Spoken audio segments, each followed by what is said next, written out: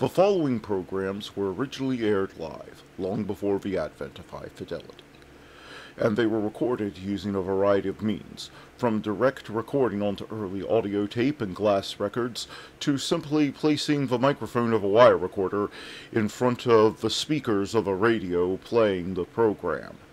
I hope, however, that any variance in audio quality will not take away from your pleasure in listening to these, some of the all-time favorite shows.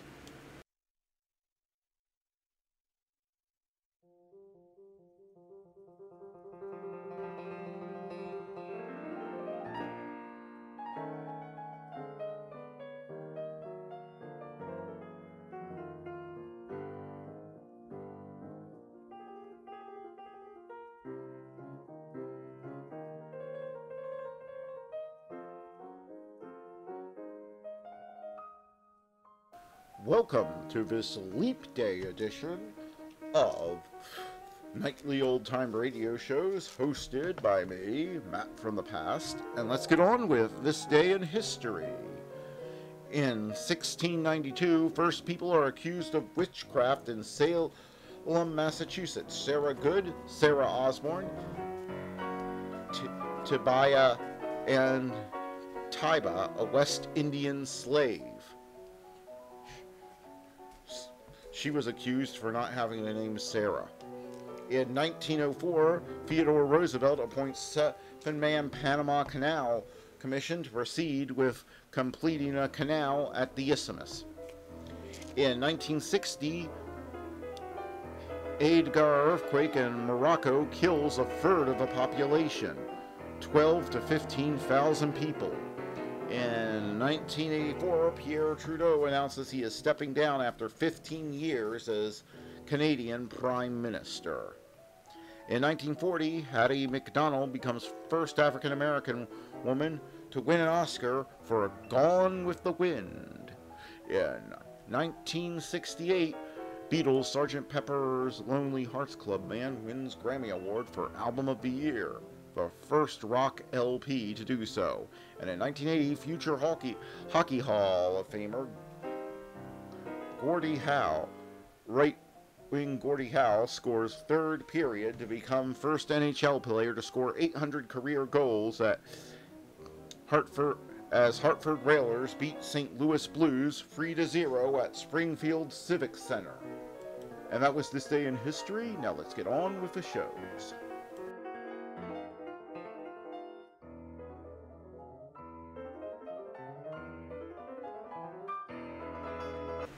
Who's on first? Why, it's Bud Abbott and Lou Costello. Coming up next.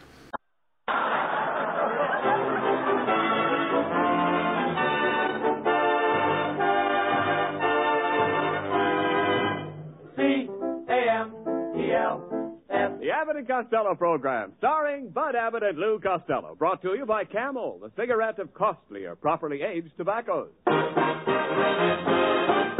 The Abbott and Costello program, with the music of Carl Hoff and his orchestra, our singing stars Amy Arnell and Bob Matthews, and spotlighting that chunky, chubby little cherub who, when caught putting batteries in his Uncle Artie Stebbins suit because he heard him say you'd like to charge everything, calmly said, I'm a bad boy!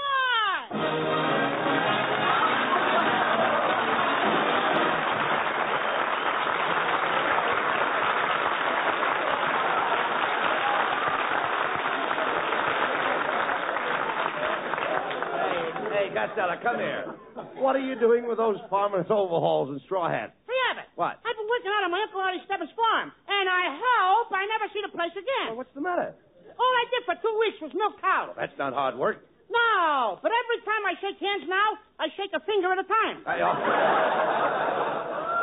Look, do all of your uncle's cows give milk? Oh, cows don't give milk. No? You gotta take it away from them. No, Does he have any Jersey cows? I don't know. I didn't see the license plates yet. Costello, you don't know the first thing about milking a cow. Who don't? You don't. I do, too. The first thing you do is gotta throw the cow on its back. Throw the cow on its back? Yeah. Well, what for? So the cream will be on top in the morning.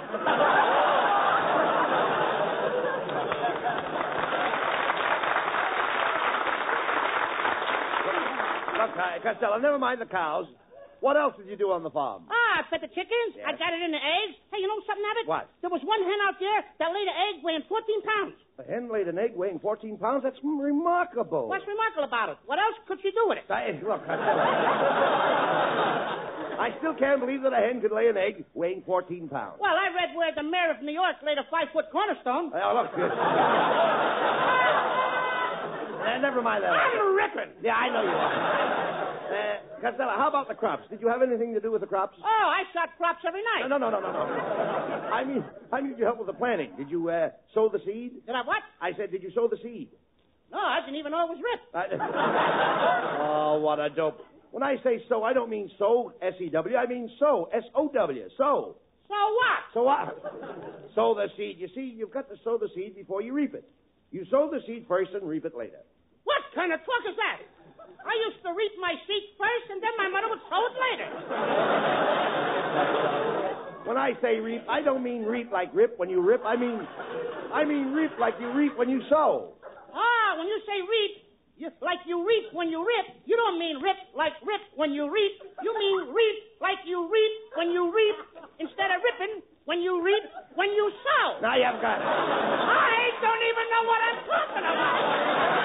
Let's forget about it. Look, Stella, what salary did you get from your uncle? I got $3 when it don't rain. And what did you get when it rains? I get wet, you dope. No. You mean that's all you got for you working on dope. the farm? No, Abbott. He sold me a pig for $1, my uncle did. He did? All I got to do is feed him, and then next winter I'll sell him for $1. Wait a minute. You paid $1 for a pig, and after feeding him, you're Yeah. going to sell him next winter for $1? That's right. But you can't make money that way. But I have the use of the pig all summer. Oh. Hey, look, Abbott, I got the pig with me. Come here, little buddy. Come here, bud. Hey, wait. Wait a minute, Costello. What's the idea of calling that pig Bud? That's my name. I named him after you because he's a little hammy. Now, just a minute, Costello. Now, look, here. Now, let's get together. Come on. Hey, Abbott. What? This is the smartest little pig you ever saw. Here, little piggy. Dance with Abbott. Now, get him out of here. I'm not dancing with any pig. What were you doing last night at the Palladium? Well, that was my wife. Back it up, Costello. Costello. Just a minute. Where did you get this pig? Did you get it out of a litter? Yeah. What did you say? Did you get this pig out of a litter? Certainly not. How could a pig get into a litter? The envelope wouldn't be big enough. He couldn't even fit in the mailbox. Oh, I know that. I know they don't have pigs in a mailbox. No? Then why do they have litter carriers? Look. Let me see that pig, Costello. Well, he's a little short, isn't he? No, he isn't short. He's just as long as the other pigs. Costello, where do you think you're going to keep that pig? Have you got a pen for that porker? I beg your pardon? I say, have you got a pen for that porker? No, but I got a porker pen. Porker pen? I got a porker pen. Porker pen? I fill it with oink.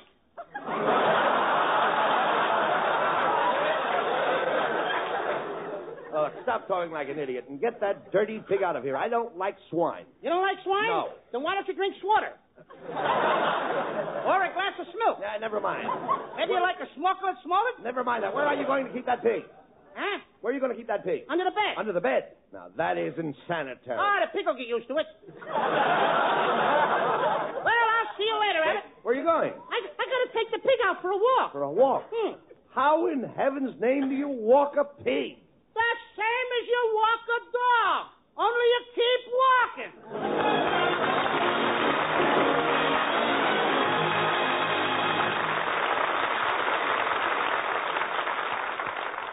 You could put your finger practically anywhere on the map of the United States and be pointing to a place covered by the recent nationwide survey of doctors' cigarette preferences made by 3 of America's leading independent research organizations. Well, they asked 113,000 doctors from coast to coast this simple question. What cigarette do you yourself smoke, doctor? More doctors named Camel as their smoke than any other cigarette. Try Camels. Observe for yourself how rich and full is the flavor of Camel's superb blend of costlier tobaccos, how cool and mild. That pack of Camels you try may well explain why. According to a recent nationwide survey, more doctors smoke Camels than any other cigarette.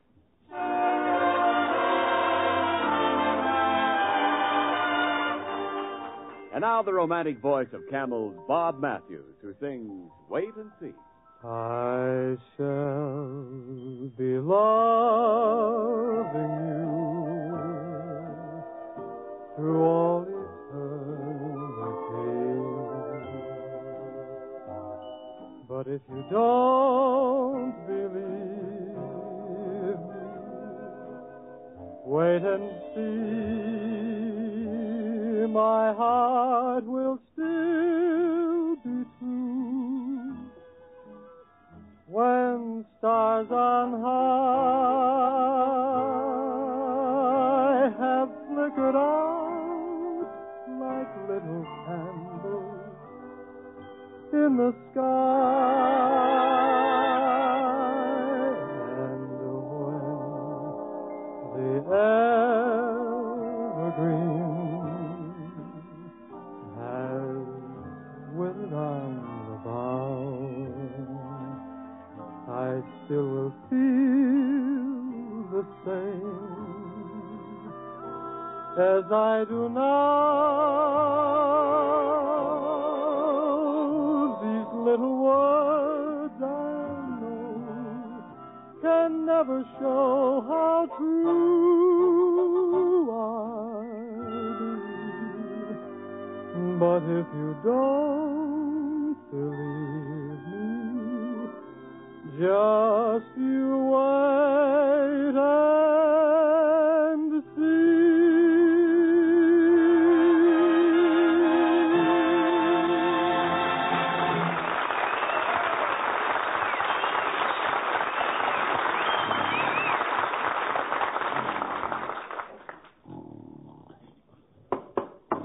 All right, buddy, get up off that bench. It's you, Officer Smith. Why, Mr. Abbott, what are you doing sleeping on a park bench? Oh, that dumb Costello brought a pig home and we got kicked out of our apartment. Now, where is that dope? Costello! Costello! I'm over here! Now I'm over here.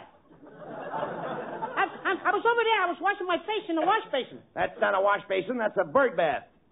No wonder those woodpeckers put these lumps on my head. Never mind that. Where did you get that yellow beret? Oh, that's not a yellow beret. One of those woodpeckers had a bomb sight. He dropped an egg. I guess the yoke is on me. Yeah, all right. Look, we've got to find ourselves an apartment. But first, we've got to have some breakfast. Gotta have some breakfast? Yeah. Well, I'll tell you what we do, Abbott. What? We'll have a little breakfast. You know what I'll do? What? I'll climb up the tree and I'll catch a squirrel. How's that? A squirrel? Yeah, we'll have that for breakfast. Don't be silly. How could you catch a squirrel? Ah, it's easy. I just climb up in a tree and make a noise like a nut. Oh, please, will you talk? Talk, Samson. Fold up those newspapers. Will you please fold up those newspapers? Okay, I'll pull them out. We may need them for cover again tonight. Not me. I'm not sleeping on any more newspapers tonight. Last night I slept under the comic section. I didn't get a wink of sleep. Why not? Diet Smith kept getting me up all night to answer the phone. All right, come on. Let's get out of the park and find a place to live. Hey, Abbott, wait till I get a little buddy, the little pig. Leave that pig here. Come on. Come on, Piggy. We'll go find an apartment. Hey, there's a real estate office, Abbott. Let's go in. Okay. Good morning, gentlemen. What can I do for you? I would like to rent a 3-room apartment. You would like to rent a 3-room apartment? You'd like to rent a 3-room apartment? Oh, you mad, silly, impetuous boy, you. Come on, Costello. Let's try somewhere else. Hey, Costello. What? We'll find a phone and call up another real estate office. Hey, there's a grocery store over there on the corner. Come on.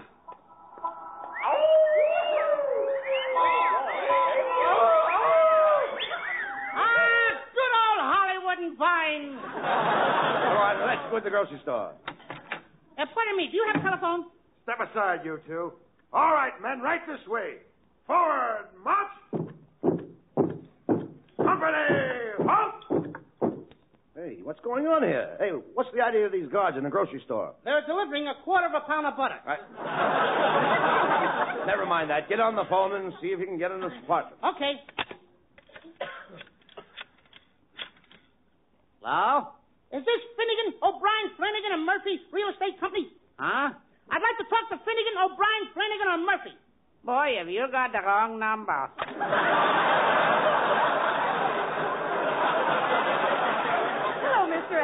Mr. Costello, what are you doing in this neighborhood? Oh, hey, Abbott, it's the lovely actress, Bessie May Mucho. We're looking for a place to live, Miss Mucho. Oh, the housing shortage is exasperating. I have an aunt who's been forced to move into a nasty old shack on the other side of the railroad track. Railroad clocks? Oh, sure, Abbott. You know what railroad tracks are. That's where the chow-chow troon runs on. My goodness, Costello, what is that under your coat? Is that a hogue? No, it isn't a hole. That's a baby poo. Miss Mucho, do you know where we can get an apartment, please? I think Mrs. Niles has a vacancy. Well, a cheerio and a pip-pip to you. And a cherry pie and the La Brea tar pitch to you, too. Well, come on, Costello. Let's get over to Mrs. Niles and see about that apartment. Hey, look who's coming up the street. It's our old friend Melonhead. Hello, boys. Hello, Mr. Melonhead. Hey, we're looking for an apartment. We got no place to live. Well, you're just the boys I'm looking for. I've got a room for you out on my ranch. All I ask, Costello, is that you do a little work to pay for the rent. Now, what do I have to do? It's very simple. The first thing you do is roll out of bed at 4 o'clock in the morning. You milk 20 or 30 cows, fetch a few barrels of water from the well, chop down a couple of trees for firewood, feed the chickens and goats, and zingo, you're ready for breakfast. Could I have a little extra bowl of Wheaties?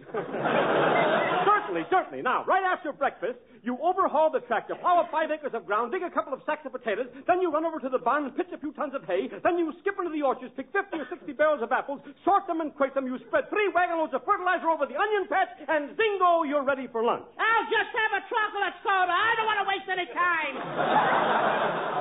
It's much faster.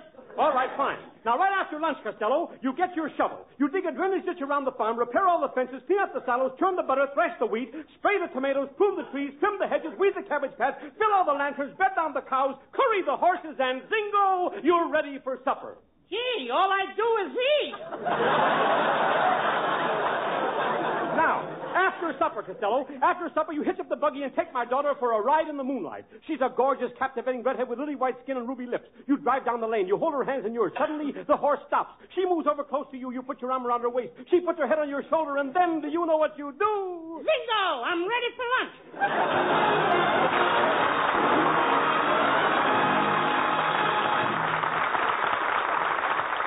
The T-Zone, that's T for taste and T for throat, is your own laboratory for any cigarette. For it's your taste and your throat that can decide which cigarette tastes best to you and how it agrees with your throat.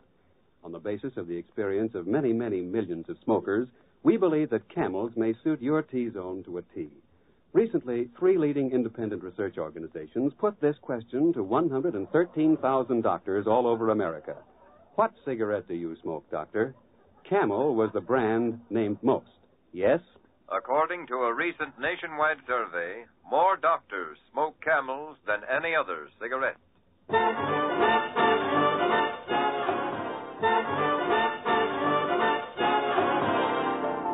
With Carl Hoff in the orchestra, here's Camel's lovely Amy Arnell waiting for the train to come in.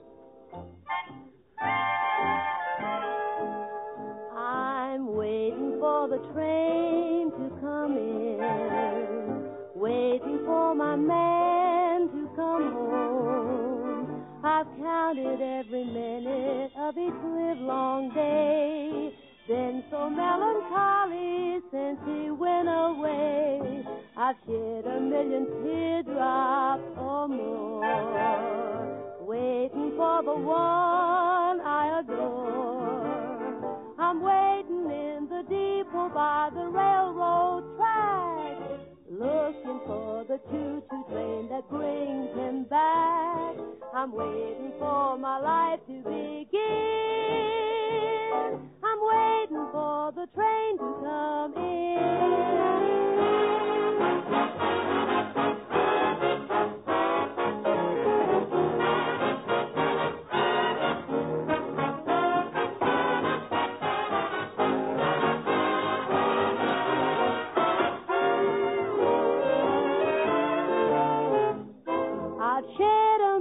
Teardrops or more, waiting for the one I adore. I'm waiting in the depot by the railroad track, looking for the choo-choo train that brings him back. I'm waiting for my life to begin. I'm waiting, just waiting, waiting for the train to come.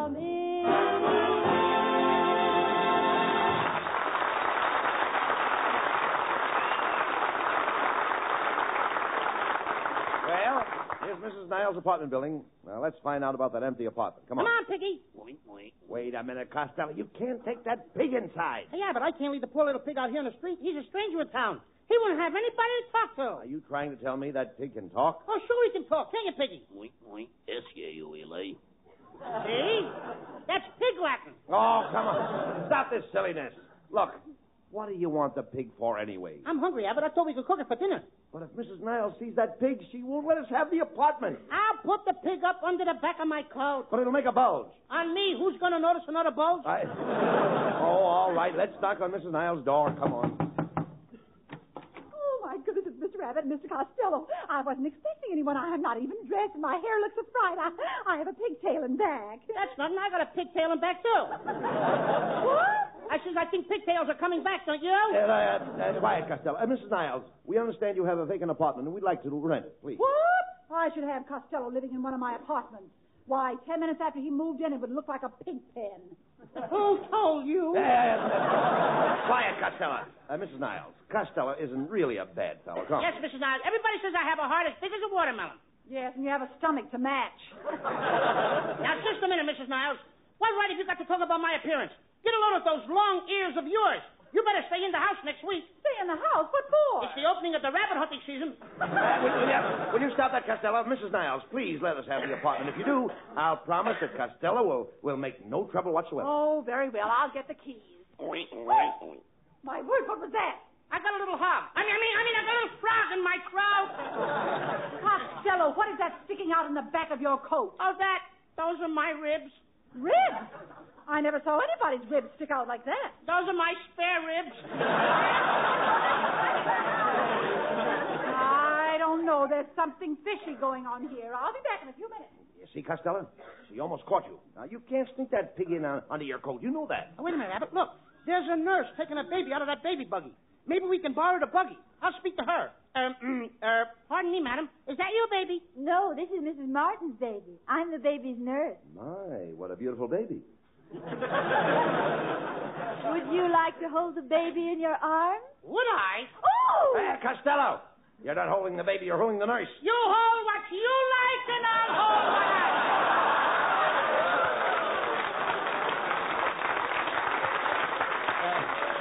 Look, miss, we'd like to borrow your baby carriage. Oh, do you have a baby? Yes, I do. I have it on my back, under my coat. What's the baby doing there? He likes to ride piggyback. I never heard of carrying a baby on your back. Well, I'm part Indian. Well, I'm taking Mrs. Martin's baby upstairs now, so you can borrow the buggy. But I have to have it back in half an hour. I have to take the baby out for some more fresh air. Oh, there's nothing like fresh air to build you up. You must have spent a lot of time in the open.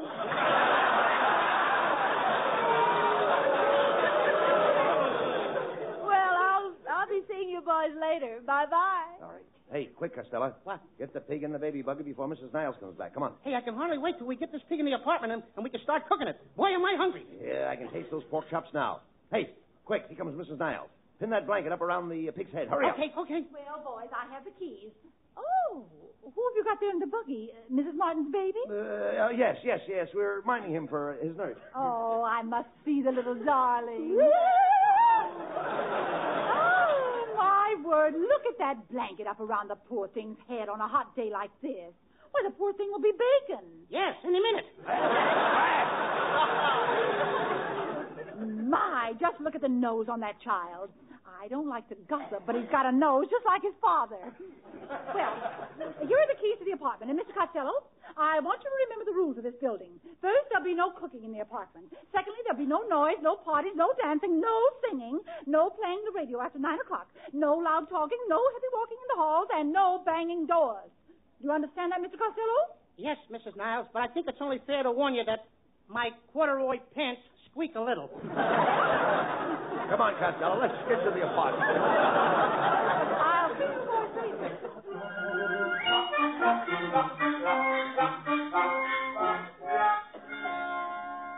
Well, Costello, we've got a nice hot fire going in the fireplace. Now, hand me that knife, and we'll get the pig ready for the barbecue. Come on. All right, Costello, grab the pig, and let's get it over with. Yeah, but we can't kill this little pig. Why not? Look at the way he's looking at us with his little brown eyes. Gee, Abbott, did you hear that? Abbott. What? He said, Dada. Costello, watch out. Look out. He slipped out of my arms. Where did he go? I think he ran under the bed. Well, crawl under the bed and get him out. Okay.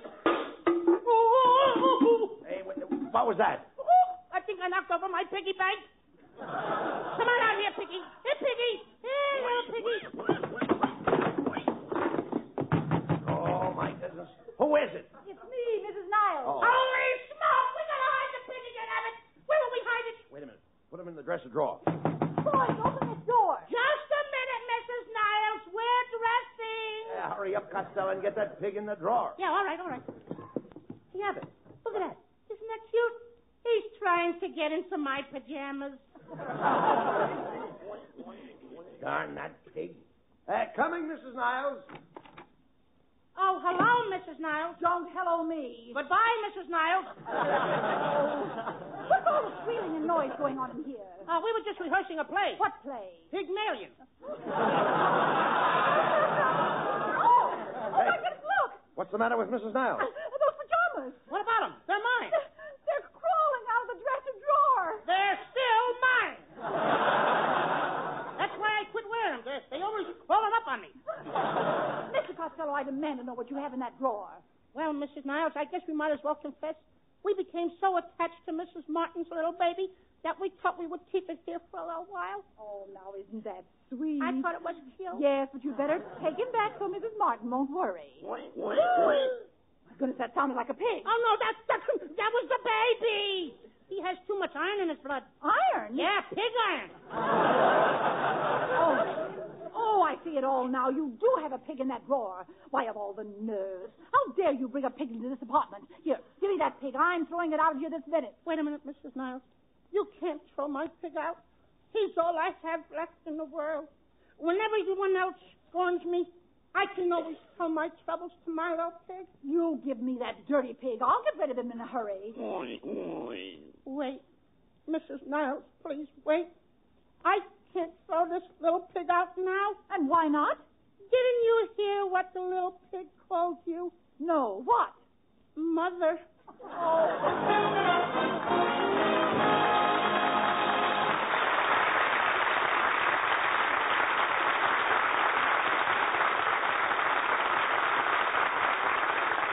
Abbott and Costello will be back for Camel cigarettes in just a moment. And now, tonight's salute to the men in the armed forces who won through to victory. Tonight we hail the men of the Navy's carrier Air Group 83, who bombed and torpedoed Japan's dwindling fleet and carried the fight to Japan itself. Since the beginning of the war, we have sent over 150 million free cigarettes to our fighting men overseas. But now, with demobilization in progress, free Camels are sent to servicemen's hospitals instead. Tonight, the Camels go to U.S. Naval Hospital, Charleston, South Carolina, U.S. Army Camp Carson Convalescent Hospital, Colorado, U.S. Marine Hospital, Boston, Massachusetts, and Veterans Hospital, Fayetteville, Arkansas, in your honor, men of the Navy's carrier Air Group 83.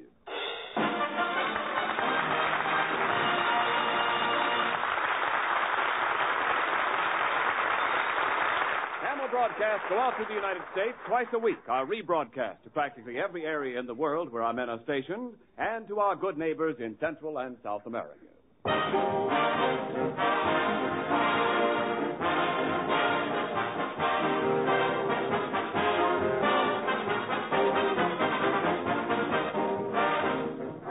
And now, here are Bud Abbott and Lou Costello with the final word. Well, Costello, we've had a lot of fun tonight, didn't we? Yes, we did. And I'd like to thank... Just a minute, Mr. Costello. I hate to interrupt you, but I represent the annual Radio Award Committee, and I have a cup here. Each year we give this cup to the outstanding radio star. Year before last, Bob Hope took it. And last year, Bob Hope also took it. But this year, Mr. Costello, we want you to take it. You want me to take it? Yes, take it to Bob Hope. He won it again. Good night, folks. Good night, everybody. Happy birthday, Chuck. Good night.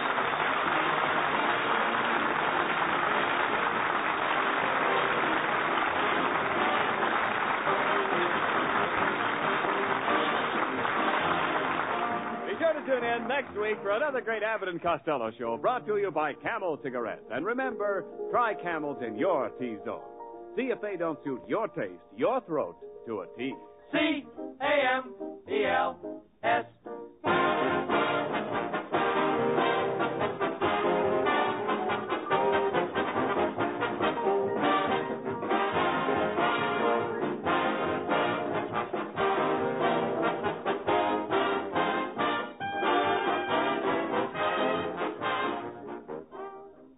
Smoke a pipe, mister. Then try Prince Albert, the choice of more pipe smokers than any other tobacco on earth. Choice mellow tobacco, specially treated to take out tongue bite and parch. Crimp cut to burn slower, cooler. That's Prince Albert. Try it. And be sure on Saturday night to tune in the great Prince Albert radio show, Grand Ole Opry, coast to coast on NBC.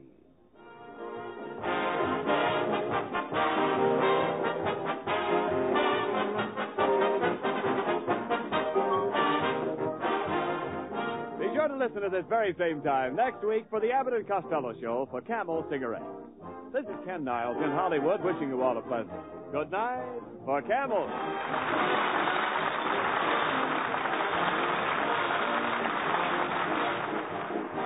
This is NBC, the National Broadcasting Company.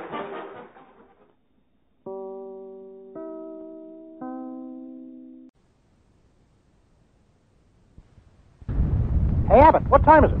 It's time for the Abbott and Costello Show. We're on the air here in Hollywood. Well, what are we waiting for? Let's go with the Abbott and Costello Show.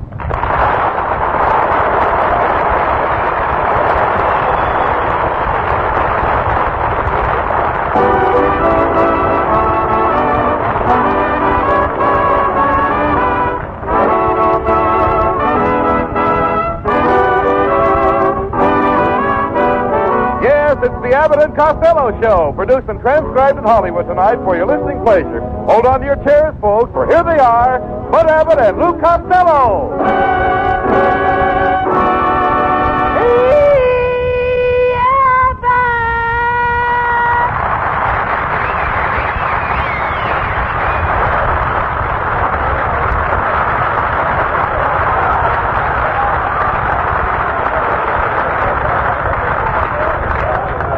Hey, Costello, come here. What are you doing with those farmer's overalls and straw hats? Hey, Abbott. What? I've been working out on my Uncle Artie Stebbins' farm, and I hope I never see the place again. Well, what's the matter? All I did for 2 weeks was milk cows. Well, that's not hard work. No, but every time I shake hands now, I shake a finger at a time. Look, do all your uncle's cows give milk? Oh, cows don't give milk. No? You gotta take it away from them. Oh,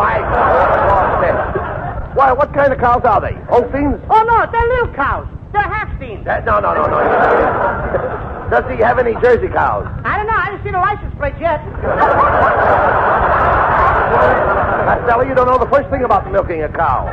Who don't? You don't. I do, too. The first thing you do is gotta throw the cow on its back. Throw the cow on its back? Yeah. Well, what for? So the cream will be on top in the morning.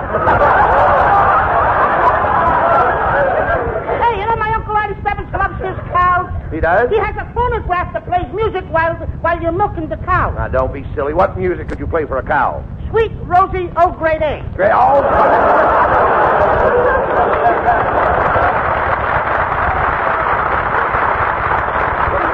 Look, Costello, never mind the cows. What else did you do on the farm? I fed the chickens. Yes. I got it in the eggs. Hey, you know something, Abbott? What? There was one hen out there that laid an egg weighing 14 pounds. A hen laid an egg weighing 14 pounds? That's remarkable. What's remarkable about it? What else could she do with it? Look, I still can't believe that a hen could lay an egg weighing 14 pounds. Well, I read where the mayor of New York laid a 5-foot cornerstone. Well, look. Never mind that. I'm ripping. Yeah, I know you are. Costello, how about the crops? Did you have anything to do with the crops? Oh, I shot crops every night. No. I mean, did you help with the planting? Did you sow the seed? Did I what? I said, did you sow the seed? No, I didn't even know it was ripped. Oh, what a dope. When I say sow, I don't mean sow, S-E-W. I mean sow, S-O-W. Sow. So what? So what? Sow the seed. You see, you've got to sow the seed before you reap it. You sow the seed first and reap it later. What kind of talk is that? I used to reap my seed first, and then my mother would sow it later. When I say reap, I don't mean reap like rip when you rip. I mean reap like you reap when you sow. Ah, when you say reap, like you reap when you rip, you don't mean rip like rip when you reap. You mean reap like you reap when you reap instead of ripping when you reap when you sow. Now you haven't got it. I don't even know what I'm talking about. Look, Costello, what salary did you get from your uncle? I got $3 when it don't rain. And what did you get when it rains? I get wet, you dope. No. You mean that's all you got for working on the farm? No, Abbott. He sold me a pig for $1, my uncle did. He did? All I got to do is feed him, and then next winter I'll sell him for $1. Wait a minute. You paid $1 for a pig, and after feeding him, you're going to sell him next winter for $1? That's right. But you can't make money that way. But I have the use of the pig all summer. Hey, look, Abbott, I got the pig with me. Come here, little buddy. Come here, bud. Hey, wait. Wait a minute, Costello. What's the idea of calling that pig Bud? That's my name. I named him after you because he's a little hammy. Now, just a minute, Costello. Now, look here. Now, let's get together. Come on. Hey, Abbott. What? This is the smartest little pig you ever saw. Here, little piggy. Dance with Abbott. Now, get him out of here. I'm not dancing with any pig. What were you doing last night at the Palladium? Well, that was my wife. Back it up, Costello. Just a minute. Where did you get this pig? Did you get it out of a litter? Yeah.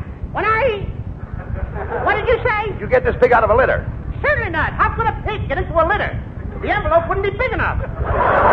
He couldn't even fit in a mailbox. Oh, I know that. I know they don't have pigs in a mailbox. No? Then why do they have litter carriers? Look.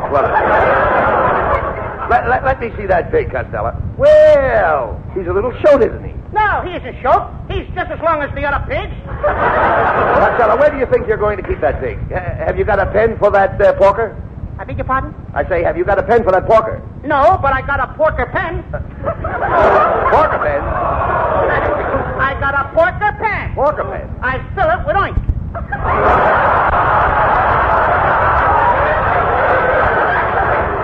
Look, stop talking like an idiot and get that dirty pig out of here. I don't like swine. You don't like swine? No. Then why don't you drink water? Or a glass of milk? Yeah, never mind. Maybe you like a smoker and smoke it? Never mind that. Where are you going to keep that pig? Huh? Where are you going to keep that pig? Under the bed. Under the bed? Now, that is insanitary. Ah, the pig will get used to it. Well, I'll see you later, Abbott. Where are you going? I got to take the pig out for a walk. For a walk? How in heaven's name do you walk a pig? The same as you walk a dog. Only you keep walking.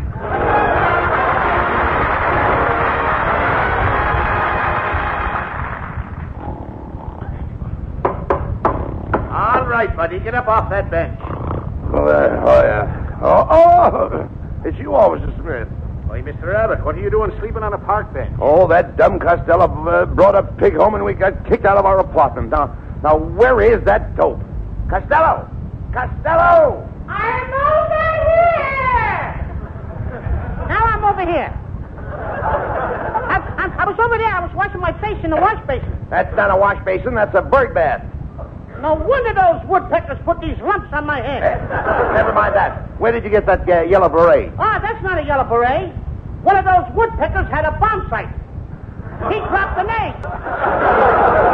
I guess the yoke is on me. Yeah, all right. Look, we've got to find ourselves an apartment. But first, we've got to have some breakfast. Got to have some breakfast? Yeah. Well, I'll tell you what we do, Abbott. What? We'll have a little breakfast. You know what I'll do? What? I'll climb up the tree and I'll catch a squirrel. How's that? A squirrel? Yeah, we'll have that for breakfast. Don't be silly. How could you catch a squirrel? Ah, it's easy. I just climb up in a tree and make a noise like a nut. Oh, please, will you talk? Talk sense and fold up those newspapers.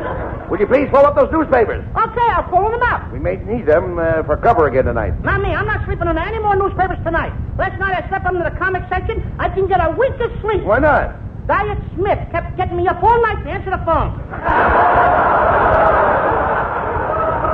All right, come on. Let's get out of the park and find a place to live. Hey, Abbott, wait till I get a little buddy, the little pig. Leave that pig here. Come on. Come on, piggy. We'll go find an apartment. Hey, there's a real estate office, Abbott. Let's go in. Okay. Good morning, gentlemen. What can I do for you? I would like to rent a 3-room apartment. You would like to rent a 3-room apartment? You'd like to rent a 3-room apartment? Oh, you mad, silly, impetuous boy, you. All I want to do is rent an apartment. All you want to do is rent an apartment. Why don't you ask me for a date with my wife? Okay, but one thing at a time. Come on, Costello. Let's try somewhere else. Hey, Costello. What? We'll find a phone and call up another real estate officer. Hey, there's a grocery store over there on the corner. Come on.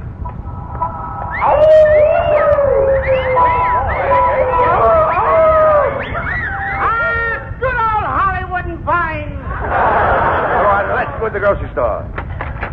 Pardon me, do you have a telephone? Step aside, you two. All right, men, right this way. Forward, march. Company, halt. Hey, what's going on here? Hey, what's the idea of these guards in the grocery store? They're delivering a quarter of a pound of butter. Never mind that. Get on the phone and see if you can get in this apartment. Okay. Hello? Is this Finnegan, O'Brien, Flanagan, and Murphy Real Estate Company? Huh? I'd like to talk to Finnegan, O'Brien, Flanagan, or Murphy. Boy, have you got the wrong number.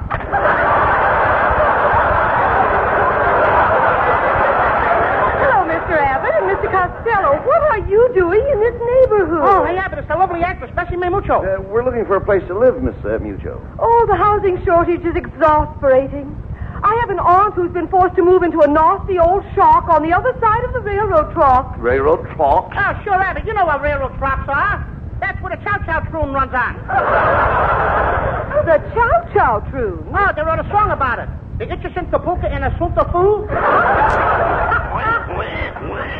My goodness, Costello, what is that under your coat? Is that a hogue? No, it isn't a hogue. That's a baby poo. Miss Mucho, do you know where we can get an apartment, please? I think Mrs. Niles has a vacancy. Well, a cheerio and a pip-pip to you. And a cherry pie and the La Brea car pitch to you, too. Well, come on, Costello. Let's get over to Mrs. Niles and see about that apartment.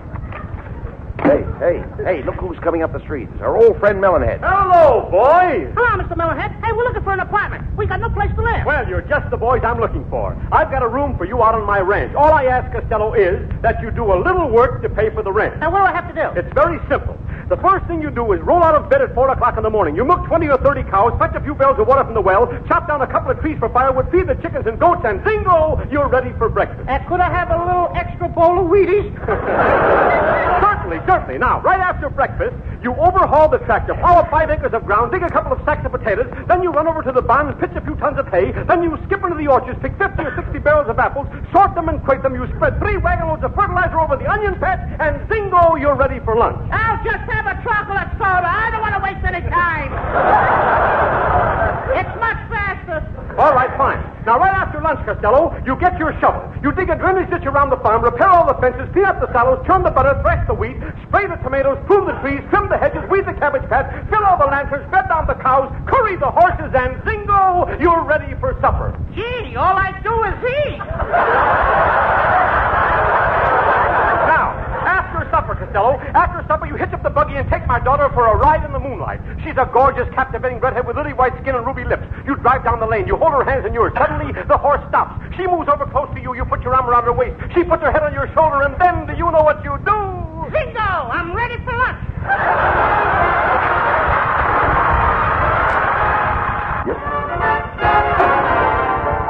With Carl Hoff at the orchestra, here's Amy Arnell waiting for the train to come in. I'm waiting for the train to come in, waiting for my man to come home. I've counted every minute of each livelong day, been so melancholy since he went away. I've shed a million teardrops or more, waiting for the one I adore.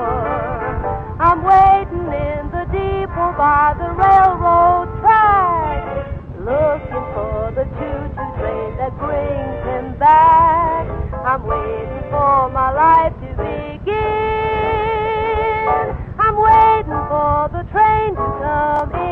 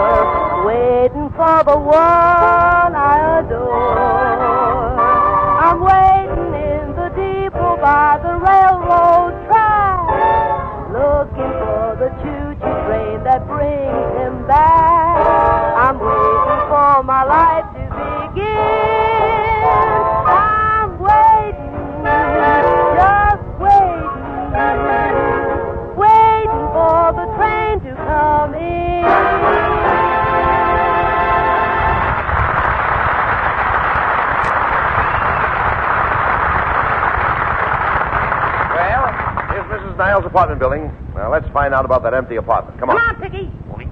Wait a minute, Costello. You can't take that pig inside. Yeah, but I can't leave the poor little pig out here in the street. He's a stranger in town. He wouldn't have anybody to talk to. Are you trying to tell me that pig can talk? Oh, sure he can talk. Can you, Piggy? S-U-L-A. See? That's pig Latin. Oh, come on. Stop this silliness.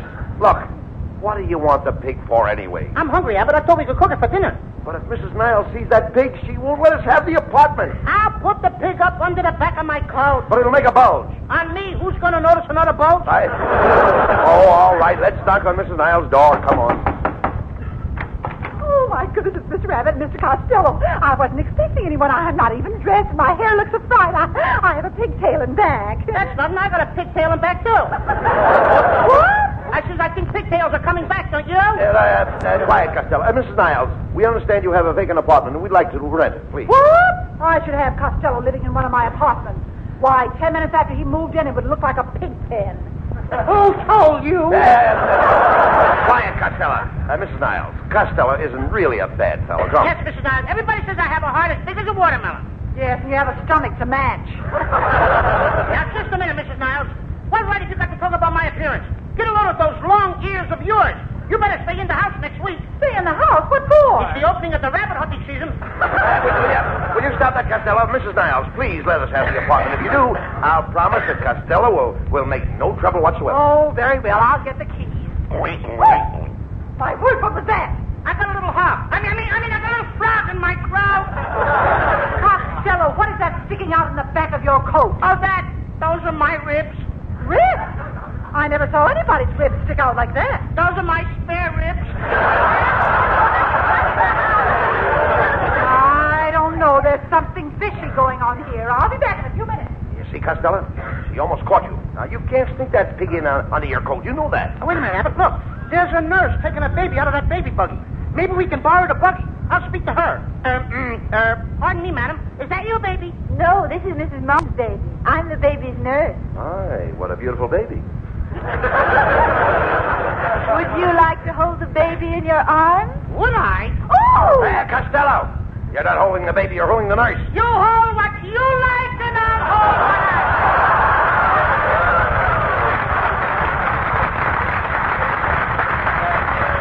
Look, miss, we'd like to borrow your baby carriage. Oh, do you have a baby? Yes, I do. I have it on my back, under my coat. What's the baby doing there? He likes to ride piggyback. I never heard of carrying a baby on your back. Well, I'm part Indian.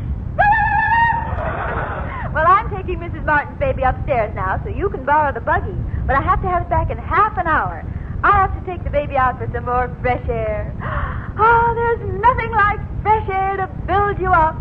You must have spent a lot of time in the open.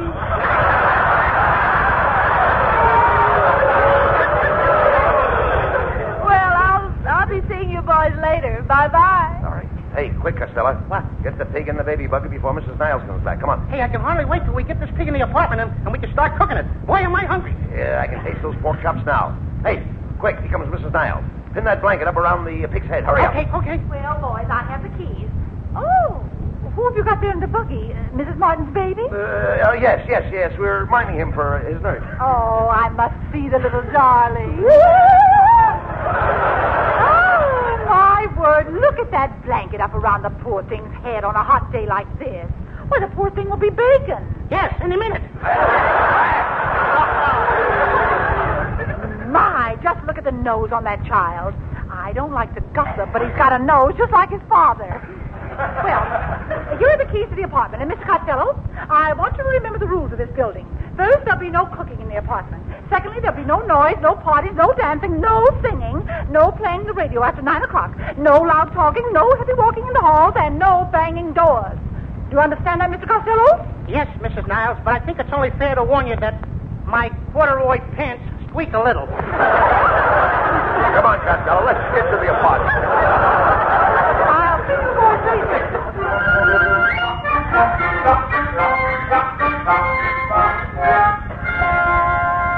Well, Costello, got a nice hot fire going in the fireplace. Now, hand me that knife, and we'll get the pig ready for the barbecue. Come on. All right, Costello, grab the pig, and let's get it over with. Abbott, we can't kill this little pig. Why not? Look at the way he's looking at us with his little brown eyes.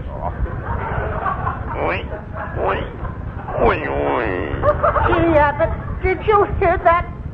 Abbott. What? He said that, Costello, watch out. Look out. He slipped out of my arms. Well, where did he go? I think he ran under the bed. Well, crawl under the bed and get him out. Okay. Hey, what was that? I think I knocked over my piggy bank.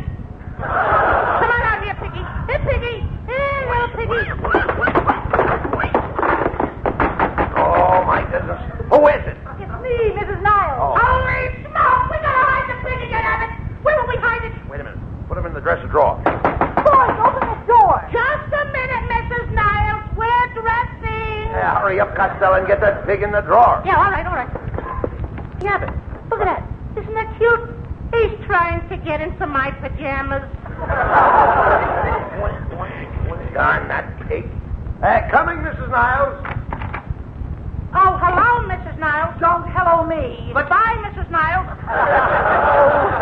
What's all the squealing and noise going on in here? We were just rehearsing a play. What play? Pygmalion.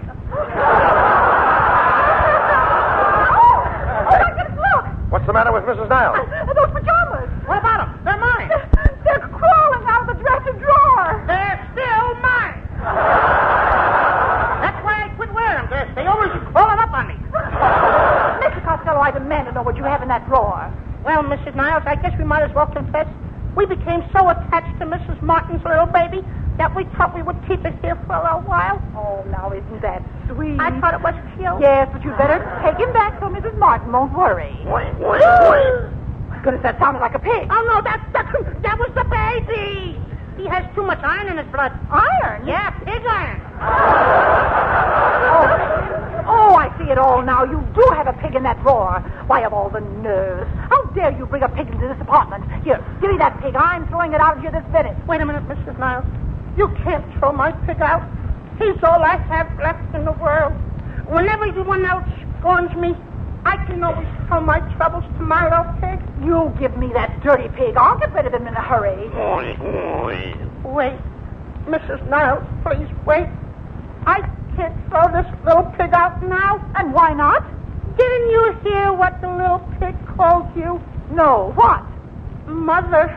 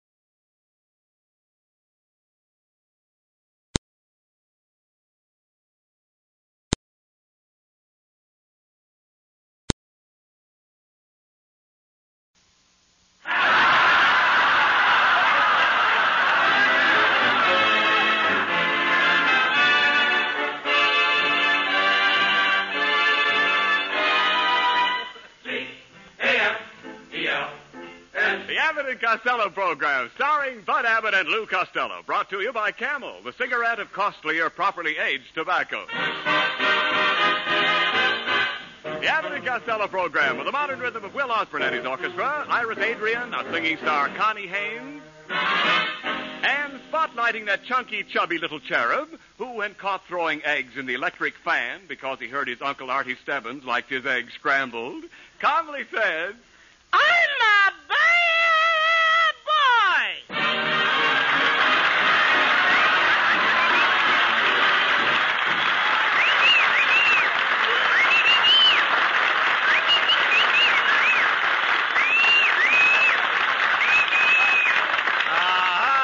There you are, Costello. Come here, Costello. Do you realize that I've been looking all over town for you? What are you doing in this beauty parlor? Ah, this is my beauty parlor, Abbott. What do you mean? I made up my mind that I was going to start off the new year a success. Yes? So I bought it, see? That's my name on the window. Louis A. Costello. Louis A. Costello? What does the A stand for? Ah, that stands for my middle name, Atomic Bomb. Your middle name is Atomic Bomb? Oh, yeah. The day I was born, my father took one look at me and blew up. No. Please, Costello, talk sense. How can a dummy like you run a beauty shop? Oh, I've got a lot of business with my new slogan, Abbott. See it there on the wall? What does it say? I'm going to read it. Louis Costello removes all wrinkles from your sister, your puppy, your mummy. I take the wrinkles out of your face and drop them down to your tummy. Oh. I think the poem is bummy. Bummy, yes. This is the silliest thing I've ever heard of. You're no beauty expert. What's the matter with you? Oh, no? I just concocted a new hair grower, Abbott. It's wonderful. Now, don't hand me that stuff. There's no preparation that will grow hair. Oh, all I know is I spilled some on my cat last night. And what happened? We got the only cat in Hollywood that looks like Jerry Colonna. Oh, please. Hey, yeah, but this stuff will even grow hair on a billiard ball. Does it really work? Yeah, but it sure slows up the game.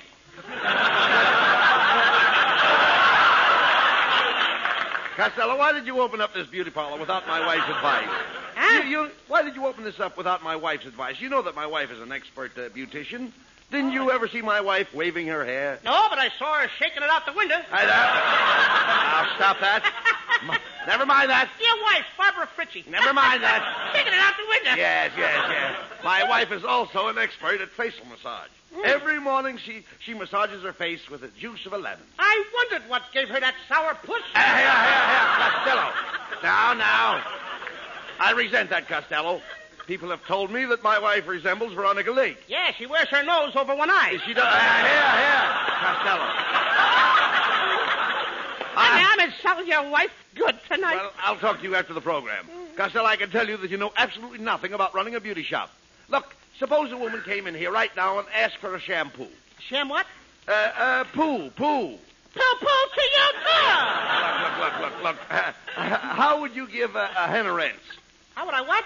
How would you give a hen a rinse? I'd take the hen and dip her in a pail of water. No, you idiot. I didn't say hen. I said henna. Henna is a shade of a hair. What kind of shade does your girl have? I don't know. She never pulls it down. No. Henna is a color. For example, your girlfriend has henna-colored hair. She's Titian. She's what? Your girlfriend is Titian. No, she ain't. She quit teaching when she was a baby. She's got all her teeth. Oh, teeth. Yeah, teeth. She cleans her teeth every night with toothpaste. There you go with that. Who writes this stuff? Never mind that stuff. Look, there's all that silly talk of yours. Costello, you'll never get a customer to come to this beauty shop. Oh, yes, I will, Abbott. No, you won't. Yes, I'm sending out these wonderful pictures. Just look at them, Abbott. It's a picture of Monty Willie in a nightshirt. Oh, you dope. Those are calendars for the new year. That old man is Father Time. Oh, is that Father Time? Sure. You see, he's got a long white beard, and that thing he's holding is a sickle. Do you know what a sickle is for? Sure, to cut his beard. No. Pay no attention to me. Whenever you see Father Time, you'll find the old man's sickle. Oh, the old man's sickle? Certainly. Why didn't he call a doctor? Look, Costello, well, they shouldn't let the old man run around sickle, Abbott. He's liable to catch the hoopelkoppel. No, I don't mean it that way. That could develop into streptococcus. No. What are you talking? He'll wind up in the hospital. No, Costello. The sickle I'm talking about. Will you listen to me, please? Look, Costello, the sickle I'm talking about. Streptococcus is awful. But you don't know what I'm talking about. That's a bird germicle. But, Lou, please, the sickle I'm talking about is a scythe. See? The old man is holding his scythe. Well, if he's holding his scythe, then that must be the scythe he's sickle on. No. What are you talking about, please? Well, you said if he was sickle, he was holding a scythe. If he's sickle on his right scythe, that could be very dangerous. He might have appendicicle. Oh, look, please, Costello. Father Time and the sickle represent the old year. And this little baby picture alongside of him on the calendar is the new year. Oh, he's a cute little baby, Abbott. But he certainly wears expensive clothes. Expensive clothes? Look at the price tag on his diaper. 1946. 1946 is the new year. What's wrong with you, Costello? 1946 is the new year, and Father Time is the old year. Now, next Monday night, we ring out the old man, and... Wait a minute. Why ring out the old man? No, all right, never mind. Look, I'll tell you what we do. No, look, please, just keep quiet. I'll tell you what we do. I give up everything. You understand? I give up, too, kid. All right, just give up. Just don't say a So word. should the censors. They should give up, too. Look, I don't know why I always waste time with you. I'm going home. Oh, Abbott, please don't go. I want you to try my new haircutting machine. Just stick your head in here, and I'll turn it on. Go ahead. Hey, Abbott, this machine is wonderful. It changes your whole appearance. What do you mean, change my whole appearance?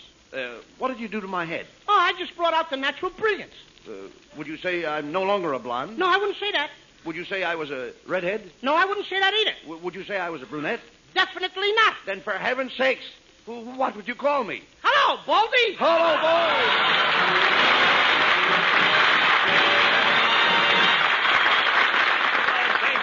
And now a brief transition from wit to wisdom as our imaginary time machine takes us back to ancient Greece and a wise old man named Aesop. Experience is the best teacher. Yes, experience is the best teacher, as Aesop said. When cigarettes were scarce, most smokers took what they could get. One day, one brand, another day, some other brand. What did that experience teach? Well, actions speak louder than words. Yes, actions speak louder than words, said Aesop. And the actions of smokers today speak louder than any words about any cigarette.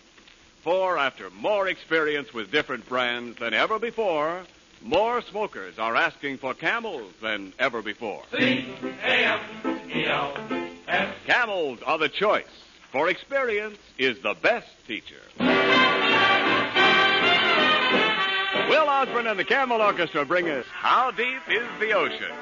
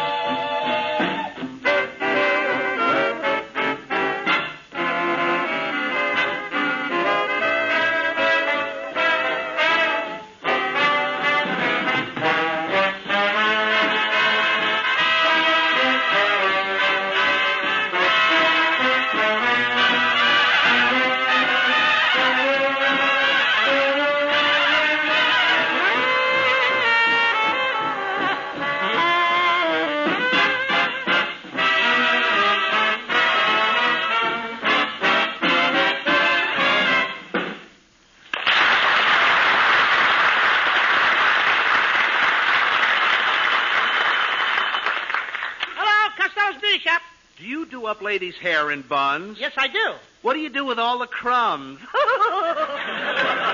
that's a very funny joke. I think I'll pull it on Abbott. Hey, Abbott, do you do up ladies' hair in buns? No, I always put a rat in their hair.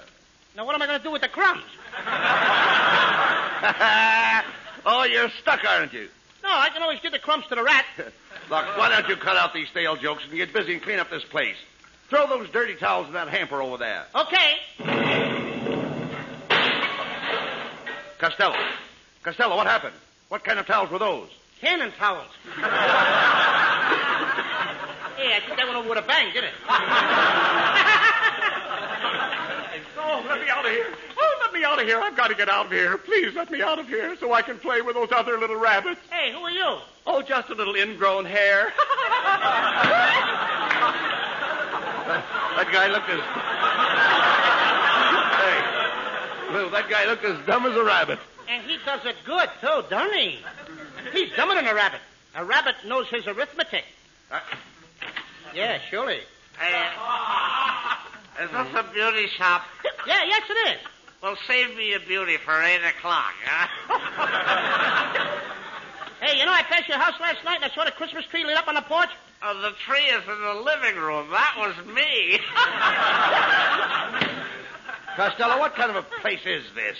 You haven't had a customer today. Oh, hey, Abbott, look who's coming across the street. It's the actress, Bessie May Mucho. Hello, boys. I just dropped in to congratulate you on the opening of your new shop. I think it's just too enchanting. Yes, it's divine.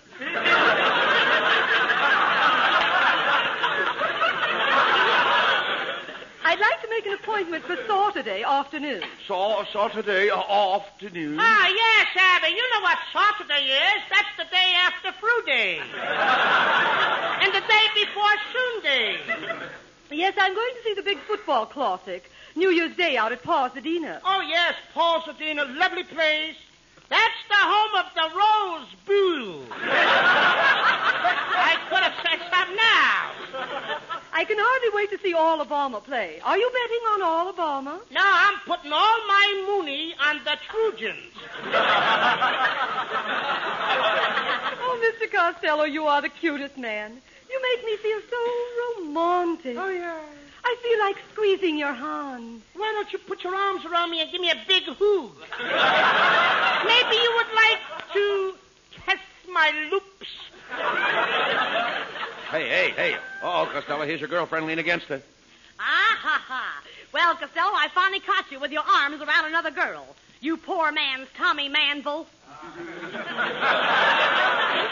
Eileen, I can't help it. Miss Mucho likes me. She thinks I'm all the movie stars roll into one. That one in the back must be Andy Devine. Oh, no, Lena, don't say that. I want you two girls to be friends. Miss Mucho, say hello to Lena. Lena, say hello to Miss Mucho. How quiet the hellos are tonight.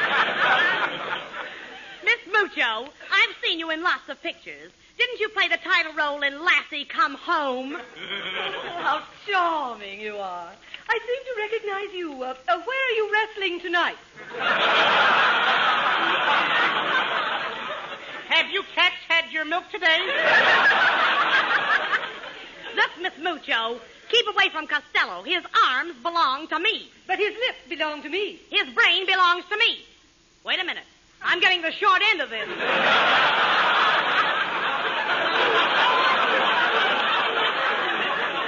Well, I must be running along, Mr. Costello. I'll see you tomorrow. Hasta mañana to you.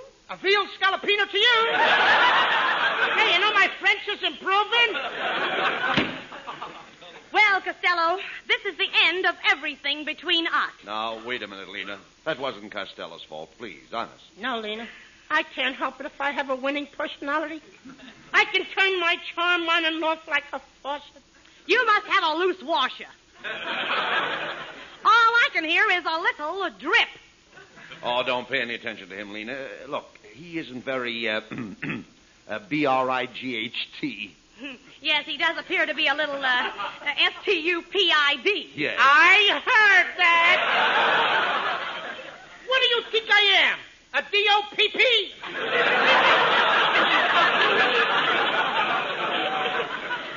I'm through with you, Costello. I'm going back to Brooklyn and marry my old sweetheart, Mr. Schultz, the grocery man. Oh, but Lena, Mr. Schultz is 70 years old, and you're only 25. Didn't you ever hear of a May and December romance? Yeah, but he's going over into the middle of January. There's no use arguing, Costello. This is goodbye. Oh, no, Lena. Don't. Well, if that's the way you want it, will you write to me from Brooklyn? You will write to me, won't you? Why should I write to you from Brooklyn? I'd just like to know how the tree is doing. Just as I thought, you always were a silly little twerp, and you'll never be anything else. Goodbye and good riddance. Well, Costello, your girlfriend walked out on you. Yes, and I thought I was going to be such a big success in the coming year. I guess it's no use, Abbott. I might as well close up this beauty shop. I'm no good. I'm a failure. Well, you certainly are. Well, you don't know how to treat people. You don't know how to be nice to people, that's all. You're right, Abbott. And I'm going to go away. I'm going to go someplace and join an organization that will teach me to have good friends and do nice things. I'll join the Campfire Girls. No, Costello, you mean Yes, I will. Now, wait a minute, you can't. I'm going to join the You listen to Campfire me, Girls. please. You mean the Boy Scouts. The Campfire Girls are all women. You join what you like, and I'll join what I like.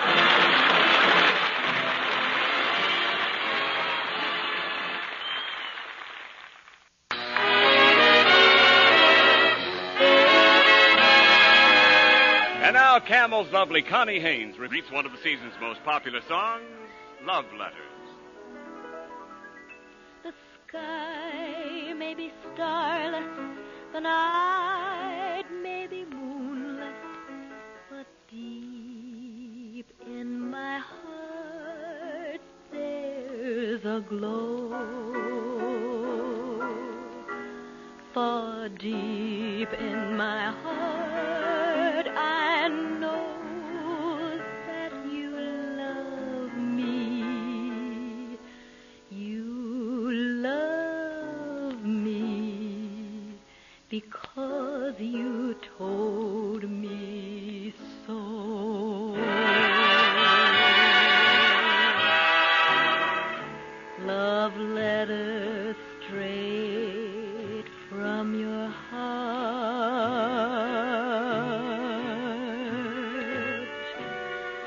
keep us so near while apart.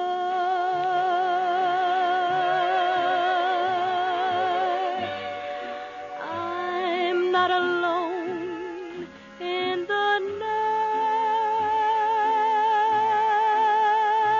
night when I can have all the love you write. I memorize every line.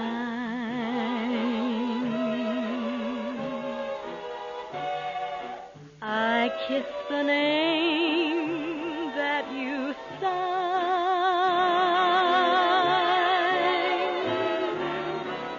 And darling, then I read again right from the start. Love letters straight from your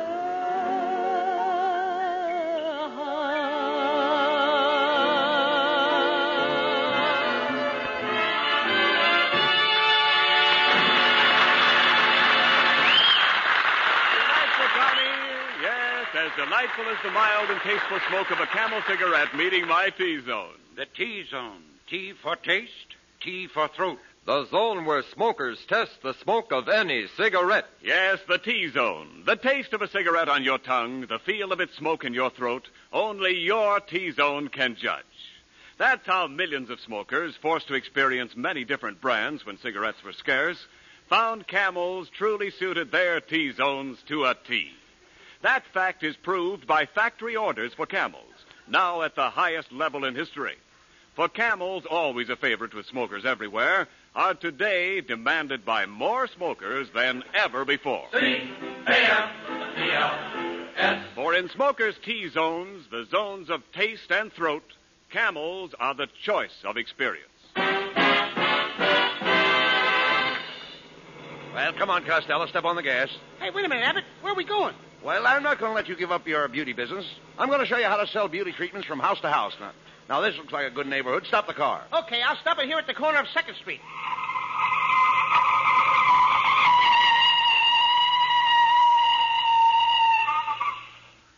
Ninth Street is close enough. What brakes? The brakes are on my skates. Yes, all right, now. Here's a nice-looking house, Costello. Knock on the door and tell the woman you'd like to give her a beauty treatment. But suppose she slams the door in my face. Oh, nonsense. The modern woman never slams the door in a salesman's face. Oh, that's different.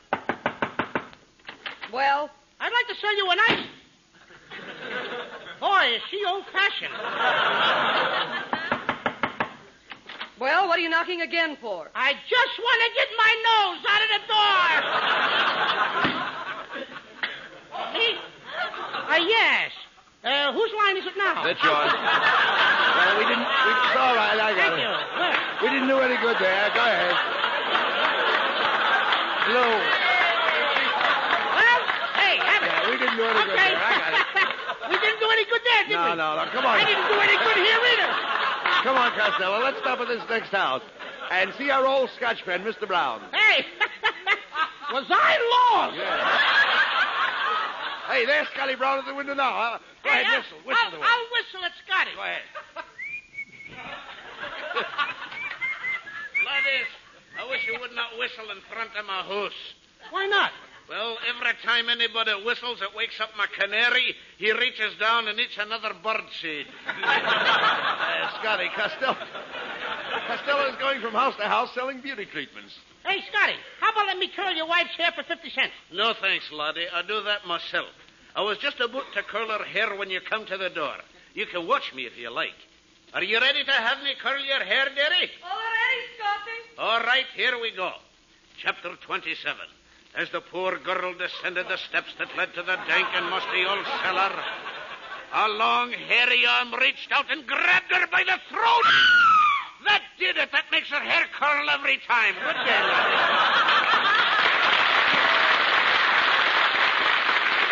Well, how do you like that guy? Scaring his wife to make her hair curl up. Oh, that's nothing. He makes his kids cry to water the flower beds. Hey, wait a minute. Hey, look who's coming down the street. It's our old friend, Officer Melonhead, the policeman. Hello, boys. Hi. Hey, I can't stop to talk to you now, Melonhead. I'm going from house to house selling beauty treatments. Oh, you won't stop at my house, huh? You wouldn't fix my wife's hair. You wanted to take her hair off and send it over to your shop. Go ahead, tell everybody my wife wears a wig. Your wife wears a wig? Your wife wears a wig? Go on, start a rumor.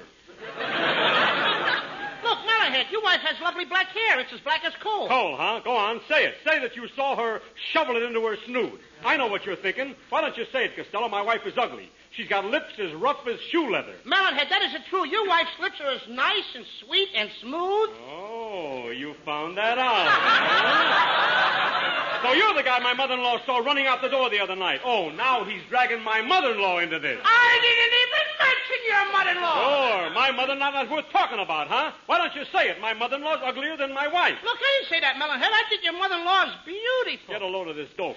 My mother-in-law has a mustache and a 3-inch wart on her nose. He calls her beautiful. Look, Melonhead, I don't want to argue with you. I'm just trying to be a success in 1946. I just want you to have a nice Happy New Year. Oh, you want me to have a Happy New Year, but you wouldn't wish me a real Happy New Year. Okay, I wish you a Happy New Year. Just one, huh? I should have one Happy New Year, and the rest of my life I should be miserable. Okay, have 2 Happy New Years. 3, 4, have 10 Happy New Years. Oh, you're just throwing them at me. You wouldn't say them with feeling, huh? Oh, he's right, Costello. Come on, let's wish him a rousing, good Happy New Year. Come on. Okay.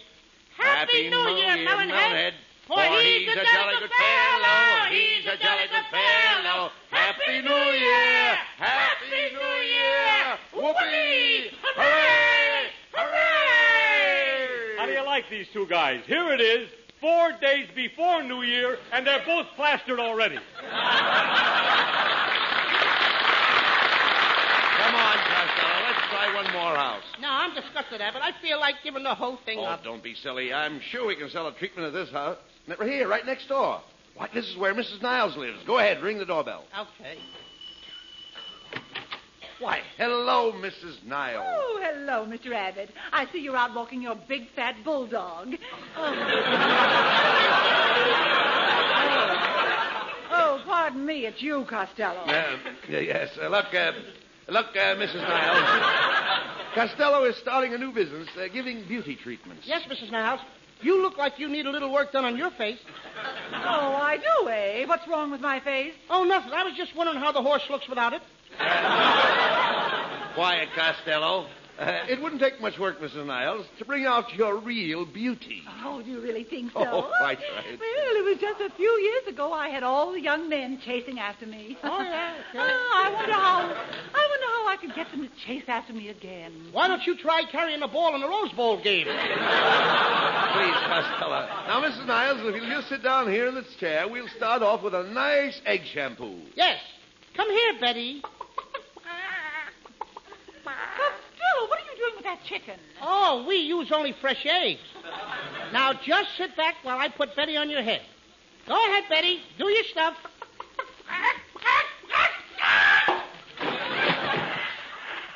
Oh, a double yolk. Oh, you fool. You get out of here. But I can't leave the house now, Mrs. Niles. I just noticed that your skin needs lifting. What do you mean? Do you think my skin is too loose? Oh, no, it's just the opposite. Your skin is a little too tight. Here, I'll lift your skin and show you.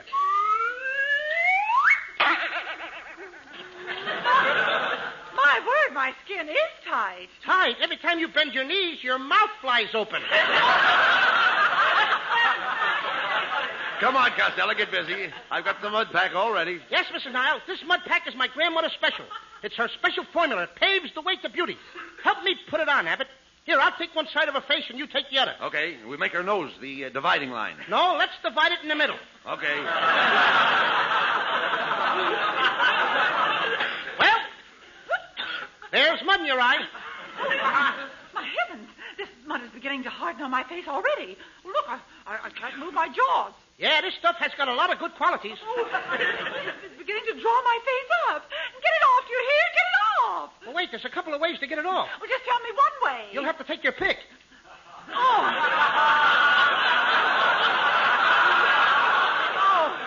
you idiot.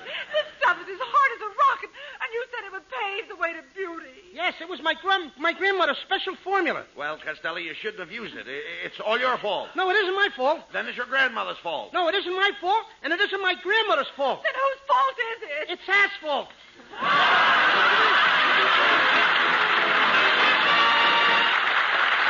Abbott and Costello will be back for Camel cigarettes in just a moment. And now, this week's salute in the new series of salutes to the men who won the victory. Tonight we salute the 34th Red Bull Division heroes of Tunisia, Casino, Leghorn, and Bologna. In your honor, men of the Red Bull Division, the makers of Camels are sending to other servicemen still overseas 500,000 Camel cigarettes. Each of the two Camel radio shows thus honors the different units of the Army, Navy, Marines, and Coast Guard. A total of 1 million Camels sent free each week. Camel broadcasts go out to the United States twice a week, are rebroadcast to practically every area in the world where our men are stationed, and to our good neighbors in Central and South America. And now, here are Bud Abbott and Lou Costello with the final word. Well, folks, that winds up our programs for the year 1945. Yes, friends, but we'll be back on the air next Thursday night. We'll bring you another whole year of Abbott and Costello. No, not that! I'm going to get a guy stand as a thing. Wait a minute! Hey, wait a minute, fella. You've been pulling riddles on me every week. Now, tonight I've got one for you. Go ahead, fat stuff. All right, what's the difference between a baby fawn, a diamond ring, and a jackass? I don't know. Well, a baby fawn is a little deer. A diamond ring is 2 deer. Yeah, what about the jackass? That's you, dear. Good night, folks, and Happy New Year. Happy New Year to everybody, and don't forget, folks, buy Victory Bonds at your favorite neighborhood theater. Be sure to tune in next week for another great Abbott and Costello show brought to you by Camel Cigarettes. And remember, try Camels in your T-zone. See if they don't suit your taste, your throat to a T.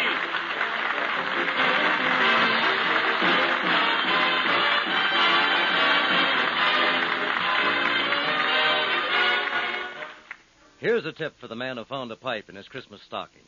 Pack that pipe with Prince Albert for pleasure and every puff. Why? Well, Prince Albert is crimp cut for the slow, cool burning that breaks a new pipe in right. It quickly forms a good cake in the bowl, and in new pipes and old pipes, Prince Albert is wonderfully gentle and bite-free. For Prince Albert's famous no-bite treatment removes the causes of parch and sting before that grand mellow tobacco is ever packed. Be sure to tune in next week for another great Abbott and Costello show brought to you by Camel Cigarettes.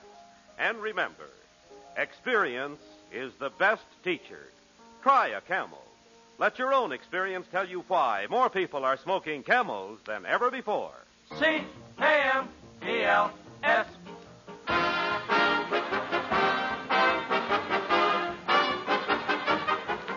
This is Michael Roy in Hollywood wishing you all a pleasant good night for Camel.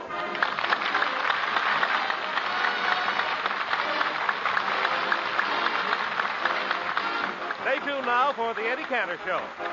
This is NBC, the National Broadcasting Company.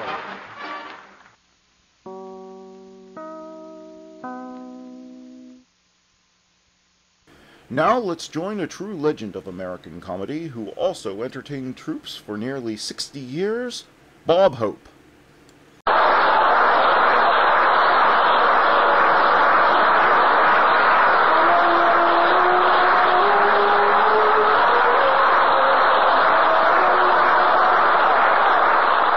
Nice rehearsal. Thank you very much. How do you do, ladies and gentlemen? This is Bob broadcasting from Marine Con, the El Taurus Hope.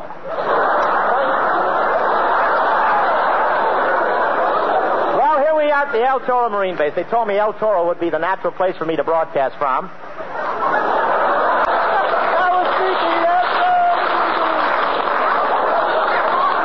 And there was a lot of financial activity around here. Financial activity. That's a Marine term meaning wealth, prosperity, and come on, make them bounce off the wall.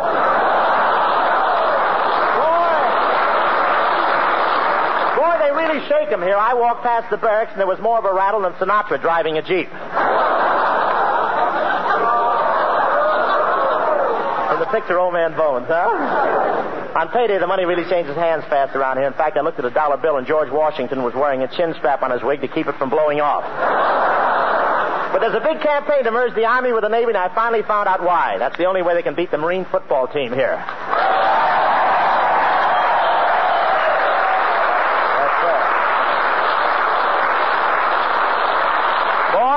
These fellas really have a terrific football team here. In fact, after the last game, they were rated unbeaten, untied, and uncivilized.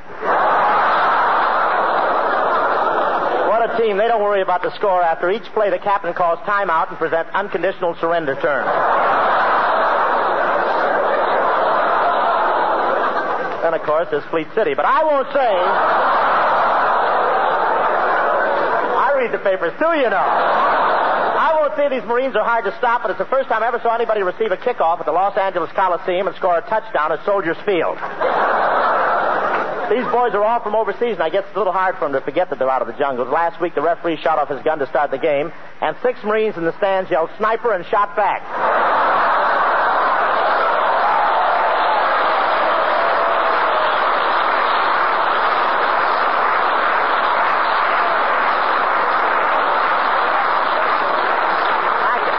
Thank you. I'm very sorry to report, ladies and gentlemen, that due to unforeseen circumstances, Professor Colonna will not be with us tonight, and Hello?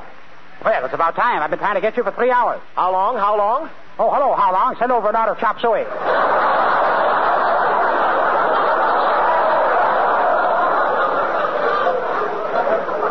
Colonna, this is Bob Hope. Well, in that case, be sure to keep your fingers out of the bowl. Professor Colonna, what happened to you? Never mind that. Tell me, Hope, who was it who said, stone walls do not a prison make, nor iron bars a cage? Shakespeare said it. Never got caught speeding at Santa Ana, did he?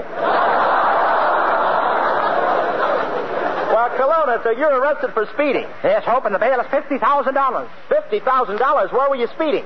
Away from the First National Bank.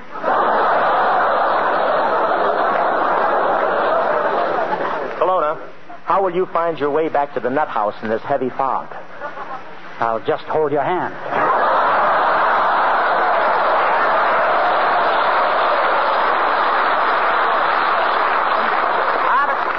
I'm only kidding. I'm only kidding. I am an innocent man. Colonna, are you sure you didn't do anything wrong? Of course not, Hope. I didn't do a thing. I was just riding in the back seat of my Buick with my girl going about 30 miles an hour. You were in the back seat of your Buick with your girl going 30 miles an hour? Who was driving, Colonna? That was the discrepancy. Couldn't you talk your way out of it? Well, I told him I worked for Bob Hope. What did he say to that? Nothing. He just smelled my breath. I guess so. Colonna, you should be ashamed.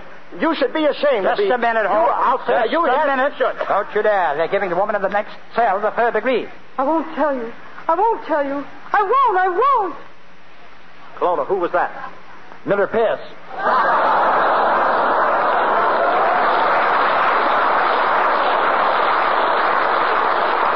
gotta find out right now. Say, look. I've got enough of this place, Hope. I'm breaking out. Colonna, don't do it. If you break out, they'll give you 10 years. Don't be silly, Hope. I'm eligible for parole. Here I go.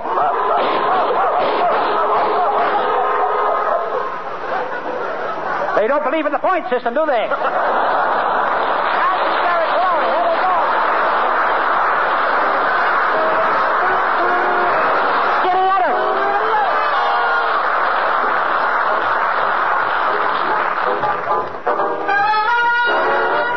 the middle of May. I met a gal named Jean. Took her out in July.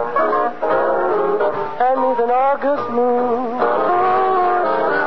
And all through set, I kept admiring her charm.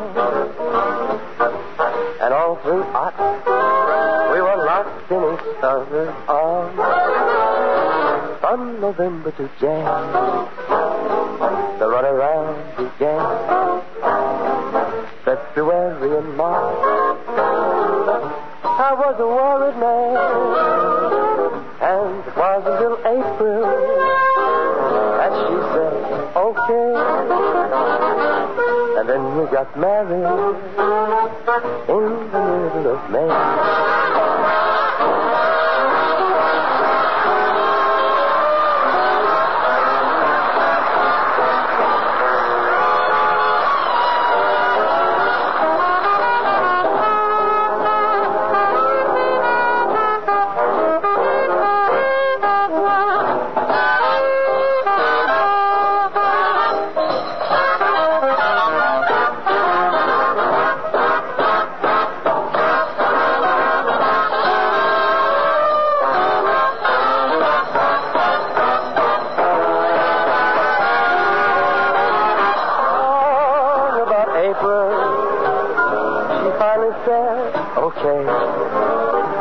And then we got spliced, confetti and rice in the middle of May.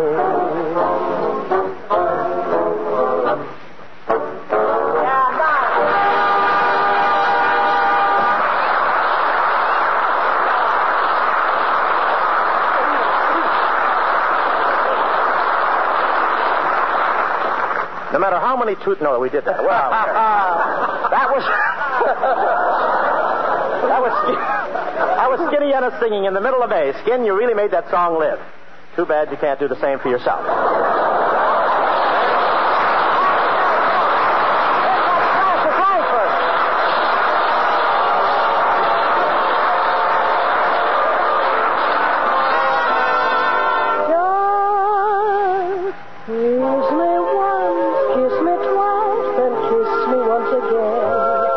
It's been a long, long time. Haven't felt like this, my dear, since can't remember when. It's been a long, long time. You'll never know how many dreams I dream about you, or just how empty they all seemed without you. Kiss me once, kiss me twice, then kiss me once again. It's been a long, long time.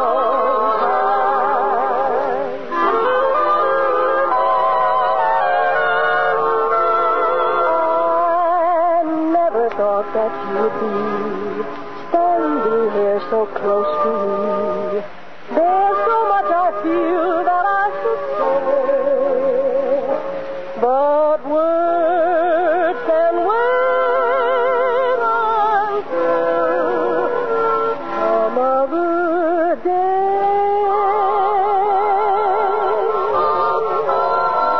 Just kiss me once, kiss me twice, then kiss me once again. It's been a long, long time. Haven't felt like this, my dear, since can't remember when. It's been a long, long time. You'll never know how many dreams I dreamed about you, or just how empty they all seem without you. So kiss me once, kiss me twice, and kiss me once again. It's been a long, long time. It's been a long, long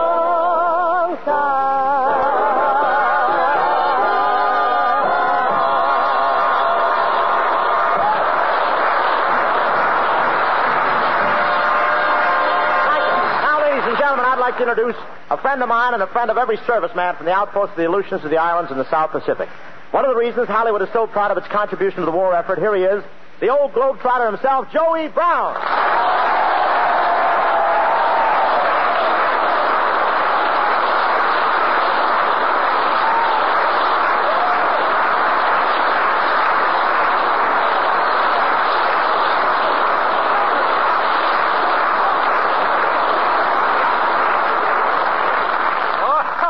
Thanks, fellas.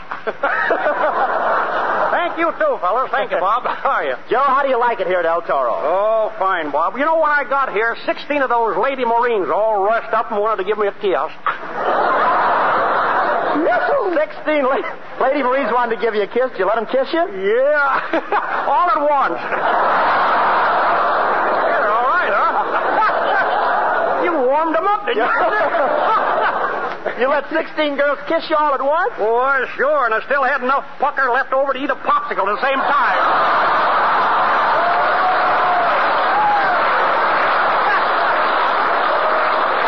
Yuck, I got pucker I ain't even used yet. I know, and the next time we watch the planes maneuver, please don't yawn, Joe. There's a Corsair missing here today. See where it says that. Right there, right. Well, you should talk with that control tower sticking out of your face.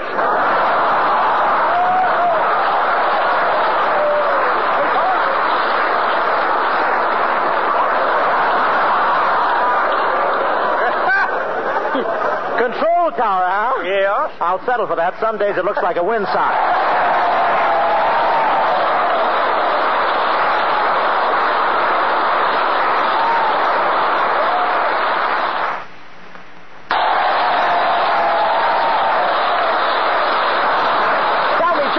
What does that E stand for? E? Oh, I don't want to tell you, Bob. Oh, come on, Joe. No, I don't want What to does the E stand for? Come on. Eucalyptus. Eucalyptus? Yeah. How did you ever get a name like that? Well, when I was born, my pop looked at me and then said to the stork, "You sure calyptus that time."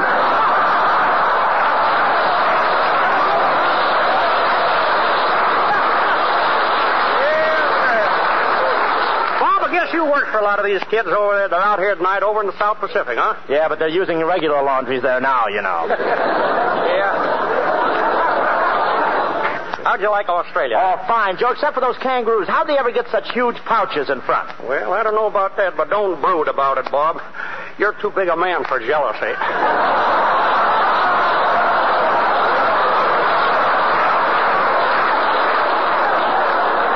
This is just where I keep my old scripts. But look, now that you're back, what are your plans, Joe? Well, next month I'm going to start appearing in the play Harvey. Harvey? Yep, it's a sort of lost weekend with a rabbit.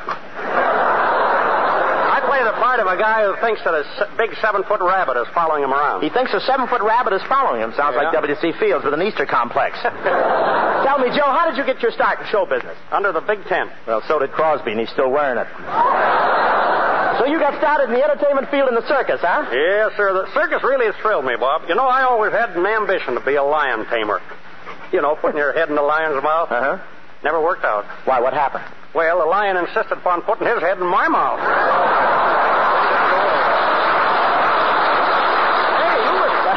I remember you was in vaudeville. You used to do a dancing act in vaudeville. Yeah, I did, Joe. I used to dance barefoot.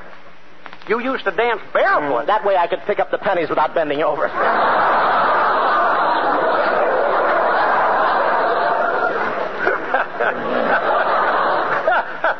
Say, I'll never forget those old vaudeville days, Joe. My partner and I called ourselves the Corn Brothers. I was the comedian. I wore a straw hat and a big putty nose.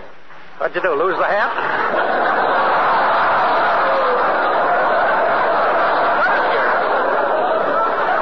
I remember catching your act once, Bob. You looked pretty jazzy telling those jokes in that red suit. Well, that wasn't really a red suit, Joe. It's just that I never found out anything that'd take those tomato stains out.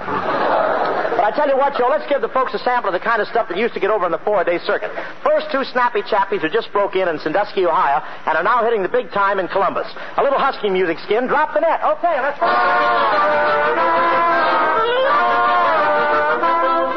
The following is not only the answer to Who Killed Vaudeville, but the reenactment of the crime.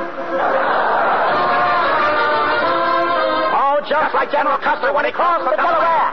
We will entertain you with our songs and funny fare. In Crips and Snappy Answers, you will find ourselves. My class, I love my wife, but oh, you kid. Get out and go to Graham. Oh, we played all of the and go to Maine. We gotta get out of every town, but never miss a train. And we wouldn't hit our grandma with a shovel, cause it's mean. Oh, this walk of life is certainly keen. I'm in a quandary. Oh, this walk of life is certainly keen. Send out your laundry. But if you're happy, you're a millionaire. Ha, ha, ha, ha. If you're happy, you're a millionaire. Yes, we said it.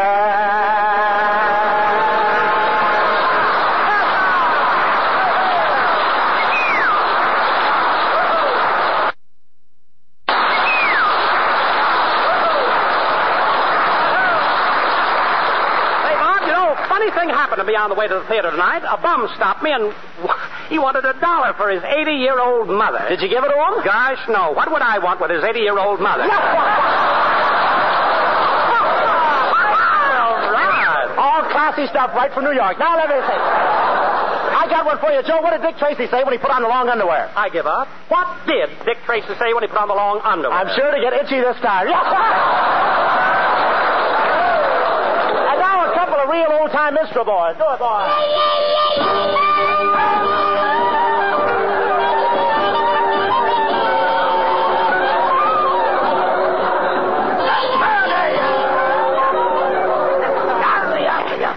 Say, Mose. What is it, nose?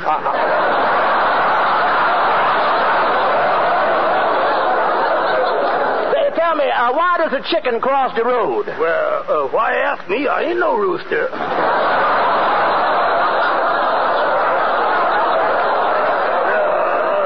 Say no.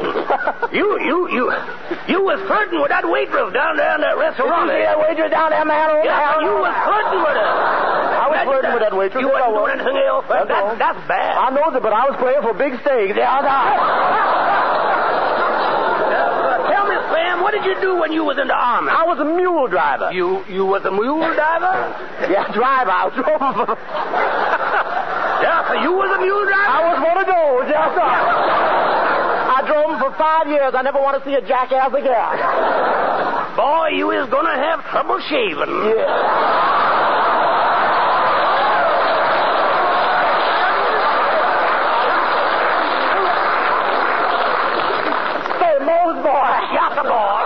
Here we go. You know, I only weighed 3 pounds when I was born. That's so. Did you live? Yeah. Did I live, man? You ought to see me now. Yeah, now a couple of Dutch comics. Run us on, Mr. Leader. Say, Schultz. Well, Maya. Well, if it isn't something there, well, look at here. Well, I'm a dirty name. Well, cheese and crackers here. Look at here. Schultz, can you tell me who discovered America? America? No, Maya, I didn't even know it was lost. Maya, I want to invite you to a big party at our house Saturday night. Sure, Schultz. What's the big event? My sister's coming out. Oh, wonderful. What's she been in for? Hey, Schultz, tell me something. Is oysters healthy? I never heard one complain.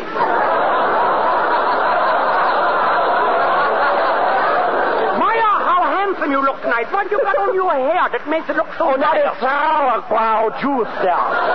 Is that the truth? Sauerkraut juice on the hair there. Sauerkraut juice on your hair? Right on my nagen there. Well, is that so? Yeah. How do you comb the hair?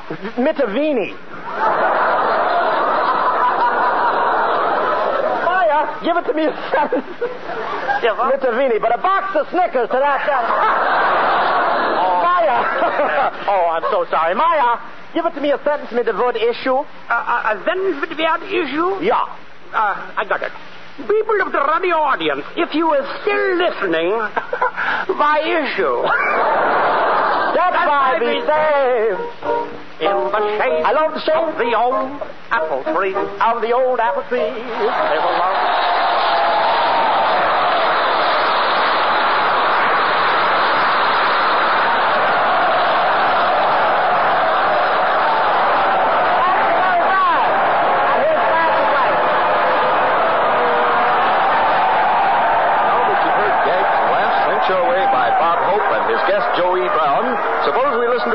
By Francis Langford and Skinny Ennis and his orchestra. Here we go with Francis singing Close as Pages in a Book.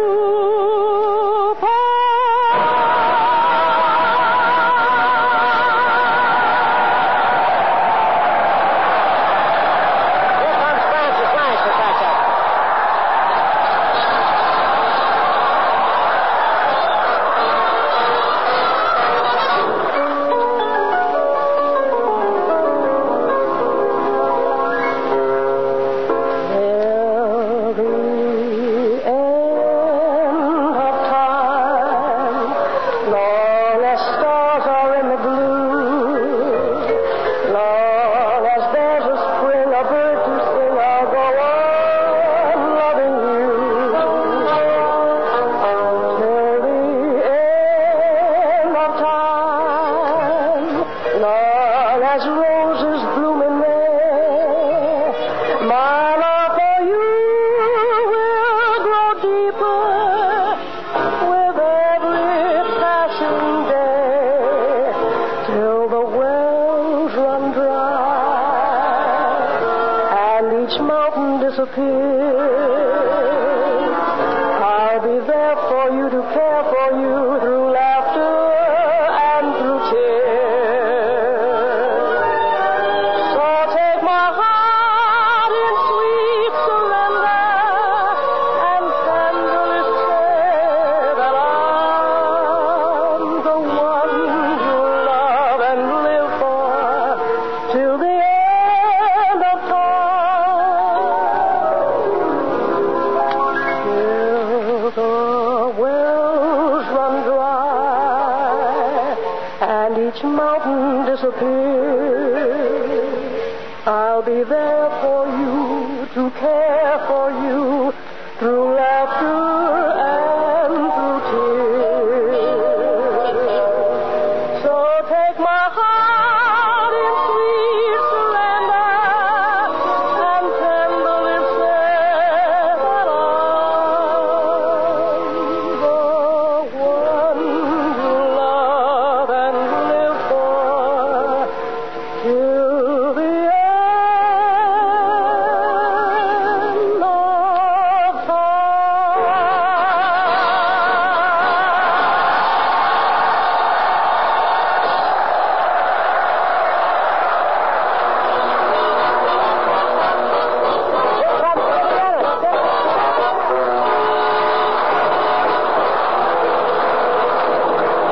It's only paper moon sailing over a cardboard sea, but it wouldn't be make-believe if you believed in me.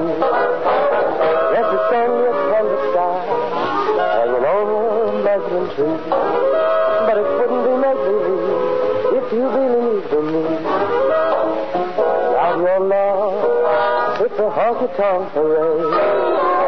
Without your love, it's a melody played, a penny I pay. It's a Barnum and Bailey one, just as phony as it can be. But it wouldn't be make-believe if you believed in me.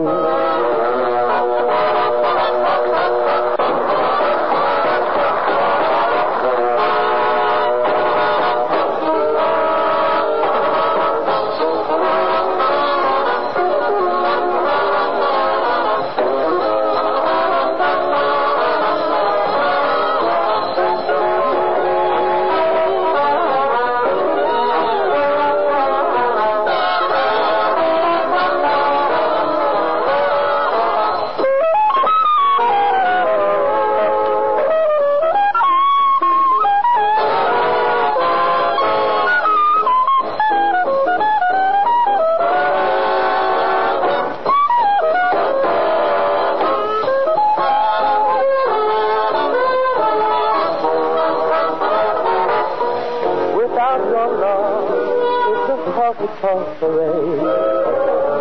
Without your love, it's a melody played and a penny I pay. It's a Barnum and Bailey one, just as phony as it can be. But it wouldn't be make-believe if you believed in me.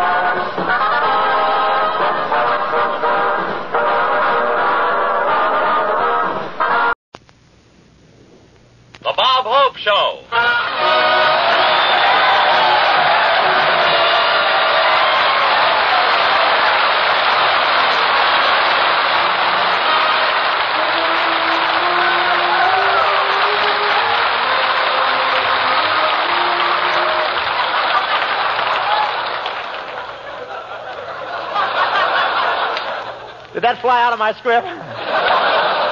There's a sparrow in the auditorium. How do you do, ladies and gentlemen? This is Bob broadcasting for future civilians at the Santa Ana Separation Center, California Hope. Yes, sir. Well, here we are at Santa Ana. In just 3 days, these fellas will have their discharge. A discharge. That's a little piece of paper that changes the lieutenant's name from Sir to Stinky.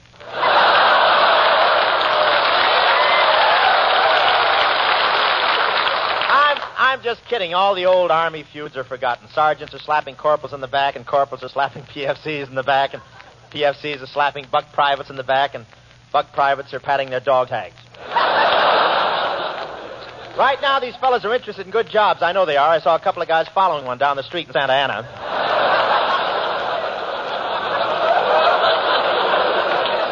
And one Air Force colonel got out and bought a farm. He'd been in action so long, every morning before the chickens started laying eggs, he called them into the chicken coop and briefed them. I knew these boys would be glad to see me here today. I said, look, fellas, here's the kind of clothes you'll be wearing when you get out. And 50 guys re-enlisted. I saw some of these fellas shopping for clothes in Hollywood, and they're so used to getting stuff from a supply sergeant, the clerk had to throw the suits on the floor before these guys would try them on.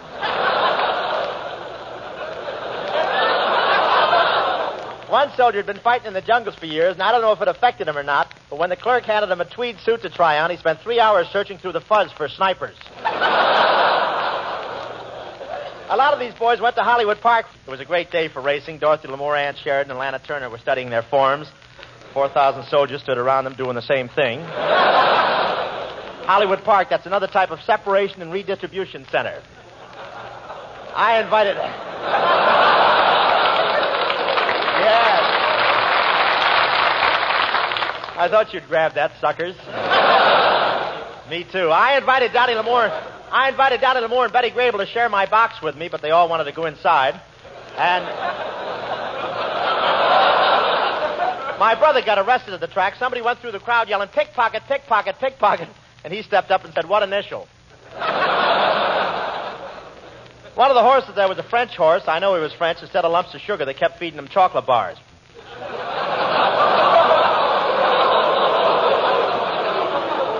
Boys are from the Pacific, huh? I put $2 on one horse's nose, but he kept grabbing it and using it for Kleenex. The horse I bet on was head and shoulders above the others, and why shouldn't he have been? The jockey was carrying him. I won't say how old my horse was, but when the jockey climbed on, the horse said, are we going through Lexington or Concord?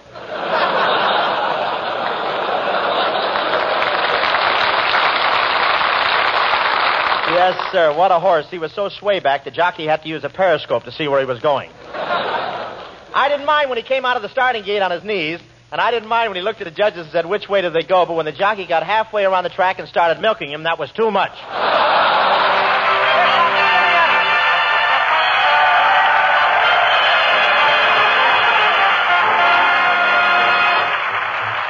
Got a date with an angel. Got to meet her at 7. Got a date with an angel. I'm on my way to heaven. She's so lovely beside me, and whatever betide me, got an angel to guide me, so I'm on my way to heaven. Gonna let the bells ring out, and the choir will sing out. When the pearly gates swing out, oh, she'll beckon to me. I've been waiting a lifetime for this evening at 7. Got a date with an angel. I'm on my way to heaven.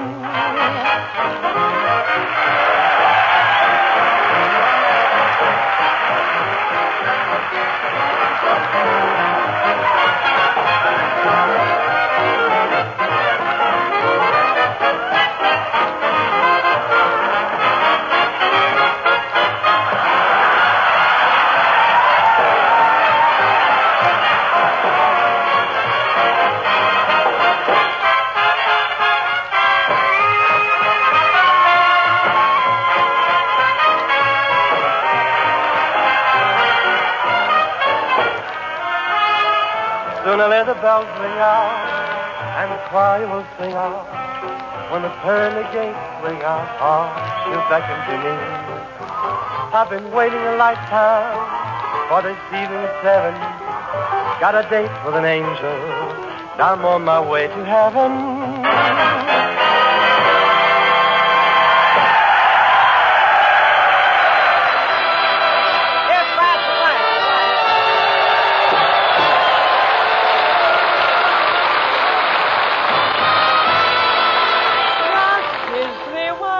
Kiss me twice, then kiss me once again.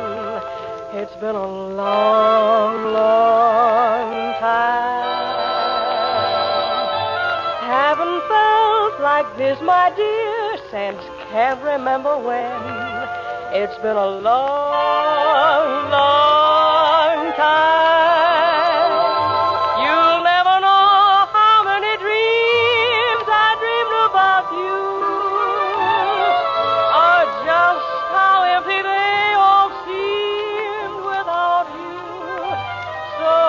Kiss me once, kiss me twice, then kiss me once again.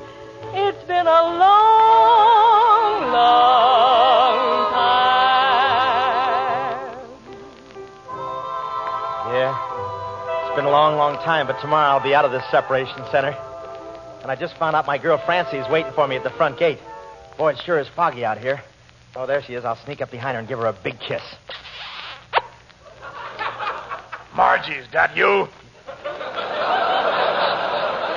Whoops, I thought she needed a shave. Here I am, Robert. Oh, hello, baby. Have you been sitting under the apple tree with anyone else but me? Of course not, Robert, but we had to move. The apples kept falling on our heads. Oh, we? Oh, yes, of course, you and your sister, yeah. But just think, Francie, I'll walk out of these gates tomorrow a free man. That's wonderful, Robert. Will your mother be here to meet you? No, she doesn't get out till next week. I told her not to go to OCS.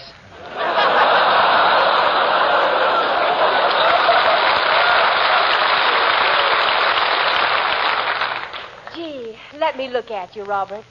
You put on weight. No, I haven't. I just haven't turned in my parachute yet. Say, Francie, close your eyes and stick your hand out. I want to put something on your finger. Okay. Oh, Robert, this is wonderful. Mm-hmm. My dreams finally came true. Gee, I thought you'd never return my high school ring. Well, I just won it back this morning.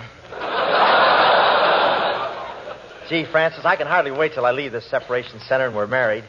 Yes, Robert, and in 2 or 3 years from now, we'll stick our heads to the bedroom door and hear soft cooing. Yeah. Then more cooing. Won't that make you happy, Robert? Yeah, I always said there's good money in pigeon raising. Just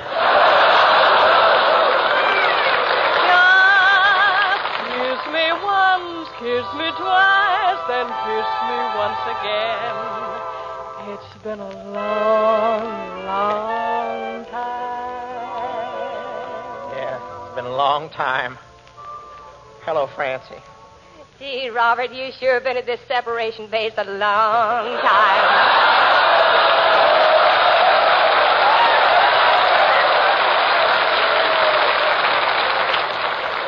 Yeah, if I'm here much longer, I won't have to be separated. You won't? No, pretty soon it'll just fall apart. Gee, Robert, I've been waiting for you a long time. Well, how do you think I feel? I've been in the Army so long, my dice are round.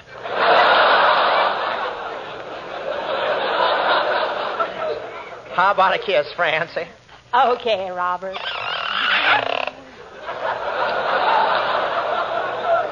Gee, Robert, you are getting old, aren't you? What makes you think I'm getting old, Francie? Well, when you kissed me 30 years ago, you didn't have to use that drift meter.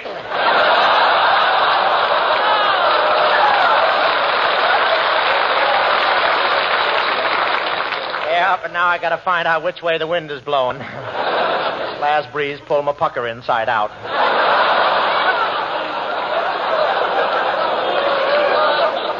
Gosh, Robert, I don't see why you just don't walk out of this here separation base. Oh, can't do that. You know I'm essential. You're essential? Yep, the commanding general likes to boil his eggs in my hot water bottle. Besides, I can't walk out. This front gate is locked. Well, why don't you just go through that fence? Doggone, that's a good idea. There's a board out of that fence over there. I'll go through that. Oh! Robert, I thought you said there was a board out of that fence. What happened? Doggone, it turned out to be a crack in my glasses.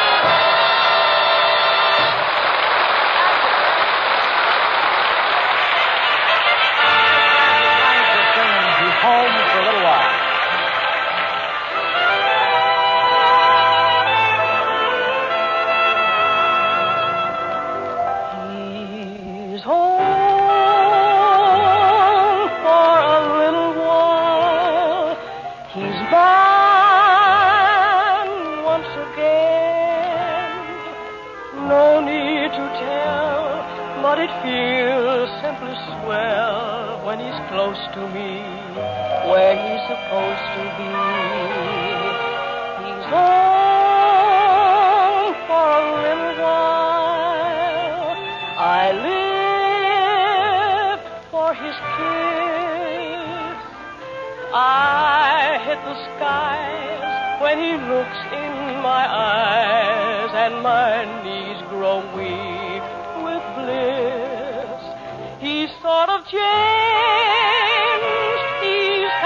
and when he holds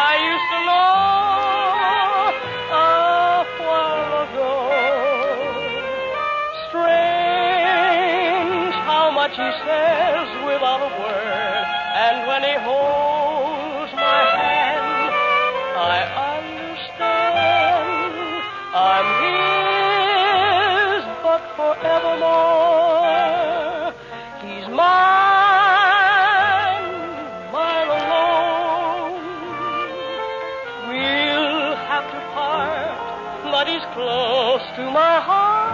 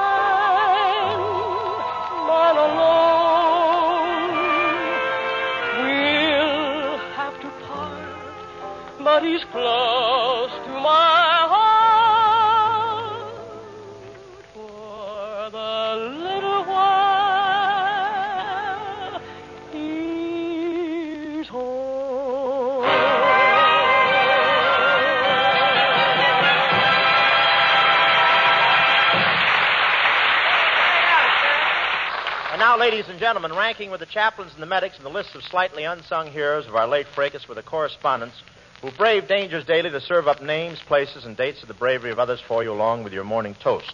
And the photographers who faced death to give you pictures of the toughest action that you could look over at your leisure from the comfort of an armchair. Yes, sir?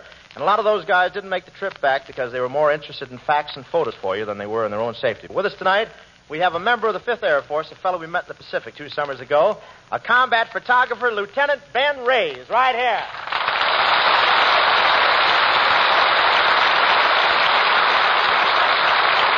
Thanks, fellas, and thanks, Bob. Well, Ben, it's nice to have you with us tonight. Well, I'm certainly proud to be here, Bob, on the top comedy show of the year with the world's greatest comedian. Oh, let's skip that, Ben. Why? After we rehearsed it so much? That clears up one thing for the audience. We really do have rehearsals. Say, Ben, the last time I saw you was down in the South Pacific. We really covered those islands with that plane, didn't we, Ben? I'll say. And it was quite an experience flying with you, Bob. What do you mean? Well, not everyone flies in a plane with their parachute open. Well, it wasn't my fault. I didn't know the pilot was being personal when he yelled jerk. Say, you played most of the islands. Please. When they come, pause, Ben. I'll wait. Ben, when you get a belly, pamper it. You hear me? Don't. Not your type. Go ahead. It's all right. Belly laugh, you know. Belly laugh, old man. Come in. You look great. Thank you. You played most of the islands in the South Pacific. What time they pump you up today? You know.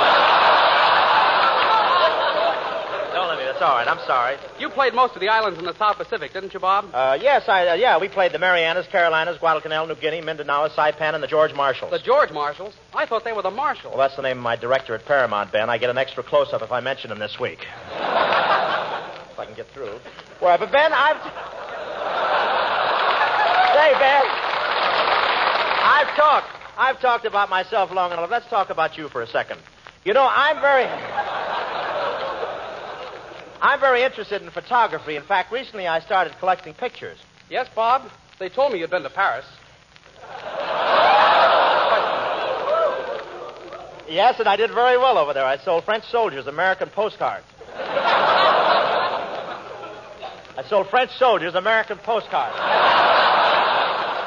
That's the last chance I'll give that joke right there. There we are. Hey, but really, I am an amateur photographer, Ben. I've taken plenty of pictures. What's your best shot? 4, the hard way. No, I'm just kidding. I've got some great equipment. In fact, I've got an amazing projector. Yes, I see it. But I thought you were sensitive about it.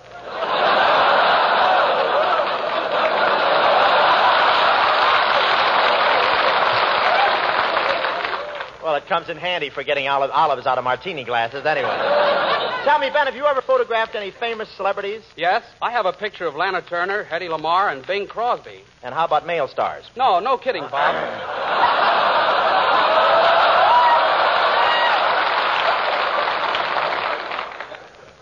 No kidding, Bob. I once took a photograph of Bing in a bathing suit. Crosby in a bathing suit? Yeah, what's so surprising about that? I didn't know you went in for group pictures. Ben, I hear that you'll soon be a civilian again. Is that right? That's right, Bob. I'm pretty happy about getting out. In fact, you're just the guy I want to talk to. I am? Yeah. Say, where do you get those cheap suits? Are you kidding? You're kidding, of course. This outfit costs $22.50 secondhand. Say, Ben, how about you and I having dinner tonight? We can hash over past experiences. That'd be great, Bob. But I left my wallet at home, and I'm broke. Well, good night, Ben. It was nice talking to you. Thank you very much. Thank you, Lieutenant Ben Ray. Thank you. Here comes Kitty Ennis.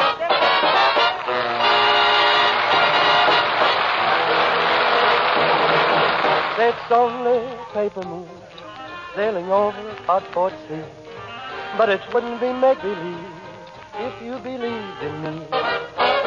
Yes, it's only a canvas sky hanging over a muslin tree, but it wouldn't be make-believe if you believed in me.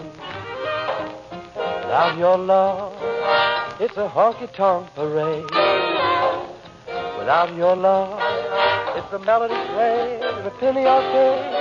It's the Barnum and Bailey world, just as phony as it can be. But it wouldn't be make-believe if you believed in me.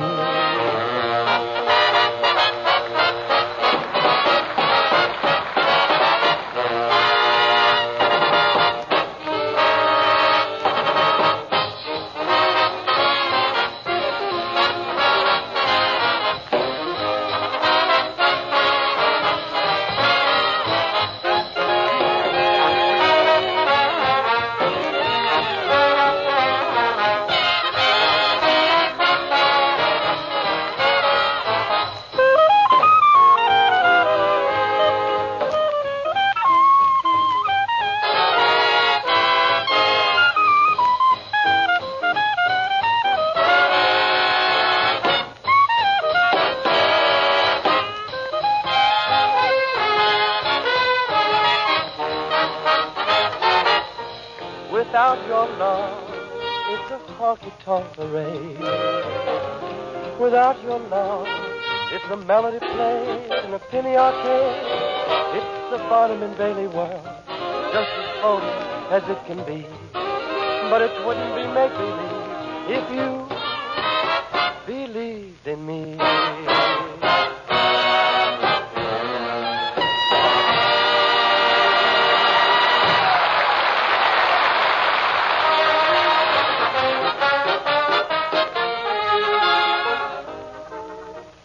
Santa Ana, the boys are being released as fast as possible. And, of course, there's an excellent employment advisor here in the camp to help them find jobs.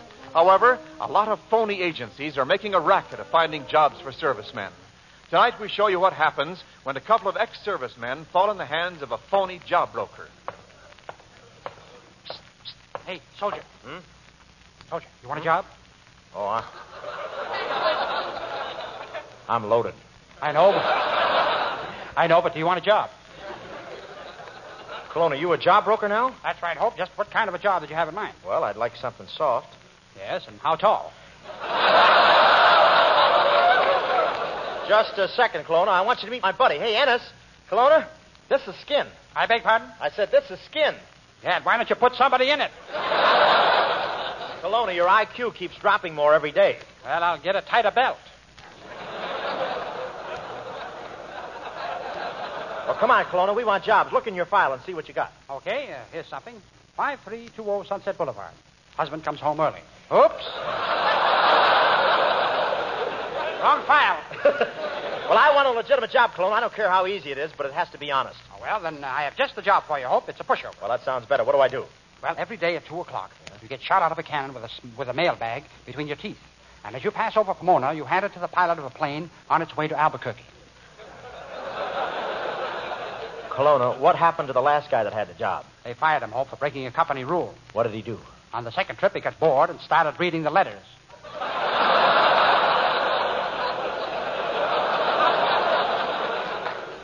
Look, Maltese mush, I don't think you can get me and Skinny a job at all. Come on, Skin, I'll buy a newspaper. Yeah, let's look in the want ads, Bob. Okay.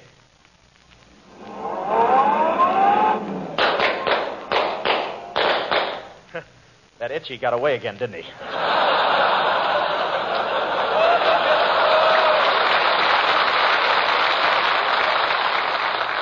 Say, here's something. Listen to this. Young men wanted to travel, good pay, room, and board. Let's go. Where is it? U.S. Army Re-Enlistment Center. What is... Hey, the phone's over there in the booth, Bob. Okay. Hello? You're not very original, are you? All right, hello. Whom is this speaking, please? No, Kelowna, you mean who? Again? Who?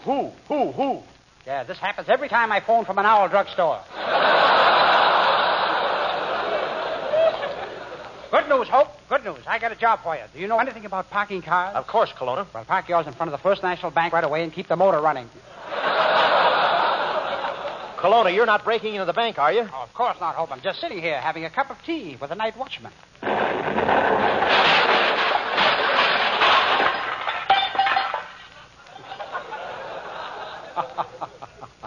Too much lemon. Kelowna, when you're looking for jobs, you're not supposed to pound the pavement with your head. I know, but listen, Hope, I've got a job for you and Ennis. Go over to a little hotel on 99th Street. A couple of our city's loveliest girls have taken it over. Oh, boy, pretty girls. Let's go, Skin. I wonder what they look like.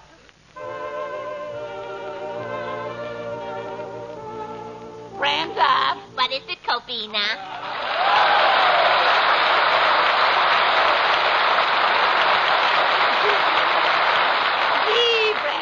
Imagine running a hotel. What are our rates? $5 a day for soldiers. Gosh, only $5 a day? Well, that's all we can afford. Oh, I just love running this hotel for servicemen. It's so romantic with all these generals and colonels around. Oh, I just love to snuggle up and rest my cheek on their shoulders. Who are you kidding, Copina? The closest you ever got to brass was the time you got your head caught in the cuspidor.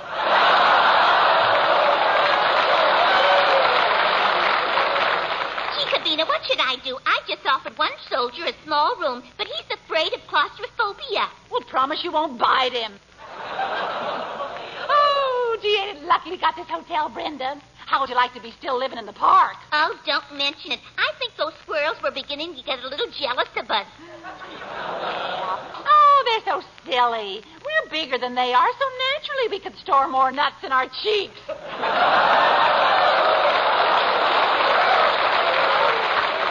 Gee, Brenda, I hope we don't get overworked here. I'm a little worried about my health. Every time my head gets below my waist, I get dizzy. Well, Copina, I told you time and again, you ought to stop walking that way. Say, by the way, I'm getting hungry. Ain't you? Let's put on the feed bag. Okay, Brenda, it's hanging on that nail there. Oh, look. Here's a customer. Oh, hello, girls. I'll have a room. Oh, here's a pen. Just sign the register. Oh, that's fine. Now let me blot it for you. Kavina, that ain't dignified. Put your hair back on your head. Say, doesn't that bearskin rug look grand in the lobby? Yeah, that's the one I got the time we went on our hunting trip. I don't remember you shooting a bear. I didn't shoot him. Remember, I hugged him to death. Kavina, you should be ashamed of yourself hugging a poor bear to death. Oh, you should talk, Brenda. You know that moose head on the wall didn't walk in here. Well, Skin, this looks like the place. Oh, how do you do? What can we do for you? Well, Brenda and Kavina, I knew they'd close the track, but I didn't think they'd close the stables, too. Well, how's old Hubba Blubber? Are you looking for a job, Bobsy? Well, what's the salary? We let you keep half of what you steal. Say, Hope, did you get the job? Oh, come in, Kelowna. I want you to meet a couple of friends of mine, Brenda and Kavina. Hello, Professor. Dad, we must never use the atom bomb again.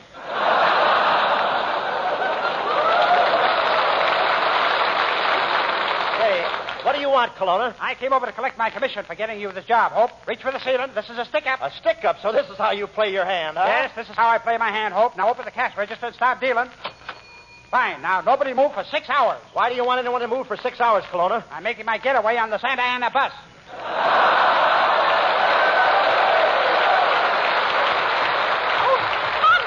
Bonzi, follow him. Don't let him take our money. He's going up the stairs to the roof. Okay. All right, Kelowna, we got you trapped. You can't get off this roof. That's what you think, Hope. I'm going to jump over to the roof of that building across the street. You'll get killed, Kelowna. It's a wide street. You can't jump that far. Oh, no. Here I go.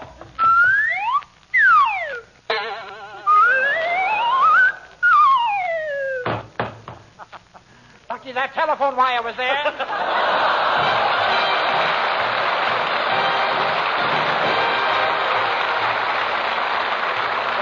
The memory of veterans of the air who made freedom their affair, who proved to all our creed can't fall when placed within your care. And we thank you so much. And thanks the memory to each and every guy who helped our planes to fly, each one of you a victory crew that kept our flag on high. And thank you so much. Say thanks to General A.E. Easterbrook, Major Morris Abram, Major Merrill Fiat, and all you men for a swell time here tonight. We're in a hurry, so good night. Thanks very much.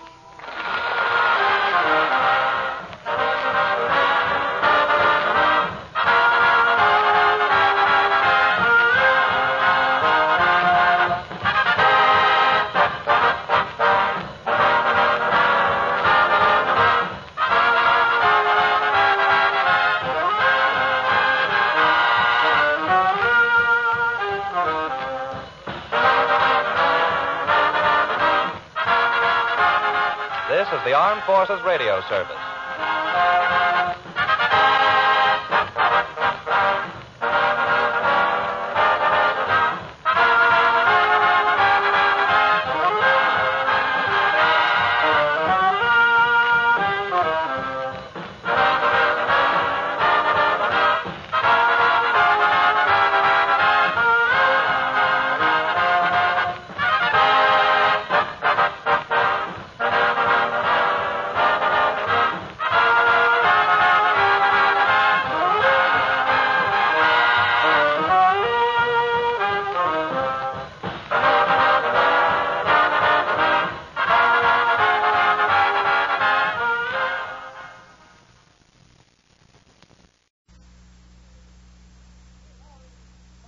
Starring Bob Hope.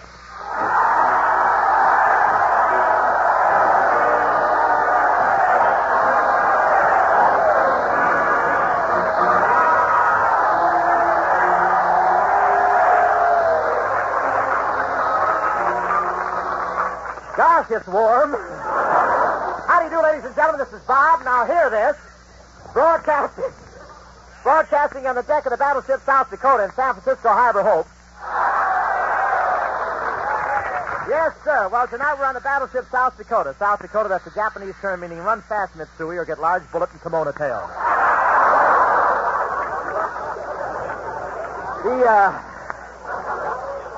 The South Dakota really sits low in the water. In fact, every time a high sea comes up, the crew starts drawing submarine pay. And the discipline aboard ship is very strict. No girls after 10 o'clock. They told me last week that the fellas up here love me and would like to see me broadcast in the bay, but I finally talked them into putting a ship under me.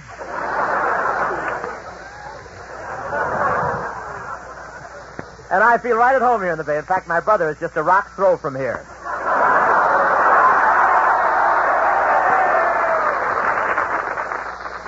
Told me he was going to swim over, but I guess those vines have tender guards. I really wanted to spend a typical day with these sailors, but they didn't have any extra paintbrush for me. Yes, sir, these guys paint so much they spit turpentine. When Kelowna stepped on board, one guy ran up from force of habit and dipped his mustache in a bucket of red lead. But it's very comfortable aboard. These fellows sleep in bunks. You know what a bunk is. That's a dehydrated orange crate. I slept in one of those bunks last night, and I won't say it was crowded, but every time the guy next to me turned over, I had to get out of bed and wait for his hip to go by.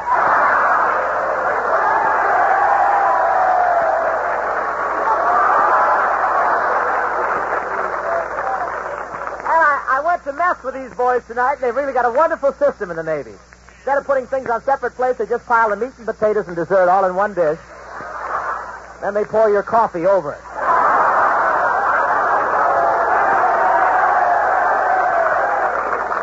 That way, you don't have to eat it. You just inhale it through a funnel.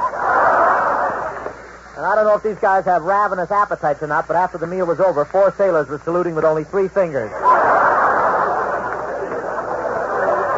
What appetites. I felt someone unlacing my shoe, and when I looked under the table, a chowhound was putting mustard on my big toe.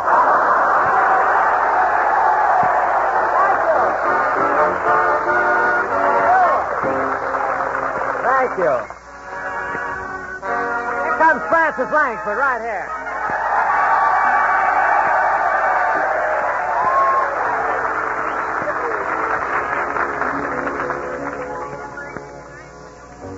If I loved you time and again, I would try to stay. All I'd want you to know.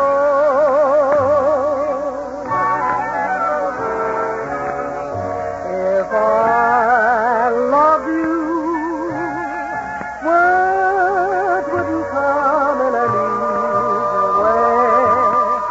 Round in circles I'd go,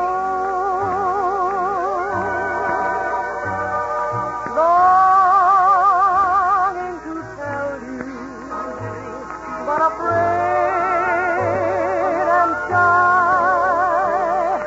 I'd let my golden chances pass me by.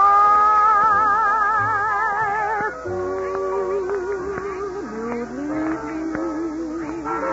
Off you would go in the mist of day.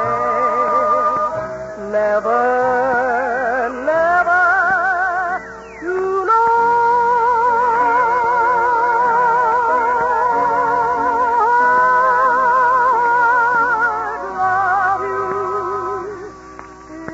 I'd love you if I love you.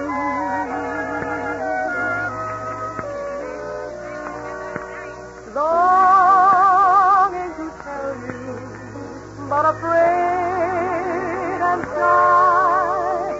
I'd let my golden chances pass me by.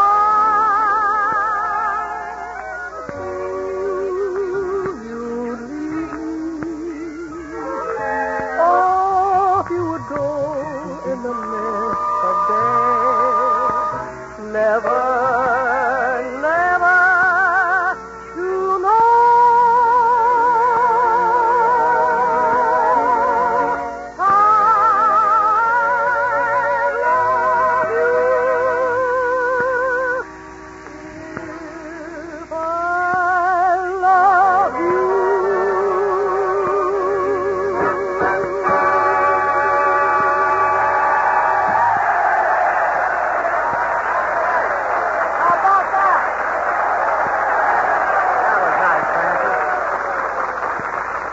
was our Francis Langford singing If I Loved You. That was wonderful. I knew these fellas would like you, Francis. What made you so sure, Bob? Well, it's been such a long time since they've seen a dish that isn't dehydrated. Say, that's the new dress you're wearing, isn't it, Francis? Yes, Bob. I call this my battleship dress. Yeah, well, it certainly shows plenty of superstructure. No, that's a wonderful thing. And you're having quite a time on board, aren't you? Say, what were you doing on the bridge this afternoon? Oh, one of the officers was just showing me how to box the compass. Really? Where are they sending him? He was an awfully sweet Oh, wait boy. for that jazzy joke. Don't run into that. Where are they sending it? Go now. Well, he was an awfully sweet boy. After we finished boxing the compass. I told you. I know. After we It's finished boying the boxing is all boxing right, the compass. too. If he gets stuck, throw it in there anyway. It's all right. He took me up to show me the moon. He took you up to show you the moon, huh? Forward? Well, you know these Navy men. I should never expect a straight line from a figure like that. Hiya, gang. What's the latest scuttlebutt? Well, here's Skinny Ennis. How about you, Skinny boy? How you feel? You got your bones squared away? Say, are you just visiting Skinner, or has this ship got a skeleton crew? Say, Skinny, isn't this exciting broadcasting from a battleship? Sure is, Francis. In commemoration of this visit, I had half of the South Dakota tattooed on my chest. Only half? What happened, Skinny? Did the man run out of ink? No, Francis. Skinny ran out of chest. And now, ladies and gentlemen, it gives me a real thrill to present one of the many great heroes of the Third Fleet. An outstanding flyer whose courage and daring as an air group commander won him the Navy Cross, Distinguished Flying Cross, Legion of Merit, and the Congressional Medal of Honor. The Navy's leading ace, Commander Dave McCampbell.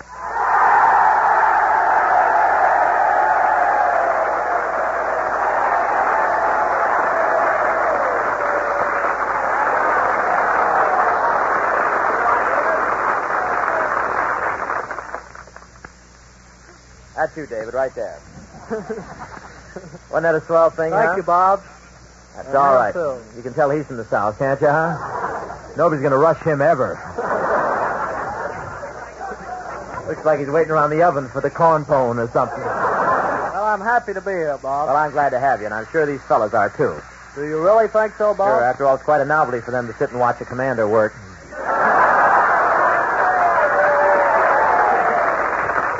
But I guess you'll be getting out soon, huh? No, Bob, I'm in the regular Navy. It's my career just like radio is your career. Uh-huh. I was schooled and prepared for this war, just like you prepare all week long for your Tuesday night program. That's your war.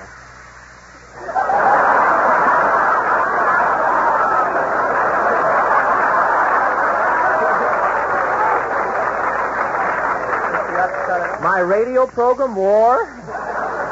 You're kidding. I got these scars in vaudeville. Say, tell me, Commander McCampbell, where do you hail from? Well, Bob, I was raised in Florida. Really? And how old were you when you came to the United States? It was different, but the Chamber of Commerce got to me. Bob, you've been in Florida. Tell me, what's the difference between a Florida girl and a California girl? Well, when you squeeze a Florida girl, orange juice comes out of her ears. And what happens when you squeeze a California girl? A lawyer comes out from behind the sofa and sues you for breach of promise. Have to hurry with that, boy. Well, I like Florida, Bob. In fact, I took my training at Pensacola, became a carrier pilot, then a landing signal officer. Mm-hmm. Sweating in those planes was no cinch either. And those new fighter planes, they take a lot of handling. Well, I always thought it was easy riding around the sky in one of those things. Do you know anyone who flies, Bob? Well, I have a nodding acquaintance with W.C. Fields. I nod, then he nods, and I pick him up again. Say, but tell me, David, now that the war is over, what do you plan to do? I don't know exactly. I'm afraid I'm just about through combat flying. Through flying. Have you met Francis Langford yet, huh? Gee, Commander, did I hear you say you were from Florida? That's right, Francis.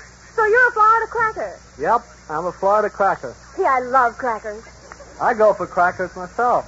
Can a crumb get in here edgewise?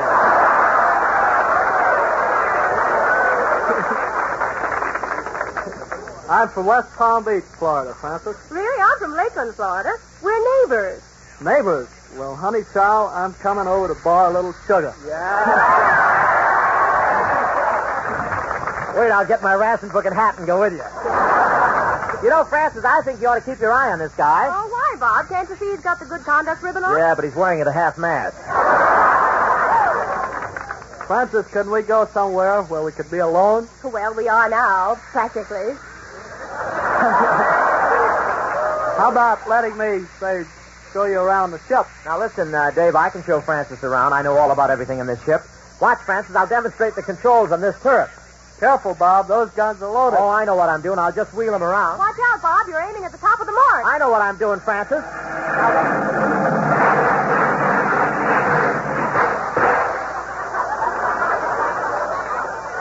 Well, the top of the mark looks good in the bottom, too. Thank you, Commander David Campbell. Thank you very much. Hey, boy. Here's a request number right here. Gary Colonna.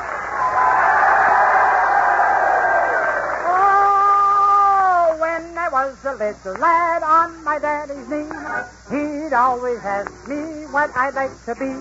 I want to be a sailor and put out to sea. But there's just one thing that always troubled me. It's those bell-bottom trousers for the Navy blue. They don't have a ring like his daddy used to do. I struggled very hard with the starboard and the mop. From the seaman third class, I worked my way on top. Now I'm captain of a ship, and stripes from here to there. I'm as happy as can be, 'cause I don't have to wear any bell-bottom trousers for the Navy blue. They'll find a ring like his daddy used to do. Say, look, there's the SS Kelowna now. I'll signal it. Ahoy! Ahoy! Ahoy! Ahoy! Ahoy! Not much of an ad-libber, is he? Kelowna, this is ridiculous. Where's your boatswain's mate? Home with the boatswain's kid.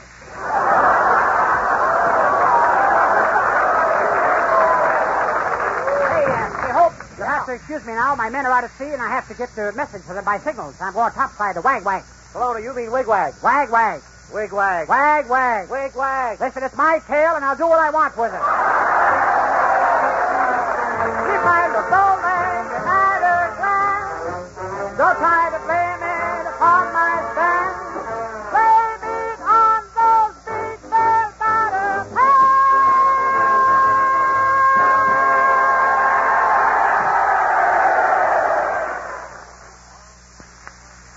Get it at us.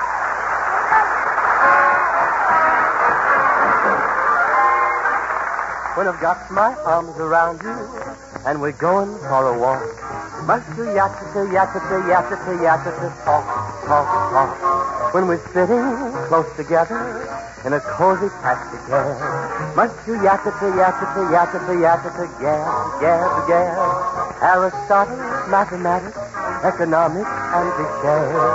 The classics, the comics, darling, who cares? There's a brand new moon this evening, and the weather should be fine. If you yatta-ta, yatta-ta, yatta-ta, yatta-ta, same old line, I'll politely close your lips with mine.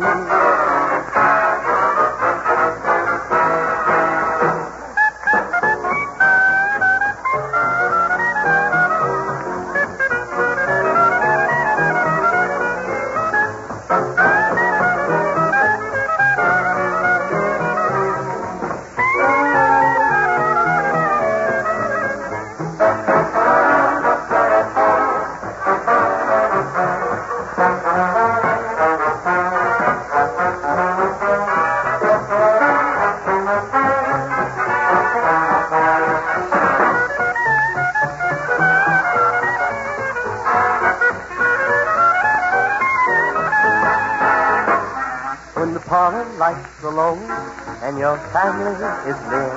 Must you yatta-ta, yatta-ta, yatta-ta, yatta-ta, chin, chin, chin.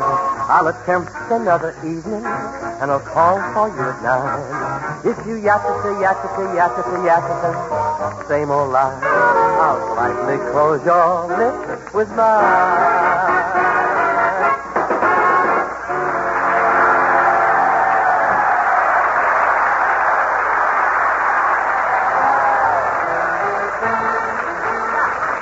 Well, Bob, here we are, a couple of sailors back on good old U.S. soil.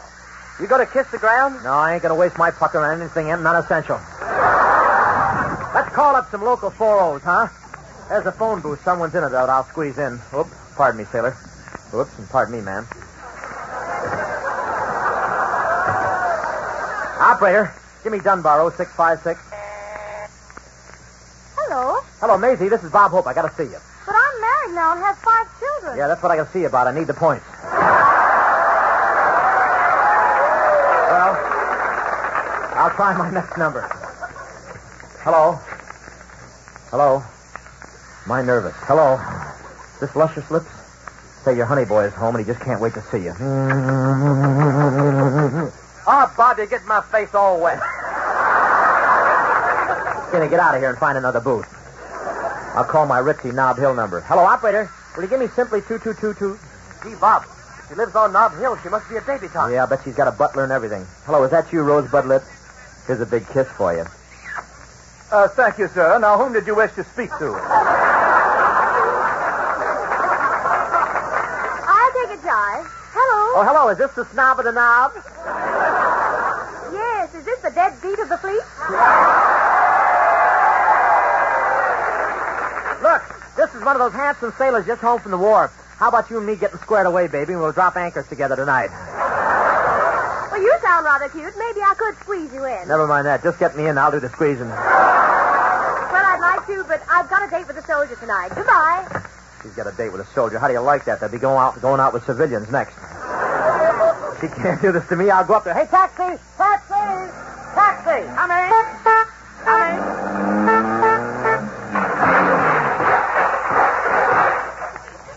Safety cab, sir? Hello, now. Will you take me to the Mog Mog Apartments on Nob Hill?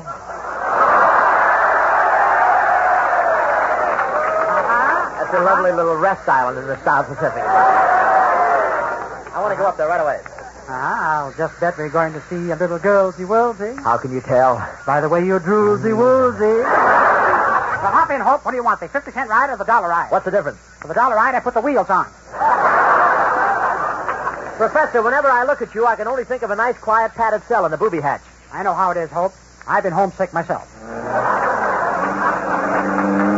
Hello, this is where we turn. This is the corner. Well, I'll put my hand out. Long fingernail. Professor, you just became eligible for the rating of imbecile, 3rd class. Thanks, Ensign. Stop, Kelowna. Here's the house. You wait here while I go knock. Yes? Oh, hiya, Bub. I'm Robert Hope. Shake hands. Beg pardon, sir. I am the footman. Okay, let's shake feet. Who is it, Jive? Oh, hiya, honey. Oh, you better leave. My date will be here any minute. Your date? What kind of stuff is that? Announcing the Don Juan de Presidio, the world's greatest lover, the man who drives women mad.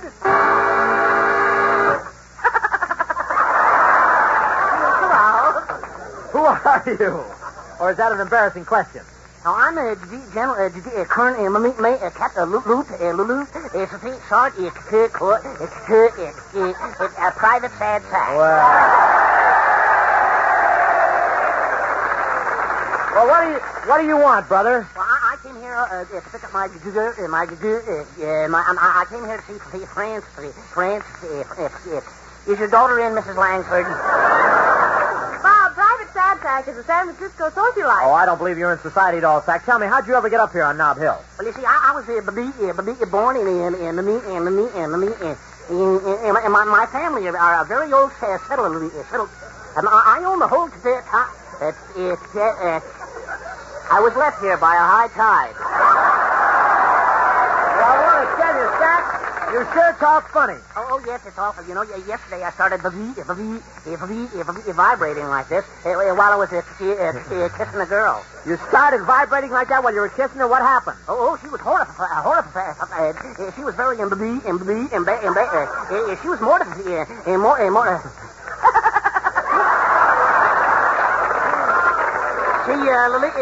loved it. Well, what do you see in Francis anyway, Sack? Oh, well, you see, she has such beautiful...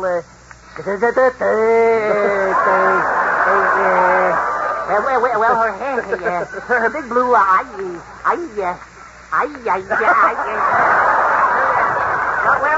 Ruby Lily. Well, she's got Ruby Lily. Are you kidding?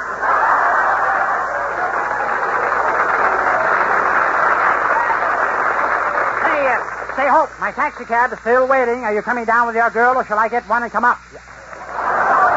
Hello, Professor. This is Private Sadsack. Hello. Yeah, the city this size and no dog catcher. Come on, take us all down to the dock, Kelowna. We'll go back to the South Dakota for dinner. Okay, hop in. Okay, Kelowna, stop. We're here. Oh, Hope, don't be silly. I'll take you right up on the deck. Kelowna, the South Dakota's 3 miles out at sea. For what, Hope? I got high-power gas in my cab. We'll just hop across. Here we go.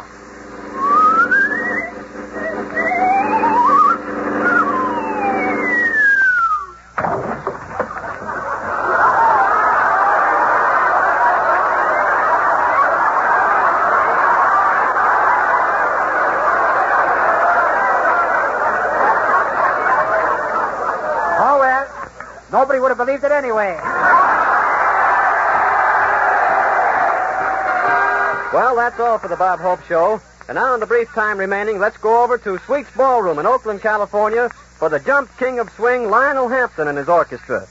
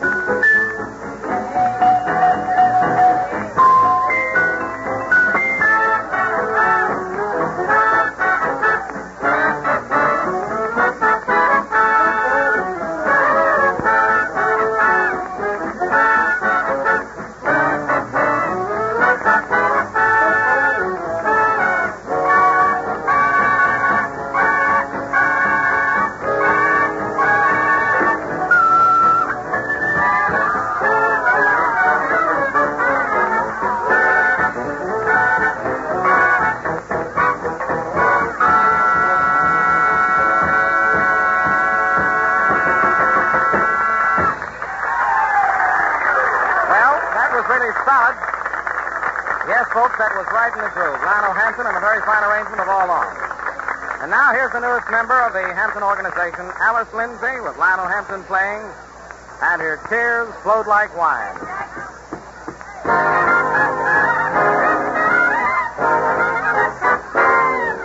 Such a handsome sailor, how he tossed the old lagoon. He told her that he loved her, and 1,000 others too.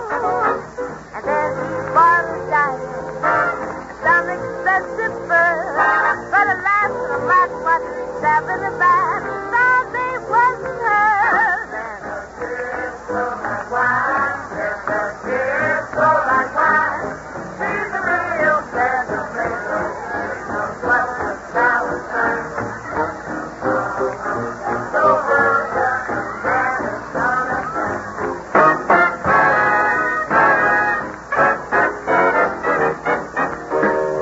Caught him in a restaurant, about to order well. He said, come home to dinner. Don't you want some beans again? That ain't clicking with the Navy. Sailor said that so she had to lay her pistol down and let the guy go free. So like wine, yes, her tears so like wine.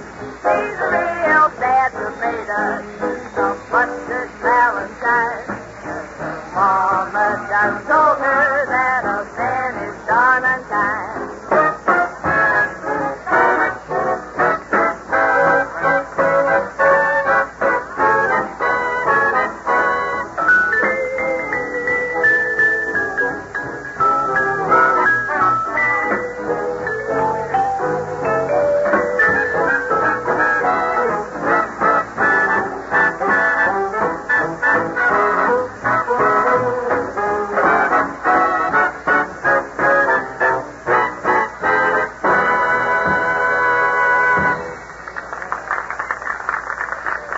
Thank you, Alice Lindsay.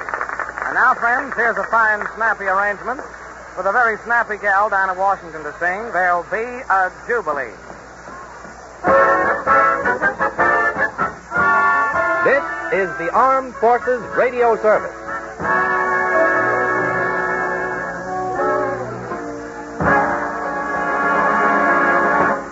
Don't you get weary, don't you get dreary, for those trumpets are going to sound.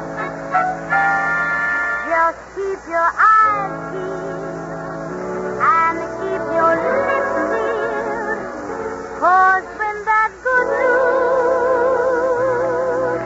gets around,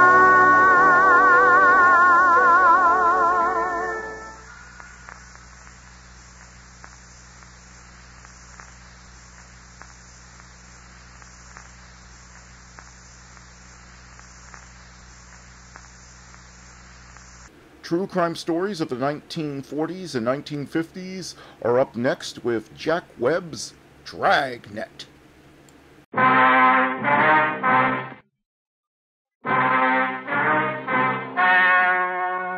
The story you're about to hear is true. Only the names have been changed to protect the innocent. Fatima Cigarettes, best of all long cigarettes, brings you Dragnet.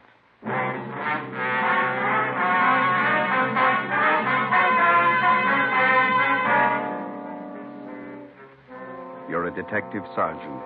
You're assigned to robbery detail. An elderly woman on her way to the bank has been robbed and beaten senseless. The suspects are cruel, ruthless. Your job, get 'em. If you want a long cigarette, smoke the best of all long cigarettes. Smoke extra mild Fatima.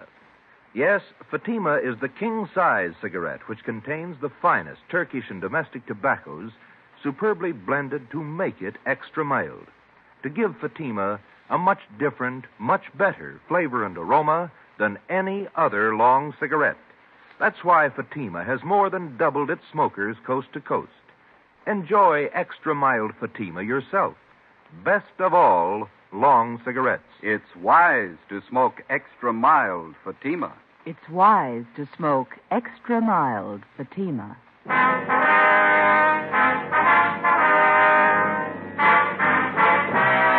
Dragnet, the documented drama of an actual crime. For the next 30 minutes, in cooperation with the Los Angeles Police Department, you will travel step by step on the side of the law through an actual case transcribed from official police files. From beginning to end, from crime to punishment, Dragnet is the story of your police force in action. It was Saturday, August 9th. It was hot in Los Angeles. We were working a day watch out of robbery detail. My partner's Ben Romero. The boss is Ed Walker, captain of robbery. My name's Friday. It was 10:14 a.m. when I got to room 27A, robbery detail. Hi. Hi. Hello, Joe. Hi, Win. How is he? Won't know for a while. What'd the vet say? Thinks the dog picked up some kind of poisoned food. Oh, it's too bad. Sure hot. You got a penny? Yeah. Yeah, there you are.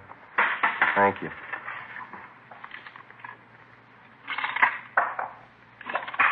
Somebody poisoned him, huh? Yeah.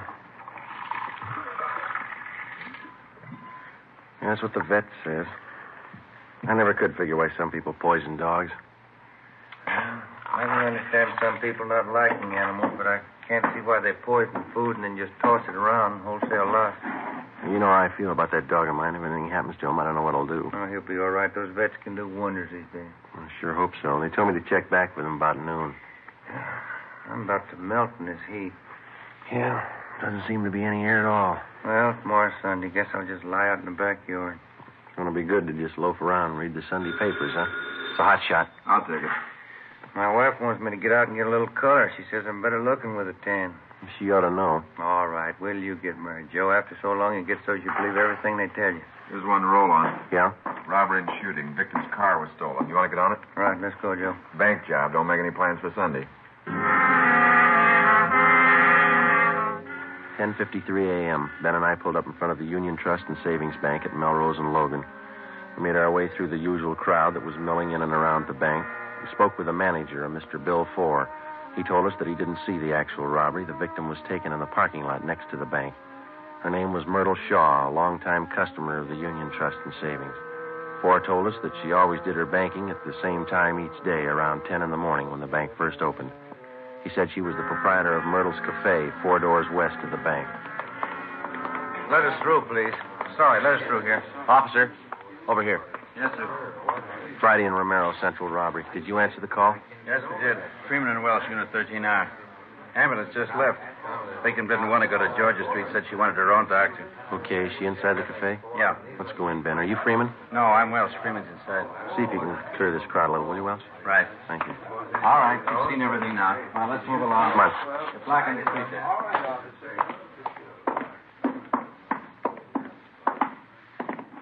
There she is, over in the last booth. Freeman? Yes, sir. Friday and Romero, Central Robbery. Is this the victim? Yes, that's right. Her name's Myrtle Shaw. Miss Shaw? Yes, that's right. My name's Romero. This is Sergeant Friday. We're from Robbery Division downtown. You men detectives? Yes, ma'am. We'd like to ask you a few questions. Yes, all right. I hope you can catch the man that did this. Well, we're going to do all we can. It's a little hard for me to talk. My face is so swollen. I heard something terrible. What happened? One of them struck me, Yes, ma'am, we know that. Do you want to tell us how it happened?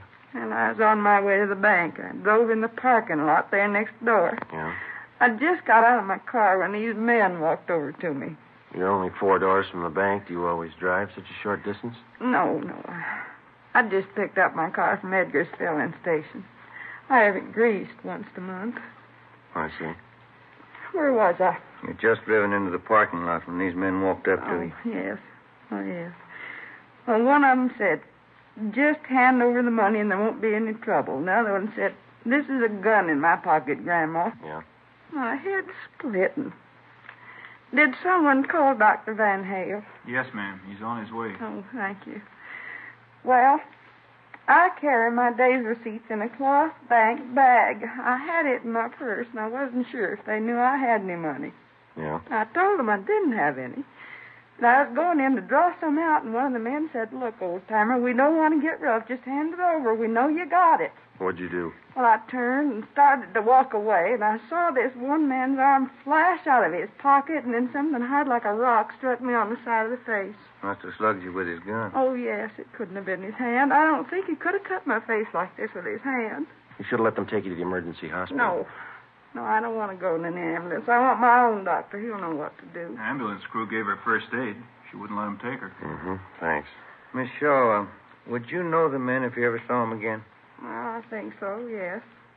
One of them looked like the worst kind of a hoodlum. And then they got your money, huh? Oh, yes. And they tell me they got away with my car, too. How much money did you lose? $116.23. Do you own this cafe? Yes, I do. It's a small place, as you can see. I do all the cooking and serving up to 11:30 in the morning. Then I have a college girl that waits on tables in the afternoon and evening. Do you think those men have ever been in here in the cafe? No. Have you ever seen either of them before? No, I never laid eyes on them before today. How about the girl who works for you? You think she's ever seen them before? I don't know. You can ask her. She should be here soon. What time is it now? 11:20. Yes, she'll be along any minute. Oh, I wish there was something to stop this aching. We know you must have a lot of pain, Miss Shaw, but we've got to ask a few more questions so we can get right on this. Yeah, I understand. I'll tell you all I can. Ben, do you want to get the dope on the stolen car and a description of the man? I'll call the office. Right. Say, is there a payphone I can use here, Miss Shaw? Yes, right over there behind the fountain. Thank you. Do you need change? Yes, ma'am, I'm afraid I do. I'll just help yourself in the cash register there. Thank you.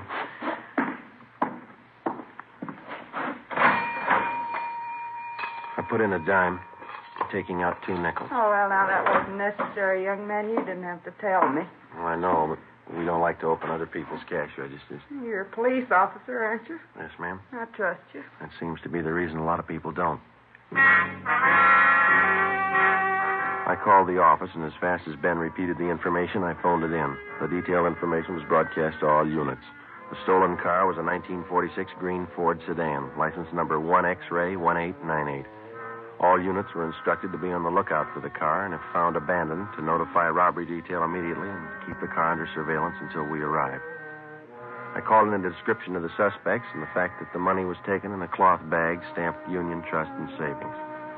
Myrtle Shaw's doctor arrived, and she was ordered to bed for rest and treatment. Ben and I interrogated all the possible witnesses in the parking lot, and we found only one man who saw the actual robbery. His story compared to that of Miss Shaw's, but he could add nothing more. We talked with a young college student who worked in the restaurant. She didn't think she'd ever seen the men in question. We drove back to the city hall and went to the stats office. They made a run for us on the descriptions and M.O. that we had, and we pulled the packages of all possible suspects that the machine sorted out. We narrowed and sifted the 24 possibles down to 12. We took the mug shots out and showed them to the victim and the one witness. They could not identify any of them as the 2 men in the holdup. 2:35 p.m. Saturday, we started to canvass the neighborhood, door to door. That takes care of Logan Street for 1 block, both sides. Want to start here on Melrose? Okay. Let's try this drugstore. I'm on fire. Paper says it's supposed to hit 99 today. I believe it. Come on. Yes, sir? Police officers. We're looking for a couple of men. Here's the descriptions. I wonder if you'd read this and tell us if you ever seen them. Yes, sir. We got time to have a coat. No, we better not. It's getting late. No, I'm afraid I've never seen anybody who answers either one of these descriptions. You sure? Yeah, quite sure. Well, thank you. I'll have to have that back. Oh. Let's go.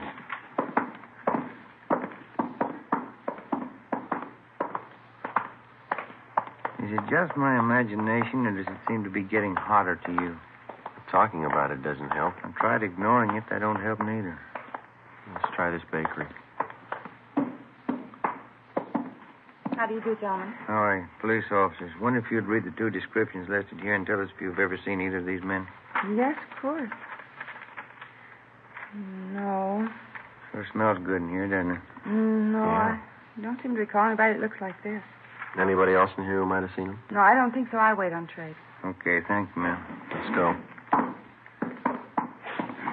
That smells just like good old apple pie, doesn't it, Joe? We're baking Danish coffee cakes at the moment. Hmm. The next place here is a plastic factory. Yeah, looks like they're closed. Half-day Saturday again. Somebody in there cleaning up. Guess he didn't hear me. Oh, here he comes. Yeah. A lot of money in this plastics business. Mm-hmm. Really came into its own during the war, didn't it? Oh, yeah. The plant's closed Saturday afternoon. Police officers. Wonder if you'd look this paper over and tell us if you may have seen two men answering these descriptions. All right. I have to put my glasses on. Yes, sir. There now. I don't need them for sweeping, just reading. All right, here you are. Mm-hmm. What do you think? What was that? I said, what do you think? Have you seen them? Well, I don't know. What do you mean? I'm not sure yet. Hmm? I'm not sure. I may have seen one of them. How about the other one? That's what I mean. Yeah. I don't know about the other one. But you do remember seeing one of them? I might have seen both of them. But you're not sure? I don't know. Well, do you want to tell us what you remember about the one you did see? Oh, don't you want to know about the other one, too? Well, yes, sir, we do, but I understood you to say that you didn't know about the other one. No, I don't. Well, you just tell us what you know, then. Then you want me to just forget about the other fella? No, sir, but if you don't know, it's all right. I might know. Yeah? I haven't read about him yet. Oh. You asked me a question just as I finished reading about the first one. I was just starting on the second one at that time. Yes, sir, sorry. What was that you asked me? Wasn't important. Then I'll read about the second one. Yes, sir, thank you. Mm-hmm. Yeah, I seen them 2 or 3 days ago, both of them. In this neighborhood? Yes, sir, right around back in the parking lot. They work here? No, sir, they don't. Seems to me I've seen them a couple of times. What were they doing? I don't recall. I just remember I've seen them. You sure? Yes, I'm positive. One of them had on a brown suit, the other gray, just like it says here. The descriptions fit all right. You have any idea where these men might be now? No, sir. We're investigating a robbery. We want these men for questioning. I wish I could help you more. I do know I've seen them, but that's about all. I don't know their names. All right, sir. What's your name? Seth Williamson. We'll leave you one of our cards, Mr. Williamson. If you see him again, appreciate you letting us know. Yes, sir. Sure will. Let's go, then. Wish we had something more definite to go on. If we just had a picture of the guy. Yeah, it'd help. There's a vacant lot in the corner. Finishes out this block. All right. Let's double back on the other side of the street. Right. Sure hot. 4:30 p.m. We continued knocking on doors, checking every place that was still open or showed any activity Saturday afternoon. We talked with hotel managers, janitors, and cleanup men at the different factories or business establishments. We checked grocery stores, private homes, everywhere that we could find anybody to show the descriptions to. By 6:15 p.m., the only person who showed any sign of recognition of the two hold-up men was still Seth Williamson, the janitor at the plastics plant. Before we took time out for a sandwich and a cup of coffee, we drove back to the city hall to check the office.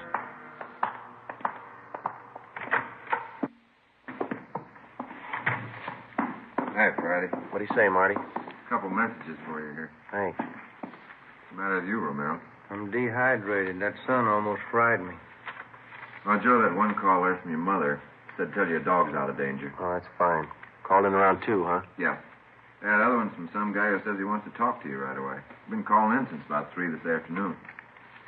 Seth Williamson, eh? Called 4 times. Yeah. Said tell you he'd wait at that number there till he heard from you. I'll call him right now. Been hot downtown, Marty? Pretty warm, yeah. Any kickback on that stolen car? No, not yet. Benson Plastics. This is Sergeant Friday, Police Department. Oh, yes. I'm glad you called me back. I think I've got a little more information for you. Yeah? Those 2 fellas you were looking for, did you find them? No, not yet. Well, I just remembered what they were doing out back there in the parking lot. Yeah? They were taking pictures Of what? of the 2 girls that was with them. I remember now. There were 2 young women with them. One was a blonde, and the other I don't recall. How were they dressed? The blonde had on a white shirt of some kind and a black dress. That's all I can tell you for sure. Who was taking the pictures? First the fellas took the girls' picture, and then the girls took snapshots of the fellas. Thank you very much, Mr. Williamson. Oh, we'll help you. Yes, sir, it will. Goodbye. Goodbye. What do you got? They've had their pictures taken. Yeah? Let's find the prints.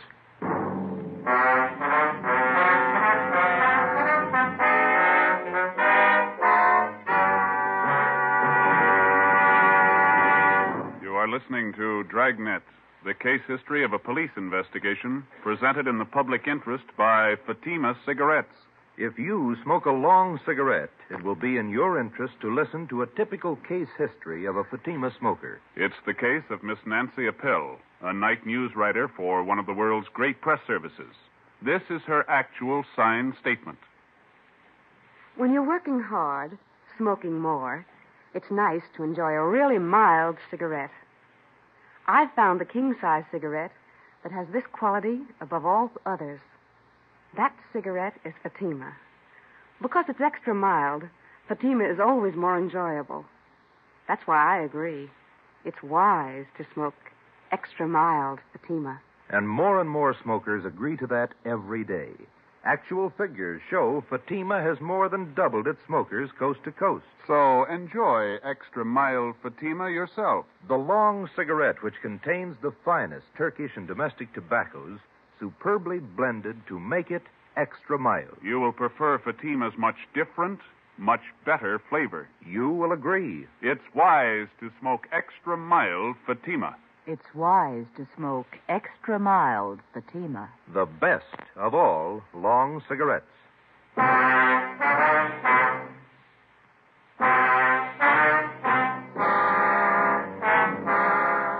and I figured if we could possibly turn up the photographs that had been taken, we'd have something more definite to go on.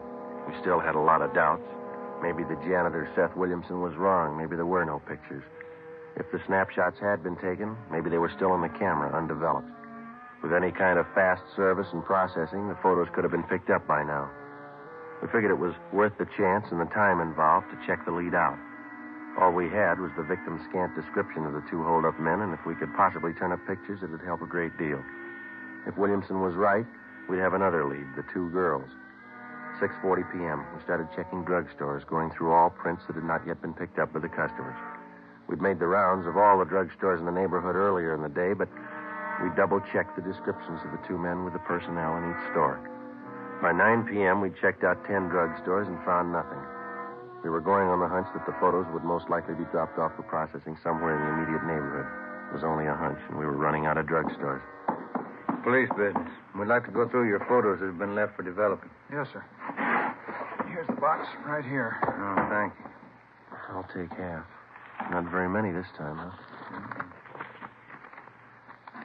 Oh, don't forget to check the negatives, too. Sometimes they don't print them if they're bad. Yeah, I know. No, nothing in this one. People sure take a lot of pictures of babies, don't they? Yeah. Nothing. These are sure fuzzy. Pictures at the zoo. Pictures of Yellowstone.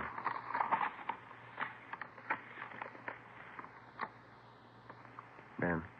Yeah? Pay dirt, maybe. Let me see. Two guys.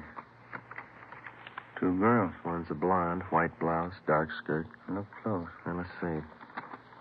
Left by a Marion Lang, 223 East Bexel. Well, Claire. Yes, sir? You want to double-check us on this envelope? Yes, sir. This date and time right here, 3:30 p.m., August 6th.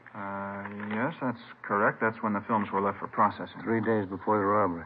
Did you ever see this woman in the picture before? Let me see. This one? Oh, yes. Yeah. She comes in here quite often. Miss Lang is her name. How about these men or this other girl here? No, I've never seen them. When were these prints supposed to be picked up? I waited on her. She told me she'd pick them up Friday, yesterday. Well, we'll have to take these photos along with us. They'll be returned. All right, sir. How will I explain this to Miss Lang? If this is the right address, you won't have to. Before we left, we called the office and had a stakeout placed in the drugstore in case Marion Lang tried to pick up the photos. We checked the address she gave on the envelope, 223 East Bixel. It was a small apartment building near the corner. The manager told us that Marion Lang had moved out the morning of August 9th, the day of the robbery. She left no forwarding address. The manager knew nothing of the other girl or the men in the photos. We checked with Myrtle Shaw, the victim. She positively identified the two men as the ones who robbed and slugged her. She knew nothing of the two girls. Hadn't seen them before. We put out a warrant on Marion Lang and gave the photos to Lieutenant Frank Cunningham in the Record Bureau. Monday morning, August 11th. Morning, Frank. Hello, boy. Any record on the guys? Nothing we could find, no. I'm having copies sent out right now. Kind of thought maybe if we came up with pictures, we'd be halfway home. Maybe we are. How do you mean? I had Tony make some blow-ups from the negatives. Full of grain. Probably taken with a cheap box camera of some kind, but it might help. What'd you find? I just checked the enlargements. They're still in the wash, but I think we got something. Let's go over the photocopy. All right.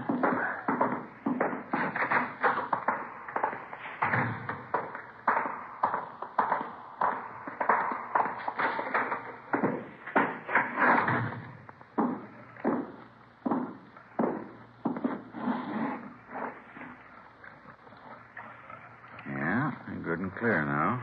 Clear as they'll ever be, anyway. There we go. I had 16 by 20 enlargements made. This will show you what I found. Yeah? You guys take a good look at the face of this one man here. Thought we did. Why? It's pretty hard to see on those small prints. Look here. You see the nose on this one? Mm-hmm. I'd guess it's been broken one time or another, wouldn't you? Yeah. You see here? Scar over the left eye, scar over the right eye. A couple of them. Yeah? Look at the right ear. See how mashed it is? Hmm. We couldn't come up with any names for you, but I'll bet it'd be safe to guess his line of work. Looks like a prize fighter. Nothing in the oddity file. I checked and double-checked everything I could lay my hands on here in the department. I don't place him if he was a boxer of any standing. I don't recall. Isn't much. Wish I had something else for you. It's a lead, isn't it? Might be. More than we had. It was possible that one of the two hold-up men in the photos could have been a professional fighter. From his appearance and build, we felt it was a fair guess. We took copies of the snapshots to the State Boxing Commission, Los Angeles branch. We spoke with a Mr. Farmer, who couldn't seem to recall the man from his picture.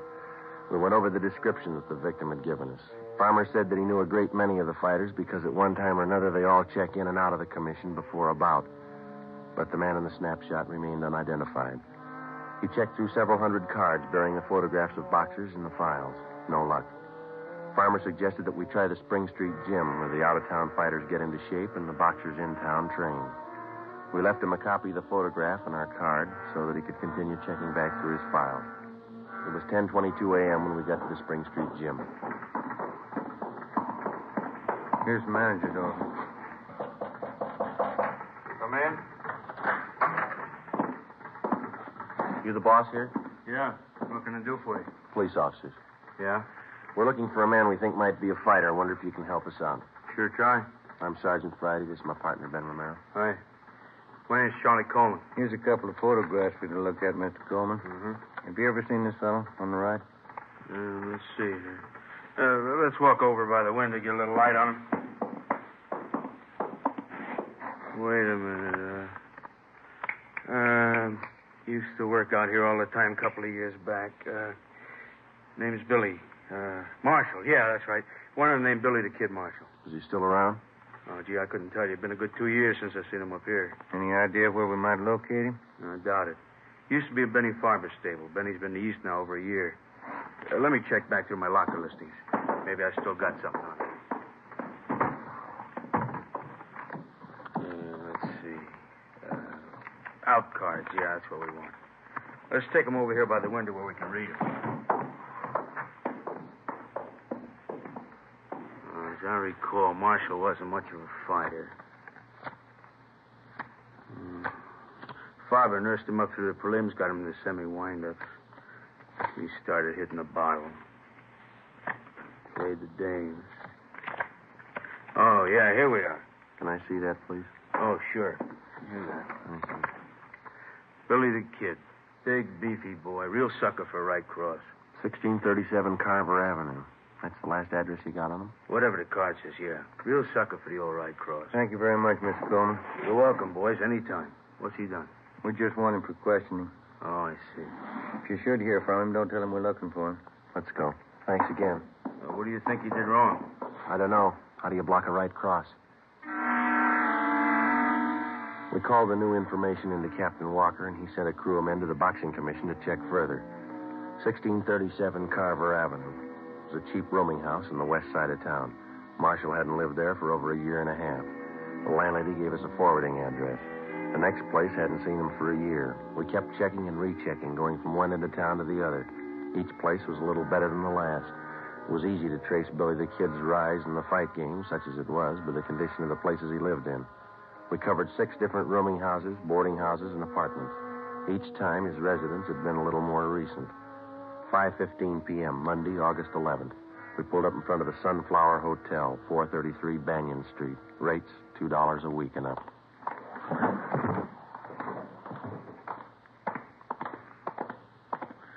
Nobody at the desk. I'll ring the bell. How do you do? Police officers. Have you got a Billy Marshall registered here?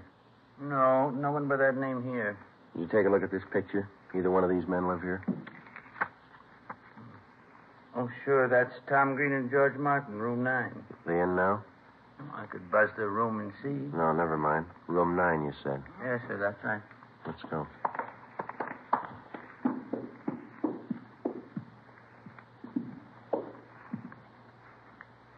Room 9. Cover me. Right. Yeah? Special delivery letter. Look it under the door. You have to sign for it. All right, stand still, police officers. Pass, Tom. Watch it, Ben. Take the other one, Tom.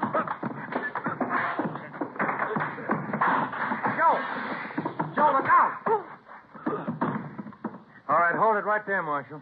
Get over there against the wall. You, get up. Go over there with him. Move. Give me a hand, Joe. I'll help you up. You all right? Yeah, I'm okay. There he is, Joe. Looks like his picture. Fits the description. Except for one thing. Yeah? He's no sucker for a right cross. The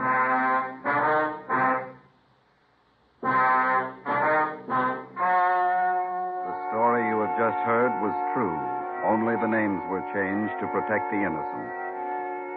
On March 27th, 1947, trial was held in Superior Court, Department 81, City and County of Los Angeles, State of California. In a moment, the results of that trial. It's amazing how many long cigarette smokers are changing to extra mild Fatima. Here is the actual report. From coast to coast, Extra Mild Fatima has more than doubled its smokers. Yes, more and more smokers every day are discovering that Fatima is the king-size cigarette that is extra mild. Extra mild because it contains the finest Turkish and domestic tobaccos superbly blended to make it extra mild, to give it a much different, much better flavor and aroma. Enjoy extra mild Fatima yourself.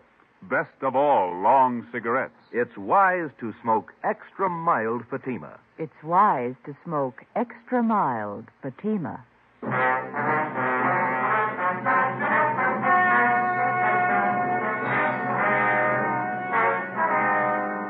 Both William Marshall and his accomplice were found guilty of armed robbery and grand theft auto and are now serving their terms as prescribed by law. You have just heard Dragnet, a series of authentic cases from official files. Technical advice for Dragnet comes from the Office of Chief of Police W.A. Wharton, Los Angeles Police Department. Fatima Cigarettes, the best of all long cigarettes, has brought you Dragnet transcribed from Los Angeles. Screen Directors presents Lucille Ball as Miss Grant tomorrow on NBC.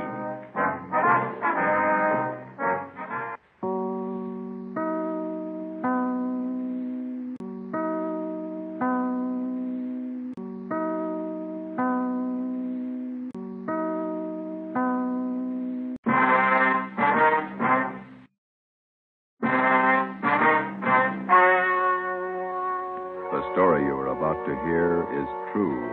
Only the names have been changed to protect the innocent.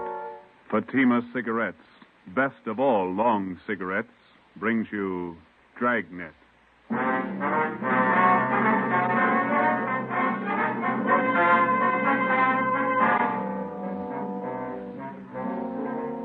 You're a detective sergeant. You're assigned to homicide detail. For 2 months, a depraved criminal has been at work in your city. Men and women have been robbed, brutally attacked. Your job, get him. If you want a long cigarette, smoke the best of all long cigarettes. Smoke extra mild Fatima.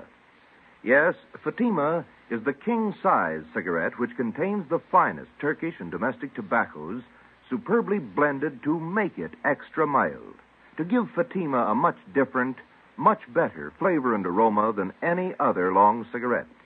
That's why Fatima has more than doubled its smokers coast to coast. Enjoy extra mild Fatima yourself. Best of all, long cigarettes. It's wise to smoke extra mild Fatima. It's wise to smoke extra mild Fatima.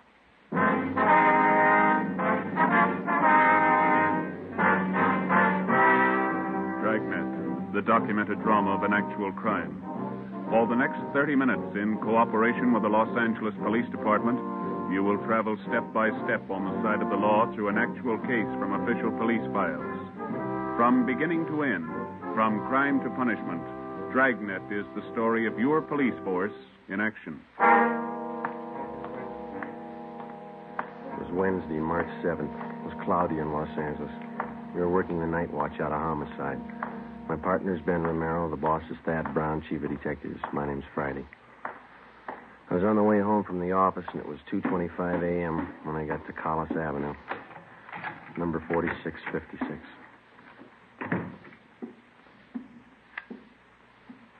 Joseph? Is that you? Yeah, Ma. Did I wake you? Well, what time is it? A little after 2. Oh, you can't keep this up. You've got to have your rest. Don't worry, I'm okay. You got any cold meat in the icebox? There's some pressed ham, a few slices of bologna. Didn't you have any dinner?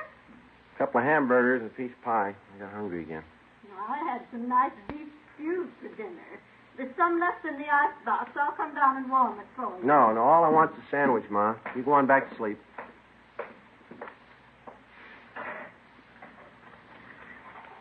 You can't live on pie and sandwiches and keep up with drink.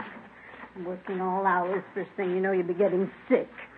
You need your food and you need your rest. Nobody cares when you're sick. You didn't have to get up, Ma. All I want's a sandwich. I can fix it. You better have a bowl full of stew. Here, it'll take a minute to warm it up. Nice new potatoes in it. Some of those onions you like, too. White Bermudas. Okay, not too much now. I'll get the milk. It's 2:30 in the morning. What kept you so late again? Another stakeout. The same job. Is that a murder in Highland Park? No, Ma, the badge bandit. The one that poses as a policeman. Oh, that one. You certainly ought to do something about him. Yeah, well, we're trying to. We can't find him. There was a piece in the paper about it tonight. They say it's just terrible the way he beats up people and robs them. Yeah. Badge bandit. The way he treats women ought to be a shame. They ought to put him away. Yeah. You got some more rye bread? Mm-hmm. Are you going to have tomorrow off, Joseph? Thanks. No. The captain says we work straight through till we get the guy. Oh. I thought you were going to have tomorrow off. Mm. Oh, you ought to tell the captain. You need your rest. You can't go on like this working all hours. You'll be coming down sick one of these days. 15 robberies, 15 assaults, all in 2 months. Somebody's got to stop them. You ready? Oh, yeah, I think so. Okay. Well, can't they warn the people? They wouldn't be getting robbed and beaten up if they weren't parked in those lonely places. Spooning. So silly. Yeah. I'm afraid we can't do anything about that, Ma. It's a public place. They got a right to park if they want. Yeah, I suppose. Let me have your plate. Okay, here. No, hold it. That's fine. Another spoonful. You can't work if you don't eat.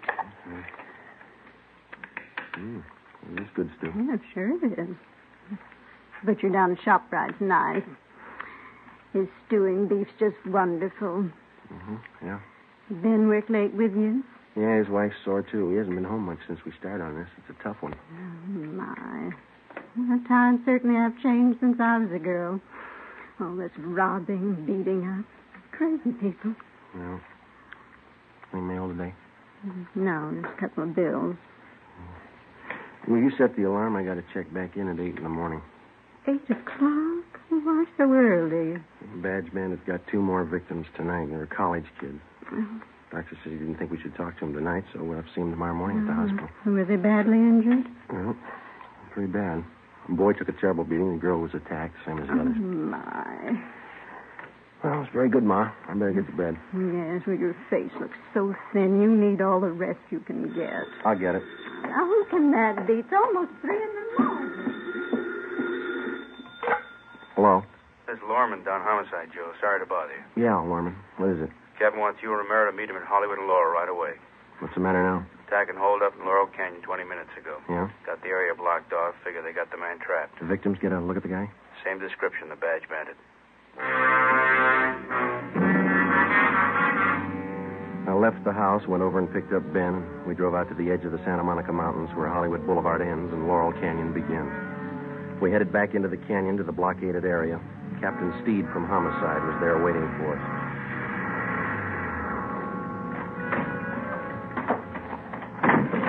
Hi, Skip. Hiya. Just a minute. Taylor, call communications again. Have them tell the men out on Ventura to start moving in. Right, Captain. Sorry to call you back. Couldn't be helped. Okay. How's it shaping up? Wait a minute. Search detail in vicinity of Laurel Canyon. Unit 62K reports that they are at Mulholland Drive and Oakstone Avenue. Nothing further to report. Okay, what did you say, Joe? So how's it shaping up? Well, here's a sketch of the area. Covers just about all the Laurel Canyon district. Yeah? Badge bandit got his victims near the top of this hill here. Mm-hmm. Old man in the neighborhood heard a woman scream and phoned in. How sure are we the guy didn't get away? Well, the man who called in said the bandit had trouble starting his car. Finally left it and took off into the brush. He was headed west down this road here. Captain, I just had a call from communications. The crew from Leighton Prince are on their way. All right. Any report from the detail up on Canyon Road? Nothing yet. I'll stand by the radio. Okay. How much area we got to cover? Well, from the mouth of the canyon here, all the way back to Ventura Boulevard. On the west here, from Lookout Mountain Avenue over to Crestview Drive on the east. How much have we got to go on? Crowley talked to the victims for a minute before they took them to Georgia Street. Yeah? The guy's description's the same. Heavy set, blonde hair, chubby face, horn-rimmed glasses. Mm-hmm. Well, if he's on foot, there's plenty of underbrush around here to hide him. Just a minute. I want to get this call in first. Taylor, have communications contact 72K. Tell them to hold their line stationary. Yeah. We'll have the others close in from the west and the north. Right. You two better get up on Groveland Drive. Line's pretty thin up there. Olson can use the help. Is that the area where you've been in the car? Yeah. I want you to cover all the houses in that area. Check with everybody you can find in the neighborhood. They may be able to help. If they don't answer, find out why. Okay. I'll be making the rounds in another 10 minutes. Check with you then. All right, let's go. Oh, Joe. one more thing. Yes, sir? I'll tell you what I told the rest of the men. This guy's in a corner, and he's got a gun. There's only one way out for him. Yeah? Make sure it's not you. 3:45 a.m. Ben and I drove up to Groveland Drive and joined the search. We started our house-to-house canvass of the neighborhood where the suspect had abandoned his car. None of the residents had any further information to give us. 4 a.m. We kept on checking. 23 hours. Long shift. Yeah. I could use some sleep. Wife of mine is boiling mad. She's even mad at the kid. Yeah? What's the trouble? Oh, aunt of hers sent down some flower bulbs from Oregon yesterday, gladiola bulbs. Yeah? Kid was playing with a little girl next door yesterday, and they found a box of flower bulbs. They put the mess of them in a pot of water and boiled them on the stove. What'd they do that for? Who knows? There's another house up ahead. We better check it. Yeah. We ought to get some street lights up here. Yeah. That's nice work, waking people up in the middle of the night. Oh, I don't like it any more than they do. Wish we could make them believe that.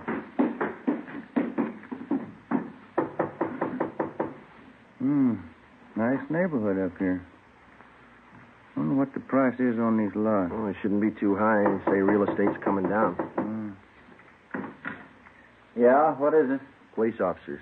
Sorry to disturb you. We'd like to talk to you a minute. Oh, all right. Let me get the door open. What's been going on in the neighborhood tonight? Some kind of trouble? Cars racing up and down the hill? What's the trouble? Have you noticed any strangers in the neighborhood last hour? No, I just got to bed 20 minutes ago. I work out at Paramount. We're shooting nights. What's all the commotion anyway? We're looking for a suspect. He's supposed to be around this area. Well, I haven't seen anybody. I thought I heard somebody out by the garage a few minutes ago. Went out and looked around, but I didn't see anything. You checked to see if your car is still in the garage? No, I left it in the driveway. No, sir. There's no car in your driveway. Sure there is. Let me show you. Hey, it's gone. Can we use your phone? Yeah. Yeah, but I saw it just a few minutes ago. The car was right there in the driveway. You think that guy took my car? Yes, sir. It's a pretty good bet. You got your license number handy there? I don't remember it. I got it on a card in my wallet. Give me communication. Can you give us a description of your car? It's a Plymouth sedan, black, two-door sedan with... Search detail, Laurel Canyon. I got some new information for all units in the detail. Here's the license number. Oh, thanks. Will you broadcast this information to all units in the search detail? What was the make and model of your car? 46 black Plymouth, a two-door sedan. 1946 black Plymouth, two-door sedan, license number, let me see. 7 X-ray 2569. This car's just been stolen from 10211 Groveland Drive. Any identifying marks on the car? Well, I left my keys in it. No, sir. I mean, any special markings on the car? Maybe a dent in one of the fenders? Well, Yes, George, hold on, we're getting it. The right headlight went out on me last night. I haven't had it fixed yet. The right headlight on the car is out. Notify all units in the search detail that we believe suspect is now in possession of this car. Right, thank you. Let's go. Must have happened in the last 15 minutes. I heard that noise and I went out to check. The car was there then. Well, here's our card. We'll be checking with you later. Yeah, I sure hope you find it. I don't know how I can get to work tomorrow without my car. Yeah, we'll notify you. Yeah, gee, I sure hope you find it. Thanks for your help. Come on, Ben.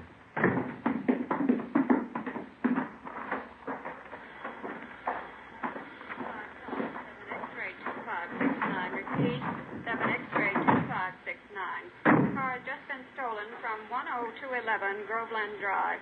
The right headlight is out. Oh, we got it. Believed suspect is now in possession of this car. KMA 367. I don't think he could have gotten that car through the blockade yet, you. Better start searching the side roads, huh? Yeah. There's one, leading off to the left, up ahead. Here, let's try it. Wait a minute. There's a car coming down the hill toward us. Joe is making time. Joe, only one headlight on the It's car. coming right at us. Turn around, quick. There's no room. Get over to the inside. I can't. It's too late. Ben, turn.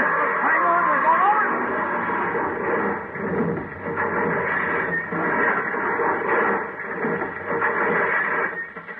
Attention all units. Special attention all units in search detail vicinity of Laurel Canyon. 80K reports theft Ben? of a 1946 You all right? Plymouth two-door sedan.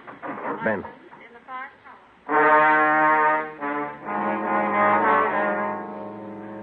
An ambulance was called, and Ben and I were taken to Georgia Street Receiving Hospital. There I received emergency treatment for multiple cuts and bruises and a sprained left shoulder. Ben didn't do so well. He had a possible concussion, 2 broken ribs, and a half a dozen severe cuts about the face and arms. We were then taken to the P&F ward. The next afternoon, we had a visit from Captain Steed and Chief of Detectives Thad Brown. Friday, how you feeling? Oh, pretty good, Chief. I saw Romero across the hall. You came out better than he did. Yeah, that's what I hear. You resting any? Oh, much better. No danger involved. Needs rest, that's about all. How long? Oh, he'll be here 2 weeks, according to the doctor. What about you? A couple of days. Too bad, Joe. Badge bandit? Yeah. Looks like you two got banged up for nothing. Oh? After he rammed your car, he ditched the black Plymouth, and then we figure he hit with the underbrush. Yeah? Somehow, while we were hauling you and Ben out of that wreck, he slipped through the line. Any fingerprints on the car? None we could use. It's rotten luck. I guess it was his night, huh? We're getting more men from Metro Division to help out. Mm-hmm. And we're doubling the number of decoys around the city. Policewomen, huh? And we'll have each of them planted in a parked car along with an officer in every area the badge bandit's been working. All he has to do is grab at the bait once. Yeah, if he goes for it. He'll have plenty of time to choose. We work the same setup every night till we reach him. It's a big operation. Might have to run it for weeks unless he quits. Well, there's only one way a guy like that ever quits. Yeah. When we stop him. Saturday, March 10th, 2 p.m. I was released from the P&F ward and went home. Ben stayed on at the hospital. He had at least another 10 days to go before release. Sunday, I spent at home. Monday afternoon, I checked back in at the office, and Captain Steed put me on decoy duty for that week, along with policewoman Dorothy River. We were assigned to cover an isolated parking area near Mulholland Drive and Beverly Glen. It was a nice view, but the duty was slow. No sign of the badge bandit. Policewoman River and I waited it out from late evening to early morning, from Monday through Thursday. Friday night came. Same thing. We waited. How's Ben? You see him today? Yeah, he's doing fine. Be out next week. Grouchy, I guess. Oh, sure. You want a cigarette? Thank you. You can sure tell it's Friday night. Yeah. Thanks. college kids are out in force. Mm-hmm. What time you got? 1:45. Long nights. Yeah, slow. You cold? No, are you? Just a little. It's chilly up here in the early morning. What's that? Car full of kids just pulling out. Are the cars gone too? Yeah. We're the only ones left. These stakeouts get on your nerves.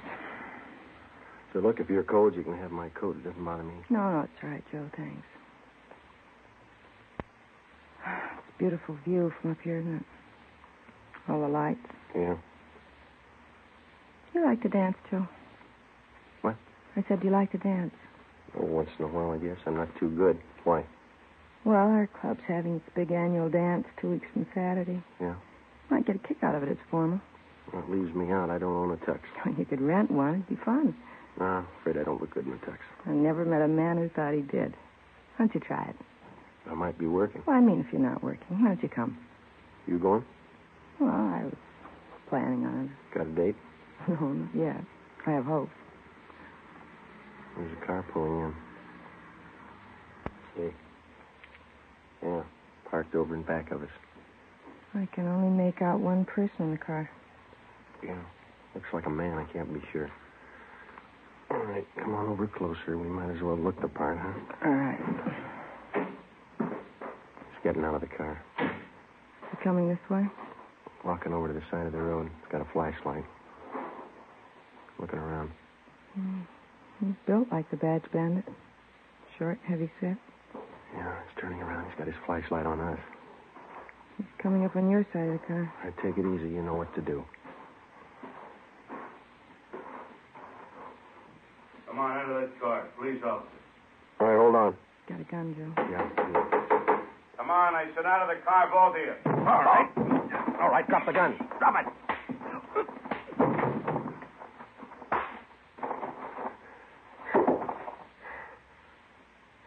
That's him.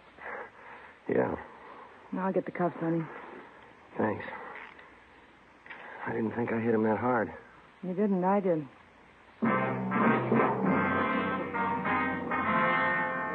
Policewoman Dorothy River and I took the suspect to Hollywood Division, where he was booked on suspicion of robbery.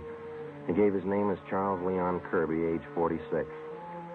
Monday, March 19th, Ben was released from the hospital and checked back in for work. A special show-up was held at which 10 of the 17 victims definitely identified Kirby as the Badge Bandit. The suspect had finally been apprehended. Now we started the slow process of formally charging the man and presenting our evidence against him to bring him to trial. 10 a.m., Ben and I went across the street to the 6th floor of the Hall of Justice to present our case against Kirby and to obtain a formal complaint against him. We met with Deputy District Attorney Broker. When'd you get out of the hospital, Ben? This morning. Sure got sick of that place. Heard about your accident. That guy sure gave you enough trouble, didn't he? Yeah, he's still giving us trouble. How's that? He got in a tangle with another prisoner out in the Hollywood Division. Yeah? The other prisoner gave Kirby a pretty bad going over. Cut him up and broke his left forearm. They're moving him in an ambulance from Hollywood to the prison ward at the General Hospital. When did this happen? Well, just this morning. I think they're moving him downtown now. Tough one. Now, how about your reports on Kirby? Are they all in order? Here's a summary report. Alleges 10 positive identifications containing 10 counts for robbery and 10 counts of forcible rape. All right. And here are 7 other crime reports. Only partial identification on these. Okay. What have you got for corroborating evidence against him? Oh, we went through Kirby's apartment. Found at least a dozen pieces of property that he took from his victims. Mm-hmm. Mostly watches and jewelry. The victims identified every piece we found. Okay, let me get the details down here. No. Excuse me a minute. Sure. Broker speaking. Yeah, it's Ned. You, Friday. Thank you. Friday. When? Yeah, right away. Well, that does it. What's the matter? Kirby. He just broke out of that ambulance.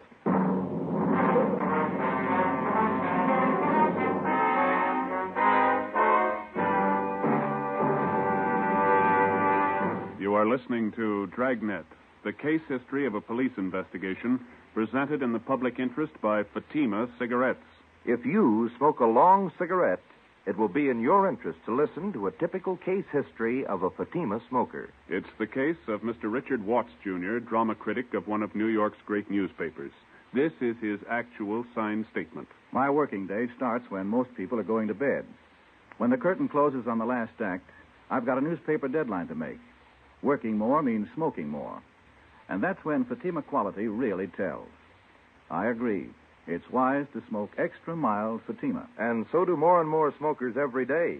Actual figures show extra mild Fatima has more than doubled its smokers coast to coast. So enjoy extra mild Fatima yourself. The king-size cigarette, which contains the finest Turkish and domestic tobaccos, superbly blended to make it extra mild. You will prefer Fatima's much different, much better flavor. You will agree. It's wise to smoke extra mild Fatima. It's wise to smoke extra mild Fatima. The best of all long cigarettes.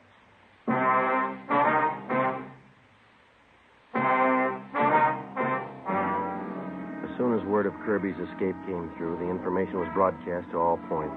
All available cruiser cars and men were rushed to the escape area, and a door-to-door canvass got underway. All of the men were given mug shots of Kirby together with his description. 11 a.m., Ben and I got back to the office. We found a message from Captain Steed to meet him in the chief of detective's office. No man in that area until further notice. Check the bus depots and the Union Station. Right. What's the story, Chief? That's what I'm trying to find out. Where do you make the break? Near 4th and Main. Couldn't have picked a better spot. The ambulance had just crossed 3rd and Main when Kirby slugged the guard. The driver was too busy dodging traffic to notice what was going on in back. That's a lousy break. Kirby jumped out of the back end of the ambulance and disappeared in the crowd. No sign of him since. Well, that's fine. Takes us almost 3 months to reach the guy, and he breaks away on a cheap fluke like that. Well, he doesn't have many friends in town. He's only got one we know of. Yeah? A brother. Kirby stays with him pretty often, from what we could gather. His brother lives in a rooming house down on Alameda. Anybody checked that yet? We've got it staked out. The brother works at a box factory in the south end of town. That's covered, too. And he's not going far with a broken arm. What have you got? Pawn shop hold up 6th Street happened a few minutes ago. Yeah? Here's the description of the hold up, man. Stocky build, blonde hair, horn-rimmed glasses, chubby face. You were wrong about that broken arm. Come on. 11:20 a.m. Ben and I pulled up at the East Asia pawn shop on 6th Street. Inside, we found the proprietor, Morris Brubaker, lying propped up against one of the showcases. He was an elderly man, and his face and head showed the marks of a savage beating.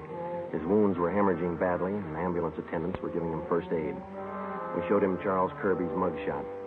That's the man. I wouldn't make a mistake. That's him. Was he alone, Mr. Brubaker? Yes, by himself. He had to look at a watch, and when I turned to get it, he kicked me. I fell against the showcase and cut myself. He pulled me in the back room. I didn't even know him. He kept beating me. Easy, Mr. Brubaker. Let me get this compass on. How much did he get away with, do you know? I'm not sure. A blue suit, blue overcoat, wraparound, and navy blue both. He kept hitting me. I should just take it easy. They'll have you out of here in a minute. He kept hitting me like a crazy man. This is antiseptic. Might sting a little. Okay. What else did he take, Mr. Brubaker? Can you remember? Yes, from the cash register, he took money. How much? $13, $40. I can't be sure. When he left your store, did you see which way he was going? No, he dragged me in the back room. He locked me in. Ready to move now, Sergeant? Okay. I don't know. I saw him going through the shelves there in the back of the counter. I don't know. What'd you keep there? My account books and my gun. A box of shells, too. You want to take a look, Ben? Well, my head. Yes, sir. Just take it easy. It's only going to be a minute now. the account books are still there. Yeah? He got the gun. 4 p.m. Kirby, alias the Badge Bandit, was still at large. As far as we were concerned, the case was almost back to where it started from 11 weeks before. The suspect was still loose. He was well armed. He was still free to rob, assault, or murder. We had two big advantages. Kirby's possible broken arm, which would need medical attention, and secondly, the lead to Kirby's brother. At 5:30 p.m., we had a report that the suspect was seen purchasing a ticket at a theater box office out on Hollywood Boulevard. We ran it down. It didn't pay off. At 6:15, a taxi driver thought he spotted Kirby boarding an outbound streetcar at Figaro and Pico. It was checked out. No results. At 7 o'clock, Ben and I got something to eat at a drive-in, and we relieved the men on stakeout at the rooming house on Alameda Street where Kirby's brother was staying.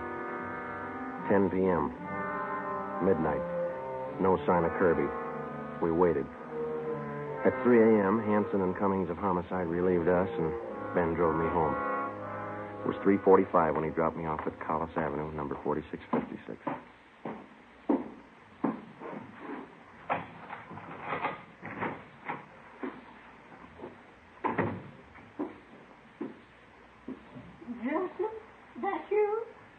Yeah, Ma, I didn't mean to wake you. Well, what time is it? Almost 4. Oh, my.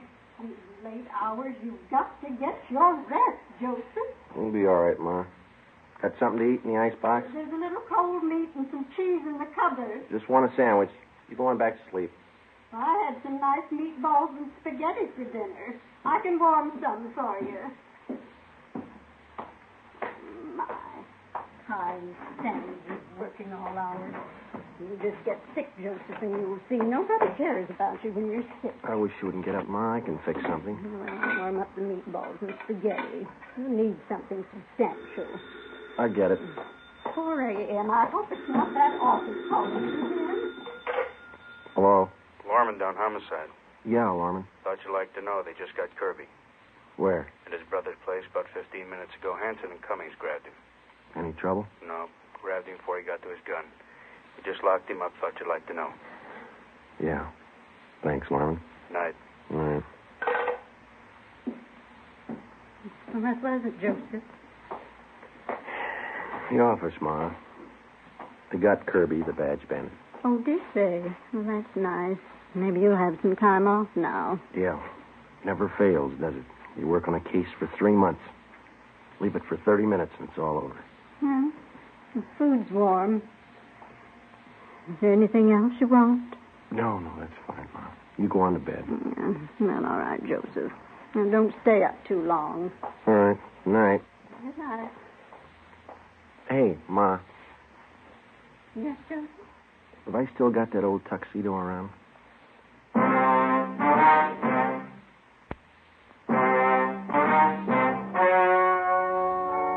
The story you have just heard was true.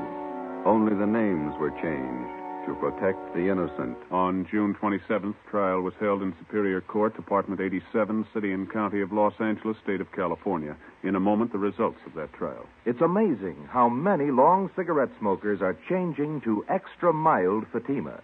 Here is the actual report. From coast to coast, Extra Mild Fatima has more than doubled its smokers. Yes, more and more smokers every day are discovering that Fatima is the king-size cigarette that is extra mild. Extra mild because it contains the finest Turkish and domestic tobaccos superbly blended to make it extra mild, to give it a much different, much better flavor and aroma. Enjoy extra mild Fatima yourself. The best of all long cigarettes. It's wise to smoke extra mild Fatima. It's wise to smoke extra mild Fatima.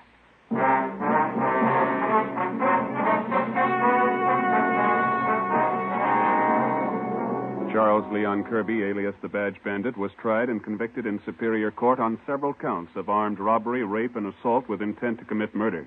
He was sentenced to life imprisonment. After serving 1 year in the state penitentiary, he was judged insane and committed to the state mental hospital at Mendocino. After 2 months there, he escaped.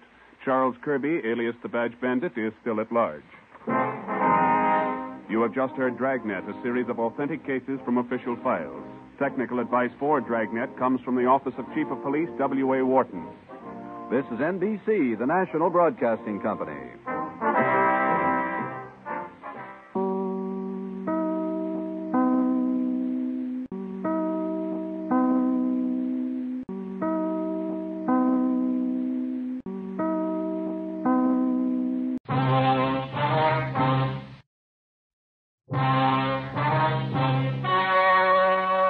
The story you are about to hear is true. Only the names have been changed to protect the innocent. Fatima Cigarettes, best of all long cigarettes, brings you Dragnet.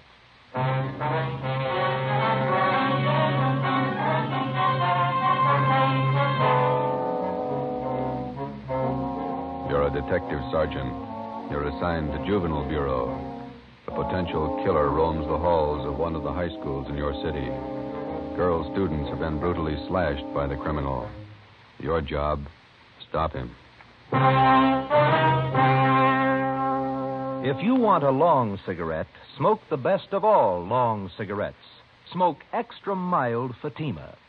Yes, Fatima is the king-size cigarette which contains the finest Turkish and domestic tobaccos superbly blended to make it extra mild, to give Fatima a much different, much better flavor and aroma than any other long cigarette. That's why Fatima has more than doubled its smokers coast to coast.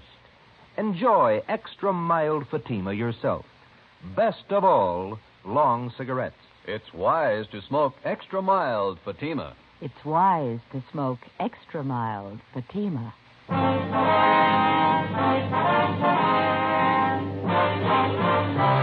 Dragnet, the documented drama of an actual crime. For the next 30 minutes, in cooperation with the Los Angeles Police Department, you will travel step by step on the side of the law through an actual case from official police files. From beginning to end, from crime to punishment, Dragnet is the story of your police force in action. It was Thursday, November 4th. It was windy in Los Angeles. We were working the day watch out of Georgia Street Juvenile Bureau. My partner's Ben Romero. The boss is Captain Bowling, Commander Juvenile Division. My name's Friday. It was 2:45 p.m. when we got to Charter High School, main entrance. Which way, Joe? I don't know. We can ask this boy. Hey, son, Yeah? where's the principal's office? Straight down the hall. Last door on the left. Thank you. What's all the noise about? Football rally. We're playing Piedmont today. Probably lose. Can't beat confidence like that. Kids are sure funny nowadays. Yeah. Check that sign. Mm-hmm. Junior prom. $1.25 per couple. Makes you feel old, doesn't it? I never did go to those high school dances. How come? Yes, sir? Like to see Mr. Chase? Could I have your names, please? Romero and Friday. Oh, yes, he's expecting you. You can go right in. That door, then. Thank you, miss.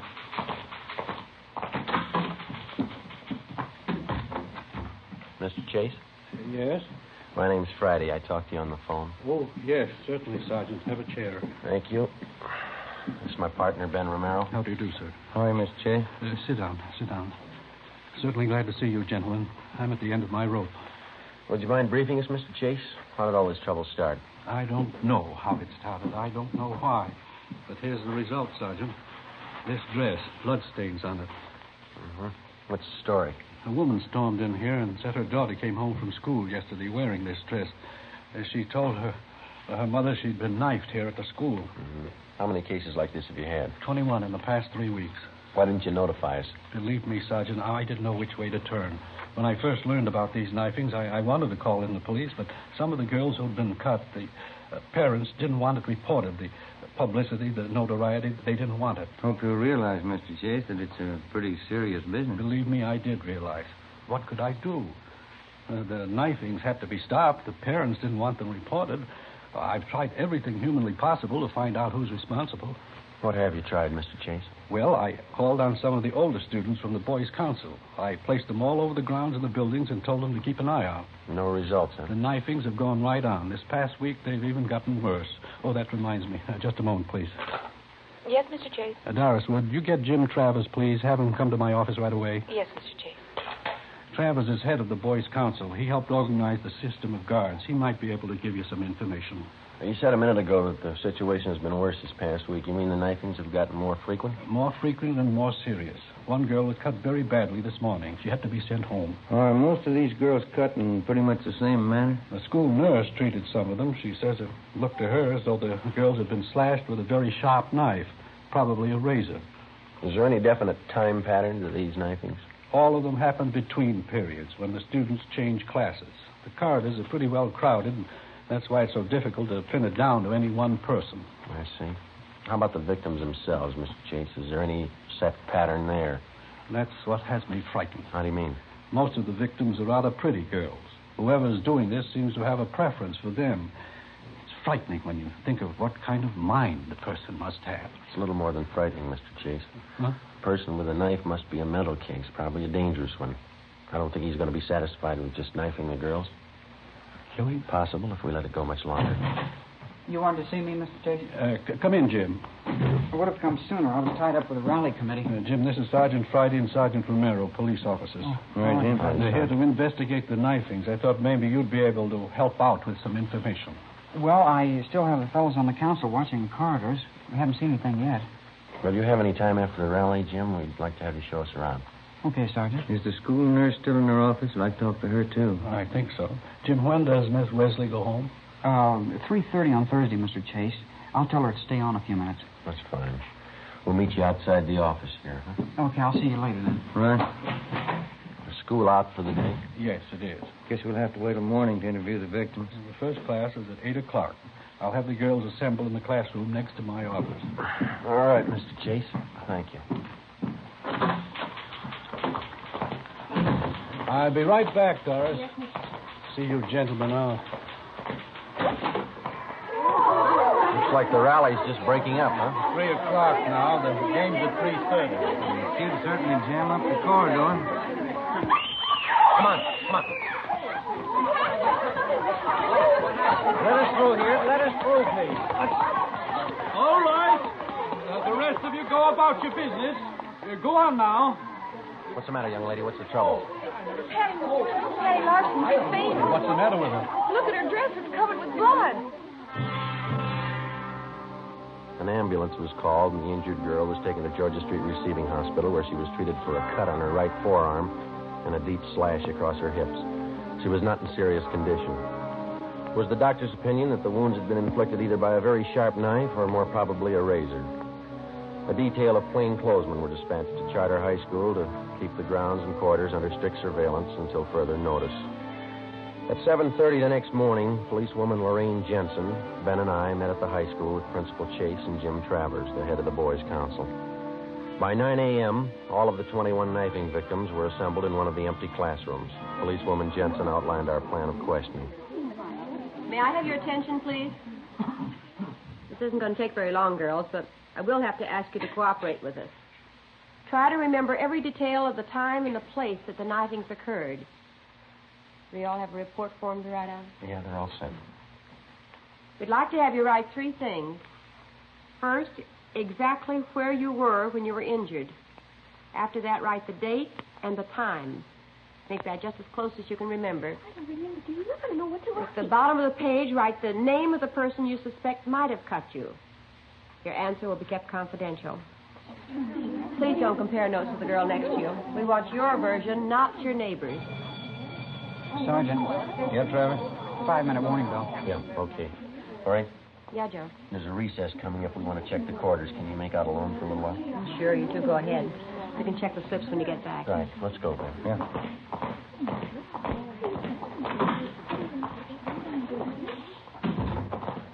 The top of the stairs is best, Sergeant. Okay. If you stand back a little from the railing, no one down below can tell if they're being watched either. Okay. I'm pretty much interested in police work. You know, the lie detector and stuff. Uh-huh. You keep on going here. One more flight. All right. I wrote a paper once on the lie detector for our physiology class. The teacher liked it. That's so? Yeah. I've been reading how they take fingerprints, cross imprints, and all that. Pretty interesting. Here we are. We can keep an eye on the whole corridor from here. Okay. What detail do you officers work out of? Georgia Street Juvenile. You know Lee Jones or Ray Pinker? Oh, yeah. I've read a lot about the crime lab. Why don't you come downtown some afternoon? We'll show you around. That'd be swell. Okay. Must be interesting, meeting all kinds of people, watching how they behave, you know. Yeah, it's interesting. During a recess, while the students moved from classroom to classroom, we kept the main corridor under close surveillance. The other men from Juvenile Bureau covered the rest of the corridors. We kept an eye on the main corridor during the third recess between periods at 11 a.m. Again, no results. At 11:30, Travers went to check with the members of the Boys' Council to set up the noontime watch. Ben and I went back to the classroom on the main floor to check with policewoman Jensen. We helped her tally the results of the questioning of the girl victims that morning. Let's see, 17, 18, 19. Well, that takes care of the lot. Let's see. There it is. Now what's it mean? Well, 12 say they were knifed on the main corridor, 3 knifed outside the building, 4 on the stairway, 2 in a classroom. The times they list. Doesn't look like there's any pattern there. How about the suspects that they wrote down? That's even got me beat. We've got more of them than we have victims. Here. There's 4 pages of names. Some of the girls wrote down as many as 5 suspects. That's going to help a lot. How many altogether? Let's see. 34. Oh, hi, Mr. Chase. Did you find out anything? Oh, it didn't turn out too well. Nothing definite. Terrible morning. Parents calling up, newspapers. I don't know. Certainly out of my hands. Are there any assemblies scheduled for this afternoon? Yes, after the fifth period. Why? Well, I think maybe you better cancel it. Seems like every time the kids are crowded together, we just ask for trouble. All right, I'll have it canceled. Fine. Something else, Mr. Chase. Yes? The girls that we had in this room this morning, the victims, we'd like to have every one of them brought back here after the next class, can we? All right, Sergeant. I'll have excuse slips sent to each one. Thank you, sir. Gives you the chills. Those kids getting cut up in broad daylight. Whoever it is, the guy's got a stomach for it. How do you know it's a guy? It's as good a guess as any. How about the school employees, the janitors, and the rest of them? Checked them all out this morning. When we get the girls back here, we'll go through the same routine. And one thing we missed the last time we talked to them. Yeah? We asked them to pick suspects. We might have more luck if we have a bigger choice. Well, how do you mean? Well, instead of asking them to pick out somebody, we'll tell them to list the names of every person who was around them or near them when they were cut. It might work if we can spot a couple of repeats on the list. Sergeant, they want you downstairs. Hurry. Come on, Ben. What's the matter? It's terrible, terrible. I found her. You found who? Betty Price. Where? Downstairs, unconscious. I'm afraid. What do you mean you're afraid? I'm not sure she's alive. We located the unconscious girl in a corner of the basement near the rear entrance to the girls' locker room. She'd been cut severely about the face and arms. At Georgia Street Receiving Hospital, she was given an immediate blood transfusion. In addition to her wounds, she was also treated for shock.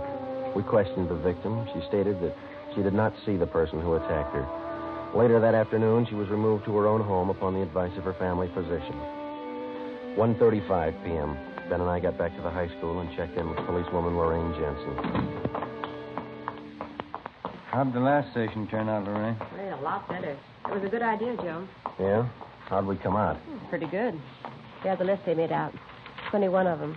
Uh-huh. Each girl listed an average of 8 persons around her at the time she was knifed. Yeah? There's one name that occurs on 19 of these 21 lists. Here, Joe. Jim Travers.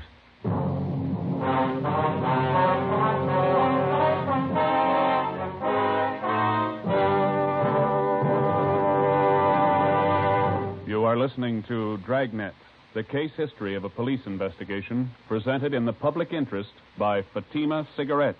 If you smoke a long cigarette, it will be in your interest to listen to a typical case history of a Fatima smoker.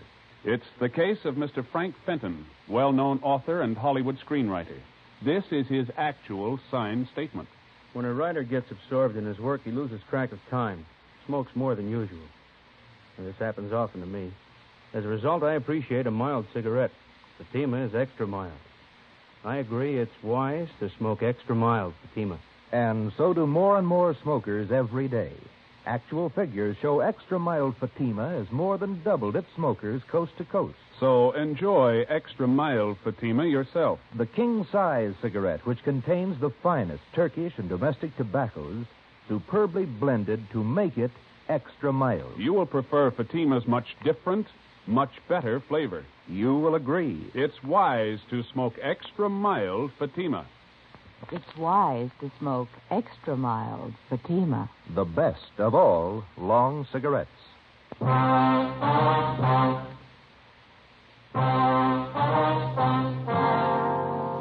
Friday, November 5th, 1:45 p.m. Ben and I started checking on Jim Travers. In the registrar's files, he was listed as James Kirkland Travers, 17 years old. He was a well-known, popular student. He was a fine athlete. He was from a well-to-do family.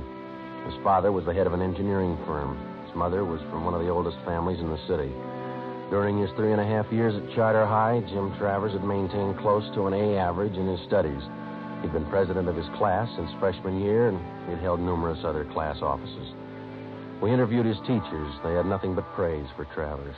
They tabbed him as a brilliant young man with an excellent future. We asked about Travers' friends, who he palled around with. We picked up a small lead. We were told that he had very few, if any, close personal friends among the students, but he did have one girl at the high school he was especially fond of. Her name was Barbara Ferris, a tall, dark-haired girl, exceptionally pretty. Her scholastic record was almost as high as Travers. 2 p.m. Policewoman Lorraine Jensen and I interviewed the girl in a small room off the principal's office. We're not singling you out, Barbara. We're interviewing most of the girls in the upper classes. You mean about what's been happening around schools? Yes, that's right. Well, I don't know much about it. I was talking to Jim Travers last night. He's a friend of mine. He told me why you were here. How long have you known Jim Travers, Barbara? Oh, since freshman year, I guess. Mm-hmm. Did you go steady with him? Well, we don't like to call it that, but I guess so. We go to the dances together. Sometimes we go to the show on weekends.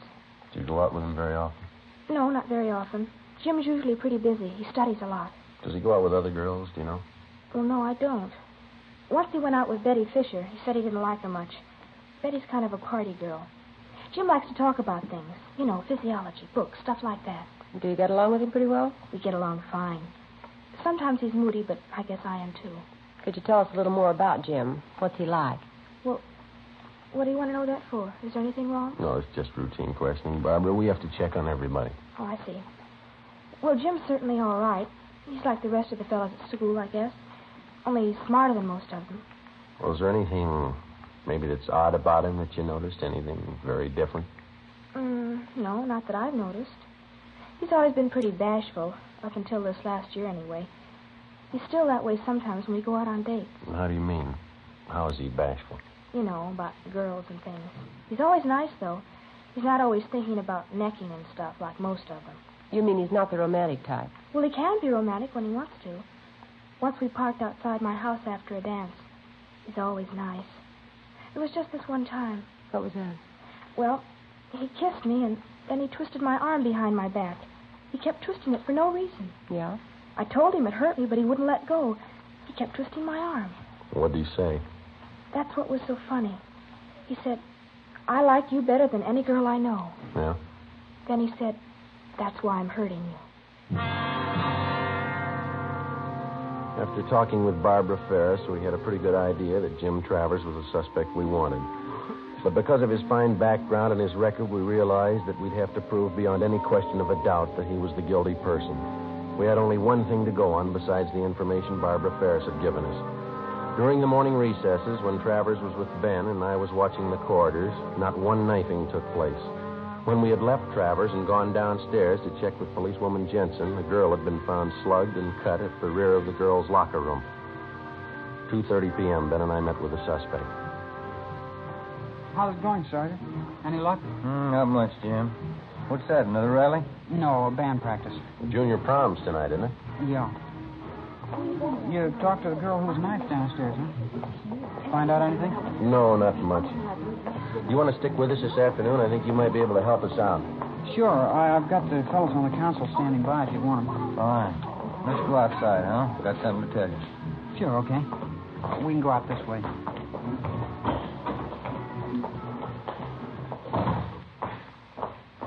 I certainly appreciate your letting me tag along. Hope I can help you. I think you can, Jim. When we talked to those girls this morning, we drew up a new list of possible suspects. Yeah? Funny thing, one of the names on the list was yours. Well, I've got nothing to hide. Well, we'll make a systematic check of each name on the list and start with yours. Well, will we have to go on the lie detector? I'd like to try that. I never saw one. Only pictures of it. No, you won't have to go through that. It'll just be a couple of questions, and then we're going to check your locker. Okay, I'd be glad to show you. Does this take us to the locker room? Yeah, we can cut through here. Say, when we were questioning those girls this morning, some of them said that they saw you in different parts of the building when the knifings took place. What do you mean? Well, your location didn't exactly jibe with your classroom schedule. In other words, your class was on the third floor, but you were seen down in the main corridor. Now, how do you account for that?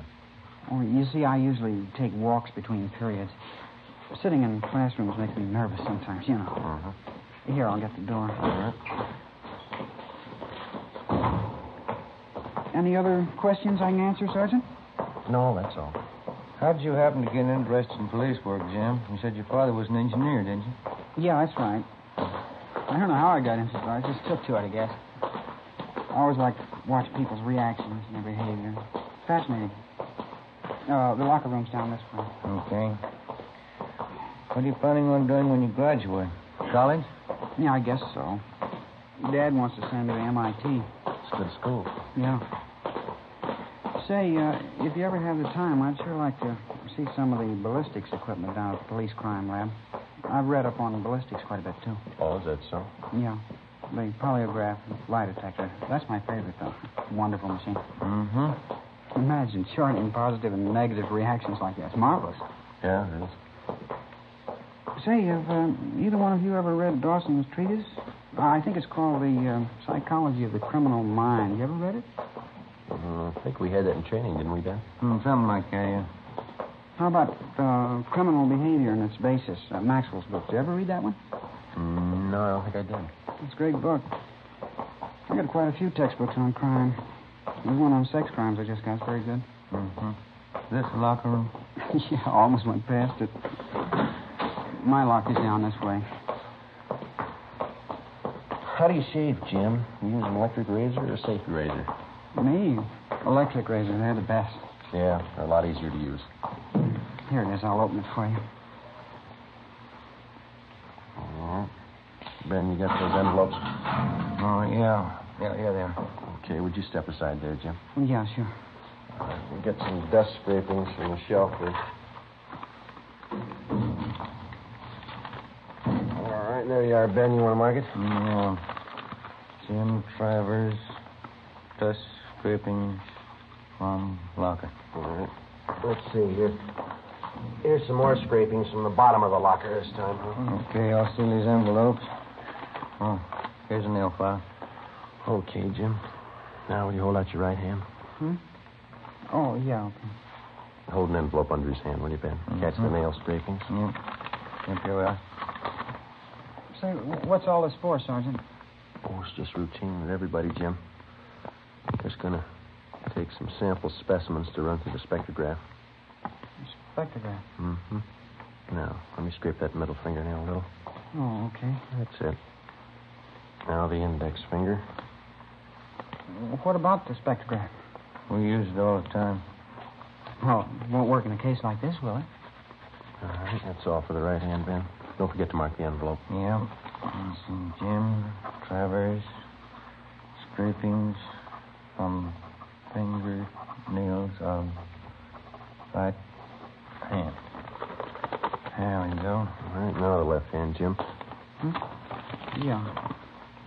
No, we don't know if this is going to work or not. It's worth a try. We'll know this afternoon. This afternoon? Yeah. We'll have to run you through on the machine. Hold the envelope a little closer, Ben. Oh, yeah. Well, how's it going to help you? It might tell us what you had for breakfast a week ago. It might tell us what kind of clothes you wore 3 days ago. The kind of objects you came in contact with. Oh. Well, what kind of principle does it operate on? Oh, I don't know. We can ask Lee Jones. Here, let me get the scrapings from your thumb. All right, there it is, and I'll seal it and mark it, Ben. You want to call the office and tell them we're on our way in? Yeah, I'll be in that room right next to the principal's office. Okay. You can close your locker, Jim. That's all. Yeah, all right. We'll check the things in your pockets when we get to the crime lab. Let's go.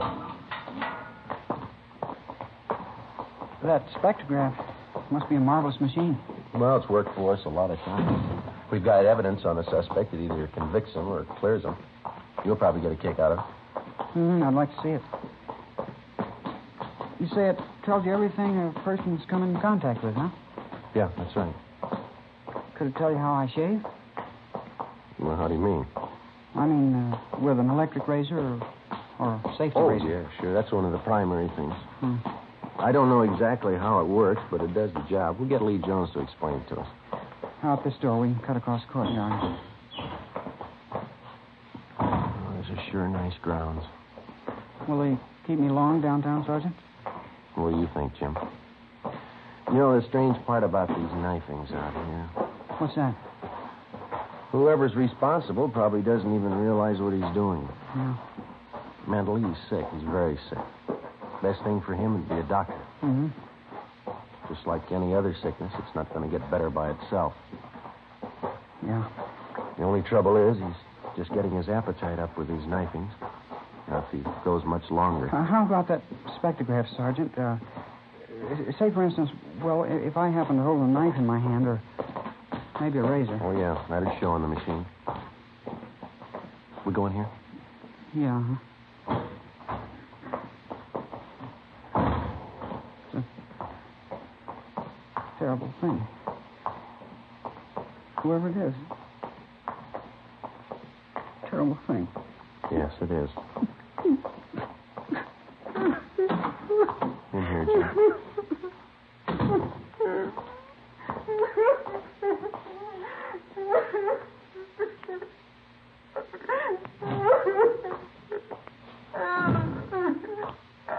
Joe, how's it going? I think he's ready to tell us. Hope so. I expect the guy phone. All right, son, you want to tell us about it now? I couldn't help myself. I had to do it. I had to. I couldn't sleep. I couldn't study unless I did it. I couldn't help myself. You're responsible for all the knifings, are you?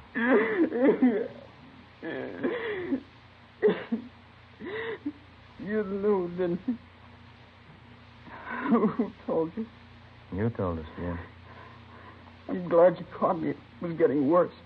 Might have been too late. I'm glad you caught me. Why? Barbara. After the prom tonight, Yeah. I was going to kill her.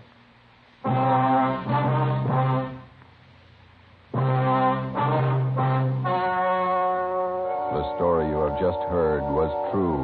Only the names were changed to protect the innocent. On December 15th, a hearing was held in Juvenile Court, Department 38, City and County of Los Angeles, State of California. In a moment, the results of that trial. It's amazing how many long cigarette smokers are changing to extra mild Fatima. Here is the actual report. From coast to coast, Extra Mild Fatima has more than doubled its smokers. Yes, more and more smokers every day are discovering that Fatima is the king-size cigarette that is extra mild. Extra mild because it contains the finest Turkish and domestic tobaccos superbly blended to make it extra mild, to give it a much different, much better flavor and aroma. Enjoy extra mild Fatima yourself. Best of all long cigarettes. It's wise to smoke extra mild Fatima. It's wise to smoke extra mild Fatima.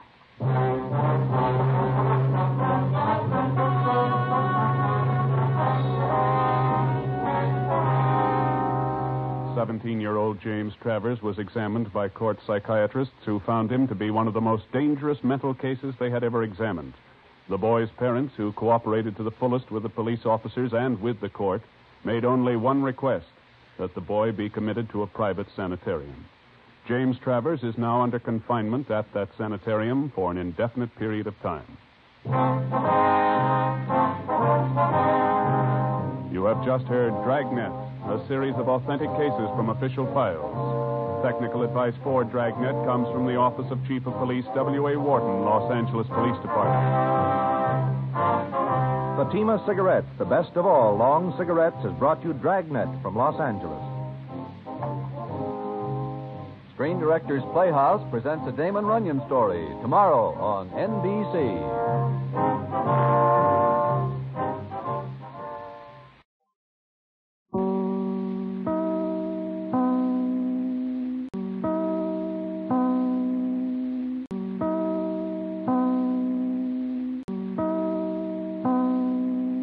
Now it's time to pay a visit to Duffy's Tavern.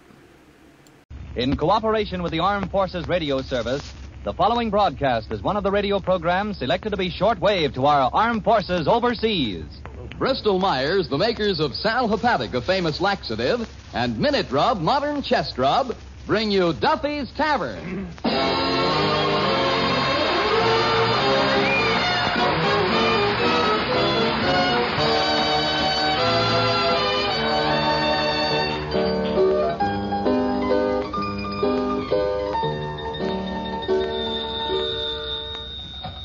Duffy's Tavern, where you'll eat meat to eat. Archie, the manager, speaking. Duffy ain't here. Hello, Duffy. Tonight, Colonel Stoopnagel. Oh, I wouldn't say that, Duffy. No, he's lost weight. I would describe him more as a big, thin slob. Huh? Crazy? No, he ain't really crazy. I'd describe him more as a wealthy eccentric. with no dough. Yeah. His inventions? Duffy, he's invented some very good ones. Well, that bathroom door that you don't have to wait outside of. Yeah, because it opens into a closet. And them round dice he has. Round dice, for people who would rather play marbles. Another thing. Hey, Duffy, what's that noise? Mrs. Duffy slugging you with a frying pan because you won't buy her a mink coat? Duffy, you better leave her slug you. A mink could probably set you back about $150. Oh, certainly. Even more expensive than rabbit. Well, that's on account of there's more rabbits than minks. Why is that? Maybe it's because the rabbit is a friendlier animal.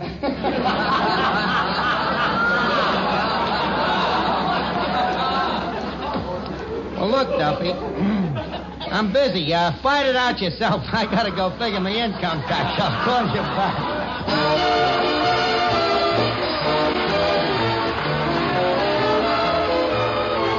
Ladies and gentlemen, welcome to Duffy's Tavern. Come in and meet Finnegan, Eddie the waiter, Benet Venuta, Peter Van Steeden and his orchestra, our special guest tonight, Colonel Lemuel Q. Stoopnagel, and Archie himself, Ed Gardner. Brought to you by two products that will pay you to remember. Minute Rub when you have a cold, Sal Hepatica when you need a laxative. Minute Rub, Sal Hepatica.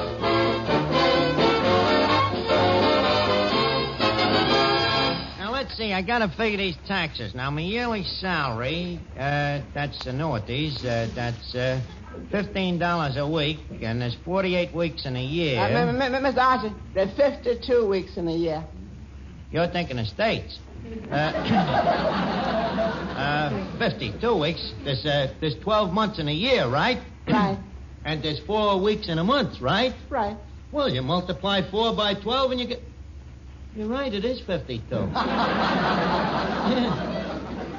holy cow, 52 weeks. Except leap year, of course. Then it's 53 weeks. Oh, naturally. Now, let's see. 15, you times it by 52. That's 630. Shove over the Zypher. That makes the fiduciary. Look, let me look at that tax blank a minute, Eddie. Now, let's see here. It says, see footnote 1. Footnote 1, see Schedule B. Schedule B, see footnote 2. Footnote 2, see footnote 1.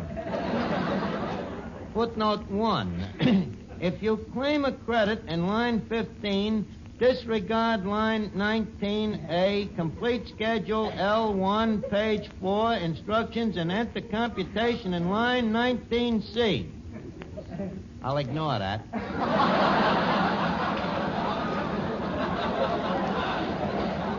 Sure. Must be a typographical error. Now, if I add Schedule 1 to the 15... by the way, Eddie, you want me to help you with your taxes? No, thanks. No, sir. I don't want to bother you. You got enough work making out your own tax wrong. Oh, yeah? Well, look, Eddie. I may seem confused internally, but inside, me brain is going clickety-clack, clickety-clack, like a broiler factory. Yeah, Eddie? I'll have you know that when I was at PS4... At PS4, I was the mathematical genius of the school. Yeah. Well, if you stay any place long enough, you're bound to get to the top.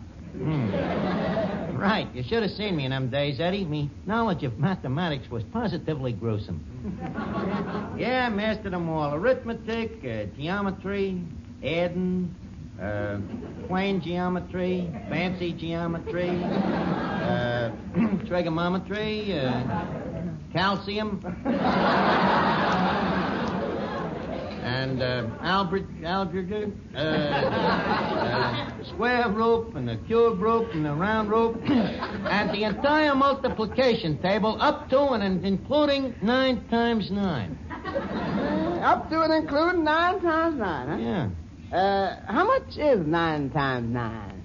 Now that I think of it, I guess it was just up to, not including. Well, look, let us get back to this blank. Hello, what are you doing? Me income tax, Finnegan. Did you do yours? Oh, heavens to Betsy, yeah.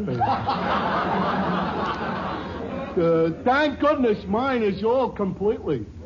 Oh, it is completely, huh? Who filled it out for you? Nobody. I went down to the post office and waited in line and finally decided to fill it out for myself. Well, how much was your tax? $600. Finnegan, how could you figure it to come out $600? Well, Archie, I hate to admit this, but I cheated. Oh, you cheated, huh? How? I copied from the guy in front of me.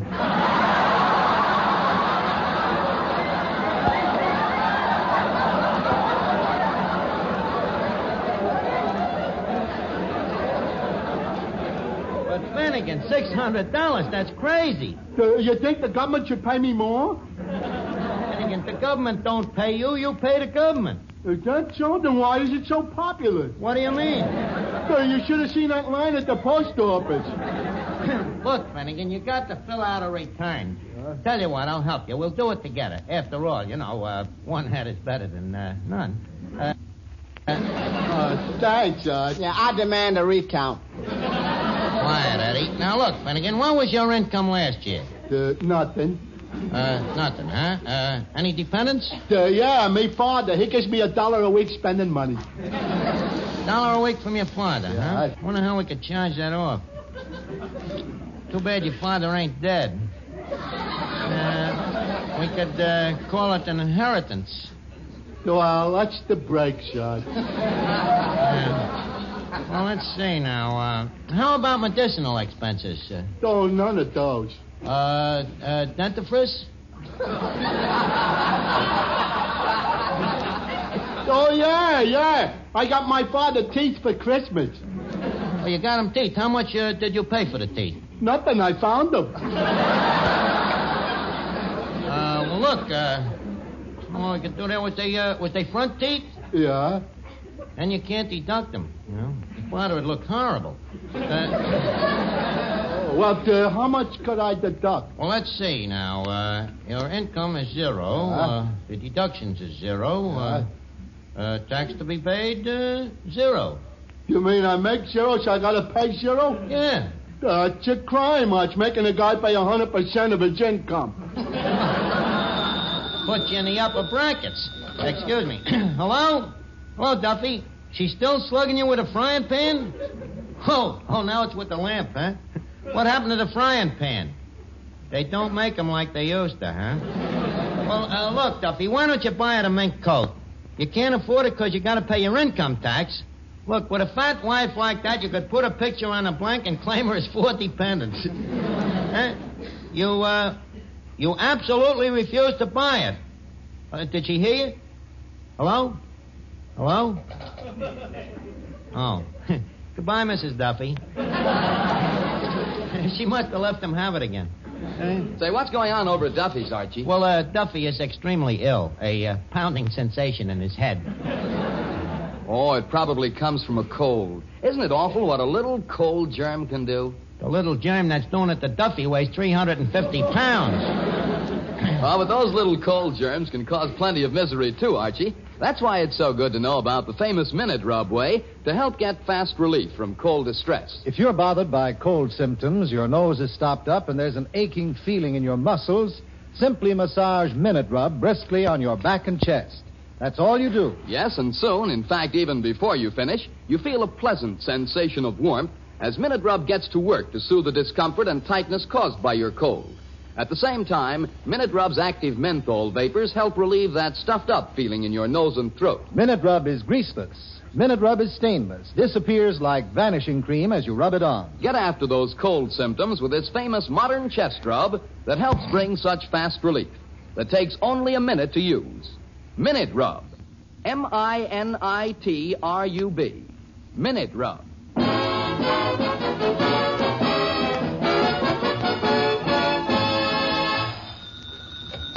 Hello? Hello, Duffy. What? She left you? Oh, where did she go? Well, what did the note say? Have gone home to my mother. Goodbye forever, you thick-headed cheapskate. Signed, your loving wife. Oh, Duffy, don't start crying. Oh, Duffy, don't. Come on. Chin up, old man. Duffy, please. Benny, come here. Talk to him. Cheer him up. Mrs. Duffy has left him, and the guy's really miserable. Oh, certainly. Hello, Mr. Duffy. This is Benet Venuta. Oh, I'm sorry to hear about it. What? No, I'm busy tonight, you old goat. That Duffy. Go ahead and sing, Benet. That guy, with the memory of a frying pan still warm on his brain. Trying to make a date with another dame.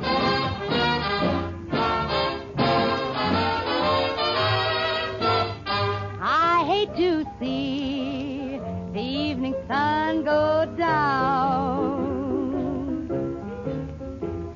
I hate to see the evening sun go down. 'Cause my baby, he's left this town. St. Louis woman with her diamond ring pulls that man around by her apron string. 'Tweren't for powder and for store-bought hair, for the man I love would not have gone nowhere, nowhere. Got the St. Louis blues, just as blue as I can be. That man's got a heart like a rock cast in the sea. Else he wouldn't have gone so far from me. Oh, got the blues, got the blues, got the mean St. Louis blues. That man's got a heart like a rock cast in the sea. Or else he wouldn't have gone so far from me. Oh, a red-headed woman makes a good man leave this town. I said a red-headed woman makes a good man leave this town. But a bland-headed woman makes a fella slap his pappy dog. Oh, I love that man like a schoolboy loves his pie. Like a Kentucky colonel loves his rock and roll. And I love that man. I love him till the day I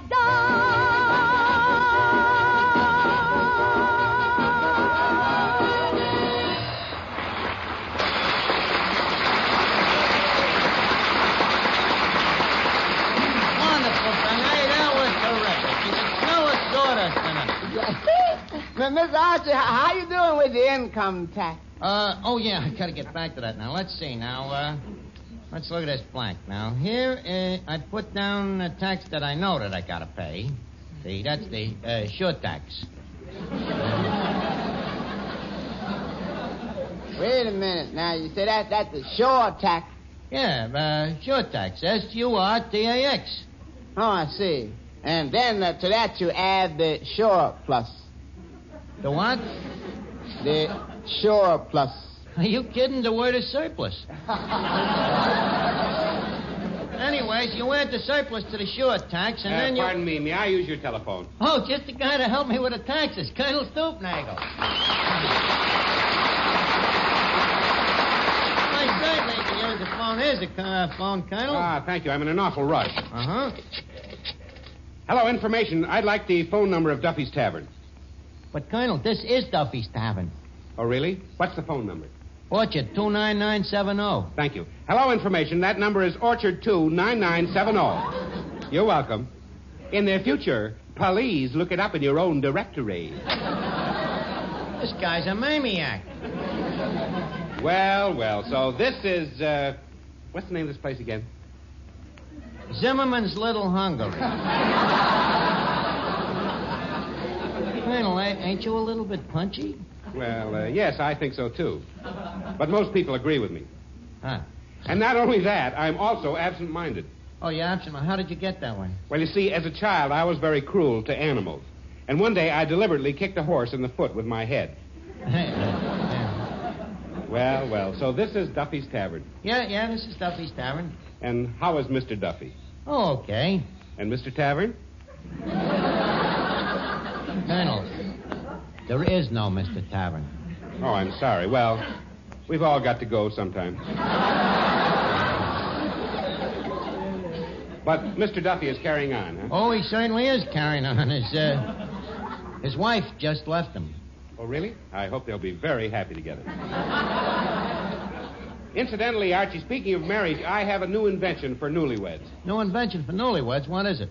It's an overhead threshold so that if you marry a heavy woman, you can carry her under it. Oh. What do you think of it? Well, I don't know. To me, it sounds crazy, but I think it is. Archie, I'm glad to see that you have vision. Mm-hmm. Colonel Stoopnagel, I believe. Oh, Colonel, man just stepped out of the audience here. Clifton Finnegan. Finnegan. Were you ever awake by James Joyce? No, I have an alarm clock. Colonel, you confused the guy. The correct grammar is Finnegan's woke. See, it's a verb, not a tense. Mr. Finnegan, may I say that you are a very intelligent-looking man? Oh, thanks, Colonel. Yes, I'm sure that if you had a forehead, it would be a very high one. No, Colonel. I would rather have a head like yours coming up to a point. Yours comes to a point, too. Yeah, but yours comes to a higher point. Ah, no, yours comes to a higher point. What is this, wait a staple? Look, Colonel, I got my income tax to fill out. Income tax? Well, that's right down my uppie. Archie, would you like to reduce your taxes? Reduce my taxes? Certainly. Then here, take a look at my latest invention. Your invention? What do you call it? The Tactual Q Reducer Nagel. The greatest little machine I ever invented. Cut your taxes 80%. Look, Colonel, not that I doubt your insanity, but how can a little machine like that reduce your taxes? You doubt me? Let me read you some testimonials. Listen to this one. Mr. Henry Morgenthau, dear sir, since the invention of the reducer nagel, many people have reduced their taxes by 80%. Signed, Colonel Stoopnagel. Let me see that. Hey, you're right. It's addressed to Morgenthau, all right. Yes, Archie, and not only that, the reducer nagel carries a written guarantee. Written guarantee, huh? Yep, here it is. I, Colonel Stoopnagel, hereby guarantee that if my invention does not reduce your income tax by 80%, signed, Colonel Stoopnagel. Guy couldn't ask for no more than that, could he? Excuse me. Hello? Hello, Duffy. She didn't come back, huh? You're lonesome. Well, sure. A dame that weighs 350 pounds must leave quite a gap in a guy's life. Hey, wait a minute, Duffy. I got an idea. Colonel Stoopnagel invented a machine that'll knock 80% off your taxes. Huh? Well, so what? All great inventors is nuts. Take Robert Fulton. Sure, they called him Bugs. That other guy that invented gravity. Sure, they called him Figs Newton.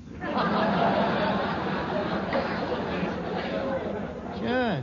And look, Duffy, with the 80% that this machine saves you, you can go out and buy Mrs. Duffy a mink coat and anything else a big fat heart desires. Huh? You'll go right out to I.J. Fox? Attaboy, Duffy. Leave your income tax to me and the Colonel. We'll reduce it. Okay. Colonel, warm you will up the reducing egg. We're going to do Duffy's tax. Oh, say, Archie. Oh, Colonel Stoopnagel, this is Danny Seymour, our announcer. Oh, really? I once invented an announcer, but it didn't look anything like you. Did it work, Colonel? Yes, except for one thing. I couldn't invent anything for my announcer to say. Oh, well, Colonel, the most helpful statements aren't invented anywhere. They're facts. Oh, sure, like what Danny here has to say. Yes, a fact like this, for instance, ladies and gentlemen. According to a nationwide survey of thousands of people, the two things most wanted in a laxative are first, speed, and second, gentleness. Well, those are two of the very things that have made Sal Hepatica famous. Remember that when you wake up feeling dull and headachy because you need a laxative, and take that famous saline, Sal Hepatica, right away. Well, then you can depend on speedy Sal Hepatica to bring exceptionally gentle relief, and usually within an hour. So you can see, with Sal Hepatica, it's not necessary to wait till night to take the laxative needed in the morning, and consequently, not necessary to risk feeling miserable all day. And Sal Hepatica has this additional advantage. Sparkling Sal Hepatica also helps sweeten an upset stomach by helping to reduce excess gastric acidity. So before another day goes by, ask your druggist for a bottle of Sal Hepatica, remembering this caution use only as directed. Then any time you need a laxative, morning, noon, or night, see how much faster you feel better when you take gentle, speedy Sal Hepatica.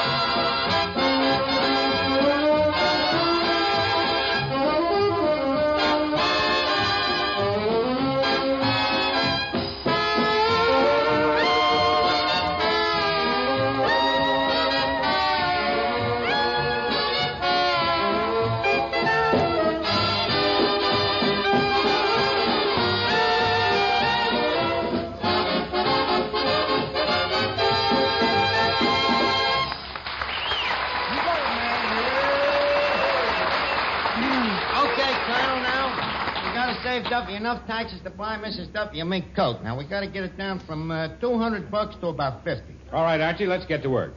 What's the weekly income of this joint? The weekly income, you mean a good week or a bad week? An average week. That's a bad week. I'd say about $30. Okay, we'll put it on the machine. About $30. Mm-hmm. That's A, B, O, U, T, 30. Colonel, if I didn't see it with my own eyes, I wouldn't believe it. Wait a minute. Here's some more figures, Colonel. Put them on the machine while I answer the phone, huh? Okay. Hello? Hello, Duffy? Huh? You what? You bought the mink, huh? What kind? Cheap mink? I never heard of it. How do you spell it? C-H-I-P. Duffy, that's chipmunk.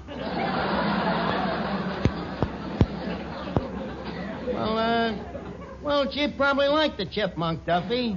Sure. Yeah, that's right. She ain't got no taste. What? Huh? Oh, the machine is going great. Yeah, doing a great job. I'll call you back. What happened, Colonel? Tilt. But it'll be all right. Well, just see that the tax ain't no more than $50 now. What do we do now? Well, I've entered all the figures. Now I set the automatic adjustment. I checked the barometric pressure. And we're all set to go. Take it away, Reducer Nagel.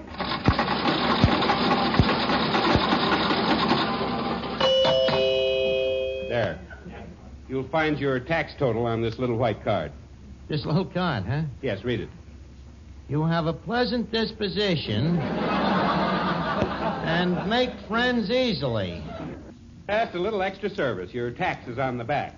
On there the back? Yeah. Oh, on the back. The total income tax, $2,000. Colonel, who invented this machine, you or Morgenthau?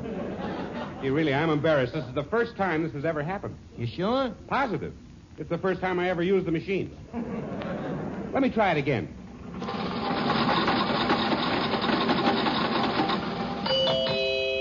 There we are.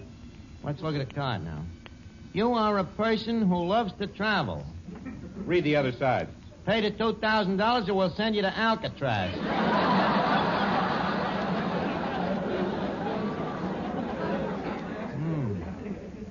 Duffy can't afford to pay $2,000. Archie, you've given me an idea. I hereby renounce the Reducer Nagel. I hereby christen this machine the Tactual Q Increaser Nagel. Increaser Nagel? Yes. It's to help poor people to get into the higher income tax bracket. But, Colonel, please, Duffy was buying a mink on the strength of $150 we was going to save him on the reducer nagel. What? Oh. Hello? Hello, Duffy. Did you buy the coat? You did, huh? Did she come back? Yeah, huh? And she liked the coat, and you're both very happy, huh? You don't know how to thank me, huh? Look, Duffy, if I was to tell you... No, I can't spoil it. Duffy, I hope you and Mrs. Duffy will continue to be happy for many, many years. Yeah, okay. I couldn't tell it to the guy. They're too happy, you know. I'll pay the $150 out of my own pocket, huh?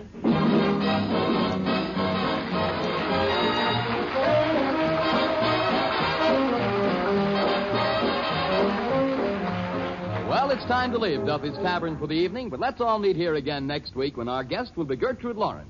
And in the meantime, if you have a cold... Remember Minute Rub. If you need a laxative... Remember Sal Hepatica. And if you have a half hour next Tuesday evening at this same time, remember...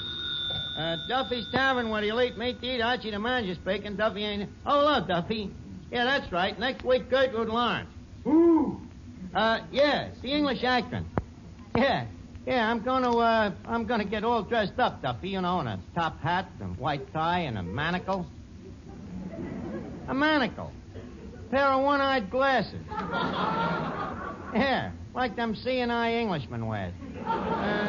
Well, good night, Duffy. See you next week.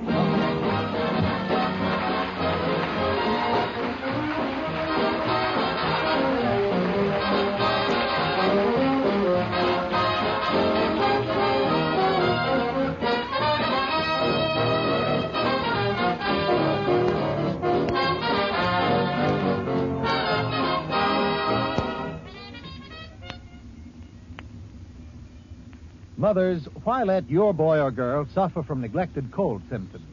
Get after your child's cold distress quickly and easily with Minute Rub, modern chest rub.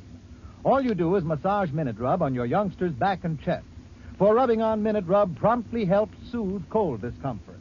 And Minute Rub's menthol vapors help relieve congestion in nose and throat. Minute Rub is greaseless and it's stainless, too. Won't harm clothes or linen. So get after your child's cold distress with his famous modern chest rub, Minute Rub. M-I-N-I-T-R-U-B. Minute Rub.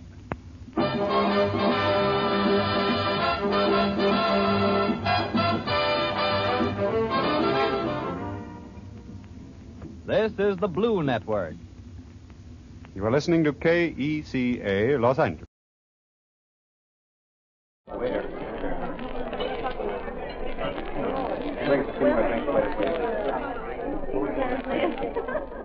A special rebroadcast for the American Armed Forces and their allies. You're invited to drop in where the elite meet to eat. Duffy's Tavern.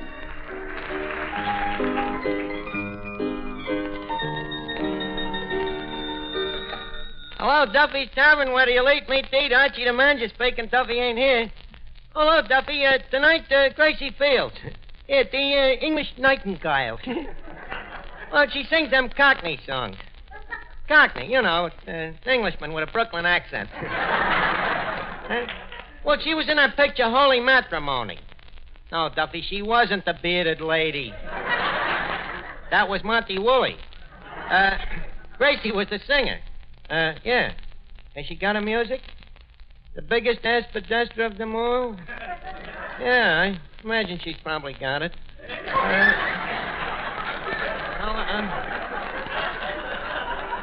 She's now singing at the Waldorf Astoria.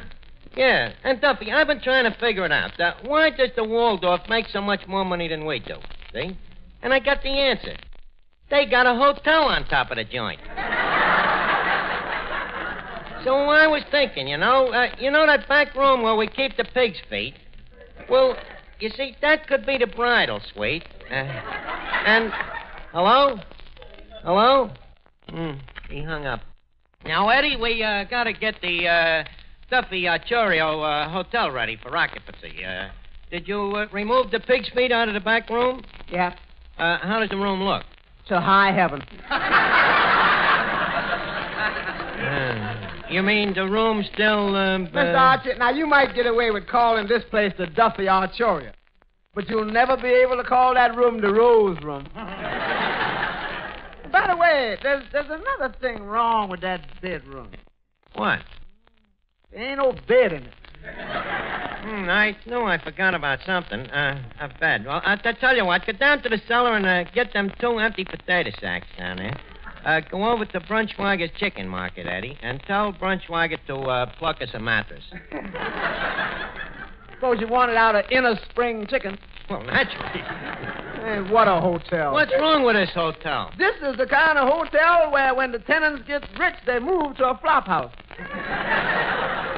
Ain't nobody gonna be dumb enough to sleep here. What? Nobody gonna be dumb enough to sleep here, huh? All right.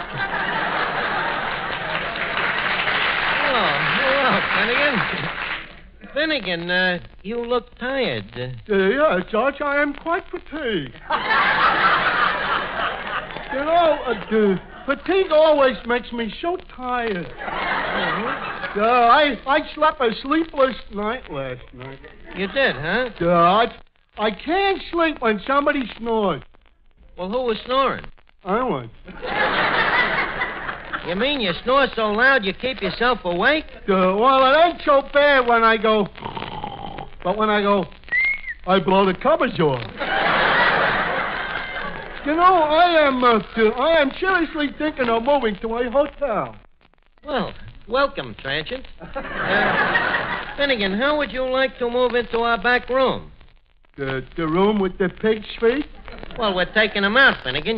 No. Well, why not? I have been in that room. It wouldn't be so bad when I went... But how could I sleep if I ever went... Yeah, maybe you're right. Maybe we better put a window in that room, Well, Archie, here I am. Here who, miss? Miss Duffy, the beautiful innkeeper's daughter. Your old man ain't so beautiful.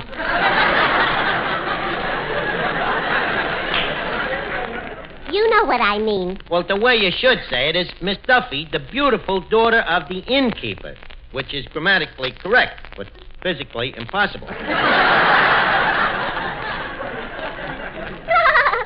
That's a good joke on Papa. I'll have to tell it to Mama.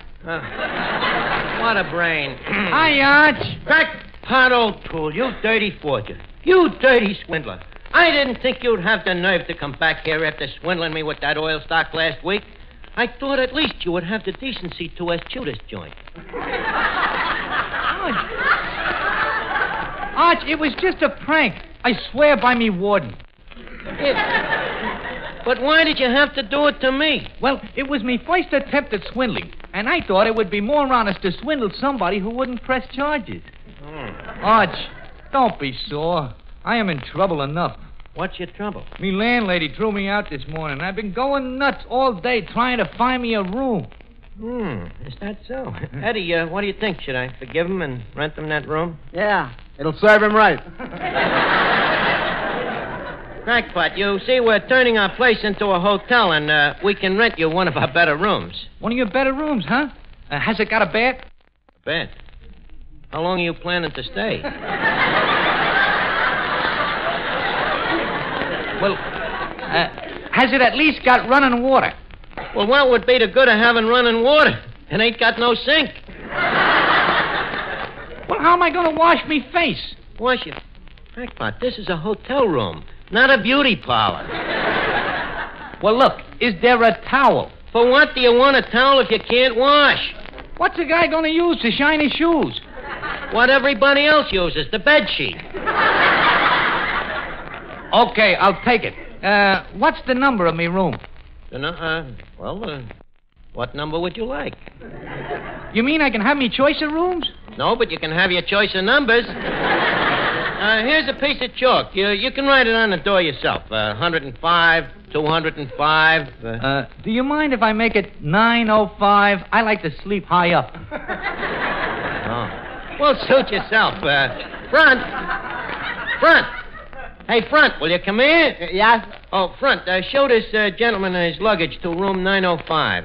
905. Putting it up there ain't gonna air it out. Hey, Crackpot, don't shout. If you want something, ring for it. That's what the dishpan is for. Okay. Hey, Arch! What? There's termites in me room. Them ain't termites. Oh.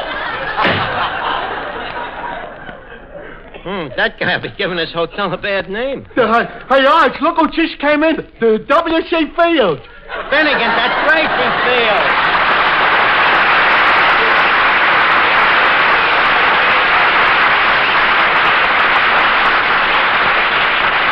Well, Miss Fields, welcome to the Duffy Arturia. How do you like our little ye tavern? It's very quaint. Reminds me of a little inn I used to know in Lancashire. Oh, yeah? What was the name of it? The Sign of the Greasy Goat. What a coincidence. We were going to put Duffy's picture outside, too.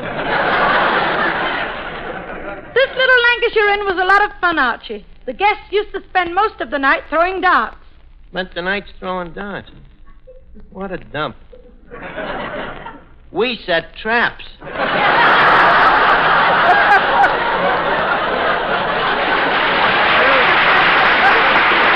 Well, Gracie, Sidney Doon, would you care for a spot of off and off? What? Off and off. Off what and off what? I think the man's an half-wit. Eddie, I think the gentleman in 905 is ringing. What room was that again? 905. Don't I ask the silliest questions?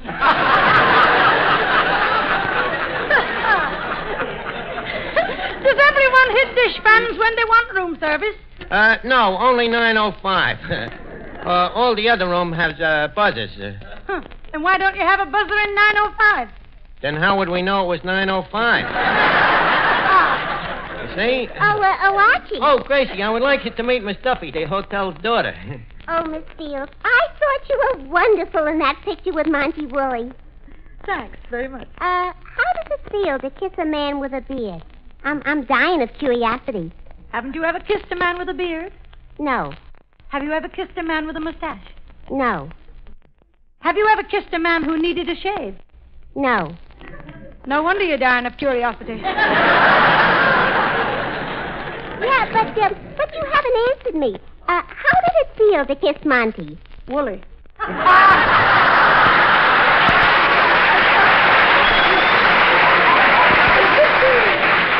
Yeah, but why are you so interested in finding out how it feels to kiss a man with a beard? Well, you see, Gracie, from the way things have been going with Miss Duffy lately, her last hope is Santa Claus. Look, Miss Duffy, this has been a very nice game of beaver, but I would like Miss Fields to render a song for the crowd here. What do you say, Gracie? Okay, Archie. Okay, swell. I'll announce you. Excuse me, Mr. Archie, but Mr. O'Toole, the gentleman at 905, you know. Oh, yeah.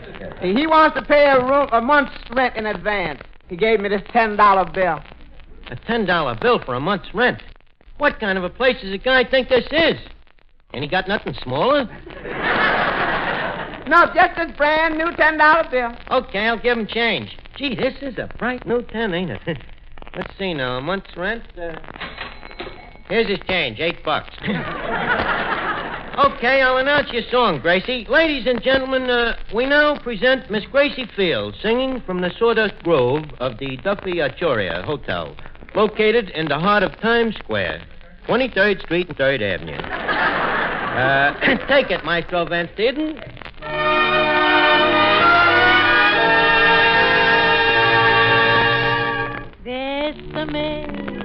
Bésame mucho. Each time I cling to your kiss, I hear music divine. Bésame mucho. Hold me, my darling, and say that you'll always be mine. This joy is something new, my arms enfolding you. Never knew this thrill before. Whoever thought I'd be holding you close to me, whispering it's you I adore. Dearest one, if you should leave me, each little dream would take wing and my life would be full.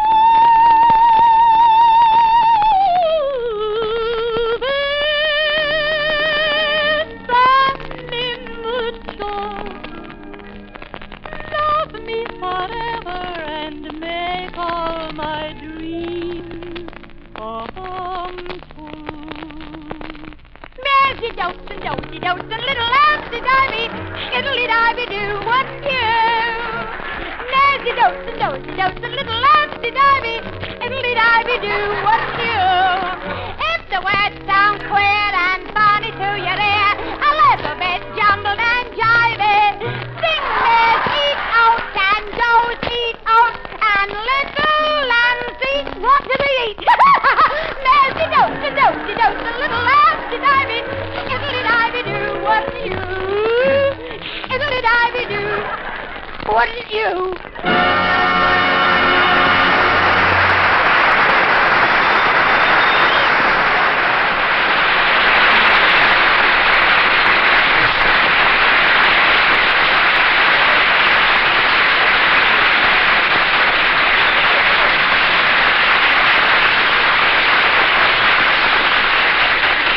Look, Gracie, why should a dame with a talent like yours sing in a dump like the Waldorf? A jump? A jump? Why, you, what's the American expression that means nincompoop?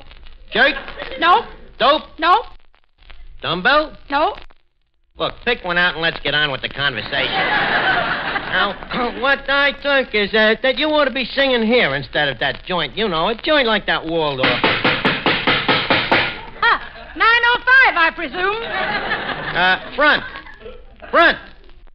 Hey, front. Oh, I'm getting tired. You're going to have to get another waiter or a second front. Boy,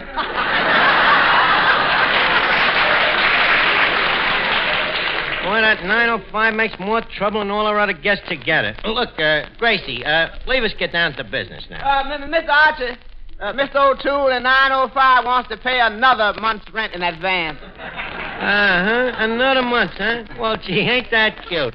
Crackpot, he's trying to make up for swindling me last week, I guess. Where's the dough, Eddie? Here it is. Another nice, crisp, new $10 bill. Mm-hmm. All right, Eddie. Here's the change. Boy, this keeps the hotel crowded right up until June. Well, Gracie, leave us get down to business, as I said. What would we have to give you to get you to leave the Waldorf and come down here? Chloroform. Gracie, I'm serious. Look, here's what we're willing to do. I understand in England you made as high as 10 pounds a week, see? We're willing to double that. We'll pay you 20 shillings. Fair enough? 20 shillings, Archie. 20 bob is less than a guinea. Would you mind playing that back again? Well, listen here. 4 threepenny bits make a shilling. Also, 2 sixpences make a shilling. 8 half-crowns make a pound, and a shilling is also a 20th of a pound. To double a penny, you'd have to take in about 20 quid. Boy, a guy could go nuts over there in a crap game.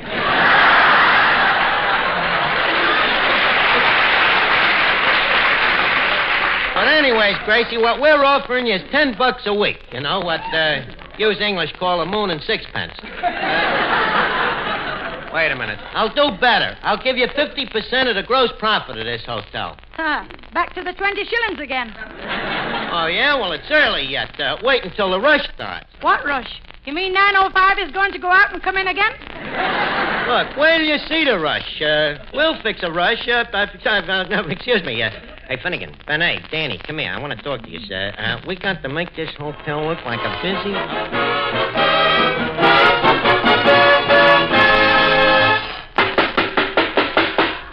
Front? 905? Right. Well, I'm getting to know this hotel by heart. Look, now, Gracie, you're going to see. Business is going to start picking up any minute. Mr. Archie? Boy, you're back quick. What does Crackpot want now? This time he would like 2 5s for a 10. Another one of them brand new 10s? But I give him all my change. All I got left is $7. He said to take whatever you got. Well, if he wants to be a sucker. Okay. Now, look, Gracie, as I was saying, business should be picking up very soon. As I was saying, business should be picking up very soon. Pardon me. Good afternoon, sir. Duffy Archuri at your service. Of what service can we be to you of, sir? My name is John Smith. And this charming young lady is my bridal suite. Just married, I presume, eh, sir? The noodleweds. Ain't we, dear? Yes, and ooh is Mommy's little lammy pie. Yeah, and who is Papa's big veal cutlet? Where do these people get the points? Look, Mr. Smith, what can we do for you and your veal cutlet here? Well, the way Quiet, jerk. Yeah. Now, Lammy Pie and I would like a sweet. Mrs. Smith, I regret that at the moment we are filled up. I fear we will not have a room until 1947. I don't think we can wait. You see? See, Gracie, we're turning them away. Now, what do you say? We'll give you $10 a week plus percentage. Ah, you're talking through your hat. You couldn't hire me anyway. I'd have to audition for Duffy. He's the boss of this place. Oh, yeah? Duffy is merely the sole owner and proprietor. I'm the real figurehead. And I want you to know that what I say goes around here. Gracie, it looks like you'll have to audition. What do you say? Okay, I guess there's only one way out for me. Sing the worst song I know. The worst song you know? What's the worst song you know? You'll know.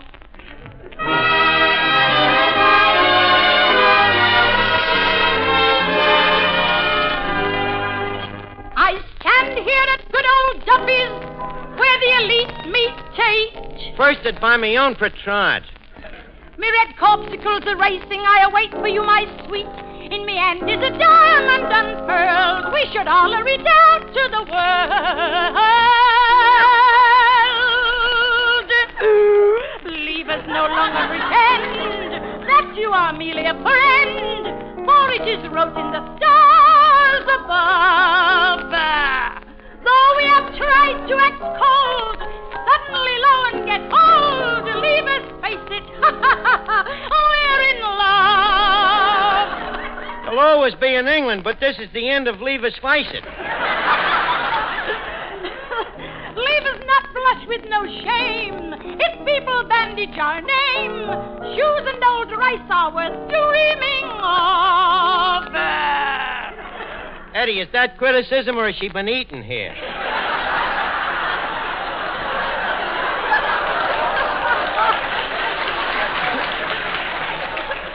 Stories like in our two eyes could win the Pupsula Prize. Leave us face it, we're in love. In some other life we were like in an open shop, we was making. She's not. Now my love for thine, just as thine love for mine, has been reincarcerated.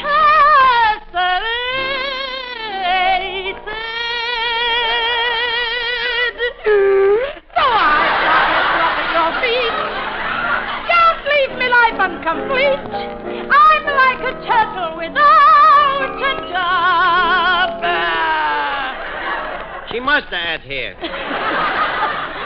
Love life ain't meant to be it. Gracie, sound your H's. Head, no, perish the bed. Leave us face it.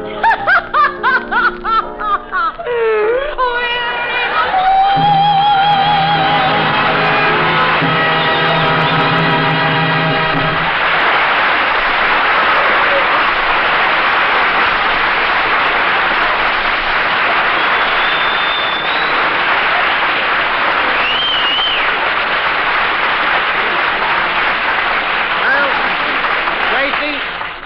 That song really did you justice. Yep,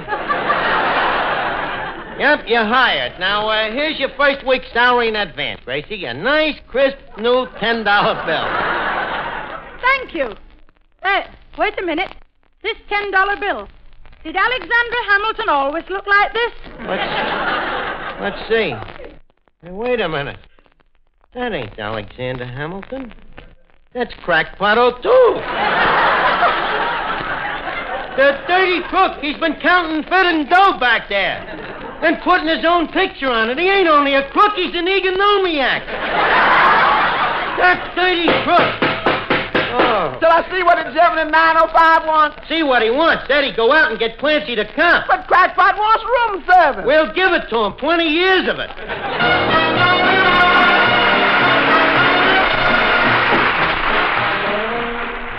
Before we leave Duffy's, Leave us put a couple of nickels in Duffy's jukebox. The plant is spinning. The needle comes down. It's music.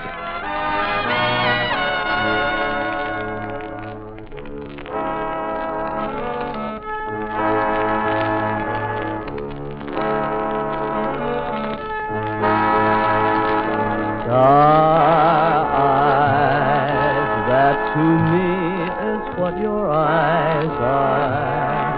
Soft as stars in April skies are. Tell me someday you'll fulfill their promise of a thrill. Star eyes, flashing eyes in which my hopes rise. Let me show you where my heart lies. Let me prove that it adores that loveliness of yours. All my life I felt content to stargaze at the skies. Now I only want to melt the stardust in your eyes. Star eyes, when if ever will my lips know if it's me for whom those eyes glow? Makes no difference where you are. Your eyes still hold my wishing star. Oh, star eyes, how lovely you are.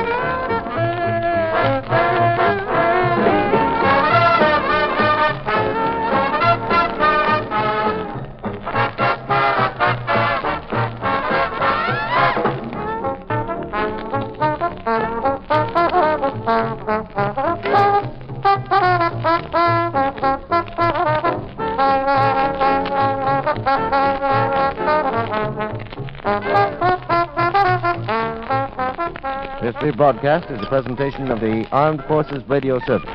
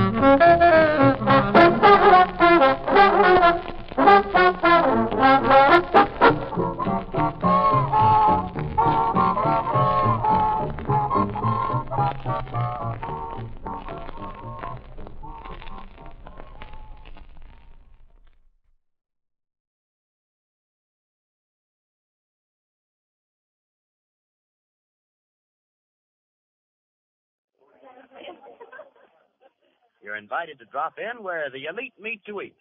Duffy's Tavern.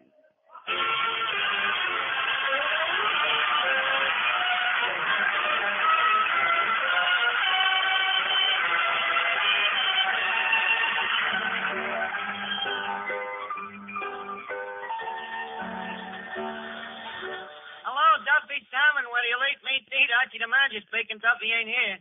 Hello, Duffy. The crowd here? You never seen a swell-looking bunch of crumbs. Or, as the English called them, croutons.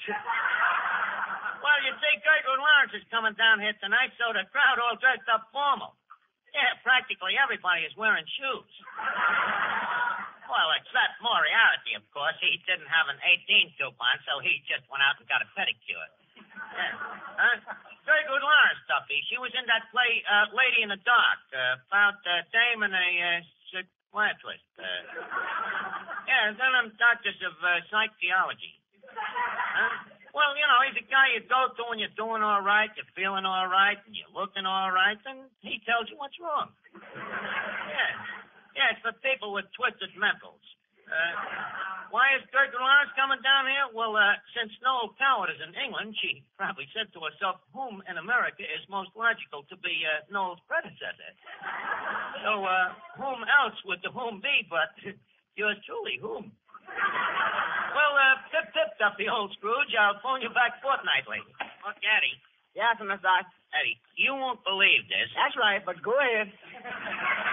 Eddie, for the last 3 nights, believe it or not, I have had a dream where Gertrude Lawrence comes to me and she says, Archie, you are the next Noel Coward. Sit down and write me a play. If you don't, you're a jerk. Miss Lawrence say jerk? Yeah, Eddie, funny word for an English dame to use, ain't it? Well, they have them over there, too. So you are the next Noel Coward, huh? Oh, the next don't you? Well, Gertie Lawrence ain't the first one said so. Plenty of people say that I'm just as good as Noel Coward. Who say that? Who says it? Who should I know? I don't go around eavesdropping. So, anyways, I wrote this play. Why? Eddie, I had to. I had to dream, didn't I? You want me to thwart me libidos? Not unless you like them that way. Look, Eddie, you don't understand. You see, dreams is a manifestation of the frustration that arises out of your ectoplasm, see? That is when you are out of conscientiousness. Are you with me, Eddie? Well, yeah, I'm just as confused as you are. I see that you have very little knowledge of psychiatry. Do you ever have recurrent dreams that happen often? Yeah. Yeah, I often dream that one of your plays is opening, see, and there's thousands of people there. You standing under the marquee of the theater smiling, when suddenly the marquee falls and hits you on the head. Eddie, that ain't a dream. That's a horrible nightmare. I don't know. I wake up smiling.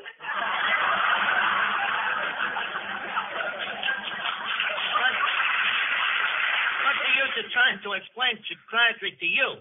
Look, the human brain is divided into 2 apartments, see? upstairs is your consciousness. Out of that, your hair grows. Now, downstairs, or as it is metaphysically described, the parlor floor, that is the unconsciousness once from which you dream. Now, leave us take the unconscious.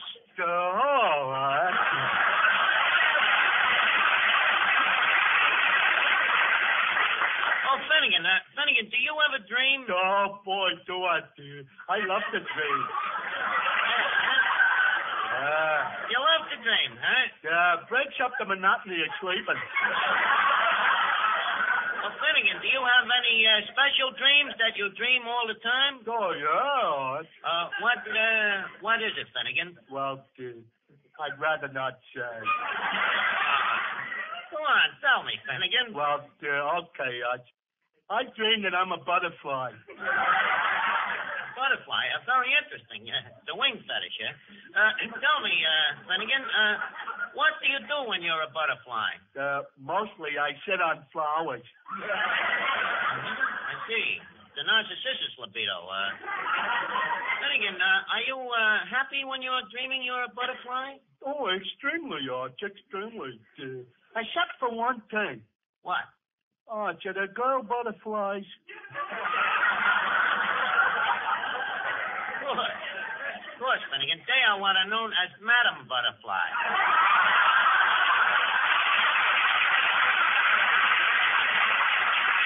Well, Finnegan, your dream is very simple to interpret. You have a suppressed frustration to be an aviator. An aviator? Arch, I'd be scared stiff up there.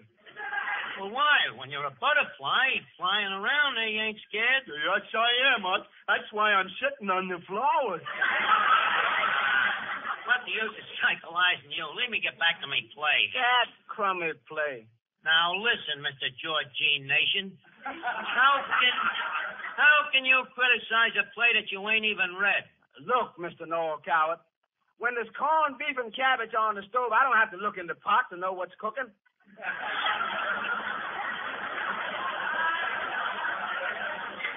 Eddie, if I paid any attention to you, I would still be the bum that I am. But I got bigger ambitions. Hey, Arch. Oh, hello, crackpot. Hey, what's going on? Well, Eddie here is trying to frustrate me. Gertrude Lawrence dreamed me to write a play. See, so I wrote it. Well, you was right, Arch. If you didn't, you would be pent up. Yeah, huh? Sonny, I once had a cellmate up in Sing Sing. The guy had a dream that he escaped. So I says to him, follow your dream. Hop the wall. But he wouldn't. So what happened? He's still pent up. And he'll be pent up for 5 more years. Well, thanks for the encouragement, crackpot. You seem to know a lot about psychiatry. You're a regular Siegfried Fried. Well, in my business, you learn it, Arch. The first thing that happens when you're a guest at Sing Sing is they psychoanalyze you. It's part of the service. Oh. Well, why do they do that? They know you're a crook, don't they? Please, Arch. Psychiatrically speaking, a crook like me is not a crook. I am ill.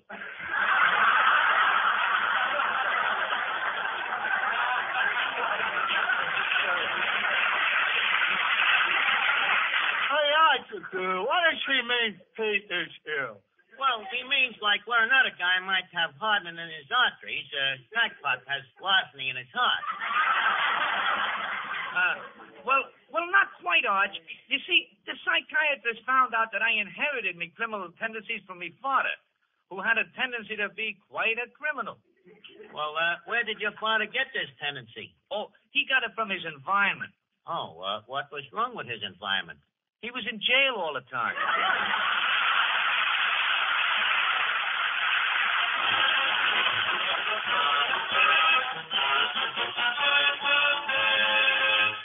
Oh, hiya, Benet. Did you hear about the play that I wrote?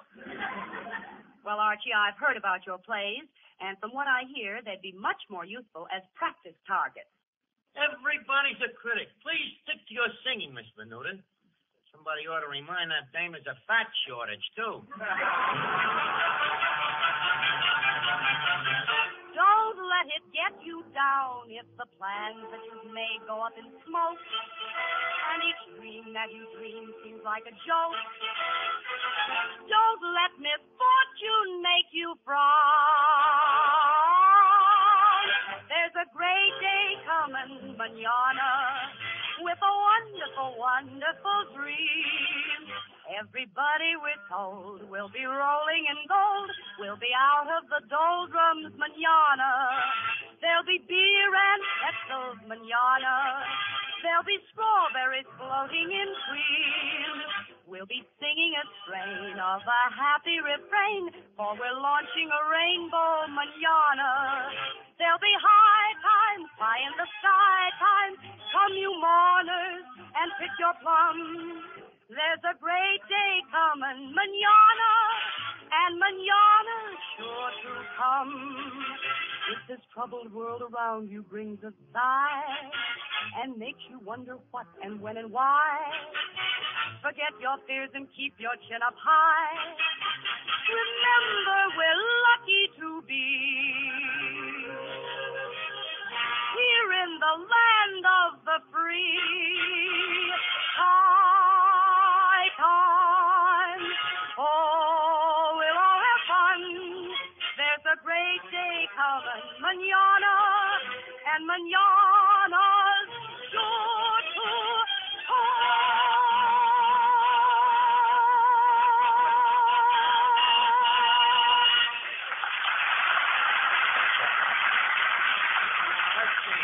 Gotta get on with this play now. Lady Algernon, that's the Gertrude Lawrence part. She says, Pip, Pip, and Chitty, old bean, I'm off to Derbyshire for a wicket of cricket. Then she goes into a song. She sings, oh, you can't play wickets with rickets. It ain't crickets. Without you got tickets. Eddie, sometimes me cleverness frightens me. And, brother, you got something to be frightened of. Thank you, Eddie. You know, this play will tendency to show the whole cavalcade of me talents. First, I use me talent for writing. Then I add a soup son of me singing, a spice of composing, goodly portion of acting. Mama, I followed your recipe, but look what come out. Look, Eddie, wait a minute. Here she comes now. Who? Gertrude Lawrence. This name's a high-class name. I gotta be presentable. Is me hat on straight? Well, Gertrude Lawrence.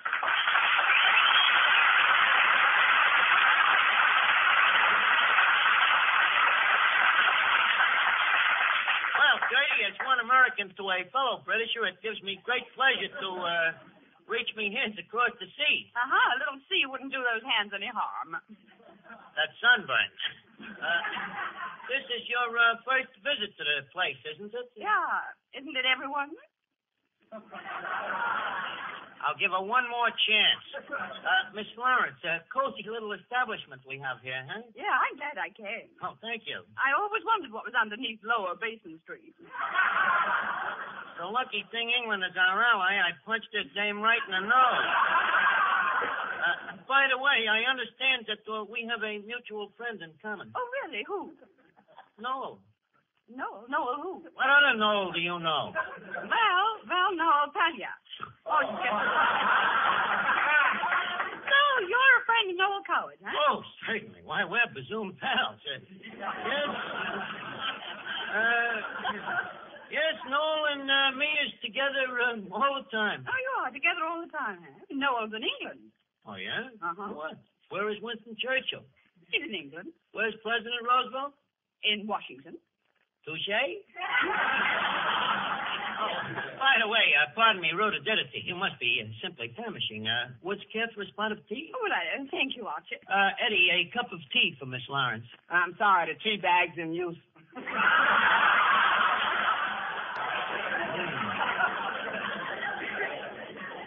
Who's got it? Moriarty. Well, what's taking him so long? The bag fell in the cup. He's waiting for it to cool so he can go in after it. Well, in that case, would you care to wait, Miss Lawrence? Oh, never mind. I'll take coffee. Eddie, a cup of coffee for Miss Lawrence. Coffee ain't ready yet. I just put that on the fire. Oh, well, leave me know when it starts to pick. Hey, this coffee ain't strong enough to drip. Say, Arch, could I help you? So how do you do? Miss Lawrence, may I present Mr. Clifton Finnegan? Mr. Finnegan, Miss Lawrence. Miss Lawrence, Mr. Finnegan. Mr. Finnegan. How do you do? How do you do? Please, Miss Lawrence, I'll tell you when. Mr. Finnegan, Miss Lawrence. Clifton, Gertrude. Oh, for heaven's sake, how do you do? Very well. If you don't care for a formal introduction, the woman is a positive bore. Gertrude, I'm very fond of that name. My father's name happens to be Gertrude. What are you talking about? You're nuts. Your father's name is Arthur. Yeah, but he insists on being called Gertrude. Why? Why is that? Because my mother's name is Arthur and it confuses her. So, well, anyways, I'm pleased to meet you, Gertrude. I pleased to meet you too, Clifford. Hey, Art, she sounds just like my mother. Gertrude, do you mind if I call you Arthur? No, I don't mind at all, as long as you don't call me Mother. Look, Miss Lawrence, don't mind Finnegan. You see, he is a man with his own little world, and he's out of it. Anyways, Gertie, to get to the point, I have wrote a play for you and me. Oh, you have? Of course. Don't you remember coming to me in me dreams and asking me? What? For the past 3 nights, you have appeared in me dreams. Holy smokes. Well, that agent of mine booked me next. Look, it's a great play, Gertie, and you play the title role. Uh-huh. What's the title? Getting Archie's Garter. I see. Now, I suppose I get all the snappers. Well, look, why don't you run through it with me once and see how it sounds? You'll swear that you're back with Noel.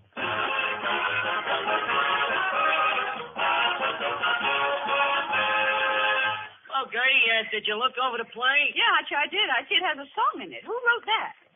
Who wrote the song? Mm-hmm. Only the author of Leave Us Face It. Oh, Lord, that moron.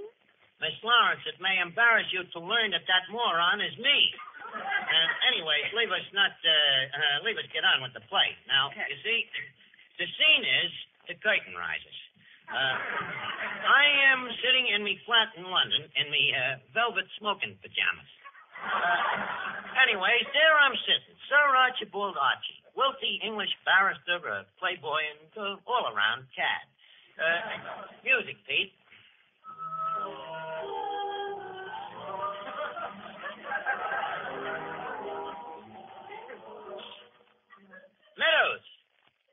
Meadows. Front. Right. Meadows, I'm expecting Lady Algernon. Will you lay out my tuxedo? White tails or black tails? Wait, tonight. Very good, my lord.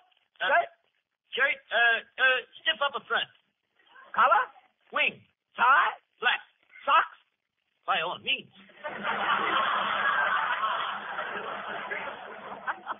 Also, I'll be wanting me monocle. For which eye, sir? The left. Right. We'll have it your way, Meadows.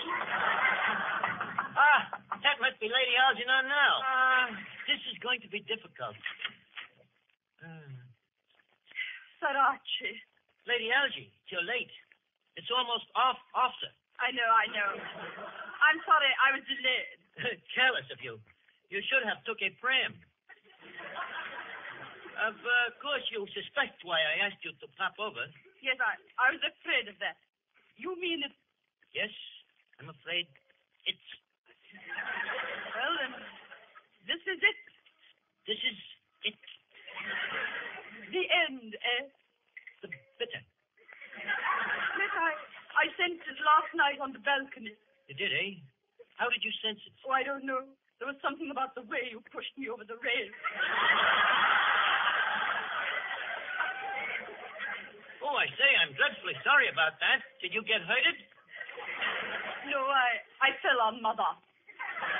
Say, that was a bit of luck. That old blimp, isn't she? Well, I suppose there's no chance of... Going back? Yes. Lady Algie, please, let's shan't have a scene, shan't we? No, darling, we shan't. Good. Leave us be civilized about it. Cigarette? Thank you. Champagne? Oh, but definitely. Meadows. Wait, Meadows. After all, I suppose this is an occasion. Make it the dollar bottle. Memories. Yes, it's all been frightful fun, hasn't it? Yes, it's been. Flipping. Do you remember those days at Brighton? Ah, Brighton. And Cooney, too.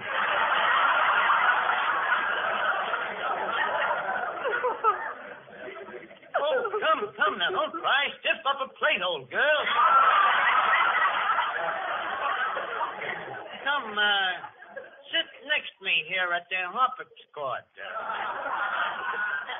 My sweet. You remember? Our song. I'm so terribly, terribly fond of you. Here in our little rendezvous, I find you so simply, plainly devastating. Your hair is like a bunch of jewels. Your eyes are too deep, Liverpool. But now it seems that we are separating things. This is it. This is it. At Westminster Abbey they know our affair. Has pent up and went up, it's nothing but air. Oh, how can I find them in Piccadilly Square? This is it. This is it. This is it. Please dry out your tears. I can't stand humidity. I'm tired of romance and Cupid's cupidity. Me feelings for you is just frigidity. This is it. Leave go my heart, you're passionate, so dispassionate. Don't ration it, be compassionate. Remember our first dinner with the hash in it? Oh, no, I love wood bust up, get mussed up, all rust up, all fussed up, since that first kiss on the omnibus top. This is it. This is it. I'm sure I'll forget you. It was all just a lark. You'll marry some broker, or perhaps just a clerk. Toodaloo, my little darling. Don't think me just a jerk. Oh, this is it.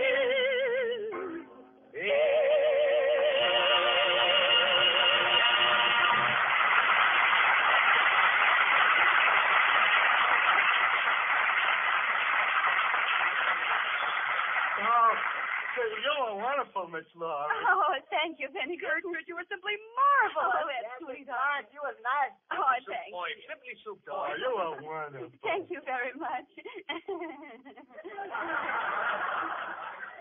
Eddie, I'm afraid this play will have to be recasted. I think I have to get somebody who ain't quite so good for this part. Now, let's see. Who is there that can't act as good as me? My dear little son. Oh, we'll find somebody. Oh, just a minute. Hello? Oh, Fred Allen. You coming down here next week, Fred? Well, swell. Hey, wait a minute. That's order. You know something funny, Fred? For the last 3 nights, Portland Hopper has been coming to me in a dream. Yeah, and she says to me,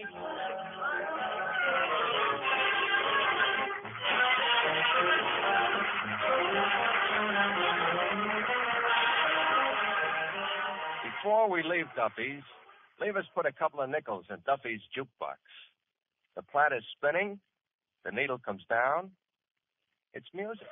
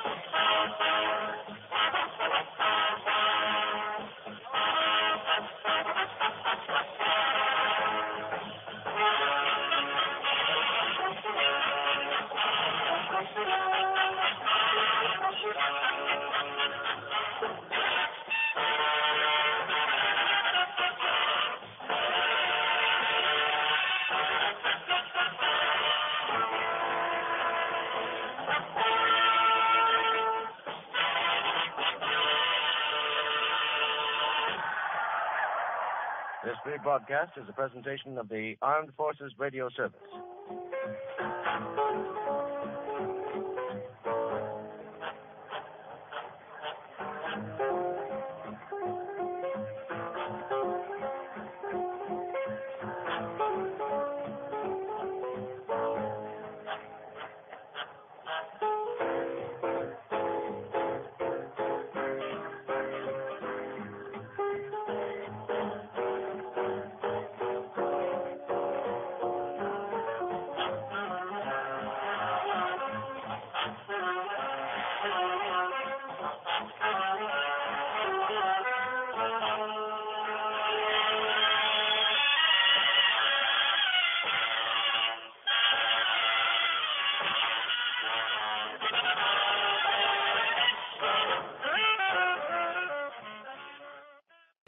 Another exciting tale of escape is up next. Escape.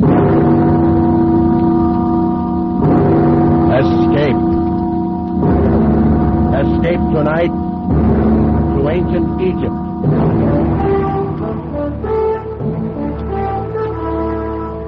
The Columbia Broadcasting System and its affiliated stations presents Escape, a new series of programs of which this, the sixth, is The Ring of Thought by Sir Arthur Conan Doyle, produced and directed by William N. Robeson.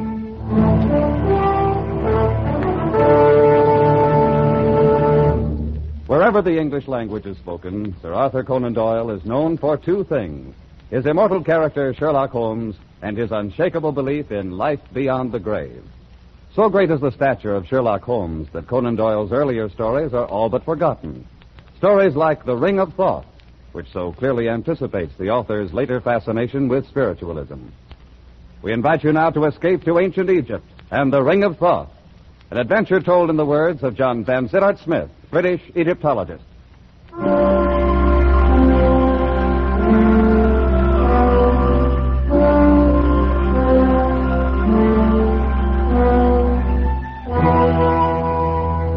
I arrived in Paris on the 3:14 express from Dieppe and went immediately to my hotel in the Rue de Lafitte.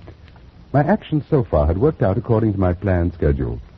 I slept for exactly 2 hours, got up and dressed, donned a greatcoat, walked down the Avenue de l'Opéra, and entered a side door of the Louvre. Once inside, and amid surroundings entirely familiar to me, I made my way immediately to the Chamber of Egyptian Relics, or more specifically, to the cabinet in that chamber which contained the El Kab collection of papyri. Drawing out the particular roll I wished, I placed it on a nearby table, sat down, began to study it, when I noticed one of the museum attendants who was polishing some brasswork across the room. His face struck me as being curiously Egyptian. On sudden impulse, I decided to cross the room and speak to him. Approaching closer, I was impressed at once by the appearance of his skin. Drawn tautly across temple and cheek, it seemed as glazed and as shiny as varnished parchment.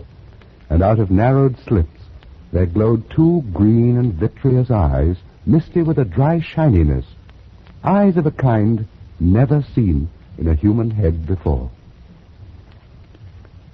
I beg your pardon. I need one of the papyri from the Memphis collection. Could you tell me where it is? You'll find it in the last cabinet at the end of the room, monsieur. Thank you. You're Egyptian, aren't you? No, monsieur. I am a Frenchman. But, I thought perhaps If that... monsieur will excuse me now, I have other work to do.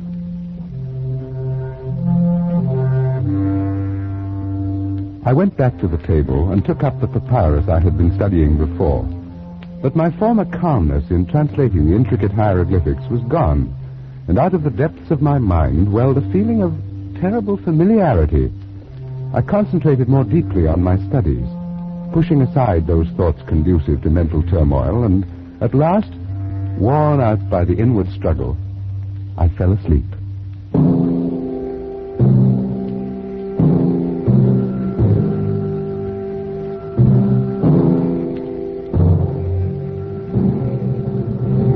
I awoke with a start, not remembering where I was. It was quite dark for a moment. Then gradually my eyes focused on the glints of moonlight reflected from the glass tops of specimen tables, from the shiny varnish of the mummy cases. And I realized with a feeling of sudden dread that I was alone in the Egyptian room of the Museum of the Louvre, locked in for the night.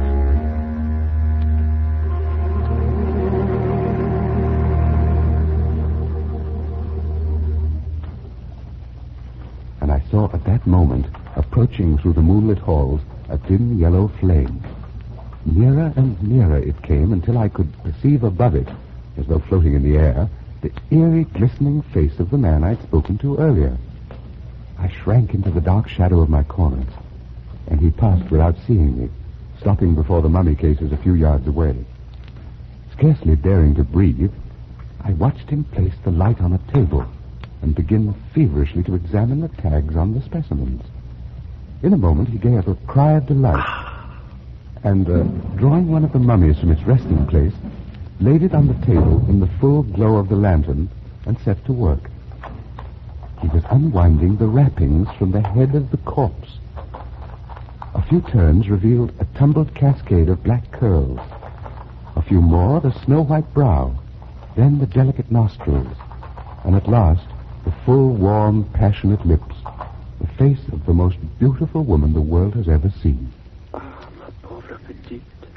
So long it has been. So very long. You must forgive me, beloved.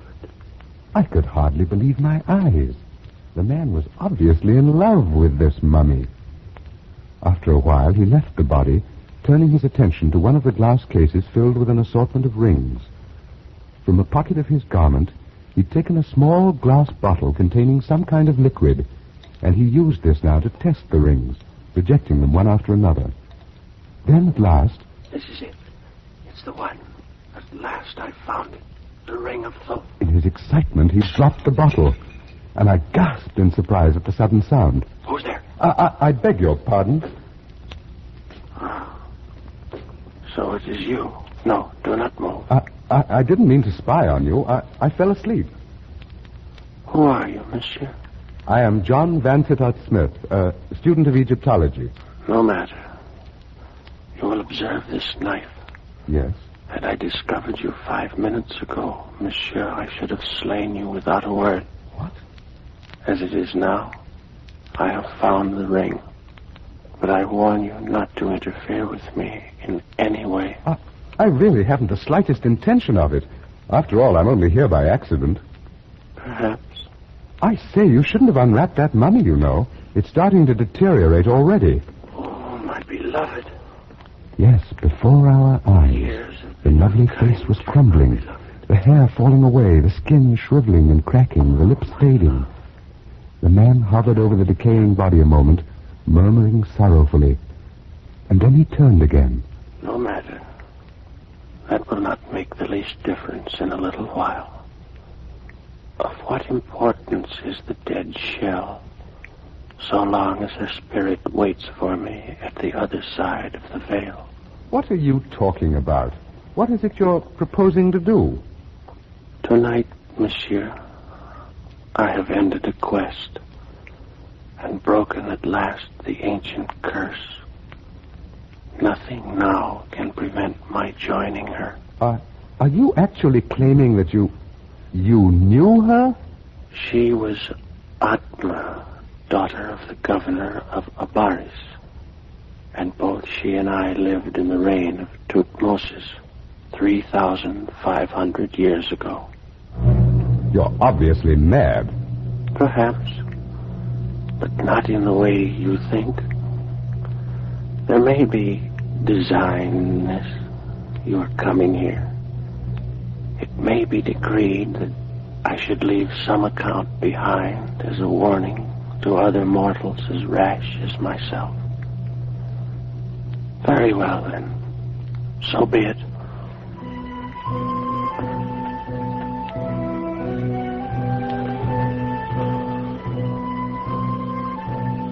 I am, as you surmised, an Egyptian.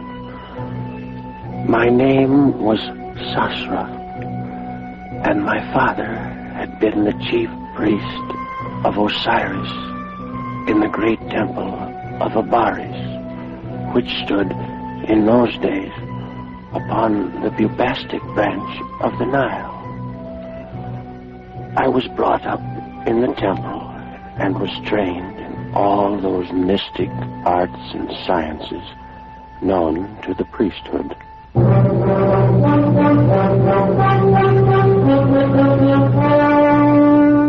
Of all the mysteries that I studied, none intrigued me more than the question of life and death. And even to this question, in time, I found an answer. But for a man to live beyond his allotted span of years, Master Sastra, the gods have not so ordained it. Then perhaps they will have to revise their ordinances, now that I've discovered their secret. 'Tis not well to jest. I tremble, for though I've labored in your service for a year, I knew not the goal of your endeavors. May Osiris forgive me. Ah, what a pity you look upon it this way. For I'd thought that in return for your assistance, I should grant you, too, the gift of centuries of indestructible life. I would not have it, Master Sastra, and I beg that you, too, forgo it. Forgo it? I introduced the fluid into my veins 1 month ago.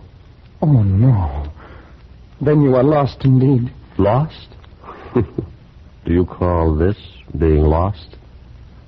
Let's see now. My heart should be about here. Oh, that knife. No, don't. Master, you've killed yourself. Not at all. See? It bleeds a little. But in a while, the wound will close up. And that's all. It's immortality. No. I shall not live forever. But for 5,000, perhaps 6,000 years, I shall be immune from all dangers of violence, poison, disease, starvation. You cannot die? Now, with this fluid in my veins, nothing. Nothing in this world can end my life. Sasra, are you there? Someone called. It's Parmes, the priest of Thoth. In here, my friend. Enter. Oh. Greetings, Sosra, master of sciences, and his worthy assistant. If you will excuse me, masters, I go to make my peace with Osiris. What's wrong with your helper, Sosra? The thought of a well-nigh eternal life has frightened him into gibbering superstition. Then you still believe in the discovery? Believe in it? Parmes, my friend. Look. By the heavens, what a scar. It pierces the heart. It was done only a moment ago with this knife. See? I can put it back in the wound. So. You suffered no ill effects? None whatever. And if I turn the knife in the wound, that would do you no harm? You may try it. I feel nothing. I walked last week in the snake pits by the river, was struck innumerable times. It caused no harm. By the great Anubis. Will you have it then? Out of all Egypt, I have chosen only you, my friend, to share the gift. But the choice is yours. I'd be a fool to refuse, Sosra. I'll have it. And now, what must I do? First, we must open a vein in your wrist. Like this. Then, we drip the elixir slowly into your bloodstream. Steady now. I don't feel anything. There is no sensation. It is done. So simple? There is nothing more? That's all. And now done, it can never be changed. It seems incredible, supernatural. It's no more than a chemical discovery, but with it, while all this about us passes away, you and I, Parmes, will live on for 50 centuries. Think of it, my friend. 5,000 years of life. 5,000 years. Only the two of us. Listen, that noise. Some procession must be passing in the street. I have an idea what it may be. Come on over to the window. Beloved of heaven, clear the road, stand back, and make way for the loveliest pearl of deep. She's being carried on the shoulders of slaves, Parmes. She must be some woman of rank. Her name is Atma. She's the daughter of the new governor. The curtains are drawn back. Perhaps we'll have a look at her. Oh, Parmes. Is she not beautiful? She is the most desirable, the only utterly desirable woman I've ever seen in my life. Yes, I saw her yesterday at the temple. Then you're most fortunate, my friend. You've had 24 more hours to dream about her than I've had. I must know her, Parmes. I must make her love me. I'll send gifts. I'll call on her tomorrow. Oh, it has to be then. I couldn't wait any longer than tomorrow. A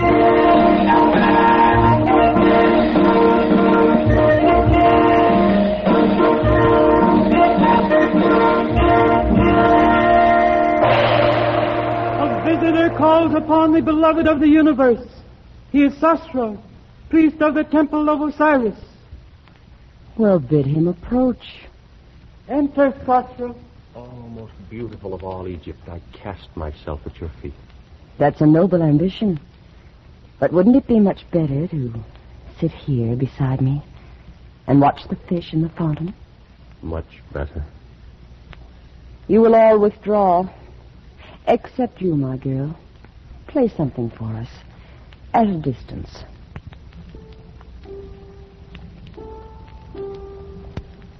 Well, Sasra, for so I understand you're called, am I to deem this an official visit by a master of the temple? Oh, Atma, my beloved. That is, no, it is not official. Oh? Perhaps then you wish to see my father on personal business of your own. Oh, no. No. I shall pay my respects to him at some other time. Then could it be I you've come to see? Yes.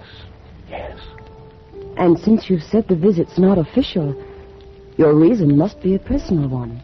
Oh, it is. Well, what is it? Atma, I have known women who are famed for their beauty throughout the valley of the Nile. But not one, not all of them, are so lovely as you. How thoughtful of you to come here and tell me. Atma, I've no wish to intrude my desires, my hopes. beyond such extent as you may wish to hear. But, I'm finding this very difficult. Sasra, I've been told that you're a master of science, that you've unlocked the secrets of the universe, learned all the mysteries of nature itself. Your informants have been most generous. Yes, I'm inclined to think so. What? Because you've discovered nothing at all about such a simple thing as a woman's heart. What do you mean? I come from Thebes, and the women of Thebes are warm-blooded, passionate, and we know what we want.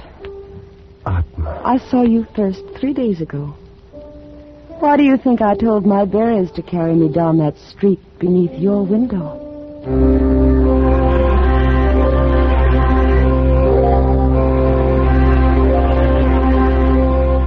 And so, miracle of all miracles, Atma loved me. Worshipping the very ground her feet had trod upon, I lived through those glorious weeks, and with it all, our love grew apace. But one thing bore heavily upon my mind, and I came to speak of it more often to my beloved as we sat and talked by the fountain in her garden. Look, Sasra. See how the stars shine from the water? Yes, Atma. More lovely even than their glow in the heavens. Are they very old, the stars? Very old, beloved. As old as time. And they'll go on gleaming there, long years after you and I are gone and forgotten. Atma, my dearest, we've talked of this before, and I know it distresses you to think of it. No, Sasra. Tonight everything is beautiful. We shall not talk of death. Not of death, but of life. They're only counterparts of one another. Oh, if we could only live together. Grow old together and die in the same instant. But how much better to live and love 5,000 years. Will you not do it? Does so long a time seem too great for the love you feel for me? Beloved, no. The time would pass in an instant, and the loss then be no easier borne than now. Then why draw back? Will you not take the elixir now, tonight? I'm afraid, Sasra. We'll anger the gods. We will outlive the gods. They will have their revenge. Whatever occurred, we'd be together. Yes, I've thought of that. Were it not so, I'd not even consider doing it. Then you'll do it. Atma, you'll do it. I need more time, only a little more to assure myself. How much? Tonight, Sasra. Give me tonight. Every hour you live without the elixir is another hazard. All right, then. Tonight. And may Isis herself guard over you until the fluid courses in your veins.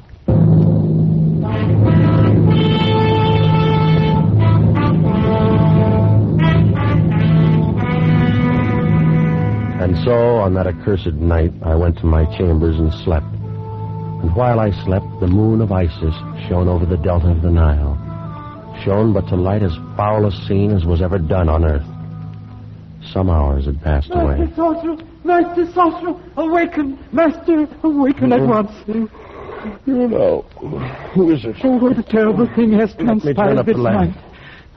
You're one of Atma's slaves. Why do you come here? Oh, Master. What has happened? What's the matter? Speak. It is she, the light of the world. Tell me what has happened to her.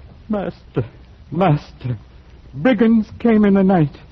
She is dead. You lie. Oh, Sasra, the slave speaks the truth. Parmes, my friend. What foul joke's behind these words of his? It's not a joke. Atma is dead.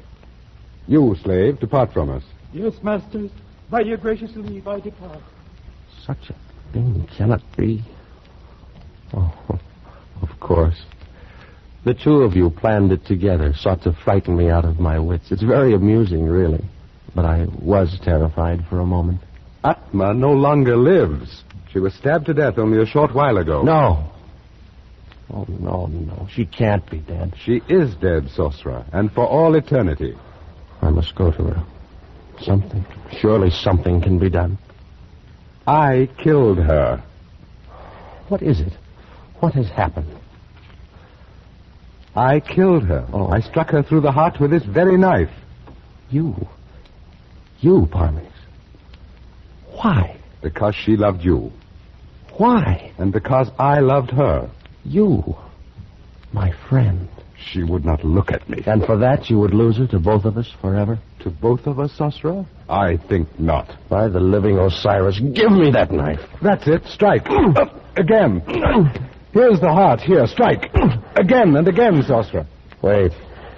What foolishness. I cannot kill you. You're wrong, Sasra. You have killed me. Those were grievous blows.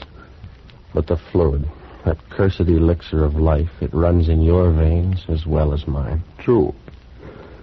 But in mine is also the antidote. You lie. There is no antidote. Yes, day and night. These many weeks I've worked. And I found it. You couldn't have. Is there more of it? Yes, a very little. But you'll never find it. Where is it? Tell me where it is. In the ring, Sasra. In the ring of Thoth. And you'll never find it. I will. I must. Go on. Live your 50 centuries. And every hour of them, think. It was your hand that struck me down. With the same knife that took her from you.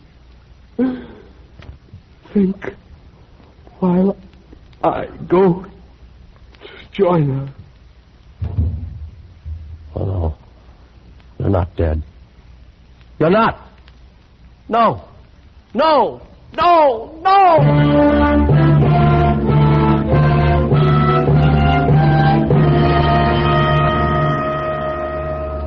For months, I searched the papers, test tubes, and the chemical flasks in the chambers of the dead priest of Thoth. Searched and found nothing.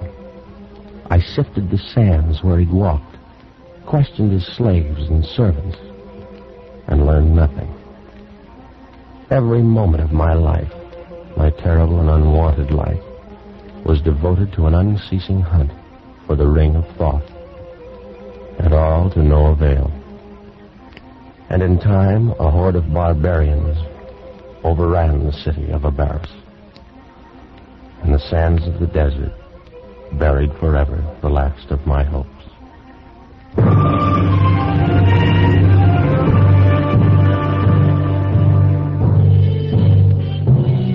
And so began the deadly march of the centuries.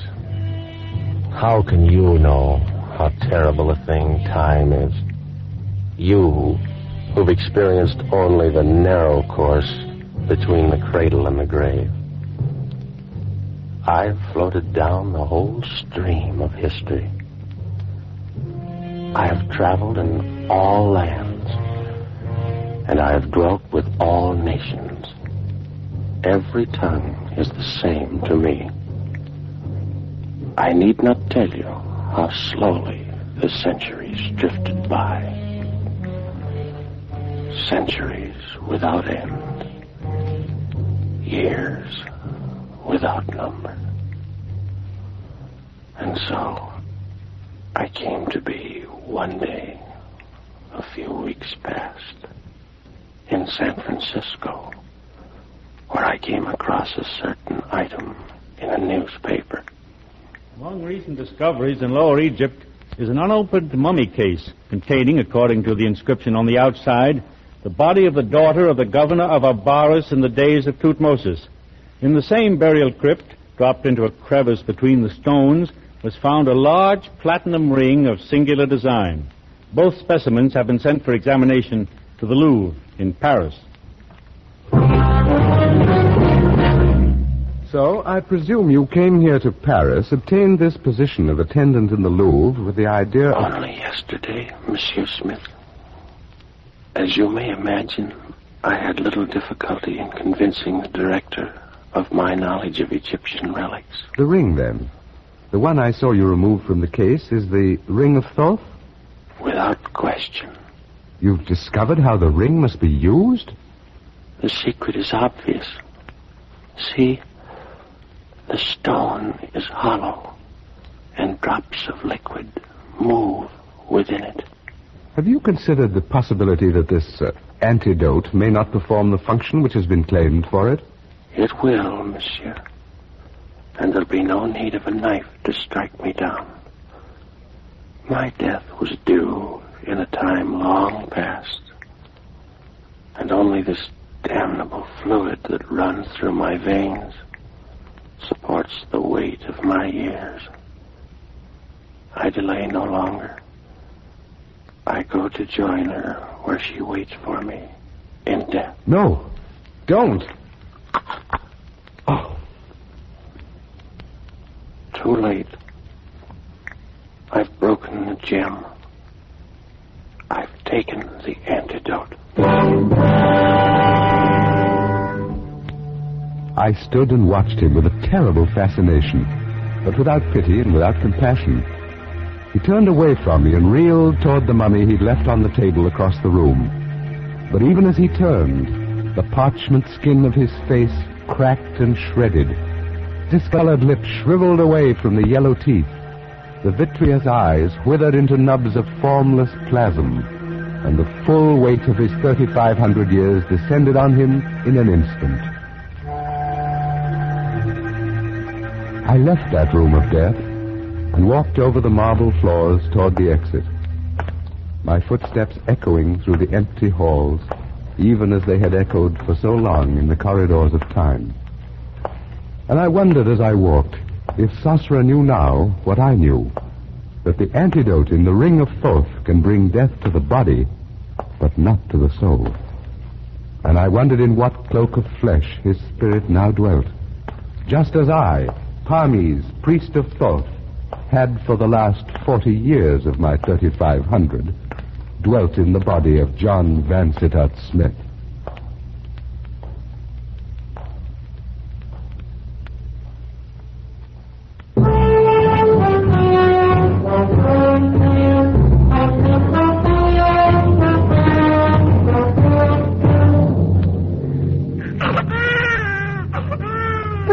He's so little and so red. Well, now, he's only 2 days old. But he doesn't look a bit like either his father or me. Give him time, my dear. All babies look pretty much alike when they're first born. I don't know. His eyes, it's silly, of course, but he looks like an Egyptian.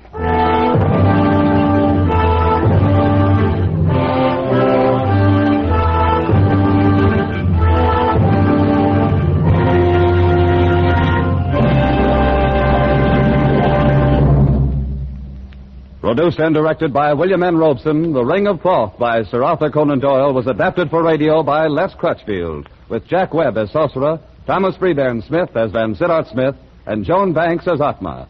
The special musical score was conceived and conducted by Cy Fewer.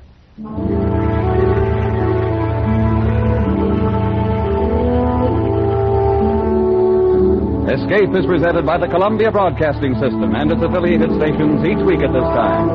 Next week, we invite you to escape to a raft in the South Pacific with John Russell in his unforgettable story of human frailty, The Fourth Man.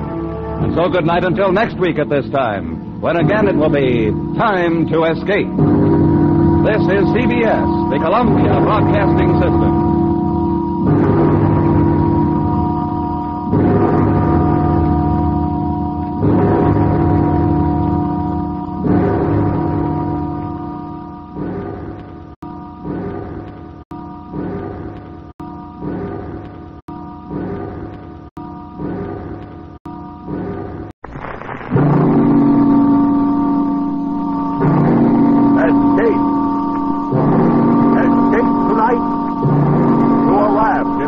Pacific.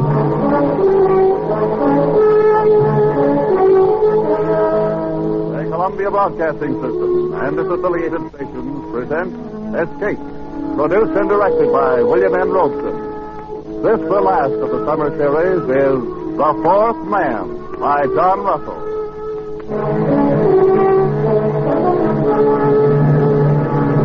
Noumea in the South Pacific.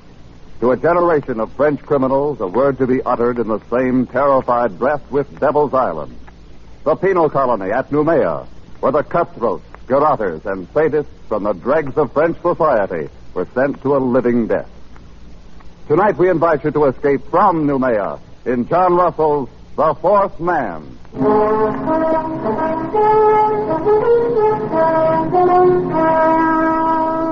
The raft stood to open sea. A mat of pandanus leaves served for its sail, and a paddle of wood for its helm. It was woven of reeds and bamboo sticks lashed upon triple rows of bladders, and it carried 4 men. 3 of them sat huddled together at the far end. Their bodies were blackened with dried blood, and the hair upon them was long and matted. They wore only the rags of blue convict uniforms. On wrist and ankle, they carried their mark, the dark and wrinkled stain of the manacles. There was Dubose, doctor, man of the world, murderer. Friends, the thing is done. And Fenneru, forger, ladies' man, weakling, coward. Yes, we've escaped. And the one known as the Parrot, thief and cutthroat. So far, so good. And by the way of celebration, gentlemen, may I offer you cigarettes? Cigarettes? Oh. Doctor, you're a marvel, a magician. Look at them. White and fresh as though they just came from the package. How did you do it? Oh, every 6 months there are about 75 escapes from Noumea, and not more than one succeeds. Ours would be that one, I knew.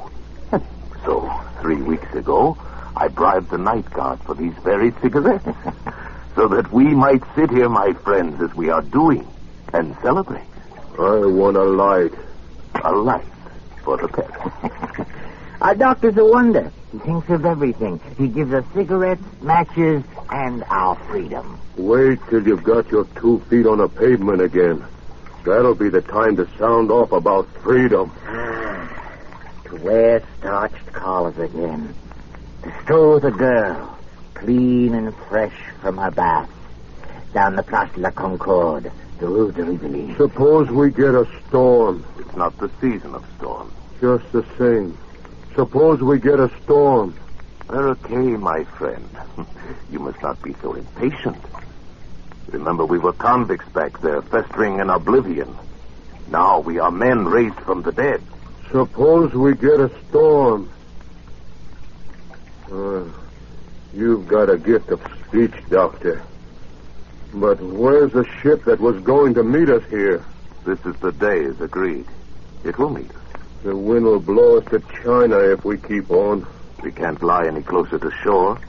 There's a government launch at Torreon.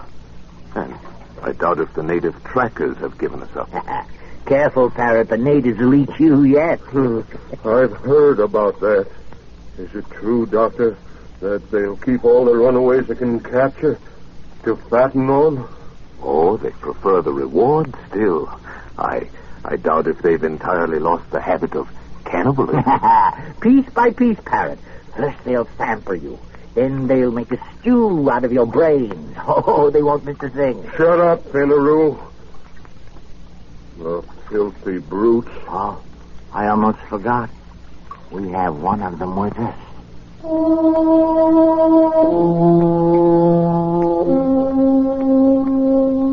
4th man was steering the raft. He sat crouched in the stern, his body glistening with spray. His huge dark hand held the steering paddle. He was motionless, like an idol, his eyes fixed on the course ahead. The 4th man on the raft. You are looking at a Kanak, my friend. You will see nothing superior. No line of beauty to redeem the low angle of the forehead, the knobby joints of the body. Nature has stamped him with the mark of inferiority, and he has set the final seal himself with that twist of bark about his middle, that prong of pig ivory through his nose. Yes, but nonetheless, he's a man, and there is a price on our heads. He could be taken as where he likes. Calm yourself, Fenneru. This is a very simple animal, an infant, really. Does that mean he couldn't double-cross us? It does. He is bound by his duty. I made my bargain with his chief up the river. and this one is sent to deliver us on board our ship. That's the only interest he has in us. And he'll do it? He will. That is the nature of the native. I don't trust him, not for a minute. The brute. The animal. You! It's you I'm talking about. You dirty brute. Save your breath, Parrot. He speaks no language, only a few noises, a few signs. I don't feel right on the same raft with that. Well, burn yourselves up in the sun if you like, but me, I'm going to crawl under a mat and get some sleep. Yes, we should all sleep a little, conserve ourselves. And when we awake, our ship will be here. Our saucy little topsail schooner, a mast standing out against the sky, and we'll be on our way to France. Yes, sleep, my friend.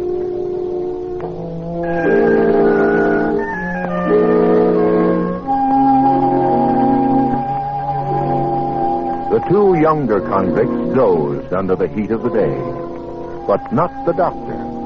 He stood once again to sweep the skyline under his shaded hand. His plan had been so careful, so precise. He had counted absolutely on meeting the ship, a small schooner, one of those flitting, half-piratical traders of the Copra Islands that can be hired, like cabs in a dark street, for any sinister enterprise.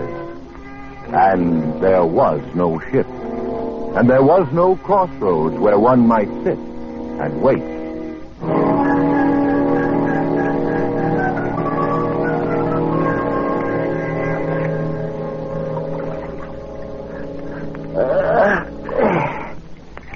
Good morning, Doctor. It's afternoon, Fenneru. Oh, yes, so it is. I slept like a corpse. Hey, where's the ship, Doctor? It was going to be here when we woke up. It will be. Oh, I'm thirsty. I'm dying with thirst. So we all, Fenneru. Where's the flask? I'm roasted in the sun. You'll just have to roast some more. This crew is put on rations. So what are you talking about? Where's that water? I have it here. So you have. Do you think it's yours? No. It's ours, Parrot. I want a drink, Doctor. Think a little, Parrot. We have to guard our supplies like reasonable men. We don't know how long we may be floating here. Oh, so that's how you talk now. You don't know how long. But you were sure enough when we started. I'm still sure. The ship will come. She cannot stay for us in one spot. She'll be cruising to and fro until she intercepts us. And we must wait. That's good. Wait. And in the meantime, what? Fry here in this heat, our tongues hanging out, while you deal us out water drop by drop? Perhaps. No. A man doesn't live who can feed me with a spoon. Unless you would die very speedily, we must guard our water. We can only do our best with what we have. All right, Doctor. Do your best. Give me a drink. You may have your share, of course. But be warned. When it's gone, don't come to us, to Fenneru and me. Yes, what's fair is fair. My drink. Very well. Oh, a thimbleful. One thimble. This way we should have enough for 3 days, maybe more, with equal shares among the three of us. That's right. There are only 3 of us. You were thinking of him, Fenneru, of our pilot? He looks somewhat like us, doesn't he? But his body has never known clothes. His feet, shoes. His heart has never known the swelling that comes with feelings of love or beauty. His mind has never known a single thought. Look at us 3, gentlemen. You, Fenneru, a forger. You, Parrot, a thief. And I, Dr. Dubose, of Paris and Marseille, a murderer. And yet, we are civilized men. And this is a savage animal. And our provisions are for civilized men only.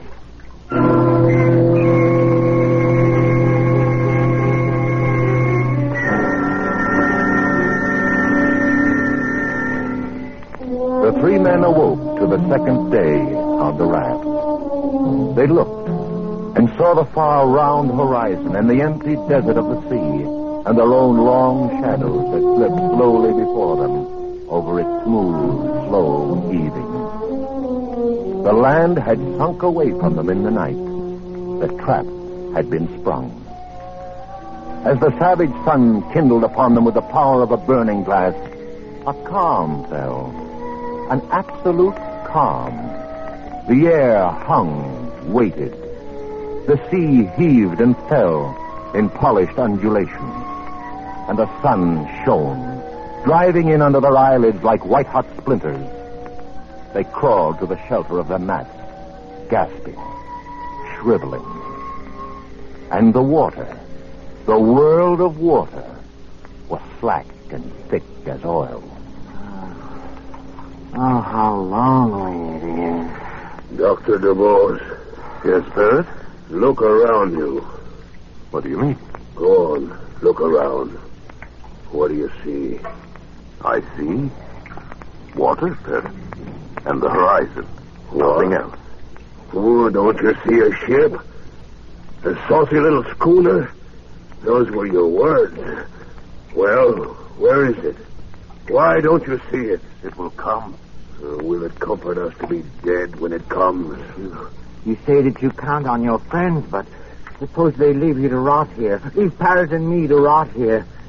That would be a joke, eh, Doctor? To wait for a ship that will never come? It will come. My friends will not fail me. Why? How do you know? How can you be so sure? There's a safety vault in Paris, full of papers to be opened at my desk. Those papers contain confessions. Now, gentlemen, my friends will not fail me. Parrot. A moment ago, you asked me what I saw. Well? There was something I neglected. What's that? I see a Canuck on this raft with us. He does not join us. He does not look at us. He sits on his heels in the way of the native, with his arms hugging his knees. He sits at the stern, motionless under the shattering sun, gazing out into vacancy. Whenever I raise my eyes, I see nothing else. Only this Canuck. He seems to be enjoying himself quite well. I was thinking so myself. The cannibal. The savage. He does not seem to suffer. What's going on in his brain? What does he dream out there? He looks as though he hates us. A dirty rat. Maybe he's waiting for us to die. Maybe he's waiting for the reward. At least he wouldn't starve on the way home. He could deliver us piece by piece. How does he do it, Doctor? Hasn't he any feeling? I've been wondering. It may be that his fibers are tougher. His nerves. But we've had water, and he hasn't. And yet, his skin is moist and fresh. And his belly, that is a football. Don't tell me this savage is thirsty. Is there any way he could steal our supplies? Certainly not. Suppose he has his own supplies, hidden. What? We'll see. Search the raft. Come on, we learn his secret. Here, look under the mat. Tear it apart. Now push him aside. Anything there? No. Gentlemen. You were mistaken. He has nothing hidden. You're wrong about him, Doctor. You say he has no understanding. There's one thing he can understand. Hey!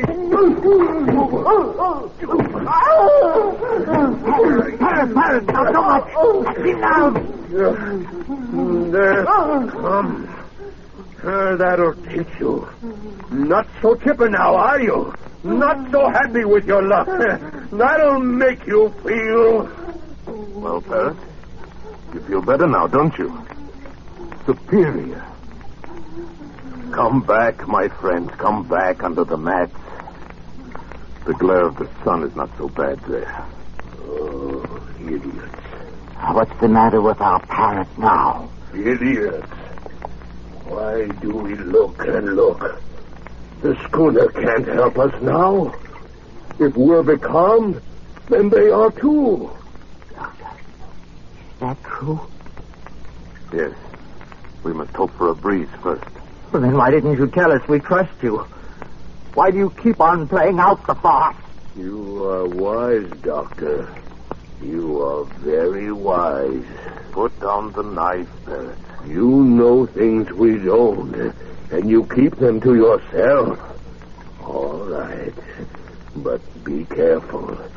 If you think you use your wisdom to get the best of us, be careful, Doctor, because I still have the knife.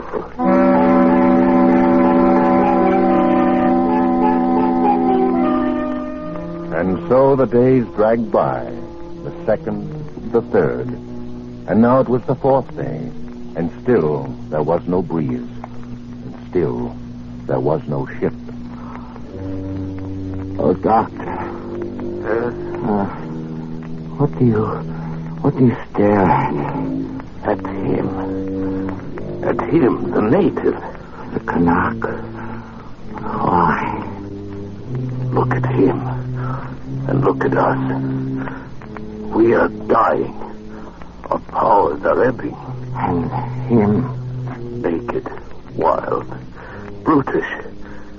He has yet to give the slightest sign of complaint or weakness. Doctor, is this a man or a fiend?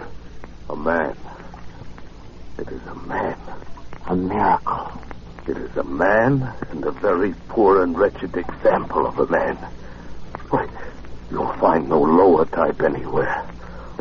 Look at his cranial angle, the high ears, the heavy bones of his skull. Why, he's scarcely above an ape. And what? He has a secret. A secret? But we see him. Every move he makes, every minute. What chance has he for a secret? Absurd. Here are we three, children of the century, products of civilization. And here is this savage who belongs before the Stone Age. Is he to win this struggle? Absurd. What kind of secret? I can't say. Perhaps some method of breathing. Some strange posture he uses to cheat the sensations of the body. Such things are known among primitive peoples. Known and jealously guarded. Like the properties of certain drugs. The uses of hypnotism. Who knows? We can know. We can find out. Would you ask him? Useless. He would not tell. Why should he? We scorn him. We give him no share with us. We abuse him.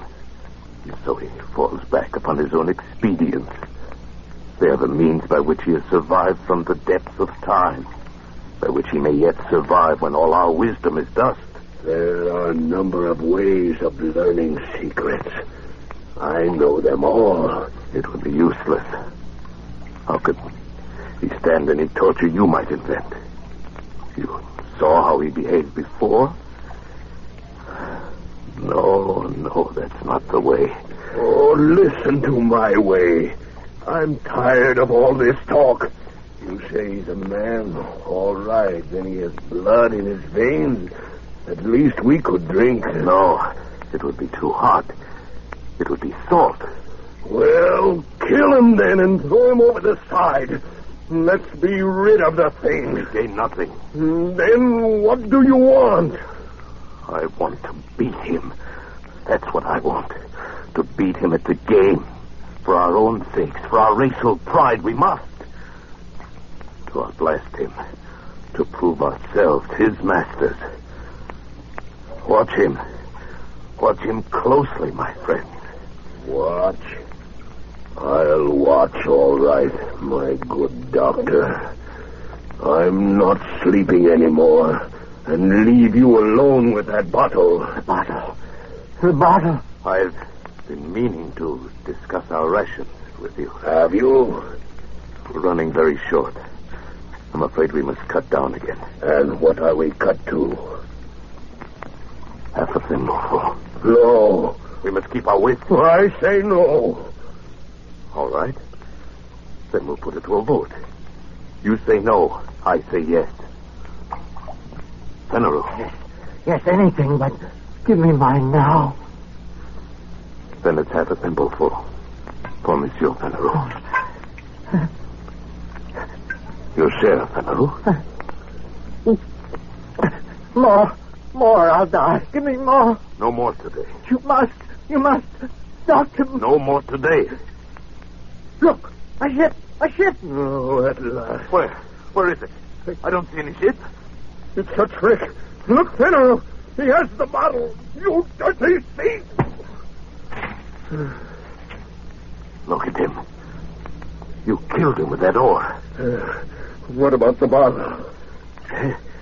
Yes, there's some left. You caught him just in time. And you caught the bottle just in time. It seems I did. And there is no ship. There will be no ship. We are done. Because of you and your dirty promises that brought us here. Doctor. Liar. Fool. Don't come any closer. Unless you want this flask broken over your head. No. Oh, I wouldn't want that. Wait. Just think, Parrot. Why should you and I fight? We can see this trouble through and win yet. This calm can't last forever. Besides, there will be only two of us to divide the water now. Yes, that's true, isn't it? Fenneru kindly leaves us his share, an inheritance. All right. I'll take mine now. My share. Right now, if you please. Later, we'll see. So be it. Your share. Many thanks. And now, Fenneru's share. To me, please. As you say. And now, another good doctor. 3. That's enough, Parrot. No, Doctor. It's not enough. Now I'll take the rest. Parrot! Stop my arm. I'll kill you if you don't let go.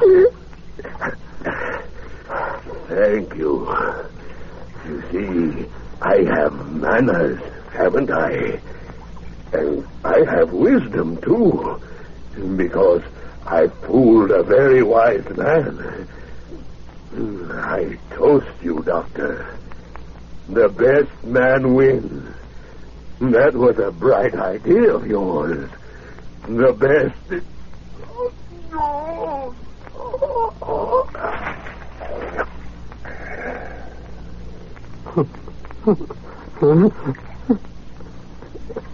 So the best man wins, eh, Fred?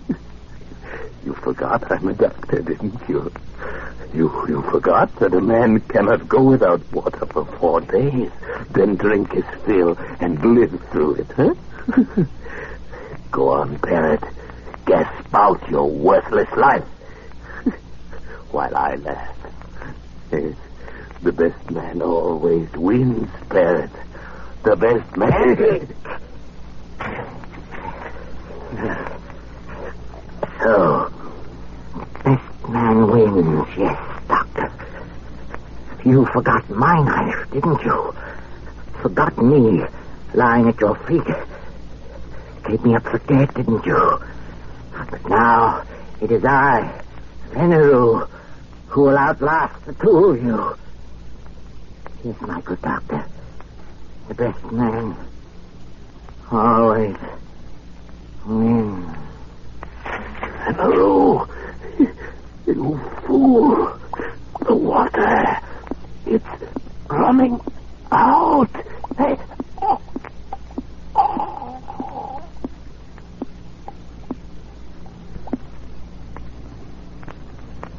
Oh,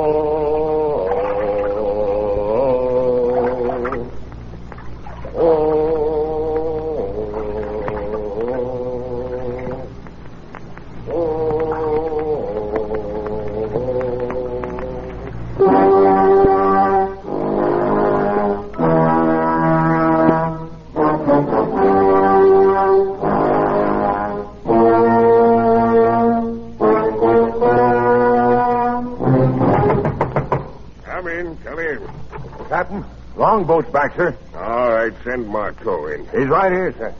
Bad luck, sir. The raft was here all the time, not 10 miles away from us. Ah, that calm. Well, where are they, the passengers? Oh, we're too late. They're all dead. All dead, huh? Yes, one stabbed to death, another skull crushed, the other fried by the sun. They're all dead. Well, all the better. Of course, there's nothing to feed. Yeah, but how are you going to... Hogsheads, my friend. The hogsheads in the afterhold.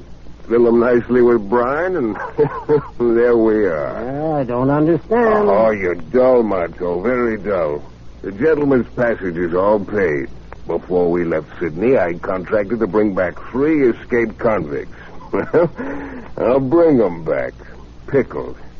So if you'll go back, Marteau, and bring them aboard for the trip, I'll be much obliged. Very well, sir. Oh, there's a 4th man on the raft, Captain. A Kanak. Still alive. What do we do with him? A Kanak? No word in my contract about any Kanak. Leave him there. He's only a savage. And so Dr. Dubose and Penaroo and the parrot went aboard for the long trip to their beloved Paris. Their bodies pitching and rolling gently in the huge vats of brine. On the raft, the 4th man raised his head slightly as a wind freshened from the west. He watched until the schooner turned, shaping away for Australia, and disappeared over the rim of the horizon. Then he spread his sail of pandanus leaves and headed his raft eastward, back toward New Caledonia, back toward home. Feeling somewhat dry after his exertions, the native plucked a hollow reed at random from the rushes on his raft. Slowly, lazily, he stretched himself at full length in his accustomed place at the stern. He thrust the reed down deep into one of the bladders underneath the raft and slowly drank his fill of sweet water. He had a dozen such storage bladders remaining, built into the floats at intervals above the waterline, quite enough to last him safely home again.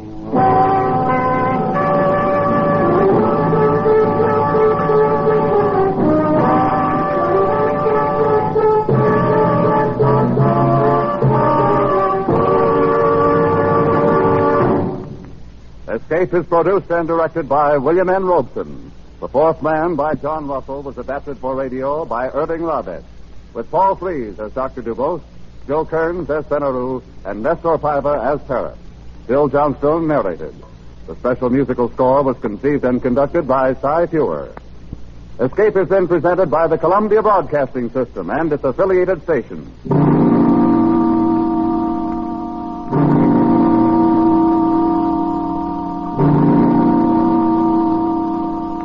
Be sure to be with us next Monday night when the Radio Theater returns to the air with Betty Davis and Glenn Ford starring in A Stolen Life. Remember, next Monday evening from 9 to 10 p.m. Eastern Daylight Time, the Lux Radio Theater starts its 14th year over CBS. The play, A Stolen Life. The stars, Betty Davis and Glenn Ford.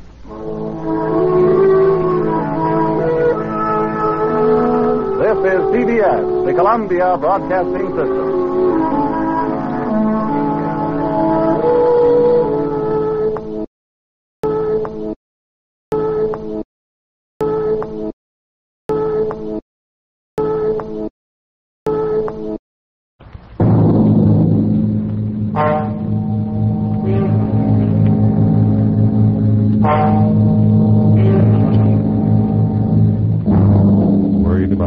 Of butter and eggs? Fed up with the housing shortage? Want to get away from it all? CBS offers you Escape.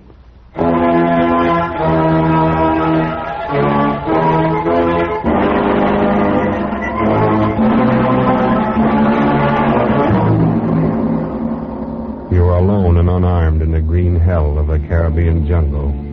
You're being trailed by a pack of fiercely hungry dogs and a mad hunter armed for the kill. A mad hunter who believes that you, a human being, are the most dangerous game.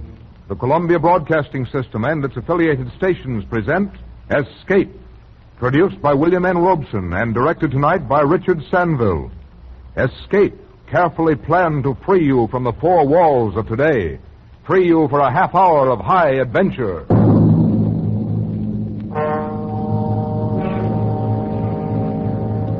Tonight, we escape to an island in the Caribbean and the weird sportsmanship of a madman, as Richard Cunliffe tells it in his unforgettable story, The Most Dangerous Game.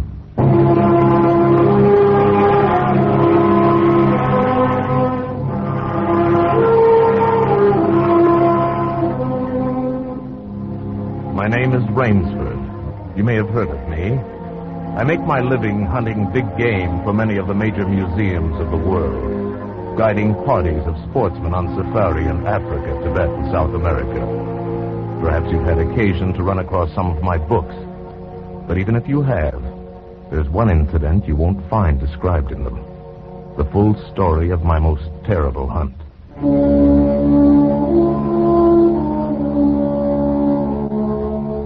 It all began on board a private yacht en route to Rio. With me, my host and I were smoking our pipes on deck, lounging back in steamer chairs, enjoying the sensuous drowsiness of the warm night. Good dinner, eh? Excellent. Afraid I ate too much, though. Care for some gin rummy? Oh, no, I don't care to move. All right. There's a rather large island off there to the right somewhere. It's something of a mystery. Really?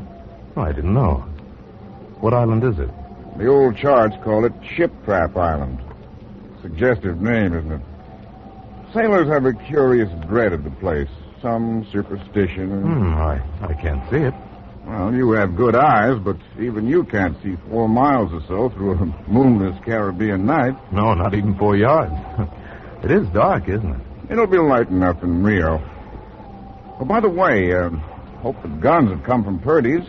We should have some good jaguar hunting up the Amazon. Great sport, hunting. Best in the world. Yeah, for the hunter, not for the jaguar. Oh, why not? They've no understanding. Well, even so, I rather think they understand one thing. Fear. The fear of pain, the fear of death. Huh? Oh, Rod Whitney. Who cares how the jaguar feels? Well, perhaps the jaguar does. Oh, you're a big game hunter, not a philosopher. Look, the world is made up of 2 classes. The hunter and the hunted. We're lucky enough to be the hunters. You think we've passed that island yet? Yeah, can't tell in the dark. I hope so. Why? Oh, the place has a reputation. A bad one. Cannibals? Hardly. Even cannibals wouldn't live in such an isolated spot. But it's gotten into sailors' legends somehow. Did you notice? The crew seemed jumpy today. Yes, they were a bit strange now that you mention it. Yes, it's a sort of dread, a kind of mental chill. I'll be hanged if I haven't felt it myself. Oh, pure imagination. Well, one superstitious sailor can infect a whole ship's company with his fear. Maybe. Well, sometimes sailors have an extra sense which tells them when they're in danger. Well, enough of that. I think I'll turn in. I'm not sleepy. I'll just have another pipe. Well, good night, then. See you in the morning. Yes. Good night, Whitney.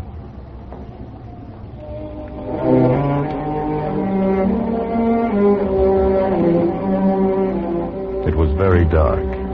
So dark I could have slept without closing my eyes. The night would have been my eyelids. I puffed at my pipe, got drowsy. Then I was wide awake. A gun out there in the water, a gun. I sprang to the rail, strained my eyes in the direction of those shots, but I couldn't see a thing. I leaped up on the rail to get better elevation, and my pipe, striking a rope, was knocked out of my mouth. I lunged for it, and tight fingers closed around my heart as I realized I'd reached too far and lost my balance.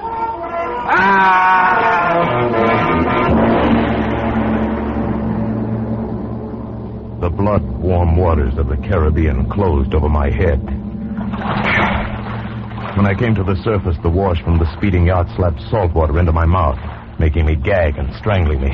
I coughed and spat it out and found my voice. Help! Help!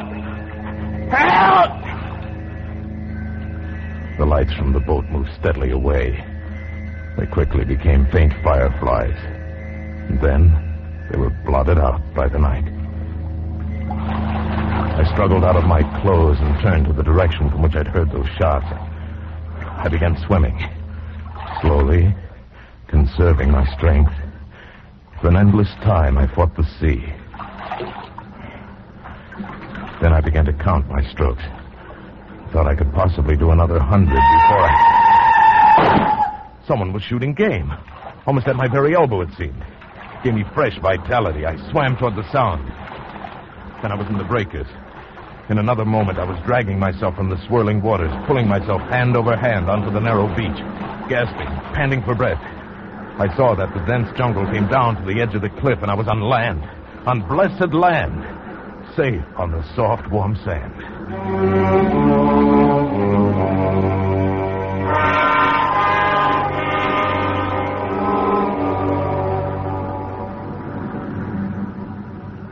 I awoke late in the afternoon, a sharp hunger picking at me.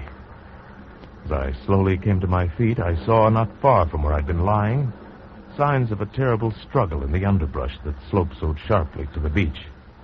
Some wounded thing, evidently a large animal, had thrashed about there in its death fight. Almost at my feet was a small glittering object, an empty cartridge from a .22. That was odd. The hunter had had his nerve to tackle a large brute with so small a gun. I examined the ground closely and found what I'd hoped for. The print of hunting boots. They pointed up toward a recess in the cliff, and I hurried quickly after them, for night was beginning to settle on the island.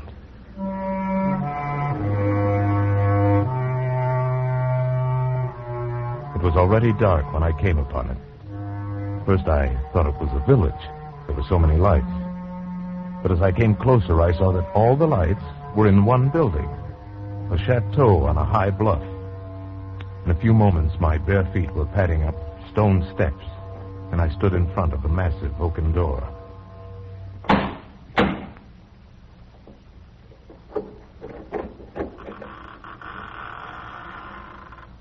Good evening. Oh, please don't be alarmed. There's no need for that gun. I'm no robber.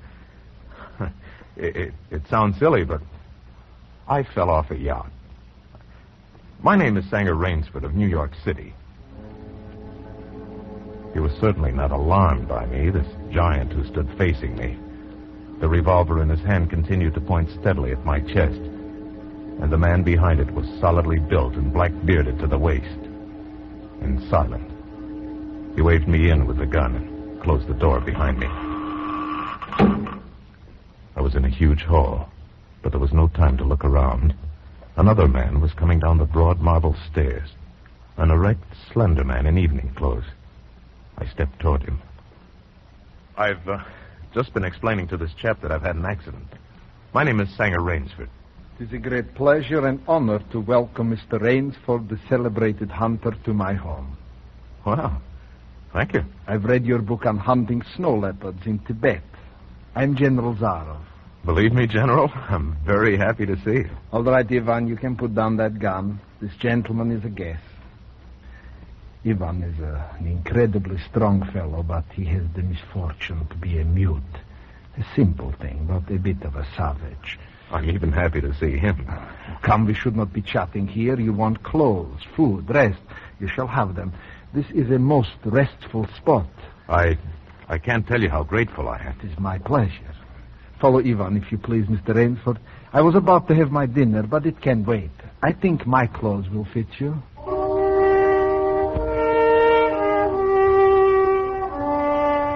I followed the man into a huge beam-ceiling bedroom with a canopied bed large enough for 6 men.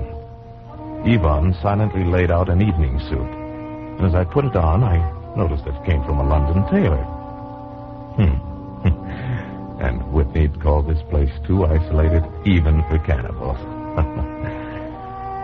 I went downstairs and sat down opposite Zarov in a dining room that suggested a baronial hall of feudal times. The food was excellent. Perhaps you were surprised that I recognized your name. But I read all books on hunting, published in English, French, and Russian. I have but one passion in life, and that is the hunt. Why, I notice you have some wonderful heads here. Well, that Cape buffalo over there is the largest I've ever seen. Oh, that fellow. Yes, he charged me, threw me against a tree, fractured my skull. But I got the brute. I've always thought the Cape buffalo the most dangerous of all big game. No, the Cape buffalo is not the most dangerous. No? Here in my preserve on this island, I hunt more dangerous game. What, is there big game on this island? The biggest? Really? Oh, it is not here naturally. I had to stock the island. Well, what have you imported, General? Tigers? No. Hunting tigers ceased to interest me when I exhausted their possibilities. There is no thrill left in tigers, no real danger. I live for danger. Cigarette, Mr. Rainsford. Please. We will have some capital hunting, you and I. But what game? I'll tell you. You will be amused, I know.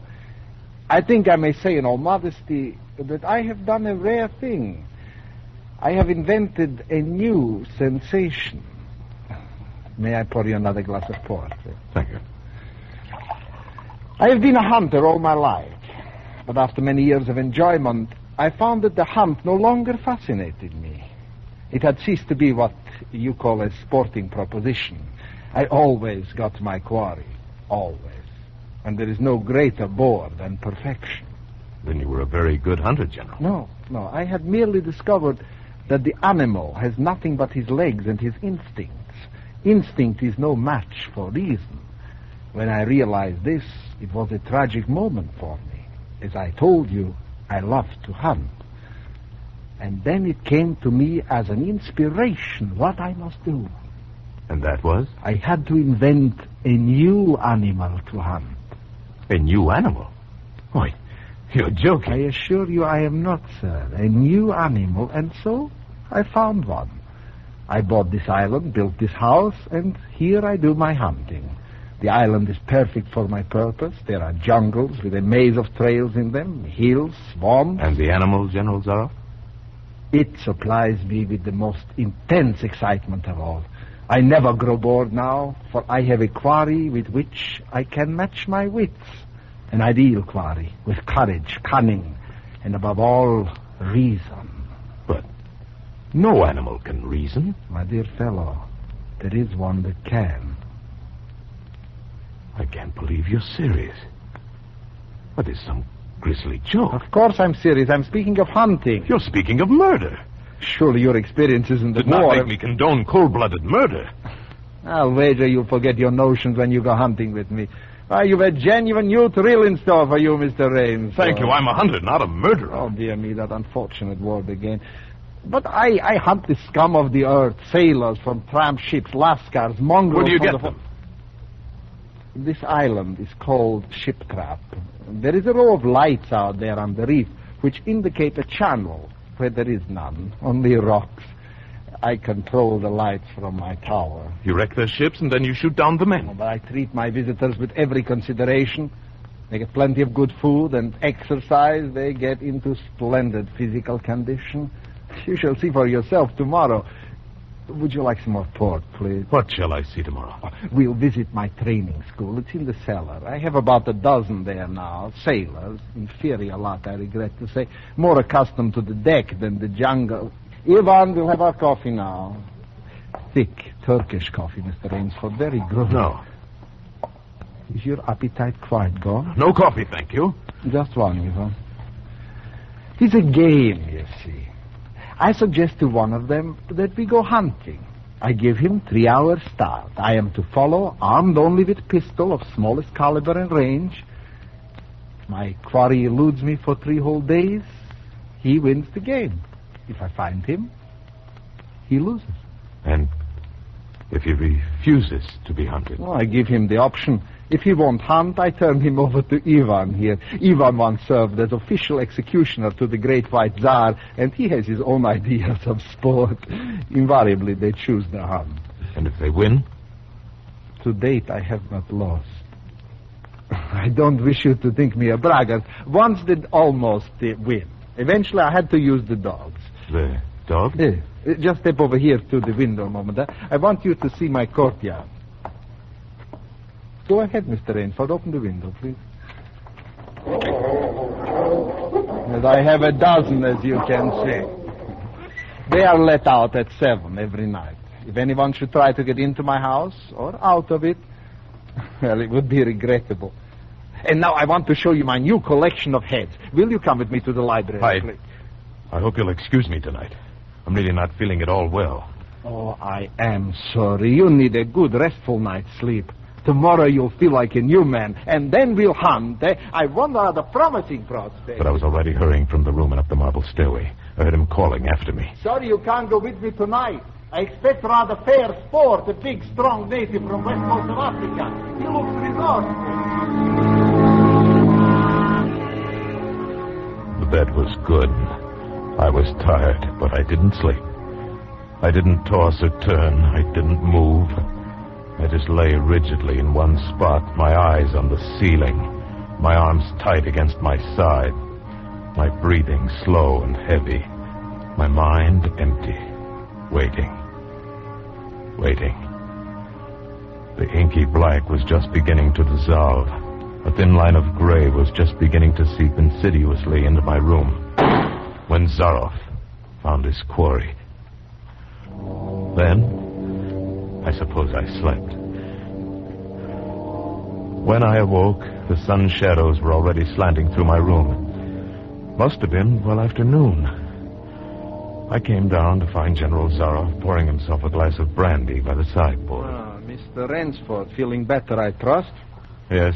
I wish I could say the same. No, I'm not well. Hunting was no good last night. He made a straight trail, offered no problems at all. General, I want to leave the island at once. Mr. Rainsford, tonight we will hunt, you and I. No, General. I've told you I will not hunt. I beg you to reconsider. My idea of sport is much more diverting than Ivan. You mean that? Yes.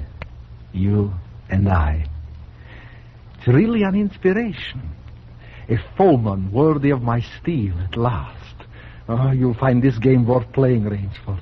Your brain against mine. Your woodcraft against mine. Your strength and stamina against mine. The outdoor chess. And the stake is not without value, eh? And if I win? If I do not find you by midnight of the third day, then I'm defeated. My sloop will place you on the mainland near a town. Oh, you can trust me. I give you my word as a gentleman and as a sportsman. Of course, you in turn must agree to say nothing of your visit here. I'll agree to say nothing of the kind. Well, in that case, well, why discuss it now? 3 days from now, we can chat about it over a bottle of Veuve Clicquot. Unless... And now listen, Rainsford. Ivan will supply you with hunting clothes, food, and knife. I suggest you wear moccasins. They leave a poorer trail. I suggest, too, you avoid the big swamp in the southeast corner of the island. There's quicksand there. And now you'll want to start, no doubt. I shall not follow until dusk. Hunting at night is so much more exciting than by day, don't you think, Mr. Rainsford? Good hunting.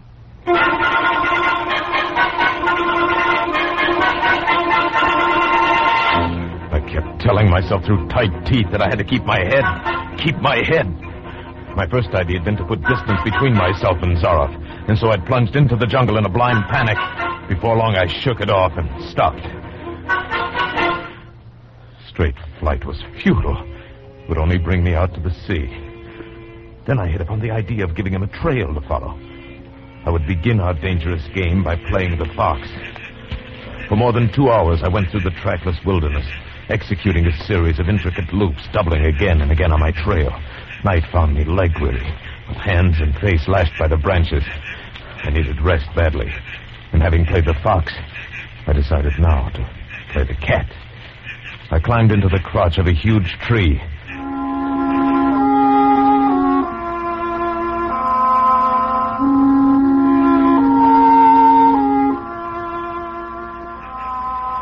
An apprehensive night crawled slowly by like a wounded snake.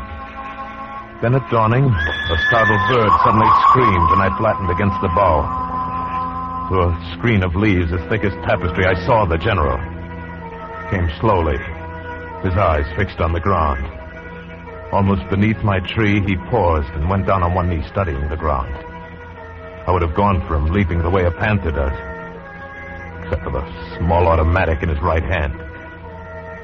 After a seemingly endless time, he came back to his feet. His eyes left the ground and traveled inch by inch up the tree. I froze, every muscle tensed for a spring.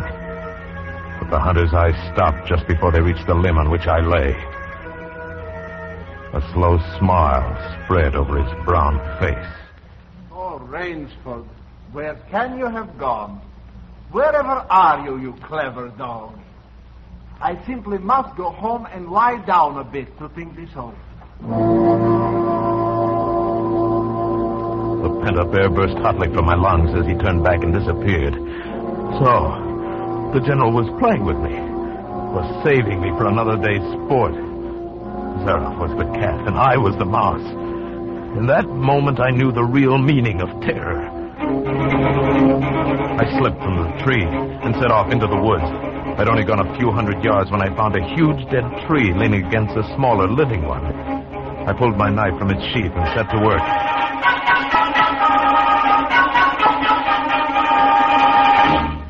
When the job was finished, I threw myself down behind a log 100 feet away. How long I waited, I don't know. It seemed like days. It was probably only a few hours.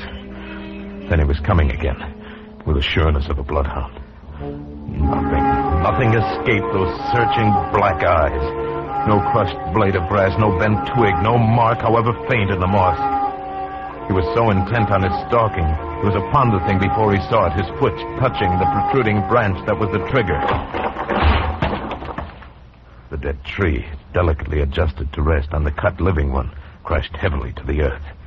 And I waited yet another moment, not daring to look up and see if it really had done its work. Rainsford, if you're within the sound of my voice, let me congratulate you. There aren't many men who know how to make a melee man-catcher. I am a lucky man, Rainsford. My reflexes are still good. Did you see me spring back even while it was falling? Rainsford, can you hear me? You are proving interesting. I'm going back now to have my wound dressed. Don't be alarmed. It's only a slight one. I shall be back. I shall be back.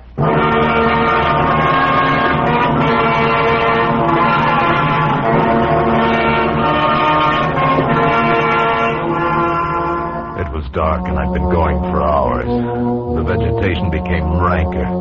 Insects were biting me savagely. And when mud began sucking viciously at my feet like giant leeches, I knew where I was. About to enter the death swamp with its quicksand.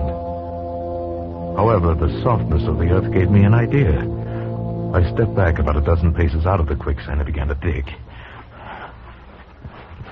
When the pit was above my shoulders, I climbed out, and from some hard saplings I cut stakes, sharpening them to a fine point. I planted the stakes at the bottom of the pit, with their points up. With flying fingers, I wove a rough carpet of weeds and branches, and with it I covered the mouth of the pit. Then, wet with sweat and aching with tiredness, I crouched behind the stump of a lightning-blasted tree. I heard the padding sound of feet on the soft earth. I knew he was coming. The night wind brought me the perfume of the general's black cigarette. Although I could see nothing, it seemed to me that he was coming with unusual swiftness, that he was not feeling his way along foot by foot. In one brief moment, I lived an entire year. Then I heard the sharp crackle of breaking branches. The cover of the pit gave way.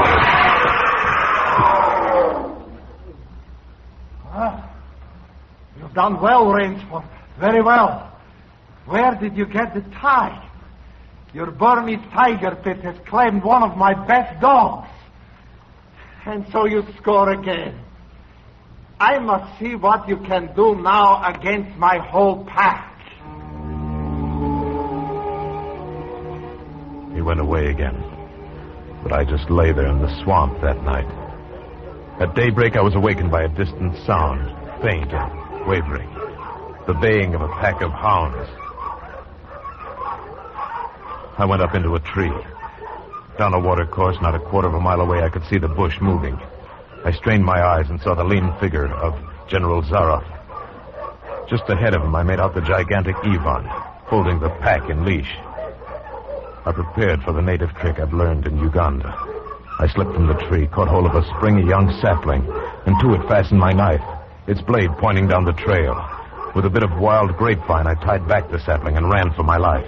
The hounds hit the fresh scent and raised their voices, and I knew how an animal at bay must feel. Even as I ran, the clamor of the hounds suddenly ceased. With it, my heart stopped. For that meant they'd reached the knife. I climbed excitedly up the tree and looked back, and hope died in my brain. The general was still on his feet. Even, however, was not. The knife, driven by the recoil of the springing tree, had done its work. Then the dogs took up the cry again, and I was on the ground once more. Nerve, nerve. I panted the words over and over as I fled headlong. A blue gap showed through the trees dead ahead. I forced myself up on towards the gap and reached the sea. It lay 20 feet below me, rumbling and hissing. I stood a moment, poised over the edge. I heard the hounds. I knew it was the end. Then I leaped far out into the water.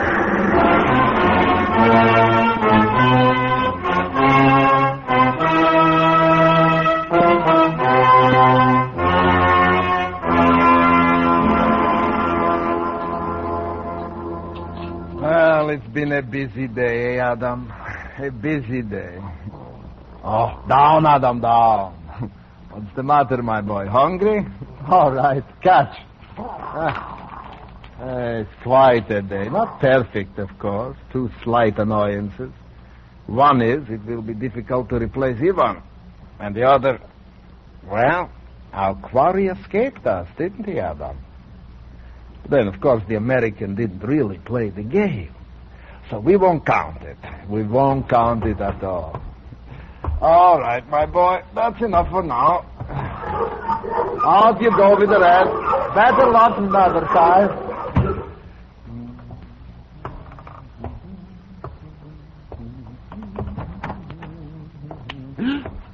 Rainsford. Good evening. How did you get here? I swam. I found that quicker than walking through the jungle. I congratulate you. You have won the game. No, General. Yes. Yes, of course you have. I'm still a beast at bay. Get ready, General Zarov. I see. Splendid. One of us is to furnish a meal for the hounds.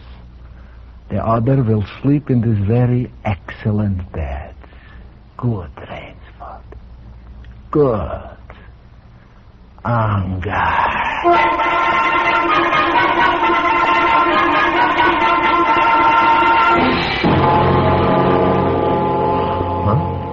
The general was right.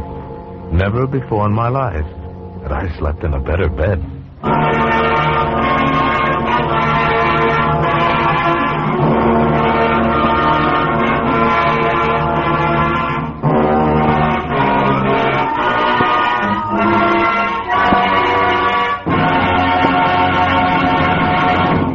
Escape is produced by William N. Robeson and was directed tonight by Richard Sanville. You have escaped tonight in the Richard Connell story, The Most Dangerous Game, adapted for radio by Irving Ravitch, with Paul Frees as Sango Rainsford and Hans Conried as General Zaroff. The special musical score was conceived and conducted by Cy Pure. Next week, you're sitting at the throttle of a speeding locomotive, screaming around the curves of a mountain gorge, racing against time with death at your shoulder. Next week, you're the engineer of the Yellow Mail.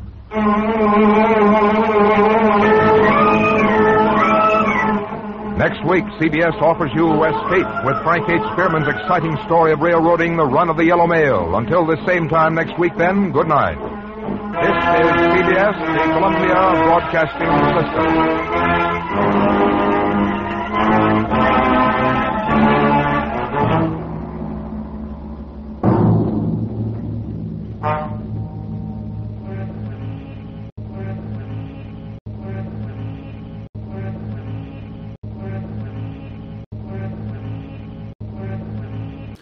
Now let's see what Fibber McGee and Molly are up to. The Johnson Wax Program with Fibber McGee and Molly.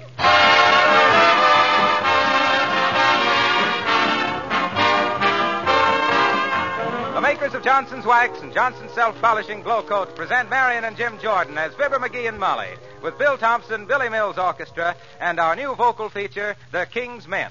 The show opens with Holy Smoke, Can't You Take a Joke?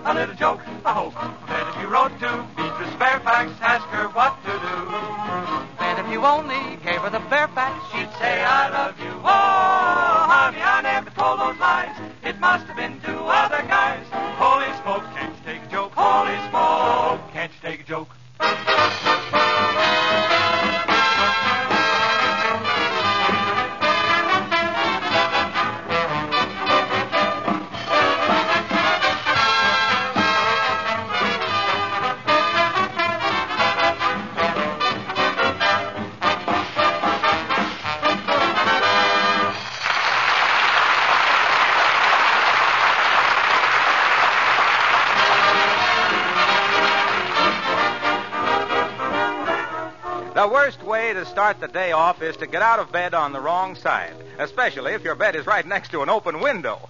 So here, climbing back through the window in his pajamas, holding his ears against the cold, as his wife holds her ears against his language, we find Fibber McGee and Molly.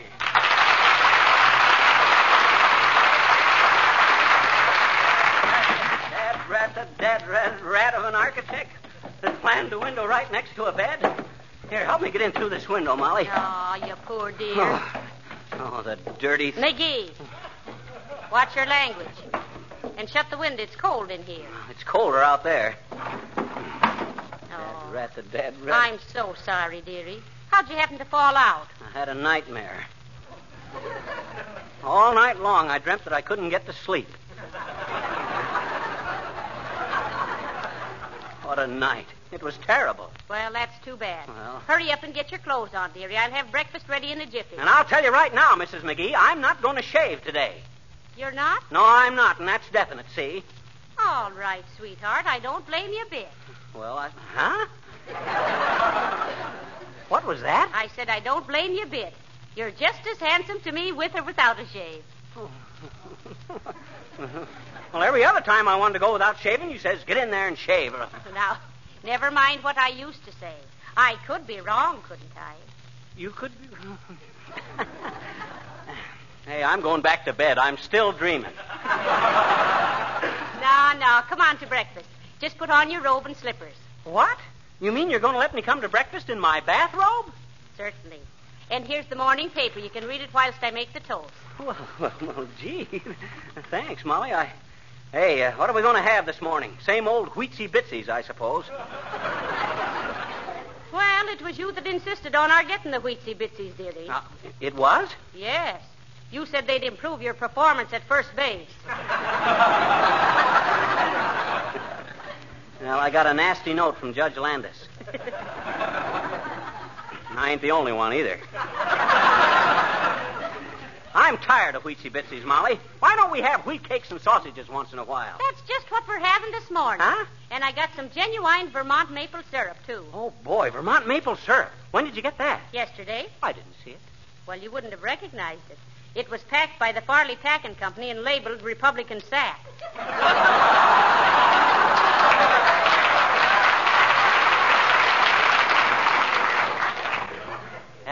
Dad rat. Now, what's the matter?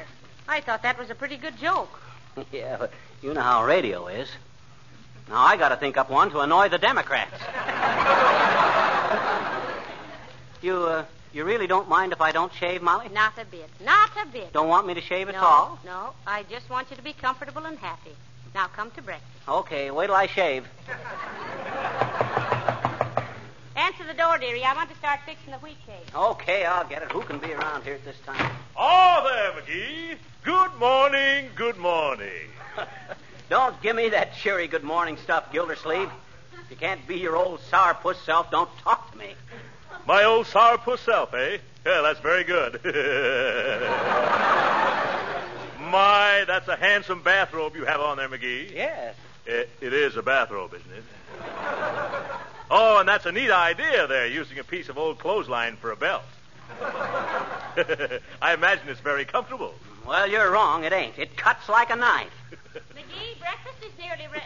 Oh, good morning, Mr. Gildersleeve. Good morning, Mrs. McGee. A lovely day, isn't it? It is not. It's terrible. I never see such a lousy day. By the way, McGee, the reason I stopped by was to bring you these ducks. Ducks? Yes. A friend of mine went out hunting yesterday and gave me more than I could use.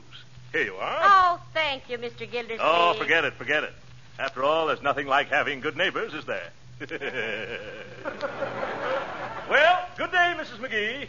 Good day, Pippa. Goodbye, Mr. Gildersleeve. Hey, what's got into that guy anyway? I think he ought to go see a skin specialist. What's the matter with his skin? Oh, it's getting so thick I can't insult him anymore. Well, throw them moth-eaten mallards out in the garbage can and let's have breakfast, Molly. Oh, well, all right, dearie. I'll throw them out right away. Anything you say. Good, and I got... What was that? I said anything you say, McGee. You know best. Oh, no, I don't, Molly. Not always. Why, of course you do. I do? Certainly. Well, okay. Let's keep the ducks, then. No use throwing away good food, is there? No, and I'm sorry I suggested it. Oh, forget it, Molly. We all make mistakes. You're just impulsive. I know. Now, come on and have your breakfast. I've got some nice country sausage. Can't we have a minute's quiet in this house? Here I am, half sick with the indigestion, and I can't even eat my wheat cakes and pork sausage in peace. Calm yourself, McGee. I'll see who it is. Come in. Hello there, daughter. Hello, Johnny. How you fixed for Valentine's? I got some beauties here with cupids on them, but I'd advise you not to take them. What's the matter with the cupids?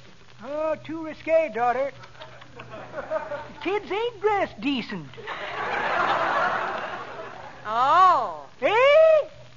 Don't believe we want any old-timer. Personally, I can never decide between the comic ones and the sentimental ones. Never know whether to wow 'em or woo 'em. That's pretty good, Johnny. And that's exactly the way I hear it.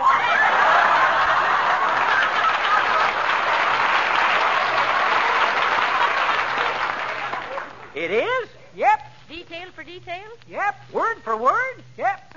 Well, not quite, Johnny. The way I heard it, one feller says to t'other feller, say, says, I see where they had quite a cold snap down south. Now, I'll say they did, says t'other feller. Got so cold the boll weevils were swapping a bale of cotton for a pound of wool. Say, didn't you get up kind of early today, Johnny? Oh, no, this is not early for me. I used to get up at 4 o'clock when I was a bugler in the Army. Bugler, eh? Yep, and a good one, too, if I do say so myself. Even got decorated by General Pershing. And as he was pinning the medal on me, he says, boys, he says, there's nobody in the Army that knows the bugle like McGee. Bugle Nose McGee, I was known as in them days. Oh, my.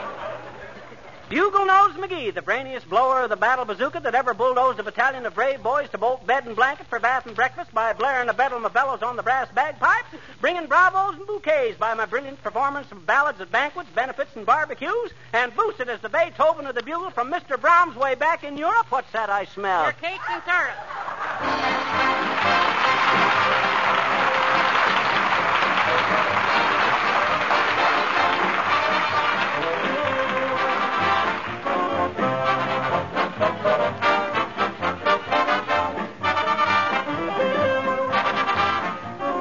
While we're waiting for Fibber and Molly to return, I'd like your attention for just a minute. Tonight, I have a pleasant surprise for all you good friends who have been buying Johnson's self-polishing glow coat and Johnson's paste and liquid wax. Our sponsors have declared a consumer dividend on these famous polishes. A dividend for our customers, which gives you 1/3 more for your money. On most dealers' counters right now, for as long as they last, you'll find extra-large packages of Johnson's glow coat and Johnson's wax containing 1/3 more than the regular sizes. You pay only the regular price. The extra 1/3 is your consumer dividend in appreciation of the way you've been buying Johnson polishes. This dividend offer is good for all important sizes, pints, pounds, quarts, gallons, and so forth. But remember, dealer stocks are limited. They'll go fast. So ask your dealer tomorrow for Johnson's self-polishing glow coat and Johnson's paste and liquid wax in the extra-large containers that give you 1/3 more for your money.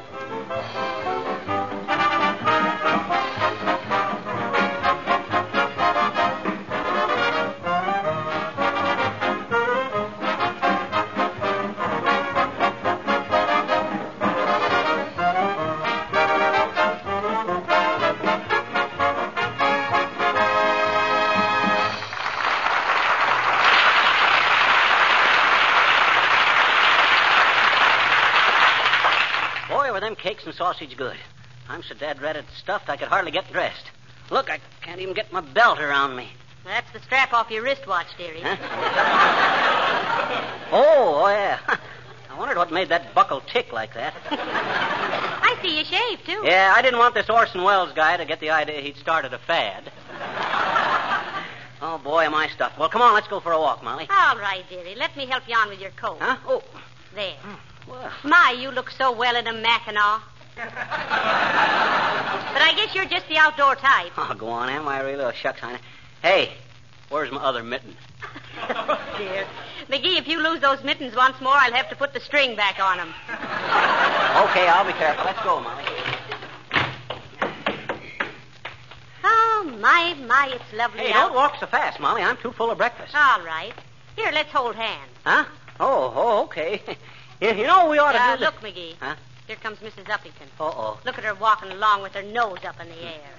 She holds her head so high she's got a double chin on the back of her neck. Well, I'm afraid we'll have to stop and talk to the old cat. She's... Oh, how do you do, Mrs. Uppington? So nice to see you. Oh, how do you do, Mrs. McGee? And Mr. McGee. Hi, Uppy. What you limping for, Uppy? You got a Charlie horse? Well, if she has, I'll bet it's a thoroughbred.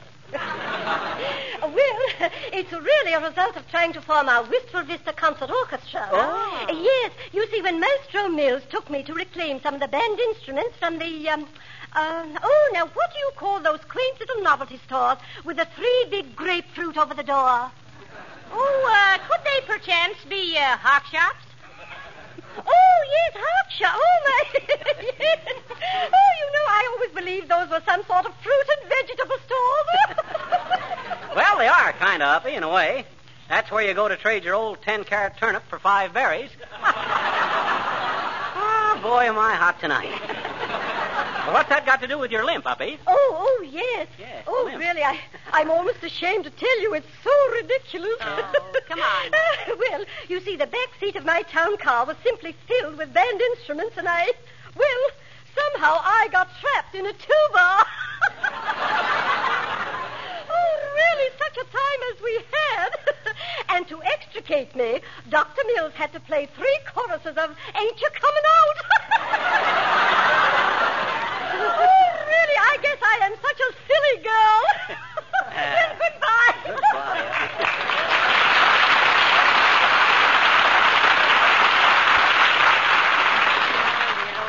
I wish he'd got caught in a violin instead of a tuba. Huh? I was all set with a crack about the cat and the fiddle. Well. Well, come on, Molly, keep walking. I'm cold. We don't get in the house. Hello, Mr. Wilcox. Well, hello there, folks. Out for a little constitutional? No, just taking a walk. Is that so? Well, walking is great stuff, all right. Yeah. But that isn't the way I get my exercise. Uh-oh. Folks, in the year 1900 A.D., a little child was born. And as he toddled across the kitchen floor of a modest little home in Omaha, Nebraska, he saw in his childish imagination a vision of himself as a grown man, still toddling about a kitchen floor. And that floor is your floor, folks, and that man stands before us tonight, Harlow Wilcox. You take it from there, Harpo. in the world are you talking about? I was about to tell you how I got my daily exercise. Oh, well, how do you get your exercise, Mr. Wilcox? Yes, Harlow. As the Indian chief said to his long-lost brother, who he hadn't seen for 25 years, because he'd been working in the mint, posing for pennies, how?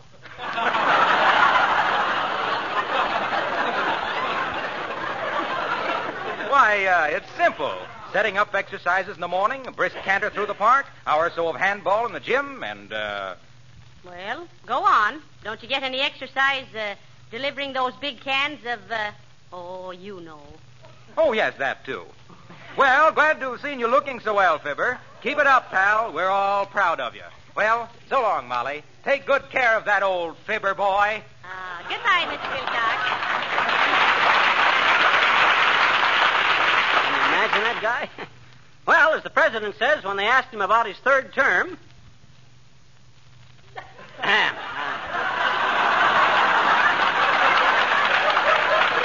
Molly, do you realize he didn't say a word about Johnson's glow coat? Why, he didn't, did he? Or how marvelous Johnson's self-polishing glow coat is for linoleum floors? And did you hear how he talked about me? They're proud of me, he says. An old Fibber boy. Well, I don't see anything wrong in that. We are proud of you. Why, hey, what is all this anyway? What's what? Everybody being so dad-ratted nice to me. First Gildersleeve comes along... Ah, there. Good day, short, sharp, and ship-shape. Good day to you, my dear. Hi, Boomer. Been looking for you charming people. Want to present you with a couple of tickets to the preview of Pinocchio. Oh, how nice. Oh, come off of it, Boomer. You don't give nobody nothing. What's the angle? There is no angle, worm. It's just because I love you, chum. Now, let me see. Where'd I put those tickets for Pinocchio? Pinocchio. I think it's all a jokio. Now, let me see. Here's a letter from my nephew, Agamemnon. Says he would have passed the bar examinations, but he flunked in dry martinis. Handful of crossword puzzles. Ah, yes. I was saving those for a brainy day. What's this? Oh, here's a funeral notice of an old friend of mine. Poor lad. He was an expert at telling mushrooms from toadstools. He thought. Yes, well, here's a neat little stiletto. Hope to play a game of mumbledy-peg on a certain party's epiglottis tonight. Well, imagine this. Here they are, 2 tickets to Pinocchio.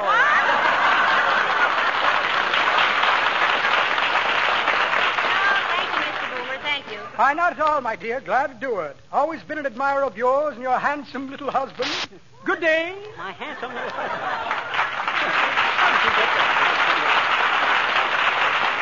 Oh, Molly, come on. What goes on here? I'll get a nasty answer out of somebody if it takes all the king's horses and all the king's men.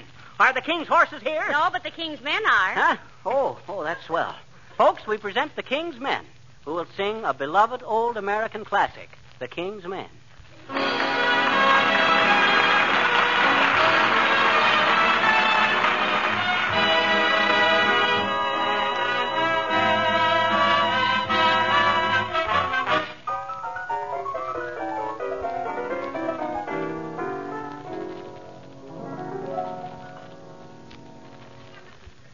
Old MacDonald had a farm, E-I-E-I-O.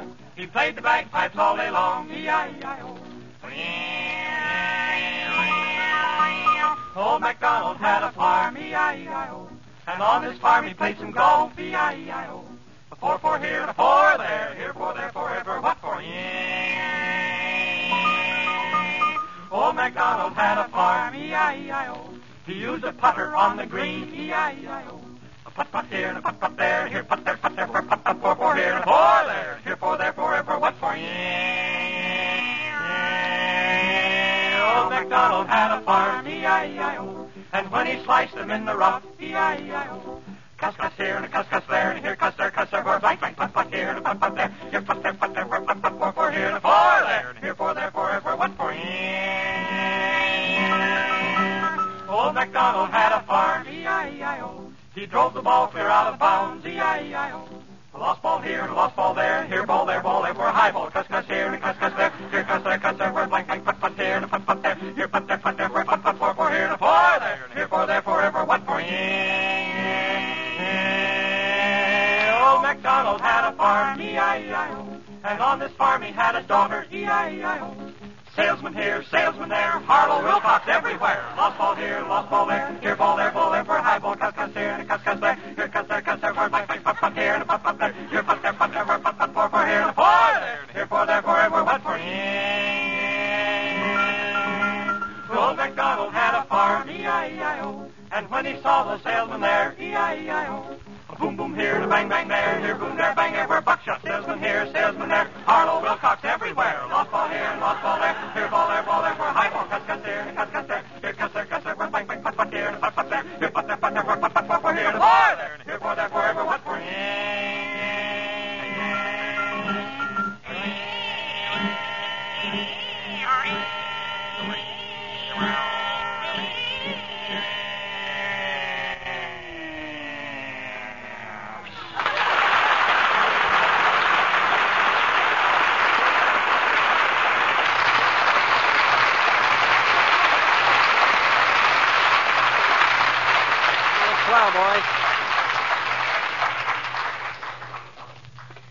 Well, come on, McGee. We're nearly home. Aren't you feeling any better? No, I ain't. Dad, drat it, why'd you make me eat all them wheat cakes and sausages, Molly? Wasn't that terrible of me? Oh, I'm such a bad girl to you, aren't I? Hey, I wish I knew what was going on around here. There's so dad-ratted much sweetness and light, I'm getting a little suspicious. What's the matter, Molly? Oh, here comes that little girl from across the street, McGee. Good. Maybe I can pick a fight with her. Now, McGee, pick a fight with somebody your own size. Well, she's just about the size of the fight I want to pick. Hi, little girl. Hi, mister. What you doing? Taking a walk. Where to? Oh, no place. Hmm? I says no place. Not walking anywhere. Well, gee, then how do you know when you get there, Now, listen, sis. I ain't in any mood for polite chit-chat. Now, let me pass. I got to finish my walk. Okay. Can I take a walk with you, please, mister? Can I, please? I like you. No, you can't take a walk with me. This is walk for my health. Oh. Well, remember what Confucius said. What did Confucius say? Confucius say, quote, man take long walk, matter of health. Lady take long walk, matter of form, unquote.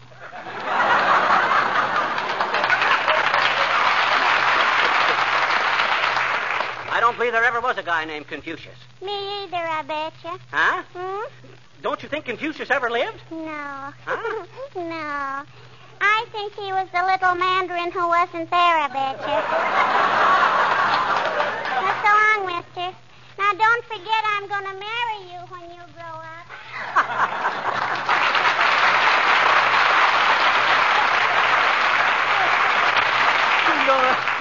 You're gonna marry me when I grow up. When I grow up? Hey, did she say that? Why, Now, calm yourself. Calm yourself. We're almost home. Oh, there's Mr. Gildersleeve's Great Dane. He's brought you a stick, McGee. He wants you to throw it for him to fetch back. I'll throw it for him. Here, Hamlet, give me that stick. I'll throw this so dad-ratted far. By the time he gets back, he'll be a great, great, great, great Dane. There. Go fetch it, Hamlet. Oh, heavenly days, McGee. Look what you did. Huh? Broke a window in Mr. Gildersleeve's house. Well, dad-ratted, it wasn't my fault. I just threw it where the dog told me to.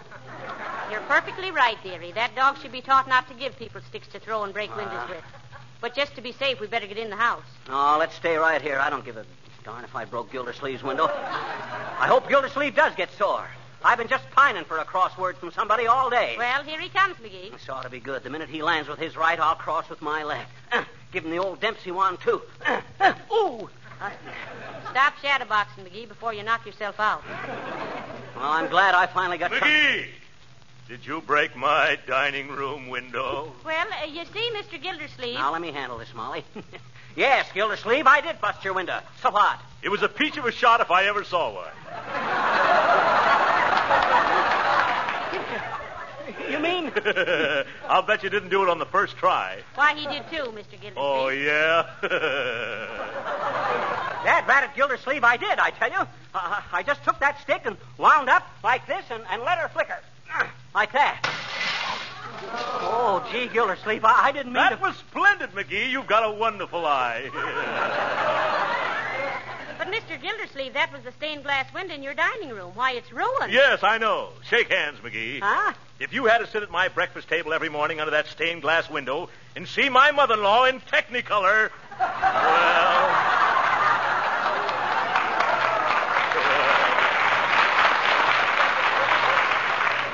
Oh, shucks, Gildersleeve. I'll bet you can't make it 3 out of 3, McGee. Huh? Come on, try it again. Oh, now, wait a minute there. Come on, McGee. See if you can hit that little window up there on the left. Huh? Upstairs. Way up there? Yeah. We'll surprise my wife. She's taking a bath. Oh, no, thanks, Gildy. I'd like to, but no, I better not. Oh, scaredy cat. I ain't either a scaredy cat. Oh, here, stop it, you two. Control your energy. The marble season will open soon. Just send us a bill for the broken windows, Mr. Gildersleeve. Oh, no, forget it, folks. I enjoyed it. What? Well, thanks a lot, McGee. My, I wish I could throw an old stick like you. That does it, Molly. That does it. That absolutely does it. Does what, darling? And never mind that darling stuff, too, either. I want to know what's got into everybody. Hey, Molly. Yes? Look me in the eye. Yes? Did you go and buy that fur coat after we decided that it cost too much? Is that why you've been... No, dearie, I didn't buy it. No, I guess you didn't. That wouldn't explain why Boomer and Wilcox and everybody's been so dad-ratted nicey nice. Molly, for the love of Mike, what is it? I can't stand all this stuff. Everything is too pleasant. I ain't used to it. Please, Molly, what is it? Ah, heavenly days, McGee, don't you know? What? Why, this is your birthday. My birthday? Oh, why don't somebody tell me these things?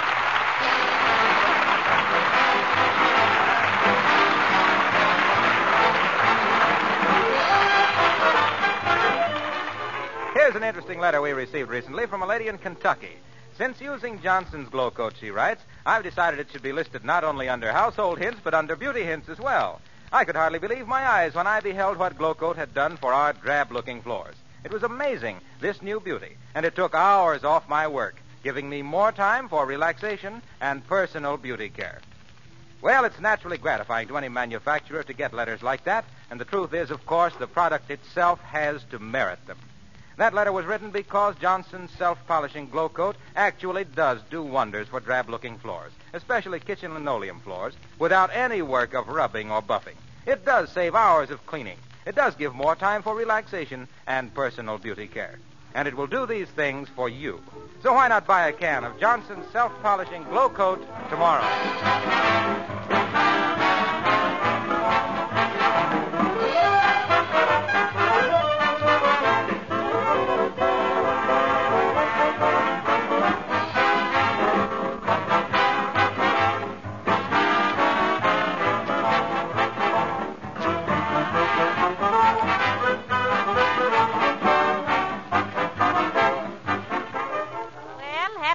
McGee. Do you feel any older? No. The only thing makes me feel old is when I think of the wonderful inventions that have been made since I was born. Automobiles, radio, television.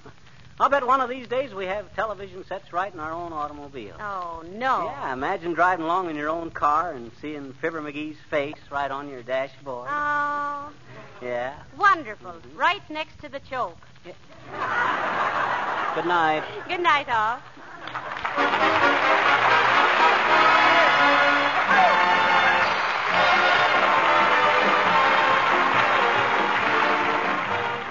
This is Harlow Wilcox, speaking for the makers of Johnson's Wax and Johnson's Self-Polishing Glow Coat, inviting you all to be with us again next Tuesday night at this same time. Good night. This is the National Broadcasting Company. The Johnson Wax Program with Fibber McGee and Molly.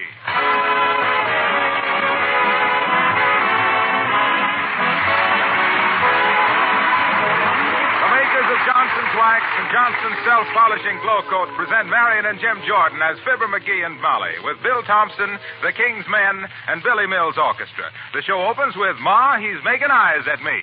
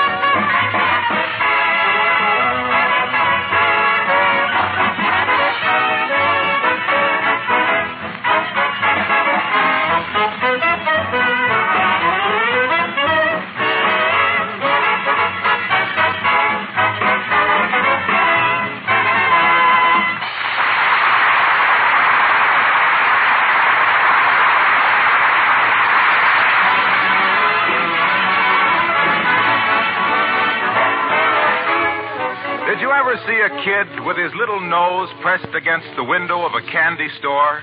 Well, Fibber's no kid, and 79 Wistful Vista's no candy store. But otherwise, that's about how he's been acting the last couple of days. And here, taking one more peek out the window, as his wife looks on in bewilderment, we find Fibber McGee and Molly.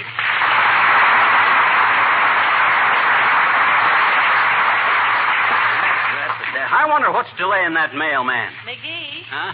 You speaking to me, Molly? I am that. Now tell me, why have you got your eyes glued on that mailbox? Heavenly days, you act like a barefoot boy waiting for the sprinkling wagon.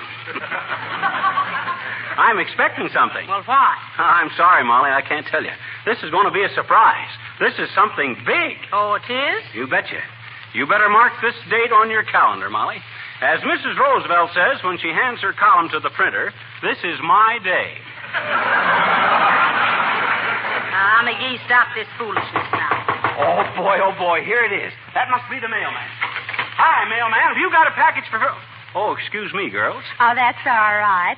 Can you use my sister and me in your new Johnson Wax program? Well, I'm sorry, girls. I'm afraid not. We'll be glad to take your names in case we have an opening later. Oh, thank you. My name is Charity, and this is my sister, Faith. Oh, where's Hope?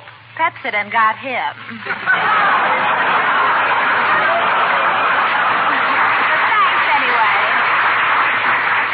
Pepsodent got him. Dad Braddock, I wonder what's holding up that mailman. Well, when I see the loads of mail the poor lads have to carry, I wonder what holds any of them up.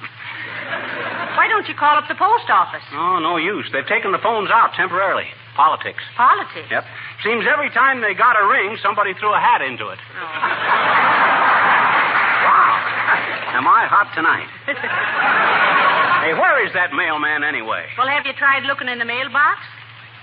Maybe he came while we were having breakfast, dear. Say, I never thought of that. What's the matter with me, anyway? Well, shall I tell you at random or alphabetically? Well, I look in the mailbox.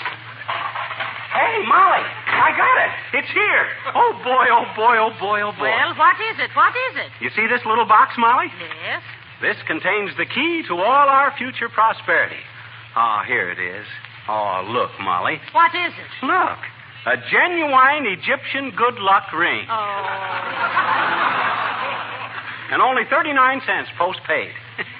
See? It's got the head of the mystical sacred Sphinx. It certainly does.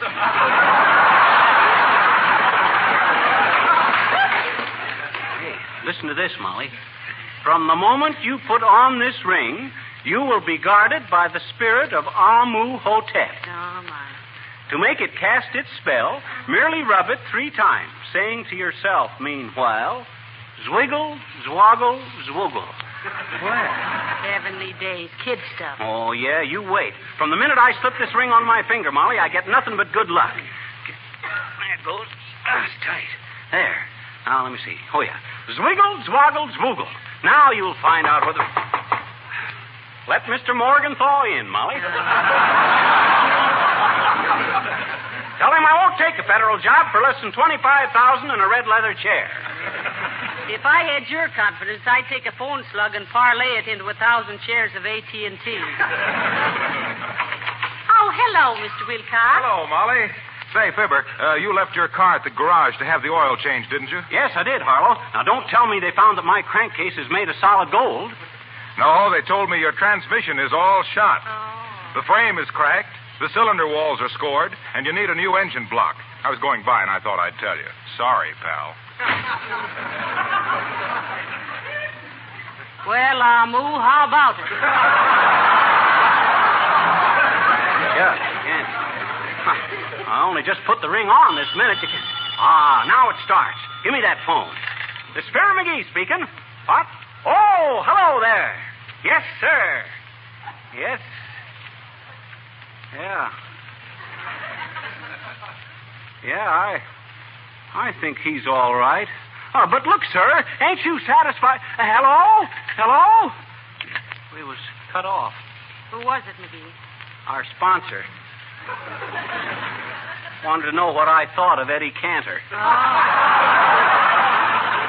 I wonder... Hey, Molly, Let me see our Johnson Wax contract a minute. I don't know where it is, dearie. You were looking at it last night. Well, it's on that table with the rest of them papers. Oh, heavenly days. I thought those were all old newspapers, and I started the fire in the furnace with them this morning. What? You threw out our contract? Oh, for the Lord. You answered, McGee. I'm afraid it's Boris Karloff with the Valentine. Well, I ain't. I got confidence in this ring. I'll answer it. Zwiggle, zwoggle, zwoogle. Special delivery for Fibber McGee. Okay, I'll take it. Here's a nickel for you, Bud. A nickel? Yep. Gee, I've seen everything now. Special delivery, Molly. No doubt it's from Egypt, inviting us to the opening of a tomb. Yeah, well, you can stop your scoffing right now. Look at this. This is from Corpus and Habeas, the lawyers. Oh, so now we're being sued for something. Molly, sometimes you're more suspicious than a kid with a detective badge. And we ain't being sued. Listen to this. Dear Mr. McGee, as the administrators of the estate of your late uncle, Spud McGee, of Pocatello, Idaho, we wish to inform you that you are the sole beneficiary to his estate of 10,000 acres. Oh. Wow. Please stop in our office in the Lawyers' Trust Building at once so we may turn over your inheritance to you. What did I tell you, Molly? We're rich. Get your hat. Hold it now. Hold it, McGee. Maybe this is somebody's idea of a joke. I never heard of your Uncle Spud McGee in Pocatello, Idaho. Oh, sure you did, Molly. Uncle Spud was the one that made a fortune in Idaho potatoes. Potatoes? Yes. He made a great discovery. What was that? One day he took a potato, peeled it, sliced it real thin, and fried the slices in deep fat. Yes. And from that moment on, Uncle Spud was in the chips. Come on, Molly, let's go. Play, Billy, and thank you, Amu Hotep.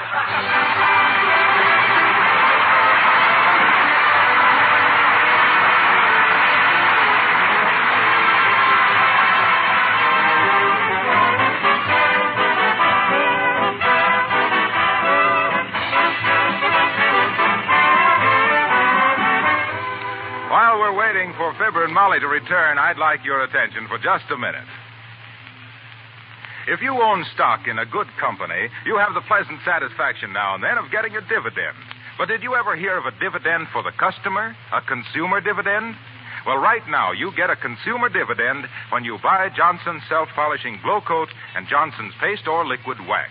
On most dealers' counters, you will find extra-large packages of these famous products containing 1/3 more than the regular sizes. You pay only the regular price. The extra 1/3, your consumer dividend, is made possible by your steadily increasing purchases of Johnson's Glow Coat and Johnson's Wax. This offer is good for a limited time only for all important sizes, pints, pounds, quarts, gallons, and so forth. But when your dealer's stocks are gone, there won't be any more. So see your dealer tomorrow and get Johnson's self-polishing Glow Coat and Johnson's paste and liquid wax in the extra-large containers that give you 1/3 extra free.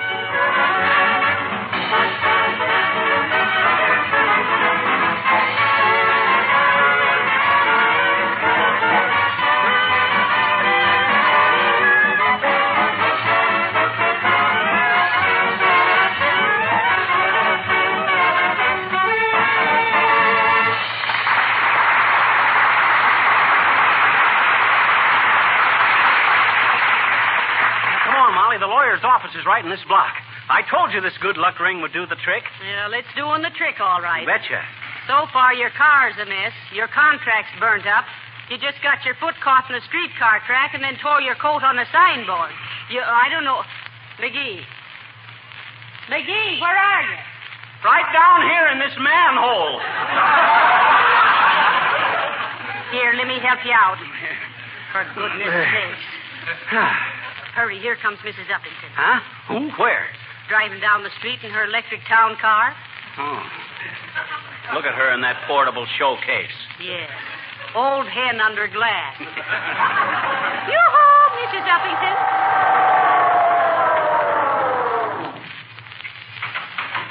Oh, how do you do, Mr. McGee? And Mr. McGee. Hi, Uppy.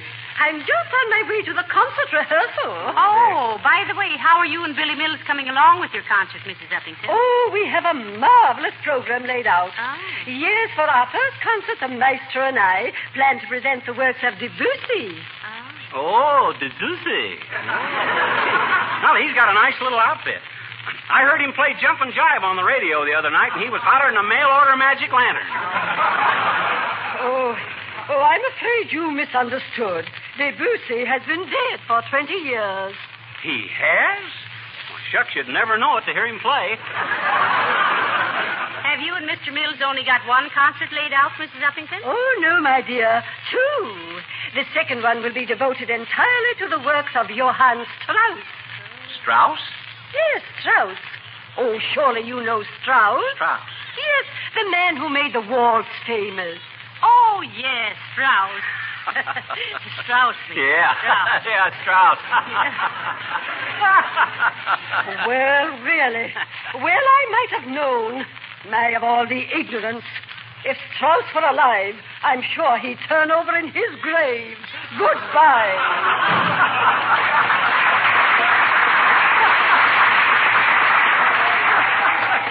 Strauss, the guy that made the waltz famous. Yeah. Everybody knows that the waltz was invented by Wayne King. Shucks. Well, why should we tell her? Let her find out for herself. Oh, here we are, Molly, the Lawyers' Trust Building. Well, let's go in. Wait till I rub my ring. Zwiggle, zwoggle, zwoogle. Look out for that truck, McGee. Whoa! Oh, dear. Muddy water all over your clothes. Oh, well, that... You and your ring. I wouldn't mind it half so much, but that truck was from the Careful Cleaners. McGee, the things that happen to you shouldn't happen to your worst enemy. And that's you, too.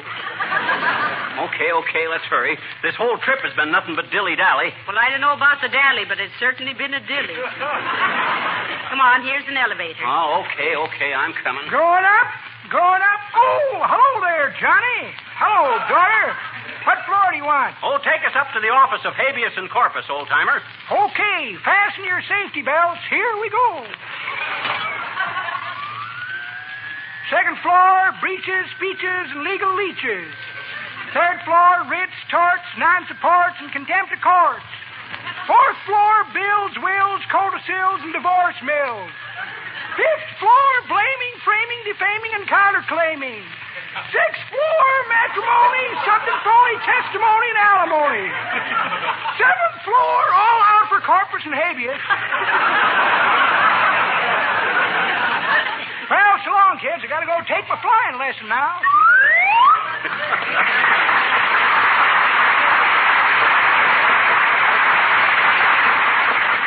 Flying lessons. You know, I sort of admire that old man for trying to keep up with things. Go on. He's lucky if he can keep up with the payments on his last set of teeth. And speaking of luck, Molly, let's get into that Well, lawyer. hello there, Molly. Hello, Fibber. How's everything? Oh, wonderful, Mr. Wilcox.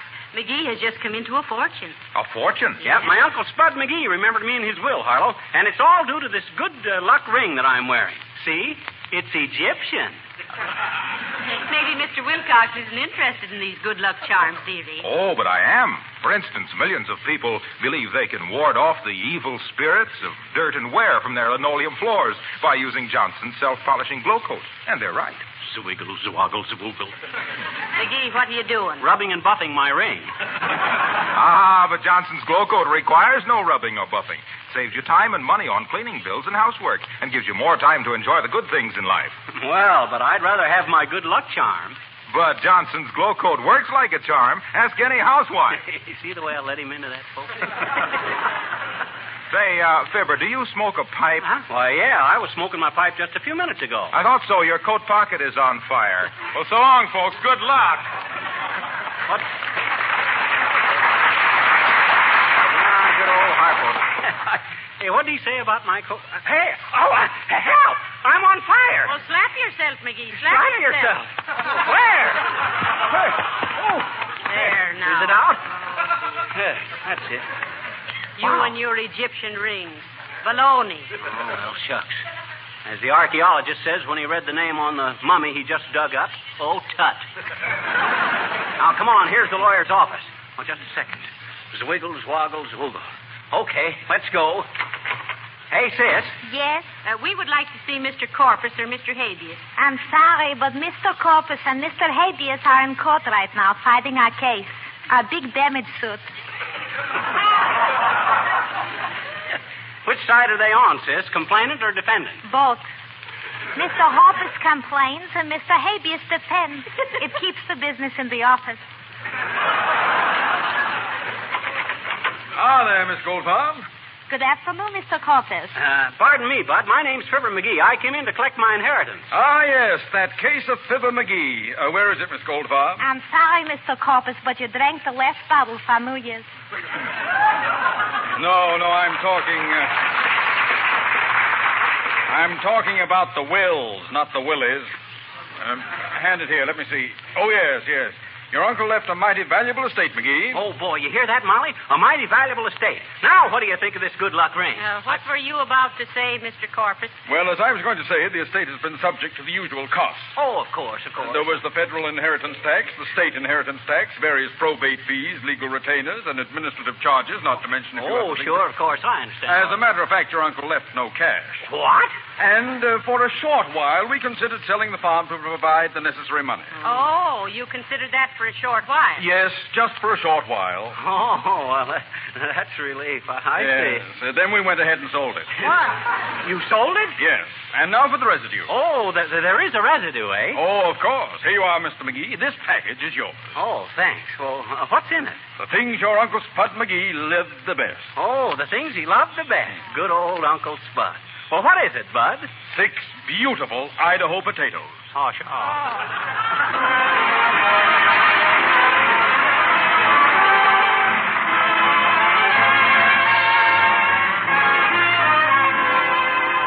Our new vocal feature, The King's Men, now sing The Lamp is Low.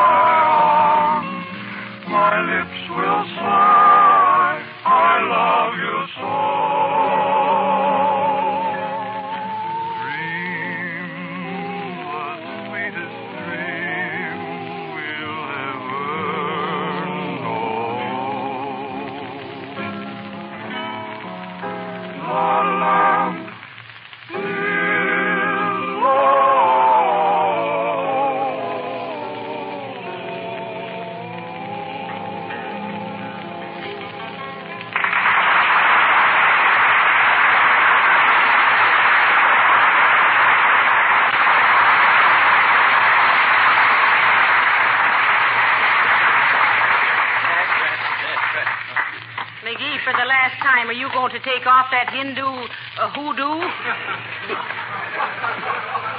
It ain't Hindu, Molly. It's an Egyptian lucky ring. It's an Egyptian eyesore.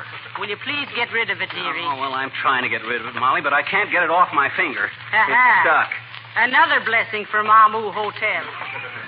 Why don't you just give it the good old swiggles, woggles, woogle, and rub it off? Well, I would if I thought... Oh, hello there, little girl. Hi, mister.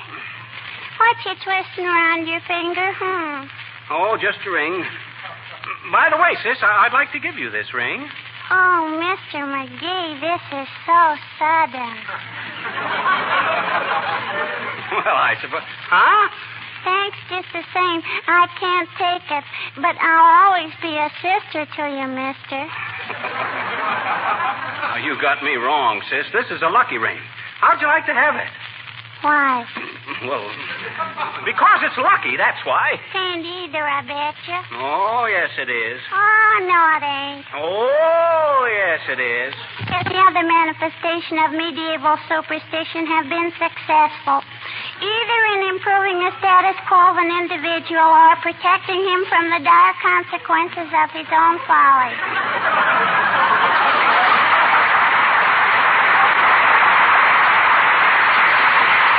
What's that again? Well, coming down to your level, a lucky ring is a lot of malarkey. Well, so long, mister. I'll see you in the middle of next week. Now,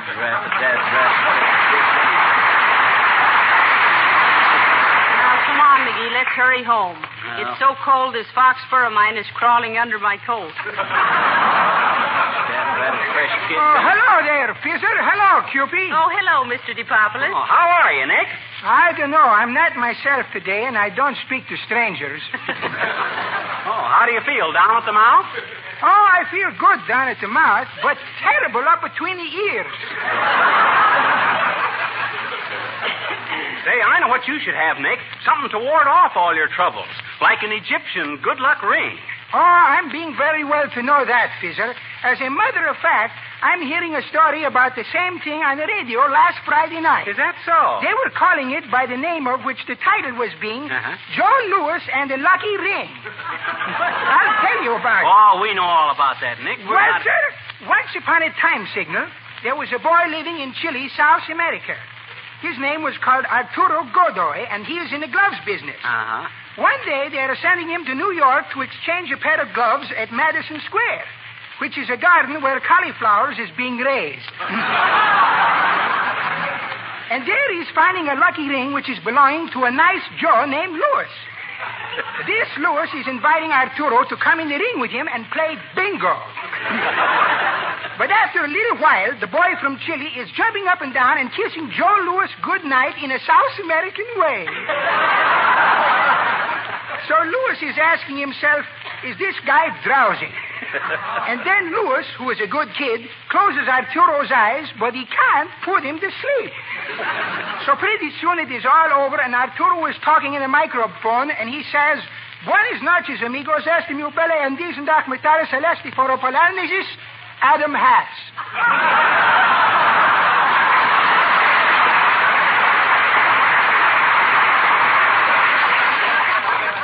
And the moral to the story is being, beware of people who say they are giving you a ring sometime. Well, so long, Fizzle. So long, Cupid.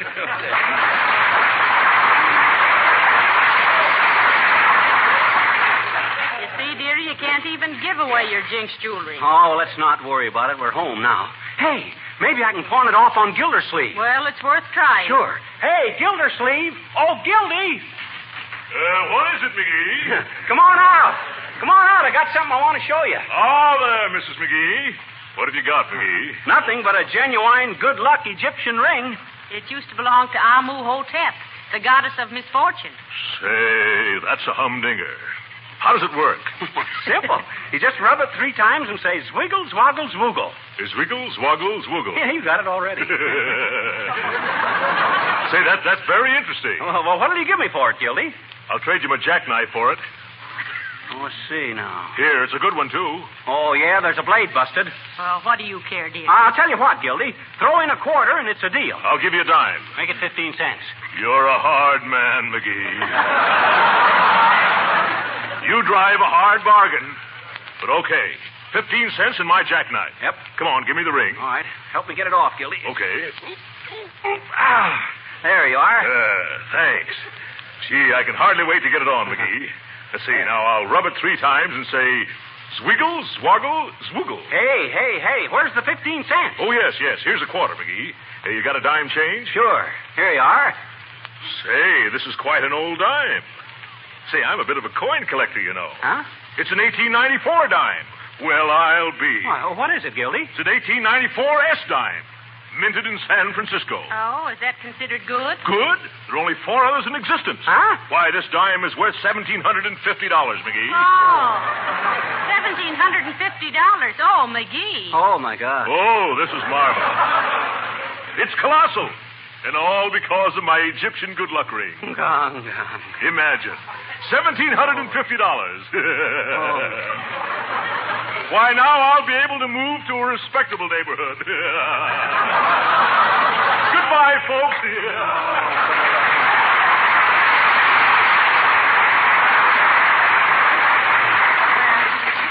Come on in the house, dearie. All of that. You see, Molly, I told you that ring was lucky. You shouldn't have made me take it off. Oh, I know, but maybe you were rubbing it the wrong way. Oh, wait a minute. I bet I was wearing it on the wrong finger. Well, how do you know which finger's the right one? Hey, I know what I'll do. I'll wear one on every finger. Give me that phone. Hello, operator. Give me long distance. Who are you calling, dearie? Hello, long distance. I want to get the Egyptian Lucky Ring Company.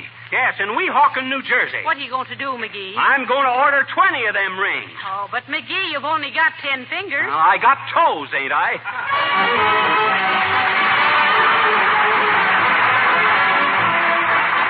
If I may have your attention for just a moment, I'd like to remind you to write down on your shopping list for this week Genuine Johnson's Wax. This double-purpose pure wax polish comes in both liquid and paste form. In either form, it does the double job of protecting and beautifying your floors, furniture, and woodwork. Most housewives know that when you walk on wax, you save your floors. And this is true because you are actually walking on the tough, transparent shield of Johnson's Wax, and not on the floor surface itself. From time to time, this wax shield is renewed, and your floor is permanently protected. What's more, its beauty increases with each application. Haven't you noticed the mellow, well-polished glow of a floor that has been Johnson waxed for a number of years? You can have this much-admired luster on your floors and on your furniture and woodwork, too, if you protect them regularly with genuine Johnson's Wax. Hello? Hello? Haven't they answered yet, McGee? No, I guess it takes a little while. Oh, hello, is that Weehawken? Oh, is that you, Mert? What's that? Oh, you can't connect me with them because what? Oh, that's too bad. Well, thanks, Mert. Goodbye. What's the trouble, McGee? The Egyptian Lucky Ring Company is just burned to the ground. Good night. Good night, all.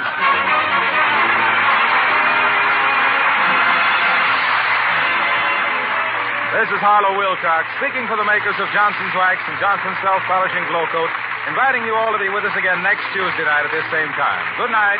This is the National Broadcasting Company.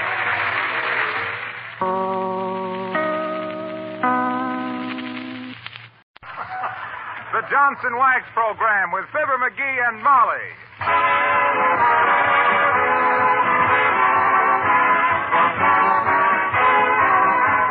The makers of Johnson's Wax and Johnson's Self-Polishing Glow Coat present Marion and Jim Jordan as Fibber McGee and Molly with Bill Thompson, the King's Men, and Billy Mills Orchestra. The show opens with I Know That You Know.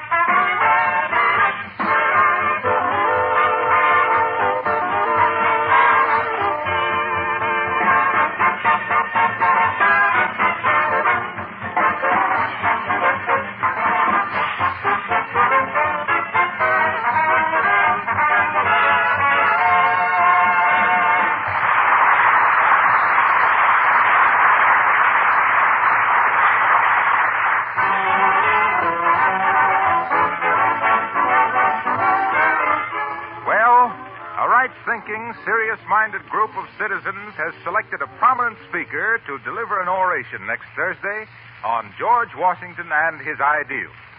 And here in the living room at 79 Wistful Vista, rehearsing his speech, we find Fibber McGee and Molly.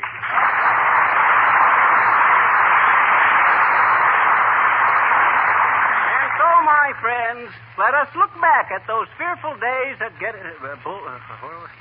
Valley Forge, when discouraged and ragged, a little band of faithful men listened to their leader as he talked to them across the campfires. America's first fireside chat. My friends, he says. McGee, what on earth are you talking about? I'm rehearsing my speech, Molly. Men, we must cross the Delaware tonight. 1 if by land, 2 if by sea. Stop your malarkey now, Fibber McGee. What'd you say? What's this all about? I told you it's my speech. I'm talking on the subject of George Washington and his ideals in front of a large and important group next Thursday morning. Oh. Hey, how's this for a gesture when I talk about crossing the Delaware? With my hand up to my forehead like this, like I was looking into the distance. You look like a sinus headache looking for an aspirin. And who is this large and important group you're going to dazzle with your electrocution? It's elocution, not electrocution. I know it. I was just pulling a switch. And if you must know, I'm speaking to the Wistful Vista Grammar School pupils. Heavenly days. The whole student body? Well, no. Just the 4th grade.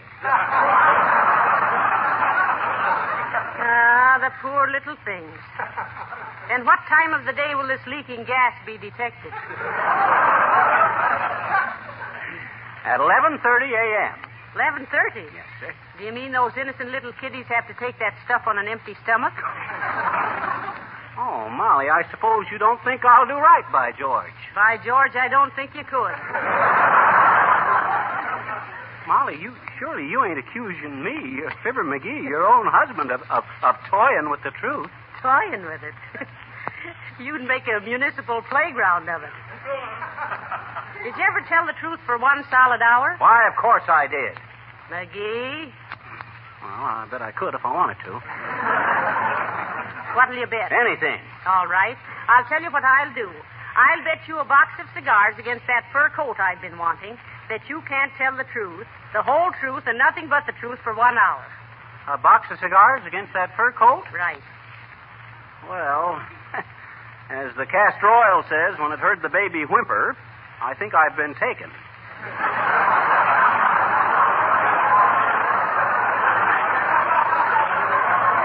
But okay, I'll do it. It's a bet. You betcha. It's 2:00, and for the next 60 minutes, you tell nothing but the truth. Right. And I don't think I'm going to like it either. Well, you've made your bet. Now, don't lie in it. Now, remember, for 1 whole hour, you'll have to... Somebody at the door, Molly. You answer it. My foot's asleep. Is that the truth? Well, no. The truth is I'm just too lazy. Now we're getting somewhere. Well. Come in. Hello there, daughter. Hello, Johnny. Want to buy a couple of cut-rate tickets for skiing lessons?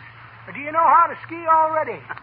Who, me know how to ski? Why, say, when it comes to skiing, old-timer... A box of cigars against that fur coat, McGee.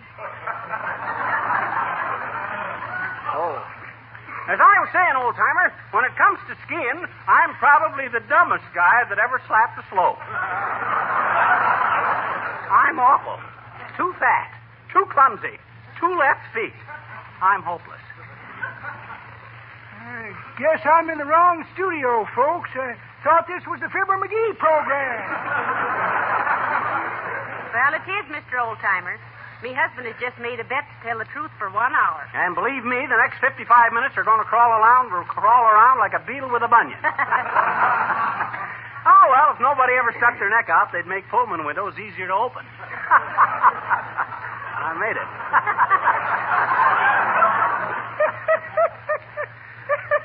That's pretty good, Johnny. But that ain't the way I heard it. The way I heard it, one feller says to t'other feller, says, You got any idea how the Fibber McGee program ranks these days? Nope, says Telefeller. But it sure is, ain't it?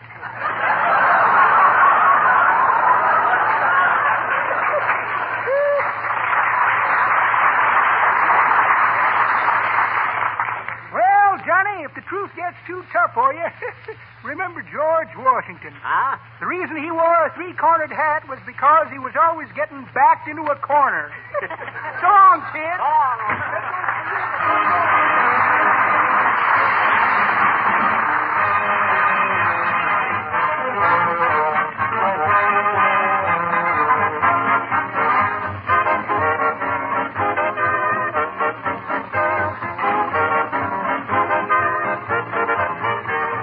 While we're waiting for Fibber and Molly to return, I'd like your attention for just a minute. Have you ever heard of a consumer dividend? Probably not. I don't know that any company has ever declared one before. Well, you get a consumer dividend now when you buy Johnson's self-polishing Glow Coat or Johnson's paste or liquid wax. In short, you get 1/3 more for your money. On most dealers' counters right now, while they last, you'll find extra-large packages of these famous polishes containing 1/3 more than the regular sizes. You pay only the regular price. The extra 1/3 is your consumer dividend in appreciation of the way you've been buying Johnson polishes. This offer is good for all important sizes, pints, pounds, quarts, gallons, and so forth. But you'd better hurry. We've shipped dealers an awful lot of these extra-large containers, but a lot of housewives use these polishes. So ask your dealer tomorrow for Johnson's self-polishing Glow Coat and Johnson's paste and liquid wax and get 1/3 extra free.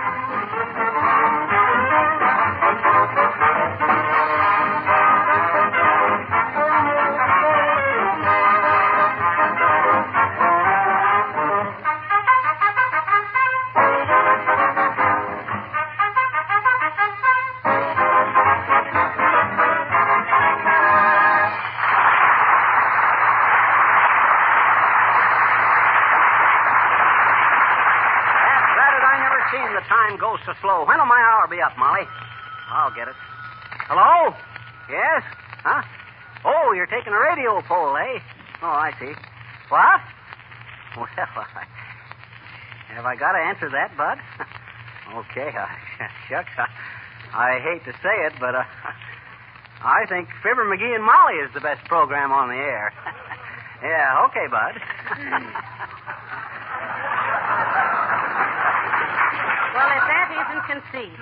Of all the peanut-fed, hickory-smoked, sugar-cured hams I ever heard. Hey, now. Wait a minute, Molly. That ain't fair. I had to tell the truth, didn't I? Oh, dear, old Shucks. Who's that there at our door? Wait till I peek out the window. Oh, it's Mrs. Uppington. No, you mean old 395? Why $3.95? That's as close as she'll ever get to the 400. Don't you get it, Molly? I says... Ain't funny, McGee. Okay. Come in. Oh, how do you do, Mrs. Uppington? So nice to see you. Oh, and how do you do, Mrs. McGee? And Mr. McGee. Hi, Uppy. Well, what seems to be the trouble with you today, Mr. McGee? You don't seem as cheerful as usual. He has a slight cramp in his style, Mrs. Uppington. Oh, really? Nay, it must have been something he ate. I thought it strange to see Mr. McGee so silent. He's usually so loquacious. What do you mean, loquacious? I ain't touched a drop since New Year's Eve. No, she means Gabby. Gabby. Oh. Yes. As Maestro Mills was saying to me last night, Mr. McGee was born with a silver spoon in his mug, and there's been something funny stirring there ever since. Oh, really? I thought that was so whimsical. Oh, yeah. Well, wait till I catch up with that guy. I'll wham the whimsy out of him. Oh, now, Mr. McGee, really, I didn't mean that. What I came over for, Mrs. McGee, was to get your opinion of my new hat. Oh, tell me, how do you like it? It just arrived from Paris. Oh, why, it's simply divine. It really is. So uptown, so chic. Do you like it, Mr. McGee? Huh? You want the truth, Uppy? Why, yes, I do. Okay, you asked for it. Uppy, that hat is... McGee. Huh? Will you get me a glass of water? I think I feel a little faint. Oh, my, you poor dear. Why don't you sit down there? But getting back to that hat, you better sit down too, Uppy. Now, before he says anything, Mrs. Uppington, let me warn you. Never take McGee literally. He always means just the opposite. Oh, really? How quaint. But I'm sure I'll value his opinion. Now, go on, Miss McGee. Okay, Uppy. I think that hat is marvelous. Oh. It's the most becoming hat you ever wore. Makes you look 20 years younger. Well, heavenly day. Oh, Mr. McGee, do you really think so? Why, Oh, my goodness. 20 years younger? Yeah. Oh, really? Well, Oh, you always mean the opposite of what you say. So you mean that I look 20 years older? Well, goodbye.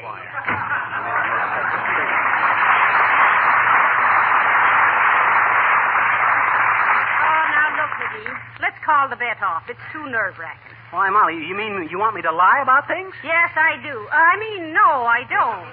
That is, I don't want you to lie when, well, at least you might be diplomatic. Oh, why did I ever start this thing? What makes you so contrary? I ain't contrary. I'm just keeping my word. When Fibber McGee says he'll do something, he's going to do it in spite of you can't say it on the radio or high water or something like that there. Oh, it's Mr. DePapolis. Oh, hi, Nick. What's on your mind? Hello, Cupie. Hello, Fizzer. I'm making a goodwill detour because I'm trying to find out why my customers is staying away from my candy kitchen in such a big crowd. If all the people who are not doing business with DePapolis are laying end to end, I'd step on his face. Well, I'm sure I don't know why your business is so bad, Mr. DePapolis. Well, I know. You do, Fizzer? You betcha. Then tell me what is wrong before I'm going into bankruptcy. Now, McGee, please don't. Now, look, Nick. In the first place, your sandwiches are too thin. Oh, my. People that eat in your joint don't pry a sandwich apart to see what kind it is. They just hold it up to the light. Oh, be a little more specific, Fizzer. What kinds of sandwiches are you referring to? Well, your minced ham, your minced olive sandwiches, for one. Oh, well, it is hard to mince an olive, so it is making a decent showing between two slices of bread. I think Mr. DePapolis' candy is very good, McGee. Oh, yeah? Well, while I'm telling the truth, the whole truth, and nothing but the truth, let me tell you what I think of his candy. Sure, go ahead, Fizzer. But be kind to my chocolate rabbits. They might be somebody's mother.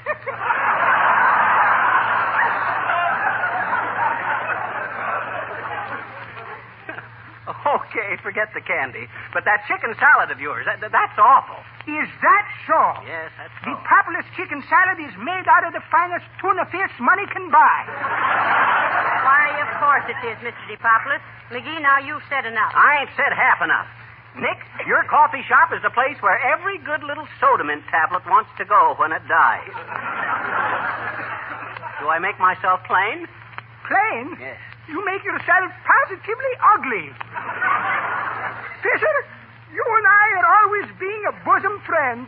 But one more smart cracks from you, and one bosom is finding a carving knife in itself, and guess who? So long, Joopy.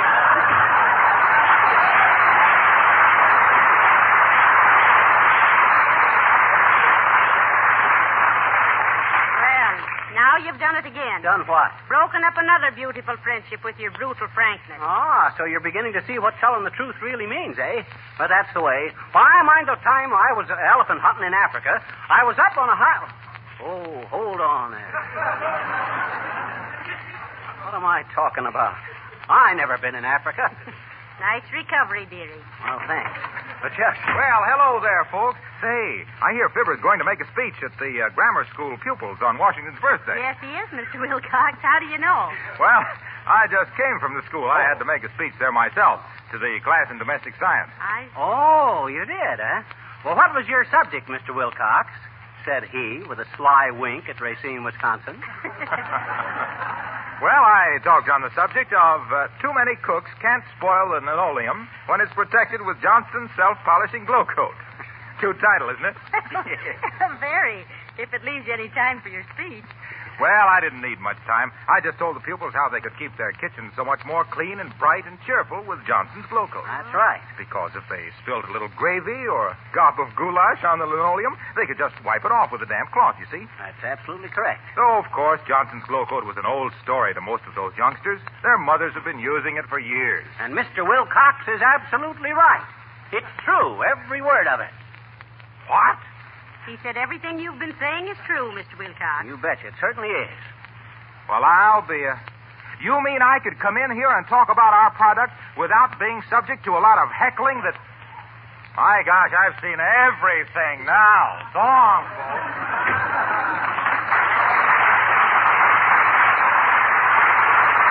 Now, look, McGee, it's all very well to tell the truth, but do you have to work so hard at it and frighten all our friends? Molly, when I say I'll do something, I do it. No halfway stuff with me. I'll answer it, McGee. I'm getting afraid to have you talk to anybody. No, sir. I'll talk to him myself.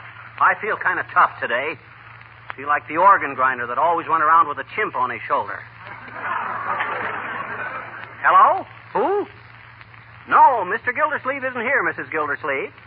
No, I ain't seen him since last Wednesday. In the stationery store when he was buying you that Valentine. Huh? Oh, you know Mrs. Gildersleeve, that big lacy Valentine with the red heart. How'd you like it? Huh? Oh, you didn't get it? For goodness sakes, McGee, now don't... What say, Mrs. Gildersleeve? Oh, sure, your husband even wrote a little poem on it for you. Sure, I can remember it word for word.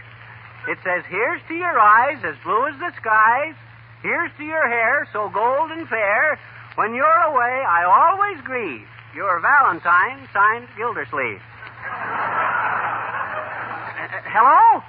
Hello? She hung up on me. McGee, Huh? do you know what you've done? What you mean? Mrs. Gildersleeve has black hair and brown eyes. What? Well, I had to tell the truth, didn't I? Boy, will she have something to say to old Frocky when he gets home. Well, you know what Confucius said about that. What did Confucius say? Confucius say, a man who... but wait a minute, the king's men can tell you better. Okay, boys, tell them what Confucius say.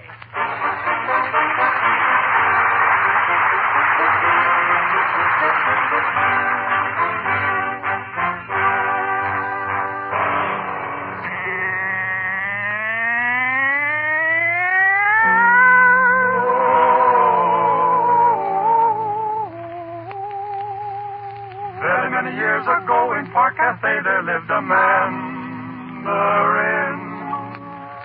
Very many things he know, and those he don't, he take a gander in. Like to make he talk all he same like Mr. Wally Winchell. Confucius say about a girl a moon. Make wedding bells ring out in month of June. Wee, wee. Ding dong. Confucius say a girlie act too shy. Boy, never say. Good night, he say. Goodbye, forever. Oh, Confucius, very, very wise, bring confusion in disguise. All day long he sing his song and mumble in his beard. Oh, little China boy, listen what he say, never learn a chop thing. Confucius say all chorus girls are grand. Well, always write them letters in the sand. Confucius say if you write love in note, you'll have to write big check for nice fur coat. Ming chinchilla. Oh, Confucius, very, very smart, know the way to girlie's heart. All day long he sit and think he real Joe Miller chink. He make a wisecrack long ago, now same wisecrack on the radio. He's sticky neck way out, but him a clever so-and-so. Confucius say a wolf is at your door. Remember, he make nice rugs for the floor. Confucius say cheer up and thank your star. Things couldn't be as awful as they are. Confucius comes staggering home one night at 4.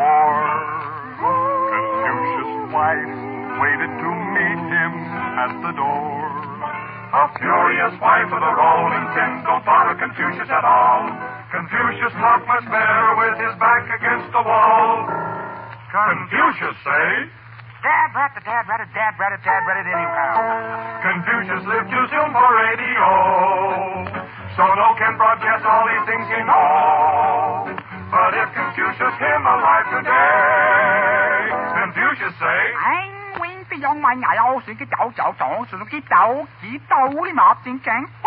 Johnson's wax. remember what Confucius said.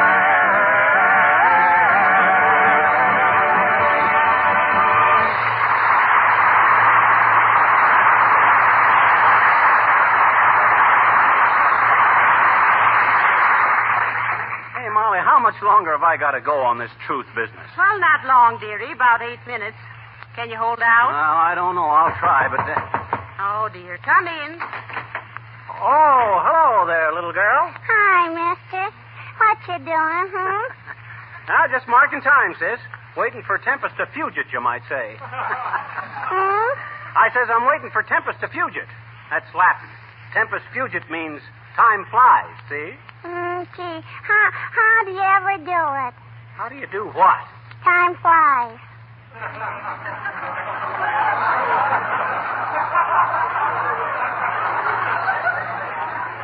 Look, sis, I ain't timing a fly.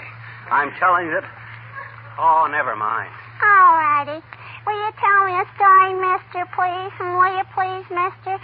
Do you tell dandy stories, I bet you. Why, sure, sis. I ever tell you about the time I fought the bear single-handed? Gee, did you really? Did I? Well, sir, here was this great big bear. McGee, remember the fur coat? Yeah. This bear had a coat of fur so long... Huh? Oh, the fur coat. Oh, well, I'm sorry, sis. The bear I meant was a little teddy bear, and I was only 3 years old at the time, and he got the best of me at that. I'm sorry. That wasn't a very good story, I bet you. Well, I know, but I'm working under a kind of a handicap today. See me tomorrow, sis. You go on home and get your mother to tell you a story. I can't. Why not? She isn't home, I bet you. She went downtown to buy a snood. What? A snood. You know what a snood is, don't you? Snood? What is it? My daddy says it's a buckle that a woman wears on her brains. Well, if your old man is such a wit, let him tell you a story. He isn't home either. He's downtown buying a monster. A monster? Go on, you can't buy a monster. You can, too, I bet you. Oh, no, you can't. Oh, yes, you can. Oh, no, you can't. Oh, yes, you can. Oh, don't give me that stuff, sis. Where can anybody buy a monster? At the Bonton department store. They're having a monster sale today only. Go on, mister.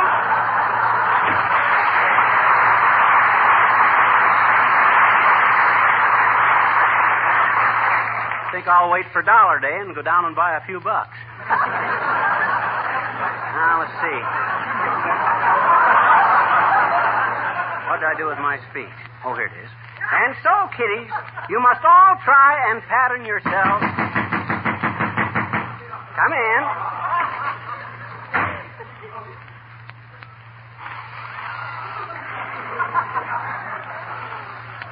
Now, look here, McGee. You've interfered in my life once too often.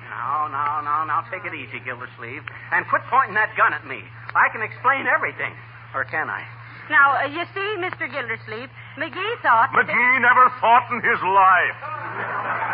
Oh, is that so? You can't talk to my wife like that about me. I can't, eh? No. I'm a desperate man, McGee.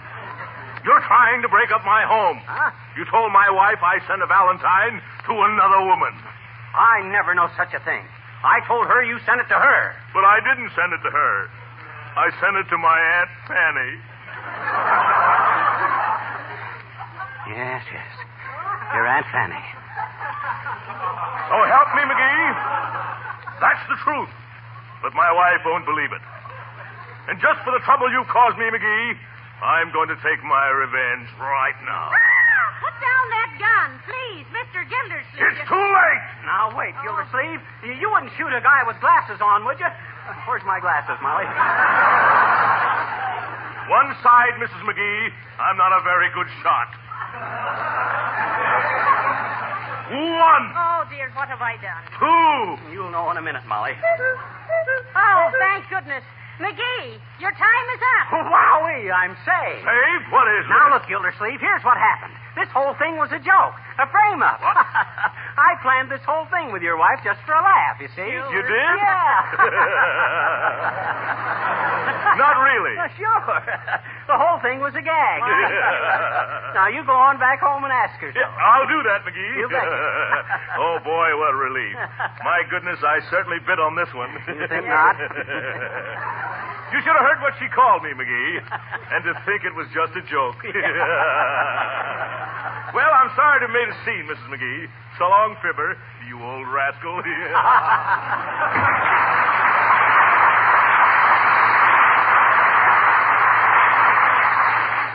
Oh, dear, oh, dear. Phew. Ah, where was I? Oh, yes. And so, kiddies, you must all try to pattern yourselves after George Washington, even as I have myself. Oh, what's the Why, from the time I was a little child, I was the most...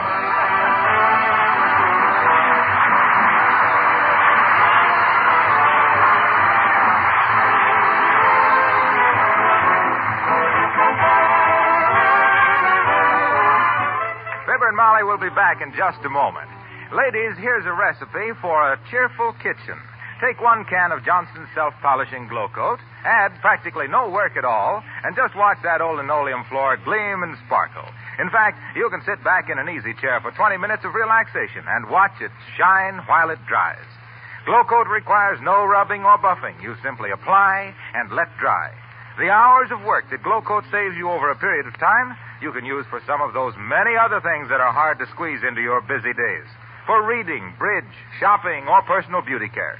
And in the meantime, with your floors protected with Glow Coat, your kitchen will be a more cheerful place to work in, and your linoleum itself will last longer.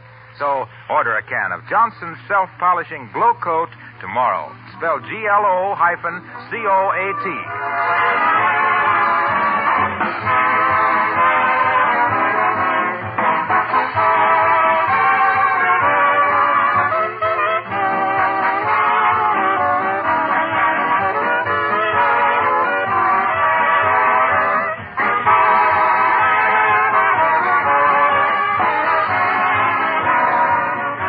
Well, I made it, Molly. 3,600 seconds without telling a lie. That's right. Yep, and it's a load off my mind, too. What do you mean? Well, now I don't have to buy you that fur coat. That's right, you won't. What you laughing at, Molly? I cannot tell a lie, McGee. I bought that fur coat yesterday. Good night. Good night, all.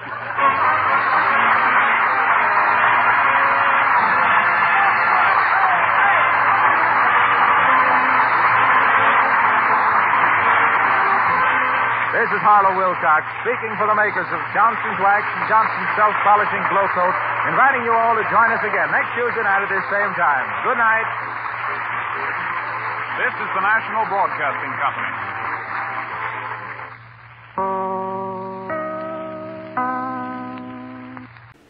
Flash Gordon is going to be taking you on an intergalactic adventure next.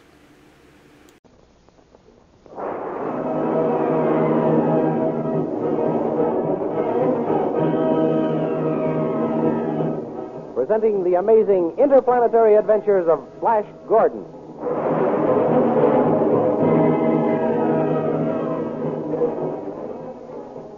These thrilling adventures come to you as they are pictured each Sunday in the Comic Weekly, the world's greatest pictorial supplement of humor and adventure. The Big Comic Weekly, each page printed in full colors, is distributed everywhere as an integral part of your Hearst Sunday newspaper.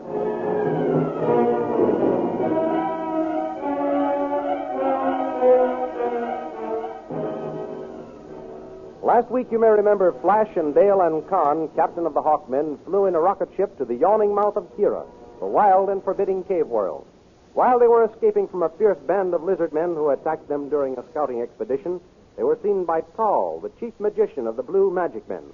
Tal hurried with the news to his beautiful queen, Azura, who, attracted by Flash's blonde hair and wonderful physique, decided to get acquainted with him. By means of magic sleep gas, Azura captured the three friends. Then she gave Flash lithium, the drug of forgetfulness, so that he could not remember who he was or what had happened. And then Azura caused Flash to fall in love with her. At first, Dale and Con misunderstood Flash's failure to recognize them. Later, they realized it must be some of Azura's magic and attempted to poison her. But the plot failed when the Queen ordered Dale to serve Flash first. To save her sweetheart, Dale dropped the tray, spilling the poisoned food. And Azura, furious at the apparent clumsiness, ordered her punished. Now we continue the story. Back in the kingdom of the Hawkmen, King Voltan and Dr. Zarkov are talking together. Prince Zarkov, the palace seems empty since that pretty little bird flew away with Flash Gordon. Yes, Voltan, it does. I miss Flash and Dale also. But I suppose we shall never hear from them again. Not until he has conquered his kingdom of the caves and put it in running order. With Captain Khan to help him, that should not take long. He is an excellent soldier. Yes, I should hate to lose him. How are your newest inventions coming along, by the way, Zarkov? Splendidly, splendidly. I cannot thank you enough for the wonderful apparatus and laboratory you have turned over to me. It is an inventor's paradise. Yes, that's what it is, an inventor's paradise. Well, what is the latest creation of your great brain? It is I beg your pardon, Voltan, but I dare not speak of it until I have tested it thoroughly. There must be no mistake, no flaw, when I give it to the kingdom. Oh, of course, of course. I like your passion for being precise, Zarkov. Someone is trying to get you on the space phone. Answer, Zarkov. At once, Voltan. This is Zarkov speaking. What? Where? Who is it, Zarkov? One of Khan's lieutenants. I can't hear you. You what? Hold on. King Flash and Dale and Khan are captured by Azura, Queen of the Blue Magic Men. The lieutenant wants help. Tell him aid shall be sent at once. Find out his exact position. Voltan says he will send aid at once. What is your exact position? Tell him you will be in charge of the men. Yes? Yes? I have just been told I am to be in charge of the relief expedition. I shall start... Within the hour. Within the hour.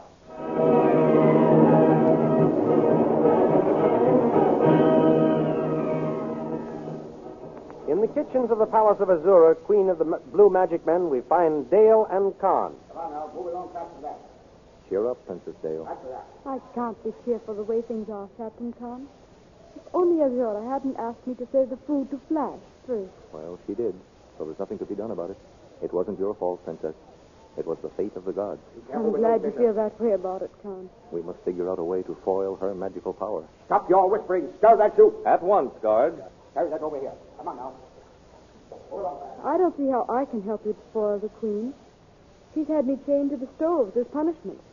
Now I can't even see Flash anymore. Yes, you can, Princess. How? The chain on your manacles will permit you to walk to the end of the galley stove there. From that point, you can look out the grilled window into the garden.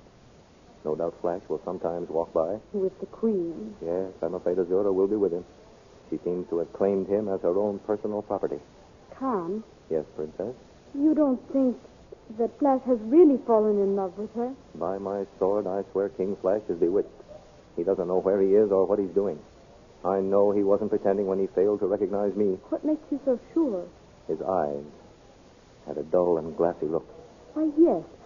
I remember. I saw that, too. When he looked at me, it was as though he looked through me instead of at me. If only I could reach my men. If there are any left. I don't know what happened after Azura broke that gas bomb in our faces. Captain Khan? Yes? If you obey all the guards' orders, they may put you on parole or something. That may give you the freedom of the palace. An excellent idea. Excellent. Thank you, Princess. Thank you. I will be the most obedient slave in the kitchen and see if that will earn me some privileges. I will obey, too. Oh, Captain Khan, we must do something to save Flash from that wicked woman. Do not worry, Princess. We will find a way somehow. Here, you. Carry that kettle over to the table. Certainly, guard. Let me take this one also. Huh?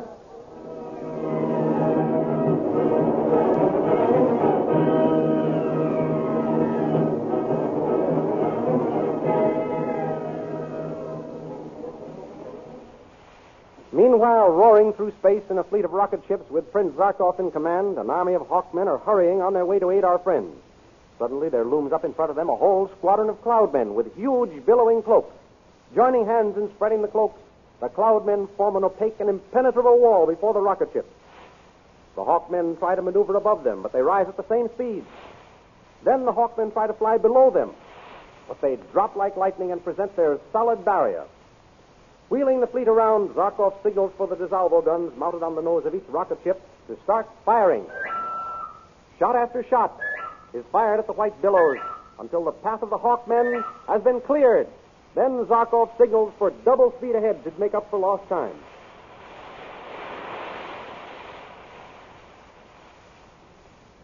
At the same time, in the Palace of Azura, Flash is entertained by the Queen.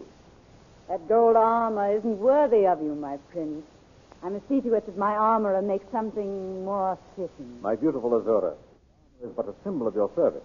Even if it were made of the most precious and rare metals to be obtained and studded with jewels, my loyalty to you and your cause could not be greater. You do love me, don't you, Flash? I know of no one in the past, present, or even the future for whom I have felt such a deep love, my gorgeous queen. No one, my handsome prince? No one. It is you and you alone I love. It is sweet, very sweet to hear you speak those words. As long as you do and mean them, I will reward you well. To be with you, to be allowed to serve and love you is all the reward I desire, my darling. I shall have to think of some special privilege for that pretty speech. Then let me kiss your hand. Here, my prince. Fair hand. So delicate, so shapely. Ah, how many men have lost their hearts and heads trying to gain you. Flatterer. I only speak from my own reactions, Azura. I know that I should be willing to risk everything to win you for myself. We shall see. We shall see. Flash, I must give some orders to the servants. Go out into the garden and wait for me. I will join you presently. Your slightest wish is a command, my beautiful one. Flash! Flash! Eh? Who's calling me? It's Dale. Dale Arden. Oh, there you are. I see you now. There in that grilled window. What are you doing there, girl? I'm a prisoner here, Flash. Ever since I dropped that tray of food. Oh, yes. I wondered where I'd seen you. You tripped, and Azura ordered you punished. He has had me chained to the galley stove. My chain just reaches to this window. Are you all right, Flash? Am I all right? Of course I am. Why shouldn't I be? Did you think Azura had punished me for something, too? No. I just wanted to know how you are. Well, that's very kind of you, girl. And since you have taken such an interest in my welfare, I'll take an interest in yours. How can you? You're too young and pretty to be made a prisoner in the kitchen. I'll ask Azura to free you. Oh, no, you mustn't. Mustn't? Who says so? I shall ask Azura at once. Oh, no, Flash. You mustn't.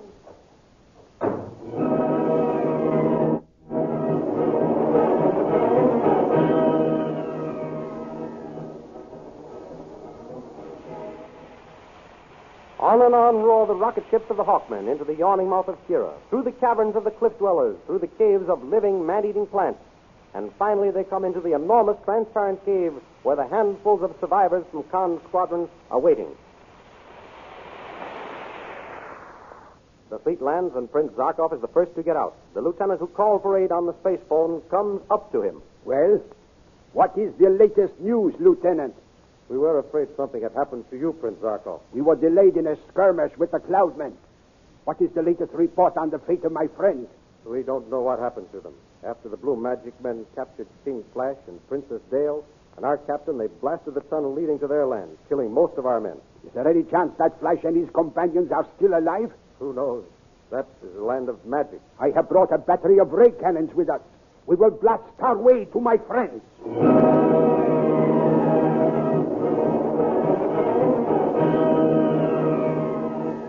Unaware of their impending danger, Azura and Tal confer in the palace of the Blue Magic Men. You understand, Tal? Oh, perfectly, Your Majesty. There is nothing too good in my whole kingdom for my new prince. His every wish shall be obeyed, O Queen. His slightest whim fulfilled. I do not know what I shall do with his companions. They are a problem. I do not want them around, and yet I cannot execute them. If the lithium should wear off and Flash discovered what I had done... Azura, where are you? Flash. I told him I would only be a minute. The dear boy is so mad about me, he cannot bear to have me out of his sight. Azura! Open the door, Tal. At once, O Queen. Here I am, Flash. Azura, will you do... Oh, I beg your pardon. I didn't know you were still busy. Tall, come quickly. I am summoned, Your Majesty. Have I your permission? Yes, Carl. Go. Your Majesty. Well, Flash, were you lonely without me? Is that why you came calling for me? Azura, you're good and kind. This sounds like a man who has a favor to ask. I have, my queen. Ask it. It shall be granted. Thank you, Azura. I knew you were kind and good. She will be so grateful. She? Who? The girl who tripped while serving us food the other night. Dale. Was the favor you asked for her? Yes. She called to me from a window of the kitchens and told me she was chained to the galley stove. Well? I promised to ask you to free her, and you have. Wait. I thought the favor was for yourself, Flash, not one of my prisoners. Well, there's nothing I need for myself, Azura, and the girl is too young and too pretty to deserve such a fate. I thought you just and kind. Do not cause me to change my mind. You make it hard for me, Flash. I've never freed a prisoner in my life. Your Majesty. What does this unceremonious entrance mean, Carl? I did not send for you. I humbly crave your pardon, Your Majesty, but I have news of the most extreme urgency. Speak, then. Our land is being invaded by the Hawkmen. Hawkmen? We must go forth to war. The army must be called out. I will press the signal.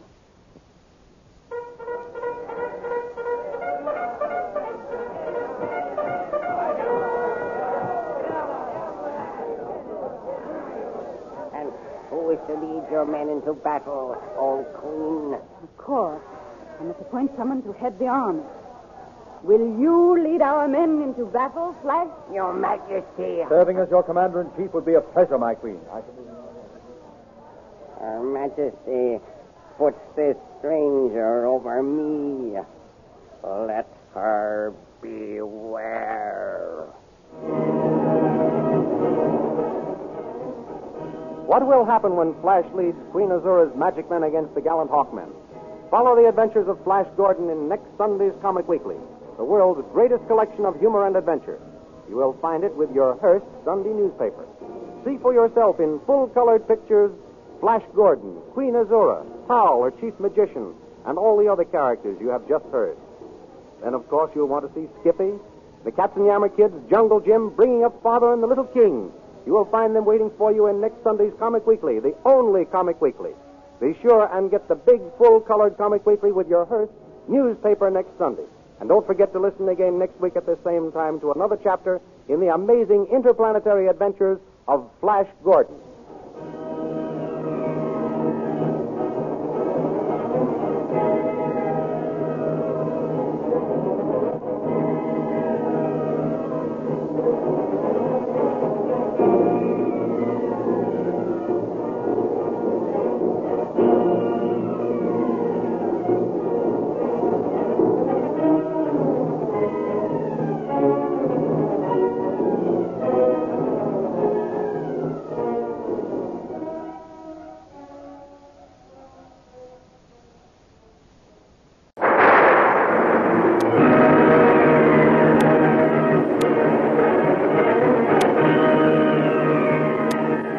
Presenting for the first time in radio the amazing interplanetary adventures of Flash Gordon and Dale Arden.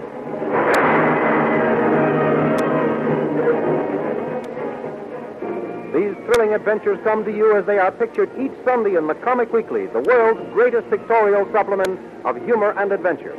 The Comic Weekly, now printed in 32 tabloid-sized pages, each page in full 4 colors, is distributed everywhere as a part of your Hearst Sunday newspaper.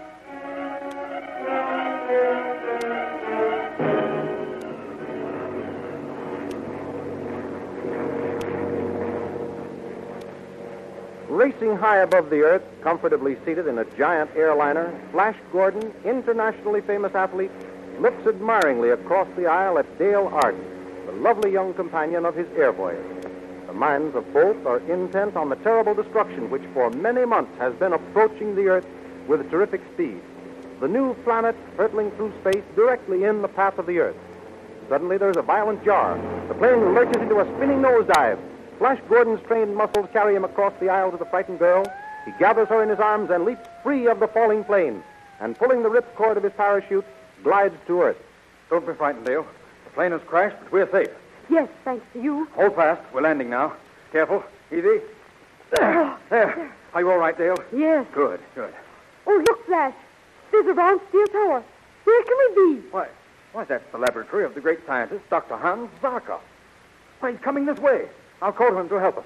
I hope you'll pardon us for breaking in on you so unceremoniously, Doctor, but you see, we had to bail out. I know you for what you are. Spies. Come to steal my secret. But I have the answer to that. Come with me. Put that gun away, Professor Zarkov. The man is mad, Dale. We'll have to humor him. All right, Professor. All right. We'll come with you. Step down this ladder into this tower. Down, I say. All right. There now. We are in my rocket ship, and in 10 seconds we will be on our way to the new planet. We will all die. Die for science.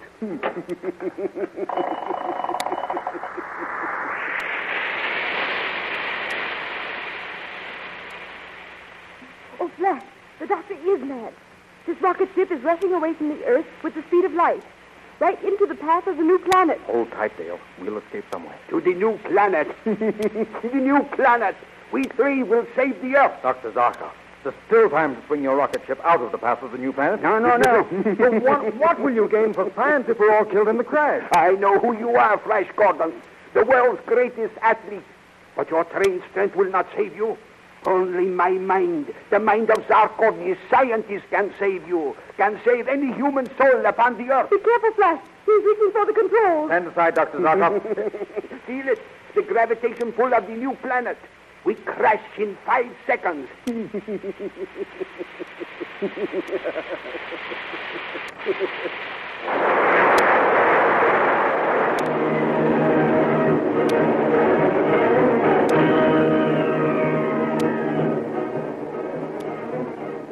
The rocket ship hits the planet. Dr. Zarkov and Dale are thrown from the rocket ship unconscious. Flash is thrown clear of the wreckage and lands on his feet uninjured. He rushes to the side of the unconscious girl, picks her up, and starts to carry her toward the distant towers of a city on this weird new planet. Suddenly, strange soldiers armed with ray guns appear, and capturing Dale and Flash, force them to come with them to the throne room of Ming the Merciless, Emperor of Mongol and Supreme Ruler of the Universe.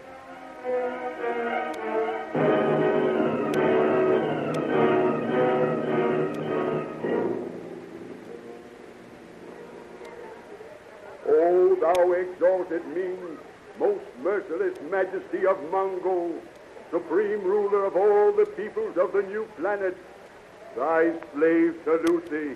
Slave, bring forward the Earth people. Thy slaves obey, O Ming the Merciless. Take your hands off me. I'm no slave. I'll meet your emperor as a free man and an equal. So, Earthman, you are a free man and my equal. Throw him to the red monkey man in the arena. I would see sport with this free man, my equal.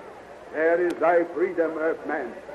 Now you go into the arena to meet the red monkey men of Mongol. Wait. Don't worry, Dale. Emperor Ming, I'll show you that I, a free man from the Earth, am more than a match for your brainless red monkey men. Flash reaches the bottom step leading to the arena. He leaps and swings at the nearest red monkey man. Then, grasping the falling man-beast under the armpit, Flash whirls him around as a flail, knocking the others in all directions. Emperor Ming, fearing that his monkey men will all be killed, orders his soldiers to destroy Flash with their ray guns. In the midst of the confusion, Princess Aura, the beautiful young daughter of Emperor Ming, calls to Flash. Quick, brave Earthman. This way. Here to my balcony. Flash leaps to the royal balcony and joins the gorgeously jeweled princess, who commands the slaves to keep back, while she takes Flash through a secret door and into a passage leading to a private elevator. The two get in, and Aura closes the door and presses the switch. Who are you, beautiful maiden? I am the Princess Aura, only daughter of Ming the Merciless. Princess, I owe you my life. You are brave and handsome and strong. You must not die so young. I have never seen anyone like you, Earthman. Where I come from, Princess, there are many stronger men and better looking. But tell me, Princess, where are you taking me? I am taking you to the private landing frames of my own rocket cars. There you will be safe. We have arrived, Earthman. Get in this rocket car. No one can harm you here.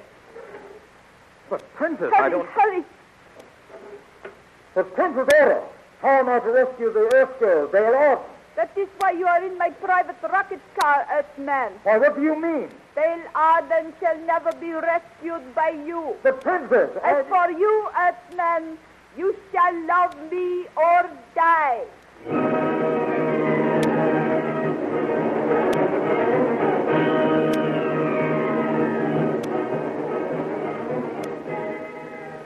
Meanwhile, back in the palace, Emperor Ming is talking with Dale Arden. Your companion, Flash Gordon, has escaped, but not for long. My men will soon capture him. What are you going to do with me, Emperor Ming? You are pleasing to me, Earthwoman. You will become my wife. Never! I don't love you. We men of Mungo have no human traits, no love, no mercy, no kindness. Whether you love me or not makes no difference. You shall become my wife as soon as the ceremony can be arranged. Your Majesty, look into the spaceograph. Our city is being bombarded by the space gyros of the Lion Men. The Lion Men! Order the entire space fleet to the attack!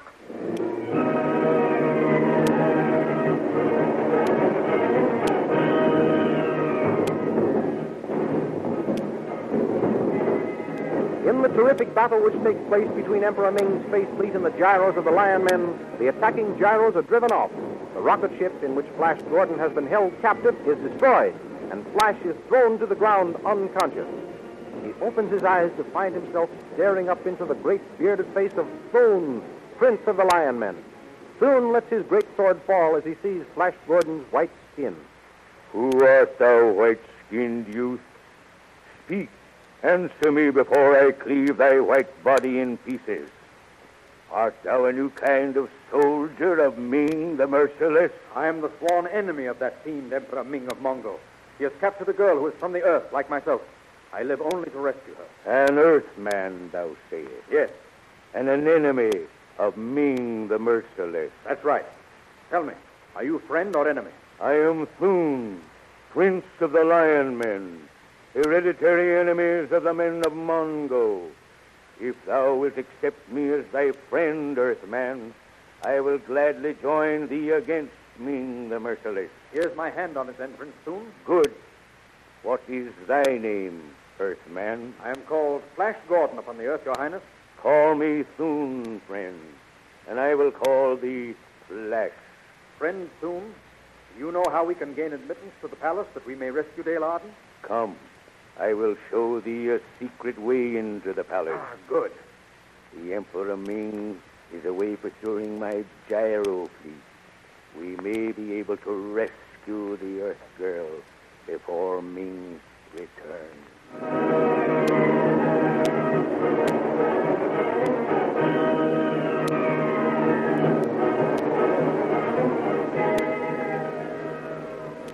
Flash Gordon and his powerful newfound friend go first to the space gyro of Prince Thun, and there they gaze intently into the thought projector, in which they not only see Dale Arden a captive, but they also have revealed to them a secret way leading to the throne room of the palace.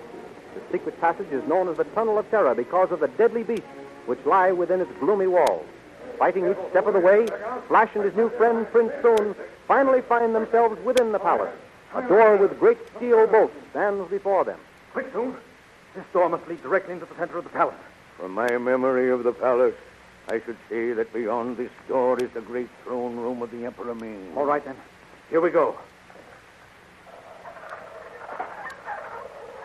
There. You're right, Thun. It is the throne room. Yes. This great statue before us is the god of death, which stands at the top of the altar steps, directly behind the throne of the emperor. Listen.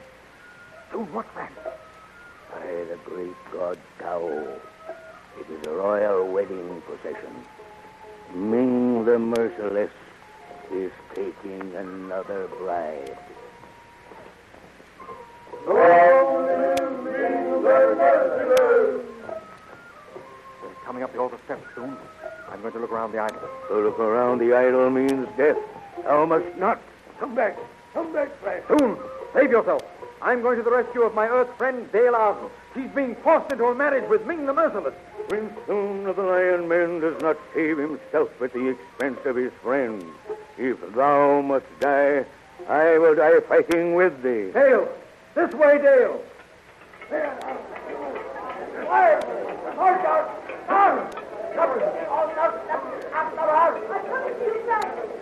This way, Dale! Down this passage, Earth Maiden, as fast as thou canst run. Quick, Thune. They're swarming up the other steps. Help me topple the idol over on them. Now. 1, 2, 3.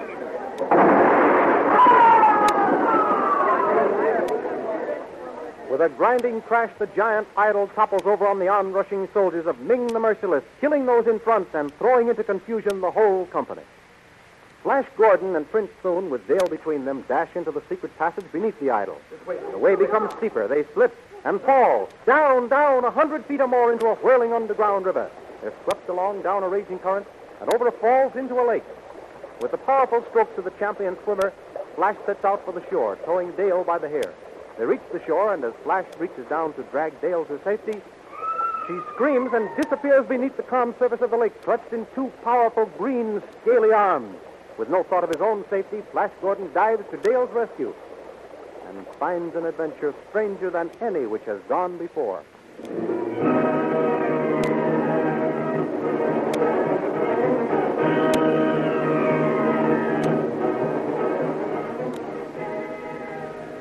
Follow the thrilling adventures of Flash Gordon and Dale Arden each Sunday in your Hearst Sunday newspaper. You will find them graphically portrayed in full-colored pictures in the Comic Weekly. Only in the Comic Weekly can you follow the escapades of the Katzenjammer Kids, those perennial rascals, or thrill to the adventures of King of the Royal Mountain.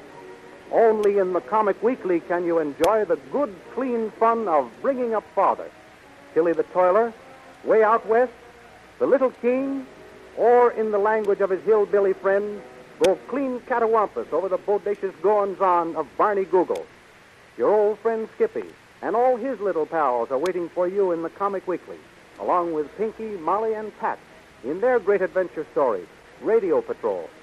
Then there is Ace Drummond, the Demon Aviator, Johnny Round the World, and many, many others. Be sure you get this big 32-page all-color Comic Weekly supplement with your copy of next Sunday's Hearst newspaper.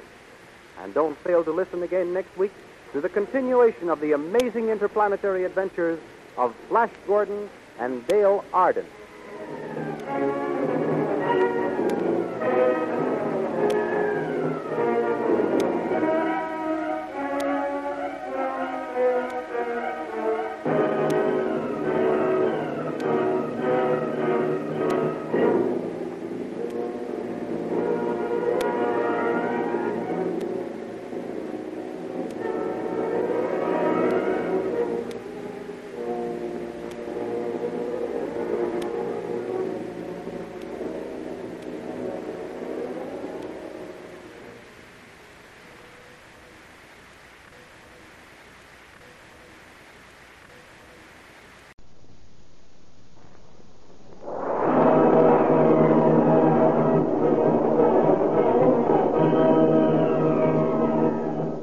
Presenting the amazing interplanetary adventures of Flash Gordon. Last week, you remember, King Voltan received a call from one of Khan's lieutenants, telling him of the plight of Flash, Dale, and Khan, and asking for help. Dr. Zarkov was at once dispatched with an army and some ray cannon to the rescue of our 3 friends. In the meantime, Dale and Khan planned to obey all orders so they might get the freedom of the palace and hoped to be able to free Flash from the clutches of Queen Azura. For a brief moment, Dale talked with Flash, who, although he didn't recognize her, pitied the beautiful girl chained to the kitchen stoves and promised to ask the Queen to free her. Before he could gain Azura's consent, Saul interrupted the conference with the news that the land was being invaded by the Hawkmen. Azura called out the army and asked Flash to be commander-in-chief. This angered Saul, who wanted that distinguished place for himself. These thrilling adventures come to you as they are pictured each Sunday in the Comic Weekly, the world's greatest pictorial supplement of humor and adventure. The Big Comic Weekly, each page printed in full colors, is distributed everywhere as an integral part of your Hearst Sunday newspaper.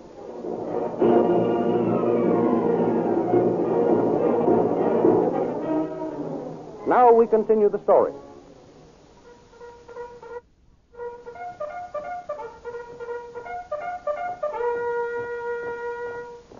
Summoned by Azura, legion after legion of blue magic men fall into formation. Flash prepares to assume his new duties as Commander-in-Chief. Azura, how large is your army? I do not know exactly. Then the first thing to be done is to review the regiment. I must know what strength of armed men I have at my disposal. Very well. Come under this balcony, Flash. From here you will have a good view of the parade ground. Azura, I wish to have your army... Our army, my prince. Our army pass in review. Will you give the order, please? When I asked you to become Commander-in-Chief, I gave you full command of the armed forces. Thank you. Carl? Sire. Send word for formation past this balcony. As you command, sire. Serving as your commander-in-chief is a pleasure, Azura, but it is also a great responsibility. Not too great for you, my noble prince. I shall do all in my power to prove worthy of your faith.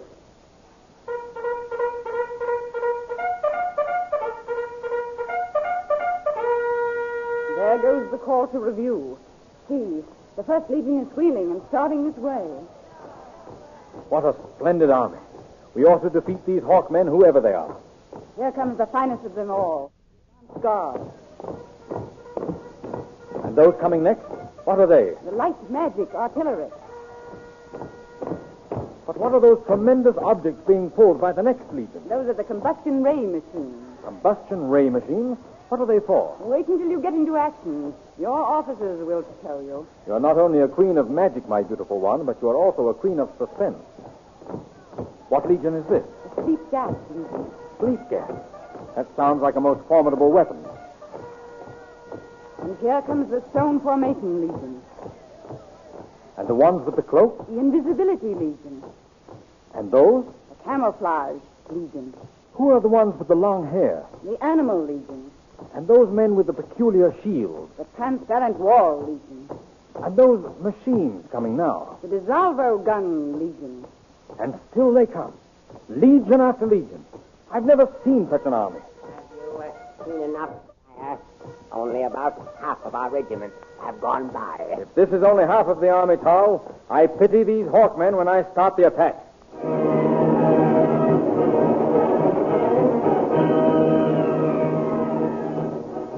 While Flash is looking over his army, Prince Zarkov is in conference with Mar, one of the Hawkmen's officers. We must find out if Flash and Dale and Khan are still alive before we make any rash attacks, Mar. You are quite right, Commander Zarkov. Turn on your spaceograph and let us see what we can see. Look, Commander. There's a large rock. It must be the rock which is blocking the entrance of the cave, through which Flash, Dale, and Captain Khan disappeared. We cannot see beyond it. There is only one thing to be done. Blast it out of our way. Shall I order the battery of ray cannon into position? At once. Bring the battery of ray cannon into position. Aim for the rock. I hope we are not too late to save them. Oh, I hope not, too. Captain Khan is too good an officer and friend to lose. Ready with the range? They have found the range, Commander. You may fire. Fire!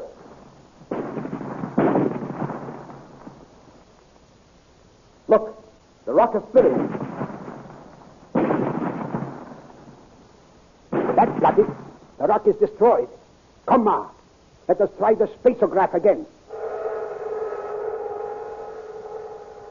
Nothing but haze.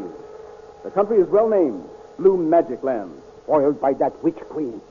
Mar, there is only one thing left now. And what is that, Commander? Call for a volunteer to go into the territory of the Blue Magic Men and find out the information we wish. Of course. A spy. Commander, I myself will go. No, we cannot spare you, Mar. Send one of the privates. No, Commander. I will not ask any of my men to do what I would not do myself. You are a brave man and a fine officer. I shall speak to Khan about promoting you when I return to his palace. Thank you, Commander. Azura has thrown up a protective and impenetrable fog against our spaceograph. But we may be able to beat her yet. And how do you propose to do that, Commander? It is simple. Mar, you will disguise yourself as a peddler and gain entrance to the Queen's palace. Well, how? Say that you wish to enter her service. Inside your peddler's pack, you will have a portable space phone. Oh, Commander, you have my utmost admiration. It is the plan of a genius, a super strategist. When you have found out the information we seek, establish contact with me here, and I shall proceed on your report. Very good, Commander. When shall I start on my mission? At once. Commander, I shall give you the information or my life.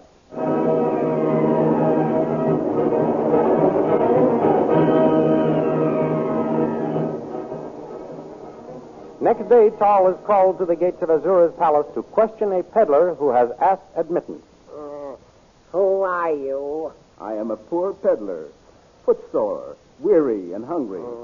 I seek shelter, O noble sire. I am Tal, Chief Magician to Her Majesty, Queen Azura. I bow before you, great Tal. O mighty wizard, let me enter the service of the Queen.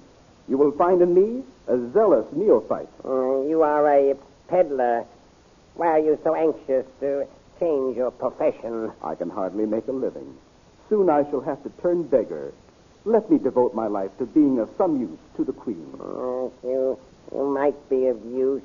What is your name? Why, Come. if you accept me into your household and give me a new life, let me take on a new name also. Let my name die with my past. Very well. I will open the gate. Bless you, mighty Tal. Bless you. Now, come this way. I will take you to the kitchen and give you food. Oh, yes. You bring some soup to this man. At once, O mighty wizard. Sit down, stranger. Let me take your pack. No. Well, you needn't take my head off. I wasn't going to steal it. I only intended to have it put in your quarters. I am grateful, mighty Tal. But all I own is in this bundle, and I should feel lost without it. Here is the... look out! Look! Don't spill that soup. That would be wasteful when I am so hungry. Yes, you clumsy fool. There must be no waste of the food around here. You know what happened to the girl when she dropped her tray in front of the Queen? I ask pardon, O mighty Tal. It was my anxiety to please that caused my hands to tremble. See that it does not happen again, slave. Eat your fill, stranger, while I go to find out where Her Majesty wishes me to put you. March. Someone may hear you. Oh, you are safe, Captain Khan. Thanks be to Ta'o. Yes. What are you doing here? How did you get here? Where are the rest of our men? One question at a time, Captain. I was sent here by Prince Zarkov to find out what happened to you and Flash and Dale. Where are the other two? Dale is at the other end of the kitchen, chained to the stove. And Flash... He is not... No, he isn't dead. Oh. But drugged. He doesn't recognize either Dale or me. Azura has cast a spell over him. Oh, if I were only free. Don't curse your fate, Captain Khan. I'm here to help bring aid. How can you? Once you get in here, they never let you out. I don't need to get out in order to bring aid. What do you mean? In this bundle, I have a portable space phone. Over it, I'm going to report to Zarkov everything I find out. Then hurry and send a message. Tell him we are alive and that he must come quickly. They seem to be mobilizing the army for an attack. Well, where can I go to send it? Tal may come back any minute. Let us go where Dale is. She can watch for Tal's return. We can put the ground wire of the space phone outside the grilled window, and there will be less interference. Come along. Where are you two going? The peddler feels faint in this heat. I am helping him to that window yonder where he may get a breath of air. All right. Go ahead. Come on, you slaves. Get to work. Oh, that was a close call, Captain. Yes. We must work fast. Dale. Yes, Tom? What is it? Oh. This is Captain Marr. He has been sent by Prince Zarkov to find out about us. Oh, Captain Marr, I'm so glad you've come. Are you going to get us out of here? I hope so, Princess. But first I must report to Zarkov by space phone. Dale, go over there as far as your chain will let you. Watch for Tal or the guard. I will watch from here while Marr sets up his machine. At once. The coast is clear. Hurry! Captain Marr calling Prince Zarkov. Captain Marr calling Prince Zarkov. Captain Marr calling Prince Zarkov. Captain Marr calling Prince Zarkov.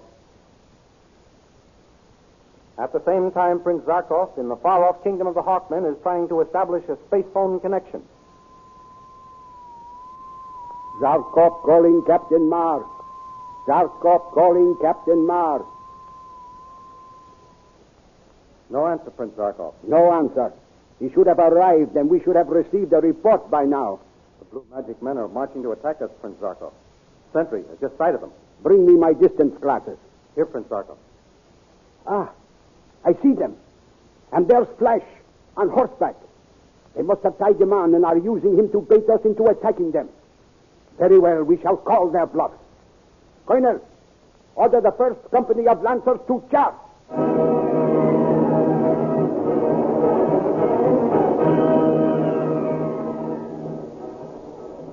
The first Lancers, the greatest flyers in the Hawkmen army, circle to a dizzy height and at a signal from their leader, fold their wings and dive for Azura's army. Down at the head of the armed Blue Magic Men, Flash and Azura watch the diving Hawkmen. Here come the Hawkmen, my prince. I see them, Azura. I'm just wondering which battery I shall train on them. I suggest you use the guns of the combustion ray machine. What will happen if I do? Order them used and see. Very well. Ho, men! Swing the combustion ray guns into...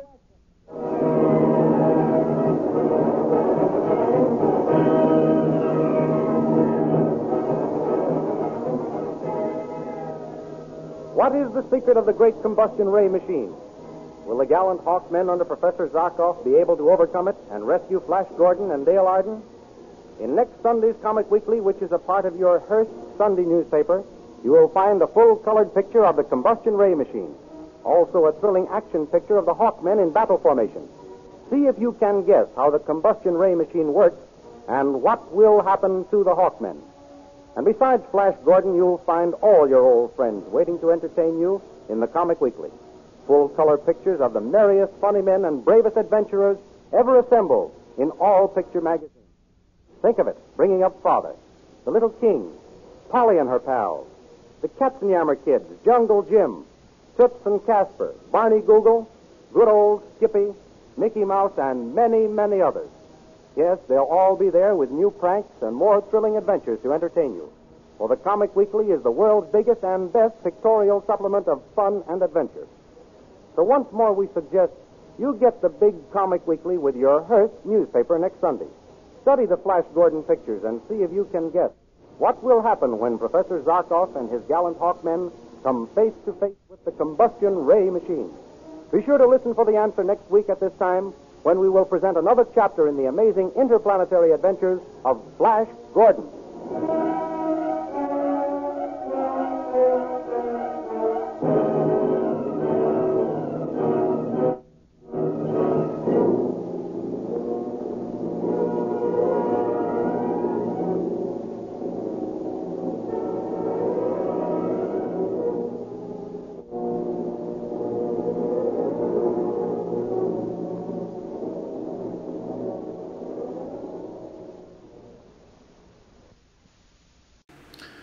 Now it's time to pay a visit to the only man in old-time radio who wrote all his own material, Fred Allen. The Fred Allen Show. Brought to you by Ipana Toothpaste for the smile of beauty, Sal Hepatica for the smile of health.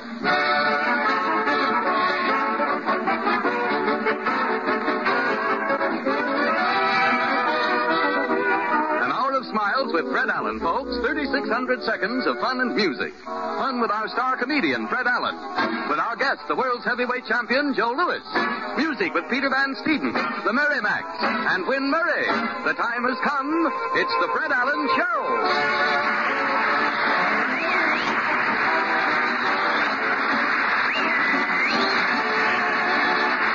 Hold your hats, folks. Here we go again. The overture is Wham! Here we go.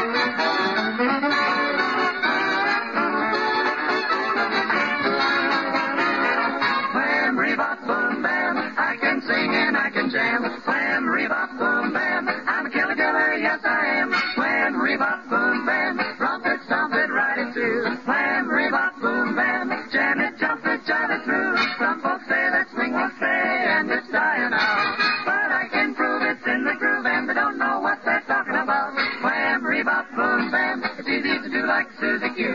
Wham, rebop, boom, bam. If I can do it, you can do.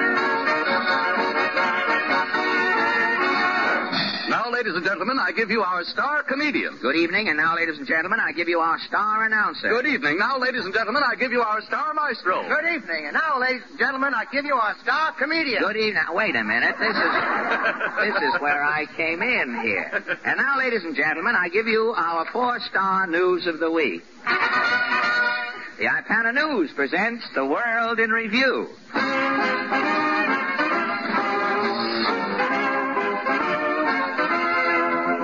Albany, New York. New York state legislators debate measure to eliminate new income tax rise asked in state budget for 1940. One senator suggests legalizing lotteries. Another senator suggests taxing licensed bingo games to produce much-needed revenue. Ipana News takes problem to the man on the street. The double feature question, should New York State run a lottery, and should bingo games be taxed? First, a little-known Albany lobbyist, Mr. Irving Slink, gives his opinion. I say absolutely. Absolutely what, mister? Just absolutely. You think, then, that you think that New York State should legalize lotteries? Lotteries, bingo, slot machines, and the numbers racket. My plan covers everything. Oh, you have a plan up at Albany, have you? If I put over the Slink plan, the state's finances will operate 100% on a gambling basis. Well, how do you mean? Well, with the system today, the state just comes around and grabs your taxes, right? Right. The taxpayer ain't got a chance. And with the Slink plan? The state sends a man around. Yes. You tell him how much your tax is. Yes. And he tosses you for it. In that way, the taxpayer has a chance. Which is more than he's got today. Well, thank you, Mr. Irving Slink, for lobbying for your hobby. Say, which way is the Hudson River, friend? Oh, are you catching the night boat to Albany, are you? No, I'm skating back. You're a skating enthusiast? No, it's a publicity stunt for the Slink plan. Oh, the photographers are going to be waiting as you skate into Albany? Yeah, I got a caption for the picture already. What is the caption going to be, Mr. Slink? I slink on ice. A masterpiece of understatement, and thank you, Mr. Irving Slink. An ex-businessman with a solemn warning for legislators who are considering gambling as a state enterprise is Mr. Simeon Franz. Now, Mr. Franz, you are against bingo? Bingo made a bum out of me. Really? I thought you were just a self-made man with no taste. No. I'm a victim of bingo. Well, what caused your economic downfall? Well, last year I bought a movie theater. First, I renovated the entire interior. I see. I didn't know whether to charge $1 and put velvet on the seats or charge 50 cents and put cretonne on the seats. What did you do? I finally decided to charge 15 cents and put seats on the seats. Well, I opened my theater. And how was business? Terrible. So I decided to run a bingo game along with the 4 pictures. Oh, you were playing 4 pictures at your theater? Yeah, I was giving them double feature. Oh, double feature. Didn't help none, though. Bingo was my last resort. Well, were you going to give cash prizes? Not cash. Dishes. Dishes. I had the janitor put up a sign on the marquee. Bingo tonight. Take home a beautiful dish. What feature were you playing? I forget the title. It was Hedy Lamarr and something revealing. No doubt. But, what about your bingo? Well, the theater was packed. I walked out on the stage with my arms full of crockery. Yes? I said, ladies and gentlemen, these are the prizes for tonight's bingo game. These beautiful dishes. Yes? Then it comes. Blitzkrieg. A riot? Pandemonium. The audience started throwing chairs. A plush seat felled me. I was out colder than a Sonia Haney plot. Well, what? That's pretty cold, too. What incited your audience? Well, as they were lifting me into the ambulance, I saw the marquee sign. I knew then why the china was a letdown to the audience. What did the marquee sign say? Take home a beautiful dish, Eddie Lamar. And that's why you think bingo cannot be a success in this state, Mr. Franz? Yeah, nothing can be a success without Eddie Lamar. You've got something there, Mr. Franz. I wish I did have, brother. You certainly expressed the sentiments of millions, and thank you, Mr. Simeon Franz. Even if New York State did legalize a giant lottery and was able to balance its budget, the losing taxpayer cannot benefit, and the winner will be out of luck, too. Ipana News shows why the lottery winner today cannot win. The scene, the Philbert Wentz apartment in New York City. It is early morning. Mr. Wentz enters. Lily! Oh, Lily! Yes, Robert? Did you see the morning paper? No, Phil. The lottery results are out. Yeah? Yeah. Say, what's the matter with you? You're shaking. Well, look at this. Where? The winner of the New York State lottery is... Philbert Wentz. Yeah, it's me. I win the lottery, Lily. We're rich. Oh, boy. How much do you win? Well, I can't read the figures. Me head is swimming. Ooh, hey, if that's the landlord, give him a hot one. Yeah. I'll open the door. Okay. Good morning, Mr. Philbert Wentz. Yeah, I'm Philbert Wentz. Congratulations, Mr. Wentz. Thanks. You won first prize in the state lottery. I know. I just seen it in the paper. I'm from Albany. Here's your check for $100,000. Oh, thanks, Bud. Good day, Mr. Wentz. Hey, now get a load of this. Get a load of Philbert. Gee, $100,000. Hey, call up the project and tell them that I'm out. Oh. Now, don't go beside Philbert. I don't care. Hey, see who that is. If it's the Morris Plan guy, give him a ring. Yeah, Philbert. Good morning, Mr. Philbert Wentz. I'm Philbert Wentz. Congratulations, Mr. Wentz. Well, thanks. I hear you've just won first prize in the state lottery. Yeah, I got the check right here. Oh, good. I'm from the Federal Income Tax Department. The Federal Income? Yes. The tax on $100,000 unearned income of 33 1/3% is $33,333.33. Yeah, I'll take that $100,000 check, and here is our check for the balance. Well, I'll be... No doubt. Thank you, and good day, Mr. Wentz. Well, that binds me up. I win 100 G's to the... Oh, you still got plenty left, So you Philbert. bet I have. Hey, did you phone yet? No. Call up the project and tell them I'm out. Now, what is... Hey, who's this? I'll see. Good morning, Philbert Wentz. Hey, I'm Wentz. Congratulations, Mr. Wentz. Oh, thanks. I'm from the State Income Tax Department. Huh? You won a lottery prize? Yeah. The state tax of 33 1/3% is $33,333.32. 32 cents. That's 1 cent less than the federal. Yes. We're underbidding the government to get the business. Yeah, you mean I'm getting the business? That is a matter of opinion. I'll take that $66,000 check, and here is our check for the balance. Well, I'll be a... Thank you, and good day, Mr. Wentz. Well, I still got a third left. Did you call up the project? Yeah, tell him you're out. And how I'm out? I don't get that. Who is this? Mr. Wentz? Yeah, congratulations, Mr. Wentz. I know. I'm from the State Gift Tax Department. The gift tax? Yes, that $100,000 lottery prize you won is really a gift from the state, Mr. Wentz. And as a gift is subject to the usual 33 1/3% gift tax. But I only got $33,333.35 left. And your gift tax is $33,333.32. I'll take that check, and here is your balance. 3 cents? Exactly. Thank you, and good day, Mr. Wentz. Well, how do you like that? 3 cents. 10 minutes ago I had $100,000. Now I got 3 cents. Well, Come in. good morning, sir. Philbert Wentz ain't here. He went that way. I ain't looking for Wentz. Well, you're here for something? Yes, I'm checking on the cigarette pack. Cigarettes? What's this pack on the table here? I thought so. No stamp. No. Now, where'd you get these cigarettes? I swung him over to Jersey and carried him back in my mouth. So what? So, you owe... I owe. I won the lottery this morning. I got $100,000. First I owe the federal tax, then I owe the state tax, then I owe the gift tax. And now you owe the cigarette tax. Well, I only got 3 cents left. 2 cents for the state, 1 cent for New York City. Thank you, and good day. Lily. Yeah, Philbert. Call up the project and tell them I'm in, will you?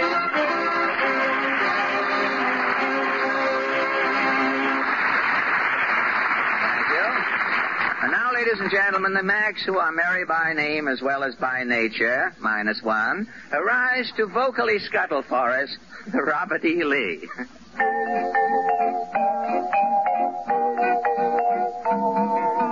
Way down on the levee in old Alabama, there's Daddy and there's Mammy, there's Ephraim and there's Sammy.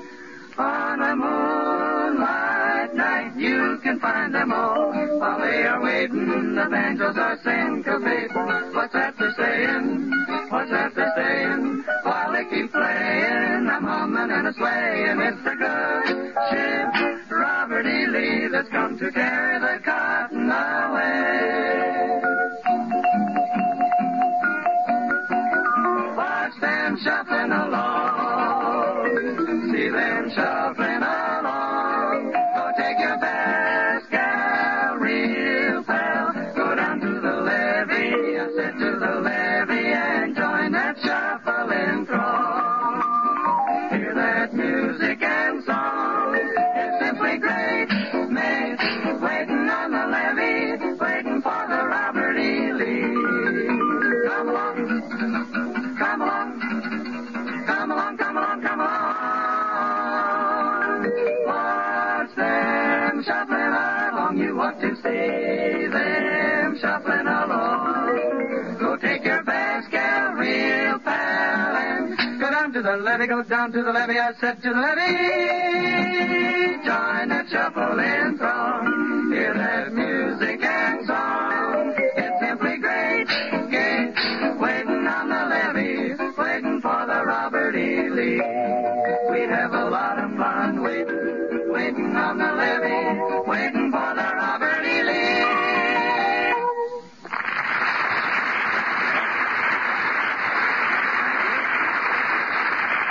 Thank you. Now that mental telepathy and thought transference are on the upbeat, ladies and gentlemen, I see no reason to hide my light under a bushel any longer. For the benefit of the skeptics, I shall choose a partner here at random, and through sheer willpower, make him tell me what I'm thinking. Now, this gentleman over here, would you mind, please? Not at all. Thank you. Have you ever taken a part in a demonstration of this kind before?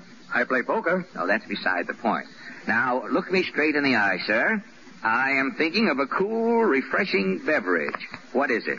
Beer. No, that's what you're thinking. No, ginger ale was my answer. Now, this time, I'm thinking of a green vegetable. Spinach. Broccoli. But we're getting better.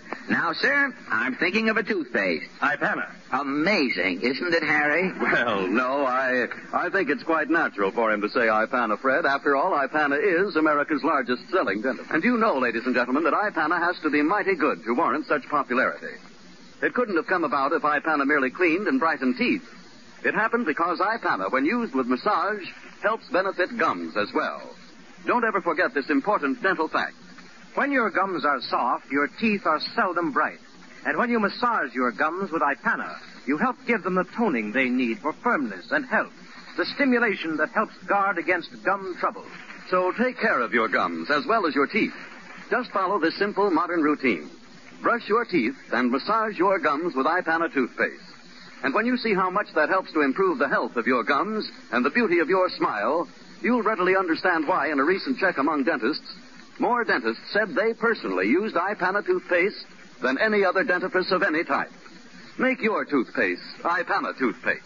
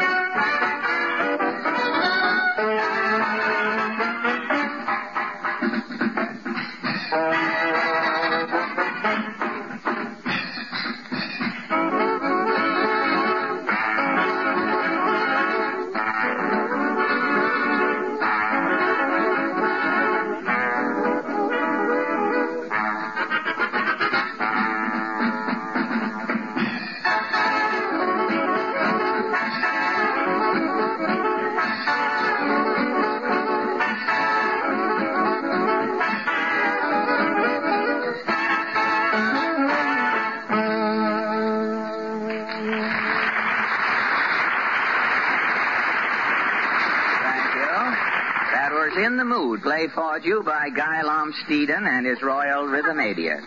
You got to fix up the end of that, Peter. It tangles up there at the finish. You notice there? Have it fixed up for you. Do vulcanize the end of it, I guess that's it. And now, ladies and gentlemen, our guest star tonight. Excuse me, Mr. Allen. Yes, Portland. Well, I just got a letter from Mama. Well, our guest star isn't here at the moment. I'll take this up with you now until you see if he shows up a little later. You just got a letter from your mother, you said?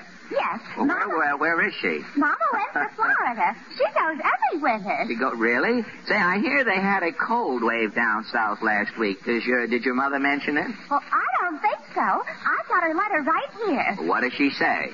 It says, this hotel is comfortable. I have a room with smudge pot, very reasonable. A room with a smudge pot. Well, it can't be cold. That's the usual thing. Now, she says, this is the only winter resort where you can leave your hotel and be back in an hour with a sunbird and chilblains. Back in an hour. That's good service. Does your mother say anything about the cold there? Have you noticed that? Yes. Now, her last line says, I hear they are putting alcohol in the Gulf Stream to keep it from freezing. Alcohol in the Gulf Stream. Well, and that's the finish? Yes. It says, heaven bless you and keep you from your loving mother. Well,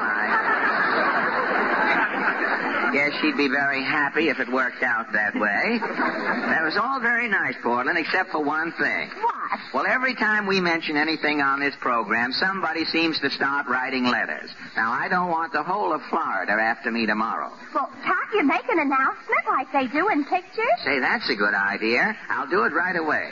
Ladies and gentlemen, the Florida used for the purpose of the preceding cold jokes is a fictional Florida, and any resemblance to any Florida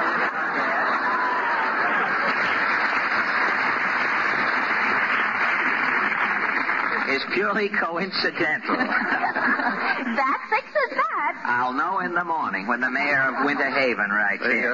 Now, what about our... Portland Fred, excuse me for interrupting. Well, why the excitement, Harry? Well, your guest star is here. Well, stop shaking and introduce him. I want you to meet the heavyweight champion of the world, Fred, Joe Louis.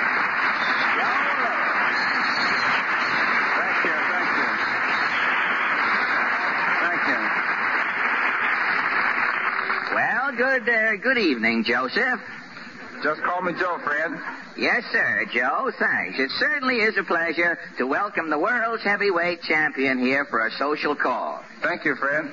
You know, if you were here on business, Joe, I'd be just about passing New Rochelle now.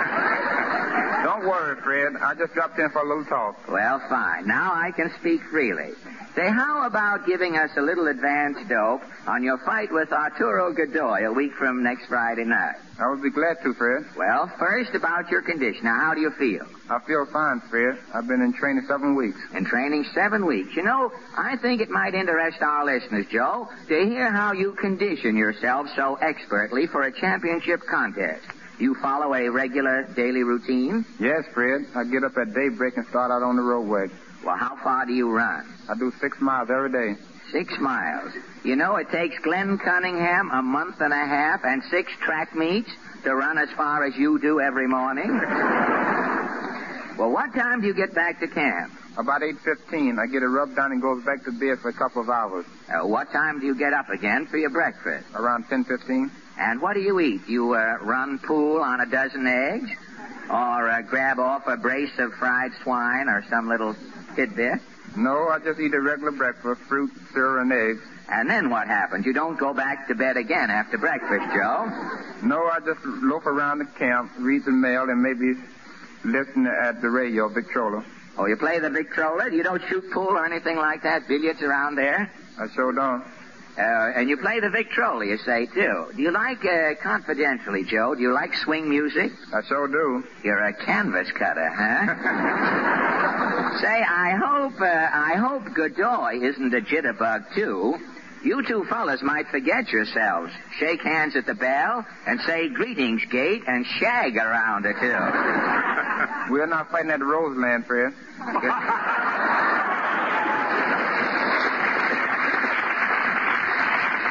No, you're not fighting at Roseland. It's Madison Square Garden. But tell me, Joe, how long do you relax after your breakfast? Tell my wake-up start at 3 o'clock. All right, now it's 3 o'clock. The camp visitors and newspapermen are assembled. Your sparring partners have made out their wills. Now what happened? First, I warm up shadowboxing for about 5 minutes. Then I start boxing. So how long does an average sparring partner hold up? Do most of the boys last through your entire training period? Some do. Some of the other boys keep coming and going. Coming and going, huh? Well, what is the shortest time any sparring partner has ever stayed? Well, one fella come to camp one day with a valet, a chauffeur, and a walking cane. And what happened? He boxed a half a round, then he went right out again with his valet, a chauffeur, and walking cane. Well, at least he wasn't lonesome leaving, was he? About tell me, how many pounds do you lose during a workout, Joe? About 4, but I gained some of it back by the next day. And how many pounds will you lose during a fight? It depends on how long the fight goes. In 10 rounds, I'll probably lose 6 or 7 pounds. 6 or 7 pounds in 10 rounds. Your opponents probably gain a few pounds since they naturally would weigh more with lumps.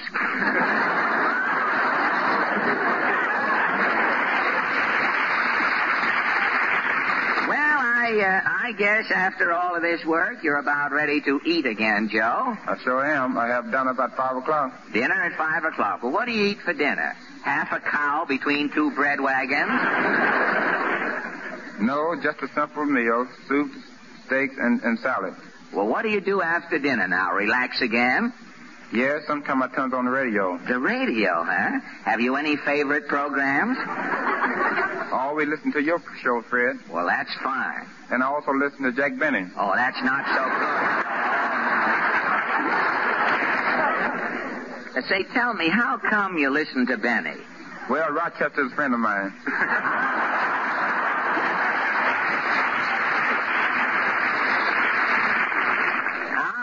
Yes, Rochester's my favorite, too. Rochester and the commercial. The rest of that program is a lot of Waukegan as far as I'm concerned. Say, Joe, Rochester, I perhaps shouldn't tell you this, but I'm going to. Rochester will probably be calling you in one of these weeks. Is he having any trouble? Well, no artistic trouble. But a little financial unhappiness has seeped into Rochester's life. Do you know what Benny gave Rochester for wages last year? What, Fred? Benny gave Rochester permission to listen to the Pot of Gold program.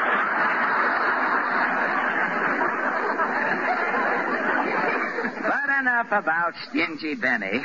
I just mentioned him to tighten up the script at this point. Now, what time do you call it a day at camp, Joe? I go to sleep about 10 o'clock. About 10 o'clock. From daybreak to 10 o'clock. You certainly put in a full day. You know, most people think a fighter gets paid for just doing a half hour's work every few months. Keeping in condition a full-time job, Fred. Yes, it certainly is. But you can relax between fights, can't you? You can sit back and light up one of those Joe Jacobs chair leg cigars.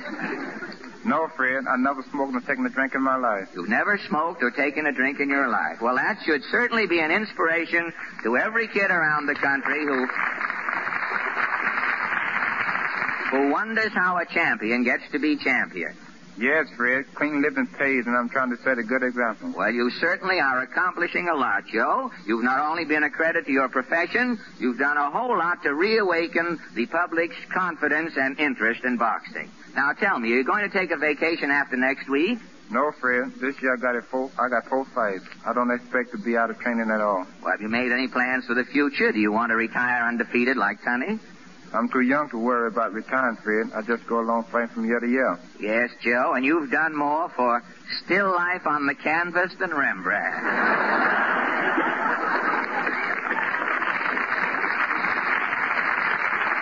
Now, before you go, what about your fight a week from Friday? Goodboy is a tough man, Fred, but I'm in good condition. I would do my best to win. You know, I've been reading a lot about Godoy's style, Joe, and his last fight here with Galento. Yes, he's a rough and tumble fighter. You can't never tell what he's going to do next. I would have to keep my eyes on him all the time. Well, I'm certainly glad you're going to fight Friday this time, Joe. Why, Fred? Well, I'll tell you, all of your fights last year were held on Wednesday nights. And as you know, they were all broadcast at 10 o'clock. And we always invited the studio audience, the audience here in the studio, to wait in and listen to your fight broadcast after our program. Now, when I finish talking here at 10 o'clock, I take this music stand here and I put it about over there, you see. Now, in the Schmeling and John Henry Lewis fights, by the time I put the stand over there, the fights were over. That's too bad, Fred.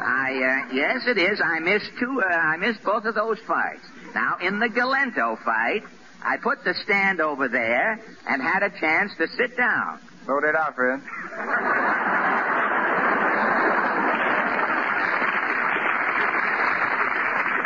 Well, not for long. And thanks a lot for this little visit tonight, Joe. And a week from Friday night, come out punching and good luck. Thank you, Fred, and good night. Good night, and thank you, Joe Lewis.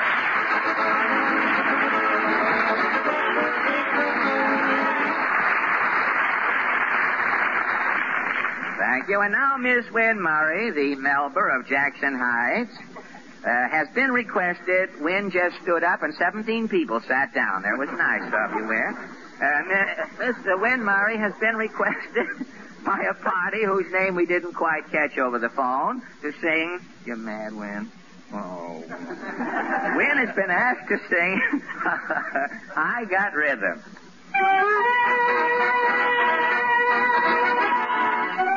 I got rhythm, I got music, I got my man who could ask for anything more. I got daisies in green pastures, I got my man who could ask for anything more. Old man trouble, I don't mind him, you won't find him round my door. I got starlight, I got sweet dreams, I got my man who could ask for anything more, who could ask for anything more. Days can be sunny with never a sigh. Don't need what money can buy. Birds in the trees sing their day full of song. Why shouldn't we sing along? I'm chipper all the day, happy with my lot. How do I get that way? Look at what I've got. I got rhythm, I got music, I got my man who could ask for anything more. I got daisies in green pastures, I got my man who could ask for anything more. Old man trouble, I don't mind him, you won't find him round my door. I got starlight, I got sweet dreams, I got my man who could ask for anything more.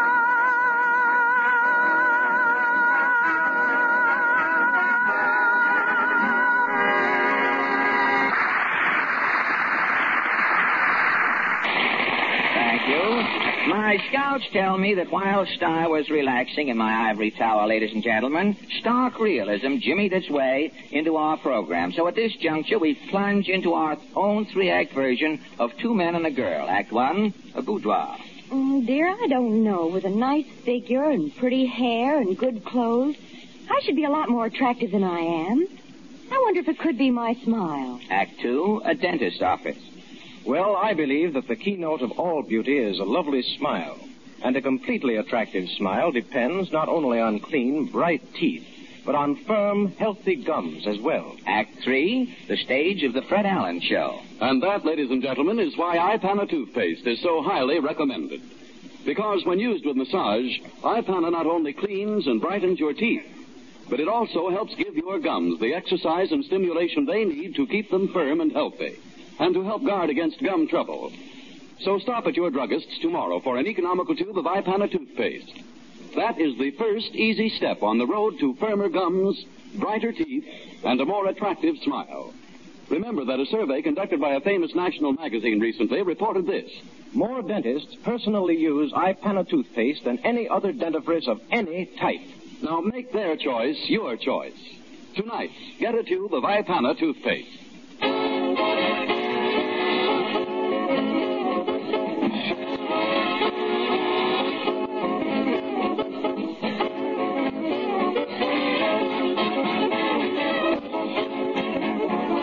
The Fred Allen Show will continue immediately following a brief pause for your station identification.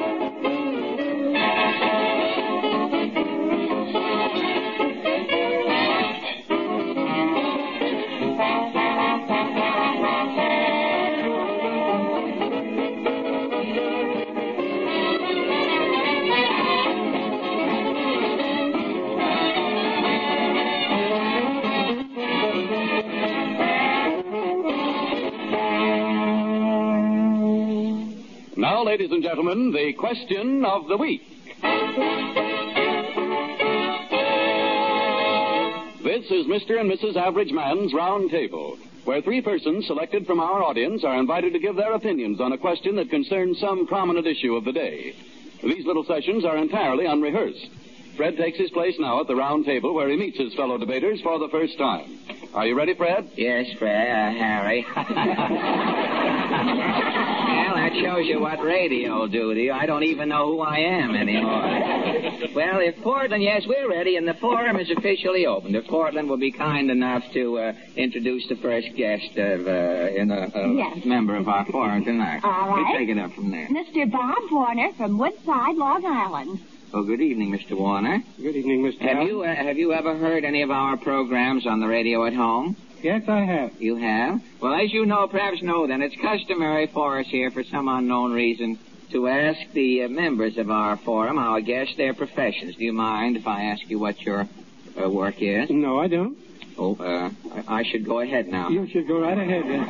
I thought you would follow through, but well, what is your profession? A photographer's assistant. A photographer's assistant. And what are the exact duties of a photographer's assistant? Well, my job is to assist the artist to try to make the subject more beautiful. Oh, I see. Do you do mostly commercial work or portrait work? Or both commercial, theatrical, and portrait work. Well, I guess commercial work isn't as exciting as the portrait work or working with live models, is it? No, it is not. Well, I shouldn't think so. You can't very well take a roast beef out after you photographed it for the evening, can you? You can't. But a great many changes have come into photography during the past few years for the better, haven't they? They have. I remember years ago getting your picture taken used to be a sort of an ordeal. You went to the photographer and he clamped one of those things in the back of your head, and then he disappeared under a black sheet, sort of a bit of Pittsburgh linen that always hung off the back of the camera. He disappeared under there. The next thing you heard, the guy said, watch for the little birdie. A hand came out, and he squeezed a bulb that looked like the bladder in a basketball. And the sitting was over. And 2 weeks later, when you got your picture, you looked as though you had just been getting over an attack of embalming fluid. But everything today, of course, is different. Candid cameras, tabloid papers, picture magazines, a great interest in photography, even in home movies. You don't do any home movie work, do you? No home movie work. I heard about a man over in Jersey last week who painted his wife and 3 children assorted colors. He was making a home movie in Technicolor. Well, thank you a lot, Mr. Warner, and welcome to our little word barbecue. Portland? All right. Miss Joan Fry from New York City. Well, good evening, Miss Fry. Good evening, Mr. Allen. Pardon me, I didn't mean to step on your lap. But, may I ask your profession? I'm a professional crocheter. A professional crocheter? Mm-hmm. How is business? So-so? Business is wonderful. Business is wonderful. Well, I'm happy happy to hear that. Do you, I could say that you and I have something in common. We both keep people in stitches. Do you crochet, Mr. Allen? No, I haven't come to that yet, but the way I'm going, it's only a matter of time. Where do you teach crocheting? Do you have a school, or is it for some company? No, I work at the Spool Cotton Company. Oh, the Spool Cotton Company. You teach knitting, too? No, we prepare the designs. Part of my job is to take the patterns that are done by the designers, and then we check them, find out how much thread is used, and how long it takes, and prepare them so that they can be put into books for the public to use. Oh, I see. I was hoping that you taught knitting. I was going to ask you to have a short talk with Portland before you left. Oh, I can knit, too. You can knit? Well, I wish you would talk to her. She started to make me a turtleneck sweater last year, and when the thing was finally completed, we found out there were no holes in the ends of the arms. Well, you know, if she'd crocheted it, she would have been much better. Much better. Well, the turtleneck, too, hung down around my stomach. So I finally came to the conclusion that was a sarong with legs, and I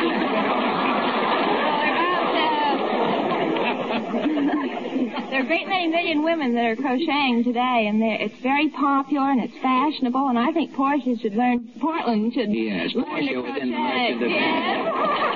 You can't do much knitting with a pound of flesh, can you? Well, thank you, Miss Fry. And now, Portland. Mr. Sam Wright from Jersey City, New Jersey. Oh, good evening, Mr. Wright. May I ask your business, or... I'm a clerk in a delicatessen store. Well, clerk in a delicatessen? Yes, sir. Then I'm not the first ham you've had to deal with. Well, thank you. We've eaten up quite a bit of time here, and I believe that brings us to our question, doesn't it, Portland? Uh-huh. I'd like to take up the delicatessen business with you, Mr. Wright, at length sometime, probably when we get through here. I'd like to discuss it with you. But that brings us to our question. Tonight, we take up something that concerns every man in America today. The subject is women's millinery. Now, during the past few years, we have seen women's hats go from the sublime to the ridiculous. Women have worn about everything on their heads but the kitchen sink, and we feel that it finally is time that something be done. Now, our question tonight is, what about the present-day millinery trend? Do you think women are going too far? Now, Mr. Warner, what do you think about women's hats? Well, I think they're very funny. You do think that for comedy purposes they're accomplishing quite a lot? I do. You think that women are going too far with the styles? Much too far. It's time they go back to good old sane millinery. Huh? Good old sane millinery and without hats. And without hats. Are you married, Mr. Warner? I am, sir. Oh, well, that might account for your... Well, thank you. Now, Miss Fry, how do you feel about women's hats? I think women's hats are grand. I think men's hats ought to be taken up, though. I think they're pretty bad. Well, now, wait a minute. As far as I know, the styles in men's hats haven't changed for 25 years. They're still wearing those... They buy a hat and wear it for 25 years. Not the same hat. Will you take women's styles? Now, wait, I'll show you. We're still wearing those derbies around here. The picture Snow White came out, didn't it? It wasn't now 3 months when 90% of the women around town were wearing those dopey hats. Now, I suppose Grapes of Wrath just came out. The next thing we see in the spring, all the women will be wearing old straw hats. The Ma Joe model will be the next thing. I think something should be done about it. I'm with Mr. Warner. How do you feel about it, Mr. Wright? Well, I think the millinery line with the creators of the fashions, according to the individual lady's face and contour, the funny-looking hats sometimes become them. Oh, you think that a woman has a surrealist face, one of those odd-looking hats might sort of fit her particular style of beauty. Yes, exactly. That's right. Well, there we have two of us against Miss Fry in the question of women's millinery. Our committee stands 2-1 then, and I feel that our discussion tonight will have no bearing on the spring styles, and I am sure that if all of the new hats worn in the Easter parade next April are laid end to end, they will get more laughs than all of the comedians in radio in the same position. The forum is adjourned. Thank you all for your kind participation.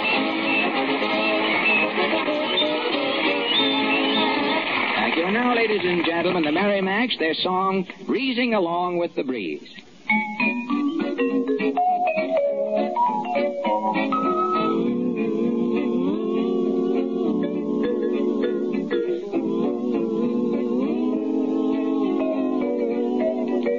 I'm just breezing along with the breeze, feeling the rain, roaming the sea. Like the birdies that sing in the trees, pleasing to live, living to please. The sky is the only roof I have over my head, and when I'm weary, Mother Nature makes me a bed. I'm just going along as I please, breathing along with the breeze. I'm breathing along with the breeze, trailing the rails as I please, roaming the beautiful sea. Like the birdies that sing in the trees, pleasing and living to please, living a life to be. The sky is the only roof I have over my head, and when I'm weary, Mother Nature makes me a bed. Oh, I'm just going along as I please, breathing along with the breeze. Ooh, breathing along with the breeze.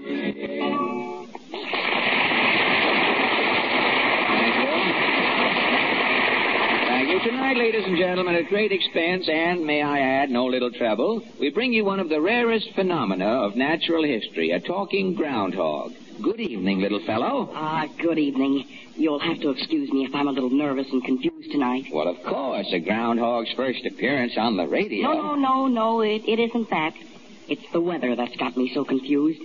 I'm not supposed to come out to look for my shadow until this Friday. But a month ago, it was so warm I came out then. And what did I find? Santa Claus. It's all very confusing to me. Well, with the dew in California a couple of weeks ago and then this nationwide cold wave, it's pretty confusing to everyone. We don't know how to dress, and we don't know what minute we'll catch cold.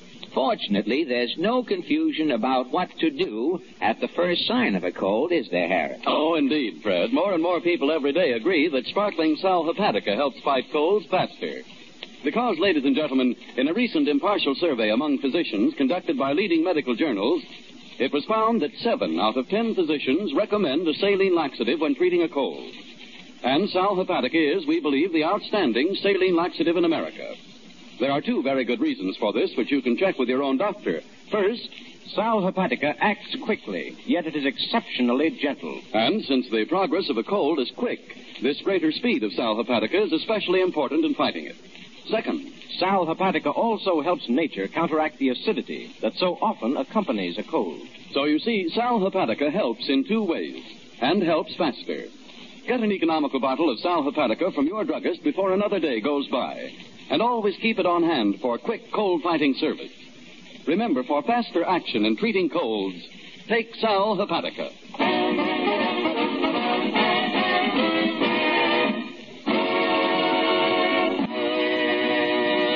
Now it is mighty Allen Art Player time. Tonight, the art player... Tonight, one of the worst times, too, you can think. Tonight, the art players present another Hillbilly Court episode, ladies and gentlemen. It's called Mountain Justice. Oh, the judge saw his gavel was broken, so he didn't give a rap. Overture, Peter.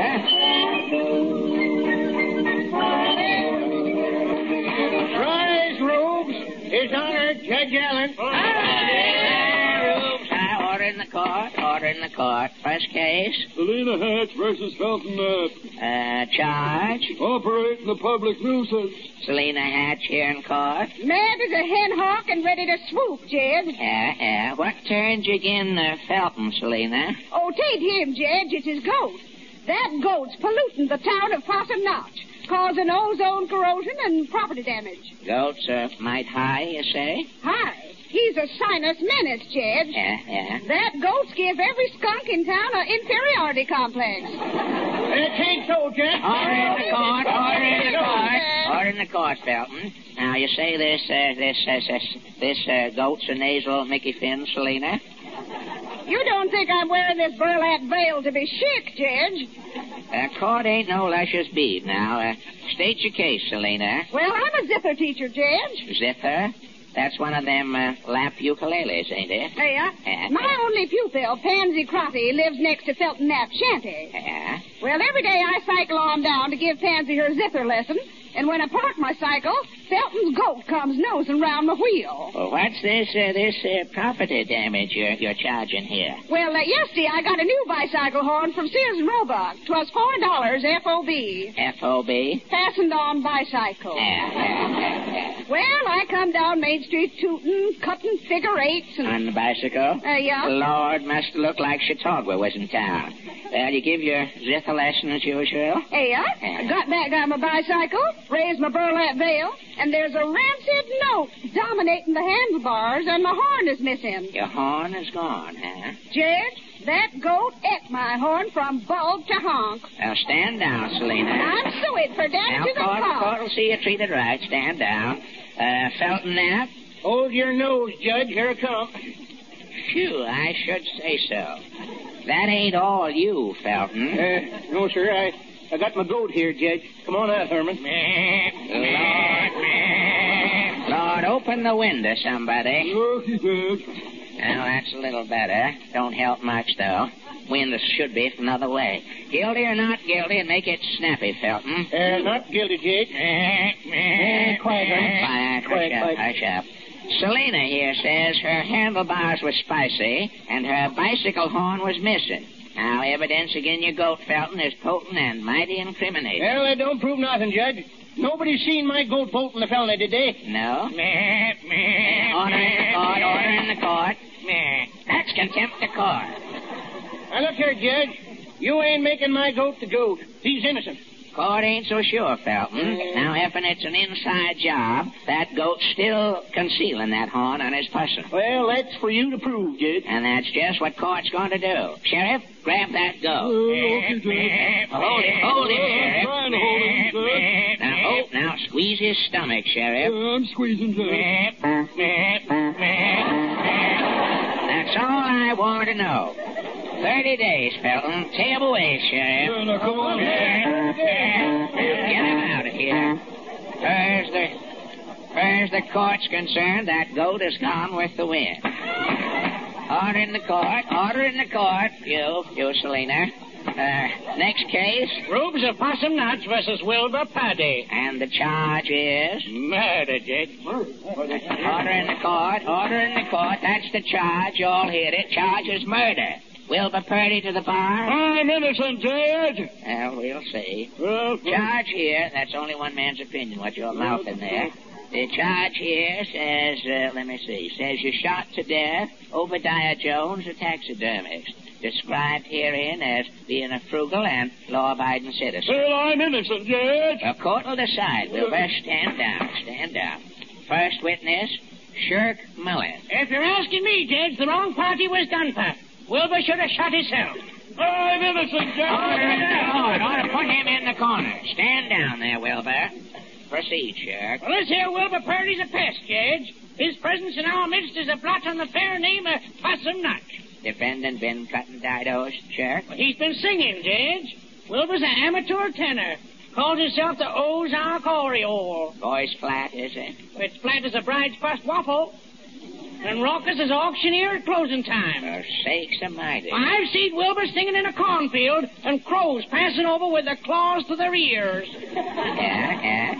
What's about this murder, Sheriff? Well, sir, I live right next door to Wilbur, Judge.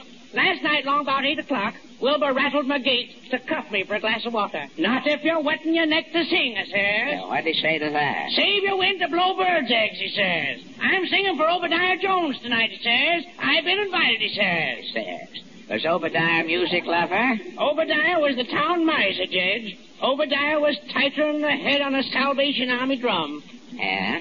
Well, guess that's that. After Wilbur borrowed the water, After Wilbur barred the water, where'd you see him again? About an hour later, he come rushing into my yard. He was a-trembling. He says, I just shot Obadiah Jones, he says, and with that, he starts singing the prisoner's song. Now, stand down, Shirk. Okay, baby, don't. Thank you. Next witness, Widow Jones. Back in circulation and not complaining, Judge. You fending off your grief, Widow? You can't fend what you don't feel, Judge. Ain't nothing gone out of your life? Nothing but the meanest man in Possum Notch. Obadiah Jones was tighter than the G-string on a mail order fiddle. Yeah. My life with Obadiah was one round of malnutrition. Well, how'd you come to marry? Well, Obadiah was a taxidermist, Judge, and my hobby was saving stuffed doves. Stuffed doves? Yeah. By the time I had 40 doves, I had seen a lot of Obadiah. And one thing led to mating? Yeah. Obadiah thought I had money, and I thought I was going through life getting my dove stuff for nothing. Well, when's your first suspicion Obadiah was cheap? On the honeymoon, Judge. Yeah. Obadiah showed me a timetable, put a cinder in my eye, run the water in the bathtub, and said, well, that saves going to Niagara Falls. Mighty cheap. Well, where'd you live? With my folks, till they went back to live with their folks. Then we moved into Obadiah's taxidermy shop. Must have been mighty spooky living there. Lord, I got to dreaming every night, and all my dreams was stuffed and had feathers onto them. Yeah? What'd you eat? Almost nothing, Jim. Why, for Thanksgiving, Obadiah come home with a sparrow and said, turkeys are sure running small this year. Kept cutting down, did he? Every day, Judge. I finally sent for Doc Hawkins. What did Doc diagnose? Doc said Obadiah was so cheap, he had the berry down to one berry. Lord, what was you eating then? Towards the end, for breakfast, we was drinking a quart of water. Yeah? For dinner, we'd split a yeast cake. For supper? For supper, we'd just sit around in a warm place and swell. Now, about the murder, Widow. That walking cat called Wilbur Purdy done it. Well, how come Wilbur, the whaler, was singing for your husband? Well, Obadiah must have gone potty from starving, Judge. All to once, he started inviting Wilbur Purdy over to sing for him. Were you present at Wilbur's recital? Not me, Judge. When I'd see him coming with his music and tuning fork, I'd take a walk. You took a walk the night of the murder, did you? Yeah. And when I come back, Obadiah was laying under a stuffed water buffalo dead. Oh, stand down. Thank you, Widow. Stand down. Wilbur Purdy? Standing by, but still innocent, Judge. You shot Obadiah Jones, Wilbur Purdy? Yeah, but I had my reasons, Judge. What reasons, Wilbur? Judge, for 20 years, everybody in Possum Notch has made my life miserable on account of my singing. Yeah? I've changed my religion 6 times until I've been hooted out of every choir in town. Yeah. Folks even give me money to audition for the major over the phone so they can hear the major hang up. Vocally, you ain't never heard a kind word. Not till the first time Obadiah Jones called me into his taxidermy shop and asked me to sing. Well, how did Obadiah look? He was pretty pale and thin, Judge. Yeah? He just slouched there and I sang, oh, I think that I shall never see. Order in the court. What happened when you finished singing, Wilbur? Well, Obadiah said bravo, kind of weak-like. Lord, I was grateful, Judge. Yeah. For the first time in my life, I'd heard a kind word after my singing. Proceed. Well, 2 days later, Obadiah asked me in again. Was he looking any better? Worse, Judge. Worse. Obadiah's cheekbones was out so fur his face looked like 2 tea bags with skin on them. You sang again, did you? Sylvia, Judge. Sylvia, just the echo. Order in the court. Well, how come you order in the court? How come you homicided Obadiah? Should have been vice versa. What come on? Well, last night Obadiah invited me in again, Judge. Yeah? He was too weak to talk. Yeah? He just motioned me to sing, and I started, I dream of a genie with a dark blonde. And then the door flows open and Doc Hawkins come busting in. Yeah? I just got to the part with the light brown hair. Yeah? And Doc says, this is the cheapest dodge you pull yet, Obadiah Jones. You keep on doing this stunt and it'll kill you, Doc says. Did you ask Doc what stunt Obadiah was pulling? Yep, Doc told me and I seen red. Why? That skinflint warn't no music lover. No. He didn't want to hear me sing Freeze. No. He weren't inviting me to hear Sylvia and I Dream of Jeannie neither. What then? Obadiah Jones was asking me to sing so's he could go without food. Go without food? That varmint was using my singing to spoil his appetite, Judge. Sarge, and that's why I shot him. Justifiable To homicide. the toss to the air, Court's adjourned, and just in time.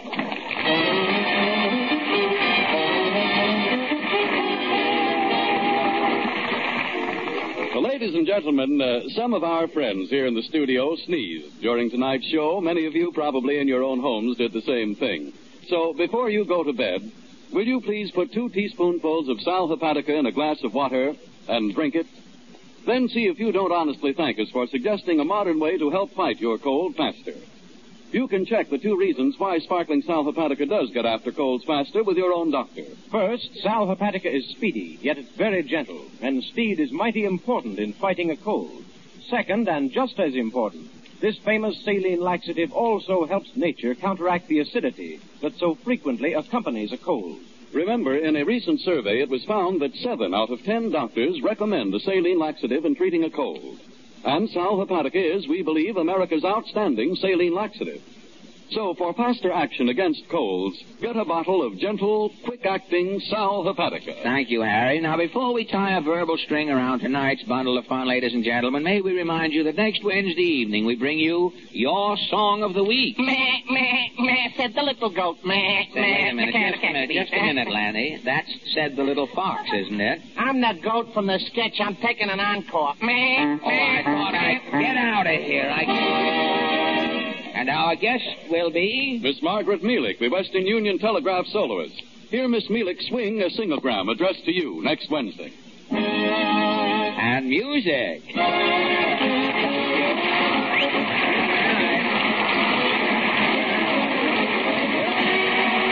is the National Broadcasting Company.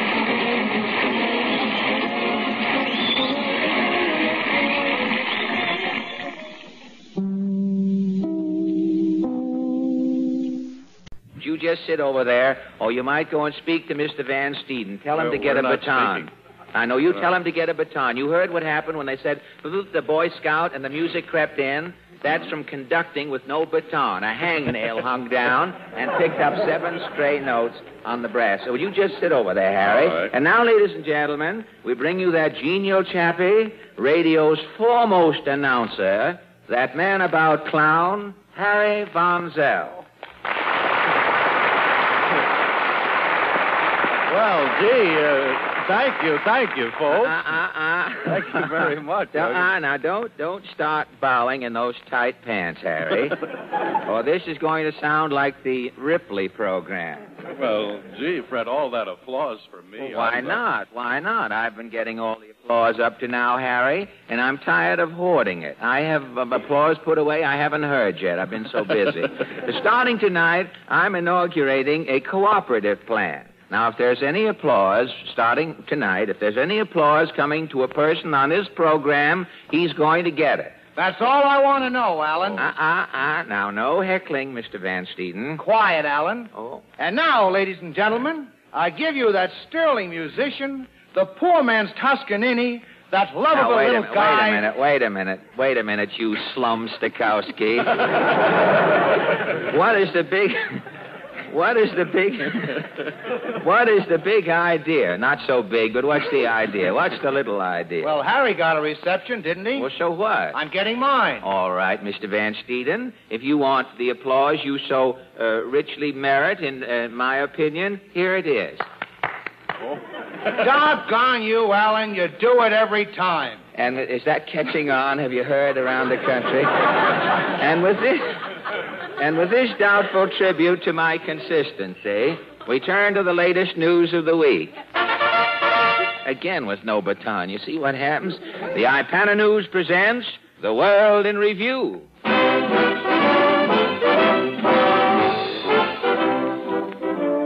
New York City, New York. 16-year-old high school miss is named winner for the 3rd consecutive year in the Campfire Girls National Poetry Contest. While winners in this contest receive nationwide publicity through newspapers and coast-to-coast radio broadcast, many other poets and their verses remained in obscurity. Ipana News brings you now a motley array of poets from all walks of life, whose poems have never been heard before, and whose poems after tonight will never be heard again. First, a city employee with Tennyson tendencies, Mr. Fontaine Welt. You may greet your public, Mr. Welt. The Italian says saluta. The Frenchman, parlez-vous. But with me, it's just plain English. So I'm saying, howdy do. Barely made it, didn't you? Have you made the writing of poetry your life's work, Mr. Welt? Yeah, I've been working as a street cleaner. You have? And you've picked up a flair for the dactyl? A street cleaner will pick up anything, brother. I can imagine. But how can you write? How can you create in your unsanitary environment? Whilst all about me is decomposing, there I stand, composing. Fine. That's your one man's opinion. Have you selected a poem to do for us tonight? I wrote one special. It's called The Street Cleaner. A sweeping essay, no doubt. Well, you go right ahead, Mr. Weld. The Street Cleaner. Oh, a fig for care and a fig for woe. As down the street with me can I go.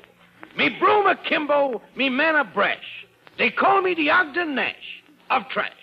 Well, thank you. Oh, a fig for woe and a fig for care. A cigar butt here and some chewing gum there. Stooping and sweeping, on I go. With me ears pricked up for the cry of woe. Thank you. Oh, thank you. A fig for the litter and a fig for the mic. I'm thinking of Omar Khayyam as I wait. I might be a Shelley, I might be a Keats, but I can't woo the muse while I'm cleaning the street. Well, thank you very much. Oh! Epilogue. Oh, epilogue, huh? I'm only a street cleaner exuding remorse, hoping reincarnation brings me back as a horse. Very, very good. That last line is fraught with significance. I'm not dumb. You certainly fooled me, brother. Oh, it was child's play, really. And thank you, Fontaine Weld, a surrealist poetess whose recent works assure her a permanent cranny in the Hall of Oblivion, Miss Lilypad Drain. Why did you turn to poetry, or did poetry turn to you, Miss Drain? Oh, please call me Lilypad. Lilypad is your first name? Yes. In surrealism, the second name is redundant. One doesn't require a second name, does one? Well, one may not, but wouldn't two be apt to? In surrealism, two is simply one and one again. Have I made myself plain? Yes, and you're doing a whale of a job. Thank you. In surrealism, we are all semi-non-existent. You mean that I am not here? You to you are here. Yes. To me, you're there. Uh-huh. I to me am here. I to you am there. Do you follow me? Yes. You follow me, and yet I am not moving. That is surrealism. I'm certainly glad you cleared that up. Someone may ask me in later life, Einstein or somebody, what it is. Now I'm in a position to tell it. Well, tell me, how do you write your surrealist poetry, Lilypad? With chopsticks in the dust. You do, really? My studio is a silt sanctuary. I could tell from your windbreaker there. Well, fine. Now, about your poem. It's a surrealist fantasy. Called? Doodads Under Namby-Pamby. Doodads Under Namby-Pamby. Let us have it right. Yes. It's a sequel to my tone poem, Somersaults Over Transoms. Can they? Well, I wouldn't know. After all, transoms, what do you hear from the knob? But how does your poem go, Lil? Doodads Under Namby-Pamby. Mm-hmm. Caraway seeds on fossils' nostrils, falderal and crepe de chine, stilts and symptoms, all. And you and boiled beef,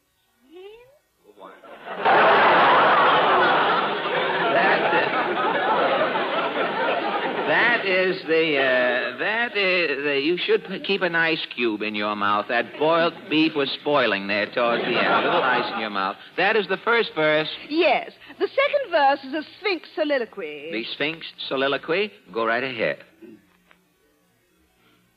Go right ahead, Miss Drain. The Sphinx soliloquy. I'm reciting now. Well, I didn't hear any. The Sphinx doesn't talk. I say nothing for 8 stanzas. You said nothing. You said nothing for the last 5 minutes, if it's any news to you. And begrudgingly, I thank you, Miss Lilypad Drain. slink away as well you might. A poet who has kept abreast of the times, Mr. Rondo Makepeace Wacky. Your poetry is up to the minute, Mr. Wacky. I shall put it briefly. Yes.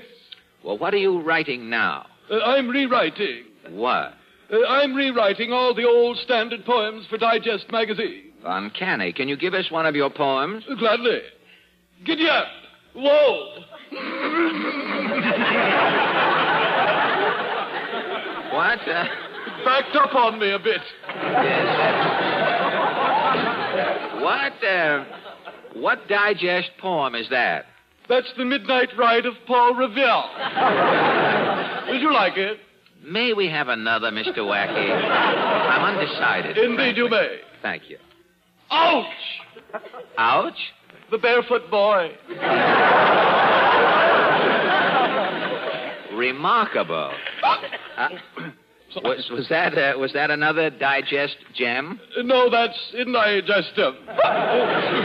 Thank you. And outside, Mr. Oh, excuse me. I didn't mean to stop those other two verses that were coming up there. Mr. Rondo Makepeace, what's the difference? And now, last and by all means least, the little-known East Side poet, St. John Bucksbaum.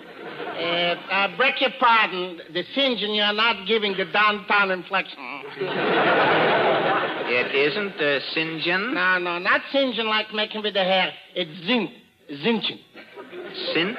No, Zint like a Zint height without the gown, without the height. Only the Zint. Zintchen Bucksbaum. Well, tell me, Zintchen, how did you come to take up poetry? Who knows? One day I am picking up a pencil. Without thinking, I am making up and down. A customer who can read is telling me that's poetry. A customer? Well, where do you work? By Irving on 6th Avenue. That's a delicatessen. Oh, and you're the owner? Not yet. Today I am a waiter. You hope to be the owner soon? If Irving is not putting in a cash register next month, Irving is working for Zinchin Bucksbaum.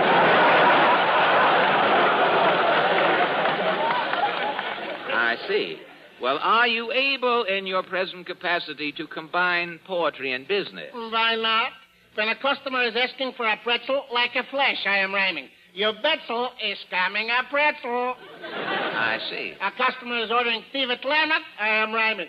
Thievit lemon shouldn't smell from salmon. Very good, if you like salmon. And this, of course, led to writing entire poems later. 3 times a day, after meals, I am writing poetry. Well, what are some of your least known poems? Well, there was To a Blutwurst Hanging There. To a Blutwurst Hanging There? Yes. Uh-huh. Song of the Slicing Machine. Uh-huh. And The Giblets Farewell to a Chicken Liver.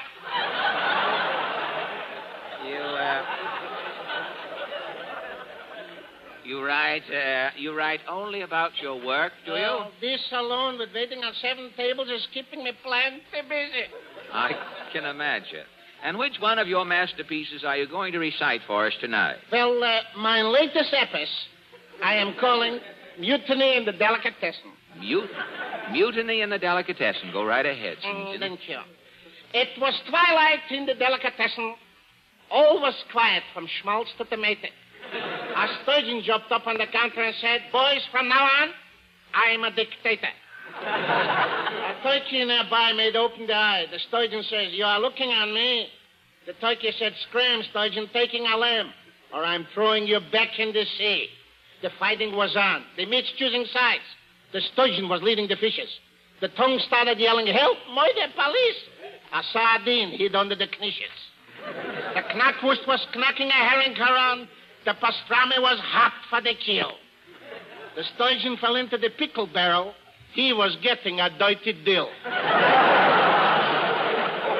So the sturgeon was drowned in a salt-watery grave. He was the only one killed in the poison.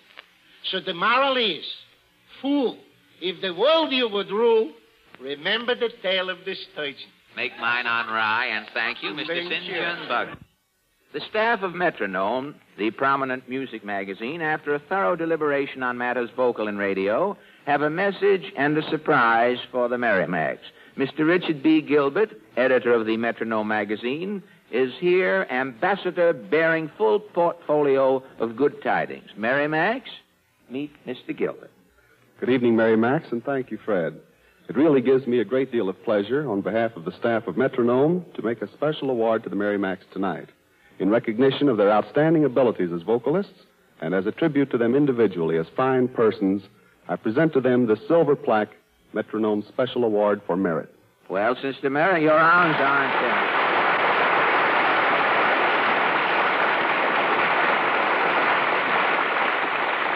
Thank you. I accept this for the Merrimacs, Mr. Gilbert, and now I turn you over to the Merrimacs, who will thank you in person.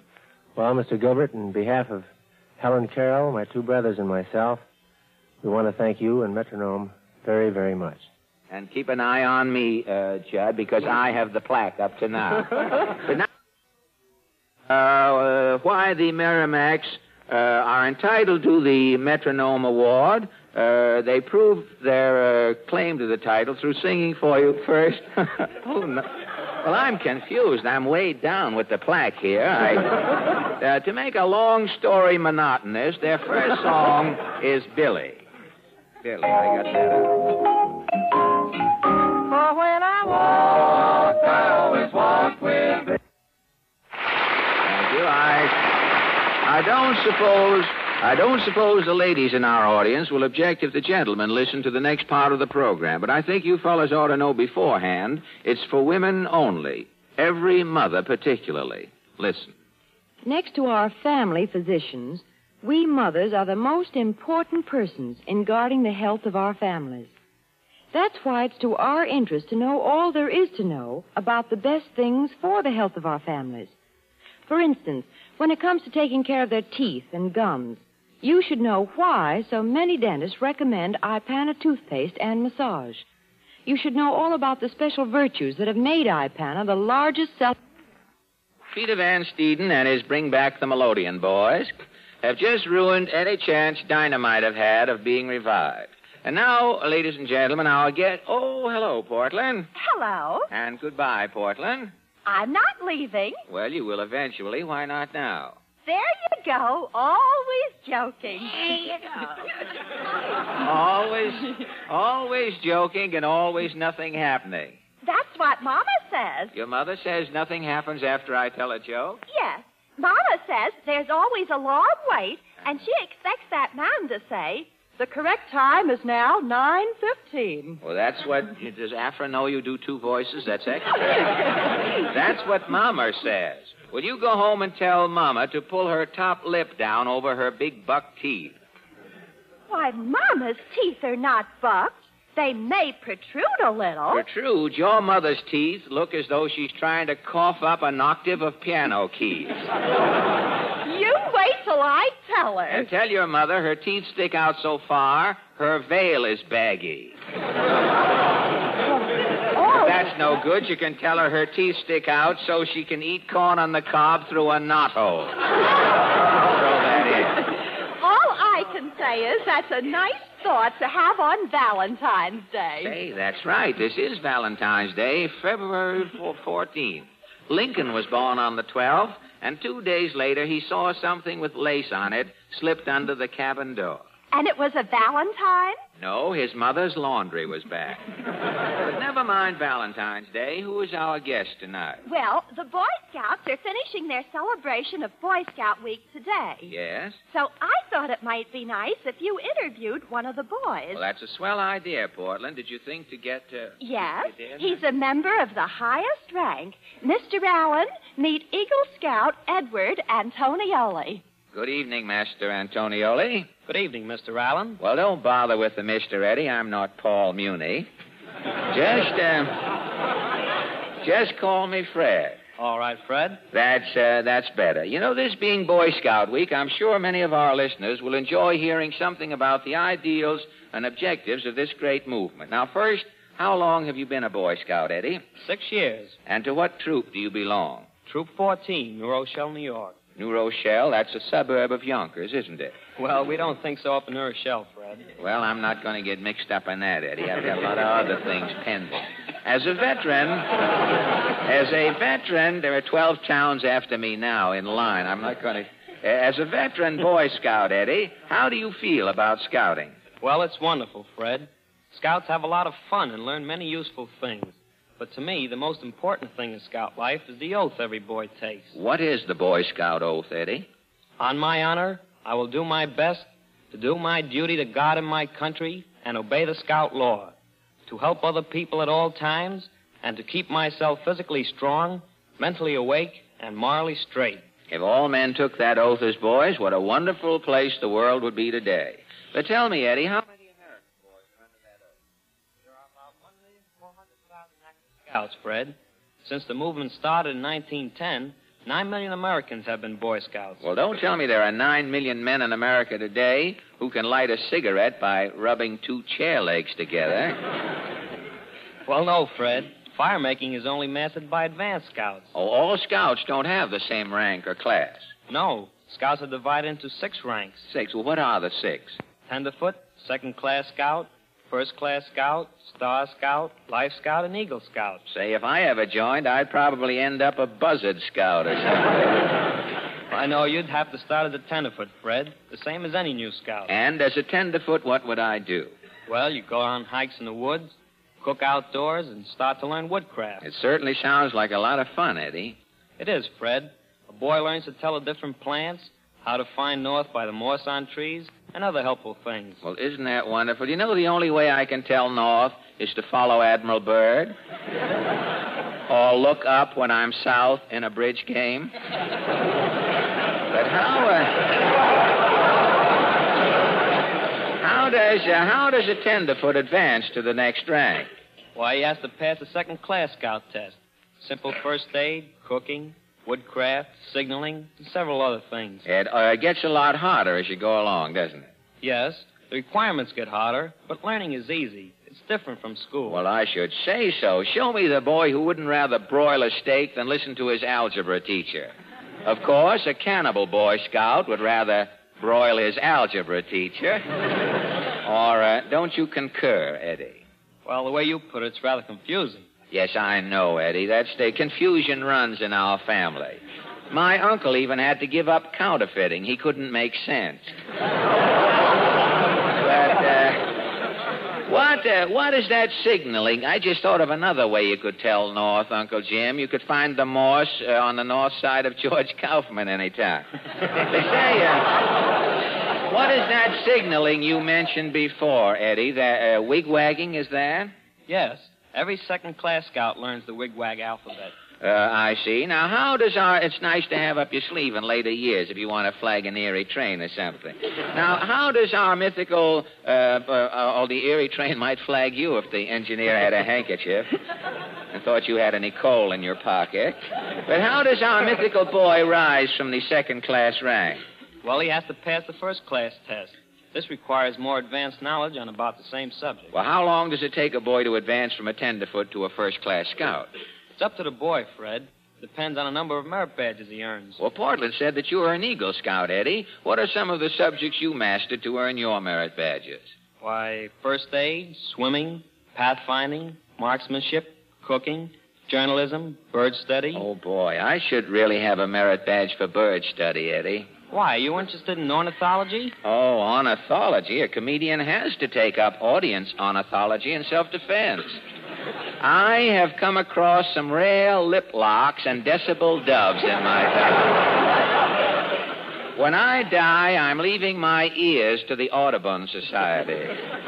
Now, there's one thing we haven't taken up, Eddie. Everyone knows that a Boy Scout is supposed to do one good turn each day. Do you really do it? Well, we tried it, Fred. Well, suppose a scout is nearing the end of the day. He hasn't come across a good turn to do.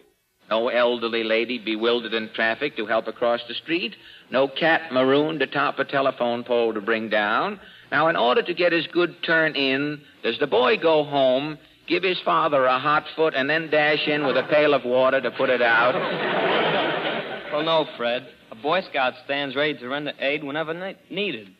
In national emergencies, the Scouts are always there to help the police and Red Cross. Well, that's fine. You know, I am going to suggest something that will enable every Boy Scout in America to get in a good turn on a certain day each week. How do you mean, Fred? Well, you may have heard of that wig-wag comedian. He's a wag with a wig out in Hollywood. He's on the air hawking a certain quivering commodity every Sunday night. You mean Jack Benny? Rochester Stooge, yes. You know, this Benny comes on the air at 7 o'clock. Yes, Fred.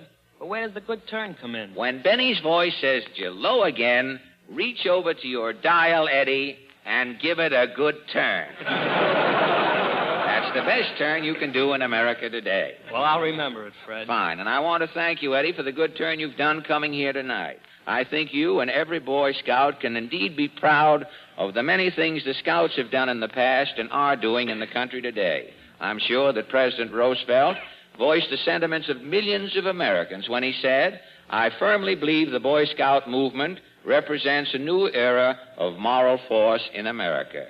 Thank you, Fred. Good night. Good night, and thank you, Eagle Scout Edward and Tristonioli.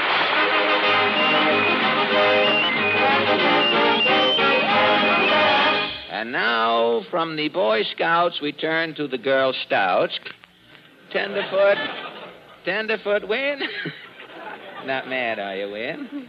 Huh? You mad? No, Mr. Allen. Oh, don't call me Mr. Allen. Gee whiz, everything. Tonight, Tenderfoot Murray, your Troop 7 from Walla Walla. Tenderfoot Murray sings, "I Get a Kick Out of You."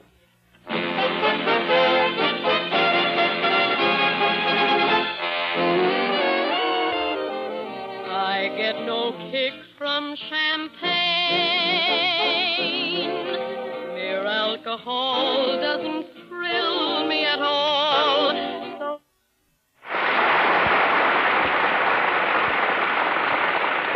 Thank you. On February the 14th, in the year 270 A.D., St. Valentine, the lover saint, lost his head. In the 15th century, the custom of exchanging poetic valentines was born. And today, doesn't seem to go together, but I guess. And today we have... Another poetic valentine. Oh, no, we haven't, Portland. Oh, yes, we have. I wrote it myself, and I'm not going home until you let me read it. Well, if that's a promise, you can go ahead. But, ladies and gentlemen, you listen at your own risk. My Valentine wish to you, my listeners. That's only the title? We hope that St. Valentine treats you all swell, that each girl gets her man, and vice versa as well. You don't have to have Cupid's bow and a dart. Your smile goes as deep into anyone's heart. So, for smiles that will get you that ring and corsage, remember Ipana and also massage. Happy Valentine. Well, that is all right, Portland. Yes, sir, and ladies and gentlemen, that wish holds good for every day in the year. We hope your smiles will always be at their brightest and best. And you can help keep them that way by faithfully using Ipana toothpaste and gum massage. Remember, a survey conducted by a famous national magazine recently reported that more dentists personally use Ipana toothpaste than any other dentifrice of any type. Make your choice their choice. Stop at your druggist for an economical tube of Ipana toothpaste. The first easy step to firmer gums, brighter teeth, and a more attractive smile.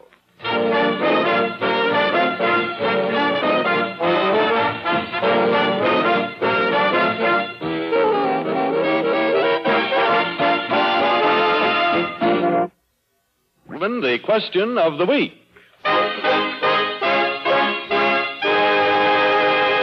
This is Mr. and Mrs. Average Man's Round Table, where three persons selected from our studio audience are invited to give their opinions on a question that concerns some prominent issue of the day.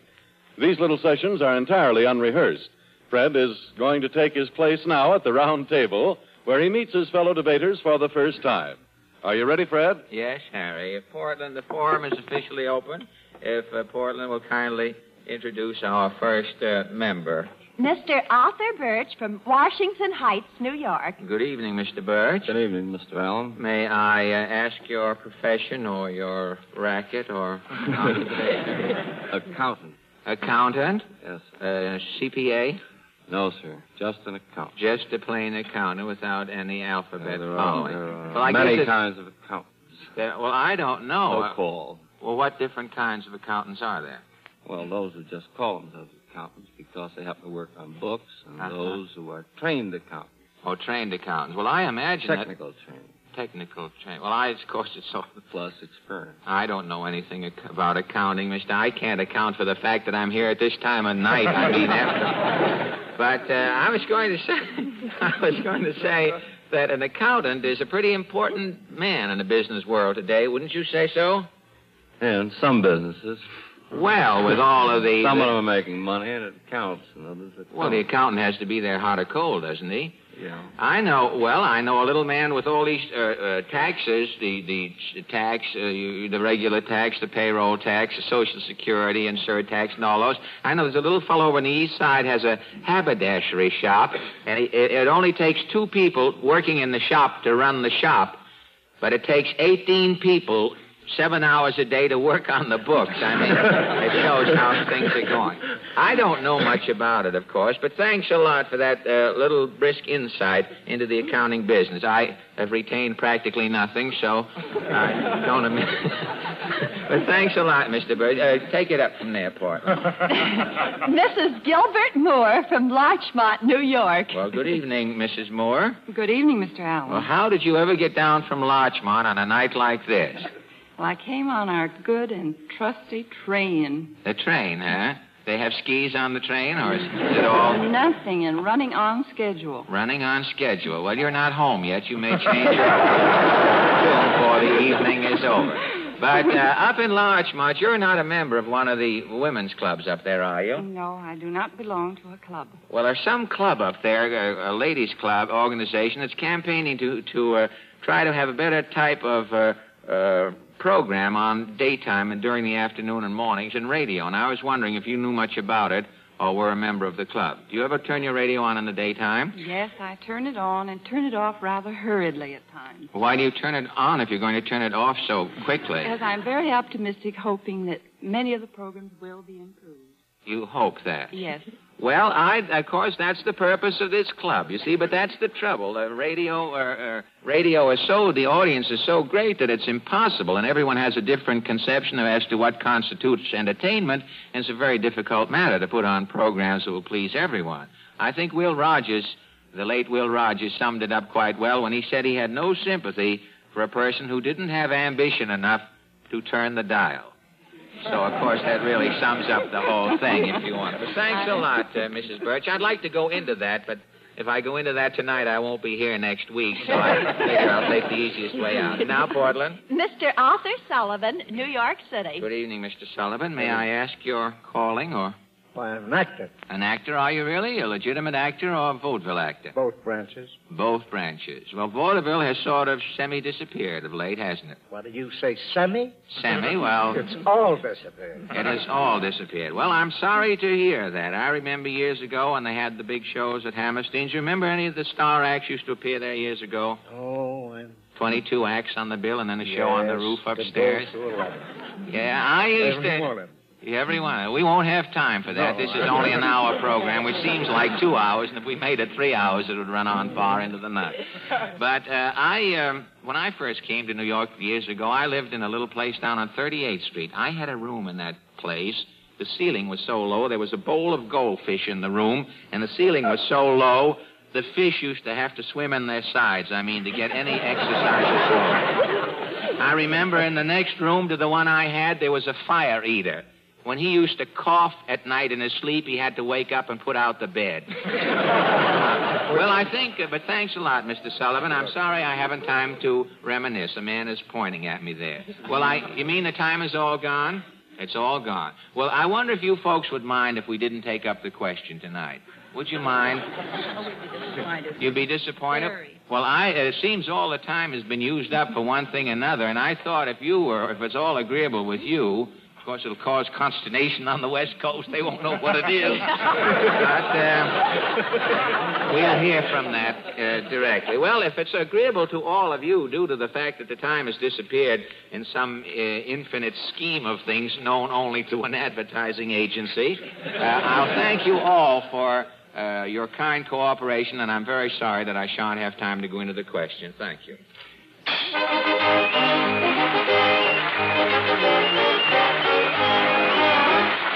See, the main thing is in radio is to have it come out on time. Never mind whether it's any good or not. Have it come out on time. And now, ladies and gentlemen, the Merrimack sing for us, Too Tired.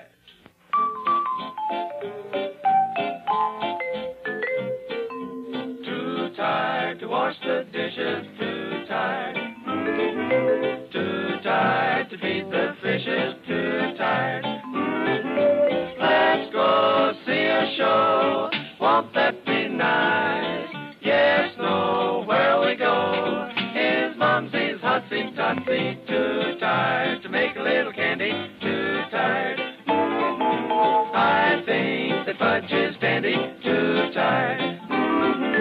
You love me and I love you, 'cause there's nothing left to do, then maybe I'll... Thank you. You've just heard the Merrimacks, whose chop, chop, chopping is not to be sneezed at. And the guest we now present, Professor Jameson, is not to be sneezed at either, for he has made a lifelong study of sneezing, that famous winter sport. The professor, savant de luxe, says... During the Middle Ages, ladies and gentlemen... Mighty Allen Art Players present an episode stolen from the log of a retired aviator. It's called The Visibility Was Poor, but the pilot could see his finish. Overture, maestro.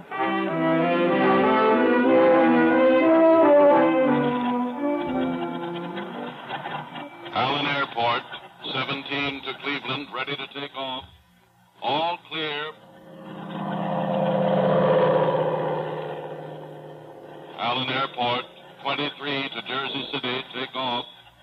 All clear. Captain Allen? Yes? Flagship 298's ready to take off. All clear, Captain Allen? All clear, pilot Phillips. Take it away. It's on, Captain. Heavy landing, Phillips.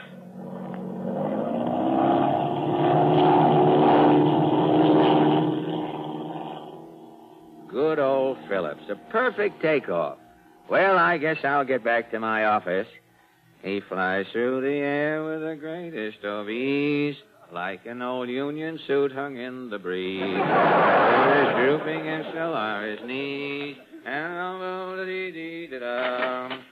little trouble opening the door. Contact Miss Tubb. Sound man wanted to hear the next chorus or something. Contact Miss Tubb. Contact Captain Allen. Did the 298 get off okay? Yes, it's gone with the wind and not from the picture of the same name. How many passengers did it carry? Well, there were no passengers. Again? For 6 months now, the Allen Airlines hasn't carried anything but a deficit. I know, but I've got to keep my planes in the air where the finance company can't get at them. I'll put the Allen Airlines over. You better make it snappy. Why? The pilots are getting sick of being paid off in tickets for Hobby Lobby. Their tickets are for the early show, aren't they? Those ingrates. Luntz in 24X calling Allen Airport. Gad, that's Pilot Luntz coming in short wave. Hello, Luntz. Hello, Luntz. Come in. Come in. What are landing conditions in Omaha? What are landing conditions in Omaha? Visibility unlimited. Visibility unlimited. Thanks, Captain. Thanks, Captain. Say, by the way. Yes, Luntz. Yes, Luntz. Why do we have to report everything twice? Why do we have to report everything twice? That's the way they do it in the movies. That's the way they do it in the movies. I ain't getting Clark Gable's salary. I ain't getting Clark Gable's salary. Who is? Who is? Carol Lombard.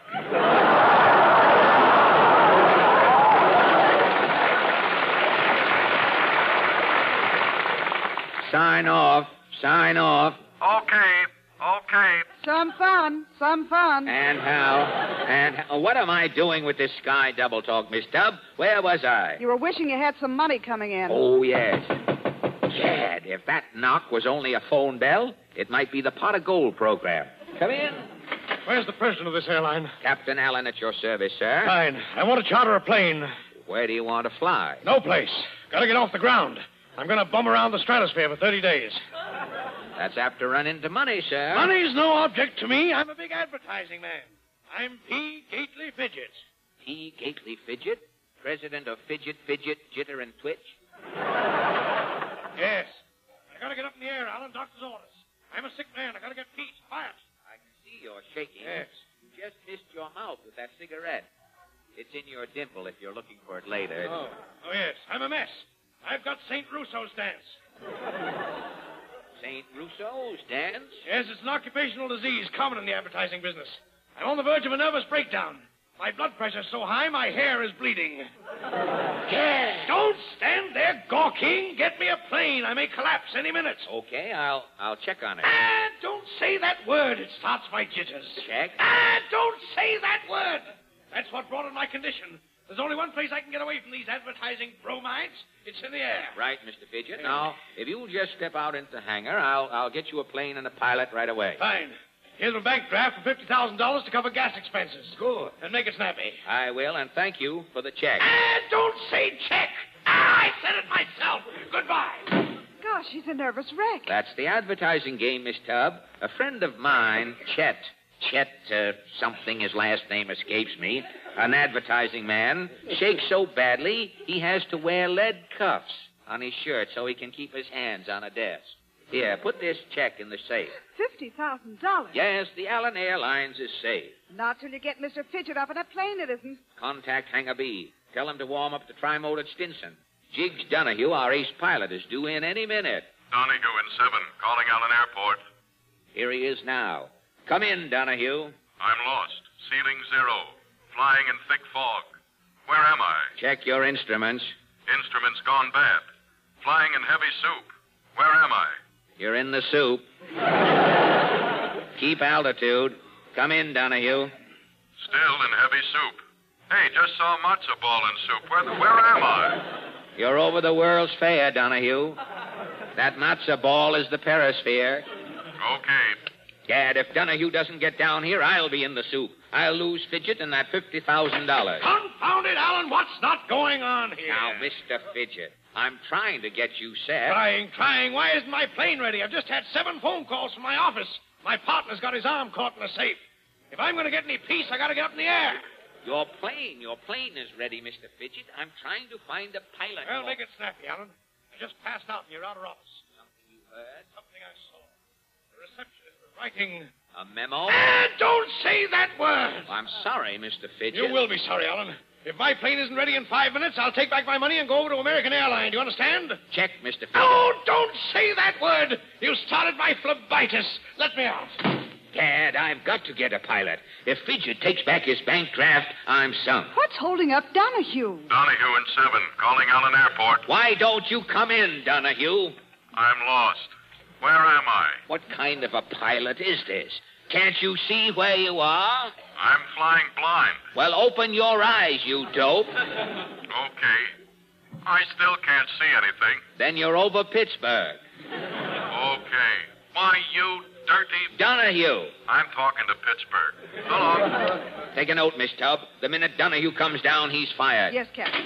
Billingsby, Pilot 12 reporting, Captain. Billingsby, you saved the day. Yeah? I've got a rush job for you. Yes, sir. I just finished that skywriting job, Captain. The gasoline copy? Yeah, the Shell ad. You made the letters big enough, I hope. Oh, yeah. It's still in the sky. Look out the window. Where? Over north, see? For gas, go to Shell.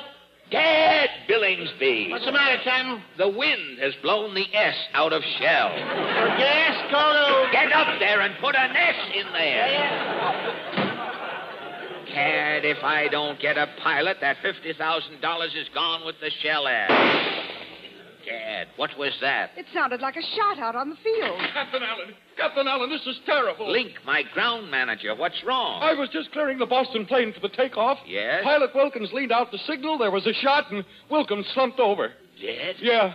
They got him right between the exhaust and the fuselage. Another shot. Oh, Captain Allen. Yes, Stewardess Brooks. We were just taking off for the Washington run when our pilot was shot. Leaping joysticks. My pilot's dropping off like flies. What'll we do, Captain? Let's go out on the field, Link. Yeah, okay.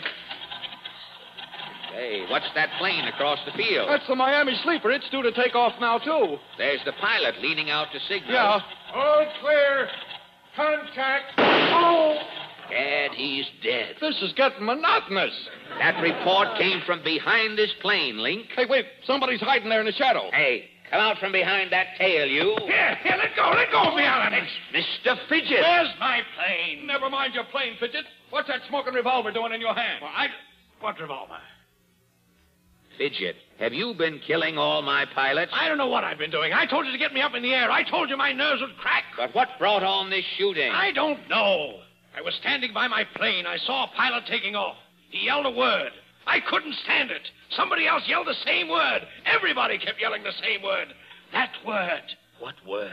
No, I can't say it. You mean contact? That word contact. It's the curse of the advertising game. Contact Ed Grimm. Contact the client. Contact so-and-so. Everybody in the advertising business contacting everybody else. When those pilots started yelling contact, my mind gave way. I shot them all. I shot them all. All right, Fidget. I'm a deputy. I'll take you in. I'll go. Better death than the advertising game. A fitting epitaph for any vice president. Tell me, do you think I'll hang for this? No, Fidget. You're an advertising man. The base of your spine, however, and the hot seat will... I know. They'll contact. Don't say that word.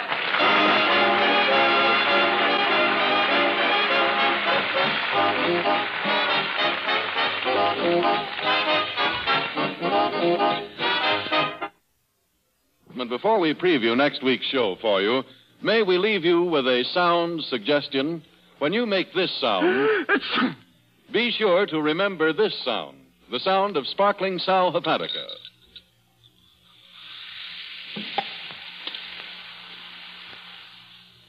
Because Sal Hepatica helps fight colds faster. Now, there are two very good reasons why it does, and you can check them with your own doctor. First, Sal Hepatica is speedy, yet it's very gentle. And speed is mighty important in fighting a cold. Second, and just as important, this famous saline laxative also helps nature counteract the acidity that so frequently accompanies a cold. Remember, in a recent survey, it was found that 7 out of 10 doctors recommend a saline laxative in treating a cold. And Sal Hepatica is, we believe, America's outstanding saline laxative. So, for faster action against colds, get a bottle of gentle, quick-acting Sal Hepatica at any drugstore.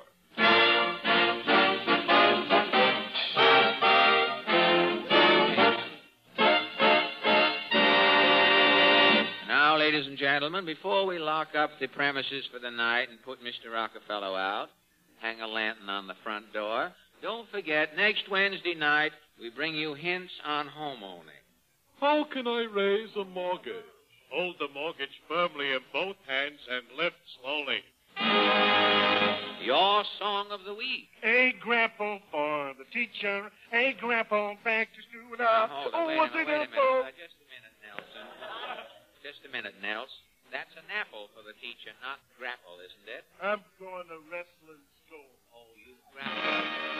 And our guest will be... Baby Barbara, the little 6-year-old xylophonist. There is... Am I here next week? Well, Barbara, I didn't know you were here tonight. There is something in the newspaper file next Wednesday, huh? Baby Barbara, if we're in the mood for a tune, do this. And music.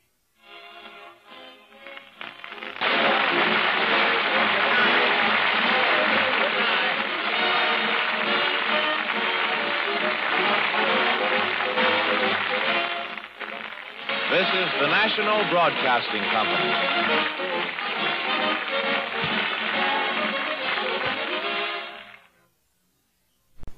No, you didn't know I've been throwing my voice there. I hire a man to stand there, and I throw my voice. Well, it's all right. I don't blame you. I'd throw it myself. Ladies and gentlemen... Gee whiz, I made myself I laugh. know. You're laughing at something you did on the Ezra Stone program.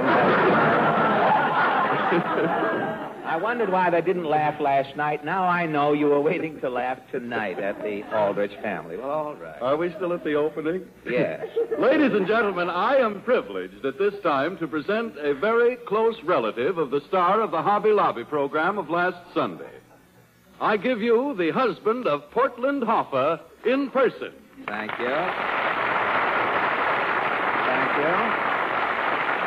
Thank you, and good evening, ladies and gentlemen. And thank you, Harry, for that. Say, what happened to my name in the thing there? Is there suddenly a law against mentioning my name? No, so many laws, I thought something... I was going to mention it, but I didn't have a chance to check with Porty's. With Portland? Well, what has Portland got to do with... Well, things move very quickly in radio, Fred. I know. I've had 2 sponsors get out on my back. I didn't dare look over my shoulder at an audition. I didn't mean that. What I meant is that overnight, you might say, on Hobby Lobby, Portland became a star. Yeah? Now, as a star in her own right, she naturally has a voice in deciding who gets billing on this program. Well, I don't want to seem to be pushing a young boy ahead, whom they say has talent, Harry, but my parents went to a lot of trouble to pick out a name for me. Now, if they knew that people weren't going to use it, they could have given me a number. 7 or something. 7 Allen. Just call me 7, folks. I have no name. I might Fred, get to be a big man sometime. 7 3/8. You don't know. You wouldn't know. Well, I'm sorry, Fred. I'll tell you what I'll do. I'll ask Portland about mentioning your name. Say, Porty. Yes, Harry? Oh, listen, Porty, I heard you Sunday. Were you swell? Oh, did you really like it, Harry? Yeah, I didn't even know you had a hobby. Say, how about my name? Ask her about my name. You know, I have a hobby, too, Porty. I collect stamps. Gosh, that's an unusual hobby, Harry. Yeah. How'd you ever get started on stamps? Well, he probably had a wet tongue and didn't know what else to do with it. Those things are. Harry, will you ask her about mentioning my, Hello, Porty. Yeah. Oh, Hello, now, wait a Peter. minute. Say, did you? I sure did. And was it? It sure was. That's just the way I read it in the Reader's Digest. Word for word. All 7 of them. Now, about my name... I didn't know you had a hobby, Porty. Now, look, Say, I've got a hobby, too, Porty. I collect old ragged sheet music. And you play it the way it looks. Now, look, my name... Look, who cares about music? Now, stamps, there is a real What's hobby. my name? Stamps. I was born in a lunch wagon. Music. You play it, and what have you got? Wait a minute, Harry. Well, what is it? You still haven't mentioned my name. Oh, yeah. Ladies and gentlemen, Dave Ellman. Dave Ellman. All right, folks. This is your pal, Dave, bringing you the latest news of the week. The Ipana News brings you the World in Review.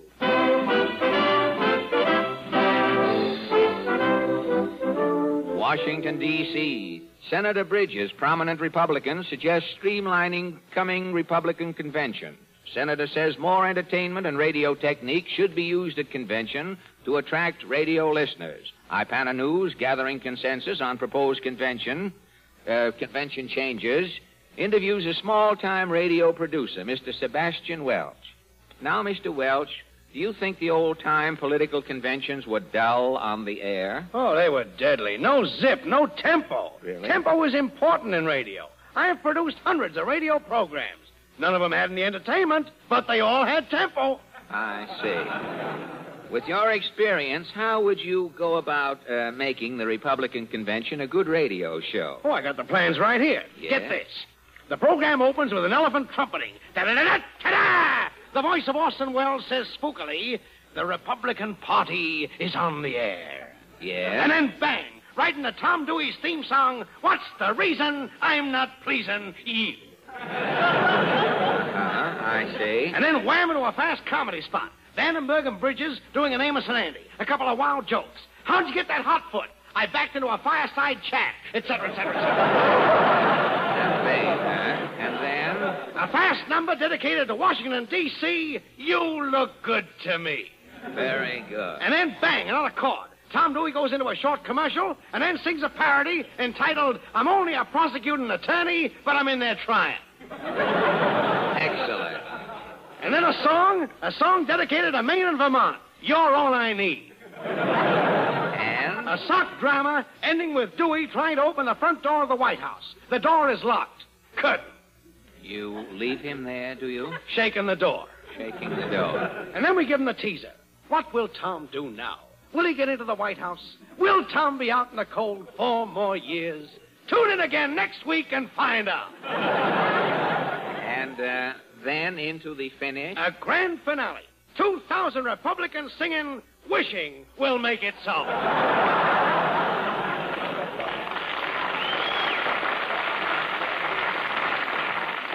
Excellent, I must say. If the Republican Party doesn't use this thing here, now, what do you intend to do with this program? I'm going to flood it and make another showboat. Good.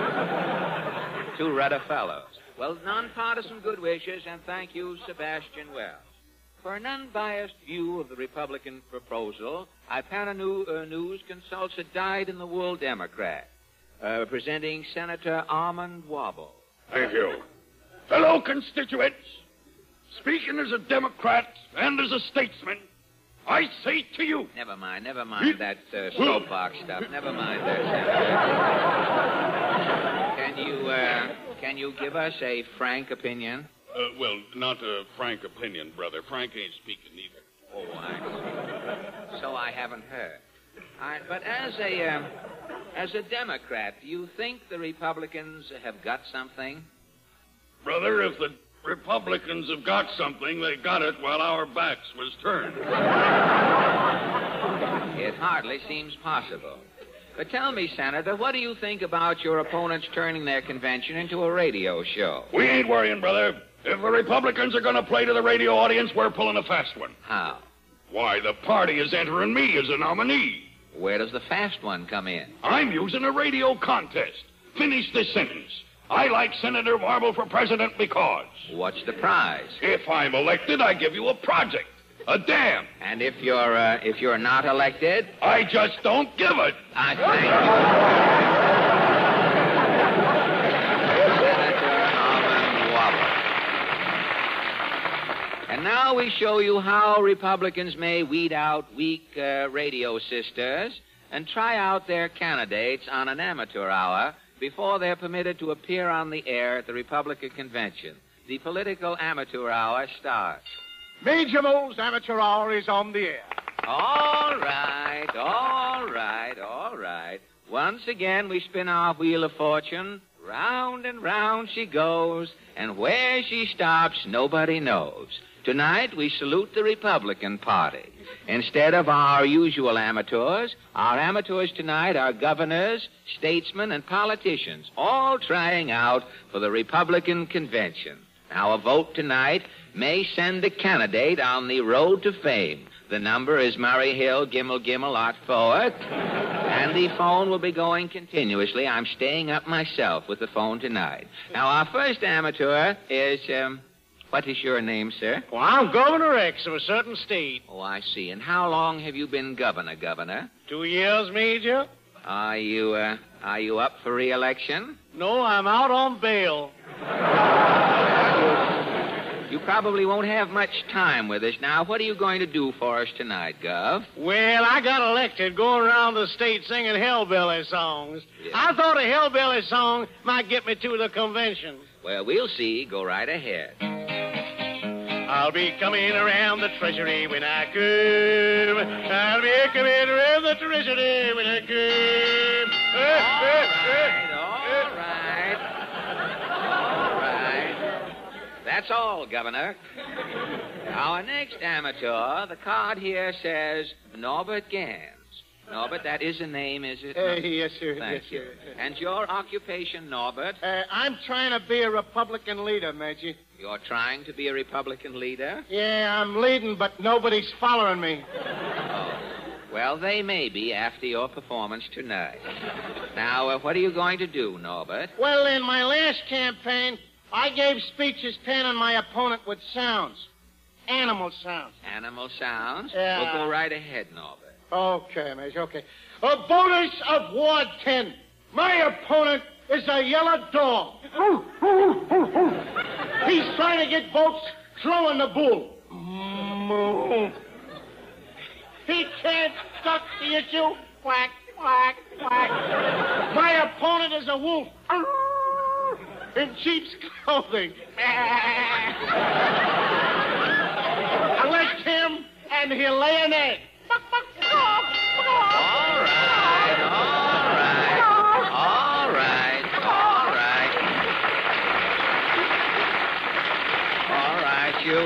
You certainly fooled me, Norbert. I looked down on the floor for the egg. Very seldom the major is fooled.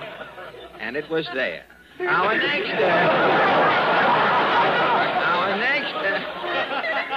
next amateur. Order. We're not going to get any place with the convention if we don't watch it. Order now. Our next amateur is a congressman, Mr. Scamper Tate. Well, 3 boys are coming to the microphone. Which boy is Scamper Tate? I am, Major. These other 2 fellows is my vice president and secretary of state in case I'm elected. I see. I had a secretary of the Navy, but he scuttled himself. All right. Let's hear what you do, Scamper. Well, we sing, Major. Well, it'll be a surprise to me. Let's have it. Okay, boys. 1, 2. South of the budget, down Washington way. That's where we'd gladly go and never throw your dough away. We'll cut down on taxes. Public debts we'll repay. All right.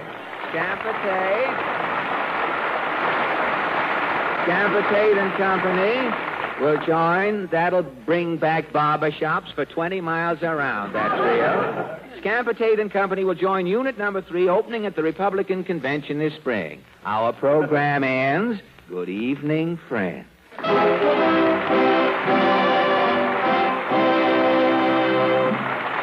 now, Miss Wynn Murray, a little girl who has hustled here on her scooter to be with us tonight, by insistent popular demand by a man who forgot to leave his name, apparently, slipped a message under the door, has asked Miss Murray to sing Say CC.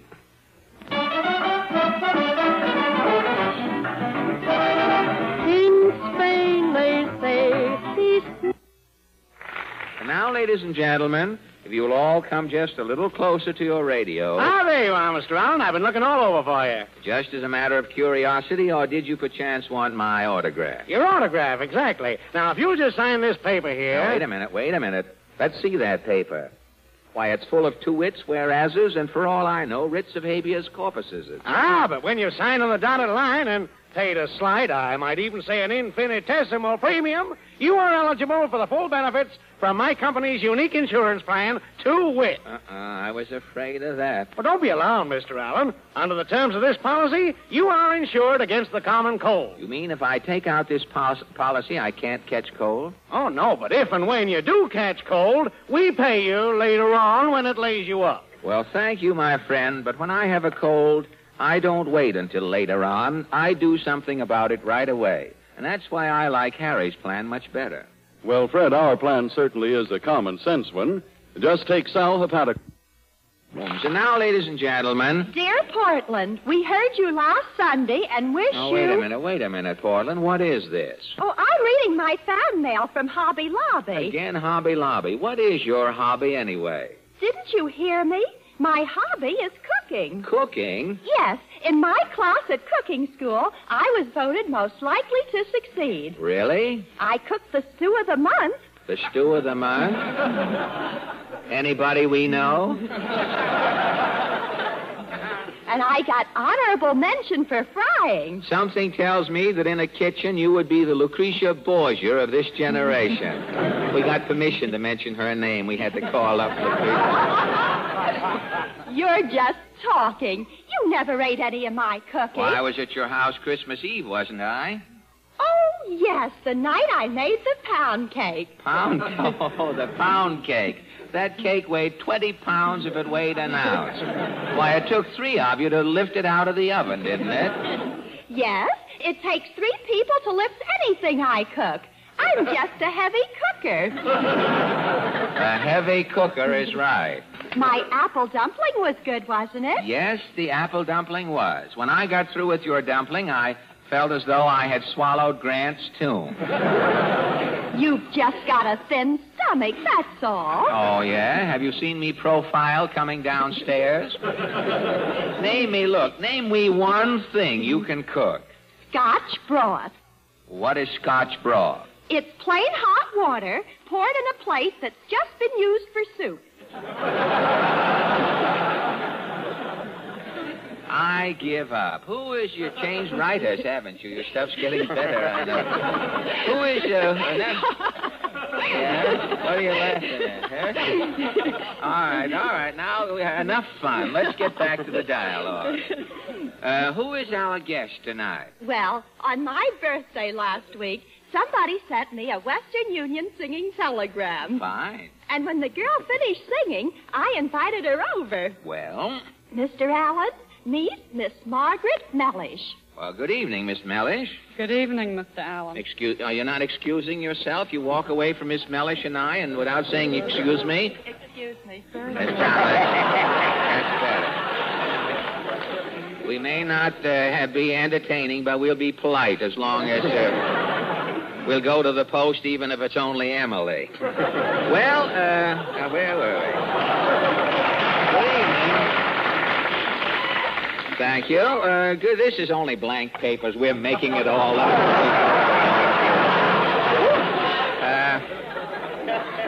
Miss Mellish. Miss Mellish, this is tonight's the... you are one of the Western Union singing telegram girls, Miss Mellish. That's right. I have received many vocal telegrams, but this is the first time I've ever seen one of the soloists. We seldom make personal appearances, Mr. Allen. You're not going to ad-lib, too, are you? Now, wait a minute. There is a limit to which this can be carried. But tell me, Miss Mellish, how far back does your career as a 10-word Jessica Dragonette go? I started in April 1938. That's when our company inaugurated the singing telegram service. Well, does a girl require any vocal training to become a Western Union chanteuse? Not at all, Mr. Allen. I was just a regular operator before I started singing. You hadn't appeared at Town Hall or Carnegie? No, I had never sung before in my life. Well, weren't you pretty nervous when you made your prepaid debut? I was scared stiff, Really? But singing is all in a day's work to me now. You're an old wow hen now, huh? Well, you girls don't do as we have to do in radio, do you? Stop in the middle of a singogram for a commercial? No, we sing our messages right through. Well, you know, I think you have a better system than we have. It certainly would be embarrassing over at your place to send us, let's say, a wedding anniversary singogram to Eddie Cantor. Imagine singing, "Happy Anniversary to you." And then the commercial comes in and says, "If you want a boy, call Western Union."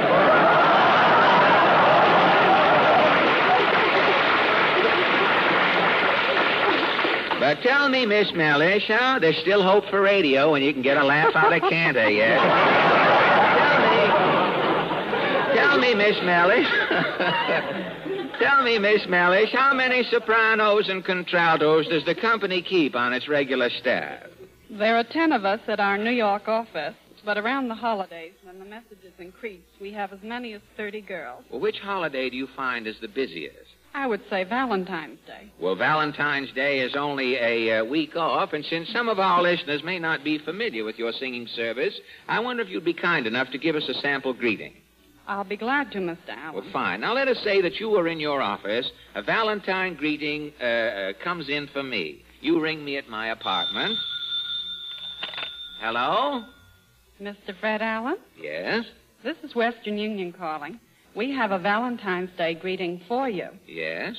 My darling, I love you so dearly. You're charming, you're sweet and divine. I ask of you, sweetheart, sincerely, will you be my sweet Valentine? Well, that was that was clever. You know, I just happened to think, Miss Mellish, February 14th is Jack Benny's birthday. Now, could you... That's A fine Valentine old man Benny gave the country, huh?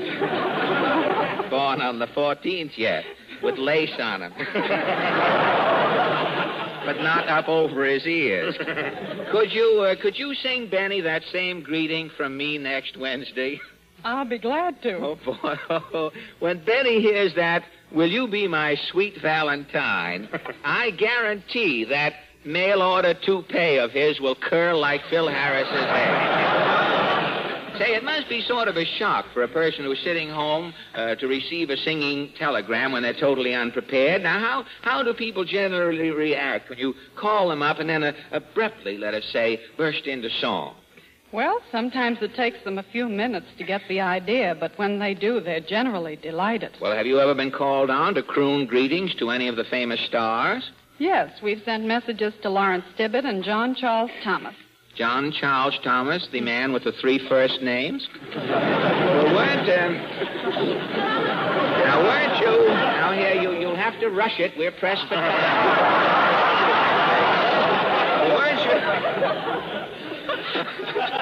Weren't you embarrassed when you were ordered to sing to Lawrence Tibbett? Yes, the girls were so frightened they all refused to call Mr. Tibbett. And what did you do?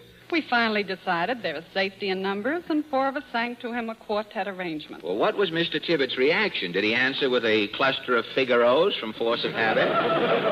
No, he just hung up. Which might be construed as a form of criticism. Well, have you had any other odd experiences in the line of duty, Miss Mellish? Well, one afternoon I was asked to sing a birthday message to a dog. It could happen to a dog, and did. But tell me, has the swing influence bothered your Western Union choir? How do you mean, Mr. Allen? Well, hasn't some jitterbug ever shown up with a jivogram? You know, a rug cutter's message to his mother on Mother's Day. Happy Mother's Day to you. Fudarakasaki, chop, chop, chop. Shoot the kisses to me, ma girl. No, thank heaven. We haven't had one of those yet. Congratulations. That'll be 20 cents for changing your mind. Well, yes, sir. You charge me for 2 extra words in the office now. You put in 2 extra words. Going to California, it might run into $7 here. I'll have to count it up. Well, Miss Mellish, we must control ourselves. We're coming to the close of a whopping interview here. Miss Mellish, it's been a treat to have you stop by for this little chat. I've enjoyed it, Mr. Allen. Now, before you go, I have a little surprise for you. Now, you've been very nice tonight, and you spent all of your time singing greetings to others. Tonight, we're going to sing a message to you. You ready, boys? Yes, Chief. 1, 2. Happy good night to you. Happy good night to you. Happy good night, Miss Mellish.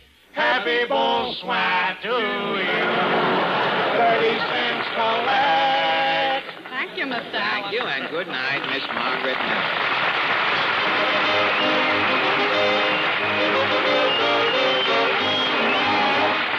Now, ladies and gentlemen, in a little old house lives a little old lady with her little old dog, Hamish, both as Scottish as oatmeal. And if you'll wait till I get the window open, there, you can hear Aunt Maggie saying to her dog, Well, Hamish, we've got a very busy day ahead of us. I'm going to put up apple butter. Oh, I know you don't like it, but other people do. Now, go out on the porch. There's the telephone, and I've got to answer it. Hello? Oh, hello, Mabel. How is Ned feeling today? He is. Oh, well, it's a bad time to catch a cold. You have? Well, I'll keep him in the house. Oh, I know men don't like staying indoors. Mabel, why don't you try and give him some Salapatica? Oh, I'd never be without it. It's very helpful for a cold. Mrs. Bogle says it's done wonders for her man. Well, I can't give you all the medical whys and wherefores, but if you'll open your radio tonight, you'll hear Harry Von Zell explain it, something like this. Sparkling Sal Hepatica helps fight colds faster, and you can check the reasons why it does with your own doctor. First, Sal Hepatica is speedy. This is Mr. and Mrs. Average Man's Round Table. where 3 persons selected from our studio audience are invited to give their opinions on a question that concerns some prominent issue of the day. These little sessions are entirely unrehearsed. Yeah? Fred is taking his place now at the round table, where, in addition to heckling the announcer... Yes? I'll say not only unrehearsed, I'll say unprepared. You can do that. Well, are you ready for the forum, Fred? Yes, ready or not, I shall be caught. The forum is officially opened. If Portland will be kind enough to introduce the first... Would you sit down, Mr. Van Steeden? I may have to leave here in a hurry, and you're right in my path. If I go that way, no, son. Our first guest, Portland, please. Mr. Lee Barth from New York City. Well, good evening, Mr. Barth, and welcome to our little guild here. May I ask your profession? I'm a pictorial sign painter, Mr. Allen. Or a pictorial sign painter? Yes. Your sign painting is restricted to pictures or designs or instead of letters? No, not necessarily. I'm a pictorial painter, like, say, a color designer. Oh, I see. I thought that pictorial had something to do with fish, and I thought instantly of the Wrigley sign, those pictorial... it's piscatorial. I forget. But you don't do any of the large electric signs like they have on Broadway, do you? No, I don't go up that high. Like that horse race sign that's on... Well, you'd have to have a ladder, naturally. But like that horse race sign on top of the Strand or that other building, you don't do work like that, do you? No, that's neon. It comes under the heading of neon work. Neon work. I know they have that horse race up there. Tell me they caught a fella the other day talking to the electrician who has charge of repairing. He was a tout, and he was trying to get the electrician to short-circuit the favorite in one of the races. I don't know how it came out.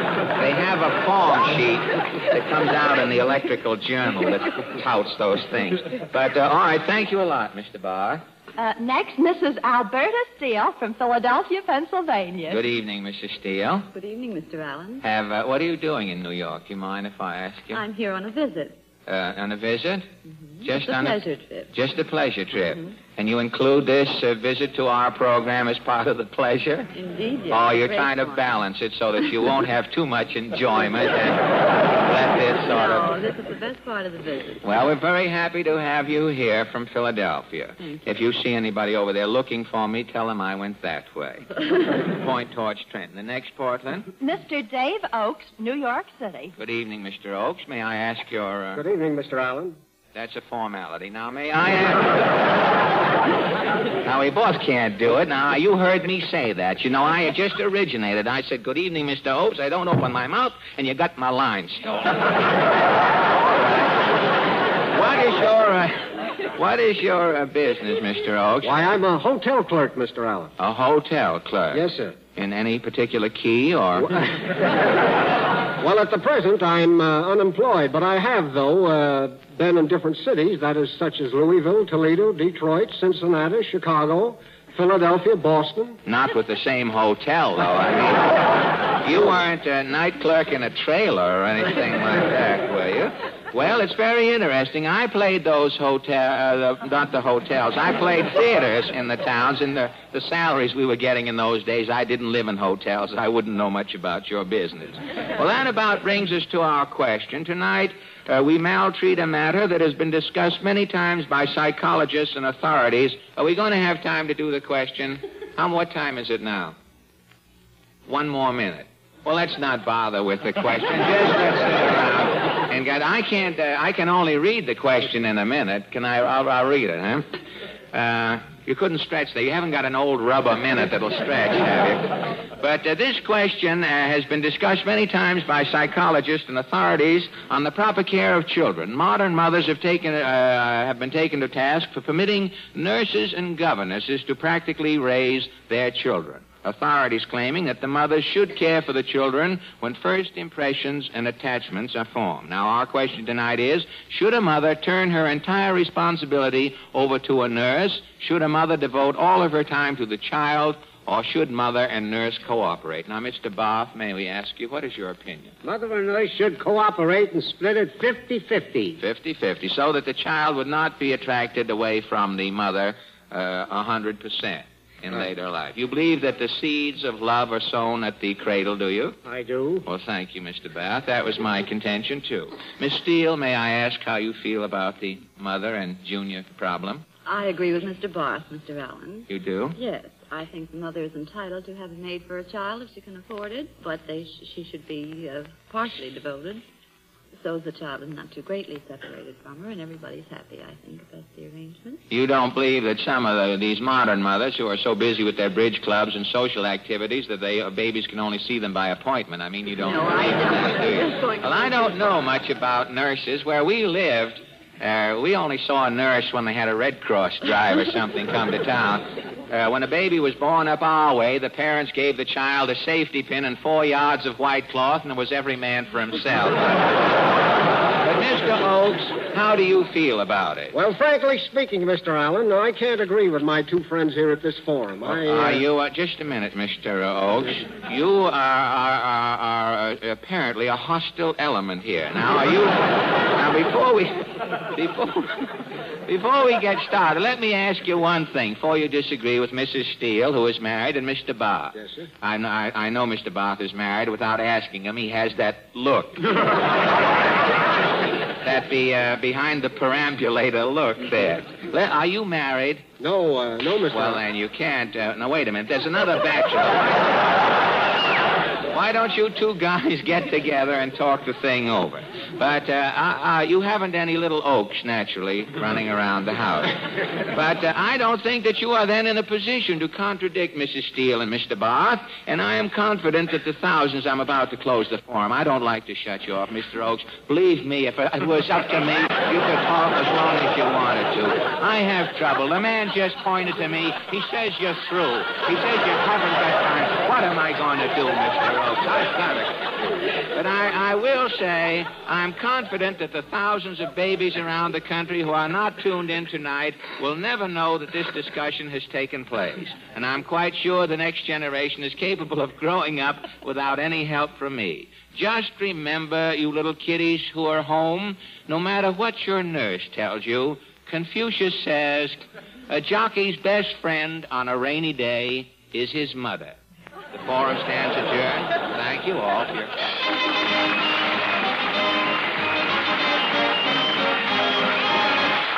Thank you. And now, ladies and gentlemen, Miss Wynne Murray explains why she is so crowded subcutaneously. Wynne sings, I've got you under my skin. I thought there were two of you in there, Winnie.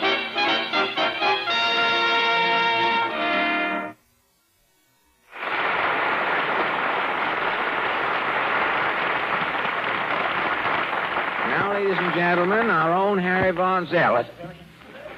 Our own Harry Von Zell has a very important message for you. Mr. Von Z. I told you. Our own Harry Von Z. We're late, Harry. Now, no monkey business. You always start things. Mr. Von Z. That's your cue. Well, thank you very much, Fred.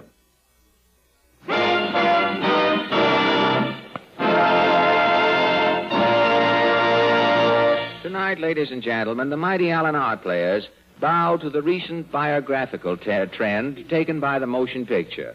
The movies have given you the lives of the men who were responsible for the hydrophobia antitoxin, the Suez Canal, and the telephone. But what about the little fellows in history? Who invented the button hook, long underwear, and the hot water bottle? Well, tonight we pay biographical tribute to one of these unsung geniuses. Our cavalcade is called The True Story of Belvedere Trawl, or the Tale Behind the Teabag. Overture, Peter.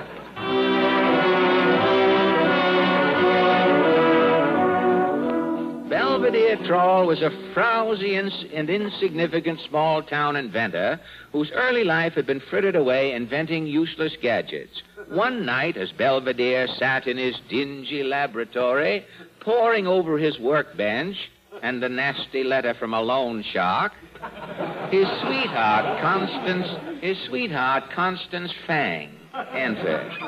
Belvedere. Oh, it's you, Constance. I thought you was going to take me coasting. Was I? I've been waiting at the post office with my sled for 3 hours. I'm sorry, Constance. I've been busy inventing. Inventing. We've been engaged for 25 years, and you ain't invented nothing. Well, I'll invent something someday, Constance. I ain't giving up. Well, I am. Tonight's the silver anniversary of our engagement, and I'm breaking it. Oh, don't be hasty, Constance. Give me one more chance. No, Belvedere. I'll take my flexible flyer and go. But I'm working on something that'll make a fortune. What's that? Well, last year, 2,000 people choked to death swallowing loose tea leaves. Are you inventing something to keep tea leaves together? Yeah, and yesterday I almost had it. I glued some tea into a ball and put it into the hot water. Did the glue keep the leaves from coming loose? Yeah, there was only one hitch. What? After drinking the tea, I couldn't get my mouth open. I gotta find another way. Oh, not tonight, Belvy. You're tired. Why, look at them bags under your eyes. Yeah, I know. Bags. That's it, Constance. Tea and bags. I'll invent a tea bag. A tea bag? Yeah, where's my hat and windbreaker? I'm leaving for New York. Belvy. All I gotta get is a little bag and some tea, and I'm on my way. Is it so long, Belvy? No, it's oolong, honey. Goodbye. The minute Belvedere Trawl stepped from the bus in New York City, he asked a kind stranger to direct him to the Tasty Tea Company. The kind stranger, who was busy picking Belvedere's pocket at the time, took one hand out of Belvy's trousers to point out the way. Minus his money belt and Social Security card, Belvedere dashed to the chromium offices of the Tasty Tea Company, and just in time. As Belvedere entered the room, Mr. Tasty was addressing his board of directors. Gentlemen, the number of fatalities caused by people choking on loose tea leaves is mounting. This is a crisis. Crisis. This stock will be sold. The market will go down. Gentlemen, please. We must find a way to control the tea leaf. Mr. Tasty, man. Oh, Tasty. Here, somebody throw this bum out of here. But I have an invention. I can control the tea leaf. Who is this chap? Belvedere Trawl. You look like the man who jumped on the stage at the Barrymore opening. Well, look. Don't be hasty, Mr. Tasty. What's this cup of hot water here on the table? Now, here, that's for our tea tasting demonstration. Don't touch that cup, Trawl. I'll just plop my tea bag into this hot water and I'll show you. Here, take that Bull Durham sack out of my hot water. But look, Mr. Tasty, it's turning pink. Why, yes. Now it's red. Gad, Trawl, you've made tea. And not a leaf left loose in the cup. Why, this is... That proves my tea bag works, gentlemen. Amazing, Trawl. Look here. I'll give you $1 million for a 6-month option on your tea bag. Gosh, $1 million? Yes. Is that satisfactory? It suits me to a T. And so, Belvedere Trawl suddenly found himself a millionaire. Flushed with success, he moved from his modest 5-room suite on the Bowery to a lavish penthouse on Park Avenue. The interior fawned upon by society, our hero only too soon forgot his small-town days and his eternal sweetheart, Constance Fang. Then one day, as Belvedere straddled his gold chaise longue, the butler ushered in a strange, shabby woman. This way, madam. Belvedere. Who are you, spinster? I'm Constance Fang, your old sweetheart. I've come all the way to New York to see you. Well, you've seen me. Good day. Belvy, ain't you taking me to dinner? Oh, not tonight. I'm dining at Delmonico's with the Floridor Sextet. What about tomorrow night? Oh, tomorrow Anna Helder's taking a milk bath for the press. I'm holding the cow. I guess I ain't good enough for you no more. Frankly, no. Wearing those creton gaiters and that coonskin Mother Hubbard, you're provincial. Please leave. Here's a little memento for you. Belvy, a tea bag. I shall always treasure it. Yes, as far as I'm concerned, you can go through life holding the bag. Wealth had indeed calloused our hero. For 6 months, while his teabag royalties poured in, Belvedere made spending history. 3 Stanley steamers cluttered his garage. Rich food lay about the larder and on the floor until the mice in Belvedere's penthouse All had the gout. But the hour of reckoning was at hand. The day for the Tasty Tea Company to take up its auction on the tea bag arrived. And Mr. Tasty said, Your option is canceled, Troll. What? From now on, I'm going to make tea bags without paying you a cent in royalties. But my tea bag is patented. I'll make tea bags myself. You will, eh? What do you need to tie your tea bags at the top, Troll? String? String, that's it. Well, I've cornered the market on string. Go ahead, make your tea bags. You can't buy an inch of string in America to tie them up. Dad, I'm undone. My tea bag is ruined. You bet it's ruined. It don't mean a thing if it ain't got that string. His riches vanished. Broken in purse and spirit, Belvedere Troll became a roving derelict. His only source of income was an occasional appearance on We the People, where he got his fares, and he always came from San Francisco. After years of aimless drifting, Belvedere finally wandered back to his old hometown. He went to his little combination cottage and laboratory, where once he had dreamed and toiled. He opened the door and entered. Lord, place is full of cobwebs. Looks like nobody's been in here since I left 20 years ago. I'll light the candle. Well, what's this letter on the table?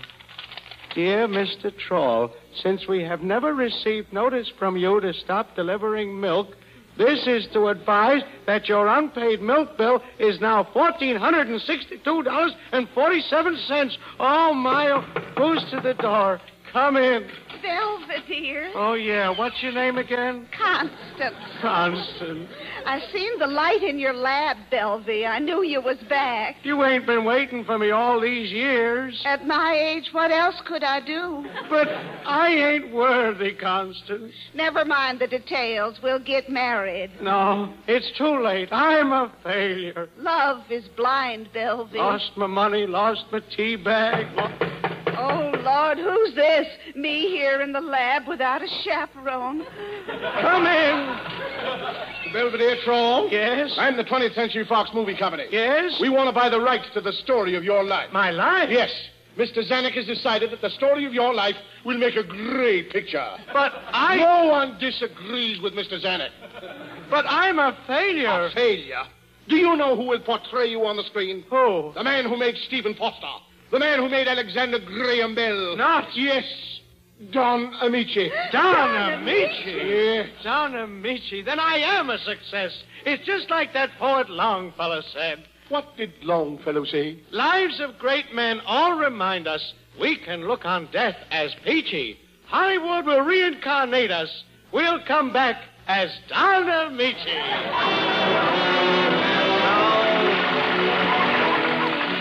And so Belvedere Troll, the inventor of the tea bag, and his perennial sweetheart, Constance Fang, were married and lived happily even after. And only last week, when Belvedere found his elderly wife sewing a tiny garment and said, "Darling, is this?" Constance looked up, a gleam in her eye, and said, "No, dear, it's a tea bag." The end.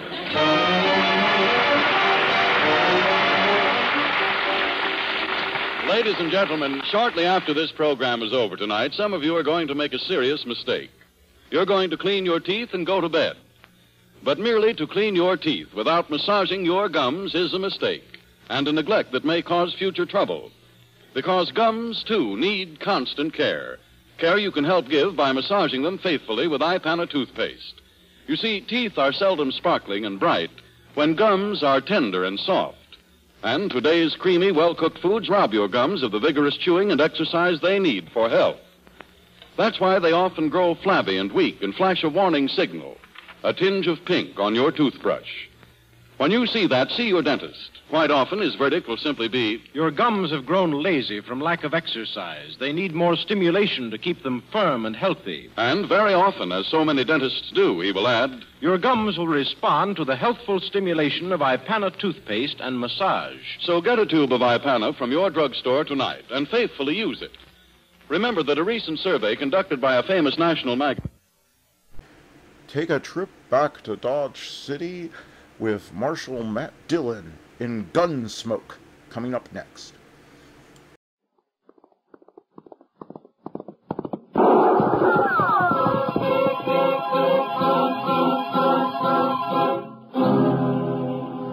Around Dodge City and in the territory on west, there's just one way to handle the killers and the spoilers. And that's with a U.S. Marshal and the smell of gun smoke.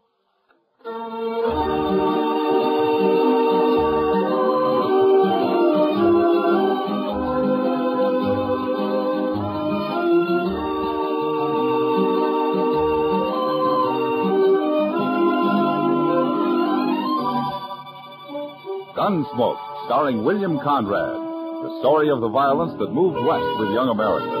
The story of a man who moved with it. Matt Dillon, United States Marshal.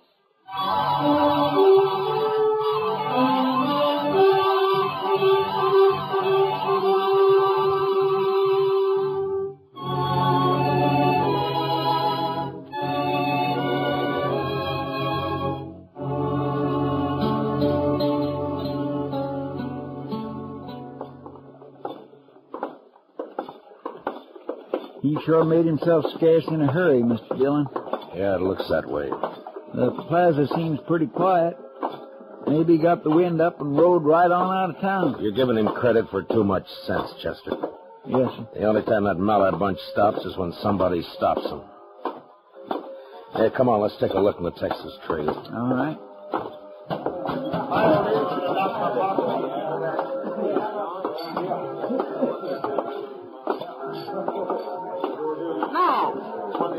Something wrong? Kitty, I'm looking for Billy Mallard. Ah.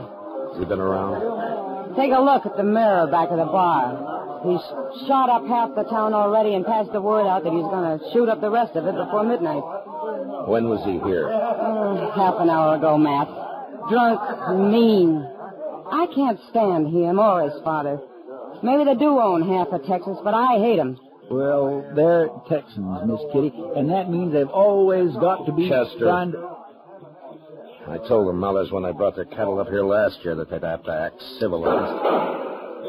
Come on, Chester. Sounded like it's up at the west end of the plaza. Yeah. It's probably the Occidental. Oh, just a second, Marshal. What? Oh, what is it, Mr. Colby? About those pistol shots, Marshal. I reckon that's young Billy Mallard kicking up his heels. Well, in about 5 minutes, he's going to be kicking them up in jail. No. Let's not be hasty, Marshal Dillon. We have to think of the best interests of Dodge City in a situation like this.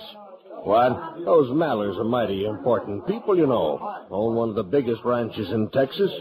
Always throw a lot of money around when they come up here with a herd. Well, as far as I'm concerned, he gets the same treatment as any other drunken cowboy. I'm sorry, Mr. Colby. Now, wait a minute. All you're going to do is antagonize them. They'll turn their drives east from now on. They'll ship their stock out of Hayes City or Abilene. And you can't arrest Billy anyways. He's got that gunman, Tom Wayne, and 30, 40 Mallard Ranch riders back of him. Look, I'll argue with you later. I got a job to do. Dillon, you can't do that. Chester, let's go pick him up.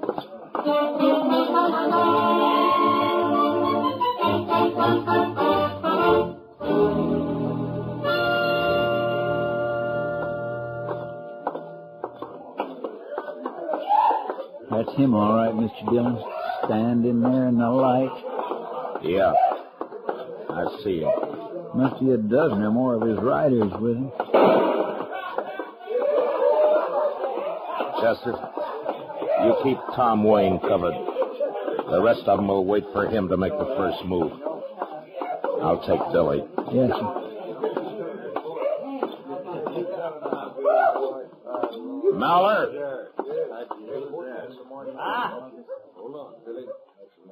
Well, now, what do we got here? Local marshal, huh? Put the gun away, Mallard. Why don't you try to put it away for me, Marshal? All right. Mr. Wayne, you'll keep your hands still and in plain sight. I said put the gun away, Billy. You're talking mighty big, Marshal. For a man with empty hands.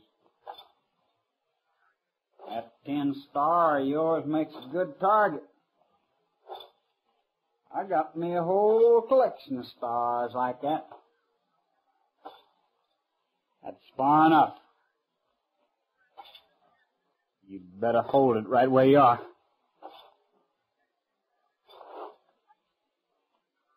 I gave you 2 warnings, Billy. That's one more than I usually give a man. Now you hand over that gun. I told you to take it if you think you can. No, let go. You bend that gun barrel someday, Marshal. Laying it over a man's head that way. Don't worry about it, Wayne. As long as it's not your head. I'm not worried. I would be, though, if I was wearing that star of yours. Why? Old King Malley, he don't like badge toters much. Especially when they buffalo the boy here. And he better leave the boy at home when he brings a herd north. Does he get away with this kind of behavior down there? He does. Well, here it's different. You can see for yourself. Maybe it ain't over yet, either. You weren't figuring on drawing a hand, were you, Wayne? It's nothing to me, Marshal. Not unless I get orders from King. Well, he knows where he can find me. Yeah, I reckon. All right. The rest of you men. You can stay up all night, spend your money, do as you please. With one exception. If any one of you pulls a gun inside the city limits of Dodge, you'll get the same treatment as young Maller here. Is that clear? Let's go. All right, Chester, let's drag him over to the jail.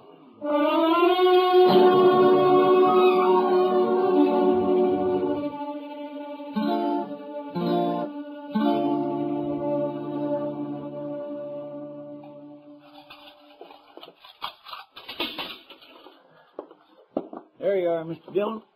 All right, in you go, Billy. Sure he is out cold. Well, it's better than having a bullet in the stomach. That's what he was asking for. He certainly was. I declare, Mr. Dillon, if you don't stop taking chances when a man's already got a gun in his hand... Chester, you can't shoot every cowboy who has a snort or two and starts to take it out on the town. I know, sir, but... Here, hand me that bucket of water there in the corridor, will you? Yes, sir. Yeah. All right, Billy. Yeah, that ought to bring him around. All right, Chester, lock up his cell. Just a minute there, Marshal.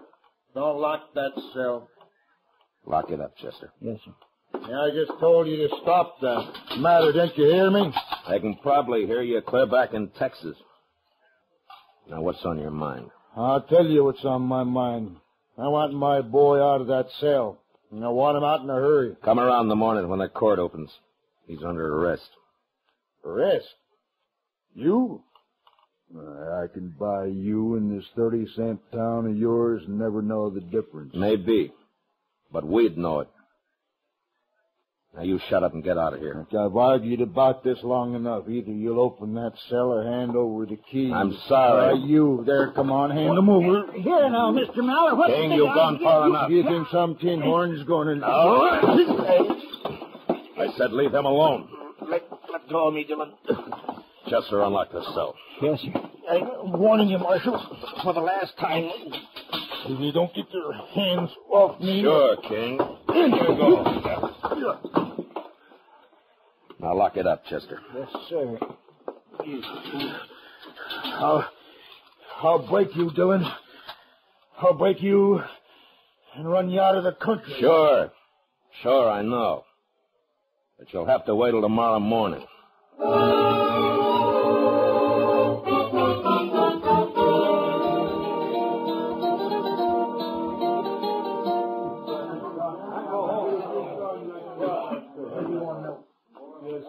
Kind of quiet around town, Mr. Dillon, with them mallards locked up. You and Chester look thirsty, Matt. I brought you a pitcher of beer. On the house. Well, it's not a bad idea, Kitty. Well, thank you. I heard about the mallards. They ought to be locked up in the same cell. They're two of a kind. Well, Kitty, I don't know. Kid always has had his way paid for him by the old man's money. I don't know who's more to blame. Excuse me, Kitty. Uh-huh. But I don't know exactly what I'm supposed to do here. Well, you'll learn, honey. Oh, Matt, I don't think you've met Nora Beale. Huh? Matt Dillon, Nora, and Chester Proudfoot. Proud to know you. How do you do, ma'am? Well, now, honey, all you got to do right now is just stand around and look beautiful. I'll be along in a second and show you the ropes. Oh, well, thank you, Kitty. I'm very pleased to have met both of you. Thank you. Likewise, ma'am. Oh, where'd she come from? She's new in Dodge, isn't she? Oh, yeah. She's real sweet, Matt. She's a singer from Chicago or somewhere. She got stranded here a couple of days ago. She only plans to work a week and make Excuse enough me, Miss Kitty. Mr. Dillon, look. There's King Maller. What? Over at the bar there, Mr. Kelby. Well, what's he doing out of jail, Matt? My gracious, you arrest a man and throw him in jail, and an hour and a half later he's out loose again. It's aggravating. But I'm sure he didn't mean any harm by it, Mr. Miller. It's just that sometimes he's got... Well, now.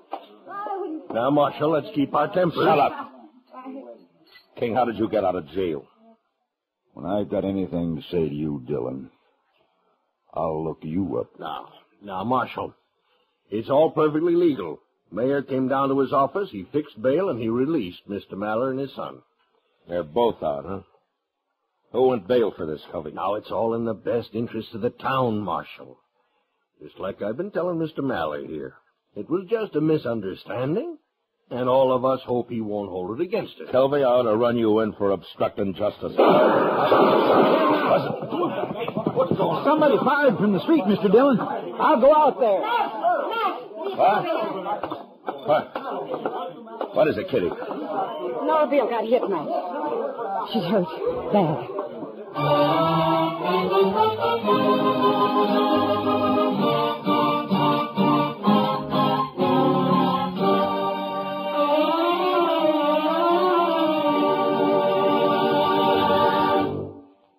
We will return for the second act of Gunsmoke in just a moment. But first, giving medical and welfare assistance to our armed forces and veterans, collecting much-needed blood, training our citizens for service in case of a national emergency, and always on the spot first with disaster relief, these are some of the many services of the American Red Cross.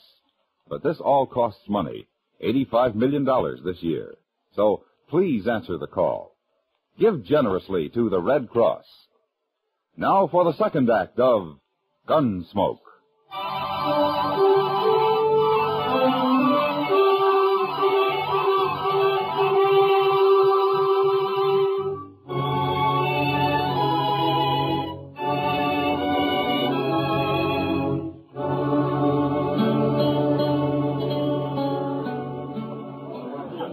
Over here, Matt. Lay her over here on the poker table. All right, Kitty. Oh. Easy now, man. It's all right. Sorry, boys. Whoever has a high hand, there, Matt. All right, Kitty. Here, let me slip this coat under her head. There. Did somebody send for Doc? Yeah, and the dealers went after him. There now. Now, look, Nora. Don't try to move now. Looks like she was hit twice. Matt, do you think that she have a chance at all? I don't know, Kitty. Poor kid. It's all right, honey. Doc will be here soon. Why did they shoot me?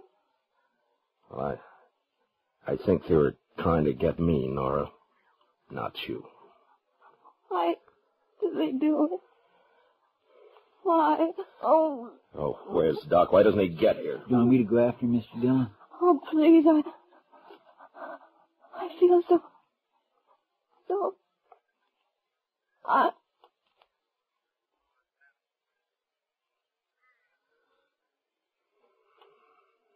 No, Chester, there's no need for Doc to hurry now.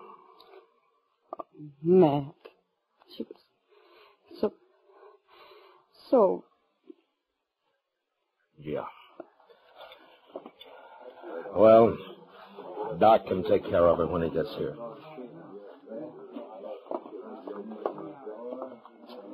Looks like Billy Mallard really pulled something this time, Mr. Dillon. No? How do you know it was Billy, Chester? Well, sir, half a dozen people saw him fire through the window and then ride off down the street. Yeah. I got a feeling those shots weren't wild. They were aimed. Only they were aimed at me. You were just lucky, Mr. Dillon. Where's Billy now, Chester? I don't know, sir. I heard the Mallard bunch is getting ready to pull out. They're milling around the street out in front of their hotel. King Mallard and Tom Wayne are there. Yeah. Well, they'll cover Billy, of course. It's going to be a lot tougher this time. Yes, sir. A whole lot tougher, I reckon. Kitty? Yeah. Will you sort of take charge of things here until Doc shows up? Oh, sure, Mac. You go on. Get your posse.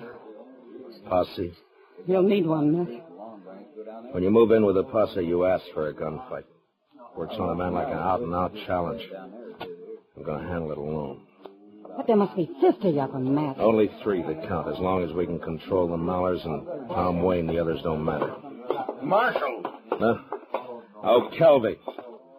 You got another suggestion for the best interests of the town? Now listen here. You can't go up there, Marshal. That'll just lead to more killing. Won't do anybody any good. This wouldn't have happened, you know, if you'd taken my advice, not thrown that boy in jail. And it wouldn't have happened if you'd have stayed out of it and left him in jail, Kelvy. Tomorrow morning, he'd have sobered up and cooled off. Well, what's done's done. But they're getting ready to leave now. You can pass the word for King not to bring the boy along when he comes up next year and let it go at that. Don't make it any worse now, Marshal. Yeah, let it go at that, huh? Don't antagonize him, huh? Look the other way. It's just Billy Mallard kicking up his heels, so let's stay real quiet. And maybe he won't commit another murder. Murder? It wasn't murder. That was an accident. It was murder. He meant to kill somebody, and he did.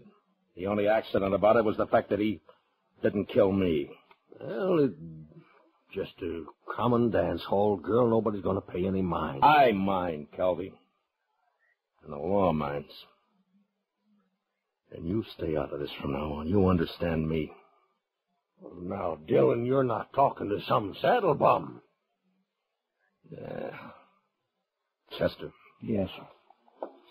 Mac, Yeah, Kitty.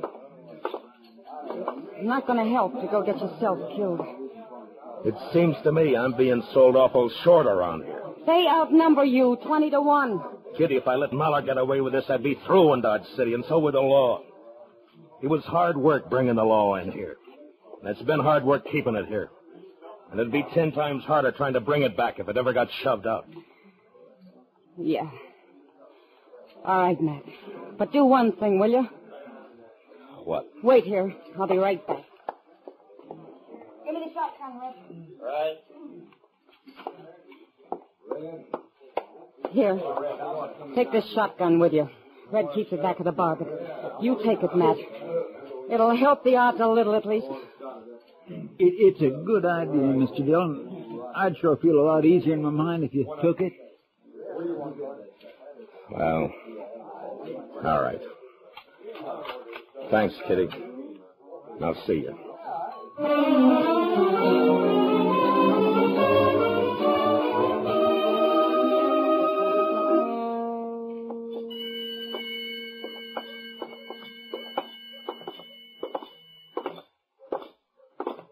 She was a pretty little thing. Yeah.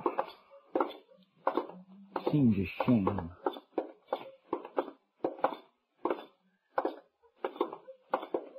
There they are, Mr. Dillon.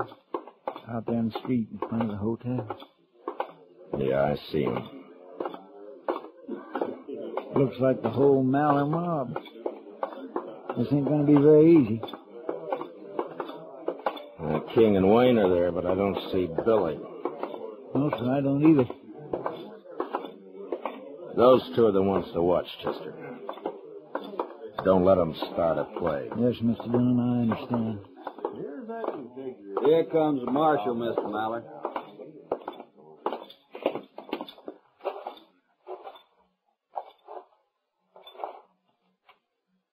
King, I want that boy of yours. What's he charged this time, Dillon? Murder? That girl died, man. She died. Now, where's Billy? Where'd you get the idea he had anything to do with it? Half a dozen people saw him fire the shots from the street. Well, I say he wasn't near that street. Well, don't say it to me. Say it in court. Now, where is he, King?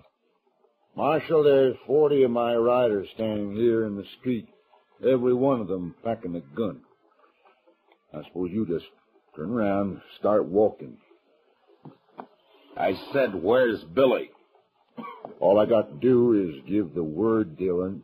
These boys will drop you right in your tracks. You're not giving anybody the word, King. Huh? Buckshot's got a pretty fair spread. Now, at the first sign of any move by this bunch, and I'll get you and Wayne with one blast. Now, you better warn him, King. Dillon, you're barking up the wrong tree here. Billy rode out of town, headed south. That's his horse tied there at the rail, isn't it? All right, where is he, King? Inside the hotel? Now, look, Marshal, there's no call for all this. Maybe Billy did get a little bit out of line. He's always been a high-spirited young'un, but there's no reason for us to lose our heads. You know you got no case against him. Every one of my men here will swear he wasn't anywhere near that shoot. They'll get their chance at the trial. Well, now, that's just the trouble. We can't hang around here waiting for a trial. It's costing me money, but I'm willing to spend quite a bit, Marshal, to avoid the inconvenience. Never mind, King. Don't be a fool, Marshal. Shut up. Wayne, move over a little closer to him. All right, that's it right there. All right. The rest of you men fish your guns out and drop them on the ground. Now, slow and easy. No sudden moves. Watch him, Chester. Yes, sir, I am.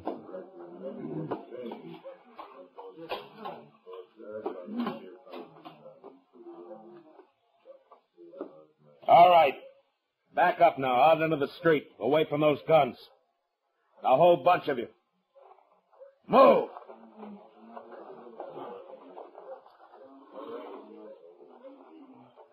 Here, Chester, take the shotgun. Keep him covered. Yes, sir. Hold it now. Just like you are. Nobody will get hurt. Dillon, what you gonna do? I'm going in the hotel and bring out that kid.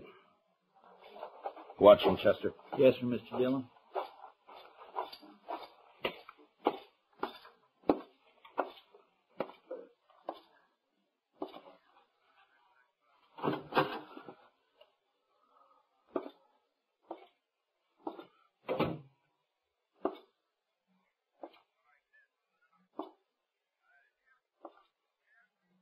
Marshal? Yeah? He's upstairs somewhere. Alone? Yes, sir. Everybody else cleared out. Well, now's your time. Go ahead if you want. The Mallers won't bother you. Thank you, Marshal. And the best of luck to you, sir.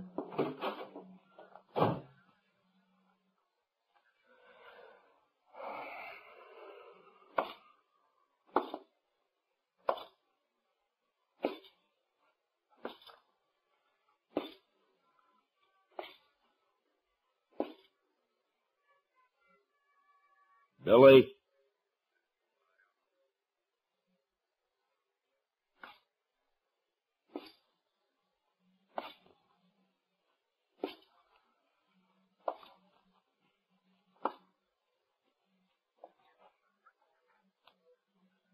Billy? You better give up.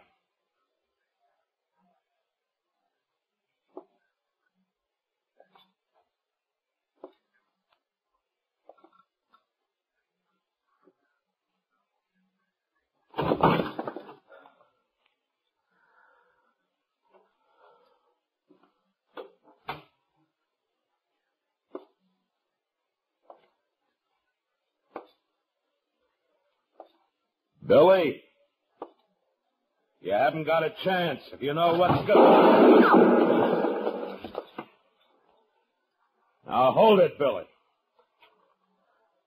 Throw your gun out into the hall. I'm gonna kill you, Dillon.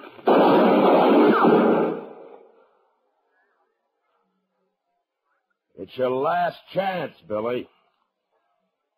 Now come out into the hall and give yourself up. I'll kill you, so help me.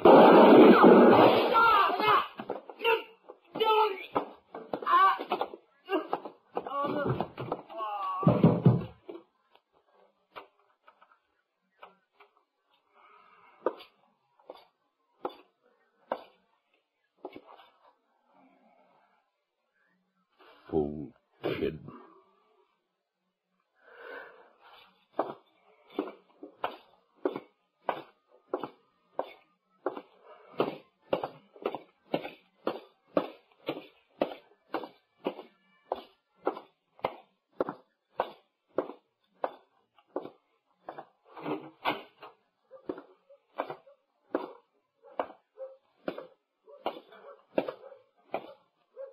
Dillon?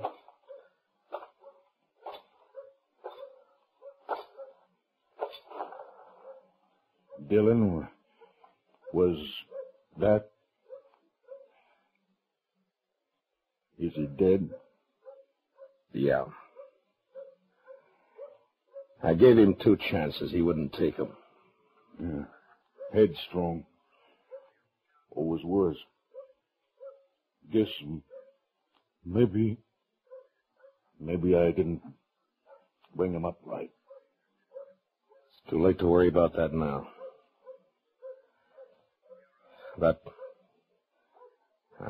I'm sorry, King. For Billy and for the girl both. He had it coming. I know that, Marshal. I tried to stop it. Too late. The only way I knew. But you wouldn't bluff. Tom, go get him. We'll have to bury him in Kansas. All right, King.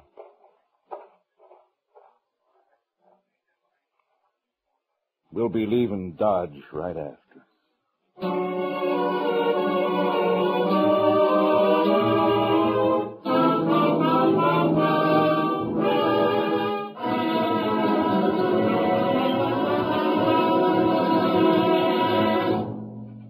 Gunsmoke, under the direction of Norman Macdonald, stars William Conrad as Matt Dillon, U.S. Marshal. Tonight's story was specially written for Gunsmoke by Les Crutchfield, with music composed and conducted by Rex Corey. Featured in the cast were Sam Edwards, John Daner, Lawrence Dobkin, Harry Bartell, Charlotte Lawrence, and Barney Phillips. Parley Bear is Chester, and Georgia Ellis is Kitty. Gunsmoke is heard by our troops overseas through the facilities of the Armed Forces Radio Service. Join us again next week as Matt Dillon, U.S. Marshal, fights to bring law and order out of the wild violence of the West in Gunsmoke. Every Sunday evening, CBS Radio presents My Little Margie, a hilarious comedy show starring Charles Farrell and Gail Storm. It's a worthy addition to the Sunday Fun Day lineup, a program that's packed with laughs from start to finish. Listen for My Little Margie on most of these same stations, tomorrow night presented by CBS Radio. This is the CBS Radio Network.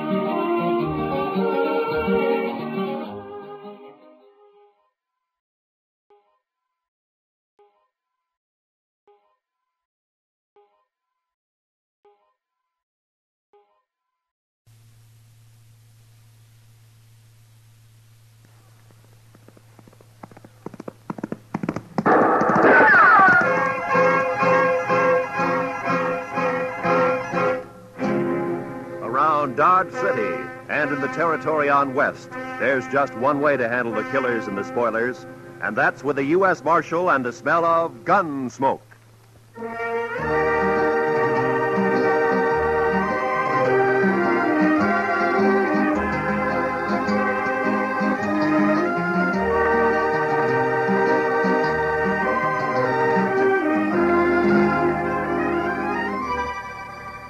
Gunsmoke, starring William Conrad.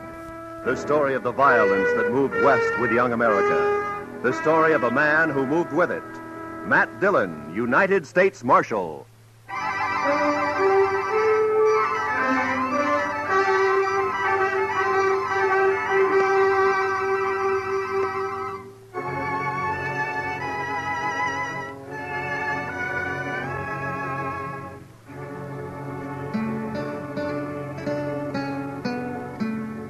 Chester and I had left Dodge about 9 that morning.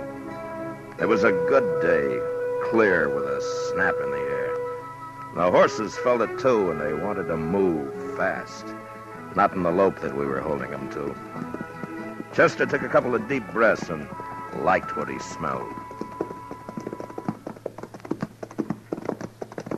It surely is a fine day, Mr. Dillon. A fine day. I had some government papers to take over to Bill Holton at the post office in Pierceville, a place about 40 miles west of Dodge. Chester and I figured we'd stop overnight and ride back the next day. We followed the trail along the Arkansas and stayed with it as it left the river at Cimarron and cut across the prairie. Looks like a big wagon train up ahead there at the crossing, Mr. Dillon. Yeah, sure looks like it, Chester.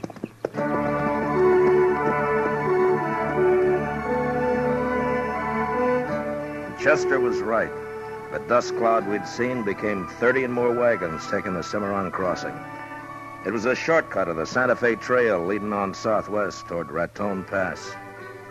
We passed them, and our trail swung back to the Arkansas again. We rested, watered the horses a couple of times, and by afternoon we could see the warehouse, the store, and the post office, and a few of the other buildings of the town. It wasn't a big place, Pierceville. Maybe 50 people regular living there. Funny. Oh? I don't know. It looks peculiar. Yeah? I just don't rightly know, sir.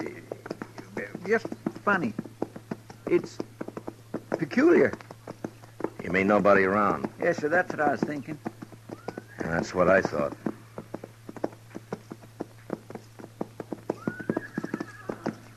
Mr. Dillon, what do you figure them horses are doing down there? It ain't right they should wander around like that without it. Mr. Dillon, they got their saddles on, too.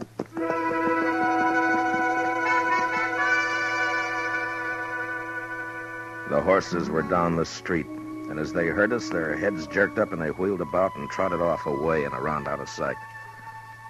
And we stopped. They listened. There was nothing to hear. An empty place, nothing to see. But there was a feeling in the town. You couldn't figure what. We walked the horses over to Bill Holton's post office.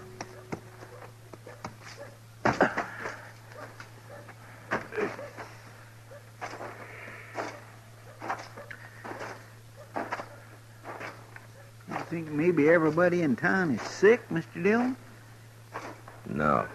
Or maybe dead? No, couldn't be that. No crows nor buzzards.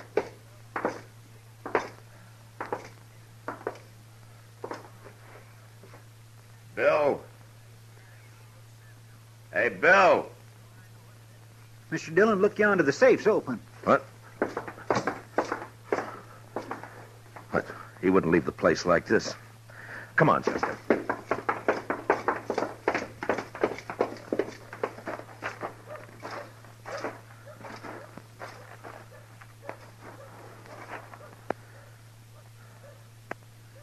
Sure is a funny thing, Mr. Dillon.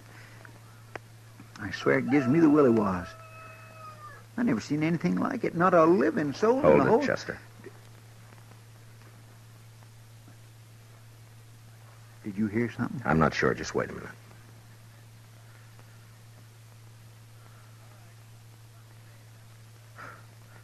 Thought I heard a kid crying. I didn't. Hey! Is there anybody around? Maybe we ought to try the store, Mr. Dillon, huh? Hey, all right, keep your eyes open, Chester. Yes, sir. We'll take a look in the saloon first.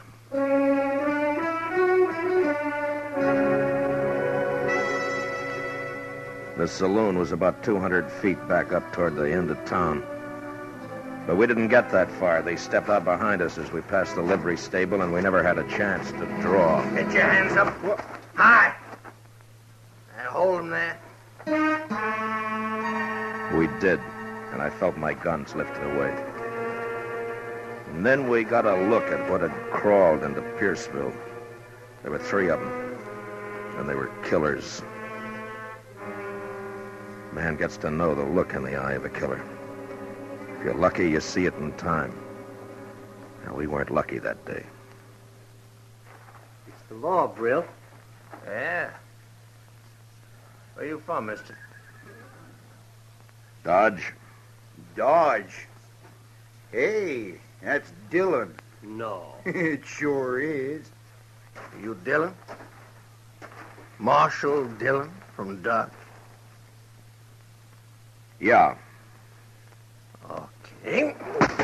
You dirty... Shut up, you!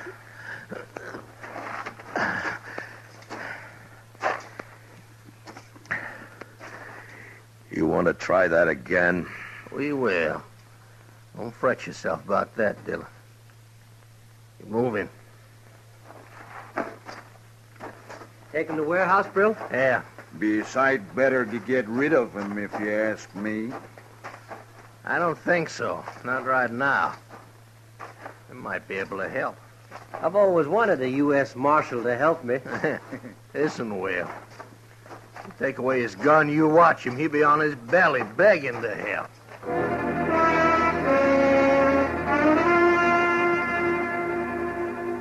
They took us to the warehouse, and we found out what had happened to the folks who lived in Pierceville. They were all in there. The kids, the 6-month-old baby, the women, and the men. Inside, there were 6 more hard-faced men leaning against the wall near the door, their guns held lazily in their hands. They'd taken over the whole town, and for some reason, they were holding it. Shut up! Every one of you! Shut up! Lady, told you to keep that kid quiet. You want me to do it for you?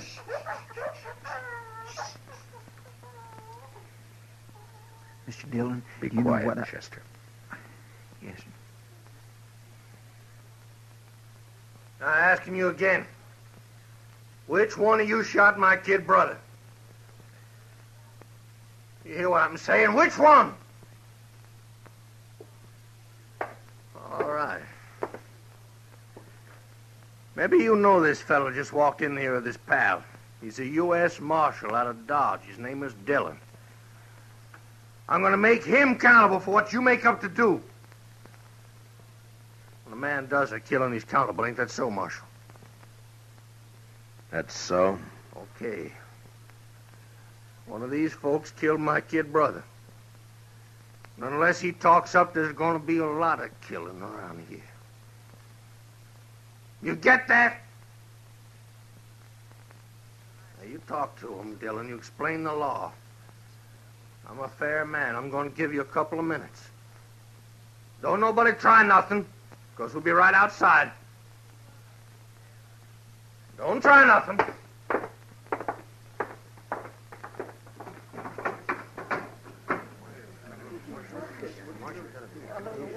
Chester, there's Bill Holton over there. Come on. Can they help us, Marshal? Marshal, please. Hi, Matt. How are you, Bill? Could be worse, I guess. Mr. Holton, your face. What'd they do to you? Oh, I was the first one they worked on. Will you tell us what's happened, Bill? Well, they rode in early this morning. Whole outfit. I figured them for trouble when I saw them. Straight off, I knew. A couple of them held me, knocked me around. The others grabbed 3 women, kind of for hostage, I guess. Brill, he's the leader. He cleaned out the safe. What about the killing? 3 or 4 of our boys came up, saw what was happening, started in shooting. Then these snakes hauled the women folk over to the post office door and kept them in front for shields. Your boys stopped shooting then? Yeah, sure. Dropped the guns where they stood. Brill's kid brother was already dead then. Brill kind of went crazy. Swore he'd kill the women, burn the town. Then the outfit rounded up a couple more women. After that, everybody else. None of us wanted to see the women hurt. I guess we gave up too easy. On account of his brother, huh? He calls it murder. You heard. They've kept you locked up in here ever since? Yeah. He says he'll take us out 2 at a time and shoot us if we don't tell.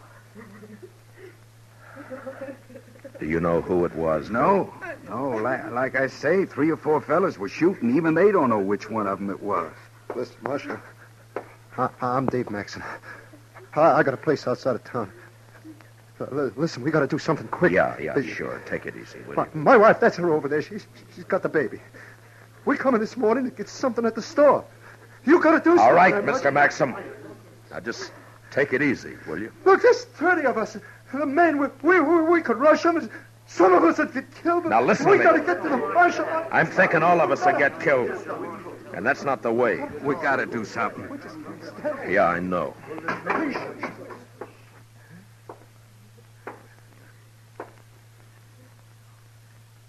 Okay, what's it gonna be? Dillon, step over here.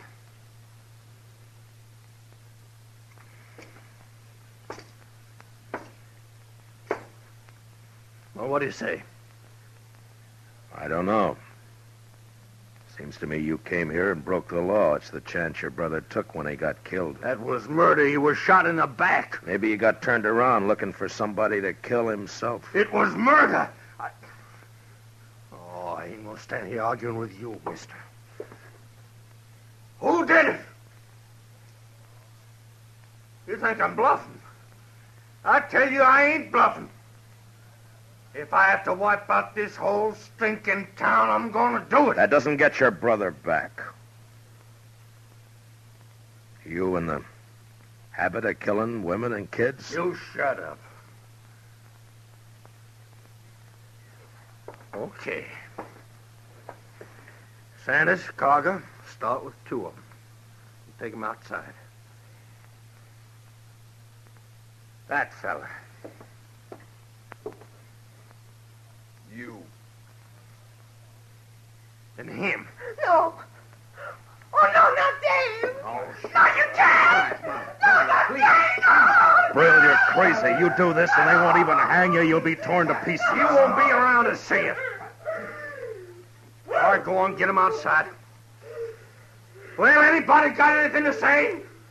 Anybody gonna say who killed my brother? I'll tell you something, you yellow, gutless coyote! Yellow, gutless,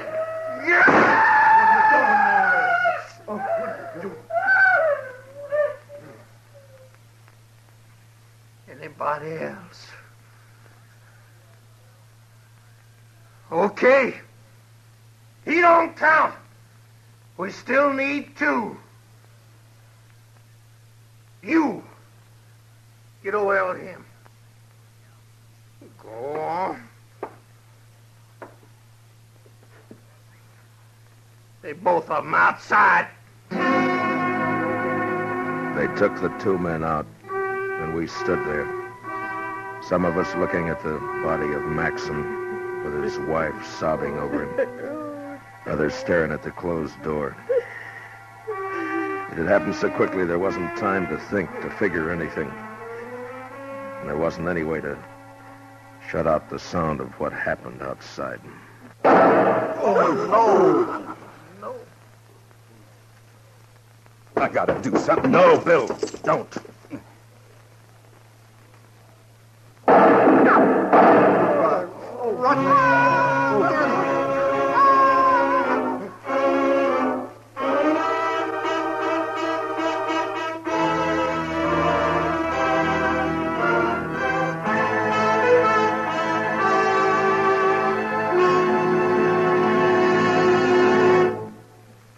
return for the second act of Gunsmoke in just a moment. But first, a skid can be tragic if the road is wet or icy. A faulty windshield wiper that's a nuisance in a shower can be your nemesis in a snowstorm.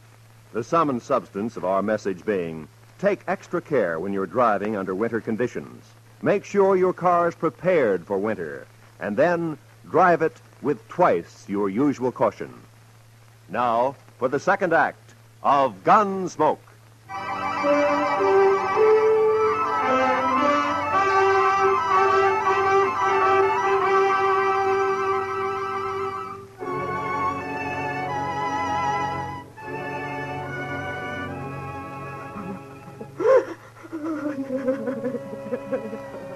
Except for Maxon's wife and another woman whose husband had died, there was a quiet now in the warehouse. The killers didn't come back in again. Maybe for what they'd done, they didn't have the nerve right then. It takes nerve to look at the faces of the ones who are left. I found out that there'd been 12 of them who'd ridden in. Now, with the one who was gone, there were 11. I talked to the boys who had done the shooting at the gang. 2 of them were willing to give up, but 2 others weren't, and I didn't blame them. We waited, Chester, Bill Holton, and me in a corner trying to make a plan. An hour went by. An early evening chill found its way into the warehouse. I think they'll do it again. 2 more of us. Not for a while, maybe. That kind will get liquored up first. It makes them brave. I still think that maybe now's a chance to get outside, Mr. Dillon. Yeah, it might be. What scares me, though, is they'll start with the women and kids. Yeah. There's always a chance somebody will ride in, maybe see what's happening and send for help. Like us, huh? Mm-mm. Besides, it'll take too long. Mr. Dillon, let me try it. I don't want to hear no more of these women doing that.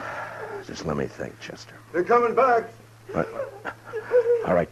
Come on, quick. There's 2 of them. You can see through the crack. Yeah. It's the ones that got our guns. Brill isn't with them.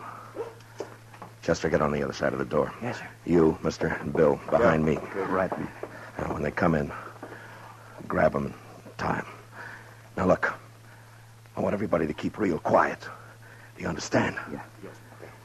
All right, now wait until they're inside. You think the others might be around the back? I don't know. We'll take the chance. Now, whoever gets hold of them, don't let them yell.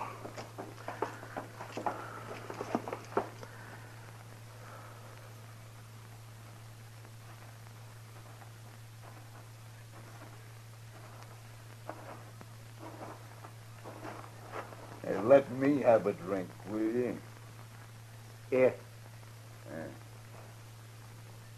What do you think? What? In there. How should I know? Well, we shouldn't hang around too long. I figure we ought to start riding. Well, you know Brill. It was the kid. He thought a lot of them. Yeah. Hey, there's one woman in there, though. Did you see her? Tall one? No, with the old man, the pretty one, the little. Oh, yeah. Yeah. Maybe we get her out here and the others will talk. Might be. I ain't saying it will make them talk, but a lot of men in there are soft about women. What about Brill? Nah, he don't care. He wants to find out who killed the kid. Maybe we can get him to talk. Sure. Might be fun.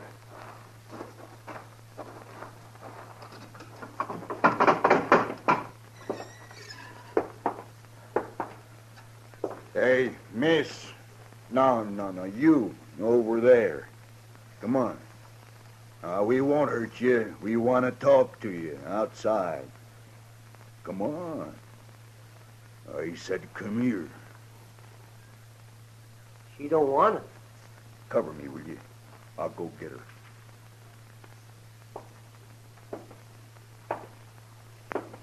All right, now.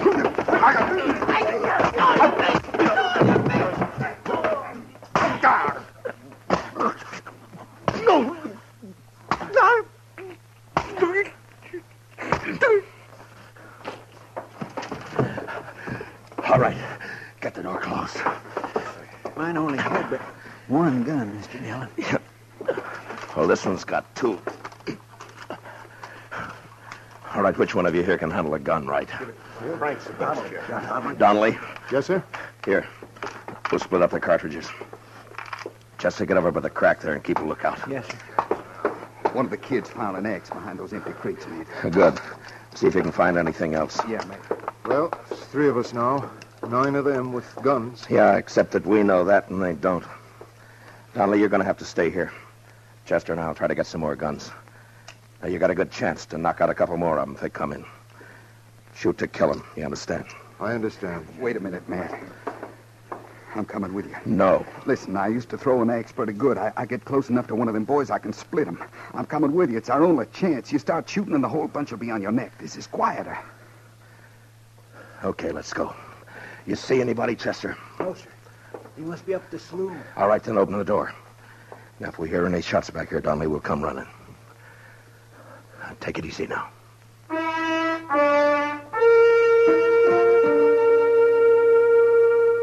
We got outside and made a run over to some dugouts. Up the street, we could hear the killers still drinking their courage back. If there'd just been the 3 of us against them, we might have taken a chance, but with the women and kids in the warehouse, we couldn't do that. We'd have to pick them off if we could, one by one. And the first shot we fired, there was going to be trouble.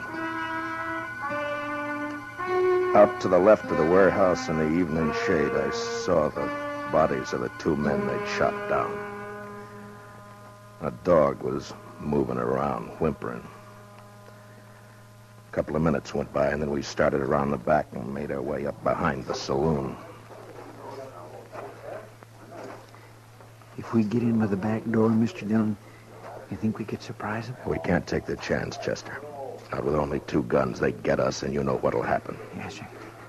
One of them's coming out. Look. Yeah? It's the fella shot Dave Maxon. He's heading this way. You think he's... Oh. Bill? Yeah? Think you can get him from here? A little closer, maybe. Not from here. He's got 2 guns on him. We need them. Stay in line with the post. We'll cover you. Okay. I saw Holton's big fist tighten around the axe handle. He moved out and down the alley in line with the post.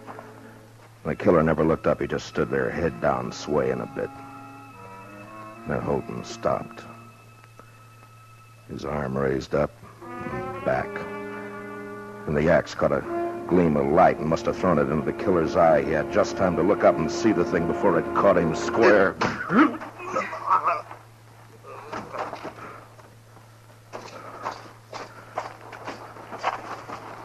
I haven't done that for a long time.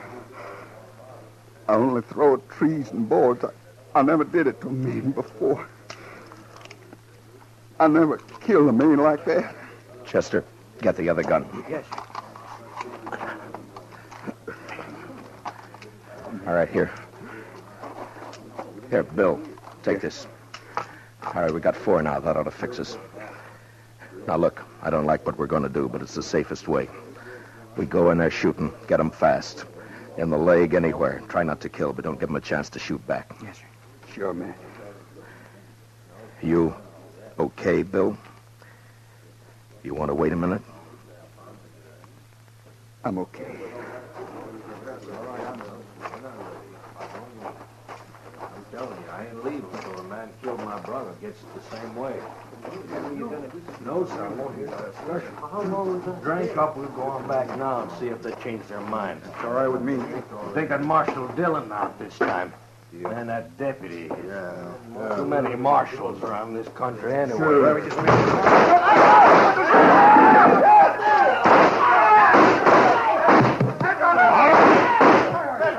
All right, that's enough. That's enough. Keep your hands where they are, Brill.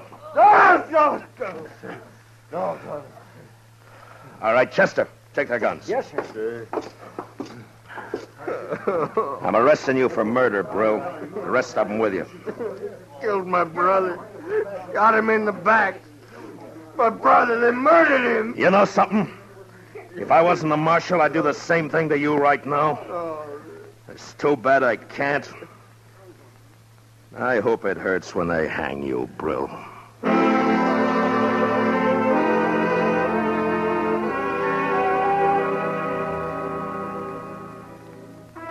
And it was over. And I got the feeling like it never happened, that there hadn't been time for it to happen. But the dead men's women knew that it wasn't a dream. The next day, a half a dozen of the fellows, Chester and myself, took the outlaws back to Dodge. Most of them had been hit back in the saloon. One died in Cimarron before we could get him to the dock. But not Brill. He was alive when he went to Hayes City with the rest of the boys. I was there when they tried him. And I was there when they hanged him.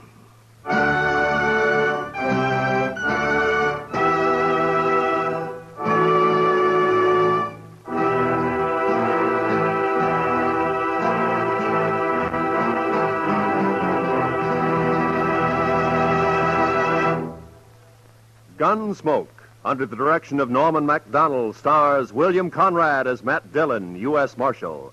Tonight's story was specially written for Gunsmoke by Anthony Ellis, with music composed and conducted by Rex Corey. Featured in the cast were Lawrence Dobkin, Vic Perrin, Bob Sweeney, John Daner, Lou Krugman, Michael Ann Barrett, and Ted Bliss. Parley Bear is Chester. Gunsmoke is heard by our troops overseas through the facilities of the Armed Forces Radio Service. Join us again next week as Matt Dillon, U.S. Marshal, fights to bring law and order out of the wild violence of the West in Gunsmoke.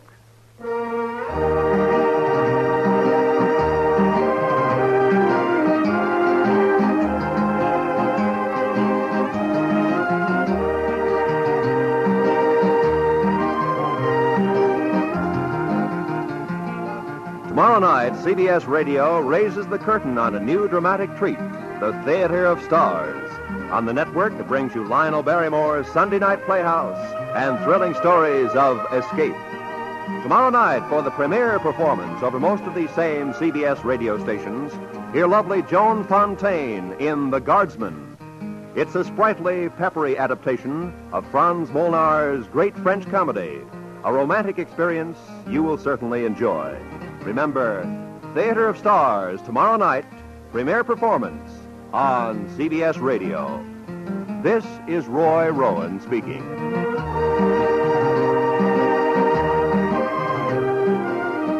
America now listens to 105 million radio sets and listens most to the CBS Radio Network.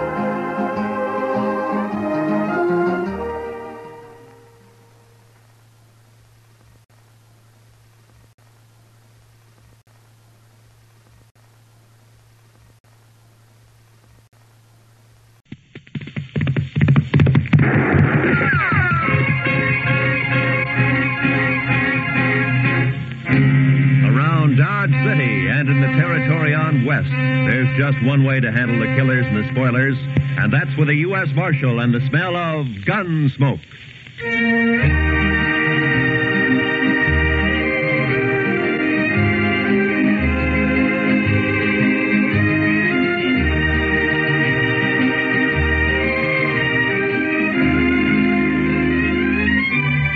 Gunsmoke, starring William Conrad. The story of the violence that moved west with young America. The story of a man who moved with it. Matt Dillon, United States Marshal.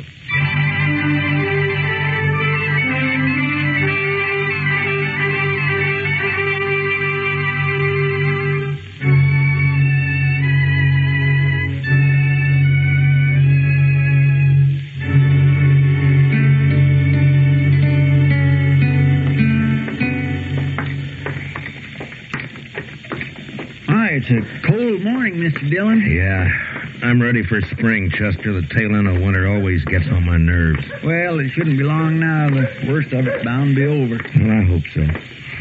Here, let's try Delmonico's here, huh? I'm always ready to eat, Mr. Dillon. Morning, Matt. Chester. Oh, hi, Kitty. How about joining me, huh? Well, thank you. Pull up a chair, Chester. Yes, sir. You're up early this morning, Matt. Usually you don't even start breathing till noon. It's too cold to sleep, Kitty. That jail stove always burns itself out about 5 o'clock in the morning. From then on, you just have to... Oh, what is it, Matt? Chester, that second table from the window over there. Those 3 men there, do you know them? No, sir, I don't think I do. Well, I do. Ran into them about 4 years ago out in Arizona territory. That's the Pueblo gang. Never heard of them coming this far east before. Well... You want some help, Mr.? No, just sit tight, Chester. Matt? Order me some sausage and buckwheat cakes, Kitty, will you? I'll be right back. I don't want to stay in this town. I don't like it at all. But go ahead, Dick. Morning, boys. It's the Parks brothers, isn't it? Ed and Rio. And Chuck Evans. Well, what about it? Easy, Rio. It's Dillon, the U.S. Marshal, the one I told you about. Yeah, I bet you did. What'd you tell him, Chuck? Look, Dillon, our food's getting cold. You got something on your mind or not? Nothing important, Rio. I figure it's quite an honor to have the Pueblo gang in town. I just thought I'd drop over and tell you how I felt about it. And how do you feel? Well, that depends, Ed. Are you boys here on business or pleasure? Does it make a difference? Yeah. Marshal? Yeah, it makes a difference. I know your reputation west of here. Half the stage holdups in the last 5 years from Colorado to the California border can be laid right at your door. But as far as I know, you're clean in Dodge City so far. Now, all right, you just keep it that way. You make one move here and your time's up. Right then, you're short and I'll take you, all 3 of you. You understand? Sure, we understand. We'll think it over, Dillon. Let you know what we decide to do. Rio, you talk too much. Now, see you around, boys. You can put the gun away now, Chester. All right. I was just going to be ready in case. Matt, I thought I'd tell you. Those boys are mean. They were in the Texas Trail last night. They're just downright mean. Yeah, I know. What do we do, Mr. Dillon? Run them out of town? Not unless they give us some reason to, Chester. Yes, sir, we do. The law doesn't say you can hang a man because he might steal a horse. Yeah, forget it. Let's eat, huh?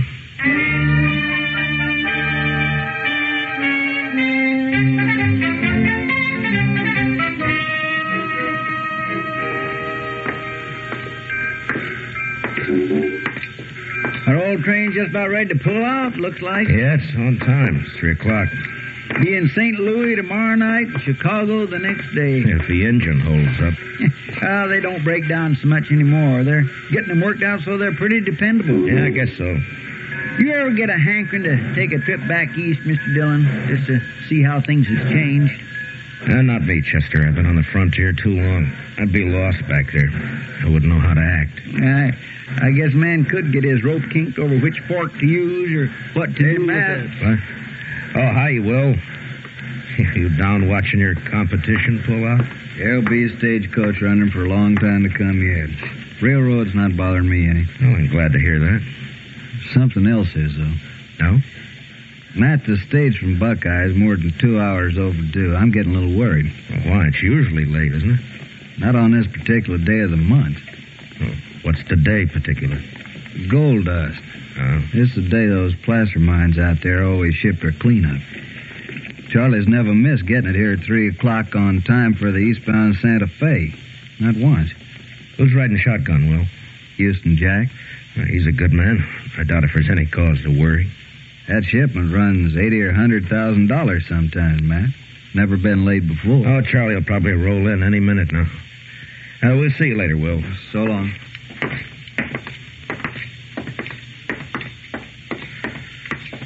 What do you think, Mr. Dillon? Same as you do, Chester.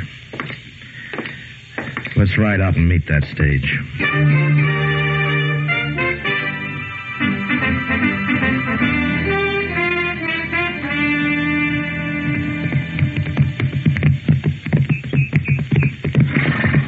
I still think I heard a horse went in, Mr. Dillon. Yeah, I thought I heard it, too.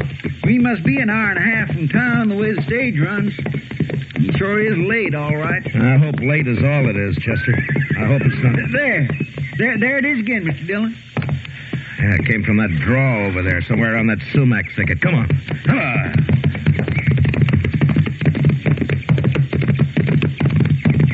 Look, Mr. Dillon, wheel tracks leading off the trail. Yeah. Running at a dead gallop and out of control, looks like.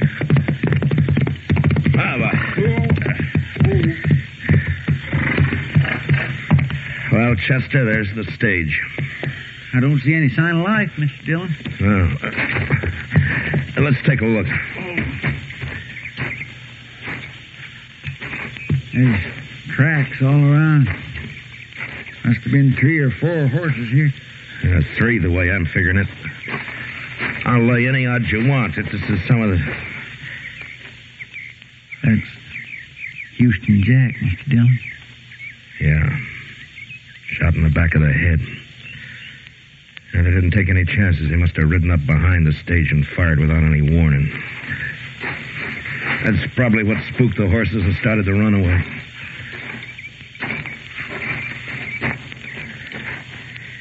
Yeah, they shot the lead horse. It's an old trick. Charlie's still up here on the box. They got him, too. That strong box has been forced open. It's empty. All right, Chester, let's cut these horses loose and get them out of the traces. Huh? Right, sir. Come on now, boy.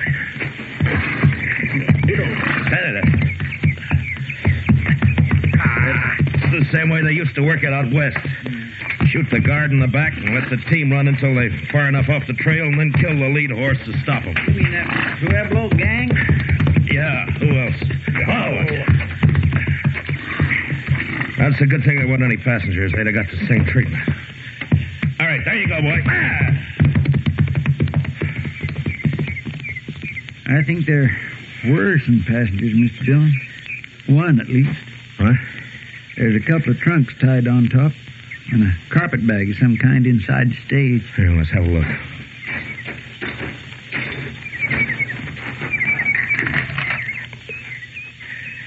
Well, the only bodies are the guards and the drivers. Say, maybe one of the gang was riding as a passenger. They wouldn't leave trunks behind it. What is it? There's stuff in the carpet bag. Belongs to a woman. There's no woman here? Yeah, I know. Well, then they must have taken her. Yeah. It's almost dark. Come on, Chester, let's try to pick up their trail.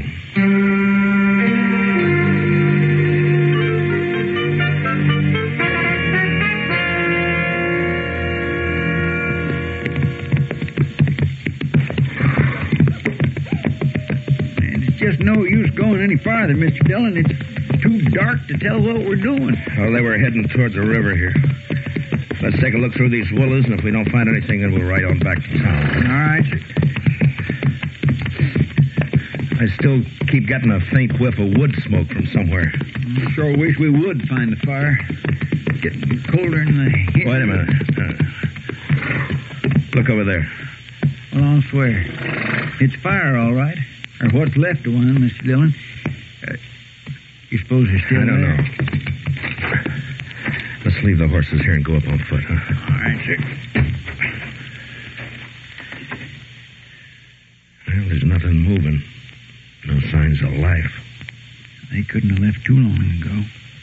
That fire would have burned itself out. Well,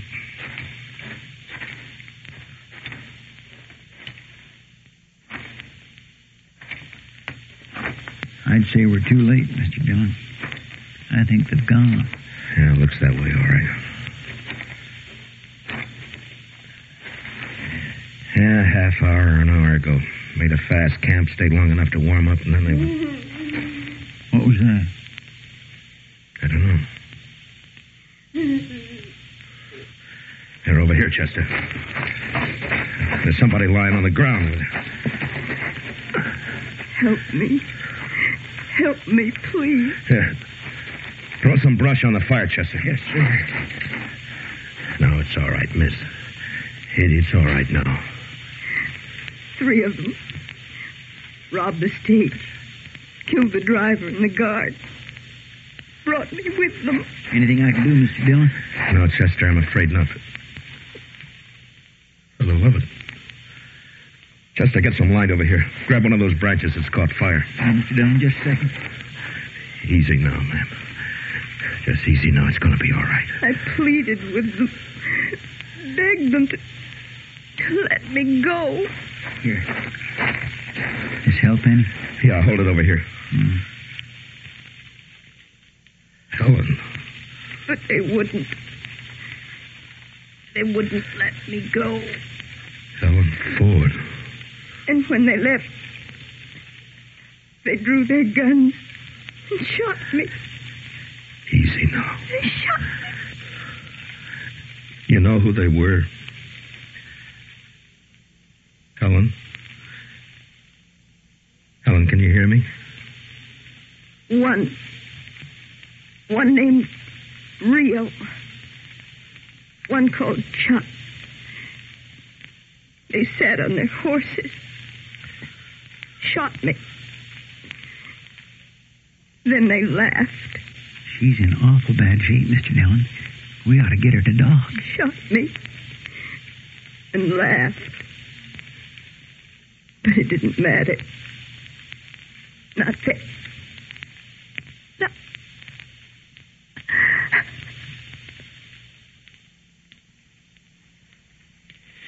Well, I guess it's too late now. Yeah, it's too late. I'll carry her back to Dodge. Get me your saddle blanket, will you, Chester? You knew her, Mr. Dillon? A long time ago. Then things happen the way they do. Later, she married Bill Ford and went out to Colorado. It's a long time ago. I didn't expect I'd ever see her again. It's a bad thing, Mr. Dillon. Yeah. Yeah. And I'm going to see him hang for it.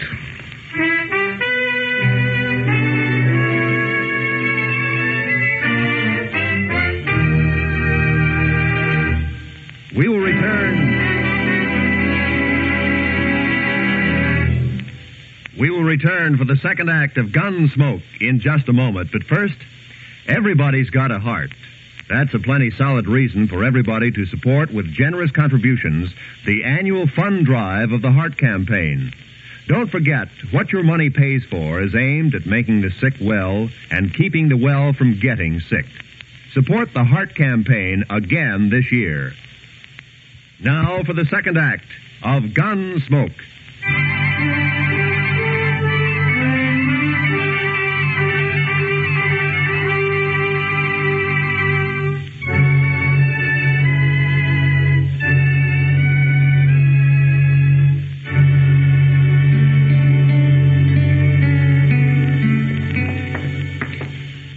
Over here, Chester. We'll check the livery stable first. Yes, sir.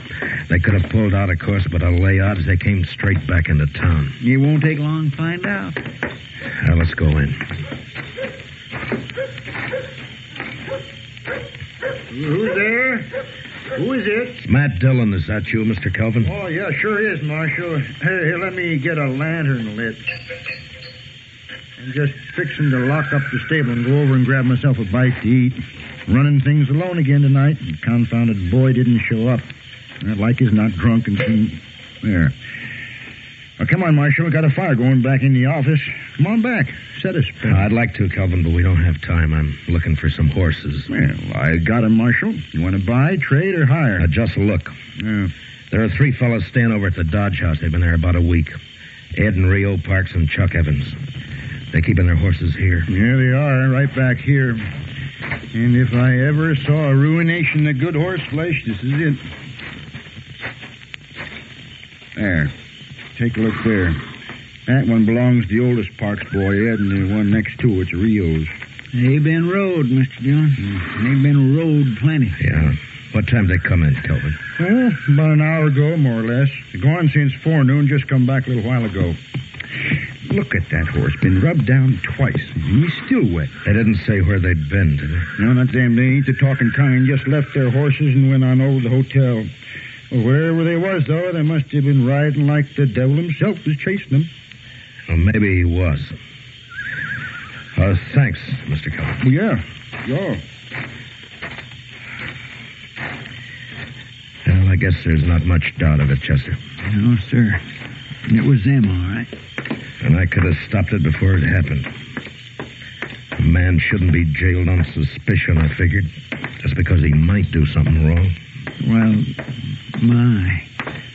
Everybody has to play it the way he sees it. Yeah, only sometimes you can see it a lot plainer afterward. What are we going to do? Go get him, that's all.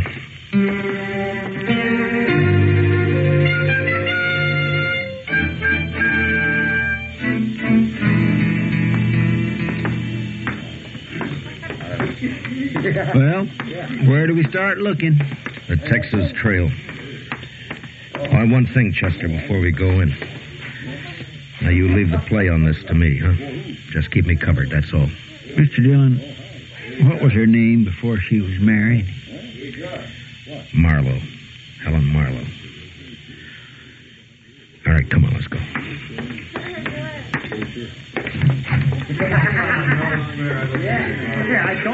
Well, it was a real dull evening up until now. How are you, Mac? Chester? Hi, Miss Kitty. I'm looking for the Pueblo gang. Have any of them been in here? Why, yeah. One of them's here now.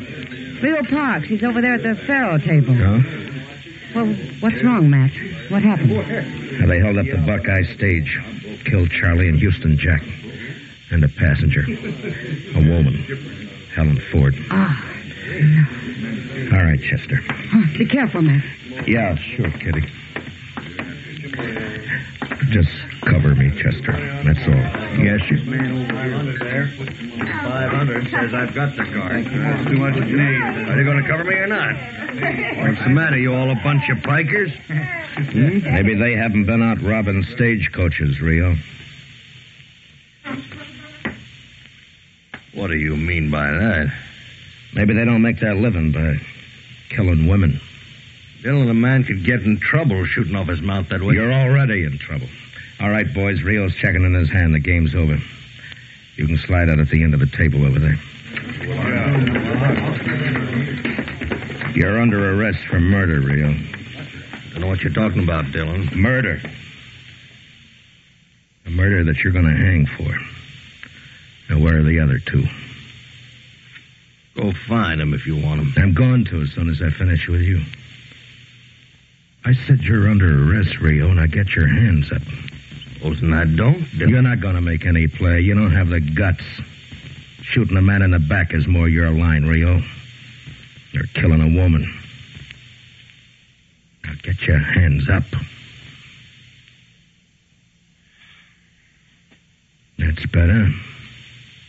All right, Chester, get his gun.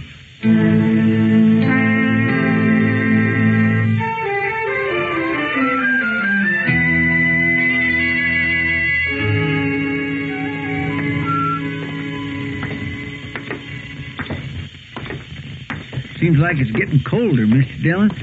Clear as a bell, though. Look at that moon. Where do you suppose they are? You've been in nearly every saloon on Front Street. I don't know, Chester, but wherever they are, we're going to find them. And you know something, Mr. Dillon? When we do arrest the other 2, they're as good as hung with the evidence we got on them. I haven't arrested them yet. Maybe them other two won't be taken as easy as Rio. That's up to them. If they want to surrender, they can. I've never shot a man with his hands up. Chester. Huh? Ben's barber shop over there. The man that he's shaving. It's kind of hard to tell with all that lather on. No, it's Ed Parks. Come on. And there's just him and Ben in the shop. I wonder where Chuck Evans is. We'll worry about him later. Just help yourselves to a seat, gentlemen. Be ready for you just as soon as... evening, Marshal. How you been? I didn't know you were in the habit of shaving outlaws. Maybe you're mistaken, Marshal. You just have a seat there, and No, I recognize him, all right. It's Ed Parks. Looks like you got the advantage of me, Dillon. Well, we can't have that, Ed. Wipe the lather off his face, Ben. Yes, sir. Sure thing, Marshal. Just a second now, Mr. Parks. There you are. It's too bad you have to leave that shave half finished, Ed. But they'll give you a free one just before they hang you.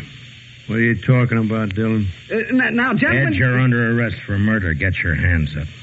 Your brother's waiting for you at the jail. You arrested Rio? What about the hands, Ed? Are you going to put them up? No, dirty kid. That was a fast move for a barber, Ben. I knew he had a gun under the towel, Marshal, but of course I couldn't say anything about it. Well, thank you, Ben. And if you'll send the bill for your shaving mug to the stage company, they'll probably take care of it for you. Yes, sir, Mr. Dillon. Chester, spill some water on him. I want him to walk to jail.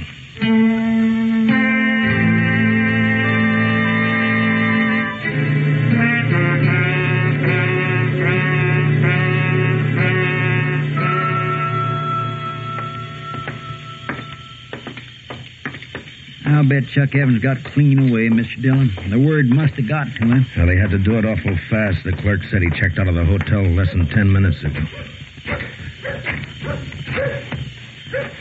Kelvin? The light must hurt his eyes. He never keeps a lantern burning. Afraid of fire, maybe. Kelvin? Are you there, Kelvin? Yes. Yeah, what's wrong? Who is it? Matt Dillon. Oh. Strike a light. A man could fall over something in this stable and break his neck. All right. I just don't get excited. I'm used to it myself. I know just where everything is and don't see any point in wasting oil when Now, what's on your mind, Marshal? Chuck Evans. Is his horse still here? Yes, indeed. It most certainly is. As a matter of fact, he's back there saddling up right now. Good. I told him it seemed like a fool time of night to start out on a trip. You can't reason with anybody that treats horses the way that bunch does. I guess not. Kelvin? What? Well, go on, answer it. Yes? What is it? Give me a hand back here, will you? Tell him yes. All right. I'm coming. What's this all about, Marshal? Nothing to get yourself worked up about. Just stay right here and stay out of the way. All right, Chester. Yes, sir. He's got a lantern back there at the stall. Yeah. Now, you were right about one thing, Chester. He's trying to leave town. Give me a hand with this, Kelvin. I can't seem to get the...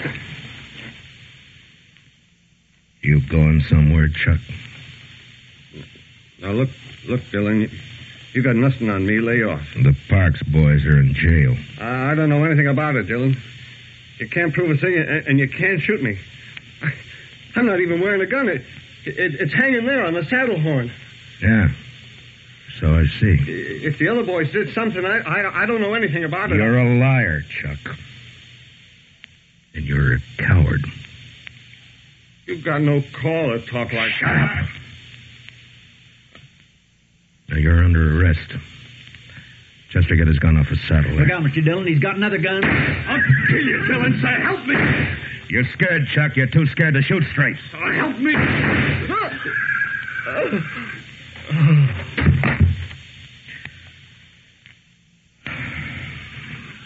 Well, I guess that does it, Chester. Come on. What is it, Marshal? What happened? Evans is dead. The Parks boys are going to hang. You're short 3 customers, Kelvin. Well, who's going to pay the stable bill? The stable bill? You got their horses. Sell them. Oh, yeah, I never thought of that. Well, it serves them right. Anybody that would treat a horse the way that bunch did, Davis. I guess it's over, Mr. Dillon. Yeah, it's over, Chester. And it's just as well. This country would be a lot better off with them fellas dead than alive. I guess so. Even the moon looks brighter. Yeah. Mr. Dillon, you're still thinking you should have jailed him on suspicion, aren't you? No, I'd have half a Dodge in jail if I started that. No, Chester, it's the kind of a chance a lawman has to take. Yes, sir. Whether he likes it or not. Yes, sir.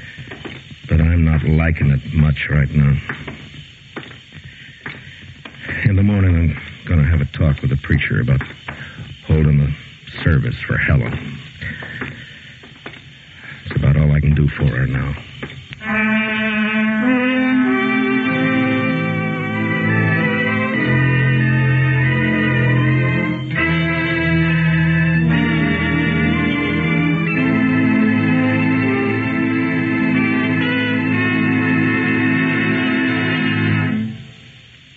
Gunsmoke, under the direction of Norman MacDonald, stars William Conrad as Matt Dillon, U.S. Marshal. Tonight's story was especially written for Gunsmoke by Les Crutchfield, with music composed and conducted by Rex Corey. Featured in the cast were Lawrence Dobkin, Tom Tully, Paul Dubov, John Daner, Harry Bartell, and Louise Lewis. Parley Bear is Chester, and Georgia Ellis is Kitty. Gunsmoke is heard by our troops overseas through the facilities of the Armed Forces Radio Service. Join us again next week as Matt Dillon, U.S. Marshal, fights to bring law and order out of the wild violence of the West in Gunsmoke.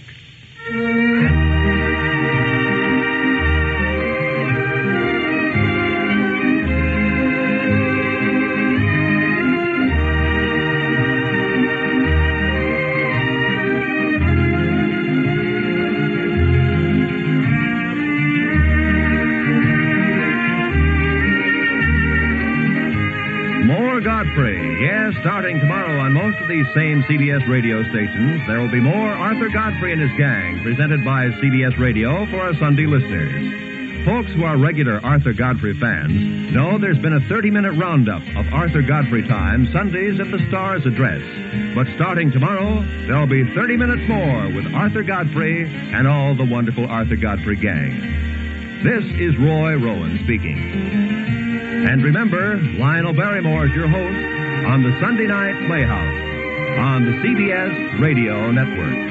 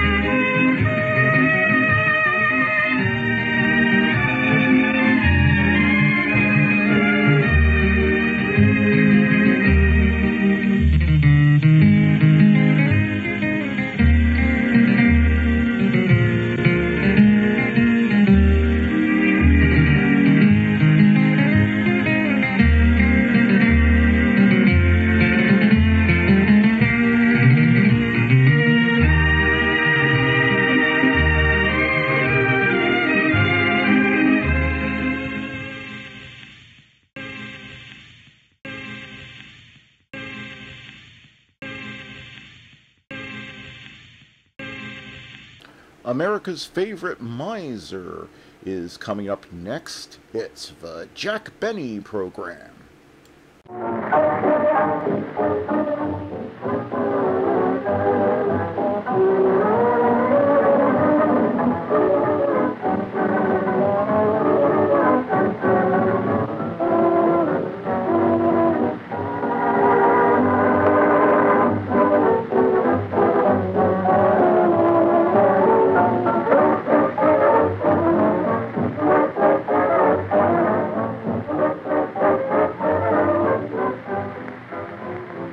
That famous year when lovely ladies get a break. In other words, it's leap year.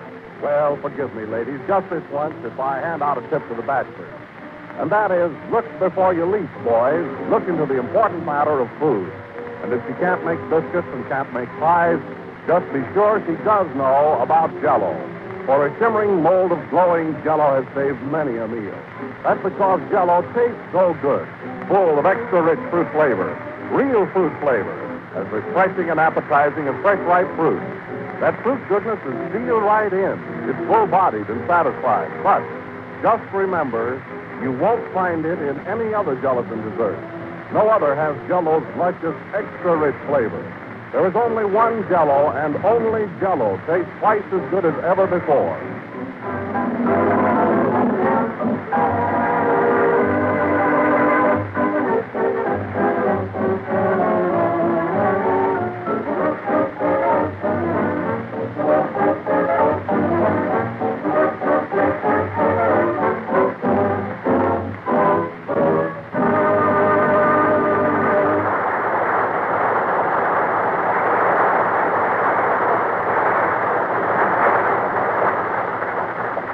Ladies and gentlemen, I am terribly sorry to announce that Mary Livingston will be unable to appear on tonight's program owing to a very sudden attack of laryngitis, which has resulted in the complete loss of her voice.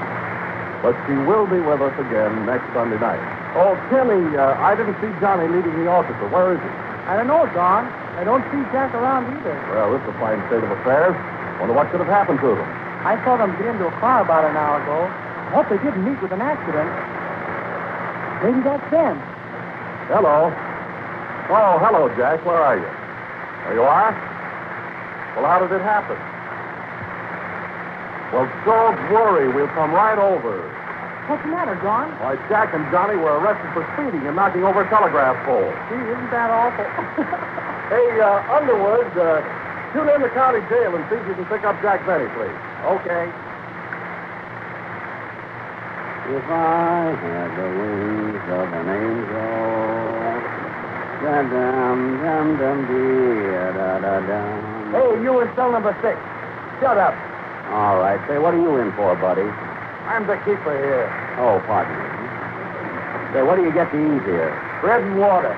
What, no Jell-O? It's a fine jail. Hey, Johnny, where are you? Upper 7. Oh, you couldn't get a lower, huh? Quiet, you mug. All right. Who does he think he's talking to? What a jail.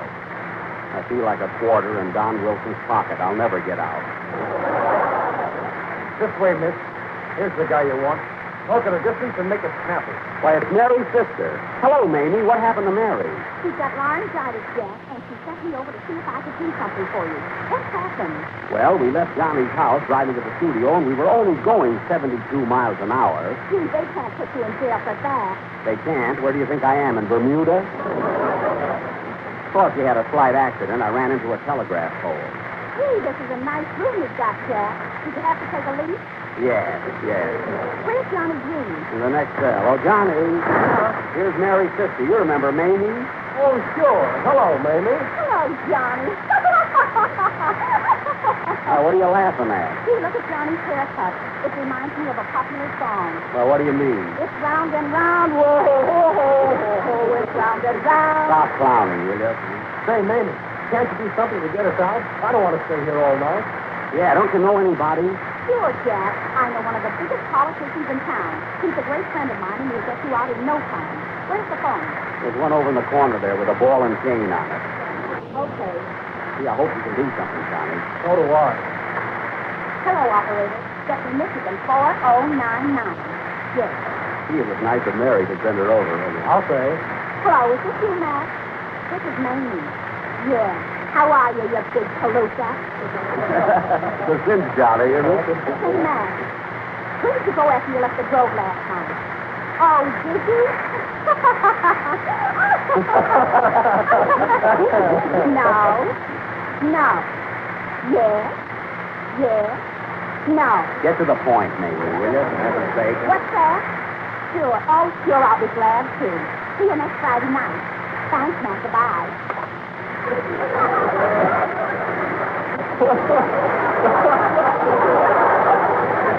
Why, Mamie, I thought you were going to fix it for me. Oh, gee, I forgot to ask him. Oh. But don't worry. I've got a date with him next Friday. Well, there he is, young fella. Now talk quick and make it snappy. Oh, hello, Kenny. Hello, Jack. Gee, I'm sorry to see you here.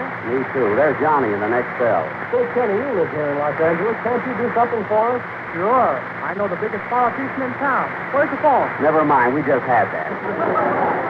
Say, Jack, I heard you were going to be here a long time, so I brought you a copy of Anthony Adverse. Anthony Adverse? Thanks, Kenny. You see, Jack? You think you had bad luck?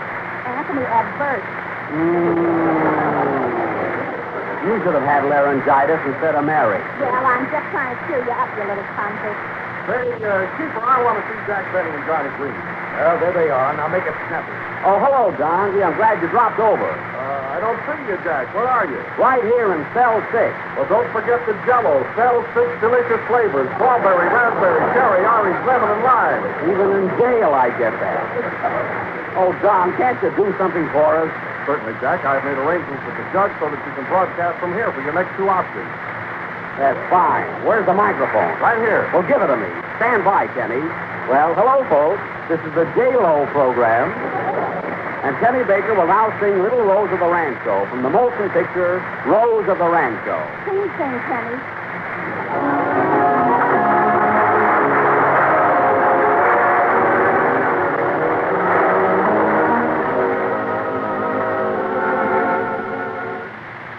I may come along tonight and bring a mandolin.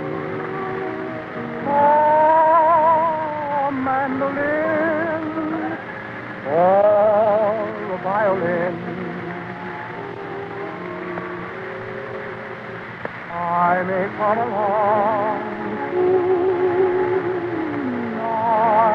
and sing a serenade. Oh, serenade. Yes, but badly played. Every single phrase would sing your praise, and I would be sincere. What would I say? What could I say?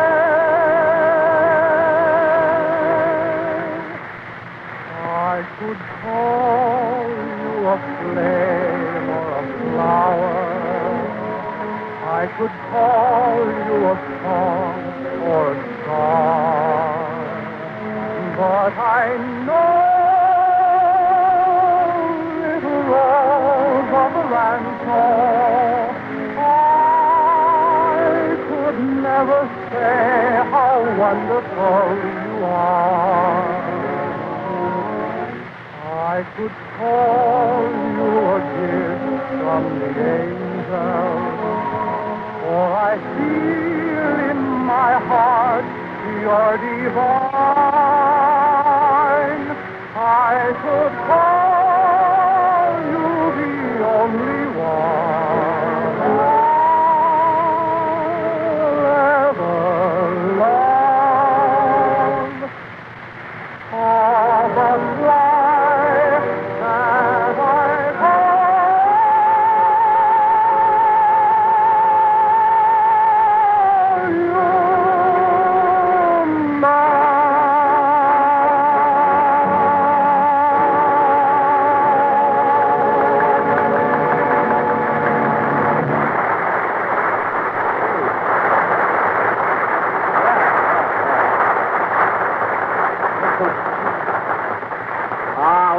Listen to the prisoners applauding.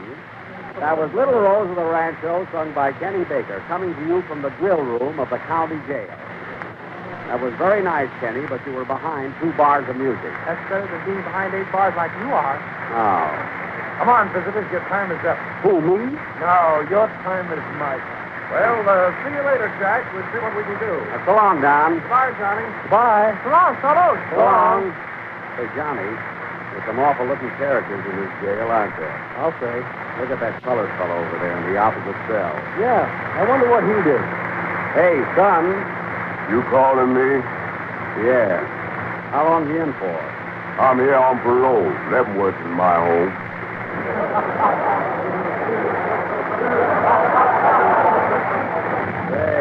must have done something. What are you in for? Well, they gave me 15 years for drawing money out of a bank without a bank book. They did? Yeah. Then they gave me 20 years for stopping the man that tried to stop me. No kidding. Then they gave me 7 years for toting a razor without shaving clean.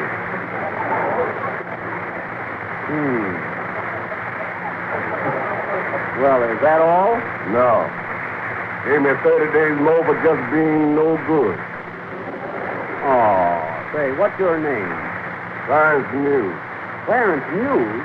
Say, wait a minute. Listen, I saw you in a picture. Yeah. They gave me 10 more years for that. That's too bad. I sure is in trouble. Well, so are we. This is the worst mess I was ever in. Oh, Johnny, it isn't so bad. My father and mother will be worried sick. Gee, it's a tough spot for me. What's tough about it? Sure, we're in trouble. But listen, fellas, all of you prisoners, I could tell you a story I heard the other day that'll make it glad you're living. Jail or no jail. Have you got a minute? Yeah. Yeah. Well, listen to this. It's one of the saddest stories you've ever heard. This will make you glad you're living. Listen. Once, there were 3 lobsters living up in Maine. A mother lobster, a father lobster, and a baby lobster. Eating, sleeping, and leading a healthy outdoor existence. When one day the baby lobster was caught and taken away from its parents. For 20 years had passed. They'd given up hopes of ever seeing their baby again. And one day when they were in Rhode Island visiting some relatives, the father and mother lobster were caught and thrown into the window of a seafood restaurant. When lo and behold, right in front of them they saw a great big giant lobster, the largest one in the entire window, loafing on a piece of ice. They recognized him immediately as their long-lost son, so they had a great reunion. Finally, the mother lobster said, "Son, tell me, how is it in all these 20 years you managed to keep out of hot water, that you weren't eaten?" And the son replied, "I'll tell you, Ma. I'm the big lobster that the waiter always shows the customer that the customer never gets."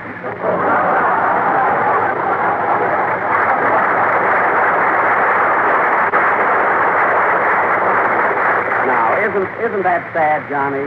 Yes, Jack, that's the worst story I've ever heard. Oh, Jack. Hey, just a minute, miss. You can't come in here whenever you please. Who can't? I'm a taxpayer. Mamie, did you do anything? Did you get us a lawyer or something? Oh, yes, I knew I had something to tell you. I got the best lawyer in town. Now you're talking. He's a criminal lawyer. He is? Yes, he gets out of jail today. Well, all right, anybody. For heaven's sake, go and get him. Huh? Wait a minute, Jack. Mary just baked you a nice cake and sent it over. Here. Oh, thanks. Say, did anybody see a bunch of keys around? Keys? Not me, Keith. Did you lose them? Quiet, Jack. They're in the cake. I got a gang of musicians who were found loitering on Hollywood Boulevard. Say, who's got my keys? I haven't. Well, give me that cake. That'll do. Oh, all right, here. Come on, you guys. Get in there. Why, Jack, that's my orchestra. It is? See, I knew they'd get in trouble without me. Say, wait a minute. Where's the piano for Johnny? That's in the cake, too, Jack. Well, what are we waiting for? Eat, John.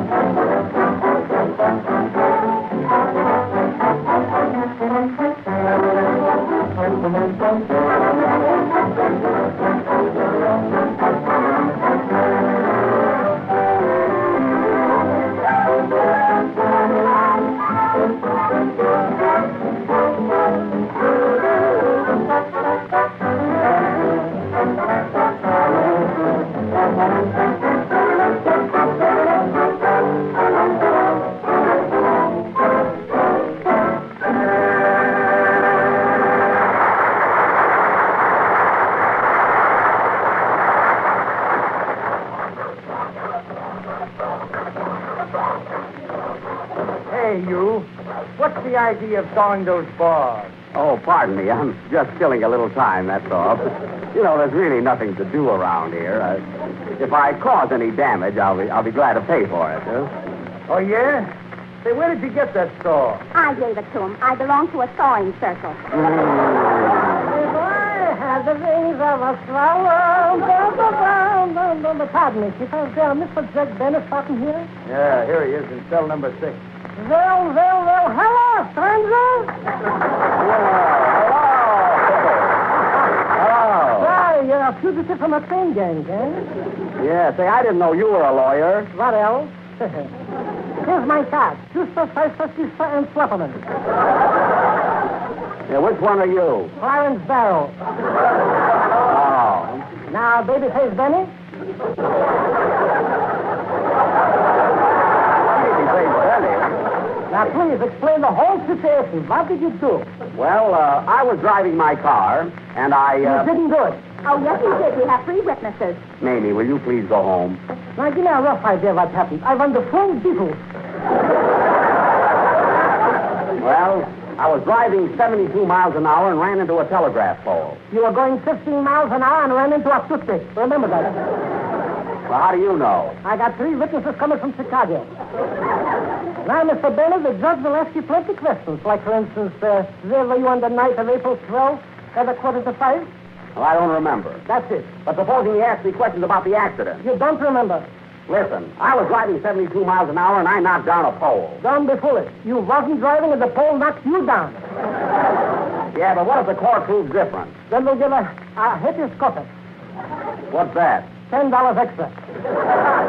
But don't worry, I'll get you out of this. I just won my last case. Who was it? A fellow was parking his car in front of our hydrant and I got him over 10 years.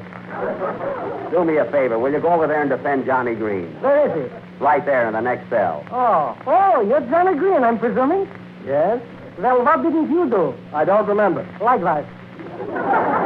You want me to handle your case or not? I'd sooner have an aspirin. Well, that's out of my line. Now, Mr. Bailey, I already talked to the judge on the way over here, and he said he'd fine you boys $3 apiece and close the case. Well, then what are you waiting for? $3 apiece, you ain't. He's got to make it 2 for 5 or nothing. I'll pay him the $6 and get us out of here. Let me do the worrying, please. Sometimes I go there for 3 months and worry about a case like this. Of course, you know, I got to get my usual retainer. So what do you get? $12. You know, stationery stamps and incidentals. Well, here, all I got is $5. All right, I'll sue you for the balance. Well, where can I get you if I want you? So far. I'm stopping here, too, you know. But please, don't worry about anything. Look there. There's a piano over there, and I bend the music. Cheer up and play something. Come on, prisoners. Have a sense of time. Let me do the worrying. Round and round. Ho, ho, ho. Give me up, Napoleon.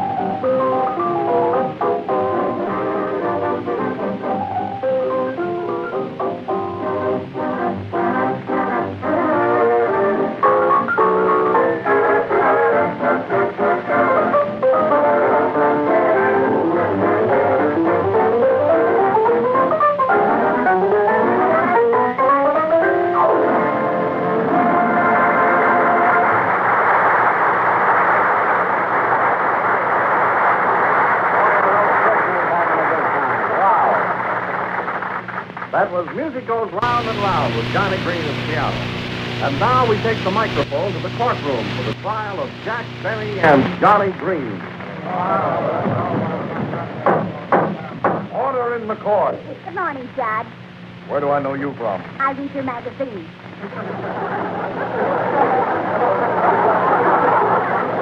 Mamie, you're in a courtroom. Sit down here with me. I will now call the case of Jack Benny and Johnny Green versus the telegraph pole. That's us. Is your attorney here, Mr. Benny? Good morning, Your Honor. If it pleases the court, I'll sit down. It seems that a certain Jack Benny and a certain Johnny Green were driving 72 miles an hour and ran into a defenseless telegraph pole. Is the attorney for the pole here? He's crazy. Then I will call the first witness, Tom Wilson. That sounds familiar. What is your occupation, Yes, Mr. Wilson?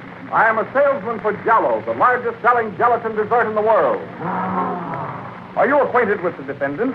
Yes, Your Honor. What kind of a fellow is Jack Benny? Well, Judge, I don't know just how to describe him, but if you ever see two men sitting in a cafe and one of them reaches for the check, the other one is Jack Benny. Reaching check to check, some joke. That sounds like one of Mary's jokes. Yes, he gave it to me. Order in the court. Where's Johnny Green? Oh, he went home. I don't blame him. Well, that's all, Mr. Wilson. I will now call the defendant. Mr. Benny, take the stand.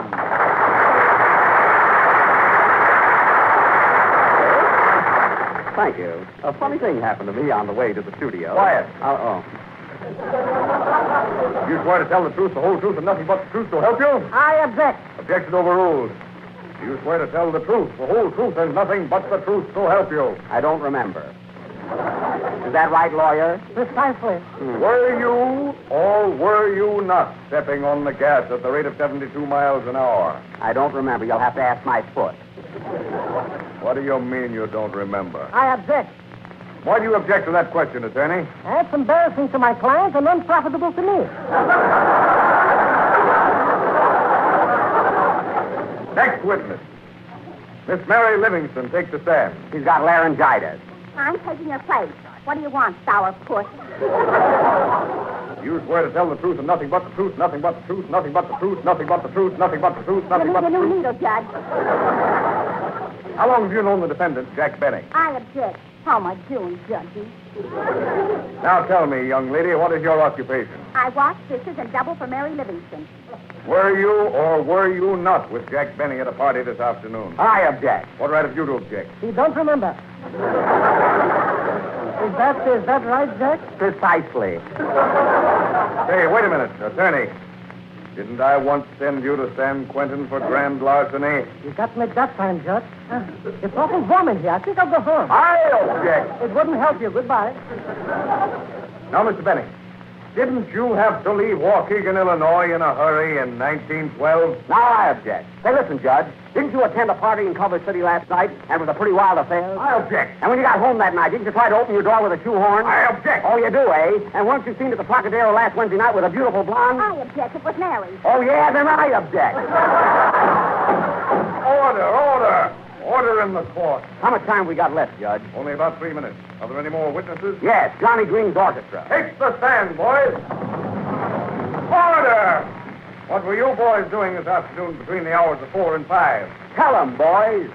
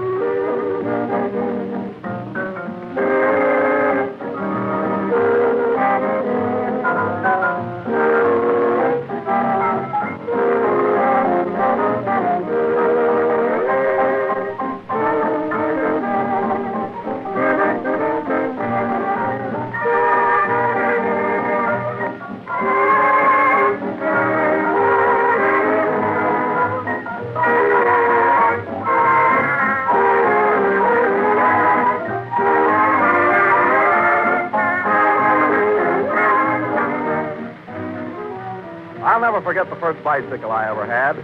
I was 9 years old, and boy, did I think that bike was a prize. All nice and shiny and new, and painted in great big letters on it was the legend, Ease and Speed. Well, that's one thing bicycles and Jell-O have in common. Jell-O is one of the easiest and speediest desserts you can make. For instance, for a tip-top wintertime dessert, try jellied orange dessert. Here's what you do. Cut 4 oranges into sections, combine with a cup of sugar, and let stand for about 10 minutes. Then dissolve a package of delicious fruity orange Jell-O and pour over the fresh oranges. Chill and serve in sherbet glasses. It's grand, bright and gay and sunny to look at, and delicious to eat. And you'll hardly know where the fresh fruit stops and the Jell-O starts. For Jell-O is crammed full of real fruit flavor. Extra rich, twice as good. Just be sure you get the one and only genuine Jell-O.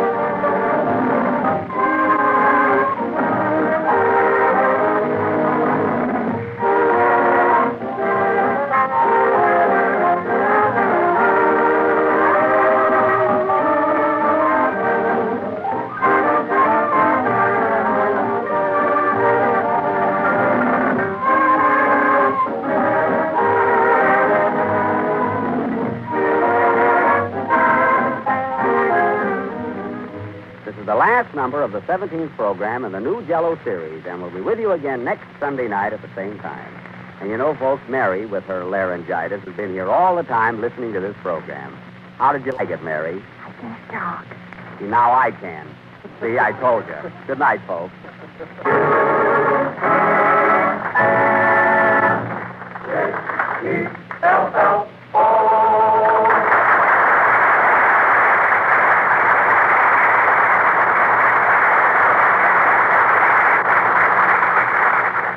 The tune You Took My Breath Away is from the picture Coronado, and Got a Brand New Suit is from the production At Home Abroad. This program has come to you from the new NBC studios in Hollywood. This is the National Broadcasting Company.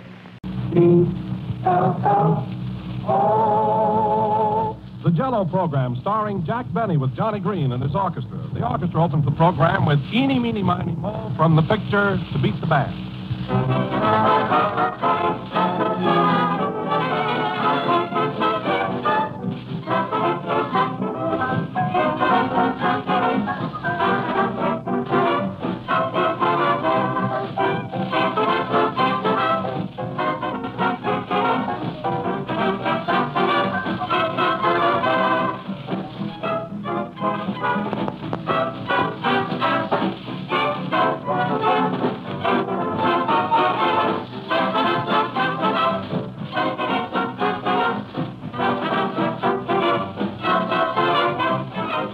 Here's a man who can certainly turn a phrase, as my grandmother used to put it. Mr. E.F. Ruth of New York. Listen to what he says about Jell-O. The 6 delicious flavors stand out in front like a bolt of lightning on a dark and cloudy night. I can honestly and truthfully say that there is no other dessert on the market today that can live up to Jell-O's fine quality and delicious flavor. Well, thank you very much, Mr. Ruth. And the reason why you and millions of others prefer Jell-O is because Jell-O has found a way to capture extra-rich fruit flavor. Flavor you don't get in any other gelatin dessert. For there's only one Jell-O, and only Jell-O has this delicious, extra-rich fruit flavor. So look for the big red letters on the package. They spell Jell-O.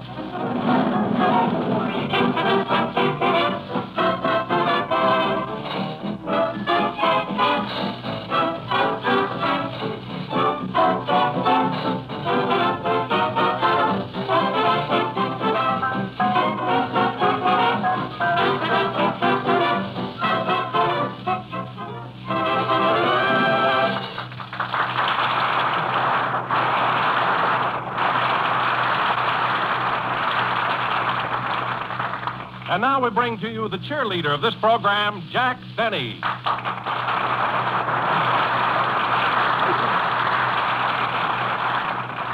Oh, Mary, where's Jack? He's downstairs getting a shave. I guess he'll be up soon.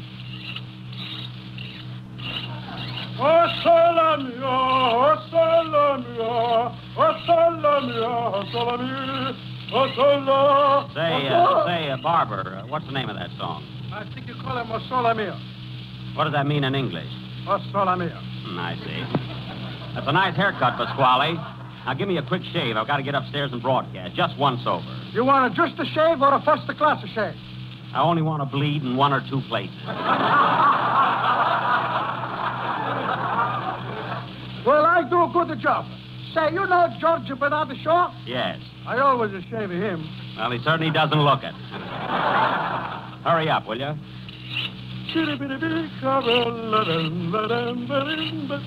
It's a nice day. You think it's going to rain, not me.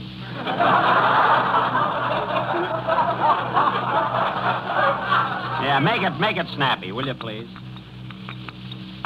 Hey, Barber, you got soap in my eye. No charge for that. Say, you like a pizza ball? Pizza ball? I never heard of that. You grab the ball, 22 men jump on your neck, you lose.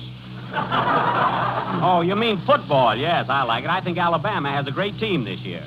Pretty good, but I like Ohio State and Carnegie Touch. Hey, wait a minute. You mean Carnegie Tech? T-E-C-H, Touch. Hey, Pasquale, you like it, the Princeton and a Coronel? Hey, let me do the dialect, please. I understand how. Will you please hurry up? I've got to get upstairs there. All right, I'll shave you now. Give me your face. Ooh. How do you like the razor? Very good. A piece of my lip is on it. That's all right. You got plenty of lip left. Good thing you're not shaving Chevalier. He's next. Say, how do you like it the way Joe Louse beat Max Baer? Hurry up, will you, Pasquale? I have work to do. Shoes. You want a hot towel? Well, does a hot towel do you any good? No, but it make you hot. Well, I don't want it. You try it for no like or no pay. Hey, what's that? That's the towel getting a hot. Oh.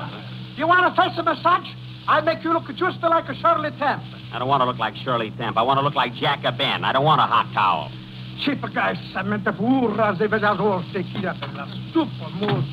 Say, Jack, you better hurry. You want it upstairs. I'll be right up, Mary. I'm getting a permanent shave. What's your hair doing on the floor, Jack? I just got a haircut. How do you like it, Mary? Gee, I thought you were wearing a beret. Listen, this is a late-style round haircut. It's nice, Jack. Looks like a Leavenworth special. Yeah? Hey, lady, like a cosa, please. Hey, boss, you want a vibration? You mean a vibrator? Sure, it's only take 1 minute. Make you feel good. All right, but make it snappy, will you? Oh, hey, wait a minute, will you? Oh, Jack. What? Boy, your teeth are on the floor. Well, for heaven's sake. Well, boss, that's the finish. You want to talk about powder? No. Oh, you don't want to smell good, eh? I smell all right. Come on, Jack, you've got to go to work. Hey, boss, what kind of work do you do? I'm on the radio, and I broadcast all over America. Well, you can thank all Italian people. Why? Because Marconi discovered the radio, and Columbus discovered America. Hey, wait a minute. Listen, wait. He's right, Jack. Let's get out of here. Hey, what program you got? Jell-O. Oh, I like the jelly with the 60 delicious flavors. I like the guy what says raspberry, strawberry, cherry berry, orange, lemon, and limeberry. Well, how much do I owe you, Pasquale? Hey, let me see. 1 haircut, shampoo, hair tonic, shave, hot towel, and vibration. 20 cents. 20 cents? What? Oh, pay him, Jack. That's what you get for coming to these gyp joints. Mamma mia, che stupido padrone, non sente cerravella.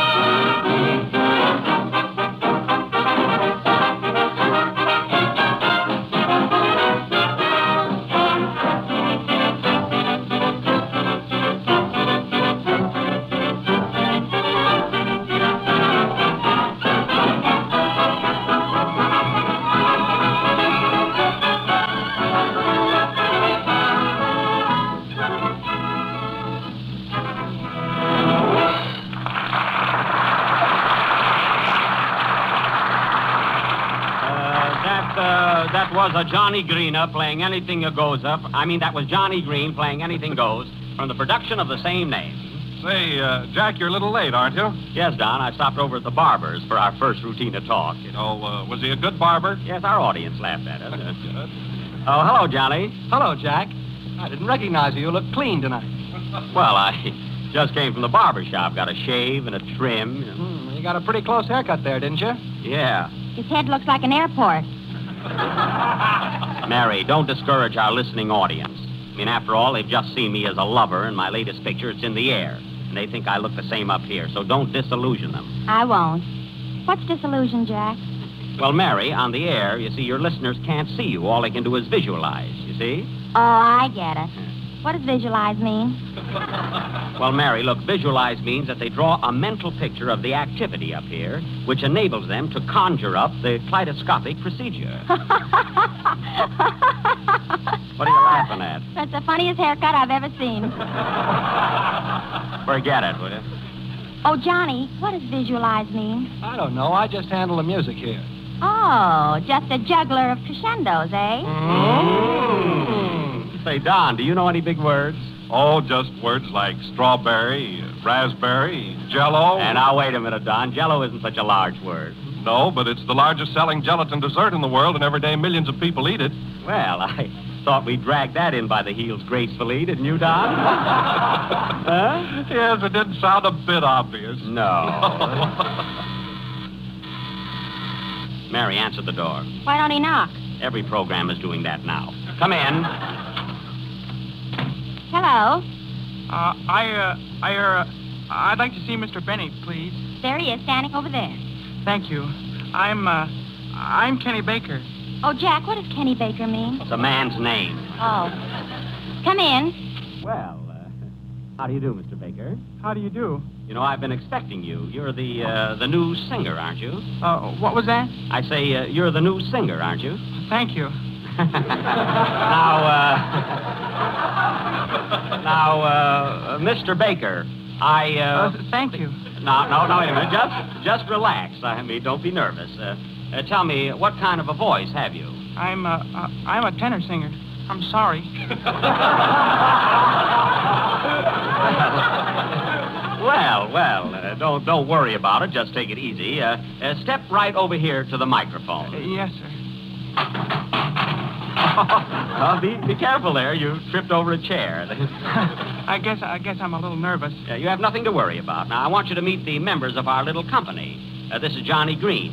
Johnny, this is Kenny Baker. Hello, Mr. Baker. How do you do? I'm sure.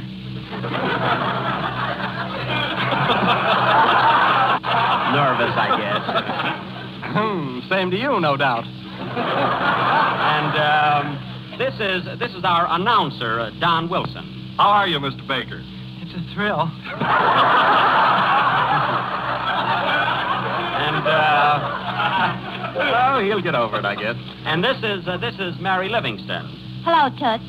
Gee whiz. Well, Kenny, how about giving us a little song? Now, I want you to feel right at home and be at ease. Remember, this is one big happy family. Depending on options, of course. Now, what are you going to sing? If you don't mind, I'll sing The Rose in Her Hair from the motion picture Broadway Gondolier. I don't mind. Sing, Kenny. Okay, Benny.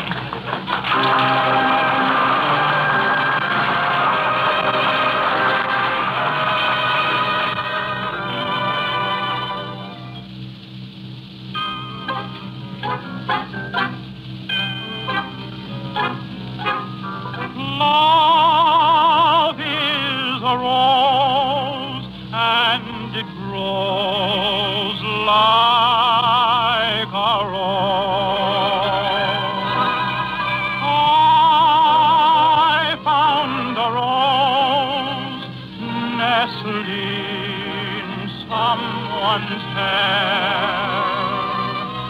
Sweet was the rose, and never a maid was so fair. In her eyes there was moonlight, and a rose in her hair. In my arms there was no one, so I just put her there. On her lips was a promise, in my heart was a prayer. When I finally went, I went home with a scent of a rose in her hair.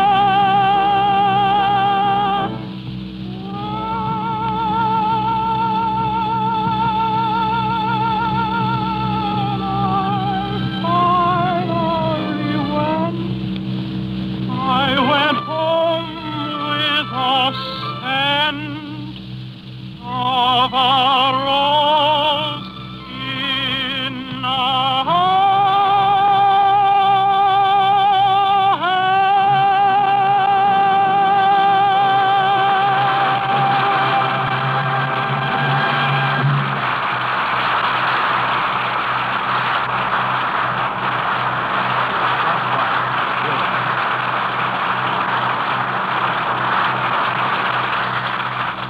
That was Rose in Her Hair, sung by Kenny Baker.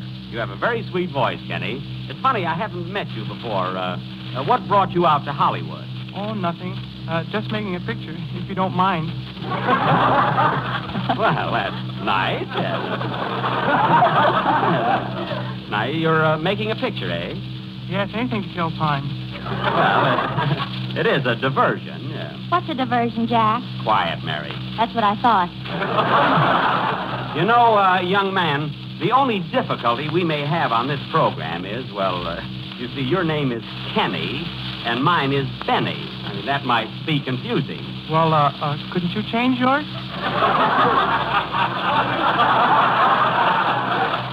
Yes, I don't mind. You can call me Stoopnagel from now on. All right. You call me Bud. Yeah. Well, anyway, I'm glad to have you with us. Thanks. Gosh. Oh, Stoopnagel, here's a letter for you. Yeah?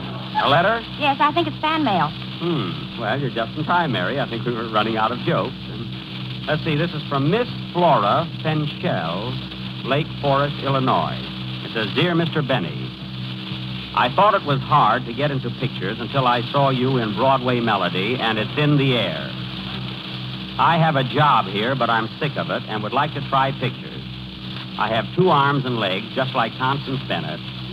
I eat steak and potatoes like Katharine Hepburn, and I sleep with my eyes closed like Kay Francis. So what am I waiting for?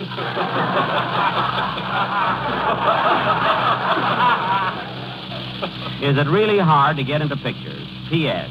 I just won a beauty contest in Atlantic City, if that will help. Well, Miss Penshell, that's what this program is on the air for, to give advice to people like you. And also to sell Jell-O. Yes. And so, ladies and gentlemen, after Johnny Green's next number, we will take you direct to the Metro Paramount Studios and show you how stars are born and pictures are made. After all, what's the use of being in Hollywood if we can't help? Play, Director Green.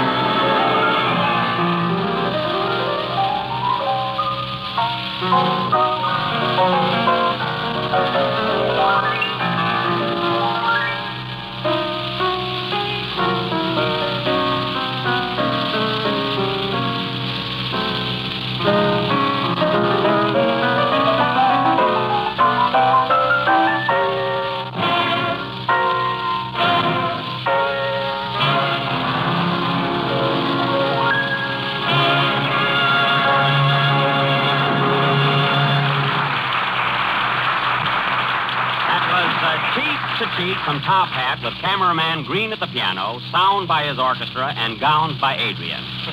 And now for our play of the film industry, which we call Open Up That Goldwyn Gate. The first scene takes place in the office of the president of the Parafox Studio. Curtain. Music, John.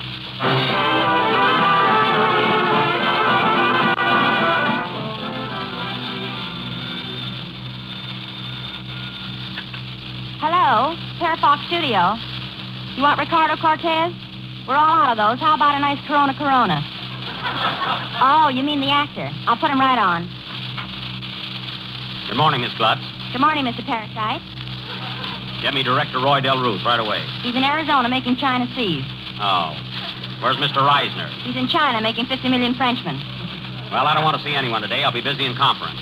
When will the conference be over? Never. I'm always in conference. I'm always busy. I was born busy and I'll die busy. Get me Eugene O. Wilson, quick. The boss wants Eugene O. Wilson. Paging Eugene O. Wilson. Eugene O. Wilson. Eugene O. Wilson. Eugene O. Wilson. He's out to lunch. Out to lunch. He's out to lunch. Out to lunch. Out to lunch. He's out to lunch. So I gather. Well, when he gets back, tell him I want to see him. Miss Glutz, look up the reports on our pictures. What did Earaches of 1935 do in Philadelphia yesterday? $83,000.50. And what did Nutty Marietta do? She went out to lunch. I mean the business in Boston. We got to make bigger and better pictures. We need more stars. We need new faces. Did you send for me? Yes, Eugene. What this company needs is bigger and better stories. What have you written in the last half hour? I just wrote a story on my way upstairs. The scene is laid in India. India? That's colossal. India. We'll get 10,000 elephants, 50,000 Maharajas. Don't you want to hear the story? No, India's enough. The idea's terrific. India. Miss Glutz, order 10,000 elephants. Okay. Hello, Mr. Grady. The boss wants 10,000 elephants. Yes, they go right to work. Tell them to bring their trunks.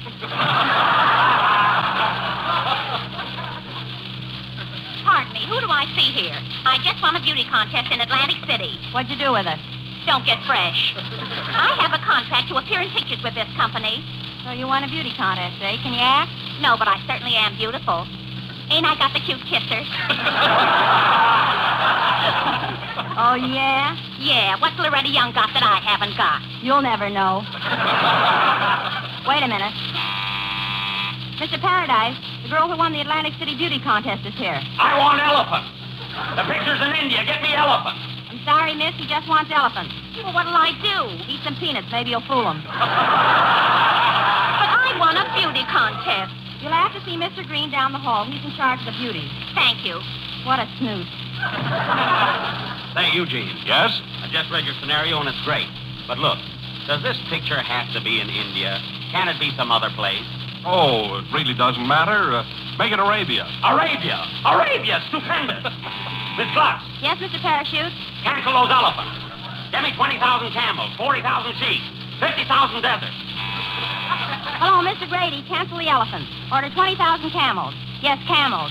You know, a horse with a wart on his back. Come in. What is it, miss?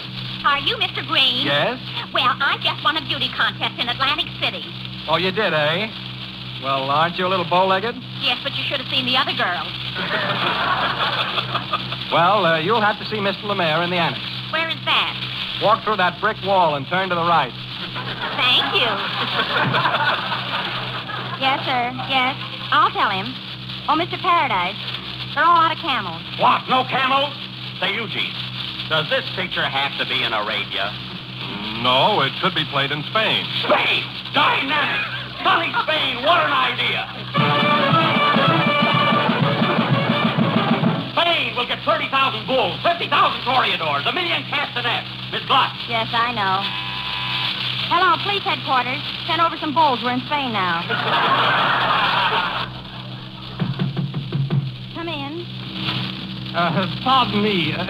Is Mr. Parachute in? Yes, who are you? I'm a thespian. I'm sorry, but he wants bowls right now. I say, I'm an actor.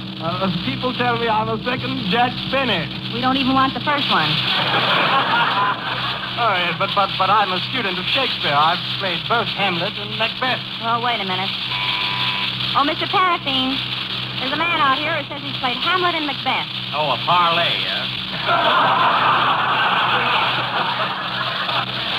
Well, hire him. Give him $1,000 a week and throw him out. Have those bulls come in yet? No. We're holding up production. Say, Eugene, does this picture have to be in Spain? No, it could be done in Russia. Russia! What a thought! Russia. We'll get 20,000 beers, 50,000 Volgas. This has got to be a super picture. Miss Gluck, get Russia on the phone. Operator, get me Rubinoff. 2 ho, ho, ho. Come in. Is this Mr. Lemaire? Yes. What can I do for you, miss? I just won Atlantic City at a beauty contest. What? I won a beauty contest at Atlantic City. Oh, you did, eh? Well, aren't you a little old? I wasn't when I first came in here. Well, I'm sorry, miss, but you'll have to see Mr. Van Dyke. Nurse. Hello? Yes. Yes, I'll tell him. Oh, good morning, Mr. Astaire. How do you feel today? I'm glad to hear it.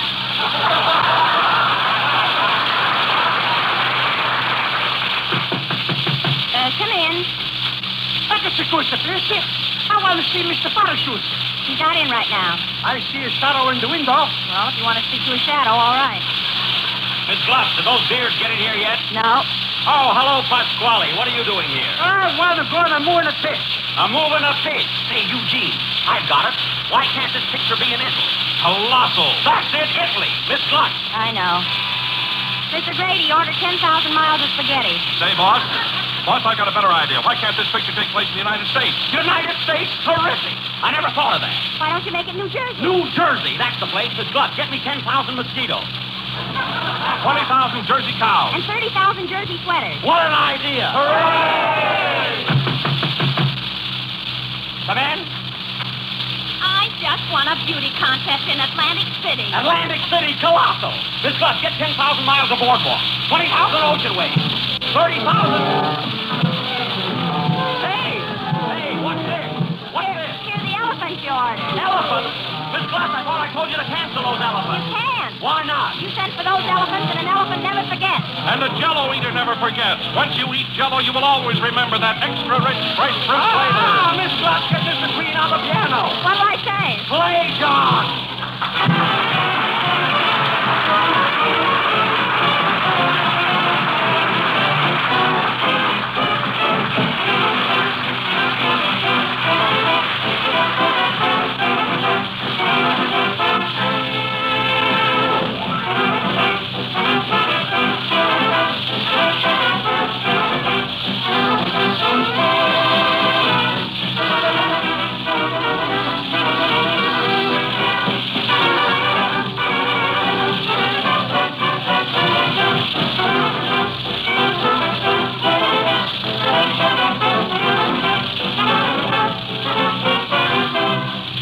Well, folks, next Tuesday is Election Day, and we have a candidate who will be endorsed by all parties.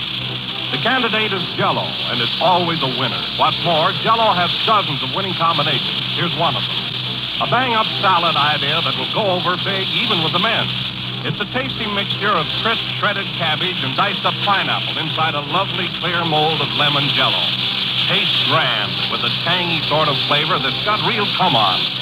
Jell-O tastes twice as good as ever before. Use it for salads as well as desserts, and you'll find it's twice as useful. So vote a straight Jell-O ticket when you go to your grocer's. Strawberry, raspberry, cherry, orange, lemon, and lime. Just be sure to insist on genuine Jell-O.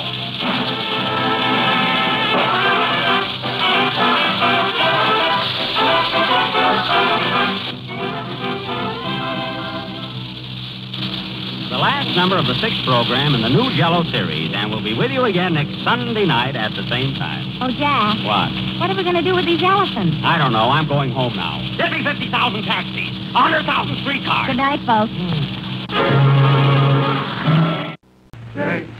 J-E-L-L-O. The Jell-O program starring Jack Benny with Johnny Green and his orchestra. The orchestra opens the program with Cosi Cosa from the motion picture A Night at the Opera.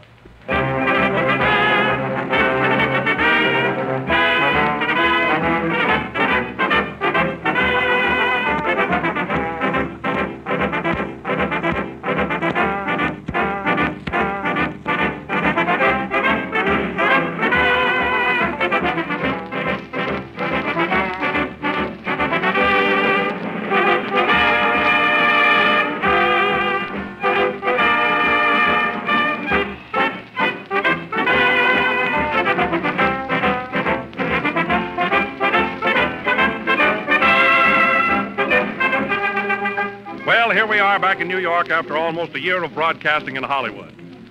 It's quite a change to be back. Everything seems different, that is, everything except Jell-O. And Jell-O is just as popular in the East as it is in the West. It doesn't make any difference where you go, you'll find everybody likes Jell-O. It's lovely to look at with its vivid, glowing colors. And it's grand to eat with its extra rich, real fruit flavor. Flavor so rich, so full-bodied, so thoroughly delicious, eating Jell-O is just like eating the real, ripe fruit itself. You won't find this extra rich fruit flavor in any other gelatin dessert, for only Jell-O knows the secret. So don't accept any substitutes for Jell-O. Whether you're ordering Jell-O at your grocer's or in hotels or restaurants, always insist on the one and only genuine Jell-O.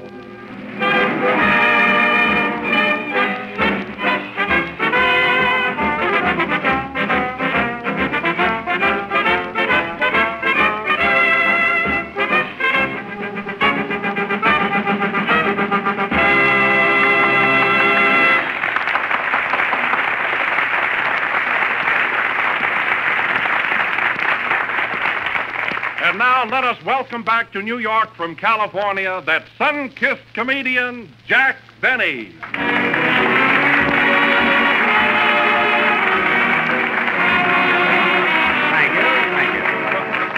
Hey, say, Don, is this the room? Yes, Jack, come in. What are you afraid of? Well, I feel kind of funny getting back to such a big studio. Gee, what a crowd of people here. You know? Oh, what's the difference? You're not a stranger. Come on in. Oh, I don't wanna. Come on. I'll give you a dish of raspberry Jell-O. Oh, all right, Don. Yum, yum, yum. Well, here I am, folks. Hello again. Gee, I feel silly. Well, Jack, how does it seem to be back in New York after being in Hollywood for almost a year? Well, Don, to tell you the truth, I feel kind of strange. I mean, here I am with a coat of tan and 2 frozen ears. It's surely cold. Where are you stopping in town, Jack? Same place? No, I have a cozy little room on the east side. It's really quite comfortable. Oh, is it far from here? Oh, about a 30-cent sleigh ride. Why don't you ski over and see me sometime? Huh? I'll do that, Jack. Yeah. New York City, New York City. Gee, you're pretty. It's a pity. You can't be in old Miami, where it's warmer. Gee, I'm witty. Hello, Jack. Hello, Mary. Hey. Well. Say, that's some reception you got. Why not? What good are 2 hands if you can't slap them together once in a while? Well, why don't you thank the studio audience for such a lovely tribute? Thank you, ladies and gentlemen. Would anybody like to have my autograph? See how fickle they are, Jack? I guess you're right, Mary, yeah. You bet I am. Is this the place, Jack? Yes, sir. Ladies and gentlemen, let us welcome to New York the boy who has never been out of California before, Kenny Baker.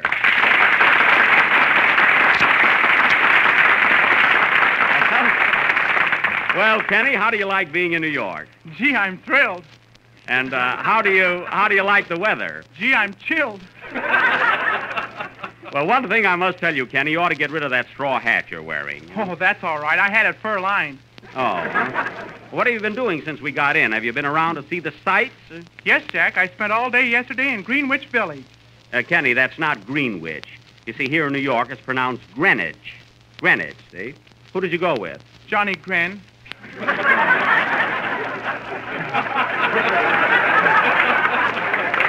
Say, did you go anyplace else? Yeah, this morning I went over to see the Statue of Liberty, and was I surprised? Surprised? Why? I didn't know it was a woman.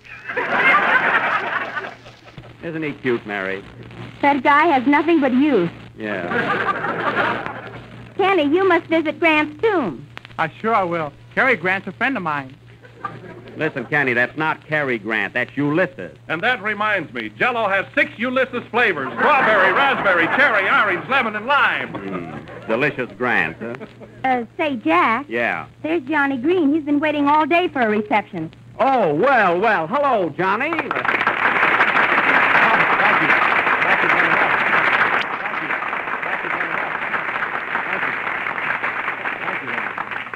Gee, that's some reception you got, Johnny. Yeah, wasn't it swell? Seeing his hometown didn't hurt him any. Well, Johnny, how does it feel to be back home again? Oh, great, Jack. I spent 2 days just visiting relatives. Well, that was nice. Did you see any other sights? Yes, your relatives. Listen, my relatives are in Waukegan. Nah. When do you get back to your apartment? Yeah. Well, maybe the folks did drop in to say hello. Say, Johnny, come here a minute, will you? I want to tell you a funny story I heard on the train. It seems that a woman Now, folks, this is Don Wilson welcoming himself back from California, so give Jell-O a big hand. It's really a great dessert and has always been kind to your dish. Come on, folks.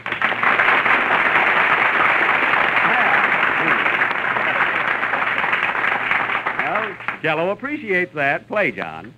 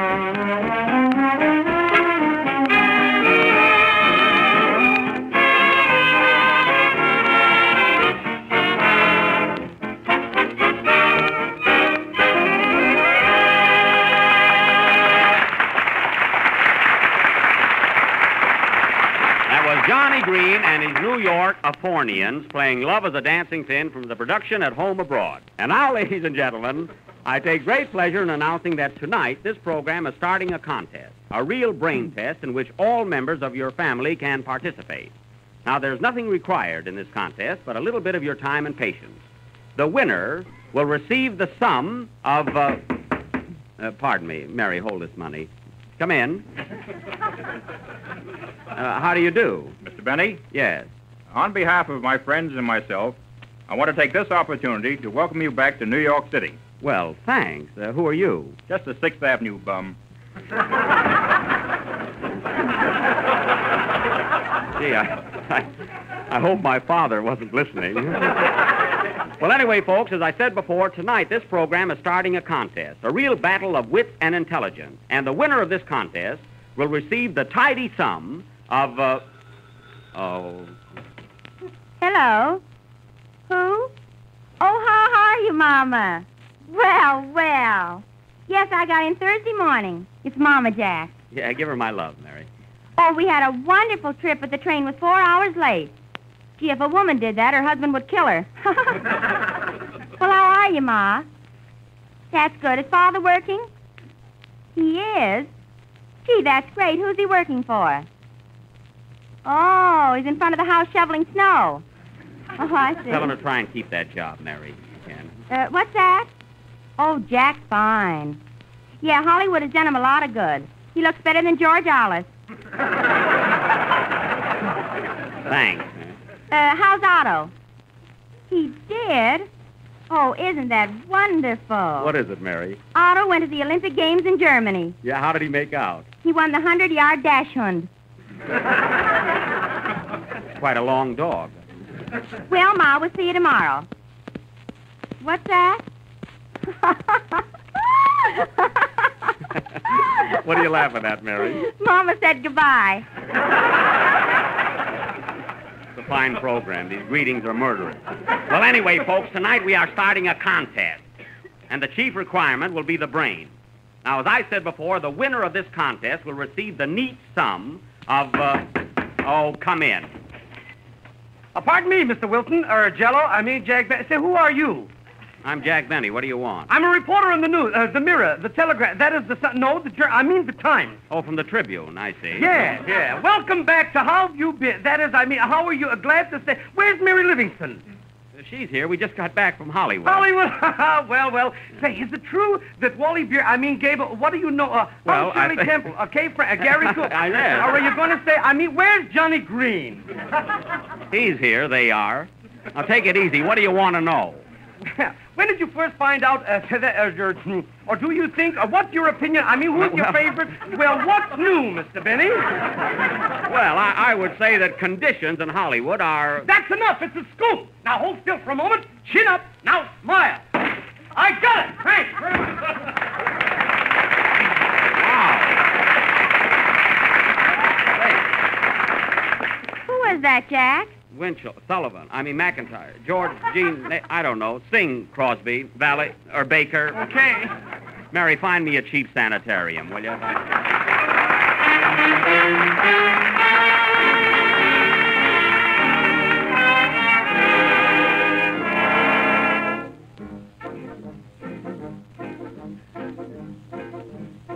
I'm a roving cowboy, far away from home, far from the prairie, where I used to roam, where the doggies wander and the wind blows free. Oh, my heart is yonder on the lone prairie. Oh, carry me back to the lone prairie, where the coyotes howl and the wind blows free. And when I die, you can bury me beneath the western sky on the lone prairie. Oh, back my gun. Give me back that bronco that I used to run. Let me spread my blanket by a peaceful stream. Hear the cowboys singing by the firelight's gleam.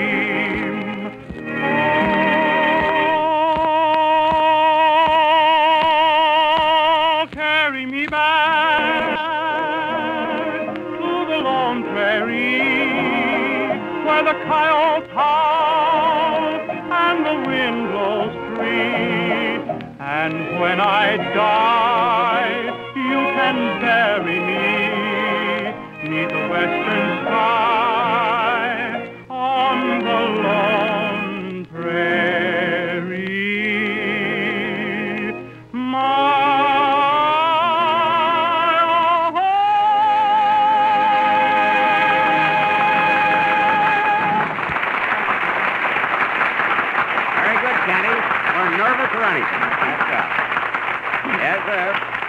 That was Kenny Baker singing Carry Me Back to the Lone Prairie. And now tonight, folks, as I said before, we are starting a contest in which skill will play an important part. All you have to do is follow the rules closely, and the winner will receive a cash prize amounting to The mailman. See what it is, Mary. Come in, you little joy spreader. It's a letter for you, Jack. Give it to me. It's from Regina, Saskatchewan, the Canadian Northwest. It says, Dear Jacques Benet, we have been listening to your... I hope they talk like that. We have been listening to your programs every Sunday and have heard enough about Hollywood and its climate. We people up here in the frozen north eat Jell-O, too. Why don't you do a play about our part of the country? Our home is near the Yukon. So give us a play of the Northwest, or you know what Yukon do. She thinks she's funny. Signed, Victoria Vancouver. Must be wealthy people. Do you know anybody up that way, Mary? Just Winnie Peg. Oh, okay. Yes, much, Jack, and I've even named a town after you. It's called Moose Jaw. Please do not ignore this letter. I wish people would give us a little more notice. Say, Mary, we got a play of the Northwest. How about Tobacco Road? No, Mary, the Northwest. Ice, snow, zero. Where can we get a play like that? I can write one, Jack. You can? Well, hurry up. Maybe we can do it. Make it snappy, Mary, will you? There you are, Jack. I thought I'd never get it. Let's see it. Sergeant Benny of the Northwest Mounted Police. Fur trappers report fur stolen. They notify the Mounties. Well, that sounds all right. Of course, the second and third act will need a little fixing. Well, anyway, folks, this play will go on immediately after Johnny Green's next number. Say, Johnny, can you play the part of a French-Canadian? I can play the whole thing. Oh. How about you, Wilson? Parlez-vous français? No, I just play one horse at a time. Oh, do I step into those things, huh? Parlay, John.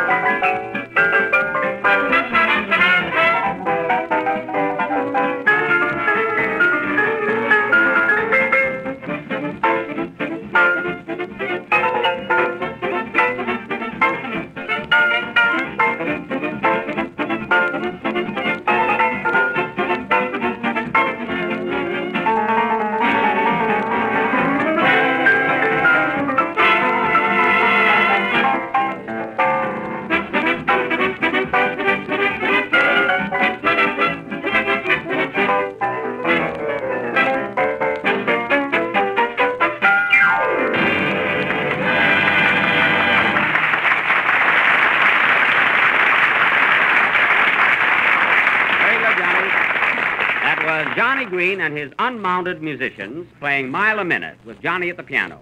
And now for our play, Sergeant Benny of the Northwest Mounted. The scene takes place in Alaska, between Fairbanks and Pickford. Do you know 'em? Am I cold tonight, huh?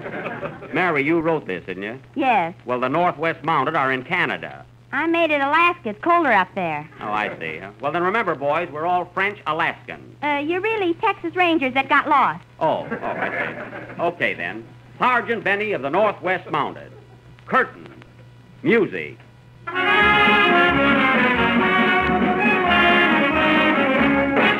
When the moon comes over the mounted of the Northwestern Mounted Police.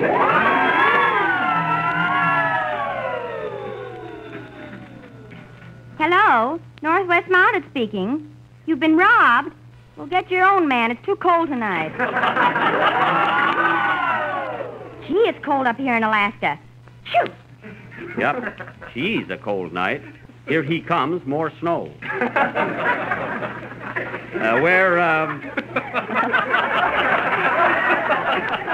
Where is Officer Andre? Andre is in his igloo. Igloo? What is an igloo? A lot of ice without ginger ale. Oh.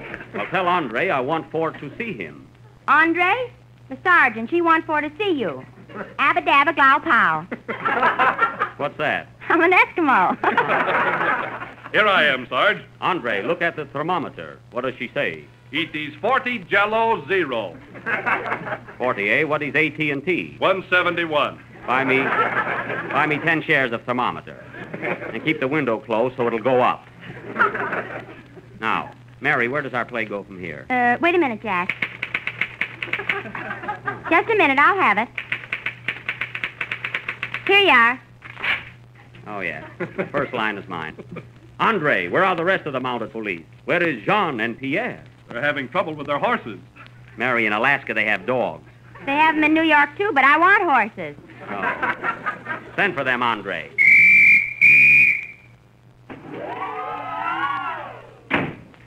Sergeant, you sent for us and we are here. What do I say? Here's your part, Kenny. Oh, hello, Sarge. I hear you are having trouble with the horses. Oui. We play them to win, and they come in second. I thought that would get a bigger laugh. Yeah, so did I. Now listen, you are all brave men, but you hang around and do nothing. What do you want that we shall do, Sarge? The book, he show we have been here 12 years. There have been 435 robbery and 12 murder. And not once did you get your man. What do you say to these? Maybe we're not the type. There is something to that. Come in. Electric fans, ice cream cones? No, not today. What was that, Mary? I just put that in as a menace. Oh. Go ahead, Jack. Now, I warn you, men, these cannot go on any longer. You must either get your man or get out. Who is that? That's Benny Rubin. I wrote a part for him, too. Oh, is Reuben in this? Yes. Oh, come in. I beg your pardon, but is this the Northwestern Mounted Police I'm speaking to? Sure, and it is. I mean, we. What is the trouble? Well, it's in the first trapping business I'm in. And I'm just trying to make an honest living skinning skunks and minding my own business. And, Mr. Sergeant, what do you think happened? Tell him to me. Well, this morning when I woke up, some thief skinned me out of me skunk skin. And if I'm lying to you, I hope to be bitten by a snake and have to take 3 drinks of good liquor. You say you were skunked out of your skin? No, sir, skinned out of me skunk. What is he supposed to be, Mary? A Greek. Oh. Well, go back and take it again, will you, Reuben? A Greek this time, All right, will you? Greek. Come in. Pardon me, is this the Northwest Mounted Police I'm speaking on? Wait a minute, is that what you wanted, Mary? I don't know. I think so. Oh. Well, what is the trouble? About 1 year ago, I come here from Greases, and I want to go into hunting business, so I get myself a hunting dog to catch the skunks. And the first thing he does is catch my brother. Well, sir, I want to tell you that at that time, I was making very big money. But one fine day, I found me dialect changing on me. Your dialect changing? Yes, sir, would you believe it?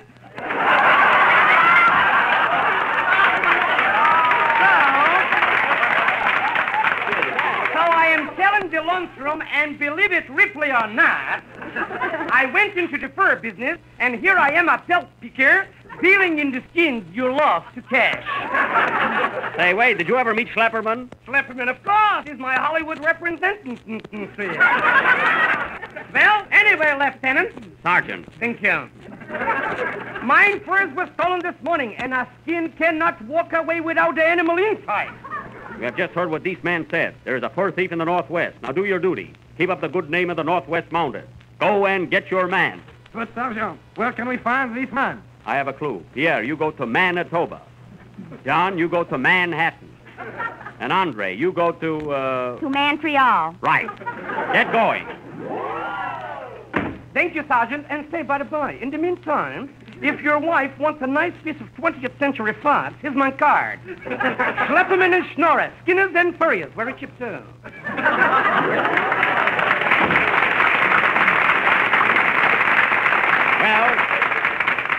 Well, Mary, where does our play go from here? Oh, don't worry, I'll have it. While Mary is writing the next scene, let me tell you about Jell-O. It has that new extra-rich, fresh fruit flavor and tastes twice as good as ever before.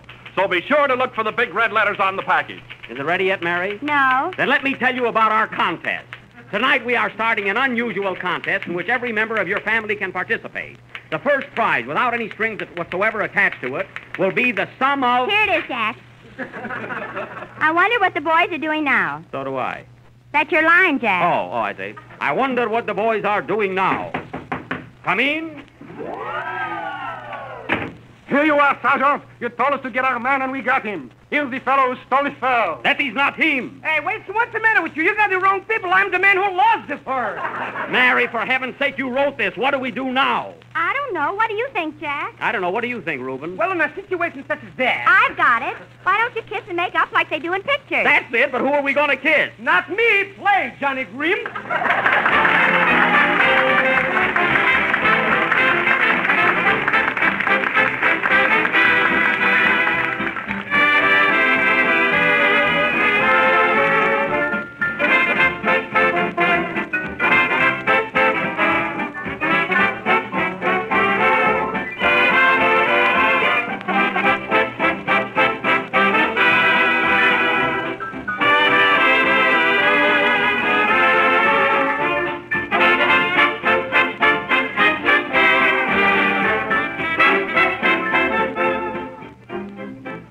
Some folks like jazz music, some like ballads, some prefer grand opera.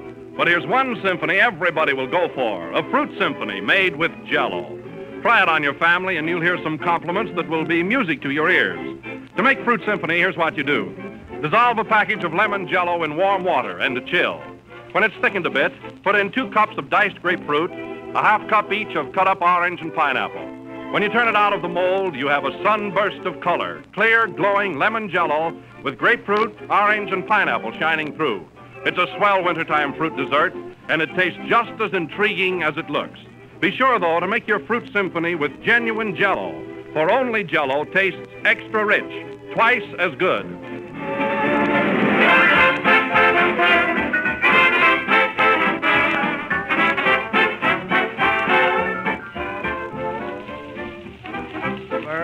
Of the 20th program of the new Jell-O series, and we'll be with you again Pardon me, Jack. Here's a telegram that just came for you. Do you mind if I read it? No, Don. Go right ahead. It says, Dear Jack, the Jell-O family of all 6 flavors extends to you their heartiest congratulations on the splendid showing you made in the National Radio Editors Poll conducted annually by the New York World Telegram. Stop.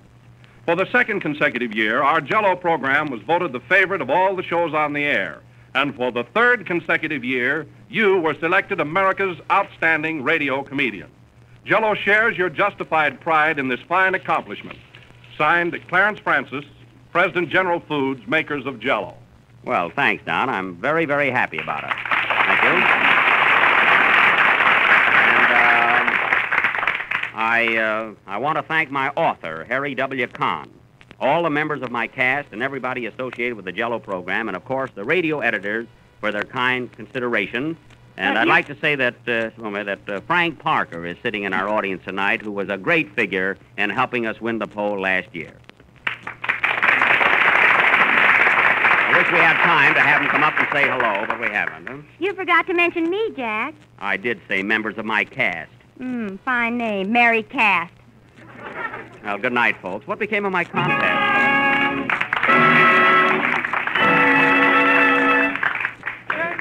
The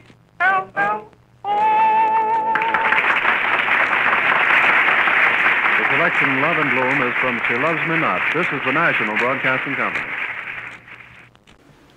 Lux Radio Theater brings you another classic story coming up next.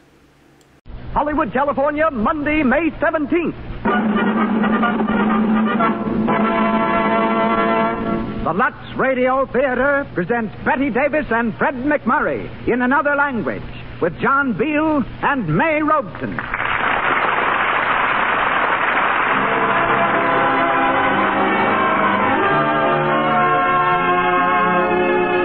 Lux presents Hollywood.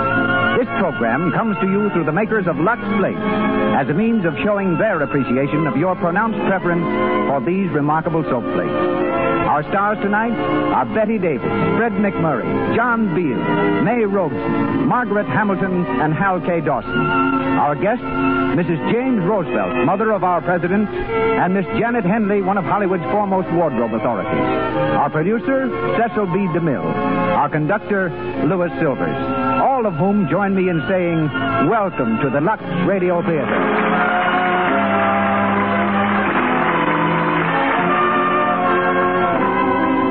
Before going ahead with our play, Another Language, I want to tell you about a little club in Patterson, New Jersey. Miss Laura Brock, the secretary, writes, We are a group of girls who meet every Monday night. Wanting a name for our club, we have taken the liberty of calling ourselves the Lux Time Girls. One of our bylaws reads as follows. Any member getting a run in her stocking during the course of any meeting must pay a fine of 10 cents. Our treasury hasn't been increased by a single dime so far because all the girls are Lux-wise. And as a matter of fact, we very seldom get runs at all anymore. They know that Lux cuts down runs because it saves the elasticity. The letter continues. We thank you for the splendid entertainment of the Lux Radio Theater, and we wish you continued success. And we thank you, Miss Brock, for your letter. We hope all of your club members are listening in tonight to hear Betty Davis, Fred McMurray, and John Beal in Another Language. And now, our producer, ladies and gentlemen, Mr. Cecil B. DeMille.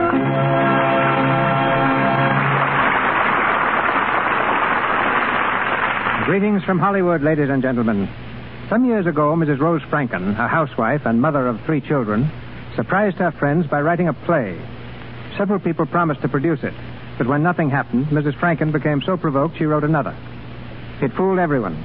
Another Language ran 344 performances and was promptly sold to pictures.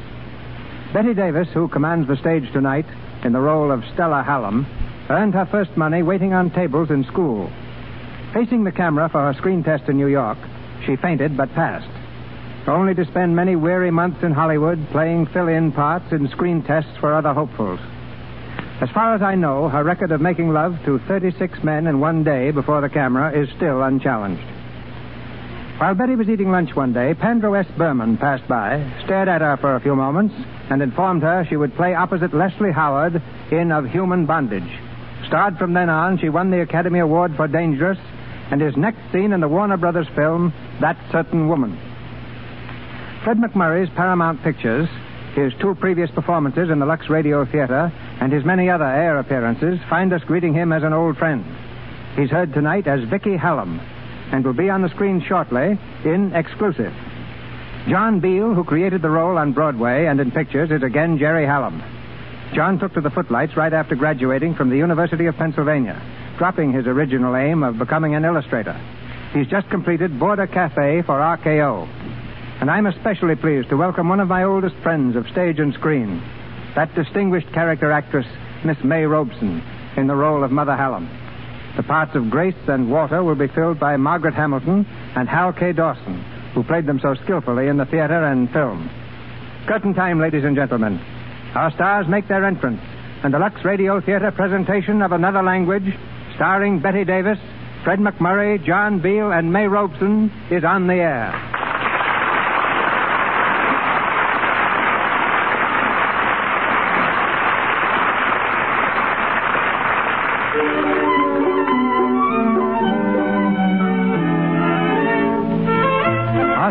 Tiny studio apartment in downtown New York. The unpretentious but charmingly furnished home of Vicky and Stella Hallam. It's early Monday morning, and we find Vicky at the telephone.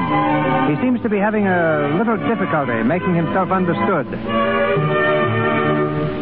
Now listen, is this the Center Art Institute or isn't it? All right. Now, what?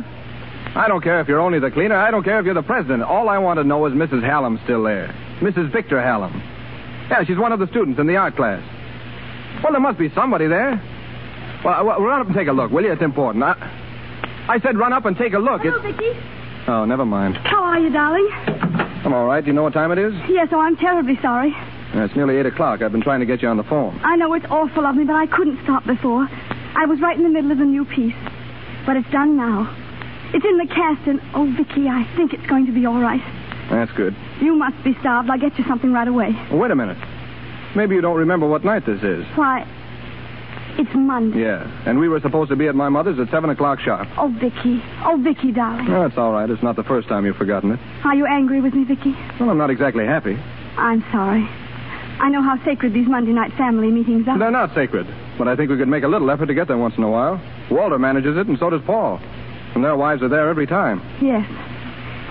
Has it ever occurred to you, Vicky, that maybe your brother's wives are a little more welcome than I am? What do you mean by that? I don't know, but sometimes I feel I can't help it. I feel they resent me. Oh, don't be ridiculous. Why should my family resent you?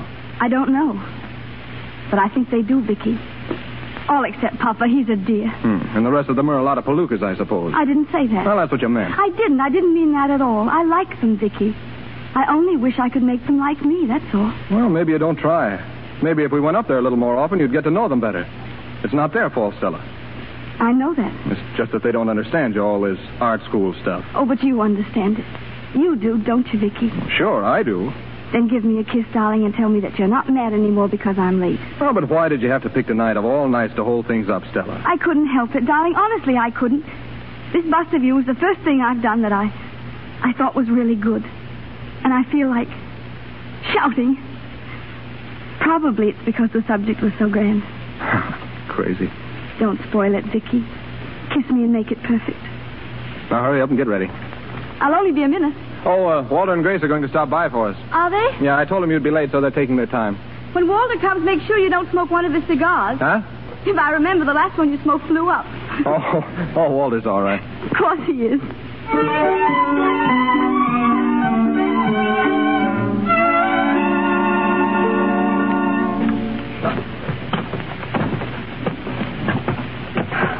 Slow up, will you, Walter?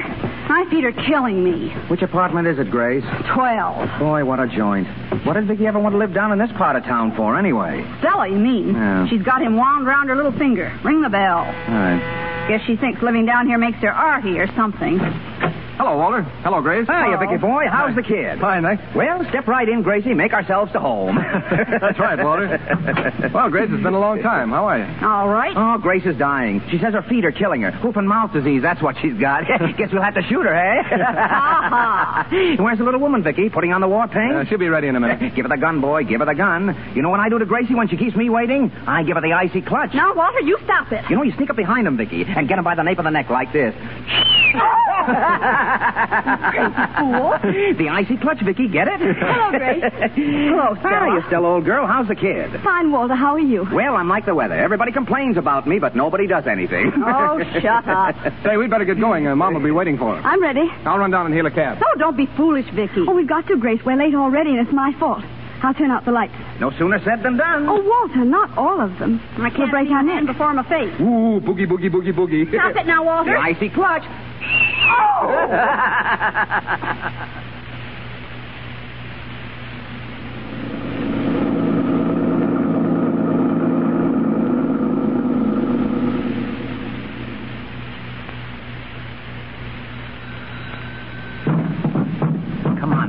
Come on, open up. Stop it, Walter. Hello, Mama. Hello, Victor. Hello, dear. Hiya, Ma. Come in. Oh. Well, Mama, how's my best girl? Oh, I'm fine, my boy. You know, I was afraid you were not coming. Oh, how do you do, Stella? Well, this is a surprise. Hello, Mother. I'm awfully glad to see you. How are you? Pretty well, thanks. Oh, these flowers for me? Oh, thank you. Thank you very much. But you shouldn't, you know. Ooh. Walter, my boy, I knew I could count on you. How are the children, Grace? Johnny's got a sniffle. Everybody here tonight, Grandma? My sons never forget Monday night. Listen, what's the matter with your son's wives? I always say my sons' wives are very good to me also. All except Stella. You know, I'm afraid we are not quite high-toned enough for Stella. Oh, Mother, you know that isn't true. You don't understand. I understand perfectly, my dear. Well, come in. Don't stand here in the hall. They're all inside waiting. Hello, everybody. Hello, Etta. Well, hello. You're a stranger. I know. I'm really ashamed. I feel as if we ought to be introduced. Oh, Etta, it isn't as bad as all that. Stella, my child, I knew you'd come. Hello, Father. Hello, Stella. Paul, how are you, Paul? Say, aren't those chrysanthemum beauties? Those are beauties, Stella. Aren't the beauties, everybody? They must have cost something, all right. Yes, they're very lovely. It's too bad we haven't anything to put them in. Gee, you blew yourself. Hard times didn't seem to hit you, Vicky. They're wonderful, beautiful. Yes, but Stella, you know, you shouldn't let your husband spend so much money for nothing. How's your new maid, Grace? How is she? She ate 3 eggs for breakfast this morning. That's how is she. That's nerve. Do you know it? I'll say it's nerve. Oh, I wouldn't keep her. I'm not. Hi, yet, old kid. Stop that, Walter Hallam. Grace, that husband of yours is too fresh entirely. Well, you know, Walter has to have his little joke. Walter, did you see the new brooch Paul gave Etta? No, let's see. Say, not bad. I like that center diamond, Etta. It's a marquis. Never met him. My acquaintance begins and ends with a chip. Oh, Paul, where's Jerry? Everybody's here now but Jerry. He said he'd drop in later if he could. Well, that's right. You know, you're not firm enough. You're not firm enough with your son, Etta. You know, Monday nights ought to begin to mean something to him. Now Jerry's quite old enough. That's true, Mama. Etta, you ought to talk to him. You know, I don't think I've seen Jerry. You know how long? I'll tell you. Not since your wedding. That shows how often you visit us, Stella. But that's not possible. You wouldn't know him now, Stella. Yes, he's a grown-up man all of a sudden. Well, I can't believe it myself. He reminds me a lot of the way Vicky used to look. Oh, there's a strong resemblance between all the boys. I said to Grandma the other day, Vicky's getting to be the image of Paul, now that he's putting on weight. Who's putting on weight? You. Oh, you're crazy. Oh, Vicky, you big fat thing. You know you gained 11 pounds in the last year. Victor gained 11 pounds? Why, that's wonderful. You don't seem to think it's so wonderful, Stella. What? Stella, you're not happy that your husband's putting on flesh? I want him to stay young and handsome. Oh, nonsense. People should eat plenty. Never mind how they look. That's right, Mama. You tell that to Stella. She's positively starving me. Oh, Vicky, Mother actually believes it. No, she's pretty good to me, my wife is. And I guess you're pretty good to her. All my boys are good husbands. Good, but not romantic. What have we got to be romantic, huh? Yeah. Well, sit down, Stella. Sit down. Don't act like company. Oh, I'm not. Really, I'm not. Well, you don't even take your hat off. That's not very nice, you know. She knows it's becoming. Why, it's so light I didn't even know it was on. Well, take it off. We all saw it.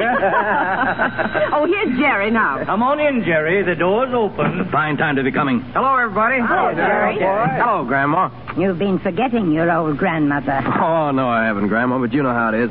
Hello, Jerry. Oh. Jerry, this is your Aunt Stella, for goodness sakes. You remember your Aunt Stella. Say, how'd you do? Where's your tongue? Oh, he does remind me of the way Vicky used to be. Sure, I remember Aunt Stella. How'd do, Aunt Stella? Aunt Stella? That makes me feel so old.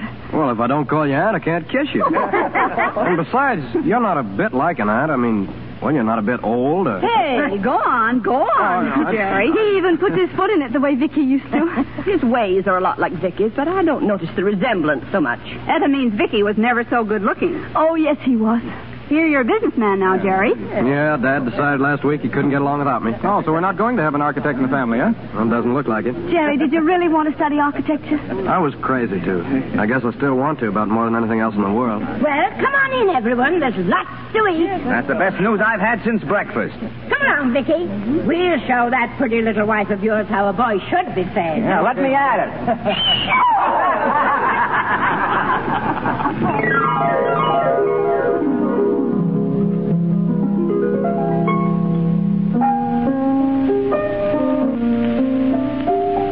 What's that you're playing, Aunt Stella? Debussy. Swell. Oh, listen to them in there. I bet they'll sit over that table till 12 o'clock. They're enjoying themselves, Jerry. You know, Aunt Stella, you don't seem to belong to these Monday evenings. Aren't they awful? You have to sit around all night and jaw over things that aren't important and eat a lot of things you don't want. I hate to come here. I know how you feel, Jerry. Do you? Is it true you're an artist, too, Aunt Stella? I mean, do you paint and sculpt? I used to before I was married. I'm beginning again. Well, good for you. You know, when I was a kid, well, when I was about 18, I used to love to design buildings and theaters and things like that. Oh, but that's wonderful, Jerry. Dad couldn't see it, though. Nobody could. They seem to think that anything that has to do with drawing isn't business. I wanted to go abroad and really study. At first, Dad said he'd think it over, and then the family, I don't know, sort of got him out of the idea. Oh, that's too bad, Jerry. Well, what are you two hobnobbing about? The two artists. You think they were long-lost friends? Well, I only hope Stella's not putting ideas in his head. Well, what do you mean? Can't anybody even sit Careful, together? son. You're talking to your mother. I'm sorry, I didn't mean anything. No, of course you didn't. Jerry's a good boy. Come on, Stella, get hot. How about a little swinger? Let's hear you go to town. Walter, I'm afraid I'm not up to it. Why don't you? Sure, shove over. I'll show you how to tickle the ivories. He does it all by ear. Never took a lesson in my life. Aunt Stella, I'd like to see you sometime when we could talk by ourselves. I mean, I would like to talk to you about paintings and things. There's nobody much around here I can talk to. Why, of course, Jerry, anytime. Listen, wait a minute. Vicky, dear. Yeah? Vicky, why couldn't everyone come down to our place next Monday evening? Oh, that's an idea. Hey, how about it, everybody? All come over to our place next Monday. Oh, no. That's too big a trip for an old lady like me. Perhaps if you lived a little nearer. Oh, yes. come on, Mama. Just this once won't tire you. It's a swell idea. Then you will come, all of you? I'm willing if the rest are. Okay by me. Fine, then it's settled. Our place next Monday. No. You know, I'm an old lady. It's much better for you young people to come to me. Oh, no, Mama, dear. I'll blow you to a taxi. Yeah, how about a bicycle, Mama?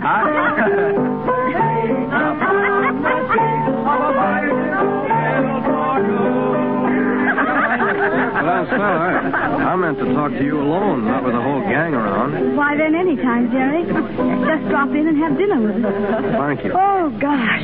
I'm dying for sleep. We ought to be going, Walter. Me, too. I can't keep my eyes open, hardly. I ought to wash my hair. Come on, Stell. Get your duds on.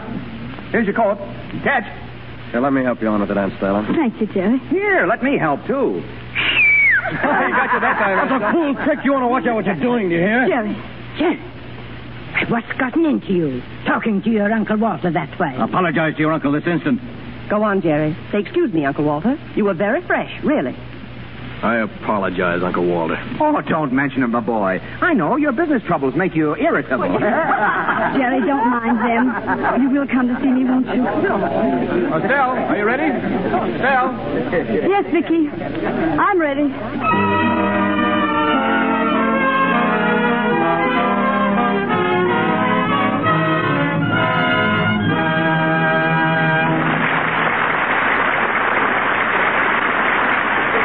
Before going on with our play, let's stop at the home of one of our friends. 14-year-old Margie is out in the kitchen with her mother. They are doing the dishes together. Margie is drying them. Mother, how many years have you been washing dishes? Oh, a long time. It'll be 16 years this month since we started keeping house. You don't look it. Thank you, darling. What makes you say that? Why, Mother, your hands are so pretty and white. Not at all dishpanny looking. Well, they probably would be if I hadn't been washing my dishes in Lux ever since I was married. And before, too. Really? Mm-hmm. I used to help Grandmother when I was a girl, just as you're helping me now. Only I usually washed and Gran dried. She always kept a package of Lux on that shelf between the windows in her kitchen, remember? Uh-huh. And we never used anything else for dishes. Actually, I have tried other soaps a few times, but they always hurt my hands, so I went right back to Lux. And good old Lux seems to get the dishes clean faster. If anybody ever asks you, you can tell them your mother thinks Lux is just about perfect. Once again, Mr. DeMille. Back now to another language, starring Betty Davis, Fred McMurray, John Beale, and May Robeson.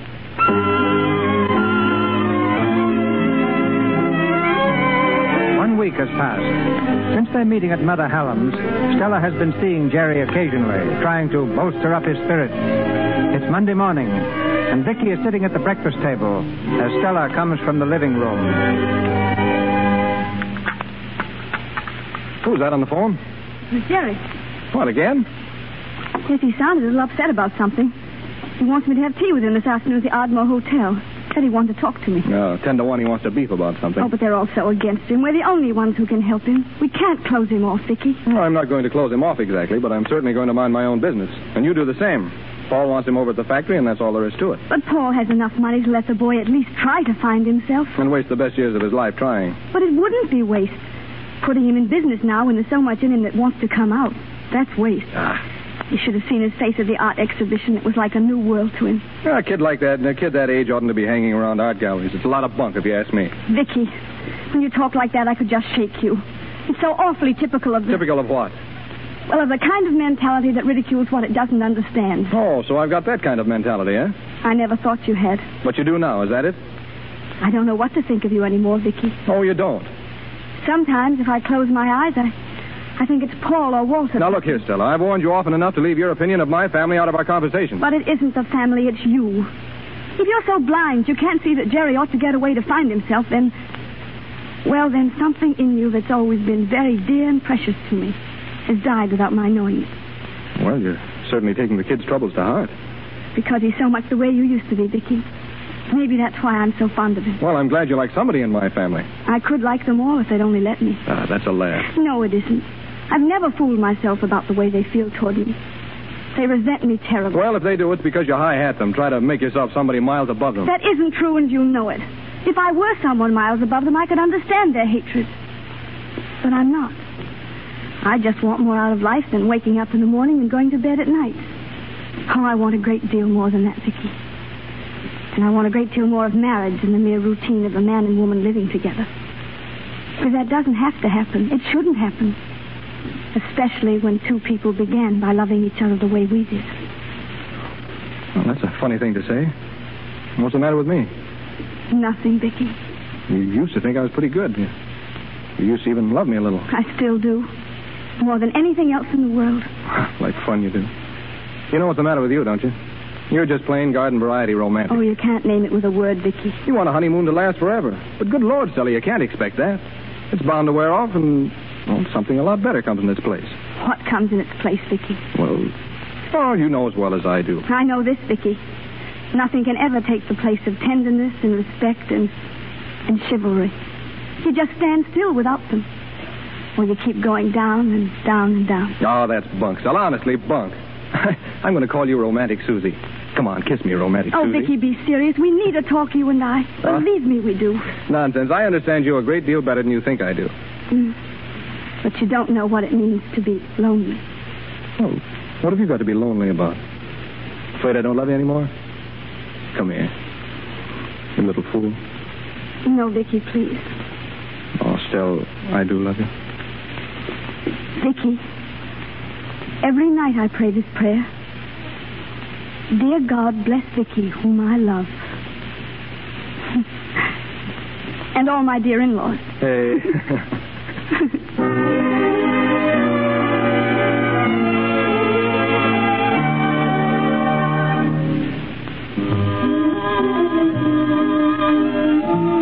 Like it? It's lovely, Jerry. You know, your Uncle Vicky and I used to come here sometimes to dance. Oh, that seems a long time ago now. It was such fun. Stella.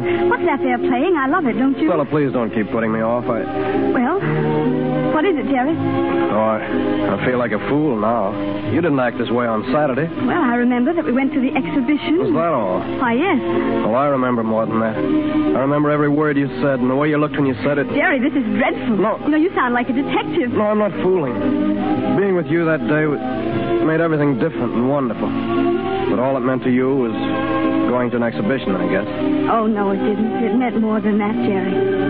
Because, you see, I enjoyed seeing the pictures with you. It was nice being with someone for a change. It was awfully nice. Oh, well, I see. Sure. I'm just crazy, I guess. Forget it, will you, Stella? I was just sort of crazy when I called you and asked you to come here, that's all. We better have our tea. Waiter. Yes, sir? Tea for the lady. Yes, sir. Anything else? Stella? Just the tea, I think. I have to hurry home to dinner. And for you, the same, sir? No, brandy. Yes, sir. Jerry. Oh, I'm just a fool, that's all. Go on, laugh at me. I don't blame you. But Saturday when we were going around together, I was walking on clouds all the time. And you were happy, too. I could see it in your face. Because you were with me and away from Vicky. Jerry. I can see the way he treats you. As if you were a piece of furniture. Something that's in the house when you go to work and you're sure it'll be there when you get back.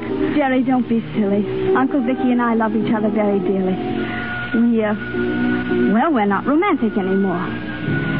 Romance doesn't mean anything. Wears off and something much better comes to take its place. I don't believe that. And you don't believe it either. It's just that he doesn't know how to make you happy. I am happy. Well, then Saturday was all a dream. I mean, then I guess I only imagined it. No, you didn't imagine it, Jerry. It was wonderful. I did love it. You know, it was just as if I were under a spell. As if time had gone back 7 years. But it wasn't you I was happy with, Jerry. It was Uncle Vicky. Don't you see? Well, then there isn't any place for me at all. No, Jerry.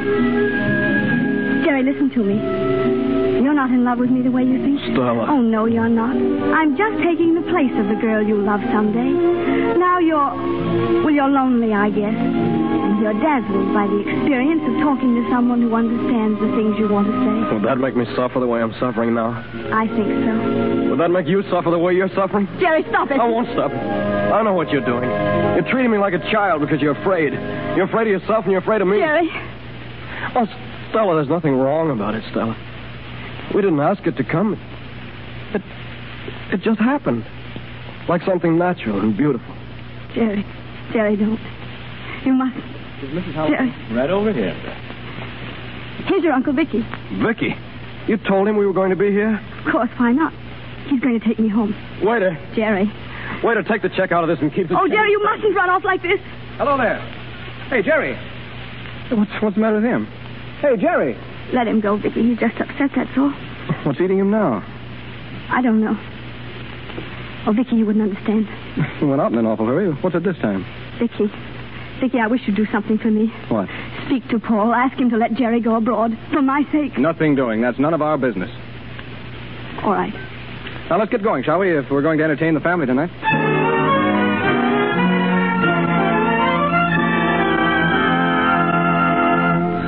There they are now, Vicky. Hurry, I'll go and let them in. I'll be out in a minute.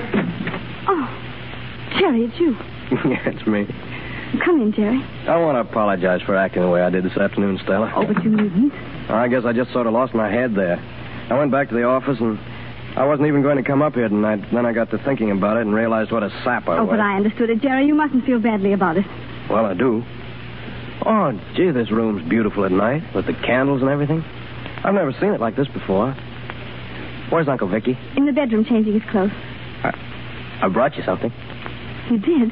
Here. Oh, Jerry, how nice. Shall I open it now? Sure, if you want to. Oh, it's soft. Go ahead, see what it is. Oh, the little toy dog. Do you remember it? Of course I remember it. We were walking across 57th Street after the exhibition. It was in a shop window. Yeah, and you were like a little kid the way you stopped and laughed at it. I've always had a weakness for toy stores. And you said, oh, Jerry, look at that puppy. Isn't it adorable? And I knew right then and there I'd have to buy it and surprise you with it. But you shouldn't have done it, Jerry. Well, don't you like it? I love it. It's one of the sweetest things that ever happened to me. You're surprising me this way. But it won't do, you see. It just won't do. Wait, you're crying. Nonsense. Why should I cry over a funny little dog? I don't know.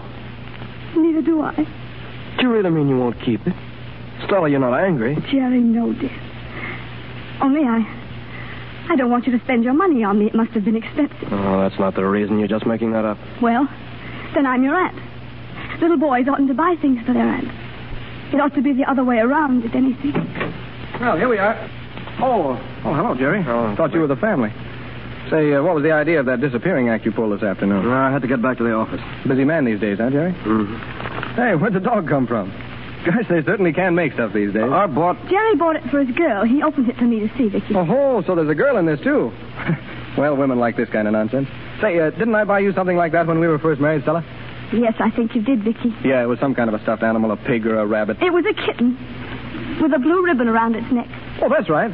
I threw away $5 on it without batting an eyelash. You didn't throw it away, Vicky, because I still have the kitten on the top shelf in a box. You still have it? Gosh, women are nuts, all right. Hey, careful, Jerry. You better go easy. What's her name? There isn't any girl the way you mean. Don't tease him, Vicky, please. Oh, it's all right, old man. You're not the first one to fall, you know. How old is she? Let him alone, Vicky. It's unkind. Oh, say, Jerry, you're in soft with your Aunt Stella. Do you know it? Oh, there they are. Come on, Jerry, cheer up. You'll only upset Grandma carrying around a face like that. Hello, Vicky. Hello, Vicky. I gotta get out of here. I can't stand it. Jerry, please don't. Hello, everybody. I'm so glad you're here. Come in. It's wonderful to have you here at last, Mother. Oh, thank you. Say, Mama, where's Paul? Yes, where are Paul and Etta? Well, they'll be here later. Didn't Jerry tell you? Don't you know what happened? No. Did Jerry tell you, Stella? I forgot. Oh, that's not a very nice thing to forget, Jerry. Etta's sister got appendicitis. They rushed her to the hospital. No. Really? Yeah, they operated right away. For heaven's sakes, Jerry, how on earth you happened to forget to tell Aunt Stella? Yeah, how come you forgot? Oh, lay off the kid. He couldn't help it. He's in love. What? So that's it. What nonsense. He's much too young for that. That's it. Puppy love. That's what it is. Got any dog biscuits, Stella? Shut up, will you? Jerry, don't. All right, everybody, give me your coats, will you? Come on, folks. The evening's young. Let joy reign unconfined.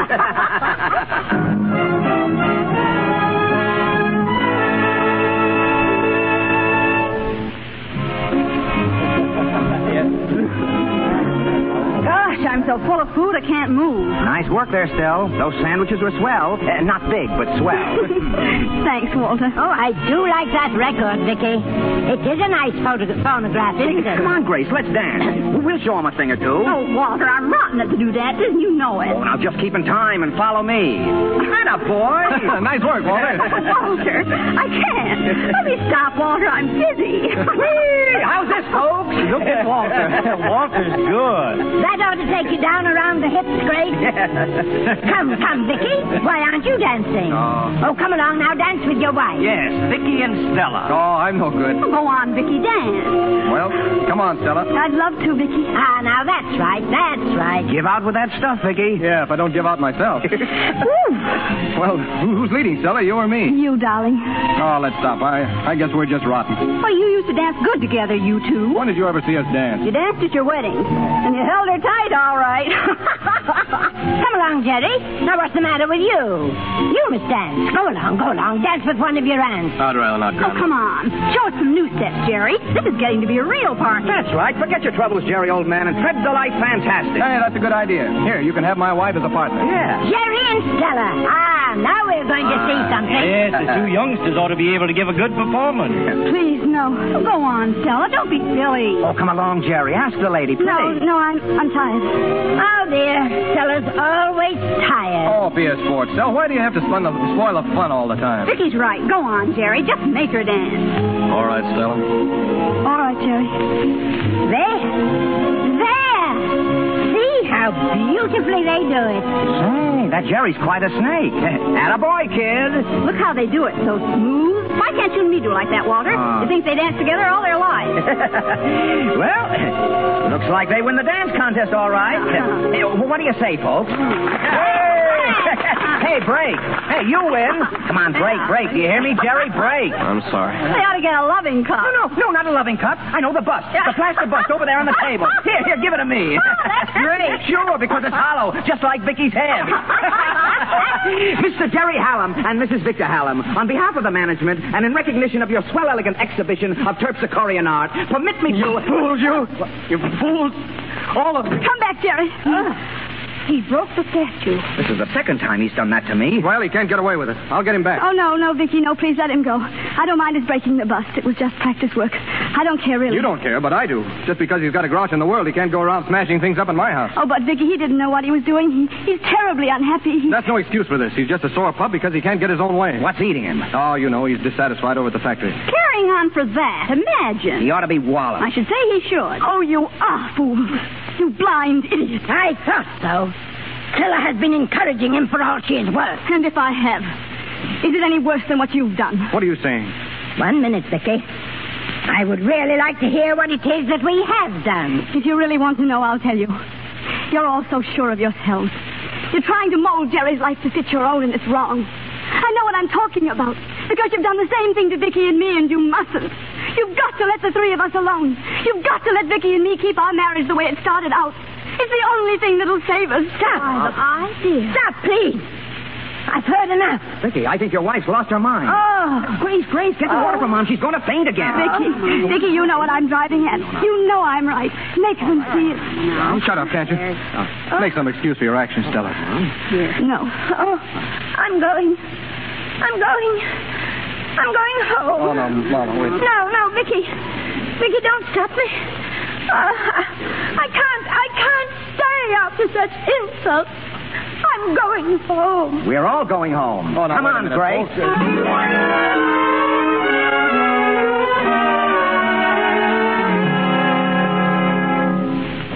You can come out now. Stella. Don't use that tone to me, Vicky. Oh, so that's going to be your line.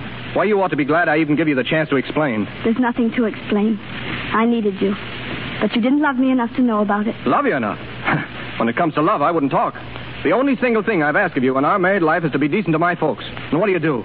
The first time they've all been to my home in over 2 years, you insult them so they have to leave. I wish it hadn't happened that way this evening. Maybe it's just as well for all of us to know just where we're at. Yes, and I'll tell you where you're at. Tonight was the turning point between you and me, if anyone should happen to ask you. And I'll leave you to think that over. Where are you going? If you want to know, I'm going up to the folks. Vicky, if you go up there now, we'll never get back to where we were. You've got the cart before the horse, Stella. It's up to you to make the first move to get back to where we were. My slate's clean. I've been as good a husband as any man could be to a woman. Have you, Vicky? Well, haven't I? I ask you. Haven't I given you everything you've ever wanted? Now, who's that? Oh, hello, Jerry. Where's Aunt Stella? I got to speak to Aunt Stella. Look here, kid. It's a pretty rotten thing you did, losing your temper. I know it. That's why I came back. You've got to learn to control yourself. When it comes right down to it, though, I blame your Aunt Stella more than I blame you. You don't know what you're saying. She didn't have anything to do with it. Oh, Jerry, keep quiet. Go away, please. I don't want you here. You stay exactly where you are, Jerry. And listen, Stella, if my nephew has the decency to come back here and say he's sorry, you at least have the decency to hear him out. I've stood as much insult to the members of my family as I'm going to stand. But Jerry and I have nothing more to say to each other. He has nothing to do with what's happened between us. It's you and I who need to talk. No, we don't. I told you I've had my say. I'm through until you come to your senses. Gee, Uncle Vic, you can't do this to Aunt Stella. That's all right, Jerry. Your aunt and I understand each other perfectly. Good night. I'm going to get him back. He's crazy. No, Jerry, let him go.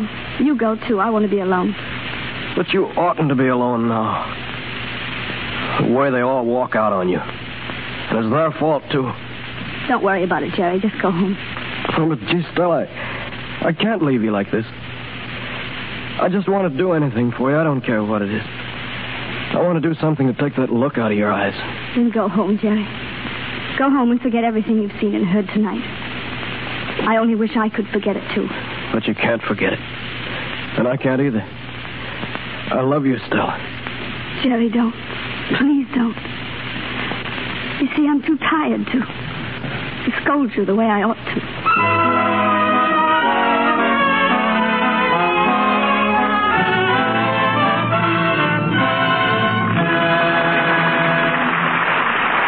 Pause for station identification.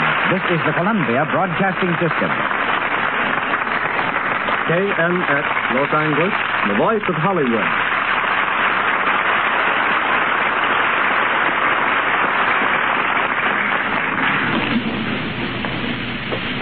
Betty Davis, Fred McMurray, John Beal, and May Robeson continue Another Language in just a moment. As you listen to the Lux Radio Theater tonight, doubtless you're struck by the attitude of one particular character. I speak of Mother Hallam. Through her own words and through the influence she exerts on her children, you probably resent her type of motherhood.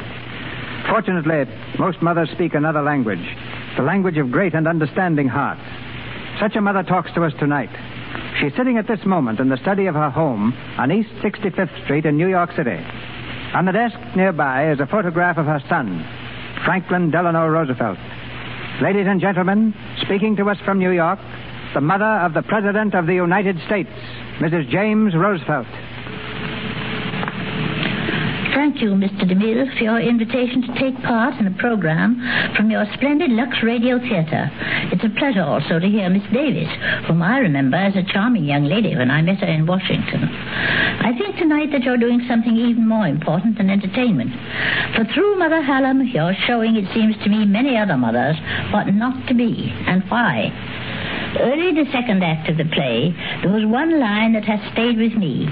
Stella was speaking, and she said, "Let the boy at least try to find himself." That phrase might well be the watchword of every mother and father, too. A selfish, over-possessive mother so often means unhappy children. Unhappy because they are not free. Of course, I don't mean that a child should not be guided, but the child's own identity should never be smothered under that guidance.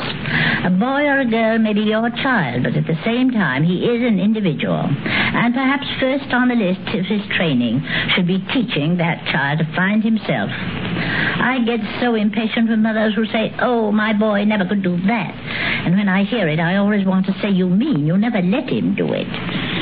I remember in my own experience it was hard for me always to see that, especially when my son wanted to climb tall trees or go hunting or other such hazardous expeditions. But my husband would always say to me, "Teach him how to do it right, and then let him go ahead." And when your child grows up, that's another time, when a mother must recognize her child as an individual in his own right. No matter how much you want your boy to be a lawyer, if he wants to be a painter, let him do it. If you don't, he will be unhappy as a lawyer and probably a very poor one. But with a sympathetic understanding, he may become a great artist. A final word to mothers now. Remember, your child's father may have some very good ideas, and his influence and cooperation are very important. You all know what happens when you say no when your child answers, "But Daddy says I may." Help your son develop a character of his own. Let him find himself. You'll be a very happy mother when you can point to your child's achievements and say he did it all himself.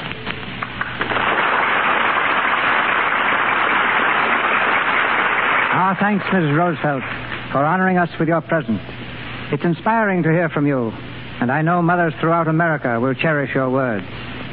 We're back in Hollywood now, where Betty Davis, Fred McMurray, John Beale, and May Robeson are ready to continue another language. It's the following morning. With Vicky at his mother's house, Stella has had a chance to think things out for herself, and she's come to a decision. Vicky has called saying Mrs. Hallam has been taken ill, and Stella has gone to her mother-in-law's home. She's calm, almost too calm, as Vicky greets her at the door. Hello, Stella. Come in. Guess I ought to say thanks for coming over. Why? I'm doing this for myself, Vicky. Oh, I kind of thought you were doing it for me. No.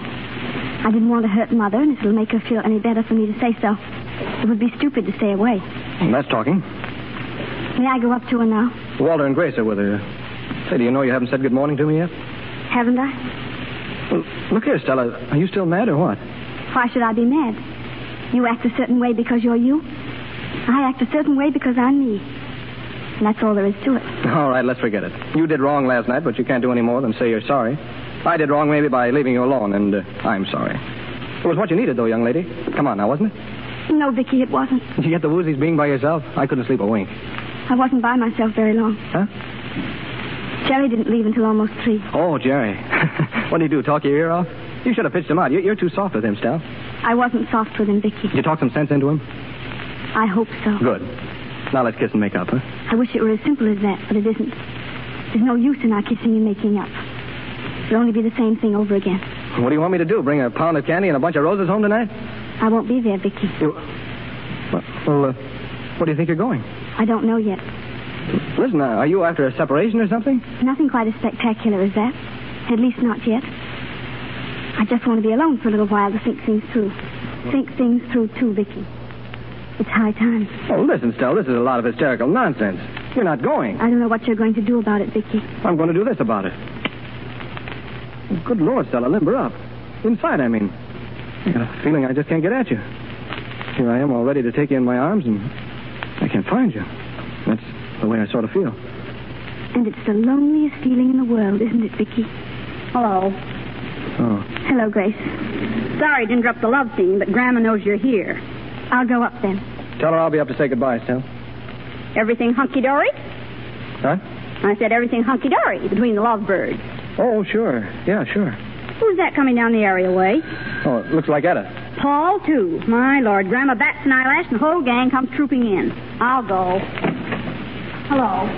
Is Jerry here? Is he here, Vicky? Is he here? No, what's the matter? He didn't come home all night. Didn't come home. Oh, that's funny. We came over to find out if he'd upped your place with the others. No, he didn't. Oh, Paul, I know something's happened to him. Oh, nonsense. He probably went off in a bat somewhere. Oh, no, not Jerry. Oh, God, don't let anything happen to him. He's all I've got. Come on now, way to control yourself. Well, I can't. He's in some hospital somewhere. Oh, listen, Etta, you would have heard in case of accident. Well, that's easy to say, but I'd be half out of my mind if I was Etta, especially the mood he was in last night. Lord knows what he's up to. What mood? Oh, the kid was upset. The family sort of got his goat, I guess. Oh, I know it was that. I know he's not happy down there in that business. I've said it all along. Nonsense. If the boy can't adjust himself, he'll have to learn to. He's in love. That might explain a lot. That's right. We were teasing him about it. Etta, do you know anything about this? Not a word. Vicky, how do you know about it? He told Stella. Did he tell you who the girl is? No, but Stella's funny that way. She wouldn't if the kid asked her not to. Well, I'm going to get to the bottom of this if I have to... Wait a minute. Here's the kid big as life. Oh. See him? He's coming down the areaway steps. Thank God. He'll give an accounting of himself, all right? Now, Paul, please don't lose your temper with him. You don't know what's happened. Oh, Jerry, where have you been? How could you frighten me like this? I'll attend to this. Well, young man, suppose you explain yourself. Since when do you take to staying out all night? I'm not a child. Leave me alone. I came over here to tell you I was home. If you're going to start hounding me, I'll leave. I'm asking you where you spent the night, and I want the truth. Do you understand? Walking. Most of it. Most of it. And where'd you spend the rest of it? Well, what's it to you? Oh, look here, Jerry. Come out with it. You don't need to be ashamed. Leave me alone. There's a woman in this, isn't there? What do you mean? Who is she? Oh, leave me alone. Why can't you? Oh, Jerry, don't act this way. If you're in love with a girl, that's all right. Papa's not angry at that part of it. Yes, I'm in love. Jerry? Well, I think that's fine, Jerry. Congratulations. Yeah, it's swell. Come on, boy. Who is she? I can't tell you. Is she someone you'd be ashamed to let your mother meet? No, she isn't. She's the most wonderful person in the world. Then why can't you bring her around? That's what I want to know, and I'll know it before I'm through with you. Well, she's married. Oh, Jerry. Married? Oh, so that's it. Where did you pick her up? In heaven, that's why. Yes, we know all about that. One more question, and I want the truth out of you, or I'll... Paul, let him alone, can't you? Let him alone when he's mixed up with some tramp. You use a word about her, and I'll kill you. I'll call her by her right name, and that'll be a whole lay lot off worse. him, Paul, will you, I tell you? Let me manage this, Vicky, will you? Well, this is no place for a scene with Mama sick upstairs. What's the matter with you? Yes, here comes Stella now. I'll bet anything Grandma wants to know what's doing. Stella. Jerry. Jerry, why do you look that way? What's the matter? I'll tell you what's the matter. He's running around with a married woman. That's what's the matter. For all I know, she's trying to frame something on him. Paul, she's not framing anything on him. How much of this do you know? Everything. Come on, out with this, Stella. Tell us what you know. No, Stella, don't. They wouldn't understand. Don't tell them. I don't know whether you know it or not, but he didn't come home all night, this young fool. I didn't know it. What time did he leave your house? I can tell you that. 3 o'clock. Who told you, Uncle Vicky? Stella? What else did she tell you? What else was it to tell me, Jerry? Nothing. All right, let's stop beating around the bush. I want to know where you went after you left Stella's. Who's the girl? And how long have you been carrying on with her? Oh, come on, Stella. Let's get out of here. Stay where you are, Jerry. There's no reason to run away. I don't want to run away. I'd like to tell him. I'm proud of loving you, Stella. You get that, all of you? I'm proud of loving her. Watch this. Stella. Why, you... Stop it. I've heard enough. Vicky, you poor deluded fool. No wonder you've heard enough. So this is the sort of stuff she does behind your back. Who says it's behind my back? What do you take me for? Don't you suppose I've known it all along? Didn't you hear me say I knew he'd been down at her apartment until 3 o'clock? Does that look like Stella was doing anything behind my back? Well, what are you made of? Blood or water? Common sense. What was the use of making a fuss about it? I knew the kid would get over it and Stella'd handle him. How could anybody take it seriously, a tempest in a teapot? When did this begin with him? I guess it began that night at the folks last week. We got home and Stella said, I think I made a hit with your nephew. We laughed ourselves sick over it. Oh, Vicky. Stella, you laughed. Jerry, no. What did you think we'd do, kid? Sit down and bust out crying over it? You laughed. Jerry, no, of course I The didn't. lucky thing for you, we did take it as a joke. Why, the idea, a big boy like you making such a spectacle of yourself. You go right over and say, I apologize, Aunt Stella. I apologize, Aunt Stella. No, Jerry, don't believe it. Come back. Let him go. But you can't let him go that way. He believed it. Oh, Vicky, you don't know what you're doing to him. Now, listen, just calm down. I'm his father, and I'll take the responsibility. That boy loves me. And if it's the last decent thing I do, I won't let you destroy something that's been beautiful to both of us. To both of you, eh? Pretty late to talk that way, Stella. After you've been making fun of him all along. I haven't been making fun of him. Vicky lied when he told you that. He didn't know anything about Jerry and me until now. I thought there was something phony. Vicky's been lying to save your face. I'd rather think that, Paul, than anything else in the world. But it isn't so. Vicky lied to save the family. Oh, you made a gesture for me, Vicky, I admit it. But it wasn't good enough. Fear, that's all it was. You were afraid for them to know that I was the tramp they were talking about. So you made a joke of it and hid behind it like a coward. And you didn't care what they did to Jerry as long as you were safe. That's a good story. She's telling the truth. Don't you know it when you hear it? She's right. I didn't have the guts to face the truth before the family because for 7 years you've been waiting to say I told you so. Now go ahead and say it. And you're going to let her get away with it? No, I'm not going to let her get away with it because I don't have to. Stella, when you came in here this morning, you said you wanted to go away. Well, you listen to what I have to say first, and then if you want to go, I won't keep you. I'm not even going to ask you if there's anything between you and Jerry. I'm going to tell you there isn't. Do you understand that? There isn't. I know there isn't because I know it. Oh, Vicky, do you really? Children. Excitement again. Mama shouldn't be up. Oh, excitement. I couldn't rest. I'm sorry, Mother. Oh, where did Jerry go? Jerry, Yes, he was down here. I heard him. Why couldn't he come up to see his old grandmother after last night? What is the matter with him? Victor, I asked you something. What is wrong with Jerry now? There's nothing wrong with him, Mom. Poor kid needs a break, that's all. And maybe I can help him get it.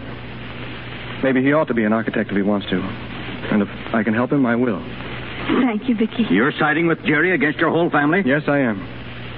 And if it isn't too late, with Stella. And now, if you'll excuse us, Stella and I, we're going home. Are you ready, Stella? I'm ready. And Vicky, darling, it isn't too late.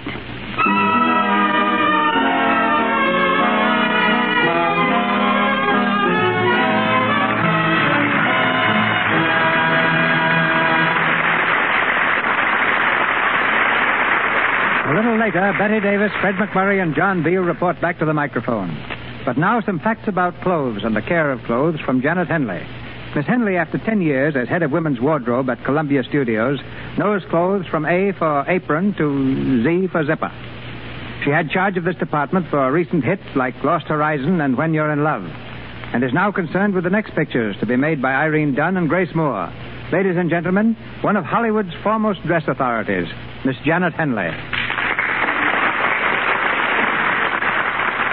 First, Miss Henley, congratulations on your excellent work in Lost Horizon. Thanks. It was one of my most interesting assignments. Interesting because it featured so many unusual costumes.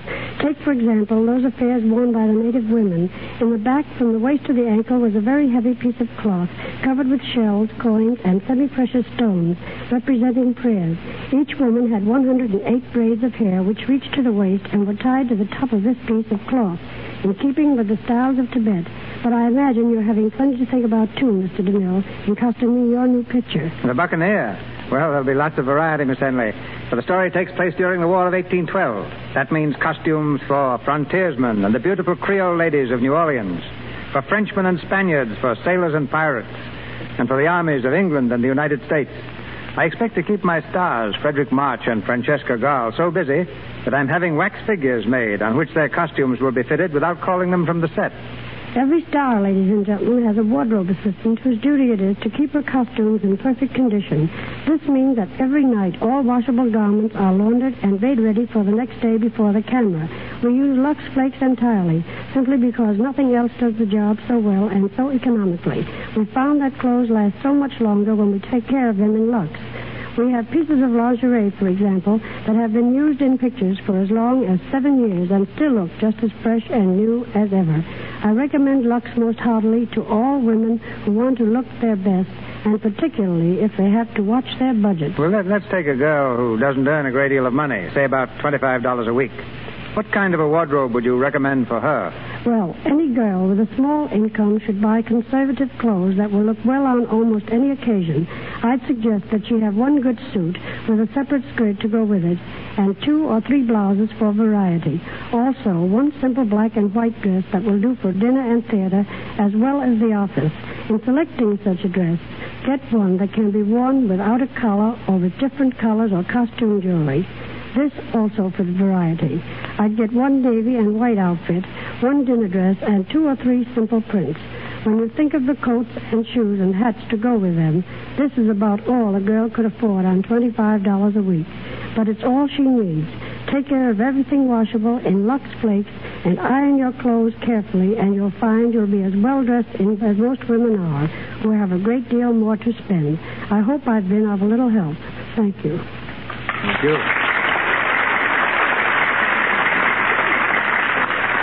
That was Miss Janet Henley, ladies and gentlemen. And here's Fred McMurray. And for a very good purpose, Mr. DeMille. On behalf of Betty Davis, John Beal, and myself, I want to say how fortunate we've been to have appeared tonight with such a splendid cast. There's May Robeson, who played Mother Hallam. Miss Robeson's been acting for more than 50 years, and I wish I knew just a little of what she's forgotten about characterization. Thanks also to Margaret Hamilton and Hal K. Dawson, who played Grace and Walter, and to all the others, Edward Keene as Paul Hallam, Myra Marsh as Etta Hallam, and Sam Flint as Mr. Hallam. On behalf of the cast, Fred, thank you. And now, John Beal. Well, I'm sure the audience would rather hear from Betty Davis than from me, so I'll be very brief.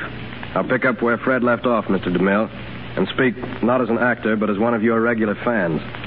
I think the Lux Radio Theater is the most worthwhile hour on the air, and I say that because I mean it. All right, Betty, where are you? Right behind you, John. Mr. DeMille, I do want to say how impressed I was by Mrs. Roosevelt's talk from New York. It makes me very proud to have appeared on the same program with a woman of such keen understanding and sincerity. As for the part I played tonight, it's one I've wanted to do for a long time. I saw Dorothy Stickney do it on the stage and Helen Hayes on the screen, each with such distinction. I tried to make Stella live as believably as they did. Thank you, Mr. DeMille, and good night to you all. We'll look for you soon again, Betty. Thank you, Betty Davis, Fred McMurray, and John Beal. This is your announcer, ladies and gentlemen, Melville Ruick. Next week's Stars and Play will be made known in just a moment by Mr. DeMille. Miss Davis, currently seen in Kid Galahad, appeared through courtesy of Warner Brothers. Mr. McMurray and Mr. DeMille, Paramount. John Beal, RKO. May Robeson, Metro-Goldwyn-Mayer, and Louis Silvers, 20th Century Fox, where he supervised music for the new film Café Metropole. And now, back to our producer. Next Monday night, we take you to the far boundaries of civilization, to northern Africa, savage land of scorching sand, home of perilous adventure and daring romance, and Inferno, patrolled by a handful of glorious troops flying the colors of the French Foreign Legion. Of all tales born of this background, none has attained the perennial popularity of Under Two Flags. First favored in novel form, it ran for generations as a play and was 3 times a motion picture. We bring it to you next Monday night, starring Herbert Marshall as Corporal Victor, Olivia de Havilland as Lady Venetia, Lupe Valdez as Cigarette, and Lionel Atwell as Major Doyle.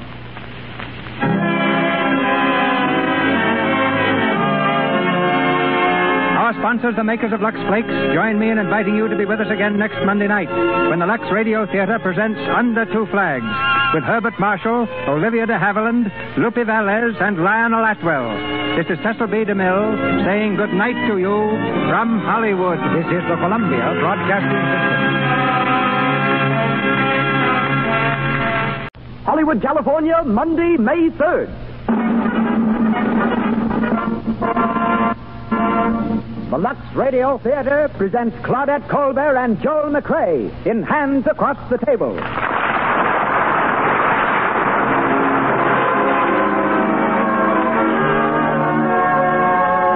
Lux presents Hollywood. Our stars, Claudette Colbert, Joel McRae, Walter Pidgeon, and Gloria Holden. Our guests, Sheila Graham, Hollywood newspaper correspondent, and Earl Hayes, with unusual facts about strange jobs in pictures.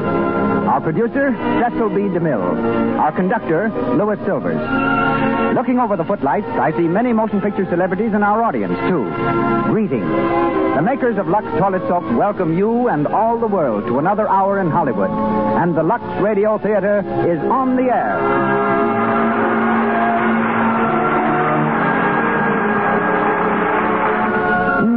Who's the girl in blue?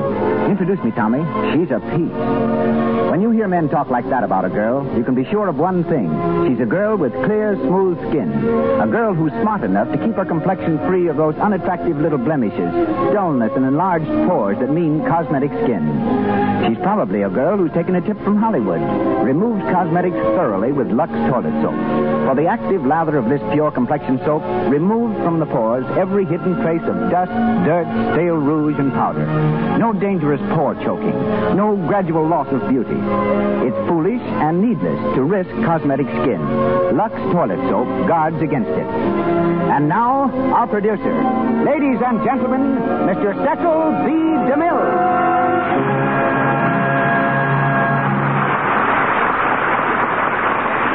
Greetings from Hollywood, ladies and gentlemen.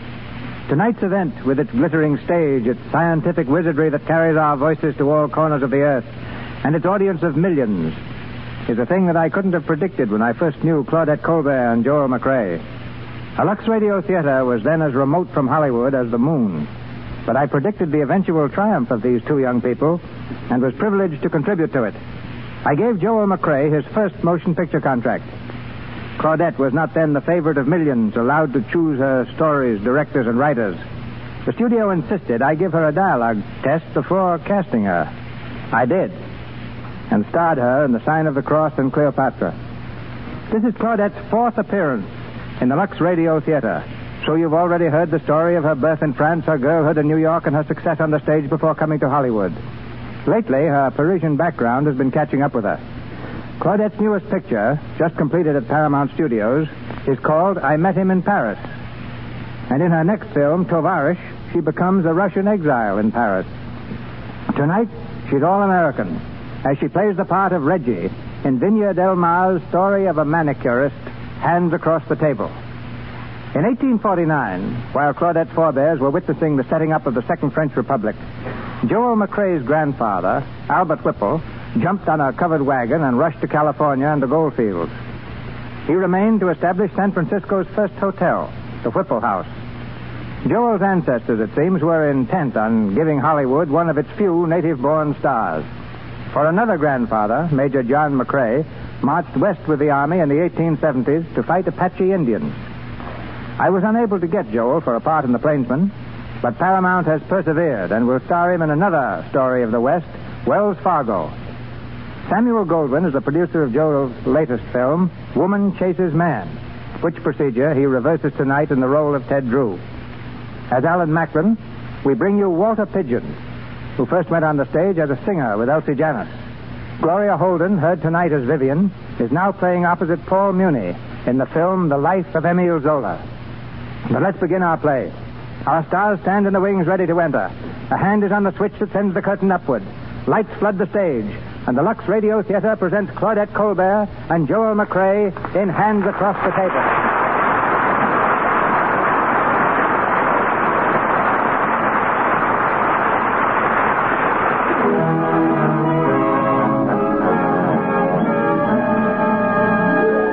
The barber shop in the arcade of the Hotel Carlton. At a white enamel table in the rear of the tiled room, Reggie Kane, a manicurist, is polishing her own fingernails. There's a suggestion of a scowl on her pretty face as she attacks her fingers savagely with a buffer. Nona Gilhooly, her not-too-brilliant girlfriend, has traced the cause of Reggie's peeves to a hectic trip on the subway. All right. I got one. Just what's the bottom of that? Want to shine? All right. Yeah, Reggie, I know exactly how you feel. When I got into the subway, a fellow stepped right on my foot. Can you imagine? I wouldn't mind if they only stepped on it. It's the bearing down that gets me. You know, Reggie, you should have married that hardware clerk. He had such a nice car. It didn't match my dress. Oh, he'd have painted it another color, dear. He was crazy about you. No, you're wonderful. You always get right to the bottom of things, don't you? Huh? Oh, well, another day just like the rest of them. Oh, no, Reggie. Today's a lucky day. What did you do? Find a horseshoe in the subway? Oh, Reggie, how could they get horses into the subway? No, it's lucky because my numerology book says so. It says all the Audreys are good. It's the 5th day and the 5th month. And 5 and 5 are 10. That's right. And 3 and 3 is 6. I can play, too. It's numerology. You just put it all together and... put it all together and it spells horse feathers. Reggie. Yes? Room 1502's been yelling for a manicurist. You better get going. 1502? Yeah. Up where the rich live. Who is it? Mr. Macklin. Married? That makes 2 things I forgot to ask him on the phone. What he had for breakfast and whether he's married or not. Macklin, I know him. He's awful rich. Yeah. You go ahead, Reggie. Maybe here's the $10 million you've been dreaming about. The way I feel today, I'd settle for 100,000. You take the left hand now, Mr. Macklin. All right. That one hasn't been manicured since yesterday. You have one every day? Oh, yes. Some people play golf to pass the time. Some go in for tap dancing. Some destroy clay pigeons. I have manicured. On behalf of the Manicurists Union, I thank you. Oh, it's I who must thank the union. You see, a manicure takes 40 minutes. That leaves the day only 23 hours and 20 minutes long. You forgot to take time out for sleeping. Well, I'm not very good at sleeping. Do you see that photograph on the piano? Mm-hmm. I noticed it before. He's very attractive, isn't he? He looks something like... Is it your brother? No, it's a picture of me, taken 4 years ago. Oh. That was before my legs were twisted up in an auto accident. In those days, when I wanted a manicure, I could walk to the shop. You don't mind my rambling on like this, do you? No, of course not. I'm still a little afraid of meeting new people. Why? Well, frankly, I'm always afraid they'll feel sorry for me. What? When you live like this? You just try getting up at 7 in the morning, then jammed in the subway, then poking at people's hands all day, then jammed back in the subway again at night. Oh, mister, I don't feel sorry for you. Thanks. You're sick now, but one of these days you'll hop right out of that chair. I'll never hop out of this chair. What? Oh, say, I didn't know. Oh, that's all right. Don't you worry about me. Say, I'll be needing lots of manicures. Every day? Every day. You won't forget? Forget? You may not realize it, Mr. Macklin, but you're talking to an elephant.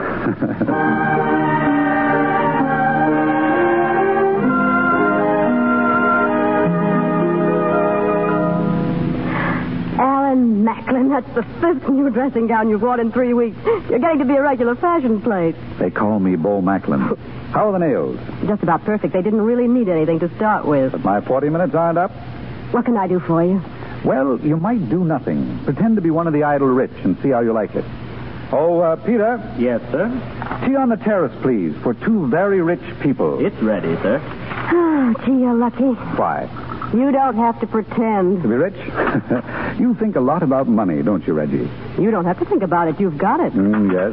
The thing we haven't got is always the most important thing. It may be money or it may be love. Love. I don't want anything to do with it. That's what you say now, Reggie. You may even mean it. I mean it all right. But money isn't a good enough aim for you. I wish I could show you how valueless it is. No, I'm afraid you can't, Alan. I saw my mother count pennies and cook and clean and struggle. After 10 years of that, she was old and ugly. That's not going to happen to me. I see. That's what love can get you into. You see what I mean? I think I do. Oh, I didn't mean to let down my back hair quite so far.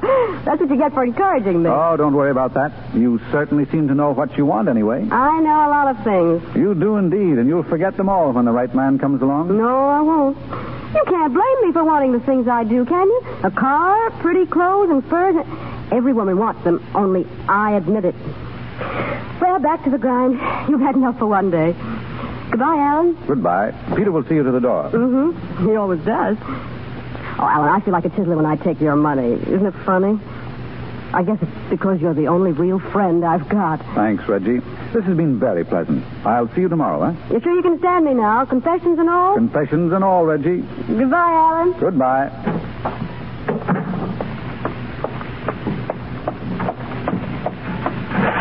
Going down? Down? Hey, wait. Oh.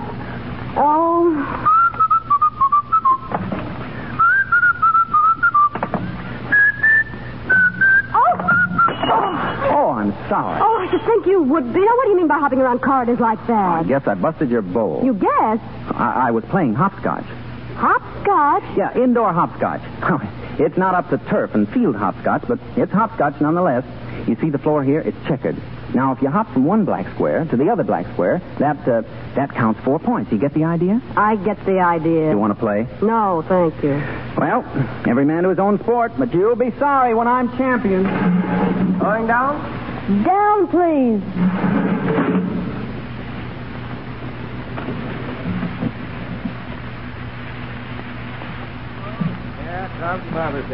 Yeah, sure. Reggie, that customer's waiting for you. You mean the fellow who followed me in? I know. I told him I was busy. What? Don't you know who he is? Yes, he's the future hopscotch champion. I'm not interested in hopscotch. Yeah, you poor sap.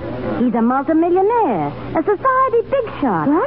That's Theodore Drew the Third. Theodore... Oh, my gosh. Oh, my gosh, I almost let him get away from me.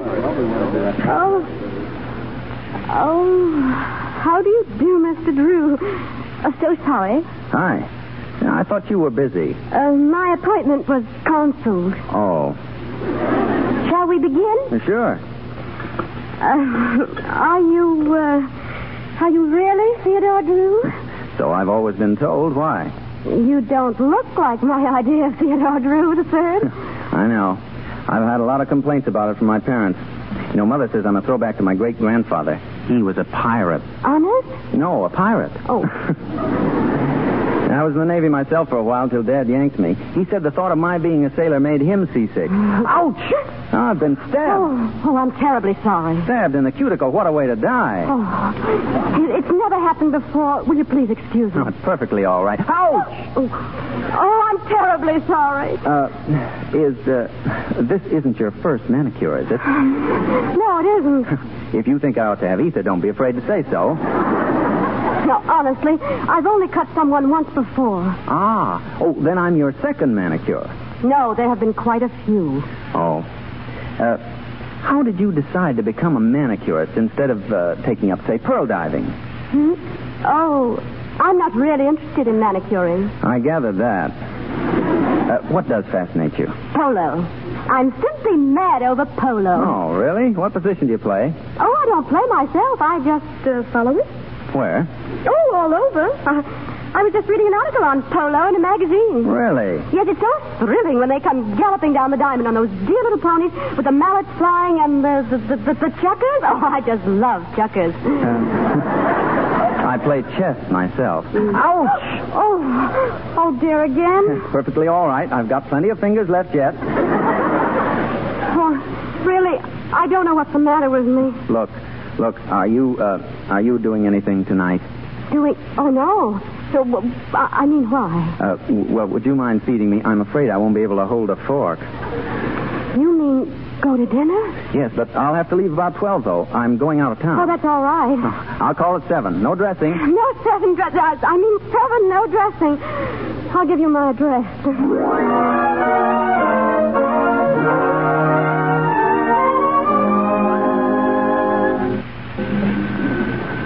It's him, Reggie. It's him. He's downstairs. Oh, quick, no, my coat. Give me my coat. I told you not to eat all those peanuts. Now you won't be able to eat dinner. Oh, you leave that to me. Do I look all right? Oh, you look swell, Reggie. Now be refined. You know what a man like he is used to. Oh, I'll be a lady, all right. I've been practicing this for years. Au revoir. See you in the society page. Hiccup! It must be the nuts. Oh, I bet Mr. Drew won't think so. Society people don't do that. Breathe in and out. How else can you breathe? Water. That'll fix it. Here, drink it, Reggie. Well? Oh, it's all right, I guess. Goodbye, darling. Goodbye.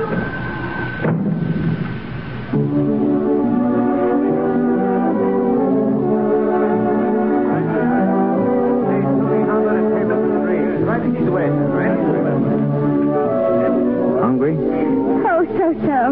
Maybe you lost your appetite waiting for me to call. No, I didn't notice you were late. I was lost in a book. Well, lucky for me you found your way out. What was it about? Poetry. I'm crazy about poetry. I thought it was polo. I beg your pardon? I didn't say anything. Excuse me. You know, young lady, you stand on the threshold of the greatest experience in life. Until we entered this restaurant, you'd only been existing. Now, you're about to live. I envy you. What is it? Onion soup. Onion soup? Say it with reverence, please. This is the finest onion soup in the world. Waiter. Yes, sir. Your order, sir? Waiter, bring some onion soup. Quantities of it. Bring me a great vat. Yes, sir. And you, madame? In a cup? Yes, sir. In a cup, so that's your gratitude. No. Why, you have the hiccup. Oh, yes, I'm terribly sorry. Why, you're very lucky. So happens that you're sitting across the table from one of the world's most eminent hiccup specialists. I'm glad to hear it. Now, you do just as I do. Take your glass. Here, and drink from the other side like this. Yes. See, from the outer rim. Come on, do it. Like this? Yeah, that's it. Keep on. Now. Oh, my. There you are. You're cured. And you won't have hiccups again for a year. Really? No hiccups for a year. Oh, my, how the time flies when you're having fun. Well, Well, you're just a stubborn case. I can tell by the shape of your head. I don't know how I got them. Some types are susceptible to them. You know, I read a long article on hiccups once. It said that they can always be avoided, that giving in to them shows a lack of willpower. Yeah. No kidding. Nobody has to have hiccups. Well, I guess that's right. Of course it is. My dear girl.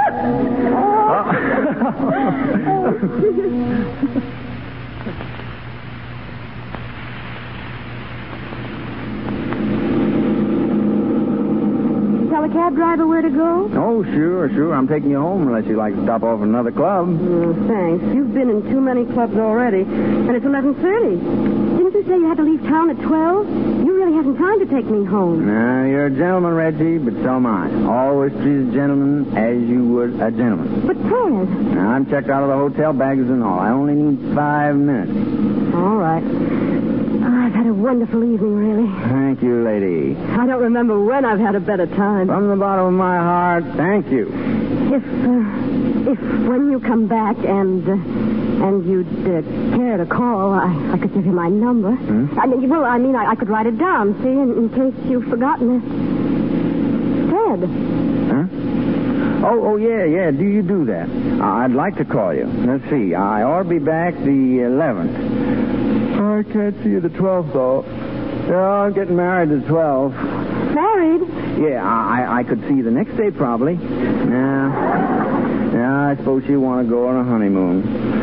Oh, they all want to go on honeymoons. Slaves of fashion, that's what we are. What's good enough for our fathers is good enough for us. What would happen if there were less honeymoons? Right. A good thing, too. Whole business is a vicious circle. I'm tired of it. Anyway. Ted, are you asleep? We're here, lady. Yes, I know, but... Ted, wake up. He's asleep. Yeah? Want me to help you get him upstairs? No, he doesn't live here. Besides, he has to go out of town, and he only has 15 minutes. That's time enough, lady. No passenger of mine's missed a train in 10 years. What train does he go on? Why, I don't know. Oh, Mr. Drew. Ted! Mr. Drew! He moved. That's a good sign. Keep talking to him. Mr. Drew! Mr. Drew! Oh, he has to get on that train. Have you any idea where he's going? It might strike a responsible chord, you know? Ted, do you want to go to Newport? Newport! Oh, lady, this is no season for Newport. Try somewhere else. Palm Beach. Long Island. Greenwich. Oh, Ted, wake up. Where do you want to go? Wake up. All aboard. Wake up. Reggie, what's the matter? Oh, Nona. I heard you yelling all the way upstairs. The neighbors are complaining. I can't wake up Mr. Drew. And I can't wait here all night either, lady. You better let me carry him upstairs. But oh, all right. Apartment 12, put him on the couch. I'm terrific at the fireman's lift. Oh, Reggie, it's thrilling. Theodore Drew III coming to visit us. Yeah. Mr. Theodore Drew III was the weekend guest of the Mrs. Kane and Gil Hooley. The young millionaire enjoyed a pleasant nap.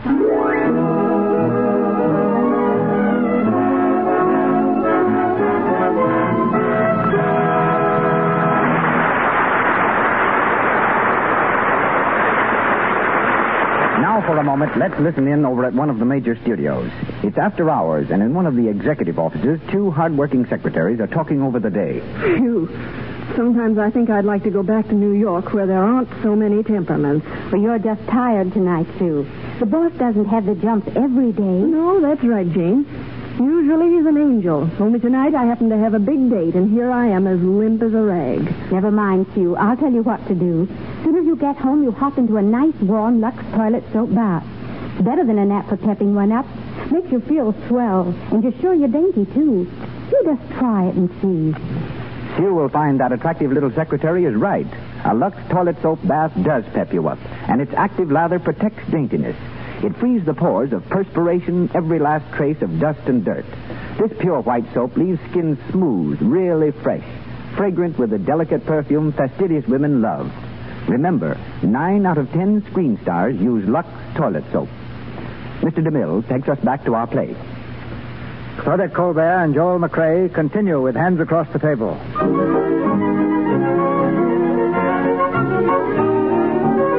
Theodore Theodore Drew III was still asleep on the couch when Reggie and Nona left for work the following morning. It's later in the day, and Reggie is in Alan Macklin's suite at the hotel. She seems strangely preoccupied as she goes about her daily routine. Anything wrong, Reggie? What? Oh, no. No, this is getting dull. What did you do last night? Last night? Why, nothing much. Have a date? Yeah, sort of. Young woman, you're pulling your punches. Out with it now. Who was it? Theodore Drew III. Who? Theodore Drew III. Well, you don't look very happy about it. Wasn't it fun? That's the trouble. Oh, it was so much fun. What'd you do? Oh, we went out to dinner and then to a lot of different places and danced. Yes, he can dance, of course. Is he handsome? Well, he's sort of crazy. You like him, Reggie, huh? Yes, I could, Alan, but... But he's going to be married. How did you know? If it's printed in the papers, Reggie, I know it. Who is he going to marry? Miss Snowden. Vivian Snowden, I think. Her father's Amos Snowden, the one they call the Pineapple King. I see. I hate pineapples. A lot of people must like him. She's enormously rich. Oh, no, that's funny, isn't it? He's rich and she's richer, so they're getting married. Well, why didn't you convince him he ought to marry a poor girl? I tried to. I certainly tried to. Until I found out he was engaged. I think I even tried a little after that. Why? Because he was Theodore Drew III, or because you liked him pretty well? Because he... No, I haven't changed. I still say money's the most important thing. Oh, but there I go, telling you the story of my life again. I bet you can hardly wait for the next installment.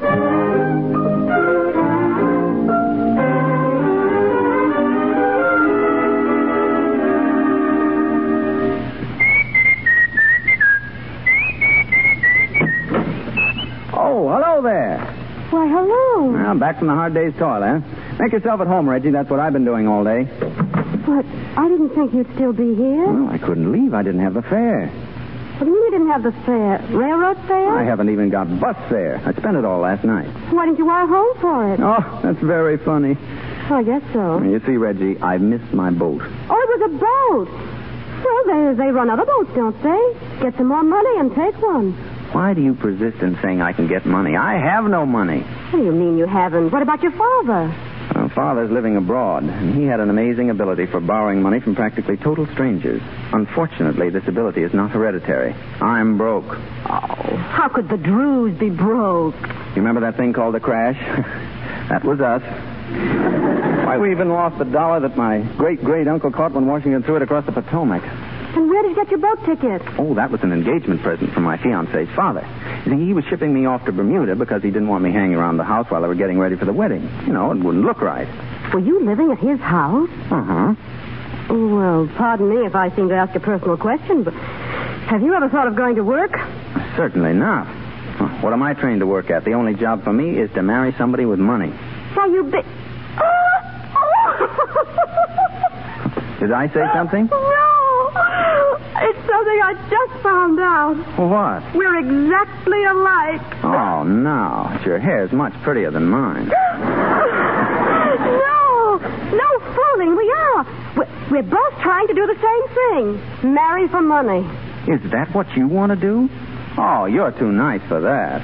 Do you think I want to work in a barber shop all my life? Oh, but to go out in cold blood and deliberately marry for money. Well, what are you doing? Oh, well, it's all right for me to do it. I'm a heel. Well, did I ever say I wasn't one? Well. Both members of the same club. Shake. Well, now what are your plans? Plans? Well, you know, I've been thinking. How about taking me in as a boarder? What? Just until my boat gets back from Bermuda. Oh, I couldn't do that. Well, why not? You helped me get into this trouble. Isn't it only fair that you should help get me out? Well, I suppose so, but... Well, I couldn't do that. No, that wouldn't look right. Well, why not? Don't forget, I'm practically a married man. I'll be no trouble. I tell you what I'll do. I'll wash dishes, and I'll even cook for you and your girlfriend. Come on, now, be a good kid and help me out. After all, I can't go back to old man Snowden's. He doesn't like people who miss boats. Well, Oh, gee, thanks. No, I haven't said anything yet. But I guess it'll be all right.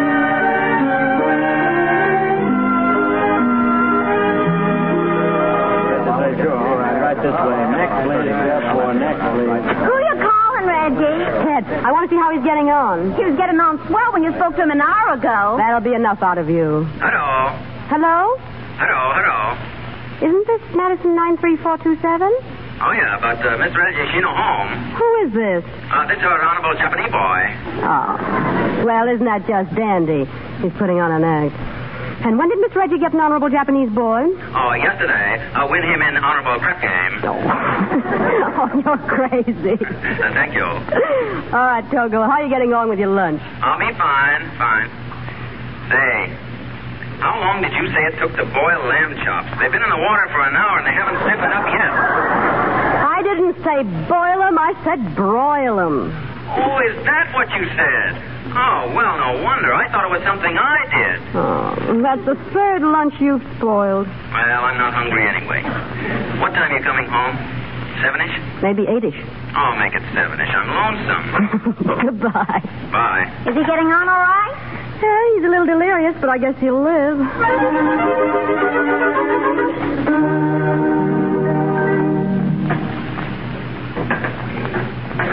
I'll drive them. You can put the supper things away. Sure. Say, I meant to ask you, what do you do with butter that's left over? You put it in that thing they call an icebox. It's a new invention. Very clever, too. What won't they think of next? Did anything exciting happen today? No, very dull. Some flowers came for you again. I saw them. They're from Alan. Who's Alan? He's my best friend. He always sends me daffodils.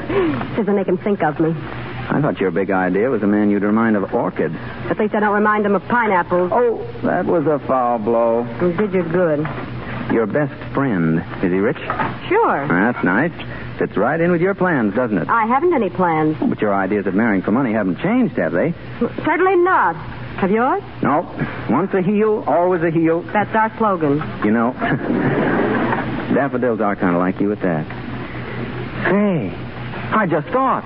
I'm in Bermuda. Good. I'm in Greenland. No. This is serious. I'm supposed to be in Bermuda, and Vivian might telephone. What'll I do? Well, telephone her first. What? From New York? Don't tell her it's New York. Tell her it's from Bermuda. Here, come on, I'll show you. I shall make you general of all my armies for that suggestion. Only you've got to tell her I'm calling from Bermuda. Oh, no.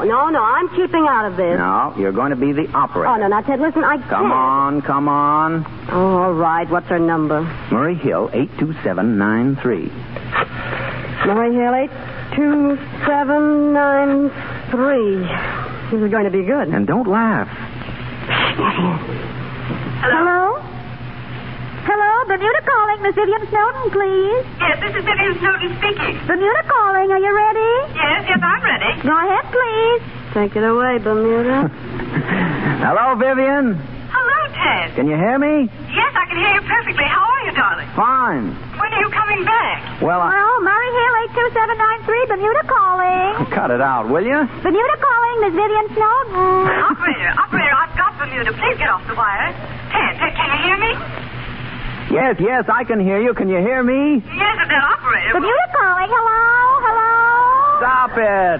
Hello, operator. Will you please get off the line? I'm talking to Bermuda, and the wire's perfectly clear if You'd only let us alone. Hello, Ted. Ted, are you there?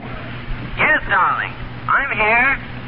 Hello, can you hear me? Yes, I can hear you. Can you hear me? Hello, Bermuda calling. Murray Hill, 82793. Go ahead, please. Hello. Hey, Ted, is that you laughing? Hello,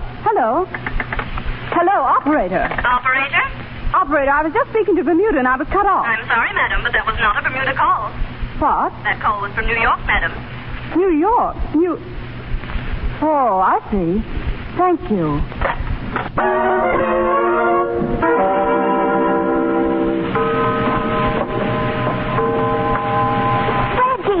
Reggie, wake up! Huh? I heard something in the living room. A bump. A what? A bump. It sounded like something fell on the floor. Oh, hand me my robe. It's probably Mr. Drew doing setting up exercises. At 2:00 in the morning? You'd have to be crazy. What makes you think he isn't? I'll be right back. Hello. Oh, hello. Did you make a noise in here? I guess so. I just fell off the couch. What you heard was my head versus floor. Are you hurt? Hurt, sire? I'm killed. Oh, I'm sorry. It's happened every night, only you sleep like a sailor and you never hear me. Do you dream? No. Then what's the matter? I can't sleep on a narrow bed. Oh, now isn't that too bad? Well, maybe it'd be all right if I was tucked in. You know, with a chair against the side here. Or could you tuck me in? I suppose I'd better if I want to get any sleep. Bright and early up tomorrow if we're going on that picnic. There you are. How's that? Swell. You know, you're almost as good at tucking me in as my mother was. Thank you. Was there anything else your mother did? Oh, yes. Before she turned out the light, she always kissed me goodnight.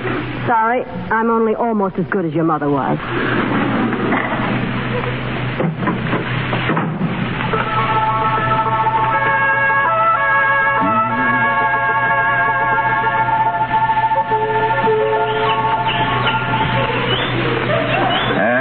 Across the table. Boo, boo, boo, boo, boo, boo, boo, boo, boo, boo. Well, how's that? Pretty good. Just giving the birds a little competition. Say, that's not a bad voice. Did you ever think of doing anything with it? Such as shutting up? Well, sometimes people who can sing get jobs doing it. A lot of them even get paid, even. Are you suggesting some form of industry for me? Well, it's nice work, they say. If you can't get it. Say, how often do I have to ask you not to use nasty words like work and job? I'm sorry, I keep forgetting. Oh, but Ted, you must have a lot of friends who could give you a job. There'll be a fine friend that'd give you a job. No friend of mine had better try anything like that on me. You and your ideas. Well, they're no different from yours. You're really serious, aren't you? Well, sure, aren't you? Hey. Well, oh, sure I am. Good. Now, let's talk about something else. All right, what? Well, the sky, for instance. Those clouds. They're all right, aren't they? They're all right. I've never seen them so beautiful before. Maybe they never have been. Have they, Reggie? No, not to me. Me either. Reggie. What? Let's go home, huh? Yes, it does look a little like rain.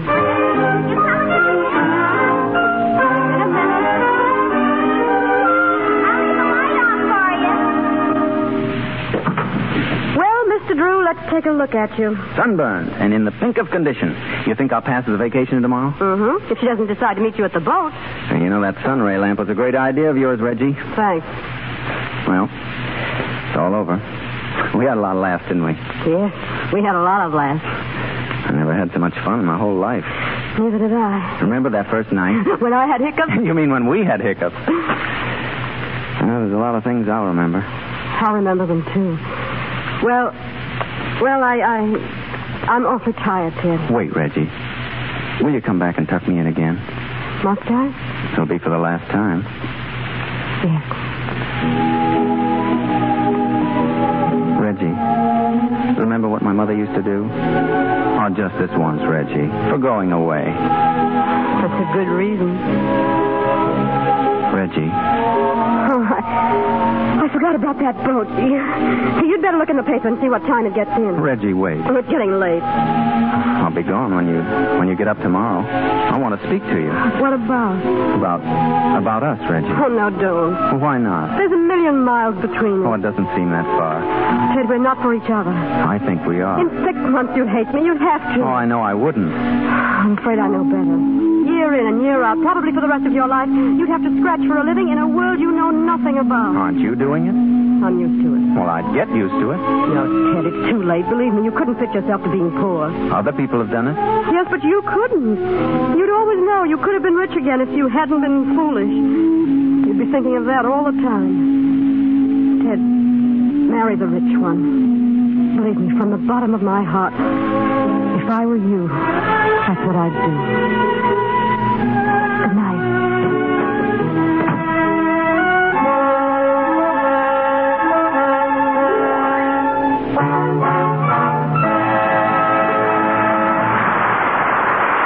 Pause for station identification. This is the Columbia Broadcasting System. This is KNX, Los Angeles, the voice of Hollywood.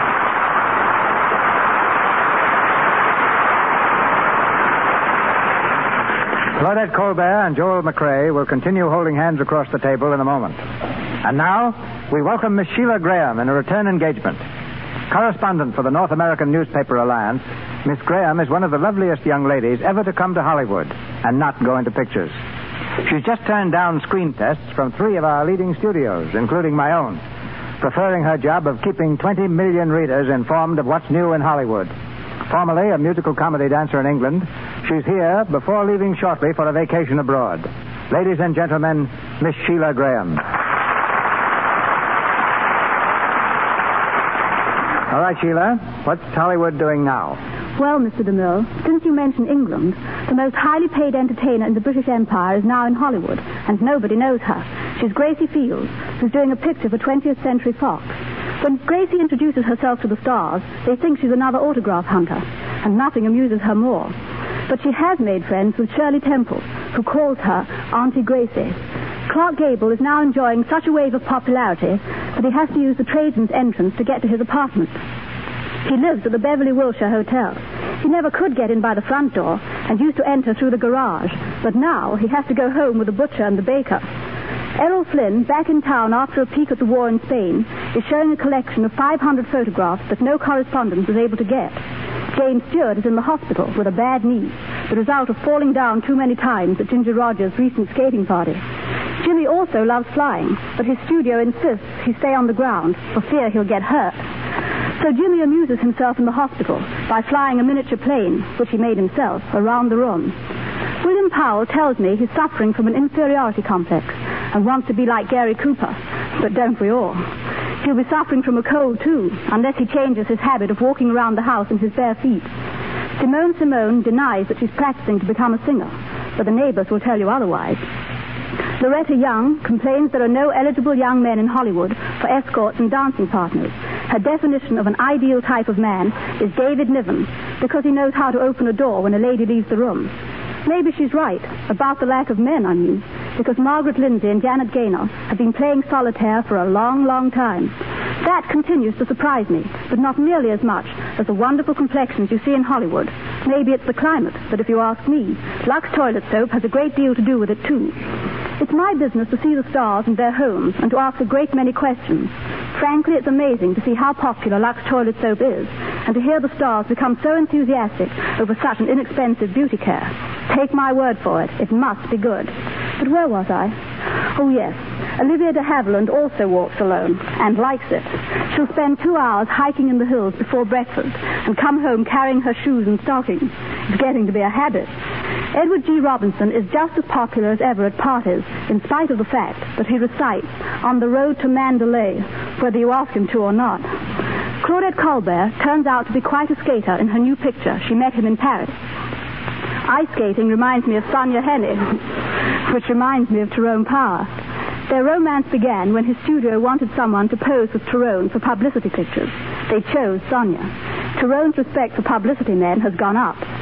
But now, Mr. DeMille, if the audience is half as anxious as I am to hear Claudette Colbert and Joel McRae, they'll be most happy to learn my next disclosure, which is, all my thanks and goodbye. I'll listen for you in London. Better let me make that screen test. Once again, Hands Across the Table, starring Claudette Colbert and Joel McRae.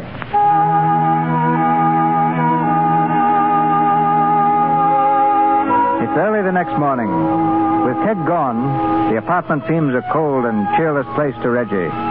She stands by the window, gazing thoughtfully down into the street. Nona, dressed for work, comes from the bedroom. You better hurry, Reggie. It's almost time. Right away. What are you standing there for?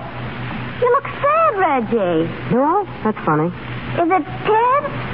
You were sort of crazy about him, weren't you? I knew nothing would come of it, though. The Audreys were all wrong, Reggie, right from the beginning. The day I met him, you told me they were good. Yeah, but then I didn't know about Venus. Venus? Yeah, she was in the wrong place. Nona, what star or number is it that makes a man a coward? Huh? What? Who? Oh, never mind. Come on, let's go.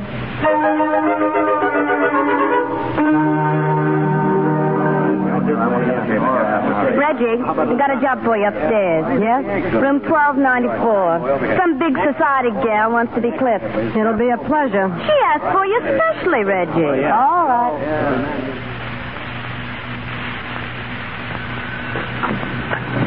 Hello, room 1294. This is the barber shop. Miss Kane is on her way up. Thank you. Who is that, Helen? The manicurist will be right up, Miss Snowden. Oh, you got the one I asked for? Yes, Miss Snowden. And you're sure you didn't mention my name? Oh, no, Miss Snowden. Oh, your father called a few minutes ago. Mr. Drew went up to the house this morning after his boat docked. Oh, he did he? Your father told him you were down here at the hotel. Yes, thank you, Ellen. I'll answer that. Yes, Miss Snowden. Come in, please. You sent for a manicurist? Yes. Oh, come in. Sit down over there a minute, please. I'll be ready for you. Your name is Reggie Kane, isn't it? Yes, when you called for me, I thought I must have done your nails before. No. The manager said you were the best. That's how I happened to... Oh, say, that's nice of her. Well, will you tell me something about your profession? Why do all men attempt to make dates with manicurists the minute they sit down? Is it because they're more or less holding hands already? I think that's a little exaggerated. Well, no, not from what I hear.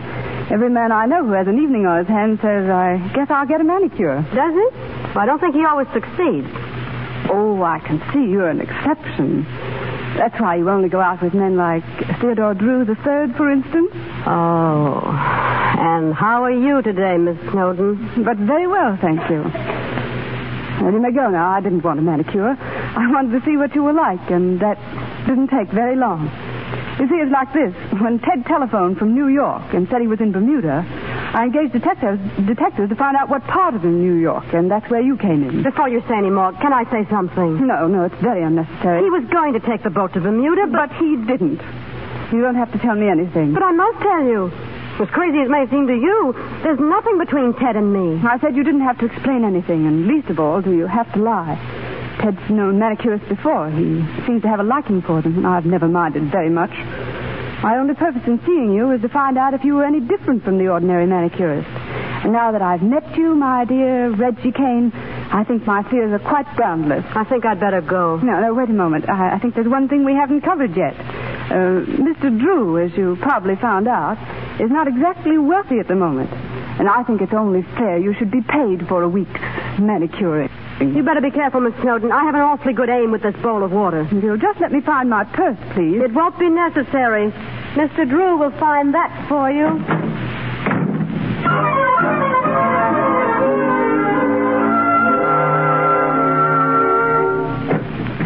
Come in. What a day to be late, Reggie. Oh, I'm sorry. My hangnails have been screaming for you. I called downstairs for you twice. I wasn't there for a while. I went out. Another patient? Yeah, I almost polished off a society girl. I wanted you early today. I've got something to say to you. What? Well, I don't know how to begin. Reggie, what's the matter? Nothing. Well, you look as if your face looks... Reggie. Oh, Alan. What is it, Reggie? No, don't talk yet. Just let me get this off my chest. That's right. Have it out. Oh, Alan, you don't know what... Now, it can't be as bad as that. Yes, it is. It's terrible. Well, can't you tell me about it, Reggie? It's Ted. He's gone back to that girl. You did let yourself fall in love with him, then? Yes, how do you like that? Me, hard-boiled Hannah, who was going to fall in love with a bankroll. Oh, Alan, take a look at a prize dumbbell.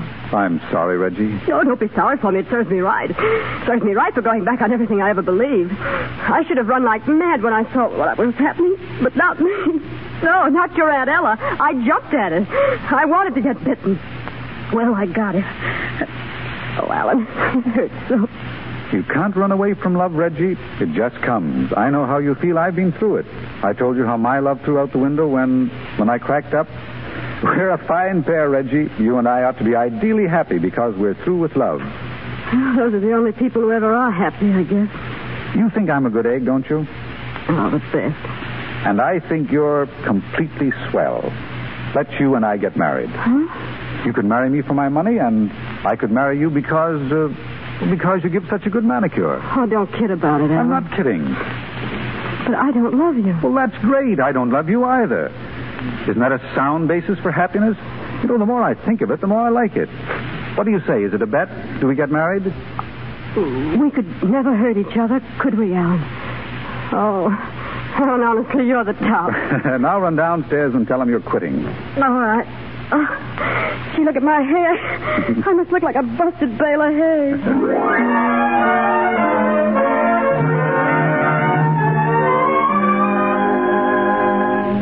Well, Peter? I called the captain, Mr. Macklin. He'll have the yacht ready by the first of the week. Fine. If I may say so, sir, Miss Kane is a fine young lady. Thank you, Peter. Oh, this telegram came for you, sir? Oh, I'll take it. Come in. Oh, excuse me. Is she still up here? She? Who? Oh, Reggie Kane, the girl who came up to give you a manicure. They told me she was up here. Oh, she stepped out for a moment. She'll be right back. Oh, swell. I'll wait if you don't mind. But surely there must be another manicurist in the barber shop. Oh, I don't want a manicure. I want to ask her to marry me. To marry you? Yes. Look, do you mind if I ask her to marry me on your time? It won't take a minute. Look, I'm terribly sorry. I suppose you must think I'm nuts. Let me introduce myself. I'm Theodore Drew. Yes, I rather thought so. You know me? Then she's told you about me. Uh-huh. Oh, that's fine. Say, do you suppose she'd be glad to see me? Do you think I'm too late? No, I don't think so. Oh. Hello, Reggie. Ted, what are you doing here? I followed you up, darling. Everything's all right. I just had a talk with Vivian. I told her what I've wanted to tell her ever since last night. That it's all off. The engagement, the marriage, the bankroll, everything. I'm broke, and I'm happy. What are you going to do? Well, I'm going to get a job, and then I'm going to ask you if you will...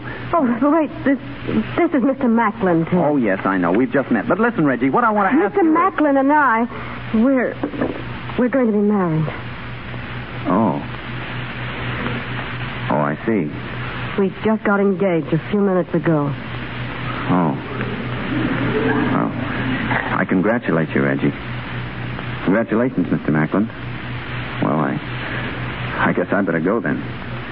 Goodbye, Reggie. Goodbye. Wait a minute, Mr. Drew.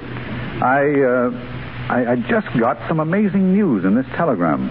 And, well, now I find myself in a spot. What do you mean, Alan?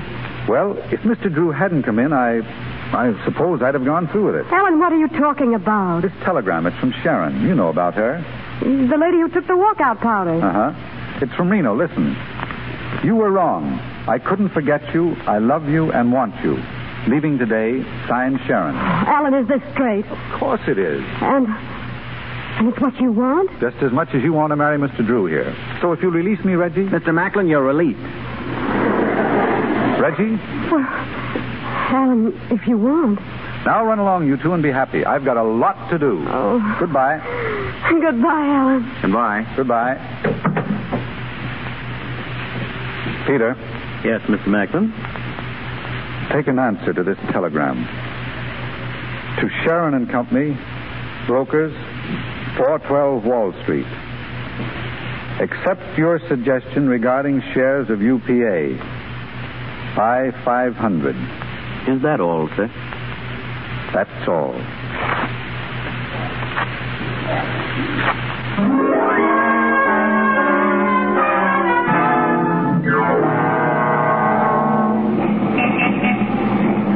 Oh, Reggie, darling, have we been walking uptown or downtown? Does it matter? No. What'll we do now? Oh, we've got a lot of things to do. We have to eat lunch. I need a new lipstick. We've got to get married. And you've got to look for a job. What do we do first? We'll toss for it. Heads, we get married first. Tails, we eat lunch. I'll toss it.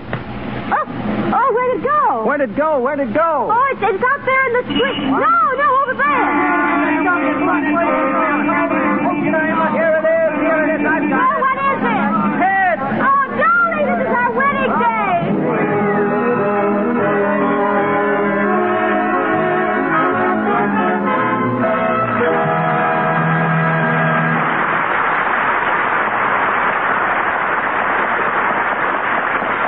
So we ring down the curtain and hands across the table. Claudette Colbert and Joel McRae will be heard again in just a minute. Hollywood is one of the world's most fascinating communities. A place within whose boundary lies all the world and all the drama, comedy, and tragedy the world has ever known. After 25 years, I still find it as fabulous as the ancient city of Baghdad. A place where astonished visitors come to return home as modern Marco Polos with tales of the amazing ends, which we willingly go to bring you better motion pictures. It's natural, then, that Hollywood should be the scene of some of the queerest occupations under the sun. The man you hear from now will tell you not only of his own strange job, but of some of the other oddities of Hollywood. Ladies and gentlemen, Mr. Earl Hayes. Thanks, Mr. DeMille. My job, ladies and gentlemen, consists of being reporter, editor, makeup man, and publisher of most of the newspapers you see in motion pictures. Actually, I'm a printer, and the studios call on me when they need a newspaper to show on the screen, especially in a close-up. Real newspapers are very seldom, if ever, used. You and I know why, Earl, but I don't think our audience does. When you see a newspaper in a picture, the headlines of the item usually concern the characters in that picture. Being fiction, no real newspaper would ever have carried such a story. I can't use the name of an actual paper because the publisher might object. I can't use genuine news items either because they'd no longer be news by the time the film was released. So I write my own newspaper. I put the principal story, the one that has to do with the plot of the picture, in the position where it would probably be in a real newspaper. But all the other stories on the page must make sense, too, just in case you're a fast reader and a little inquisitive and want to see what else is in the news. What about some of your contemporaries in the unusual? Well, there's Perce Westmore of Warner Brothers. As head of the makeup department, he's in charge of one of the world's greatest collections of beards and whiskers. They're all neatly classified as to types. There's the patriarchal variety, the Van Dykes, the Henry VIII, the hobo and western types, and the common house-grown variety. A good beard man is a real artist.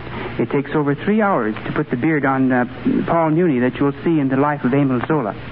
Then take J.C. Chalmers. Mr. Chalmers makes glass for smashing. Many of the windows, the champagne glasses, the mirrors, they're shattered in pictures, are his handiwork. Only Mr. Chalmers isn't in the glass business. He's a confectioner, and the glass you see broken is really candy, so nobody will get hurt. There are men who spend their time making antique furniture or putting squeaks in rocking chairs. Another is an expert cobweb maker. And when you see a fire on the screen, the firemen aren't actors.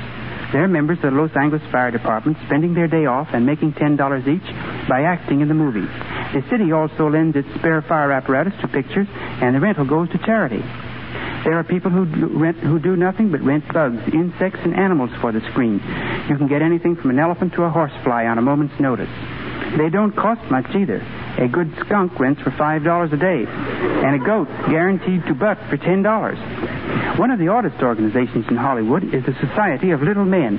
This group consists of extras and bit players who are all adults, but who are so short that they can only play children parts. And since children don't work at night in pictures, the little men are usually very busy little men at the studios. Yes, Hollywood's full of rarities, but one of the greatest rarities is to find a star using anything but Lux toilet soap. I know my wife started using it because she knew the stars do and figured it must be the best. Well, that was a good many years ago, and I've never seen anything else but Lux around the house since. I guess that's about the best recommendation a person could give. Personally, I think it's great. Let me thank you, Mr. DeMille, for the privilege of appearing on a program I listen to so often. Goodbye. Goodbye, editor. And now, a bow from our stars. Ladies and gentlemen, Claudette Colbert and Joel McRae.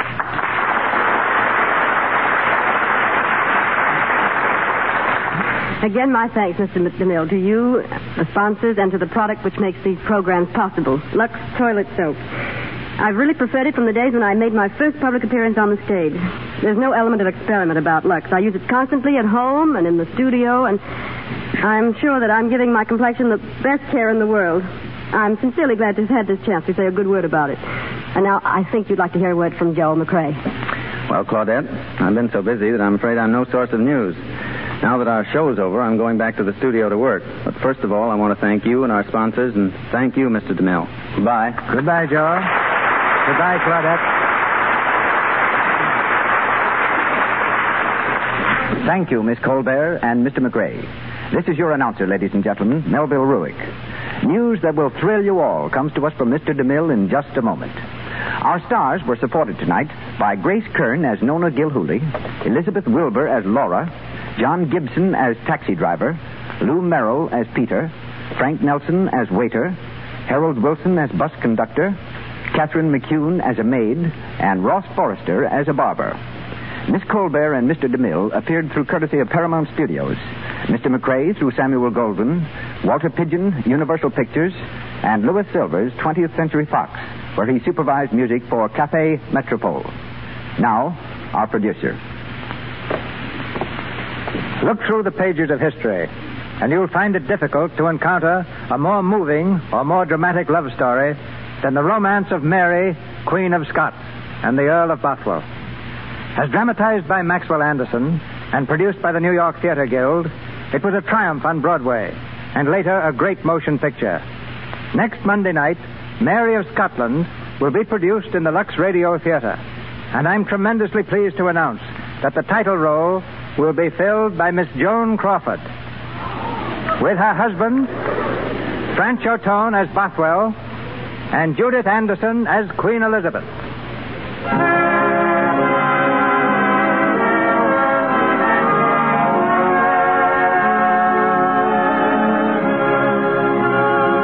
Sponsors, the makers of Lux Toilet Soap, join me in inviting you to be with us again next Monday night when the Lux Radio Theater presents Joan Crawford, Francho Tone, and Judith Anderson in Mary of Scotland. This is Cecil B. DeMille saying good night to you from Hollywood.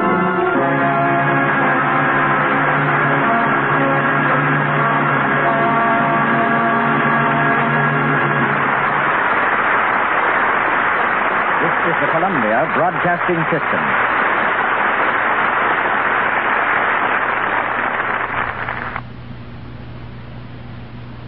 This telephone girl. Joe E. Brown appeared through courtesy of David L. Lowe Productions.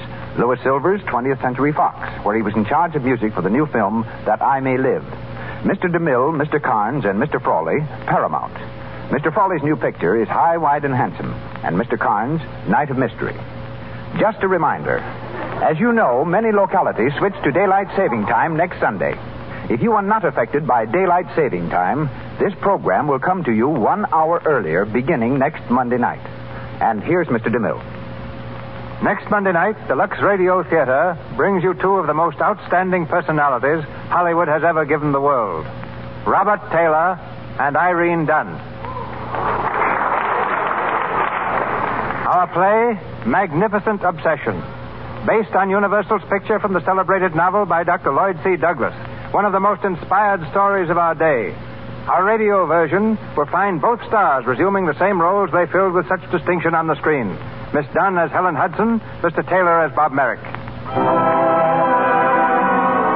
Our sponsors, the makers of Lux Flakes, join me in inviting you to be with us again next Monday night when the Lux Radio Theater presents Robert Taylor and Irene Dunn in Magnificent Obsession. This is Cecil B. DeMille saying good night to you from Hollywood. This is the Columbia Broadcasting System.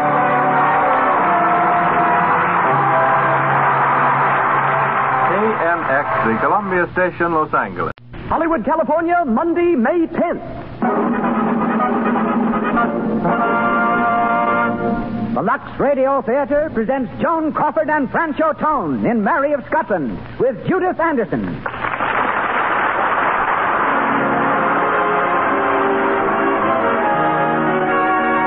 Lux presents Hollywood, starring Joan Crawford, Francho Tone, and Judith Anderson. And as guest of honor, the head of one of the oldest houses in English nobility, the Earl of Warwick. Our producer, Cecil B. DeMille. Our conductor, Louis Silvers.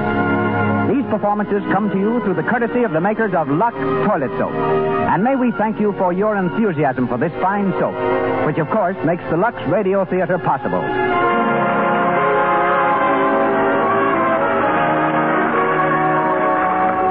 Now, I'm sure you have all heard men say something like this. Pretty? No, not exactly. But let me tell you something. Boy, she's got a way with her. There's something about her that sort of gets you. When a man talks that way about a girl, you can be sure she's learned the secret of being really attractive to men. That skillful and beautiful little screen star, Betty Davis, says this. You girls who want to be popular, here's something to remember. The man was never born who could resist the charm of perfect daintiness. The least fault against it just ruins illusions, spoils romance. The easiest, most delightful way I know to protect daintiness is to bathe with Lux Toilet Soap. The active lather leaves skin really sweet, fragrant with the delicate perfume you'll love. Try it. I turn our microphone over to Hollywood's celebrated producer. Ladies and gentlemen, Mr. Cecil B. DeMille.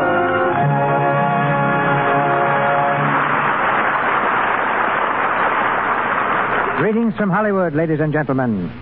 The climax of tonight's play was created exactly 350 years ago, when in 1587, emissaries from the English crown entered the great hall of the castle of Fotheringay and read to a woman named Mary the memorable orders of Queen Elizabeth. Termed the most eloquent historical romance drama of our time, the story you will hear is the work of Maxwell Anderson. It brings us through the courtesy of Metro-Goldwyn-Mayer, Joan Crawford in the title role, and Francho Tone as Bothwell, while Judith Anderson will portray Queen Elizabeth. Joan is one of the most earnest actresses in Hollywood. The next picture in which she will star with Spencer Tracy is named 3 Rooms in Heaven. From Cornell University, Franchot Tone went immediately to the stage. We in Hollywood know him not only as a fine actor, but as one of our most civilized, charming, and best-liked neighbors. He comes to you shortly on the screen in MGM's They Gave Him a Gun. In Judith Anderson, Broadway lends us one of its greatest dramatic actresses, last seen in Hamlet, The Old Maid, and Come of Age.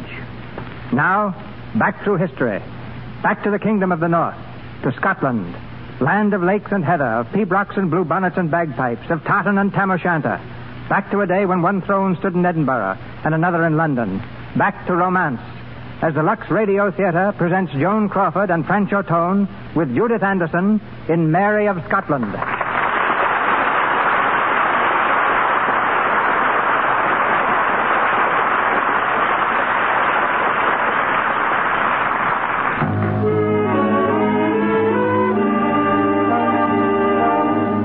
Scotland, in the year 1561, from France across the angry waters of the North Sea, Mary Stuart comes unheralded to take her rightful place upon the throne as Queen of Scots.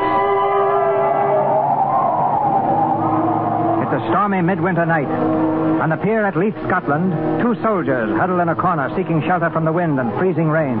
The Earl of Bothwell walks quickly along the pier and, stepping from the shadows, addresses them sharply. Leg it over the inn, one of you lads, and fetch a chair. What on God here, my lord? Curse your guard duty. The Queen of Scotland stepping out of a boat in velvet shoes. I thought there was a chair nearer than Edinburgh town. There's one at the Leith Inn, as you well know. Wouldn't have the silver for that in any case. What the devil do you mean by haggling over a dirty chair? Seize it. Seize it in the Queen's name. I'll fetch it. And you go with him. I will, my lord. The Queen of Scotland with her velvet shoes. We want none of her here. A very broad evening to you, Master Knox. And to you, Lord Bothwell. It seems some here have heard of her coming, though not perhaps those she'd have chosen. You're not here by chance to greet Mary Stuart. If I had aught to say to her, it will be for her own ears. No doubt. And I have a little observe to make to you about that too, sir. I'm no such fool as to try to muzzle a minister. Nevertheless, whatever it was you were going to say, you won't say it. That's my observe to you. I shall say what I have come to say.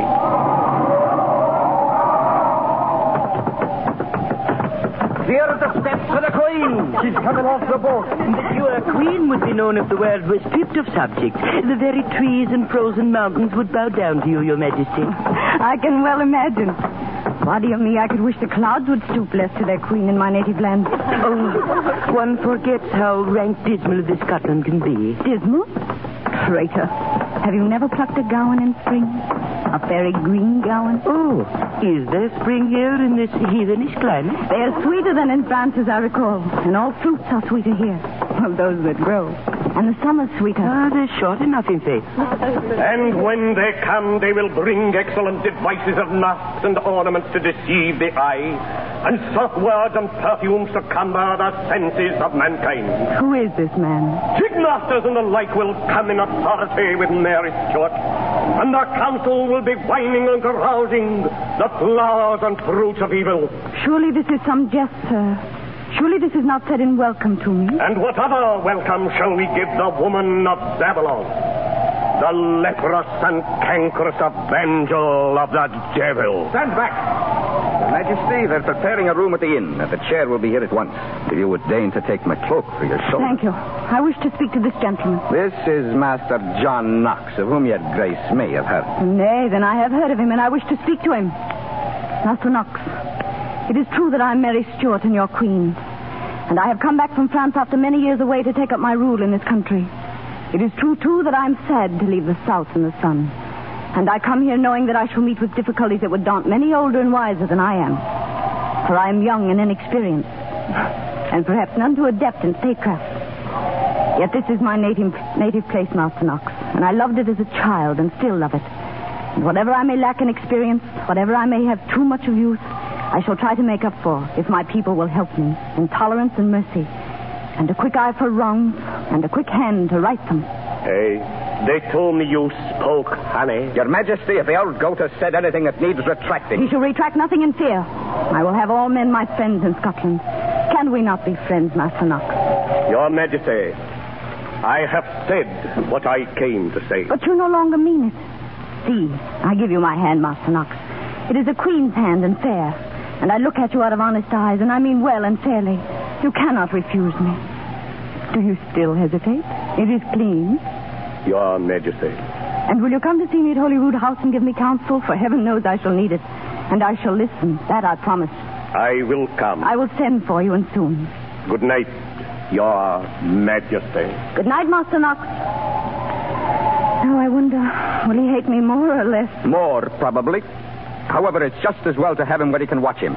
You're an outspoken man yourself, Captain. I am. You will forgive me, but so far I have not heard your name. The captain is James Hepburn, madame. The Earl of Bothwell. Ah, you fought ably for my mother. I have been of some slight service here and there. You have indeed. Tell me, my lord of Bothwell, have I done well so far? Shall I not make this Scotland mine? Madam, it is a cold, dour, sour, villainous country. And the folk on it are a cold, dour, sour lot of close-shaving villains. And I can only hope no harm will come here to that bonny face of yours. And no misery to the spirit you bring. Now, here's a new kind of courtesy. You'll hear far and wide I'm no courtier, madam. But I have eyes. And I can see that the new sovereign is a comely lass. And a keen one. And I was for her from the first I saw her face. But from my heart, I could wish you a better country to rule over. Enough. Solemnly and truly, sir, it may be that they are not a happy race. But they have beliefs. And what they believe from the heart. Why, even this Master Knox. He believes whatever's to his own advantage. He splits the country wide open over your coming and leads the pack against you. We'll have bloodshed over it yet. Bloodshed? And plenty. No.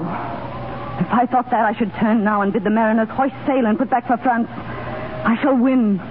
But I shall win in a woman's way, not by the sword. Let us hope so. Hope so? But I shall. I am no courtier, madam. I say, let us hope so.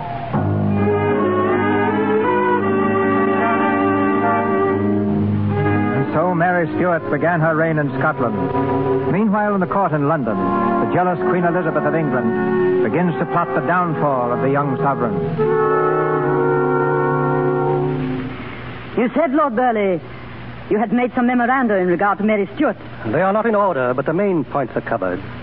First, Mary Stuart has crossed from France to Scotland against your advice and without your safe conduct. Yes? Second, she has been crowned Queen of Scotland. This also against your wish and in defiance of your policy. Yes?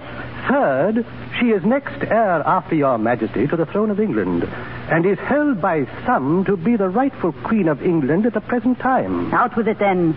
What must be done? She must be defeated. Truly. But not so quick. Not so quick with wars and troops and expenses. Have you no better counsel? In all my reading, I have found no case of a sovereign deposed without violence. My lord, it is hard to thrust a queen from her throne. But suppose a queen were led to destroy herself, led carefully from one step to another in a long descent, until at last she stood condemned among her own subjects, barren of royalty, stripped of force, and the people of Scotland were to deal with her for us. Can this be done? She is a woman, remember, and open to attack as a woman. We shall set tongues wagging about her. And since it may be true that she is of a keen and noble mind, let us take care of that, too. Let us marry her to a weakling and a fool. A woman's mind and spirit are no better than those of the man she wed. She will hardly marry to our convenience, madam. Oh, not if she were aware of it. You have thought of someone? She is seen much with the Earl of Bothwell. I have thought of Darnley. But after herself, Lord Darnley is in fact heir to the English throne. The better. He is handsome and a good bearing. Yes. And a fool. A boasting, drunken boy. If I give out that I am determined against it, she will marry him. And he will drag her down, turn her people against her, make her a fool in council, spoil her beauty. I tell you, a queen who marries is no queen. A woman who marries is a puppet, and she will marry him. But this will take time. It will take many years. I can wait. And we shall need many devices. You shall not find me lacking in devices. In the word to drop here, the rumor started there. It will grow up about her in whispers that she is tainted in blood. She will be known as double-tongued, a demon with an angel's face, a prophetess of evil. Her own people will rise and take her scepter from her. But, Your Majesty, you... However, I am not to appear in this. Always and above all, I am to seem her friend. You would say that I am in myself more nearly what will be said of her. No.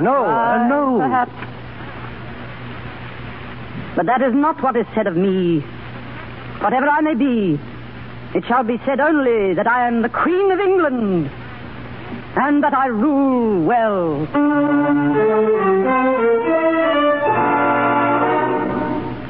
With expert prompting from Elizabeth in England, the court of Scotland fast becomes involved in a morass of lies, deceits, and petty intrigue.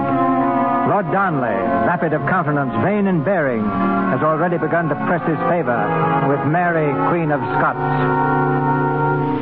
Mistress Beaton, is it true that our sovereign is inaccessible this day? Quite true, I fear, my Lord Darnley. Oh, heaven help the man who tries to woo a queen. Lord Darnley is to remain within call. It is Her Majesty's pleasure. Oh, well, that's something. Oh, my Lord Bothwell. I see my name's remembered, and that's a triumph. Tell the sweet Queen Lord Bothwell would see her alone. Sir, she's closeted with her secretary. We're not free to speak with her. Closeted? So?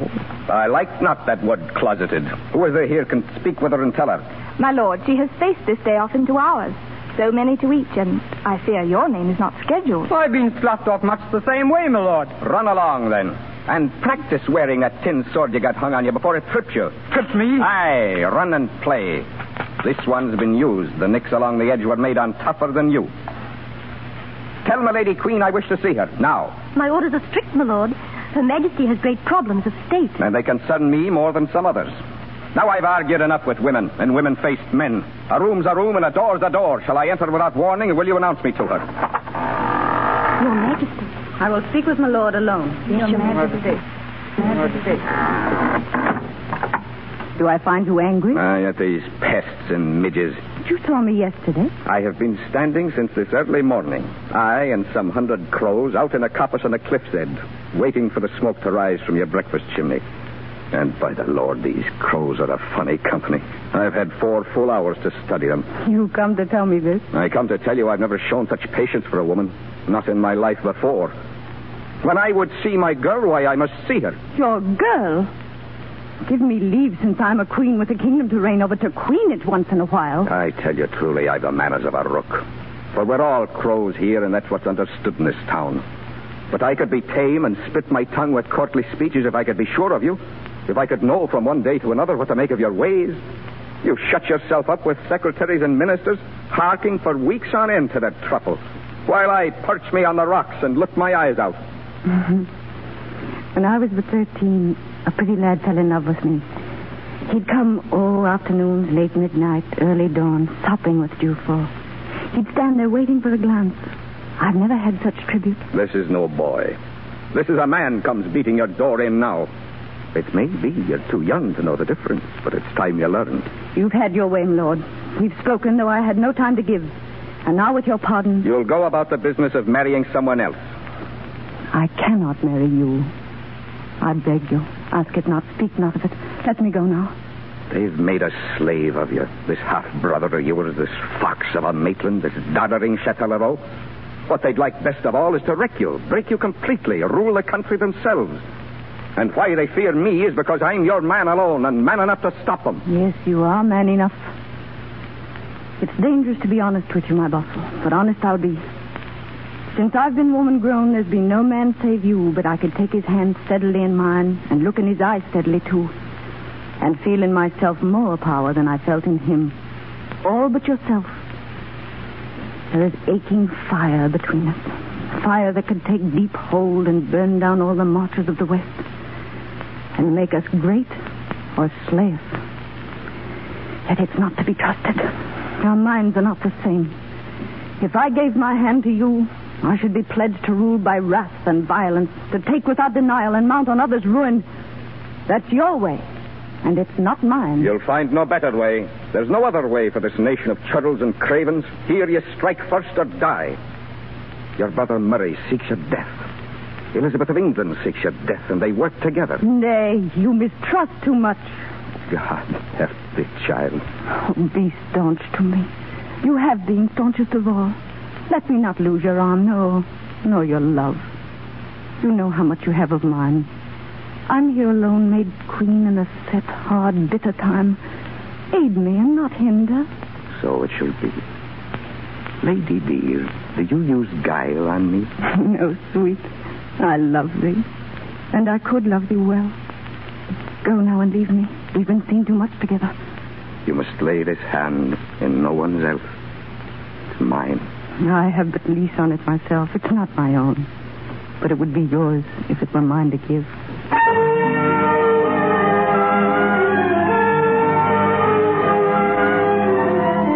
And now, to Mary's court comes an ambassador from England, in the person of Lord Throgmorton, whose purpose is to trick the Scottish Queen into marriage with Lord Darnley. Come down to earth and speak without swaggering. What is it that Elizabeth would have me do? There is some hope, Your Majesty, that when you seek a husband, you will not do so to bolster up your claim to the English crown. That had not occurred to me. But surely your choice in marriage will imply your attitude. I have no intention of plighting my troth at once. But if I had, I've received enough advice already on that point. A mort of it. And I'm tender. Say no more, madam. And I will say no more. Oh, out with it now. Give me the advice. I won't take it. You see, Your Majesty, Elizabeth had a fear of this. The young Lord Darnley has come north against her will. Why he's here, we don't know. Nor whether by invitation or what plans you have concerning him. I have none. Then, if you will, forget what I have said. It was only that this Darnley combines to exactness what Elizabeth dreads in case you marry. After you, he's next to her throne. And if you had a son, why, he'd be heir to England. And I think the plain fact is that Elizabeth would rather choose her own heir. Oh, heaven forgive me. I am heir to the throne of England. And after me, whatever children I have.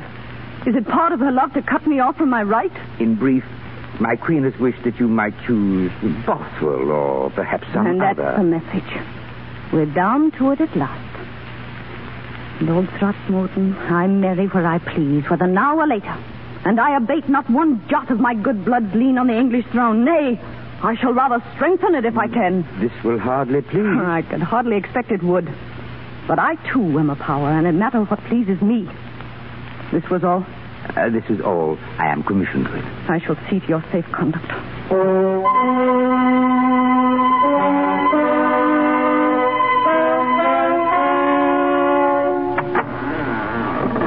Yes? Will Your Majesty see a gentleman calling himself Lord Bothwell? He's in again. There's no keeping him out. The Doxy invited me in herself. You may go, Beaton. Yes. Lord, I have heard from England. Mary McQueen, what you heard I could have guessed. She's a demon. She bodes you ill. I believe it now. Oh, would heaven I'd been born deep somewhere in the Highlands and there met you. A maid in your path and you but a Highland bowman who needed me. Why, if you love me, Marie, you're my maid and I your soldier. And it won't be. Aye, it will be. Look, Bothwell, I'm a sovereign and you obey no one. Were I married to you, you'd be king here in Edinburgh. And I'd have no mind to your ruling. They'll beat you alone. Together we could cope them. Love you I may. Love you I have, but not now and no more. It's for me to rule, not you. I'll deliver up no land to such a hothead. If you'd been born to the blood, I'd say, aye, take it. The heavens had a meaning in this. But the royal blood's in me. I will have no master. Nay, I am jealous of this, my Stuart blood. Jealous of what it has meant in Scotland. Jealous of what it may mean. They've attacked that blood, and I'm angry. They'll meet more anger than they know. And who has angered you? Not I. Elizabeth. I thought so. She's afraid if I'm half a prophet that you'll marry me. No, her fears run the other way. She's afraid I'll marry Darnley and threaten her throne, and so I might. Will you tell me what that means? I mean, if I have a son, he'll govern England. And so he might if he were mine. Nay, might. But it must be. She dares to threaten my heritage. Does that mean Lord Darnley? Aye, lady, will you stoop so low to choose a weapon? This is not worthy of the girl I've known. Am I to be ousted by a papejay? An end of mouldy string? You take too much on yourself of the future. Think of us and the hours close on us here we might have together. Leave something to the gods in heaven. They look after lovers. Oh, what's a little love? A trick of the eyes, a liking to be set beside the name you'll have forever or your son will have? You don't offer enough, Lord Bothwell. You're not true in it, and I'm not true to myself and what I feel for you. I'm no lute player to languish and write sonnets when my lady says me nay. But when the tug begins around your throne, you'll be lost without me. Try no threats toward England. It will tax a hardly man all his time to hold what you have. We differ there, too. What I have, I'll defend for myself. If you marry this Darnley, I take away my hand. Before heaven, he believes he's held me up so far, and that I'd fall without him. I believe it, and it's true. Darnley. No miracle could make him a king. He's a fool, and he'll rule like a fool. We shall see, Lord Bothwell. Well, I'm sped. My suit's cold. But by heaven, lady, Darnley, he sticks in my craw. I can't go him. Will you learn, Lord Bothwell, that this is not your palace, but mine? Or must you be taught that lesson? There's been a bond between us. We'll find it hard to forget. You may, not I. I've set my face where I'm going. Lass, God send thee. You've seen the last of me. I've given no leave for departure, Lord Bothwell. I need no leave, nor leave-taking. You see no more of me. Here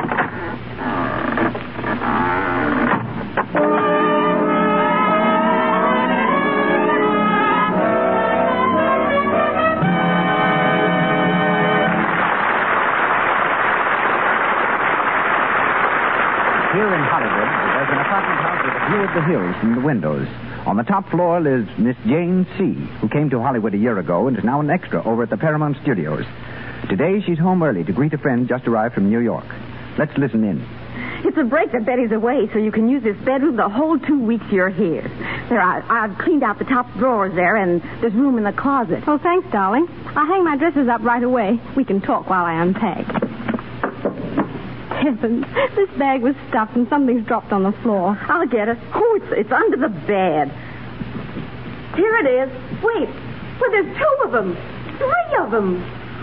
For Pete's sake, Lux toilet soap. Certainly, darling. Never go anywhere without it. No cosmetic skin for little Nettie. You know, unless cosmetics are thoroughly removed... You're explaining to me, and after I've been in Hollywood for a year. Well, Ned, old girl, I'll have to hand it to you. We may be able to tell you something out here about how movies are made and show you the Coconut Grove or the Brown Derby, but we're not going to be able to tell you a thing about smart complexion care.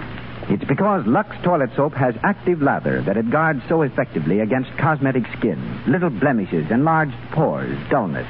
It carries away every trace of dust, dirt, stale rouge, and powder. Use it before you put on fresh makeup. Always before you go to bed. Use it regularly. You'll learn why 9 out of 10 screen stars use it.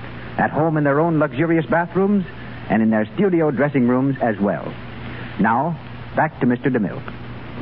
Joan Crawford, Francho Tone, and Judith Anderson return to us now in Mary of Scotland.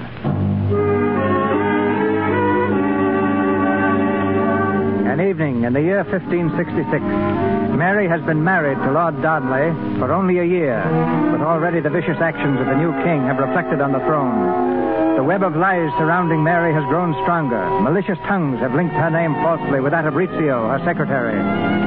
In a hall in the palace, Mary is seated near the great hearth.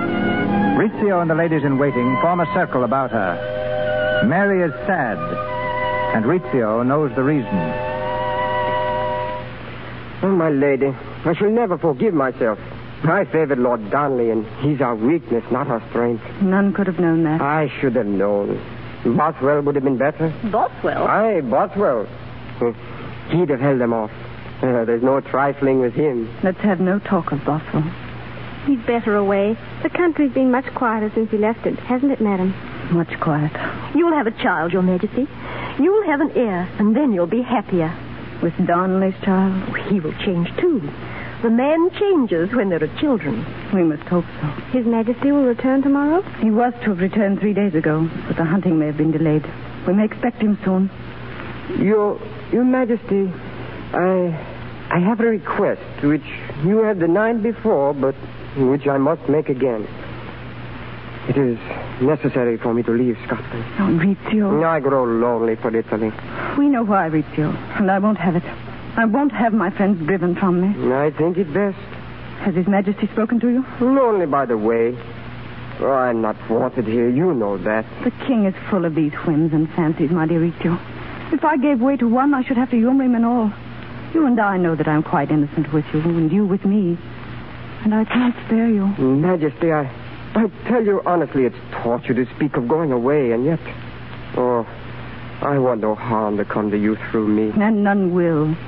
The king is jealous of everyone, my Rizzio. Everyone I see or have seen. It's a brain-sick notion.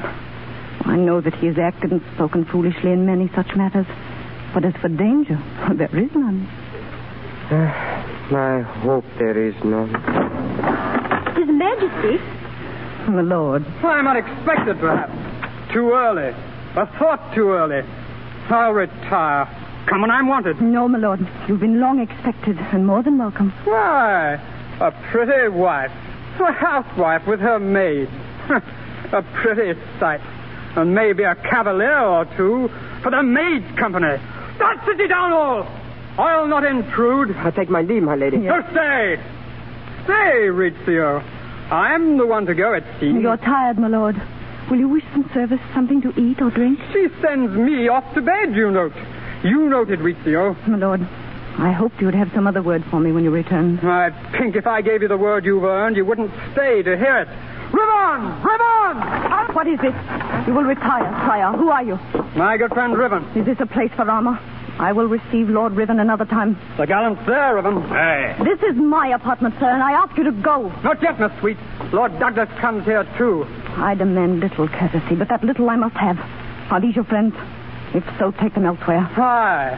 I'm to have my friends in my apartment, and you're to have yours here. That fellow Rizzio with the kinked hair there. That's he, the one we have in question. He, I tell you, that Italian spawn. Your Majesty. Take him! No, Lord Douglas, Ribbon. Whatever you have in hand here, put no faith in this king I've crowned and set beside me. His word is a paper shield. I'm king in this country, mistress, and I know my right. Let me pass. Hey, lads, my sword says Take my nay. tweet, Rizzio. We'll take care of him. No. Douglas, I'll remember this. You've murdered him. You pack of filthy cowards. Hey, and done well. Done well. Oh, fools and cowards. Oh, Rizzio. It was I wouldn't let you go. You might cover that sight. Is he dead, Zita? Yes, madam. Oh, you do well. You do well, all of you. You shall answer for this. There'll be no answering. We know what we know about you. You pitiful dolt. To think such a calf should rule, and it's my choosing. God may forgive you, not I, and Rizzio. Take yourselves out. You pollute the dead that stand there. Come, we've done our work. And well done, too. Rizzio. He wanted to go to Italy. Madam, take care. The blood will stain your dress. Oh, if that were all. This blood will bring more blood after. Now I see. Before I reign here, clearly there will be many men lie so for me. Slain in needless quarrel. Slain, and with each one with blood distilled but once, like his. Oh, I tell you, Beaton, my soul is aghast at this blood spilled for me. And yet it hardens me, too. These are their manners. This is the way they go to work. I shall work on them, and not too lightly. They think of me as a girl, afraid of them. They shall see. And yet my mind believes nothing of what I say. I'm weak as grief, stripped and wept out before them.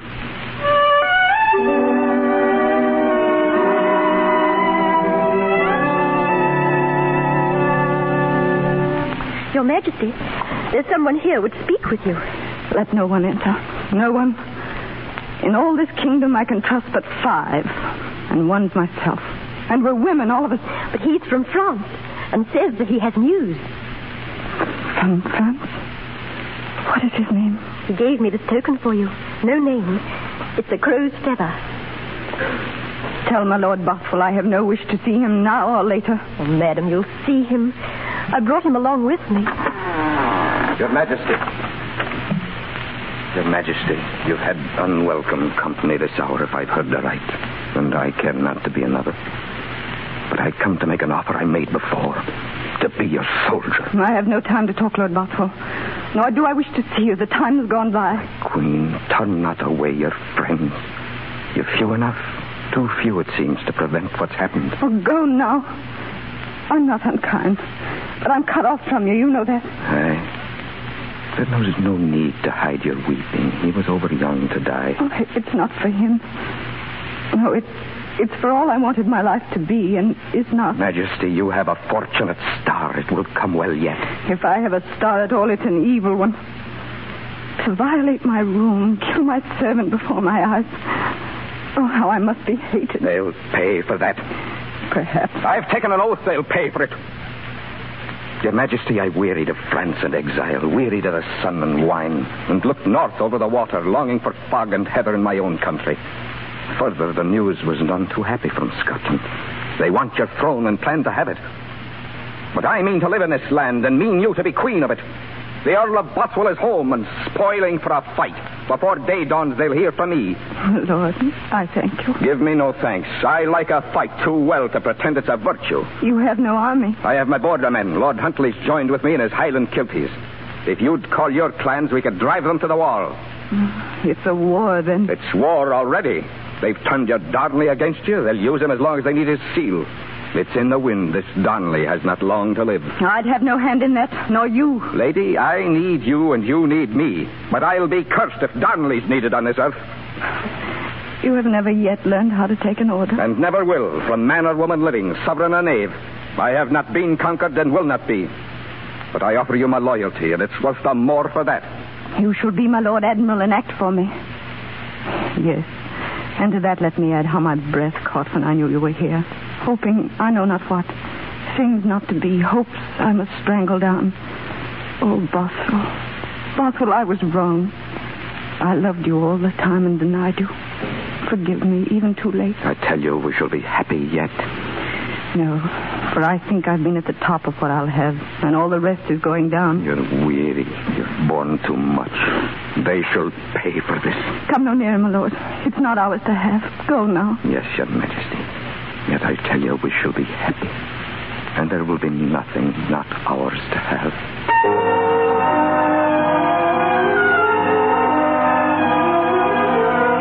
The Earl of Bothwell's prophecy came true, in part, for Darnley was mysteriously murdered, and some months after his death, the Queen and Bothwell were married. But their happiness was short-lived, for rumors again beset the throne. Rumors that Bothwell himself had murdered the king and set himself up in his place. Scotland was split in two, and the nobles arrayed themselves in battle against their sovereign. At a parley in Dunbar Castle, Murray, the Queen's half-brother, addresses the vanquished Earl of Bothwell. We have little to gain, Lord Bothwell, by a conference with you. The battle is ours. The Queen is prisoner to us. But to spare ourselves further bloodshed, and spare you bloodshed, we grant this respite, and ask that you surrender without conditions. No, I thank you. Moreover, Murray, if your turns to be foremost in this council, we'll stop now and argue the matter outside. Be patient, my lord. We're here to make terms, as you are, Bothwell. The Queen and you have been defeated. We made war on you because you two were married, and because she planned to make you king. You make war on us like the pack of lying hounds you are, by swearing in public and in court that we killed Darnley so that we might marry. You've won with that lie. May your mouths rot out with it. And now, what do you want? What do you ask us? First, that you leave Scotland. That's easily said. What else? Why, next, that the Queen should delegate her powers to the Lords of the Council, those you see before you. I see them. And bind herself to act with our consent only. No more? No more. Then here are my conditions. I will leave and trouble you no more, if you pledge your word that the Queen's to keep her throne and her power intact without prejudice to her rights. But if you dare encroach 1 inch on her sovereignty, guard your gates, for I'll be at them. Aye, you make your terms. Aye, I make mine. Defeated, I still make mine, and you'll do well to heed them. I shall want leave also to see the Queen for a moment. You know our answer. Then look to yourselves. Take his terms, my Murray. Are we to fight a war and win and toss the spoils away? Find some agreement, for I'm in haste. And if you say no to me, I've other plans. I say, let him go and leave her the throne. And if you do, this sword stays in a scabbard. And lucky for all of you. You give your pledge? Lord Maitland. I give my pledge, Lord Bothwell, for all here present. We have not rebelled against the Queen and will not. If you are banished... Then give me leave to speak alone with her. With the Queen? Aye, for a moment.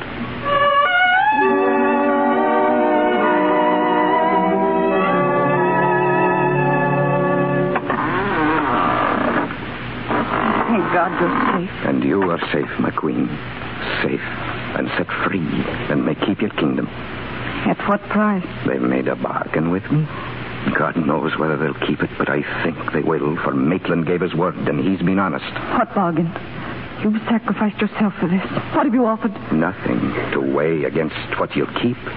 I've given my earldom. That's a trifle to what we say. Oh, you shall have it back and more to put with it. No, I've accepted exile. I'm to leave the kingdom. Well, then, I'm exiled, too. I'm your wife, and I love you, Bothwell. The bargain's made. You may keep your crown without me, but not with me. Do you abdicate your throne? What's left? Call in the men of your guard. Cut our way through and ride. They'll never hit us. We can rouse the North, ask help from France and England, return with an army they dare not meet. You'd raise no army, Marie. You forget what a drag I am on you.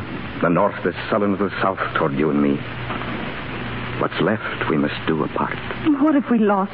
At the worst, we'd have each other. And do you vision the end of that? A woman who was a queen. A man who was the earl, her husband. But fugitives put to it to ask for food and lodging. Enemies on every road. They, weary, heartsick, turning at last on each other with reproaches. She saying, I was a queen, would be one now, but for you. And he, I have lost my earldom. I betrayed you once and betrayed my love. But I learned by that. I swear, though it cost my kingdom, not again. If you wish to thrive, break that oath. Betray me, betray your love. Give me up forever. For you know, as I know, we lose together. God knows what we'll ever win apart. Nothing. Oh, Bothwell, the earth goes empty. What worse could happen than parting? Can I stay?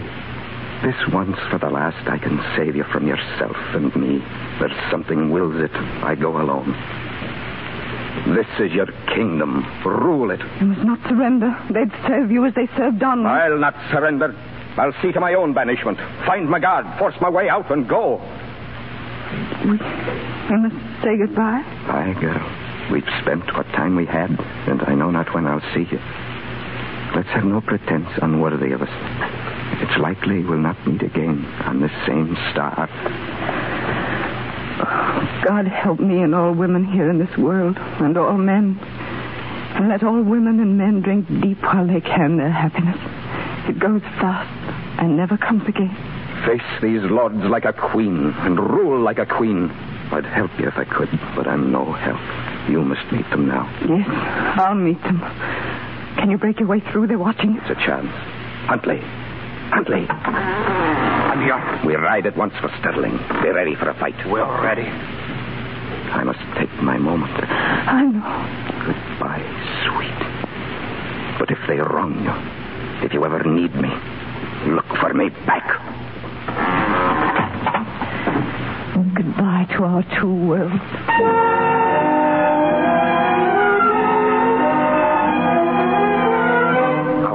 Huntley, turn on away then. Waste no time. Who's there? It's Bothwell. Bothwell, hit him off. Unto there. Pistol him. Pistol him.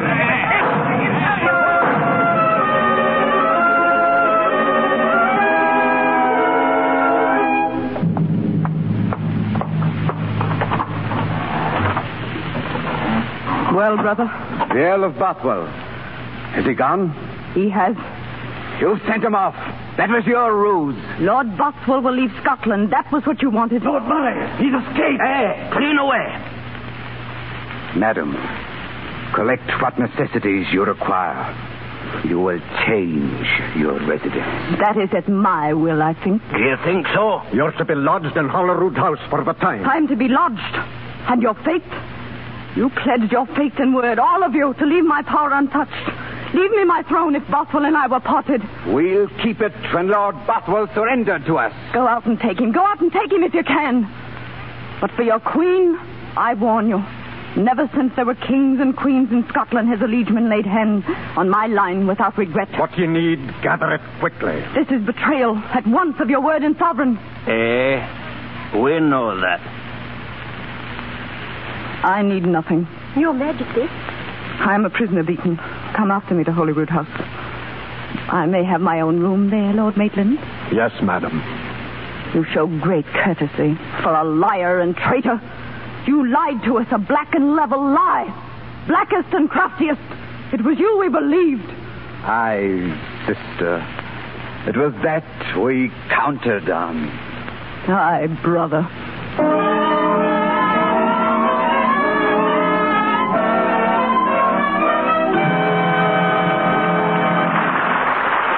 For station identification. This is the Columbia Broadcasting System. This is Kate.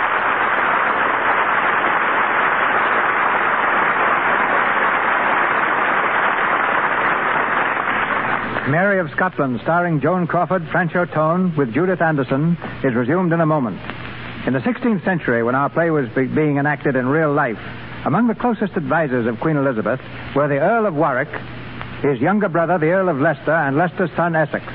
Tonight it's my honor to introduce the present Earl of Warwick, member of a family which for centuries has been among the most distinguished in the British Empire. Nephew of Anthony Eden, England's Foreign Secretary, our guest recently arrived in Hollywood. Here, under the name of Michael Brooke, he makes his debut shortly as a motion picture actor.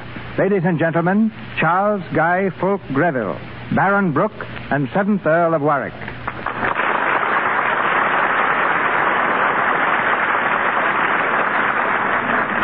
Thank you, Mr. DeMille, but think of what time you'd save if you called me just Mike, or at least Michael Brooke. I'll take that advice, Mike. Queen Elizabeth doesn't fare so well in tonight's play. Do you think we do her an injustice? All I can say, Mr. DeMille, is that Elizabeth did what she thought best for England, just as Mary did what she thought best for Scotland. My ancestors, as you said, were rather close to Elizabeth. About 10 miles from my home in England is Kenilworth Castle, which many of you will recall from Sir Walter Scott's novel. Elizabeth gave Kenilworth to the Earl of Leicester, and they'd visit there quite frequently, and often come over to my home. As a matter of fact, I still sleep on what was called Elizabeth's bed. It's a fine old bed with enough room for 5 people if we ever get crowded. I also have her fiddle. When she owned it, it was about 200 years old. So today, it's really an antique. It's beautifully carved, and in spite of its ripe old age, can still be played. Do you have any of Queen Mary's belongings? No, but I've seen several. There's a house near mine which belongs to the Throckmortons. I've been there many times. They own one of the garments worn by Queen Mary when she met her death. Also near Warwick at Sulgrave is the ancestral home of George Washington. And Shakespeare's birthplace at Stratford. Shakespeare was alive at the time of your play tonight. It's a great romantic age, though many things were terribly crude. To put it bluntly, it was an age of awful smells. In fact, a gentleman protected himself by carrying a gold or silver ball around his neck filled with perfumes which he could sniff whenever the going got rather tough. Women used lots of cosmetics which had such funny names as Fat of Swans, Turpentine of Abazo, and one which might interest you, Mr. DeMille, called Soap of Cyprus. But I dare say they'd have given its weight in gold for a cake of Lux toilet soap. It's a splendid soap. I took along several cartons on an expedition I made in 1935 through Russia, Persia, Afghanistan, and into India. One of the comforts I didn't like to leave behind. I don't blame you. After a trip like that, Mr. Brooke, even Hollywood must seem rather a dull place. On the contrary, it's one of the world's most fascinating communities. Certainly the only place where one can learn the motion picture business. I'd like to stay here 4 or 5 years, acting and learning, and then perhaps I'll be able to make some better pictures at home. Too bad that you're unable to attend the coronation. I regret it tremendously. I know this program is frequently heard across the ocean and all over England. And although I can't be there on Wednesday, I can at least say what's in my heart. God save the King. In which sentiment, I'm sure we all join you.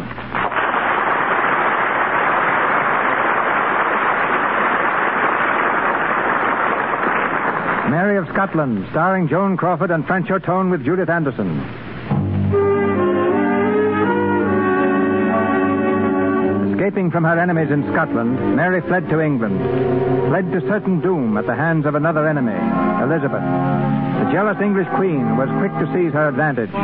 Mary was imprisoned in Carlisle Castle, there to await for help, which never came. In her room, the exiled sovereign turns from her barred window as the heavy door swings open. I have seen but a poor likeness, and yet I believe this is Elizabeth. I am Elizabeth.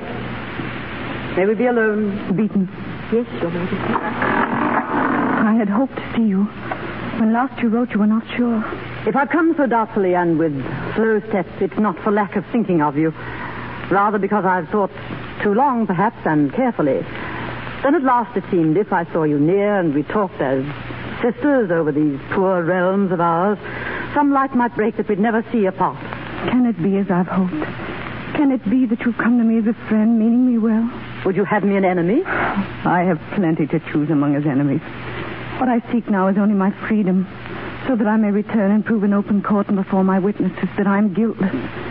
You are the Queen of England, and I'm held prisoner in England. Why am I held, and who is it holds me? It was to my interest, child, to protect you, lest violence be offered to a princess and set a precedent. You wish me here? You wish me in prison? Have we come to that? It's safer and better for both our kingdoms if you remain my guest. For how long? Until the world is quieter. And who will rule in my place? Why, who rules now? Your brother. Elizabeth, I have been here a long while already. If it's your policy to keep me, shut me up, I can argue no more. No, I beg now. There's one I love in the north, you know that. And my life's there, my throne's there, my name to be defended. And I must lie here, darkened from news and from the sun. Lie here impaled on a brain's agony. Then be advised. And sign your abdication. Stay now a moment. I begin to glimpse behind this mask of yours. It was this you wanted from the first. It's what I wanted. Why, I'm no witch to charm you. I make no incantations. You came here by your own road. I see how I came. Back each step the wrong way. And each sign followed as you'd have me go. It was you who forced Bothwell from me. You there and always. Your life was a threat to mine. Your throne to my throne. Your policy a threat. And you'd take my life and love to avoid this threat? Nay, keep your life and your love too. The lords have brought a parchment for you to sign. Sign it and live. And if I will not sign this abdication? You've tasted prison. Try a diet of it. And so I will. I can wait. And I can wait. I can better wait than you. Bothwell will fight free again. Kirkcaldy will fight beside him, and others will spring up from these dragon's teeth you've sown. Each week that passes, I'll be stronger and Murray weaker. I wait for Bothwell and wait for him here. Child. I studied this gambit before I played it. I will send each year this paper to you. Not signing, you will step from one cell to another. Step lower always till you reach the last. Forgotten. Forgotten of men. Forgotten among causes. Wait then for Bothwell's rescue. It will never come. I may never see him? Never. It would not be wise.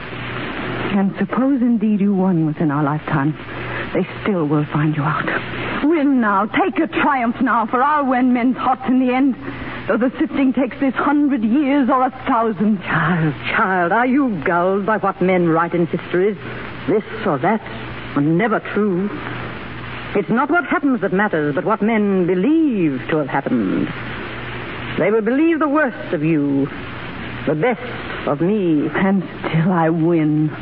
A demon has no children, and you have none, will have none, can have none, perhaps. Leave me here and set me lower this year by year as you promised. Still I win. I have been a woman, and I've loved as a woman loves, lost as a woman loses. I have borne a son, and he will rule Scotland and England. You have no heir. A devil has no children. By heaven, you shall suffer for this. But slowly.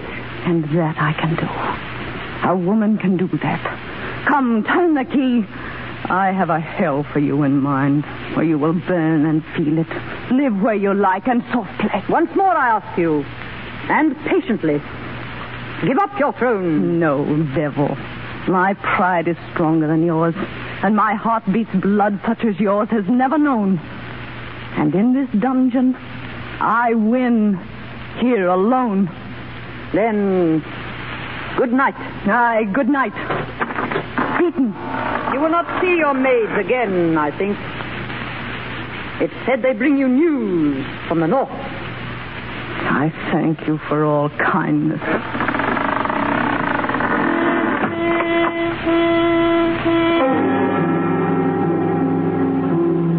Year after year, the fateful missive came. Year after year, with head held high, the exiled queen refused to sign. Until at last, another document arrived. One with no need of Mary's name to make its fatal clauses binding. This, then, my good lord, is the warrant? The warrant for your death, milady. Signed by Elizabeth. And by her my fate is sealed. And yet not death. For I have died these 20 years 1,000 deaths, with each one worse than that which went before. I welcome then these tidings, and I pray to God the end of all my bitter suffering is at hand. Tell your queen, my lord, that I am ready.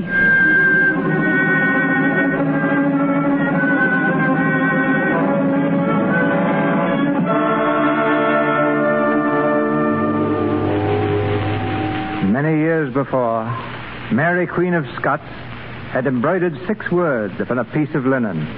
6 simple words, which were, "In my end is my beginning." Our play, ladies and gentlemen, is done.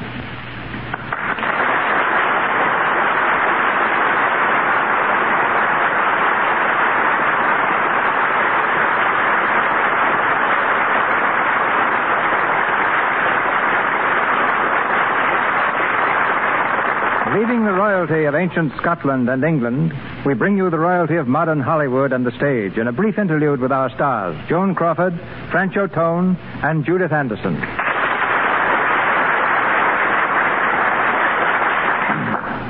It's rather difficult to be original, ladies and gentlemen. And what you want most of all to say is simply thank you.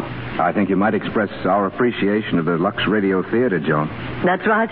But personally, I feel indebted not only to the Lux Radio Theater, but also to Lux Toilet Soap. Well, I was coming to that, Judith. I think everyone should at least try Lux Toilet Soap. And if they're like me, they'll keep on using it. After all, it's the easiest thing in the world to have a smooth, healthy complexion when you let Lux Toilet Soap take care of it for you. And certainly there's no doubt that a lovely complexion is very important to women. That's exactly the way I feel, Joan. Mr. DeMille, what are we going to listen to? The Lux Radio Theater next Monday night. A play, Joan, that has a particular message and a particular appeal to every family. Maybe you saw it on the screen, or when it was entertaining capacity crowds on Broadway. It has a compelling honesty and a simple love story that I'm sure will keep you all very close to your loudspeakers. The title, Another Language, and starring in it will be Betty Davis, Fred McMurray, and John Beale.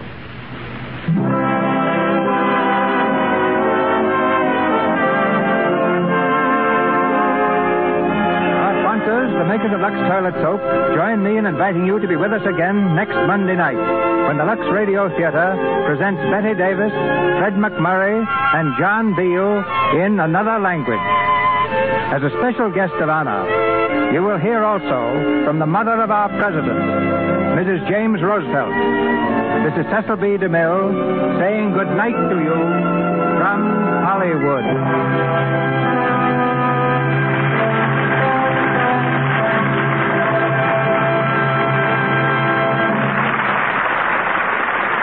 A word of appreciation to those who were with us in the cast tonight. Edward Cooper as John Knox, Kenneth Hunter as Burley, Vernon Downing as Darnley, Walter Kingsford as Throgmorton, Vernon Steele as Maitland, Leo McCabe as Moray, Phyllis Coghlan as Mary Beaton, and James Eagles as Riccio.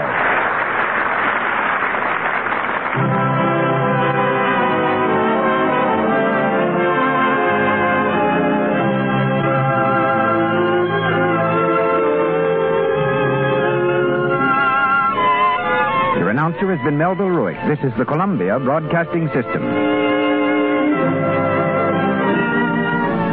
The Warrior of the Woodland, Ranger Bill, is coming up next.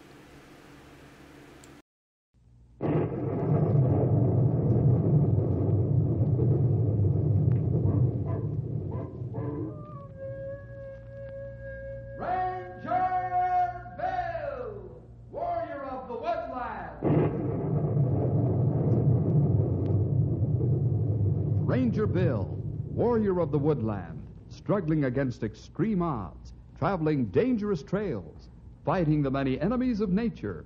This is the job of the guardian of the forest, Ranger Bill. Pouring rain, freezing cold, blistering heat, snow, floods, bears, rattlesnakes, mountain lions. Yes, all this in exchange for the satisfaction and pride of a job well done.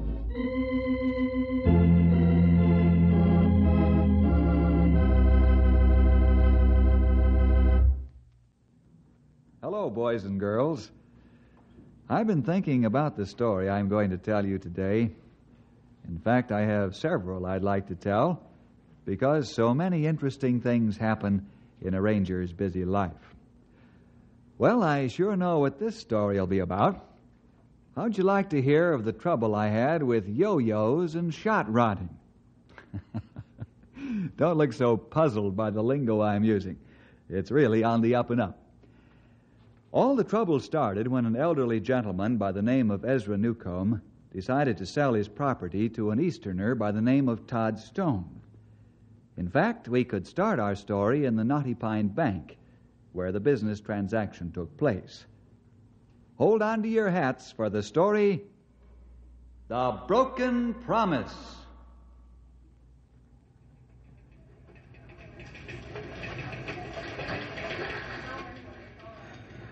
Ezra Newcomb, Todd Stone, Ed Banker, and their attorneys are sitting around Ed's desk in the bank. Ed has the legal papers spread out for the signatures of the two men. Ezra hesitates before picking up the pen. What's the matter, Ezra? I hope you haven't changed your mind about selling your ranch. No, I haven't, Todd. I gave my word that we'd make a deal, and my word's as good as gold. Oh, that's fine. For a moment, I thought you had changed your mind. There's only one thing that bothers me. What's that? The drag strip. You sure you're going to let the youngsters use it after you own the property? Yes, it's part of the deal. If I thought for 1 second that you'd break your promise, I'd call this whole thing off here and now. You have my word that the drag strip will be left open for the youngsters to use. All right. I'm sorry now that we didn't put that in writing, but it's too late to draw up another set of papers. Where do you want me to sign, Ed? Right here on the first line, please. Put your signature on all copies. There you are. All signed. I hope you realize the property you've bought is the best ranch land around these parts. Put your John Henry on there, Todd. On the second line? Yes, on all copies. Then I'll seal the papers, and you can endorse Todd's check, Ezra, and we'll get it in today's deposits. That suits me just fine, Ed. Well, from now on, I'm a man of leisure. No more getting up at 4 in the morning.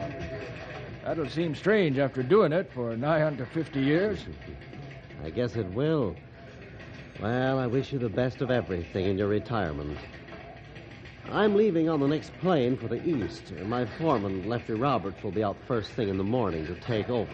That'll be mighty fine. The moving van's coming to move Ma and me into town bright and early.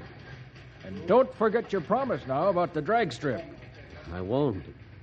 How can I? You won't let me.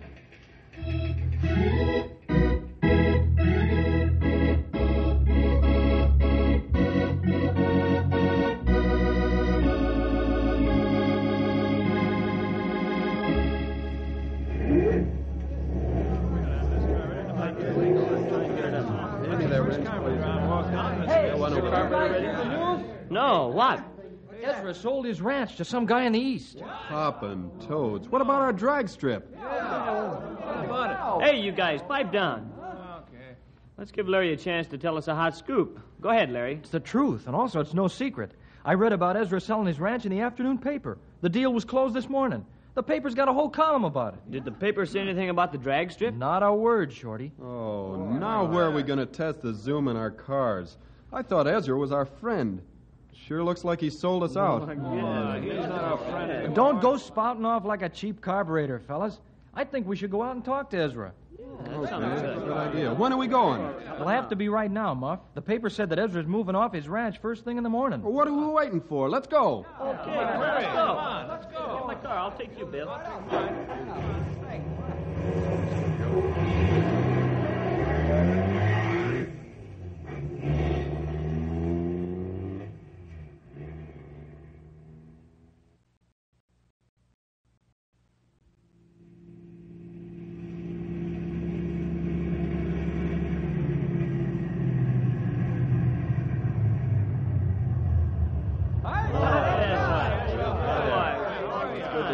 Well, this isn't the usual time to come out here. You must have something on your minds. Well, we didn't come out to test our cars, Ezra. We came out to find out what's going to happen to the drag strip now that you've sold out. I guess you've been reading the newspapers, eh? We sure have. What's the scoop as far as we're concerned? Do we still get to use the test track on Saturdays? Yeah, that's what do you say? Well, I should say so. The man who bought the ranch, Todd Stone, promised to let you still use the racetrack, just like you've done for the past couple years. Hey, you're really a solid fella, Ezra. We thought you'd forgotten about us. Don't talk nonsense, Muff. How could old Ez forget about you youngsters? I'm sorry the ranch is getting too much for me to handle, but I wouldn't have sold it unless that Mr. Stone had promised to keep the drag strip going. You feel better now?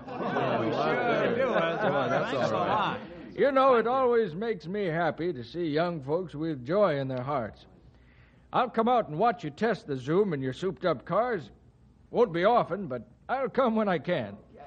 You let us know when you'd like to come out, and one of us will pick you up. Sure, anytime. You expect me to ride in one of those speed jobs? We'll keep it down to a crawl. We'd like you to come out often. Anytime, Ezra. Well, thank you for the invitation. You make an old man's heart feel warm and pleased. Well, I guess I'd better get back in the house and help the missus with the packing. Okay, Ezra. And thanks for remembering us. We really appreciate it. That's all right. You just keep right on developing your mechanical genius on those cars, even if I'm not around to watch you. Well, goodbye for now. Bye, Ezra.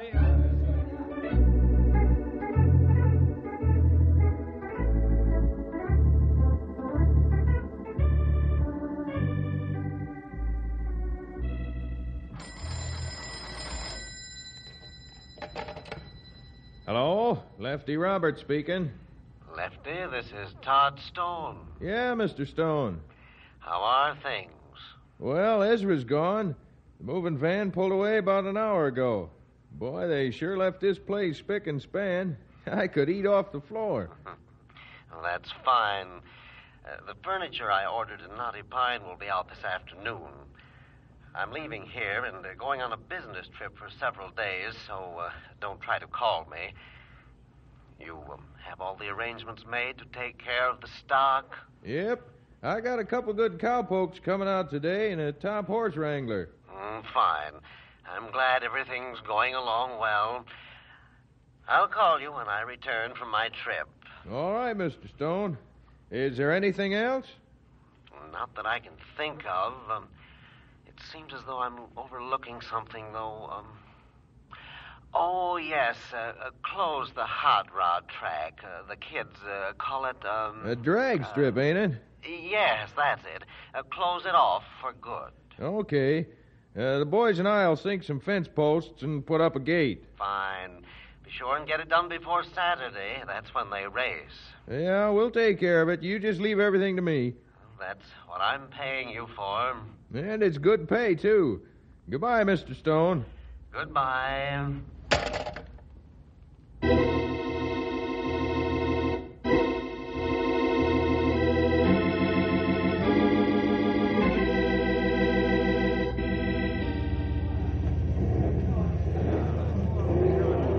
guys, don't any of you get it in the head to make like a yo-yo and shot right out to the drag strip. You tell him, Shorty. We don't want any goofers in this gang. You guys can burno and test your zoom when you get out there. How about the 3 new guys? This is their first time out to the drag strip with us. We'll keep an eye on them, Muff. I think they're solid kids, but we'll soon know if they're shot rodders or not. Yeah, and if they are, out they go, right on their pointed heads. Our club's got a good reputation for safe driving, and I don't want it spoiled by a couple of goofers. Right. I feel the same way. Let's go. It's getting past time to start. Okay, guys, let's roll.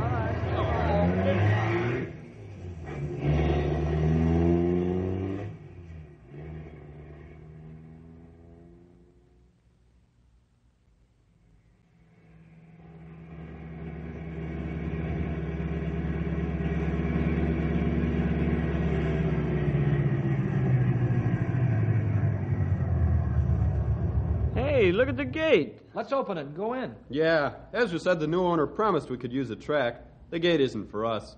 I'll open it. Don't touch that gate. Who says so? I did. Who are you to tell us we can't go in? I'm the foreman on this spread, Sonny, and I say you can't go in. Yeah? Well, for your information, we were told we could go in, and that's what we intend to do. Right. First one of you guys to touch that gate gets his face pushed in. Say, we don't know that he really is the foreman. I think he's a wise guy. Let's jump him, fellas. Hold it! We don't win battles with our fists. Well, what do you know? A kid with brains. Yeah, we're leaving, mister. But you had better be the ramrod of this spread because we got ways of finding out. That's right. Wise guys don't get far in this part of the country. Don't threaten me, Buster. I'm not making threats. I'm telling you facts. We were promised the use of this drag strip. My boss didn't tell me about any promises. So go on and beat it, the whole bunch of you. When you see your boss, tell him we have ways of dealing with people who break promises legally. Let's go, guys. Where to? Larry, you, Muff, and I are going to see Ezra. He'll know what to do. Okay.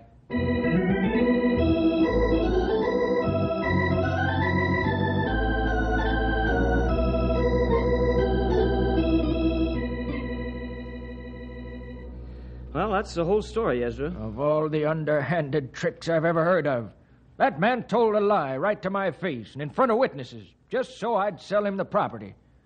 I suppose he would have promised me the moon, if necessary, to close the deal. What can you do to help us get the drag strip back? Yeah, it's the only good place around here for us to test Zoom. I know. You let me see what I can do about this. May take a couple of days before I have an answer, but I'll let you know as soon as I do. Thanks, Ezra. In the meantime, I don't want you fellas to race on the streets or highways. Don't worry, we won't. We've worked a long time to get folks to look at us favorably, and we don't want all that feeling to go sour. Yeah, we'd only be hurting ourselves. We'll be waiting for news from you, Ezra. Yes, I can imagine. I'm anxious to get a hold of Todd Stone and give him a piece of my mind.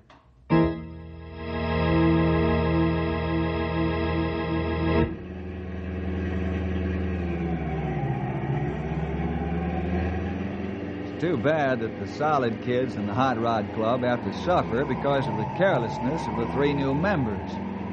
Muff would say that a couple of yo-yos are shot rodding. Now, listen to the goofers burno, would you? But Muff, Larry, Shorty, and the rest of the lads in the club don't know that the law is being broken right now, as 2 of the newcomers race through Knotty Pine and out onto the highway in the middle of the night. But there are some people who know, and right now they're making plans to catch the shot rodders. Car 1 to O'Rourke. Go ahead, Car 1. There's a hot rod heading down the North Road and trying to get out on the highway. We can't possibly catch that souped-up job. I understand. Don't be risking your necks trying to catch those wild men. Set up a roadblock on the highway right outside of town so they can't get back in. Right, we're on our way. Car 3. Come in, Car 3. Car 3 to headquarters. Philip, me boy. Take the old dirt road and cut around in front of the hot rod. Right. Now, don't be foolish enough to try and beat them. Take your time. They'll be racing up and down the highway, and when they get tired, they'll go home. That's when we'll put the squeeze on them. They'll find out the road's blocked front and back. I've got you, Sarge. We'll get them.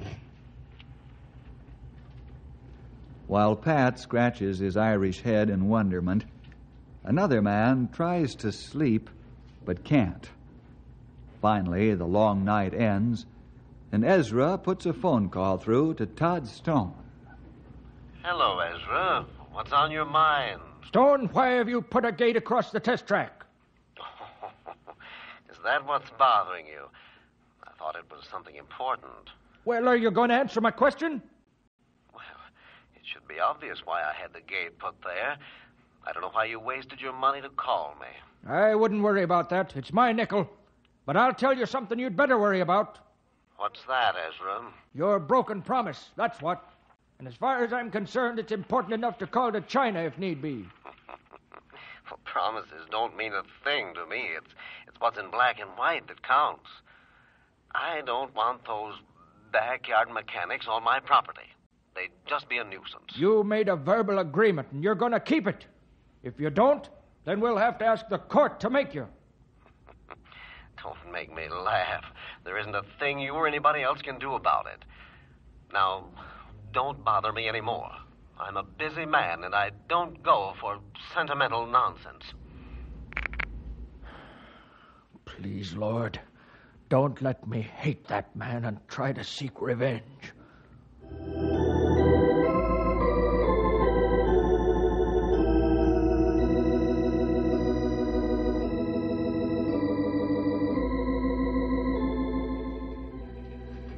I most certainly can understand your anger, Ezra. Even my temperature is rising at the idea of Todd Stone not keeping a verbal agreement. Rising temperatures don't do a bit of good, Ed. What can we do about it? I don't know. I'd like to see that gate come down just as much as you do.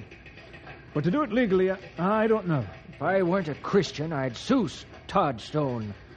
He'd have to admit that he made the promise or perjure himself in court. And why let the fact that you're a Christian stop you from taking him to court? Because, my friend, I have a higher court to which I can take my problem. In fact, there isn't any higher court than the one the Lord presides over as judge. Well, how do you propose to take this matter to God's court? Through prayer. I think after I get through praying, I'm going over to see my young friend Bill Jefferson. What can Bill do? Ed, I'm surprised at you for asking a question like that. I guess you're right, Ezra. It seems it's hardly anything that Bill can't do. You said it.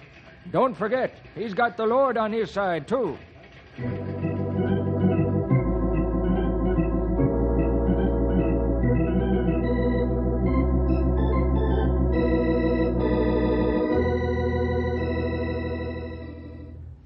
Well, now I've said my piece. I'm afraid that the lads in the Hot Rod Club feel that I let them down. Well, you can't help it that the ornery polecat didn't keep his promise. Maybe. But if I hadn't made such a blunder in my judgment of character, and if I had made this part of the written sale agreement, this wouldn't have happened. I don't know if you can draw that conclusion, Ezra. It appears to me that Todd Stone probably would have tried to wriggle out of keeping the drag strip open, even if it was in the written agreement. I don't think black and white would stop a man as unscrupulous as he is. Well, maybe you're right. But what can I do about this? That's plenty a good question. Anyway you try to force him to open drag strip, he fight, and draw fight out plenty long time. Yeah, Grey Wolf's right. Something's got to be thought up that'll make him act in a hurry. A big hurry.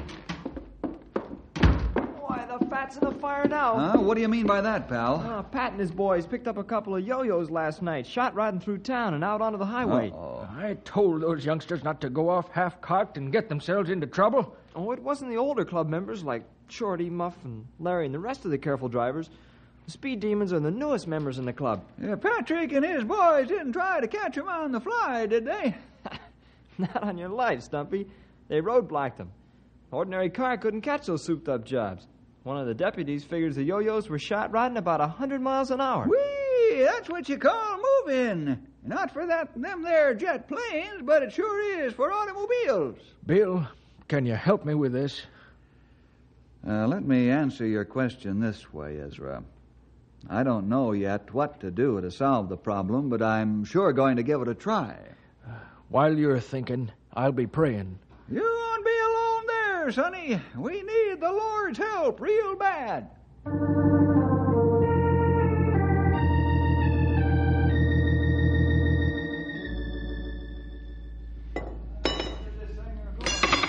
I think the pressure's perfect now in all cylinders. Larry, you're a genius with a high compression head. Hey, you talking about the head on his shoulders or the one on the motor? That was pretty good, Muff. I'll say.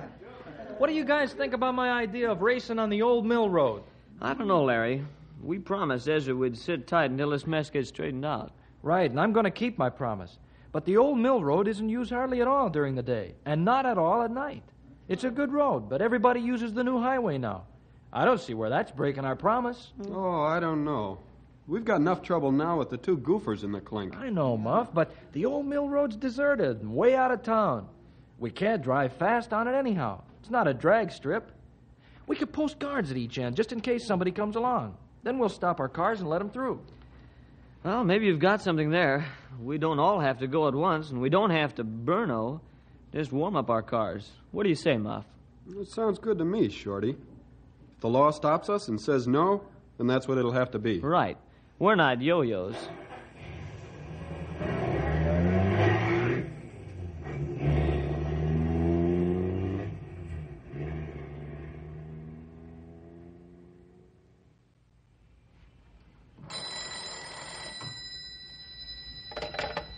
Hello, Ranger Headquarters. Bill Jefferson speaking. Bill, this is Ezra. Oh, yes, how are you? Not so good. Huh? What do you mean? Pat and his boys spotted Shorty, Larry, and Muff crossing town in their hot rods.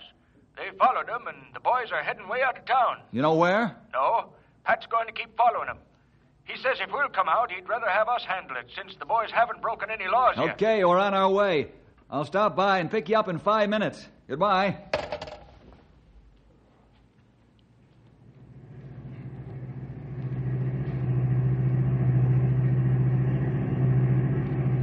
There's Patrick's car up ahead. Oh, why's he stopped there? Maybe lads go to race on Old Mill Road, just around curve. Yeah, you might have something there, Grey Wolf. Pull alongside Pat's car, pal. Where are they, Patrick? They pulled into the old mill road, Bill. Don't tell me they've broken their promise, too. I don't think so, Ezra. They've got a lad standing guard where the road meets the highway. That's to warn anybody turning into the old mill road. Sounds like they're out to warm up their cars, not burn them up. We'd better find out. Let's pull up to the road and have a talk with him. Right. You heard the man, Henry. Right.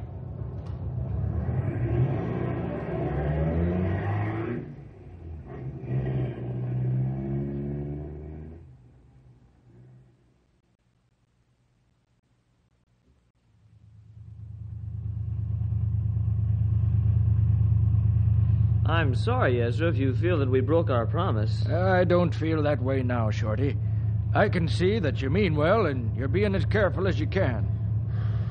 I'm sure glad you feel the way you do about this. We didn't want you to think we'd let you down. Like I've done to you. No, sir. We haven't even thought that since you told us Mr. Stone promised to let us use the drag strip. I think you fellas better give up the idea of using this road. This is a good road, but not good enough to test the zoom in your cars. We're not going to test zoom or burno. We're just going to make warm-up runs, not speed. Well, I understand that you're not yo-yos and that you don't shot rod, but I'm thinking of your own safety. Suppose you blow a tire on a sharp stone going about 50 or 60 miles an hour. Yeah, I'd sure hate to see your cars end up in the junk heap after all the work you put into them. Yeah, I guess you're right. We'll go back to town. Just be patient a few more days, fellas. I have an idea how to get our promise-breaking friend to keep his promise. Great, that sounds good. What are you going to do, Bill? First, we're going back to town. On the way in, we'll stop at the telegraph office. I'm going to send Todd Stone a message that'll have him out here pronto.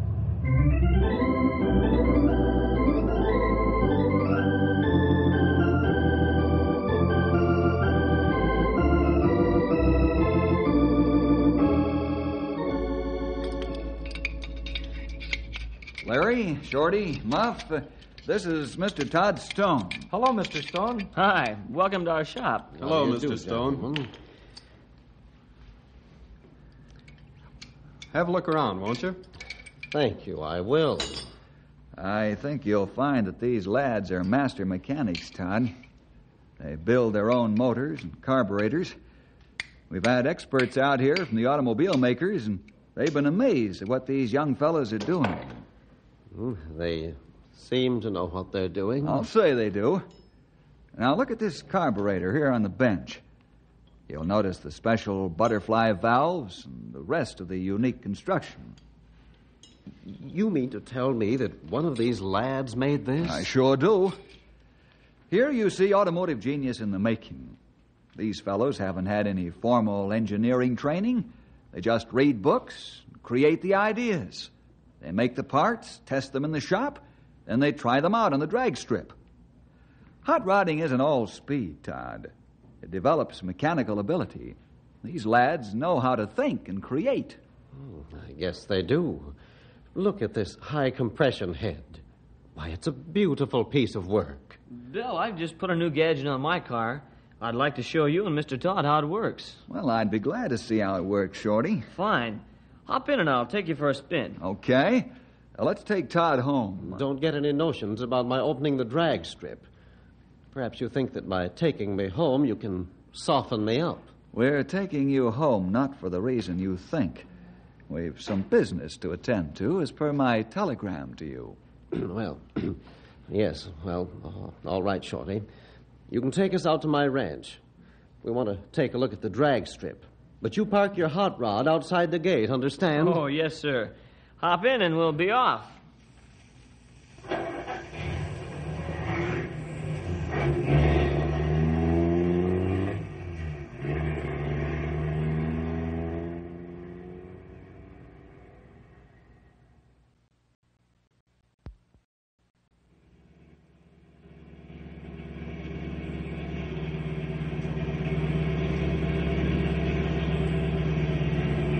Hey, look at that horse acting up.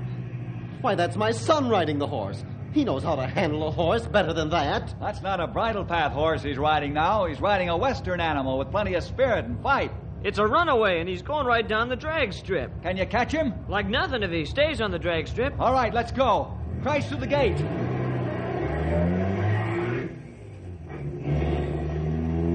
Hey, what are you doing? Trying to save your son's life.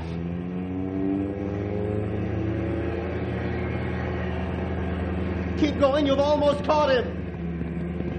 Slow down now. I'll jump on. Get closer. Hold it now. Pull away.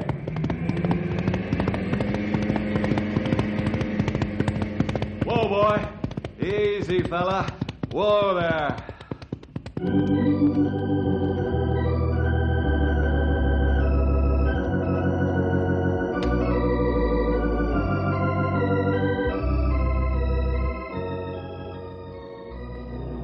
You look pretty happy, Ezra. I hope I look as happy on the outside as I am on the inside. Seeing the youngsters testing the zoom on their cars again on the drag strip makes me real pleased. It makes us all happy, especially the hot rodders. What made Todd Stone change his mind? Well, he thought the ride he had in Shorty's hot rod was quite an exciting experience. He was also impressed by the mechanical genius of the hot rodders. Say, you never told us what you put in the telegram. Whatever you say, it worked plenty good. I happened to think back about an agreement that Ezra and I had made some time ago. You're not talking about the drag strip acting as a fire lane, are you? Yes, I am, Ezra. Actually, the fire lane should be closer to the forest boundary by about 300 yards. Ezra and I agreed that the drag strip could be the fire lane, even though it wasn't right on the line. I told Todd that he didn't have a fire lane, and he'd have to get one made in 5 days. If he didn't, I'd serve a warrant for his arrest. You not serve warrant now, Bill? No, we have the same agreement as I had with Ezra. As long as the drag strip remains open to the youngsters. If he closes the test track, then I serve the warrant. And that's a promise that won't be broken.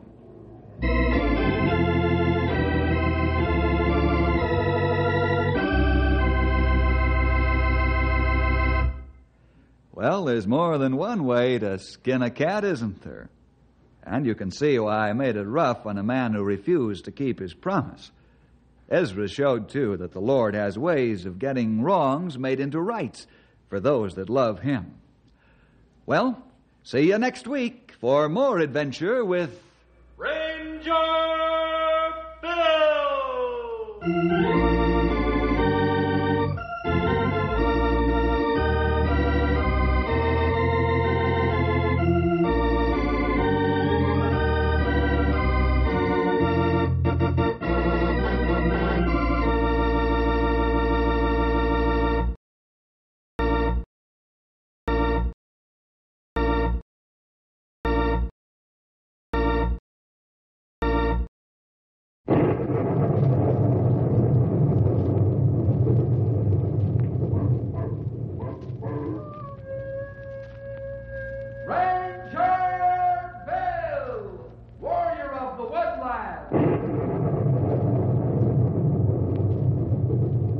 Ranger Bill, warrior of the woodland, struggling against extreme odds, traveling dangerous trails, fighting the many enemies of nature. This is the job of the guardian of the forest, Ranger Bill.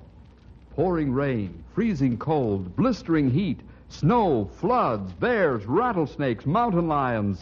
Yes, all this in exchange for the satisfaction and pride of a job well done.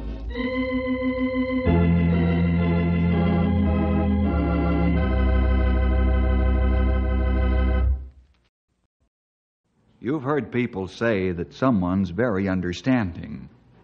What do they mean by the word understand? I'm sure that true understanding is more than a sympathetic attitude or a tolerant feeling for the situation at hand. To really understand, a person must be able to project himself into the feelings, the heartache, the anxiety, the depression, or the joy of the person going through the experience at hand. Is it possible to do this? Can we know what another person's feeling is and experience that same feeling ourselves? Now, I'm not talking about a mental approach, but a heartfelt understanding.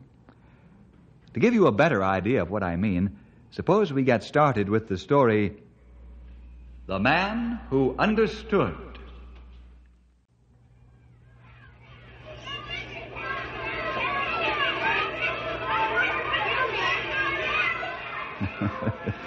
The shouting and laughter of children coming home from school is most enjoyable, even though Mother and Dad pay taxes to hire teachers to pour education into the play-filled heads.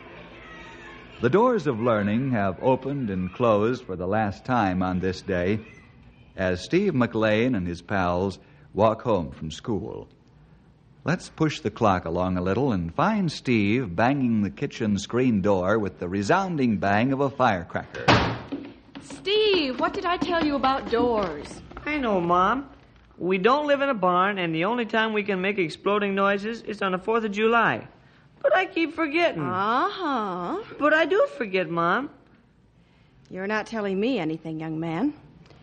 Well, how was school today? Oh, it was okay. You know how school is. Hey, what's under the cake cover? Never mind, Nosy. Chocolate cake. Oh, boy. Hey, can I have some, huh, Mom? Will chocolate cake help your memory? Sure. It's the best thing in the world. All right, Pollywog. Oh, and there's milk in the refrigerator. Boy, you're the best Mom I ever had.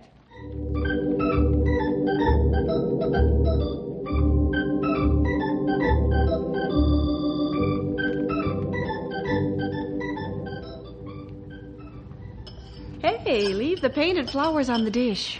Boy, that's the best chocolate cake ever, Mom. It sure was good. There'll be more for supper. Go, Steve. Hey, that's Robbie. Can I go out and play? Okay, until it gets dark. And you come in without me calling you. Go, Steve. Okay, Mother. I'm coming, Rob. Chocolate cake really improves the memory, all right. Oh, well, boys are boys. Oh,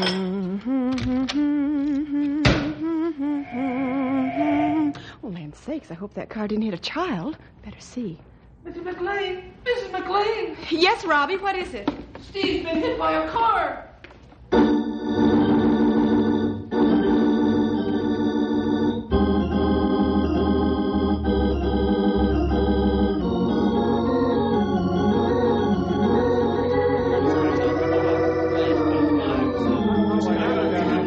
move him, Jane. You'll do more harm than good. All right, Pat. Oh, he must be awfully badly hurt. He hasn't moved at all. There now. Take it easy. We'll get him to the hospital. Then we'll know more about it. Mrs. McLean, I'm terribly sorry I hit your son. I'd give anything to trade places with him. Please believe me. I believe you, Mr. Morgan. I wasn't speeding. I was going slowly because I saw the children playing. Then suddenly your son was right in front of the car. I'm sorry. Terribly sorry. Take it easy, Wesley, my boy. I'll have you driven home in a squad car. Thanks, Pat. I'm too upset to drive myself. All right, folks. Move back. Let the ambulance through. Move back now. Take it easy now, boys.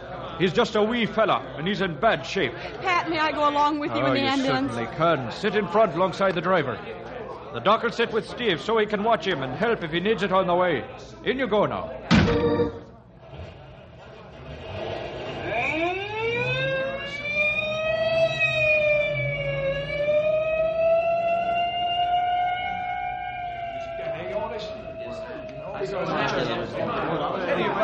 Pat. Wesley, I thought the boys had taken you home. I'd rather be taken to the hospital if you don't mind. No, I don't mind. We'll drop you off on the way back to the station. Thank you. I've got to see this through, regardless of the result.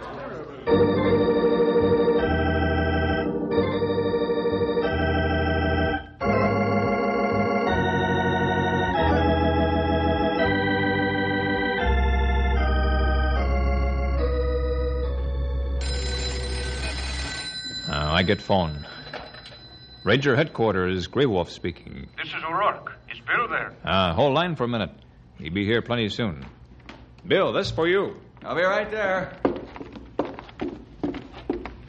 Pat O'Rourke on phone. Thanks, Grey Wolf.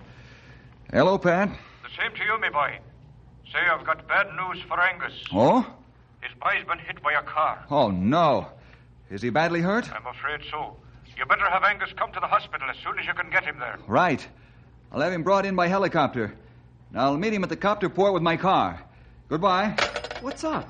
Angus's son has been hit by a car. Oh, no. What?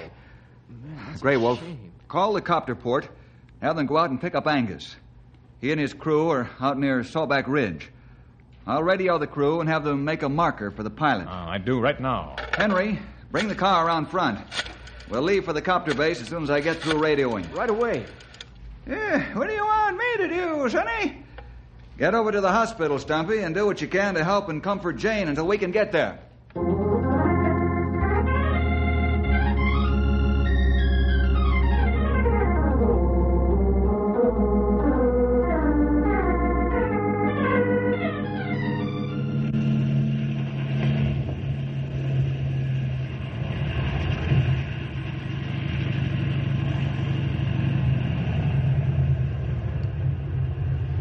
Boy, helicopters sure are wonderful. It would have taken Angus 2 days to get here any other way. Well, what's wrong, Bill? Why the big rush? Get in the car, Angus. I'll tell you on the way. Should I use the siren? Yes. Bill, what's going on? Your son's been in an accident. Steve's hurt. Yes. He's in the hospital. Jane's with him. How bad is he? I don't know, Angus. He was hit by a car. Hit by a car? Oh, no. Take it easy. Remember, you're a ranger. Getting excited isn't going to help. Not even when your loved ones are in trouble. Okay. Let's get to the hospital as fast as we can. Right. We don't want another accident.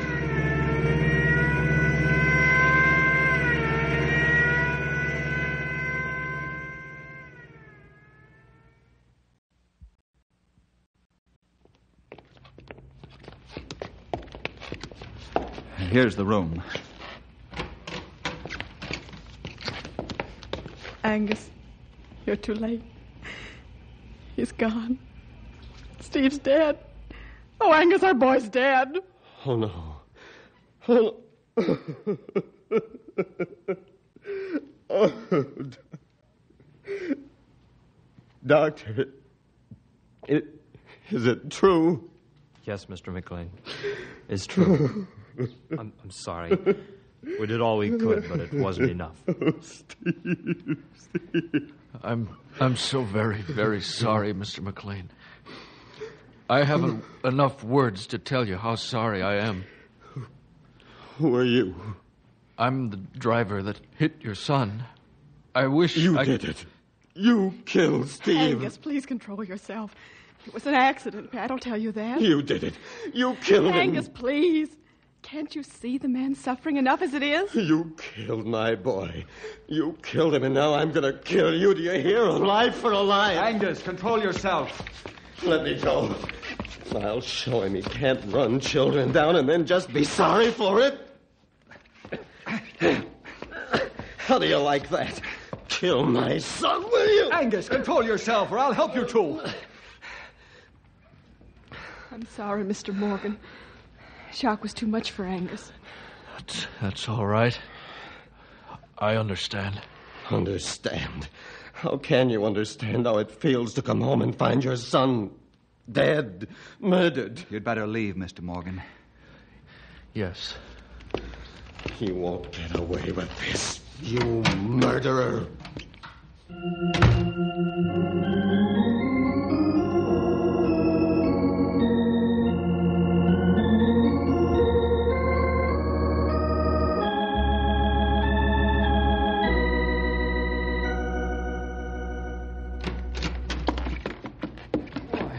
That's about the roughest funeral I ever want to attend. Yep. You can say that again, Sonny. It ain't easy for a young couple to have a child taken from them in death. It ain't easy to lose any loved one in death. This time it's especially hard. Jane hold up better than Angus. He take it plenty hard. Yes, Jane's a Christian. I'm afraid Angus isn't. Steve was the apple of his eye. Now that apple's been picked. Poor Wesley's feeling awfully bad about this, too. I'll say. You'd think that Steve was his own son. I wonder what's going to happen at the inquest tomorrow. I hope it'll be a quiet one.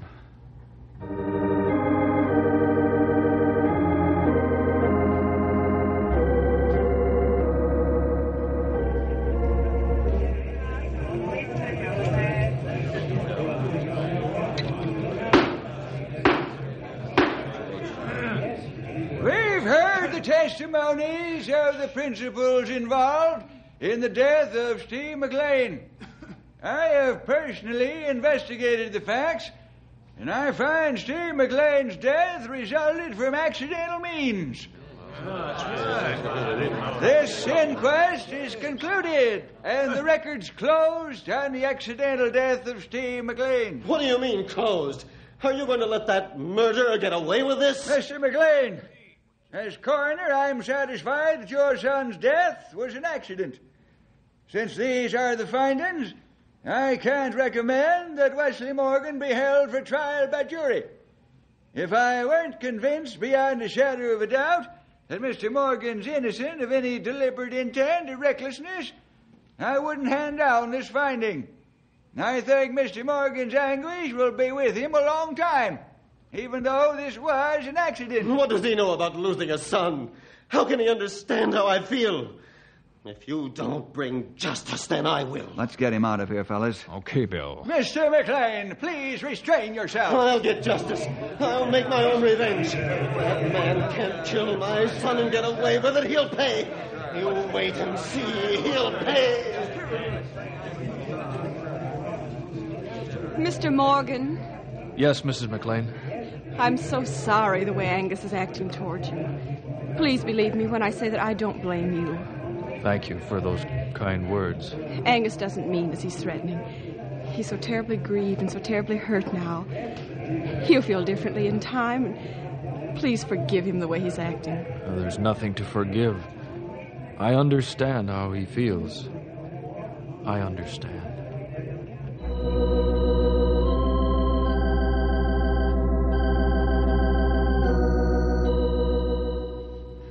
Angus, why don't you go outside and get some air? Why? There's nothing to breathe for. Oh, Angus, you can't go on brooding like this. It won't bring Steve back. That's right. No man should be allowed to take a child's life and not give his own in return.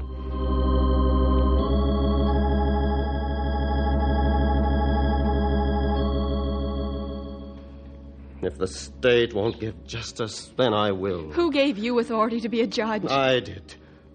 Wesley Morgan killed my son, and I'm going to fix him.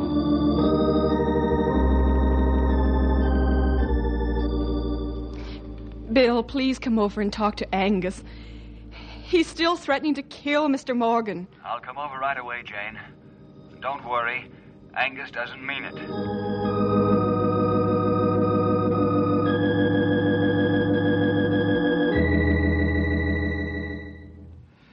Angus, I understand in a small degree how you feel, but you can't go on this way. How can you understand, Bill?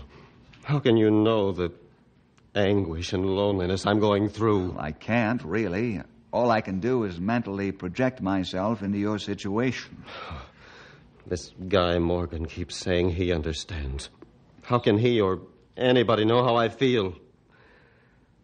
Well, he's going to pay for this. Just as sure as I'm a foot high. Angus, why don't you grow up and become a man and bear your grief like one? Do you think you could do better? Not on my own strength, no. Times like this, a man needs more than his own ability to rely on. What does that mean? Who's going to give me more strength? The Lord will, if you give him a chance. Oh, never mind the Sunday school stuff. I can't stomach it under normal conditions, and much less now. You're going to hear what I have to say, whether you like it or not. Are you talking as my boss now? No, as your friend.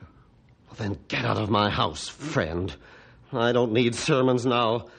Sermons didn't bring Steve back. Angus, you're a coward. I'll punch you right in the nose for that. I don't think so, because you know it's the truth. You're taking this tragedy like a man who hasn't any hope. If you were a Christian, you'd have the hope of the believer. You'd know that someday you will see Steve again. Jane's deeply grieved, too, but she has the Lord's promise that she'll be with Steve in heaven someday. That promise gives her strength. It's a strong staff to lean on during crisis time. Maybe that's all right for women and children, but not for men. Anytime you think I'm not a man, I'd be willing to prove it any way you'd like. Any challenge you can throw at me. Angus, in the New Testament it says, "For if we believe that Jesus died and rose again, even so them also which sleep in Jesus will God bring with him. For we know that if our earthly house of this tabernacle were dissolved, we have a building of God, a house not made with hands, eternal in the heavens." Those are promises of God. What greater comfort and hope can you ask for? Sermons. Well, I'll handle this my own way, and I don't need God's help or anybody else's. Very well, have it your own way. I'll expect you back on the job in the morning. You're heartless. How can you expect me to work? The regulations say that you're allowed 4 days off with pay in case of death in the immediate family. You've got too much time to think. You need to work, and work hard. So you're too tired and too busy to think thoughts you haven't any right to think. Is that so? Yes. Since you've apparently lost your common sense temporarily and your ability to think straight, you'd better do something about it. The answer is work, and plenty of it. What if I decide not to show up? In that case, you'll be fired. I'll see you in my office in the morning at the usual starting time. That's an order as your boss.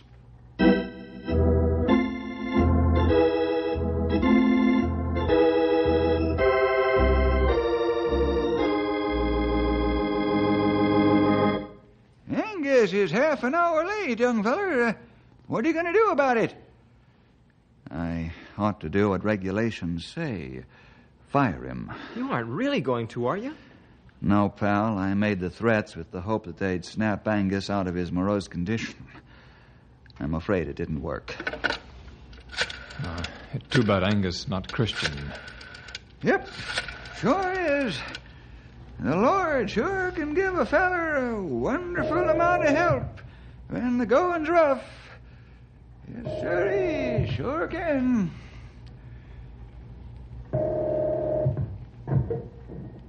Hello? Jane, is Angus on his way to work? He said he was going to work when he left the house. Isn't he there? No, not yet. Well, he left an hour ago. Where do you think he's gone? I have an idea. I'll call you as soon as I can find him. Goodbye. You don't think he's heading for Wesley's ranch? Yes, I do. Let's go.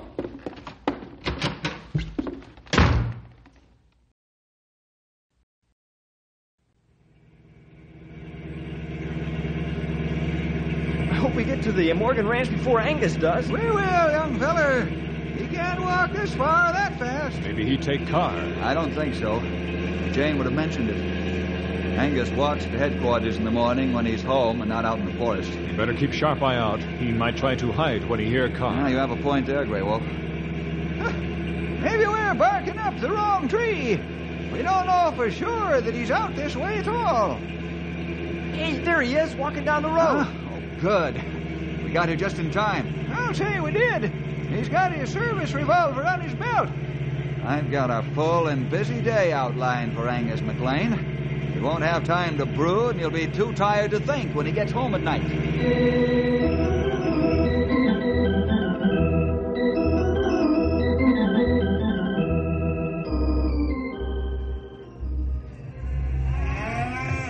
How are things, Wesley? Oh, just fair. I'm beginning to sleep most of the night now. That's fine. I'm glad to hear it. How are the McLeans? Oh, Jane's all right. She's a Christian. The Lord gives her help to control her grief. Time will help her. I still don't know about Angus, though. What do you mean? I found him walking out here the other day. I'm afraid he still has it in his mind to harm you. Do you really believe he'd do that? If talk means anything, yes. That's why I'm here. I don't understand. I'm leaving a couple of my men here to protect you until Angus is able to get control of himself again. I don't think that'll be necessary, Bill. After all, I'd sure appreciate it if you'd cooperate. Otherwise, I may have to ask the authorities to watch him when he's not working, for the good of both of you. This is only a temporary precaution, you know. All right. You can put the men here to bodyguard me if you wish. Thanks. I'll feel much better about your safety. Now I can concentrate on helping Angus.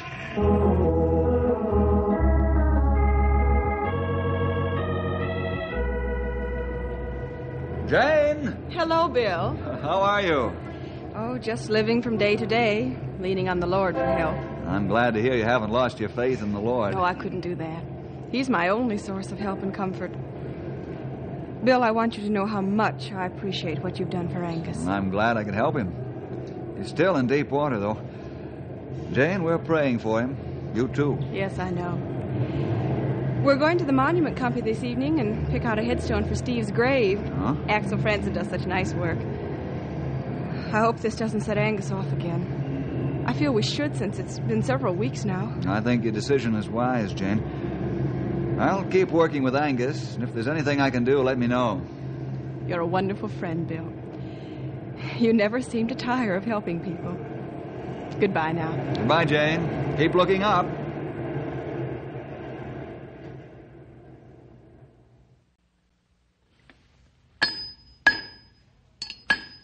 Hello, Axel. Axel! Well, Bill, how are you? Fine. Yourself? You're not bad at all. Say, I can tell by the look on your face that you got something on your mind. You've heard about young Steve McLean.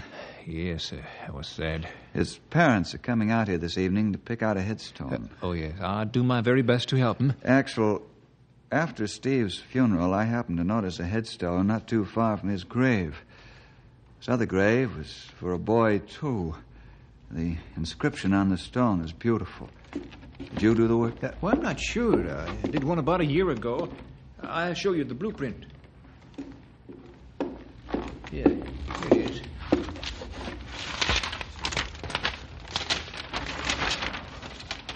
is. This the one you were talking about, Bill? Oh, yes. The poem was by Frank Keith. Wonderful piece of work. Yes, it is. Now, listen carefully, Axel. Here's what I want you to do.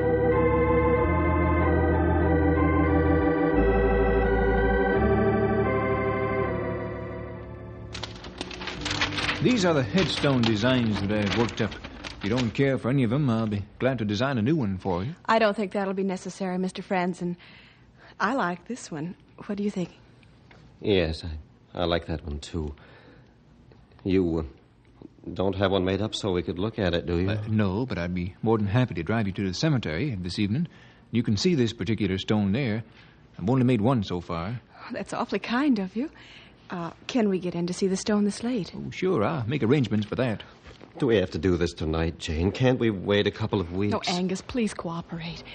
It's not any easier for me than it is for you. I'd like to see the stone, and then if we like it, order it and have it made and placed. Please, Angus. All right, as you wish. My car's right out in front. This won't take long.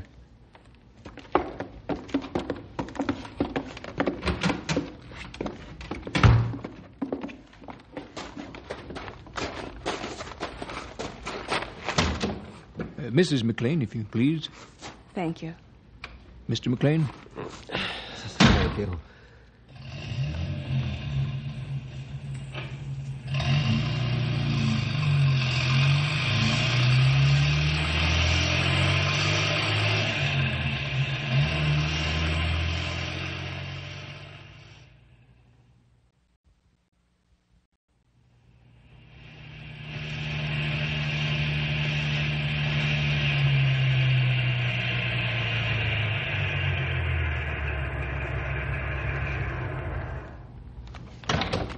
This way, folks. I'll go ahead with the light.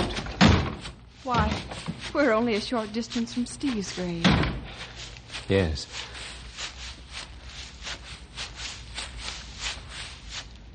Here's the identical headstone you like. Oh, I think it's beautiful. Will you read the verse, please, Mr. Franzen? I'm afraid I couldn't make it through. Well, sure, I'll read it. It says, "For a little boy, be tender to him, Lord, because he's so very small, and all of us are now beyond his young and frightened call. Please press him gently to your heart, as we who loved him so once held him gaily, knowing not how swiftly he would go. Be kind to him. We tried to be within our given time. Oh, let him play and shout and sing, and let him run and climb. We know that you are near him, God, as he takes ways unknown. And you are love, so where you are, he will not walk alone. And as we age, our cheeks will fade, and gray infest our hair. He will always be the same, forever young and fair." Thank you. Angus, look at the boy's name. I noticed it, too. Wesley Morgan, Jr. I wonder if... Yes, Mr. McLean. This is my son's grave. He was killed by a runaway team of horses a year and a half ago. It's all right, Mr. McLean. I understand.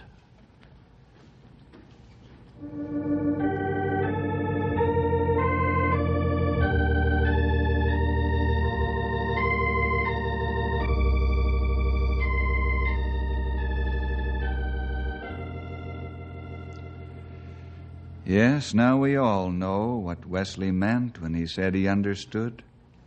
And Angus learned a big lesson in understanding from Wesley. Boys and girls, do you try to understand always, even when you may be hurt and disappointed, and then when others are in need? You know you should. It's the way the Lord wants us to be. Understanding and with love and compassion for those who need help. Well, I'll be back again next week when you'll hear more adventures of Ranger Bill!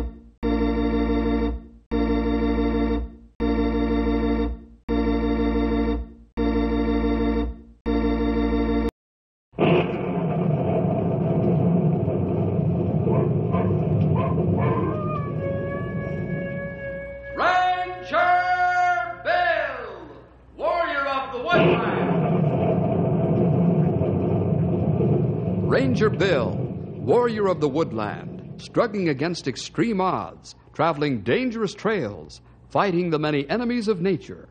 This is the job of the guardian of the forest, Ranger Bill. Pouring rain, freezing cold, blistering heat, snow, floods, bears, rattlesnakes, mountain lions. Yes, all this in exchange for the satisfaction and pride of a job well done.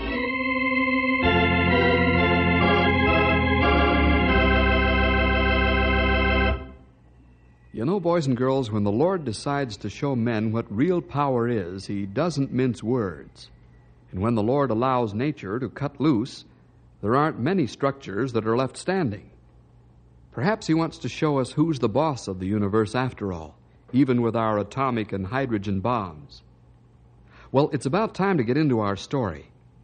This is the experience Bill and his Rangers had with nature's most powerful and potent weapon. It's the story, Nature's Vacuum Cleaner.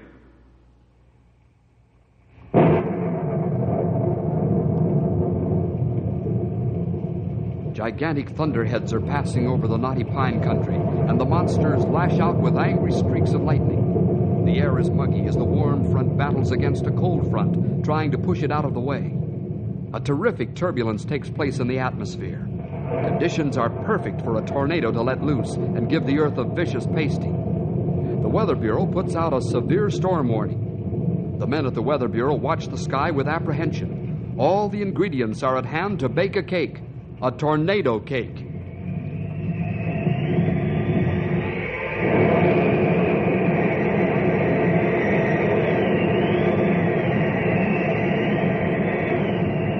This is it. A rope-like funnel drops from the ink-black clouds and meets the ground. The tornado funnel uproots great trees and powders giant rocks. It gouges the earth like an enormous chisel and tears out the forest in its path like a child pulling seedlings from the garden. This is the phenomenal power of nature. The rope-like funnel charges each man's heart with fear. Fear for family, fear for home, and fear for self. This is nature's vacuum cleaner.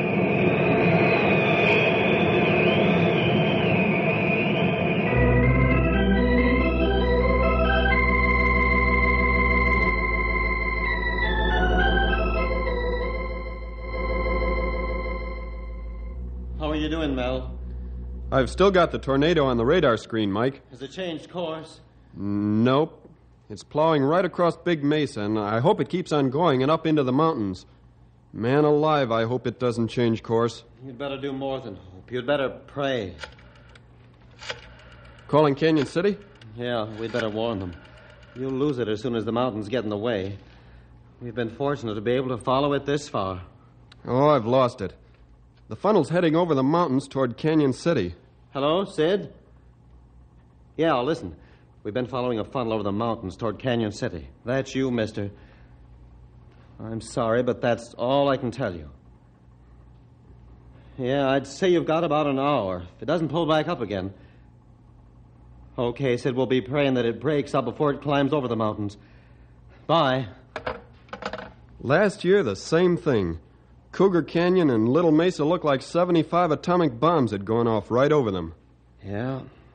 Someday a twister's going to come right down the Shady River Valley and clean out the whole place, including Knotty Pine. Don't talk so loud.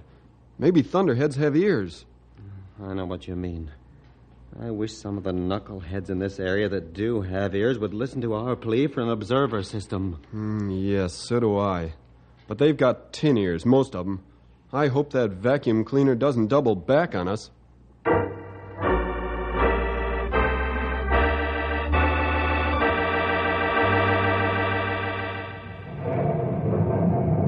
Boy, look at those thunderheads coming in. Yes, sirree. They're whoppers, all right. They're bulging at the seams with water. If they drop load, we need boat. They're dropping it now. You can tell by the cloud formations. Say, I hear tell that there was a tornado on the Big Mesa again. Oh, who's pulling your leg, Stumpy? Nobody, because it won't stretch no more. The old-timer's right, fellas. Mel and Mike picked the twister up on radar and followed it right to the mountains. Not long way from Knotty Pine and in flat country. Yep. We'll never get one of them mad whirlwinds down here in the valley. Not on your life. We never have. We never will. I hate to say this, pal, but those could be famous last words. Oh, Bill, come on. You know there's never been a tornado hit this town or even near it. Why, Big Mesa's 50 miles off. It's in high, flat country. Henry Wright. Even my father, Black Wolf, say mad wind never hit down there. We've got all the fixings for a winged dinger. But for some strange reason, they don't like this spot, I'm happy to say. Hey, phone's ringing. I'll get it. Never mind, pal. I'll get it. It's probably for me anyhow.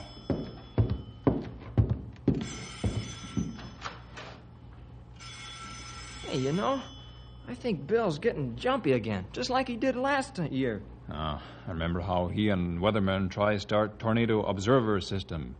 Nobody interested because tornado never strike here. Yep, I'm a mind afraid that Bill's barking up the wrong tree. And so are the weather boys, for that matter. Right. Say, look at the lightning from those thunderheads. Boy, I sure like to watch a storm come in. Just think of the tremendous power the Lord's got packed into one of those big clouds. Man alive. It'd make us look like helpless ants.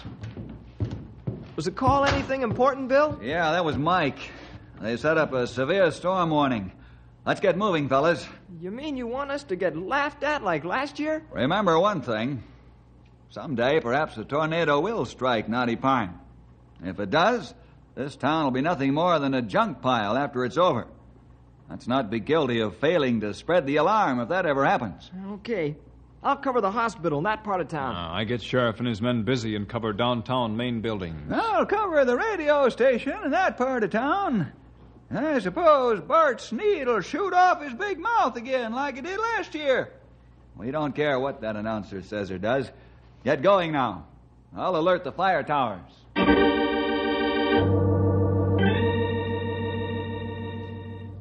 Larry, there's a severe storm warning out. Keep your eyes open for a funnel. Okay, Bill. I think it's a waste of time, but orders are orders. Not again this year, Bill. Yes, and it'll be every year from now on, so you might as well get used to it. Keep me informed, Tom, if you see anything. I will. Sure know that I won't be seeing any funnels, but I'll keep a sharp lookout just the same.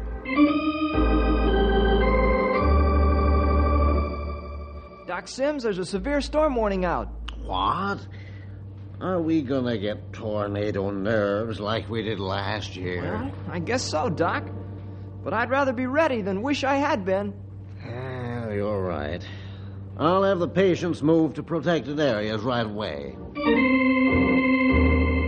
Ed, you better have people in bank go to basement plenty quick. Oh, no, not again this year, Grey Wolf. Why, this is like fire drill in school.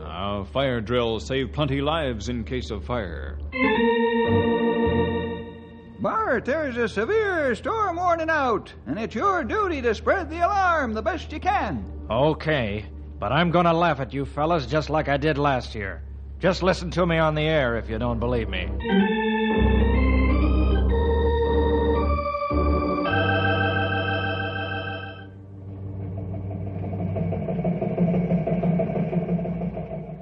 Good evening, ladies and gentlemen, and a quiet and pleasant one it is, now that the weather boys and the Rangers have called off another false tornado alarm. It appears that we're going to be plagued again this year by a repeat performance of last year's false tornado alarms. Why is it the Rangers insist that everybody almost break their necks running for protection from the twisters that never come? Is it that our guardians of the forest can't stand peace and quiet? They like folks worked up and almost hysterical with fear? All this monkey business is a ridiculous waste of time, especially in the light of historical facts. Knotty Pine has never been hit by a tornado. What you do the next time a false alarm is sounded is your business. That big mouth makes me tired. Boy, he sure runs his windmill with hot air, all right. Every time a brain cell tries to work, his mouth falls open, a lot of silly noises come out. Stumpy, you're... Yeah, Bart sure has the knack for getting under your skin like a sliver. Well, don't let him needle you, pal. We've done our work before in the face of ridicule. Bible say, he that control tongue is better than he who conquers city. Yep. It's better to appear to be a fool and keep your mouth shut and open it and remove all doubt. Yeah, sure. But some folks will take his gassing to heart. Maybe they'll live to regret it. You fellas were giving me the ribbing of my life a while ago about this tornado business. Sure we were. But that was only between us. As far as I'm concerned, if the weather boys put out the warning, then I'm in favor of heeding it. If the warning is a false alarm, then I'm grateful and thank the Lord. That's right, old-timer. Bart has nothing to lose if a tornado strikes. Doesn't have a family here and no property. Of course, he should be thinking about the safety of other people, but he's not concerned.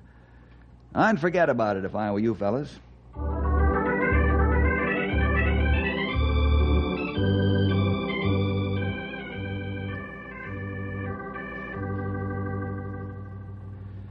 It sure is nice out this morning. The humid feeling's out of the air. Yeah, sure is a nice day. Hey, Bill. Uh-oh, it windbag. Hello, Bart. Hello, Bill. Fellas. Say, there's a black cloud up there. Aren't you going to sound another false alarm? Oh, excuse me. That's smoke from a factory chimney. Bart, you need glasses. When a fella can't tell the difference between a thunderhead and chimney smoke, he should see an eye doctor. Oh, yeah.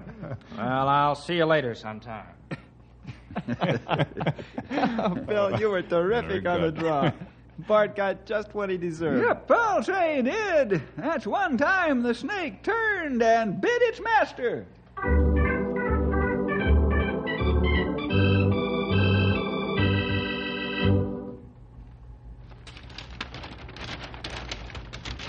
Mel, I'm afraid we'll have more tornado fixings in here.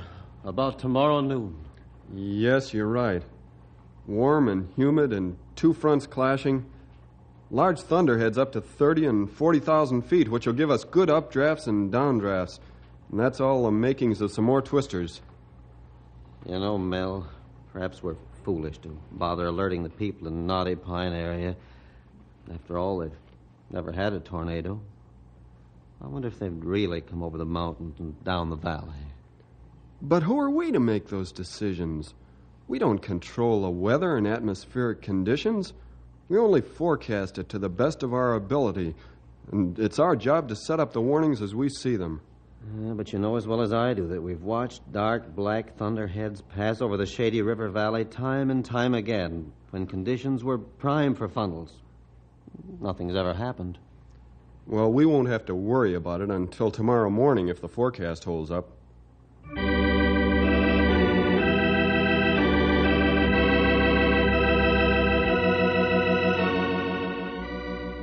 It's early Saturday morning, and the ranchers and farmers are just beginning to stir and think about doing a day's work. Mel and Mike don't plan to set up severe storm warnings until noon, but this time they're going to get fooled. Right beyond the Shady Mountains, a giant of all giant thunderheads slowly moves toward the Shady River Valley and Knotty Pine. The Sleepy Valley and town aren't aware that there's a great danger approaching. The morning's warm and humid, and everyone's thinking of the beauty of spring when suddenly part of the black giant drops down to the ground and a funnel is formed with winds revolving inside from 600 miles per hour.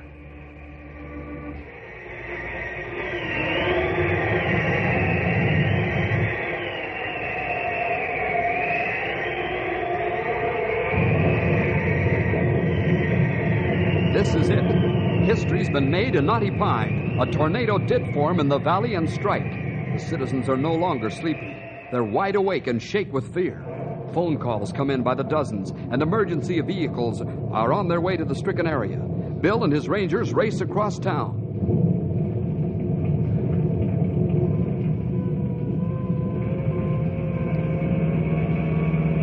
Boy, it really happened. Where'd the funnel strike? Seems to be the high school in that area. Folks are too excited to give accurate reports, but we'll know in a few minutes. Boy, I got duck bumps running all over me. Gee, to think it really happened after so many years of not happening. It's a pretty sobering thought, Sonny. This whole town could be flattened. Yes, sirree, like a pancake. And many people killed. Here we are. Boy, look at the north end of that school. What a mess. Yeah. Thank the Lord it's Saturday and there's no school.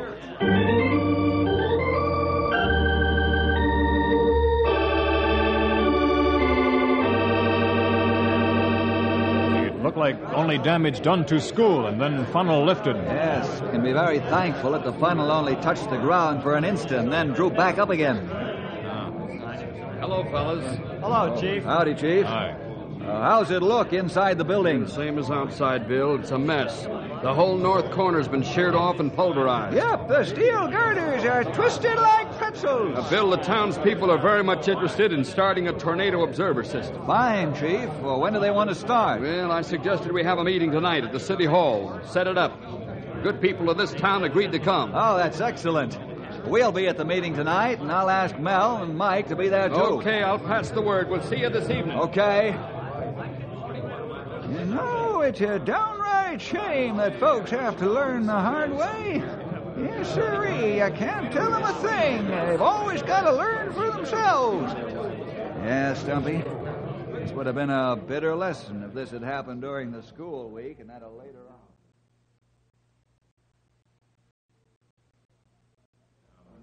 May I have your attention, please? Thank you. Thank you very much. Chief, where's the crowd? Well, they sort of cooled off since this morning, Bill. Guess they figure lightning won't strike twice in the same place. How much work is there going to be involved in this tornado observer system? Yeah, I don't think we should even discuss this plan if more people aren't interested to share the burden of it. I suggest we adjourn this meeting until we can get more people to attend. I agree.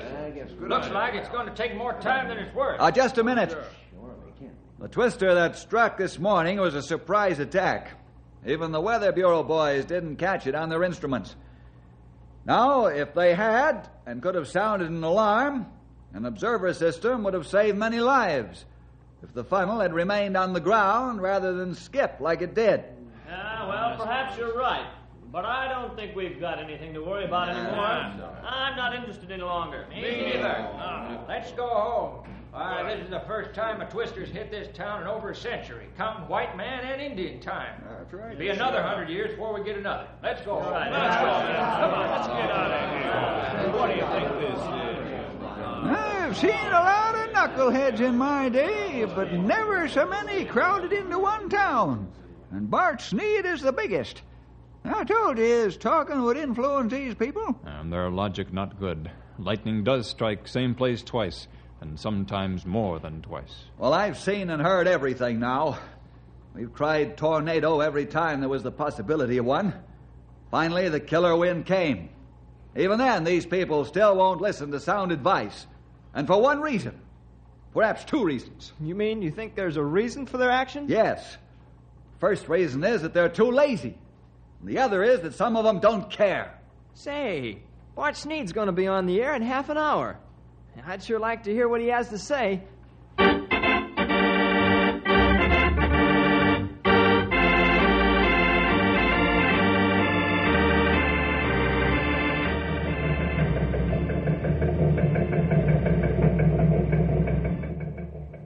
Good evening, good citizens of Knotty Pine. Well, it looks like the Weather Boys and the Rangers almost won their point this morning when the tornado funnel chewed away half the north end of the high school.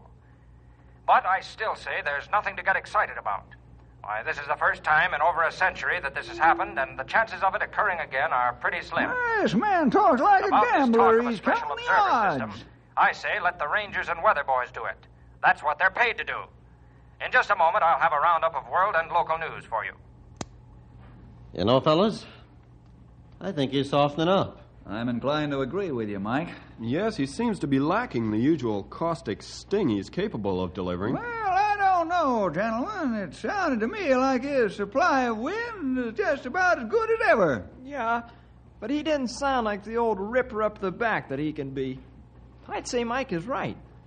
But why's Bart changing his mind? All he have to do is look at a high school building and think of lives lost if that happened during school day.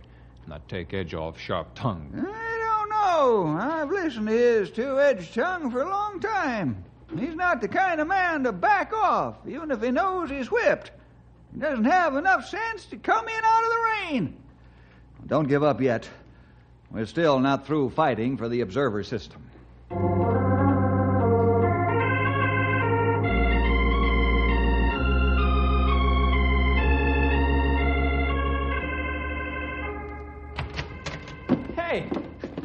troopers. No, we didn't do it.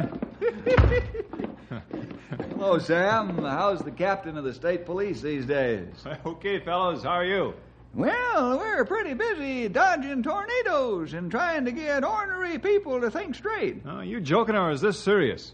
It's serious. Stumpy's just about sized up the whole problem. Now, pull up a chair and relax. Okay, thanks. Now, where do I come in now, or do I? Oh, we'd like to have you help us dodge twisters. Of course, you might get twisted up yourself, but then you'll be doing us a favor. Sam, I'd like you and your men to cooperate with us in the tornado observer system. Well, I'd be glad to. You still having problems with the citizenry of this area to cooperate? Yeah, problems ain't the word for it. That windbag, Bart Sneed, keeps leading them down the wrong trail. Might be the death trail unless we do something about it. Well, that's strange. Why do you think he's acting this way? Because he hasn't anything to lose. Well, I'm afraid you're wrong there. I don't quite follow you, Sam. Bart hasn't any property or family here. He hasn't any family here yet, but he's got property. Huh? Since when? Right. Didn't you know he bought the old Coswell place? Well, no. Hey, that's right in the middle of Shady Valley at the edge of town. That's right. When did he buy the Coswell place? The deal was closed 2 days ago, and he's bringing his family from Junction City next week. It took him 3 years to make up mine. Not a long time to find a place to buy.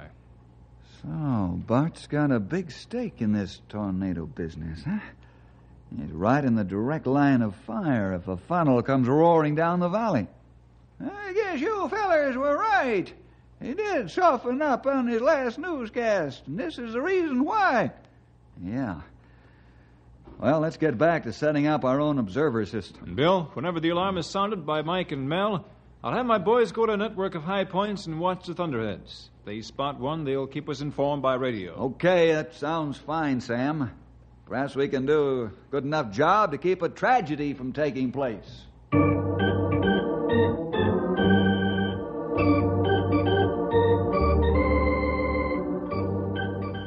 I don't think Bill, his rangers, and the state police are going to have to wait very long to find out if their system's going to work or fail. The barometer's dropping at the Weather Bureau, and Mike and Mel anxiously watch their instruments and check their readings and forecasts. Let's drop in on them as they try to outwit the weather and predict its actions right to the nth degree. How's the coffee holding out, Mel? Fine. You want some? Yeah, please.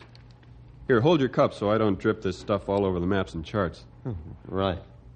Say when. Now. You know, I don't like the nosedive the barometer's taking. Don't like it at all. Yeah, it's going right through the bottom at this rate. I'd say we're going to have plenty of action about 9 in the morning. Let's recheck our work and then sound the alarm. I sure feel better now that the Rangers and the state troopers have set up an observer system. I'm afraid that this might be tea hour if the storm comes down the valley. That's right where it's heading, or I'll eat my shirt. Buttons and starched collar included.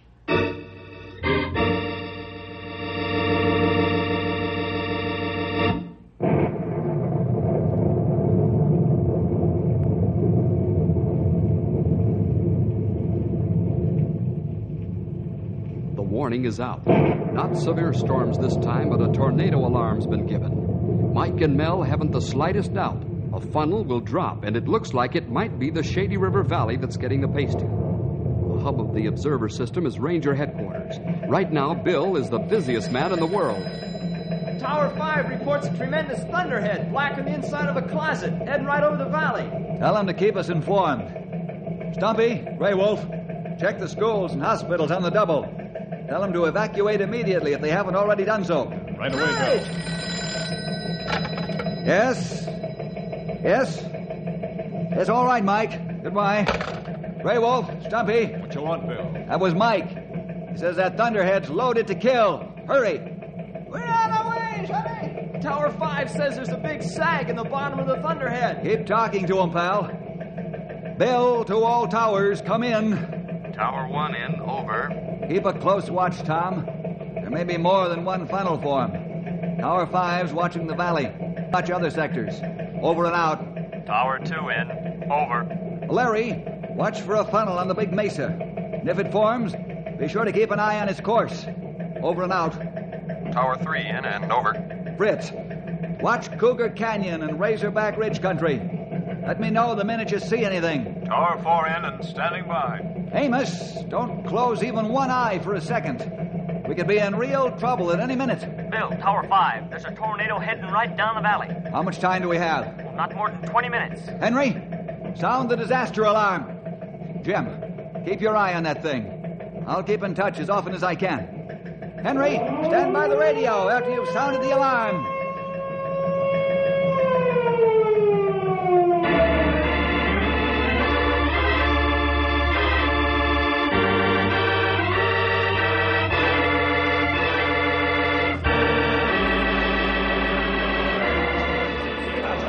All right, men. We've got 18 minutes to spread the alarm. Let's make it 15 to be safe. You know your areas. Have everybody open windows and doors. Then tell them to get into basements or depressions in the ground. Now get going and fast. Has the Twister changed its course, pal? Not yet. Jim says it's really chewing up the valley. Bill, are you there? Yes, go ahead. This is terrible to watch. The funnel's going right down the middle of the valley and cleaning out everything in a path about a block wide. Keep watching it. We'll stand by another 10 minutes, then we're going underground.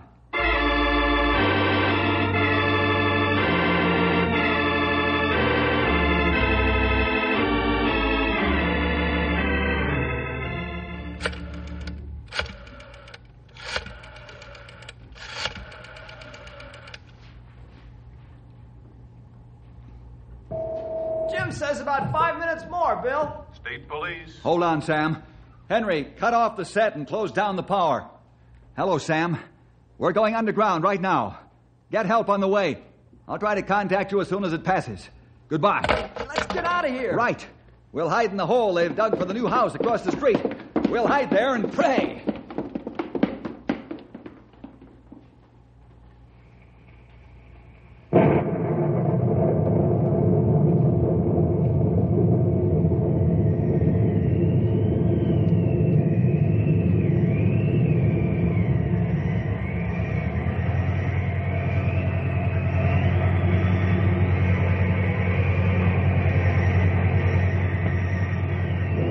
Destruction roar at 600 miles an hour into Knotty Pine. The lumberyard disappears into the giant vacuum cleaner. Wait a minute. The funnel is lifting. It's drawing back into the cloud. For good, I hope. No, now it's down again, but not until it hit the river. Now the Twister's running along the riverbank and heading out of town. 7 warehouses and a number of small buildings have been obliterated. But praise the Lord, the terrible killer's going out into open country.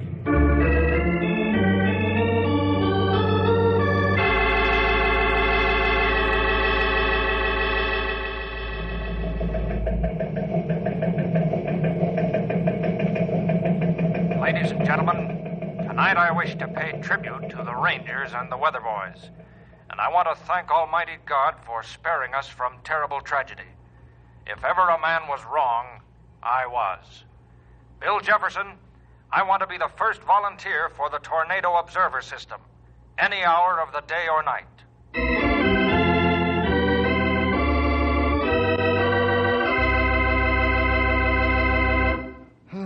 Yes, Bart. Thank the Lord the Twister didn't blaze a deadly trail right across Knotty Pine. You know, it's the old story with men like Bart and others. They have to learn the hard way, and sometimes that can be disastrous. We'll see you next week for more adventure with Ranger Bill!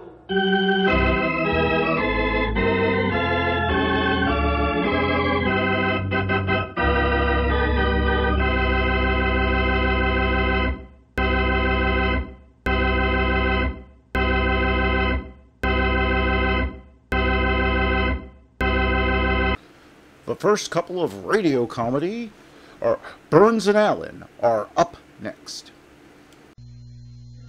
Another cup of Maxwell House coffee, George? Sure, pour me a cup, Gracie. You know, Maxwell House is always good to the last drop. And that drop's good, too. Yes, it's Maxwell House Coffee Time, starring George Burns and Gracie Allen.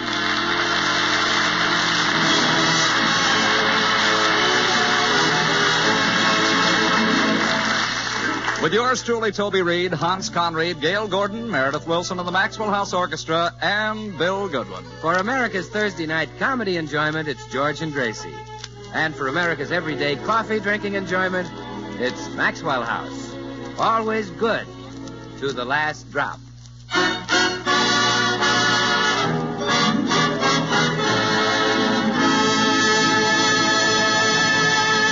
Well, George put off his Christmas shopping until this week, and then he was caught in that final frantic stampede of women shoppers and almost trampled to death. We find him now seeking refuge in the corner cigar store where he meets Bill Goodwin. Hi, George. Oh, hello, Bill. Hey, you look kind of rumpled. I am, Bill. Bunch of women shoppers knocked me down and walked on me. Holy smoke, I'll say they did. Well, look at your poor face where they stepped on it. It's all battered and beaten. What a horrible mess. They didn't touch my face. Oh, I dread going back to that store, but I gotta get Gracie's Christmas present. I'm already in the doghouse with her. How come? Oh, a little slip of the tongue, Bill. This morning, Gracie said, I'd like to have Mother here for Christmas. Can she fly down? And I said, why not? I never saw an old crow that couldn't. George, I'm surprised you don't get along with Gracie's mother. You're the same type, the same temperament, same age. Very comical tonight, Willie. Well, anyway, I wouldn't send her plane fare. Well, how does Gracie's mother feel about you? She despises me. Are you sure? Oh, yes. She's never come right out and said so. It's just the little things she's done. Mm-hmm. Little poison in my soup. Little dynamite under the bed. Just the little things. Little things. Yes. But when you put them together, they spell drop dead. I see. So that's why I'm knocking myself out to get this Christmas present for Gracie. But after I fight my way to the counter, the girl ignores me. Oh, well, I can get that girl to wait on you, George. I've dated her. You don't even know what store I was in. Makes no difference. If she's a girl, I've dated her. Well, thanks, Romeo, but I'll handle it myself. This time, I'm going to assert myself. I'll knock those women right and left. I'll fight my way to the counter, grab the clerk by the neck, and say, now, see here. I want a Christmas present for my wife. So get busy and sell me, what's the matter? I forgot to find out what Gracie wanted.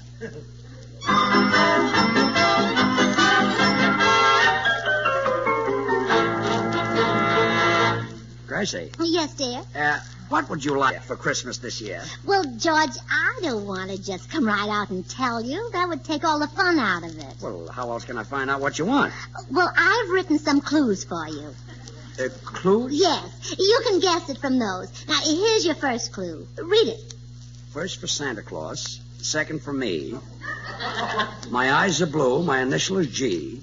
Bring me a present, large, not small, and I'll say Happy New Year in the summer. Well, what is this, truth or consequences? Well, George, you felt so bad about not guessing Miss Hush. And this'll sort of give you another chance. Look, just tell me what you want for Christmas and stop making yourself a Ralph Edwards. Oh, but this is much more fun. Oh, all right. If it means so much to you, I'll play your game. Good. Now, let's see. First for Santa Claus, second for me. Dancer is first, Prancer is second. The Prancer could be a horse. You want a horse for Christmas? Oh, what would I do with a horse? Well, you're always banging up the fenders, and if you had a horse, you wouldn't have to drive the car. Oh, that's silly. A horse couldn't drive a car. Well, skip it. So I missed the first guess. Yeah, that'll cost you 50 cents. 50 cents? Oh, I forgot to tell you. Every time you guess wrong, you drop 50 cents in this bowl for charity. What charity? Oh, a very worthy one, George. It's for a poor mother who's expecting. Oh, well, that sounds like a worthy cause. Okay, here's my 50 cents. Thank you, dear. Now try again and guess what I want for Christmas. Let's see. Bring me a present, large, not small, and I'll say Happy New Year in the summer. Well, think, George. Concentrate. Say, I think the Chinese celebrate New Year in the summer. Now, let's see. Chinese. No, I don't want chop suey. Gracie. That'll be another 50 cents. Honey. Honey's wrong, too. Another 50 cents. Nuts. Wrong again. It's $1.50 you owe the bowl. Oh, well, it's for charity. There you are. Glad I'm using this punch bowl. Looks like I'll fill it. The rate you're going, you'll fill the Rose Bowl. Come in. Hello, all. Oh, hello, Meredith. Say, Mayor, maybe you could help me. Gracie has written down on this piece of paper what she wants for Christmas. Really? As a boy, I used to write down what I wanted and mail it to Santa Claus at the North Pole. Of course, now I'm older and wiser. Oh, of course. Now I just go to the nearest department store and hand it to him in person.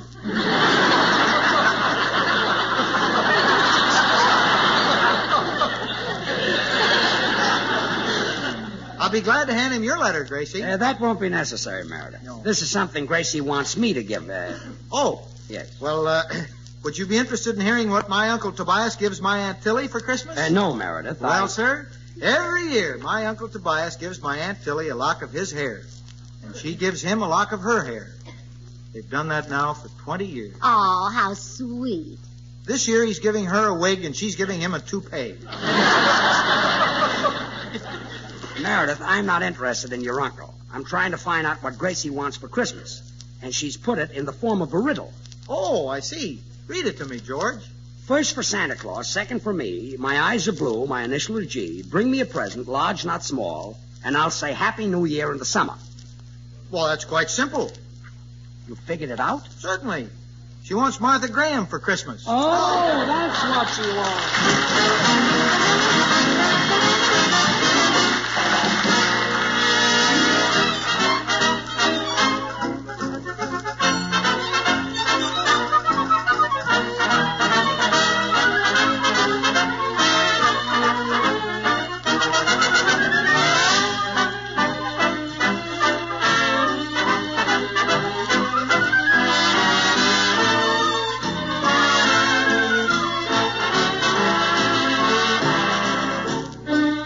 Mighty pleasant melodies, Meredith, with a swing to their rhythm that sets your feet to beating. True, Toby. It's the rhythmic beat of a schottische, which is a slower Scotch version of the polka. The Scotch polka? That sounds good. Oh, it is good, Toby.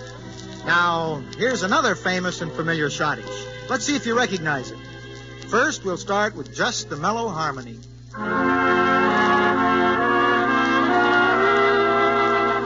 Now we'll add a counter melody for richness.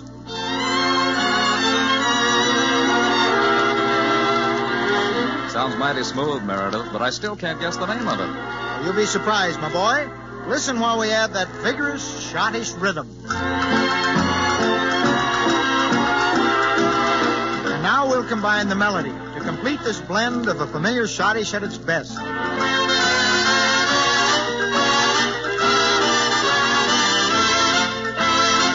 Well, of course, it's Paul Linke's Beautiful Glowworm. And friends, just as all our favorite melodies are created by expertly blending many orchestral parts, so too with the creation of America's favorite coffee, Maxwell House.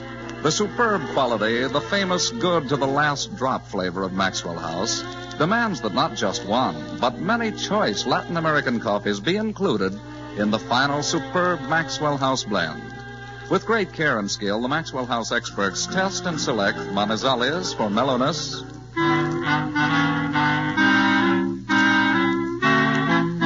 for richness, they add Medellins.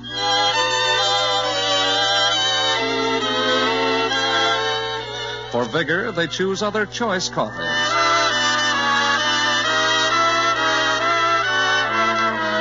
And for fine, full body, they add Bucaramangas.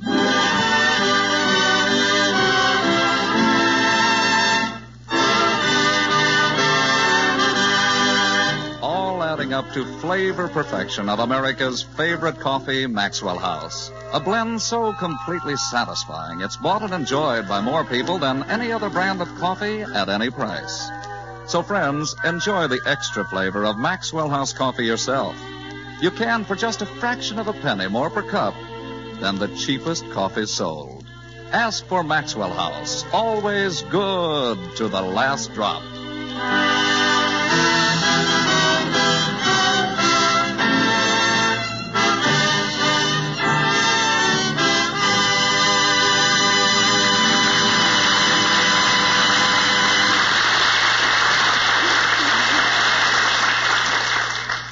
Stockings for Christmas? No, Drop another 50 cents in the bowl.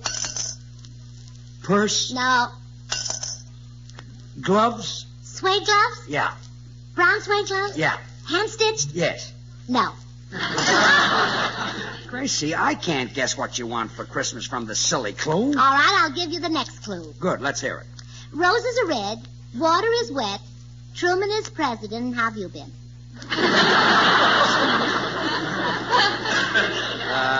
That's the clue. Yes. Let's go back to the first one. No, George, work on it. I'll leave you alone so you can concentrate. Concentrate my foot. Take this clue next door to Dr. Miller. Only a psychiatrist can figure this out.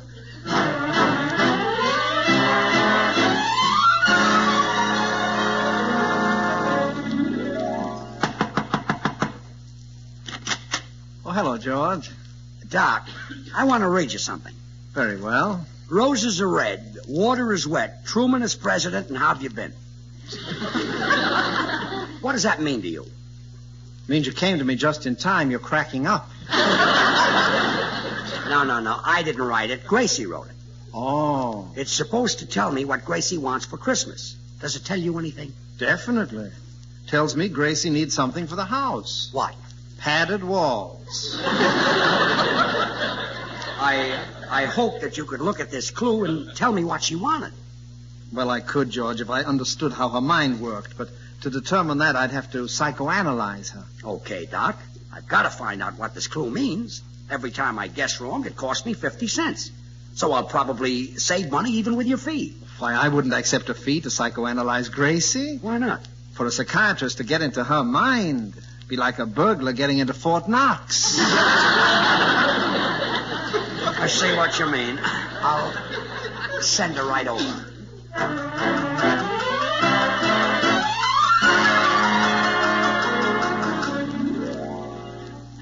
Now then, Mrs. Burns, just lie down on this couch here and relax completely. Thank you, Doctor. First, just a few general questions. How old are you? I'd rather not say. Mrs. Burns, I'm a doctor. You can tell me anything. Now, how old are you? 19. 19? You said I could tell you anything. I mean, if you tell me your age, I won't let it go any further. Oh. Now, how old are you? 19. Still 19. I'm not letting it go any further either. Mrs. Burns, how long have you been married? 15 years. Then if you're 19 years old, you were married when you were 4. Oh, Doctor, you've got me trapped. I see I'll have to tell the truth. Good. Now, how old are you? 20. Let's skip your age and go on to the next question. Do you have any disturbing dreams, especially dreams that recur again and again? Oh, yes. Every night for a long time, I dreamed that the Iceman came and put 2 50-pound cakes of ice in the middle of my back.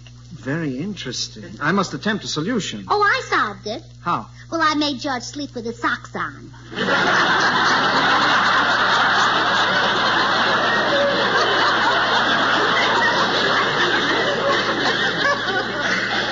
Yes, I see. Well, now, Mrs. Burns, I'd like to give you a simple little test which will enable me to analyze your thought process. Mm-hmm. Now, this is called a word association test. Oh, and how does it work? Well, I will say a word, and that word will suggest something to you. Whatever it is, you say it. I say whatever I think of. Right. Left.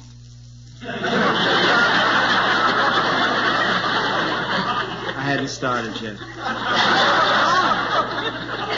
Now, here we go.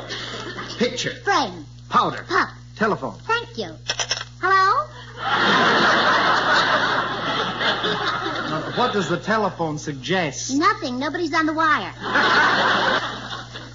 Mrs. Burns, the telephone did not ring. When I said telephone, you should have said something like Alexander Graham Bell. I see. Let's proceed. Army. Navy. Soldiers. Sailors. Wax. Fibber McGee and Molly.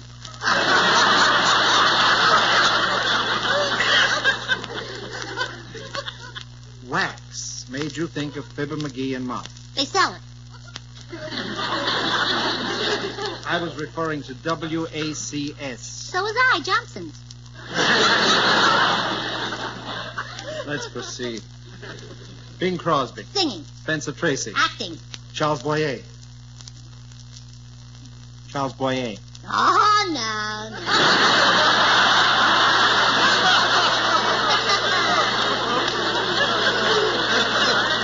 You don't trick me into that one. I see you're taking notes. So? So my husband can read. Let's proceed. Hello? Oh, yes, Grace is right here. Telephone. Alexander Graham Bell.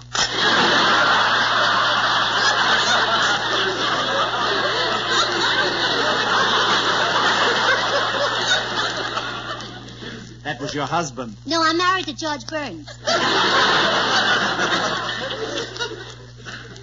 That'll be enough for the word association test. Now, suppose we delve into your childhood memories. Your family life. Was it happy and normal? Oh, yes. Every morning, bright and early, the sun would come streaming through the kitchen windows and wake us up. We'd jump out of bed. Wait a minute, Gracie. Your family slept in the kitchen? Well, certainly. Where did you expect them to sleep? In the bedroom. Stupid of me, wasn't it?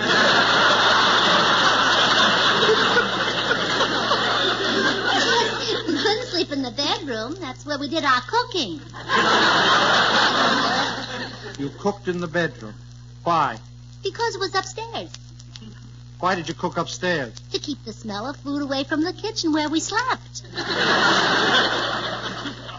That'll be enough of your normal childhood memory. Now let us try the mental coordination test. See if you can place these square pegs and round pegs in their proper holes.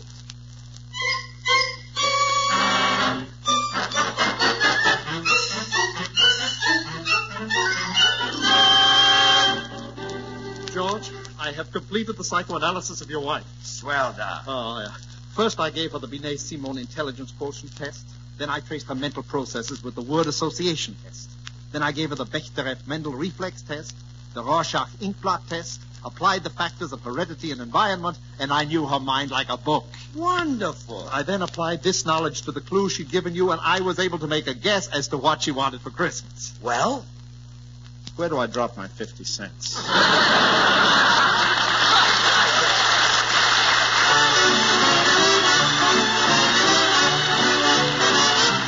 Here's Meredith Wilson and the orchestra and the great old tune, True.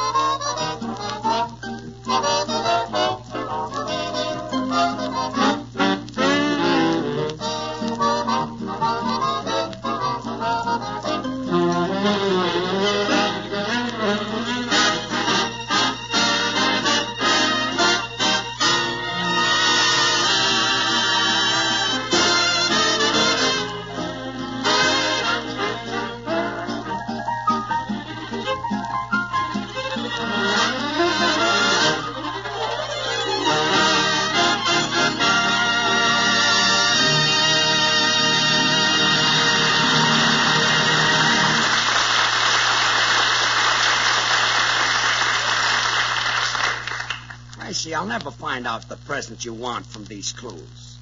What have I given you for other Christmases? Well, the first year we were married, you gave me a string with one pearl on it. You said that every year you'd add to it. And I have, too. Say, maybe that's it. You want me to add to it again? Oh, no, you better not. The string is so long now, I keep stepping on the pearl.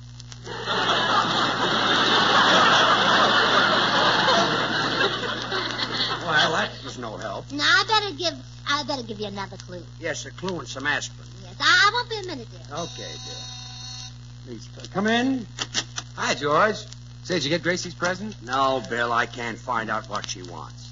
If you were Gracie, what would you like for Christmas? Oh, not a thing, George. Gee, I'd feel that I'd received life's supreme gift when I got wonderful, handsome, talented, generous you. Bill, you haven't said anything that nice to me for a long time. No, not since last Christmas. Oh, I get it, Bill. You don't have to hinder me. Don't we always exchange presents? Well, I always exchange yours. You don't like the cigars I've been sending you? Is that what they were? Yes. That's what they were. Every Christmas, I give you and Meredith each a box of those cigars. They're 2 for $1. Oh, they're robbing you, George. You shouldn't pay more than 10 cents a box. We'll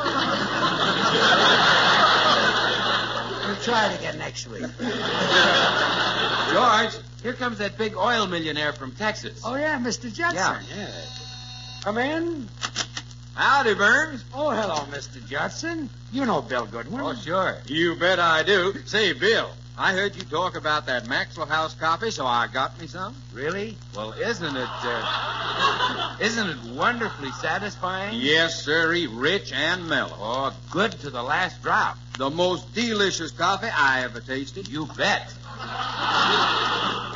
What part of Texas they grow it in? Mr. Judson, the superb coffees that go into Maxwell House are grown down near the equator. Oh, southern Texas, huh? Got down around Galveston. Mr. Judson. Well, now, it's the best darn coffee in the whole world, and that cup I had this morning sure was worth the $1,000 I gave for it. Wait a minute, you gave $1,000 for it? Why, Mr. Judson, Maxwell House costs but a fraction of a penny more per cup than the cheapest coffee you can buy. Oh, I know that, but I had to leave the girl a tip. Kid's got to make a living. Say, Bill, tell me some more about that fine Galveston coffee. Is it popular? Well, I'll tell you, Mr. Judson, with more than 1,000 brands to choose from, more people buy and enjoy Maxwell House than any other brand of coffee in the world. But it's not grown in Galveston. It ain't? No, sir. It comes from places like Colombia, Brazil, Guatemala, Mexico, Salvador, Venezuela. Oh, the suburbs of Galveston. You might as well give up, Bill.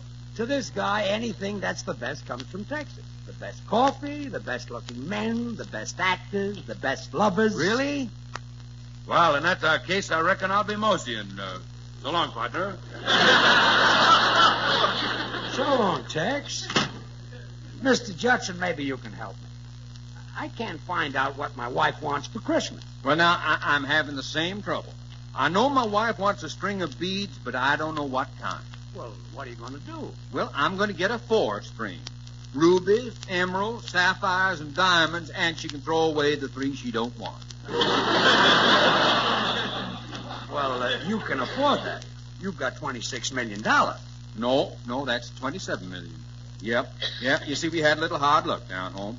Grandpa was out in the yard rocking in his rocking chair. He reared back a mite too far. The rocker dug in the ground, and up come another darned oil well.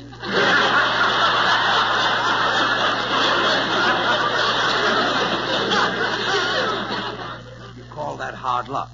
Well, Grandpa'll never get that stuff out of his beard. Tough break for Grandpa, wasn't it? George? Yes? George, I've got another clue. Oh, hello, Mr. Judson. Howdy, little lady. Say, your husband tells me he's having trouble guessing what you want for Christmas. Yes, he is. He even guessed that I wanted a horse. Well, now, that wouldn't be bad. You could bring him down to Texas and ride him on my range. Oh, no, I wouldn't do that. If the gas was on, he'd burn his feet.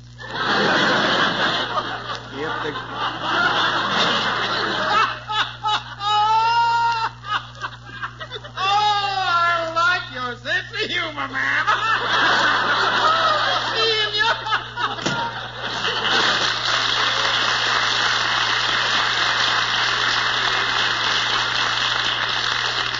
Well, George, I've prepared another a clue for you. Does this one give me a real hint? Well, read it and see. Use your brain. Don't be a goat. Why not ask me if I'd like a mink coat? Well,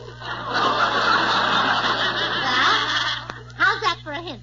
So that's it. You want a mink coat for Christmas? Can I have one? No. That isn't it, then. Drop another 50 cents in the bowl. Now, wait a minute. That's a cheat. This clue can't mean anything but a mink coat. Yes, it can. Now, here, I'll help you. Now, look at the second line. Don't be a goat. Now, what do goats give? Milk. And, what do they make out of goat's milk? Cheese. Well? You want goat cheese for Christmas? Drop another 50 cents in the bowl. Gracie. Now, that's $1 you owe the punch bowl, Joe. Oh, all right. What charity did you say this was for? Poor mother who's expecting. Oh, a mother's expecting. Okay. Now, don't give up. Let's take the first line of the clue. Use your brain. Where is my brain? That's tougher than what do you want for Christmas? I'm trying to help you. Where is my brain? In your head. And what do I wear on my head? A hat. Oh, that's it. Of course you want a hat. Drop another 50 58. cents in the bowl. Thank you. Now, let's take the third line of the clue. Wait a minute. You going to help me again? Yes. It's easier that way. Oh, you're getting discouraged. I'm getting discouraged, yes. Well, let me see how much money is in the bowl. 5, 10, 15, 20, 25, $28. Never mind, dear. You needn't make any more guesses. Well, hallelujah. Now tell me, what do you want for Christmas? I don't know. You don't know? No, just get me anything at all. Then why did we go through this guessing routine? Well, so I could get this $28 to send to my mother. It's your mother who's expecting? Yeah, she's expecting to visit this year in her plane. Her plane? She's got to give me her plane fare.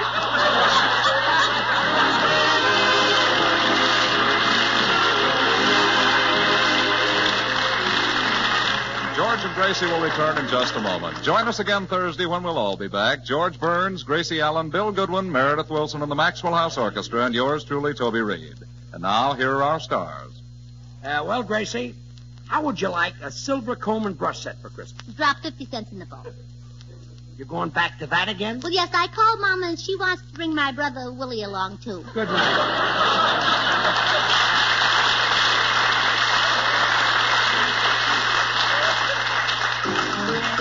Hey, where do you live, Lucille? I live down in Mobile. And what do you eat, Lucille? Eat? I eat Jell-O. Jell-O in those 6 delicious flavors. Strawberry, raspberry, cherry, orange, lemon, and lime. Flavors locked in by a process exclusive with Jell-O, just as the name Jell-O is exclusive. Yes, that name's a trademark, the property of General Foods. And it tells you you're getting the genuine, the one and only Jell-O gelatin dessert. Jell-O, Jell-O, Jell-O, Jell-O. J-E-L-L-O.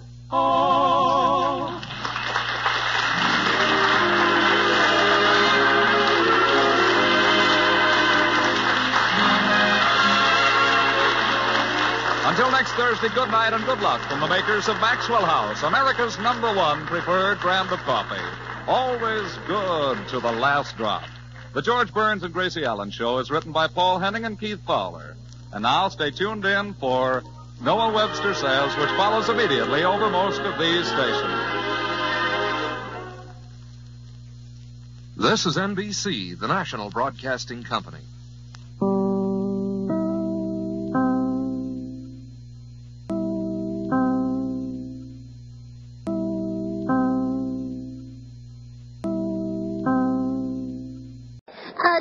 Another cup of Maxwell House coffee, George? Sure. Pour me a cup, Gracie. You know, Maxwell House is always good to the last drop. And that drop's good, too. Yes, it's Maxwell House Coffee Time, starring George Burns and Gracie Allen.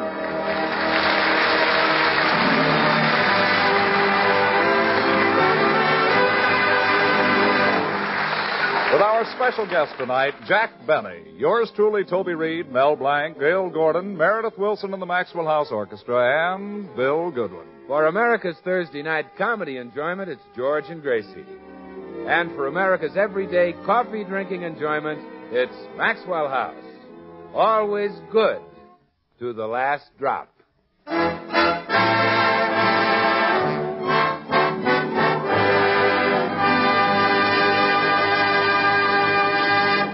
Life is a funny thing. Upon some men it bestows fame, fortune, and success, yet cruelly withholds from them the thing they long for most of all.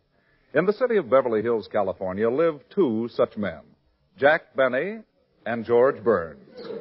Each apparently successful, yet nursing in his heart a secret, unfulfilled ambition. What is Jack Benny's ambition? His dream? Listen.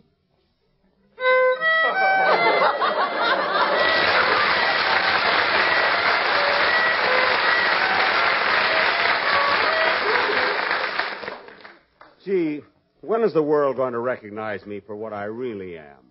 A concert violinist.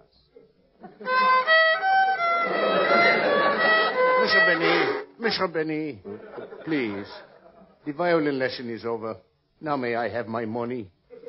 Professor LeBlanc, tell me something honestly. What do you think of my playing? Now be frank. You want the truth? Yes. First, give me the money for the lesson.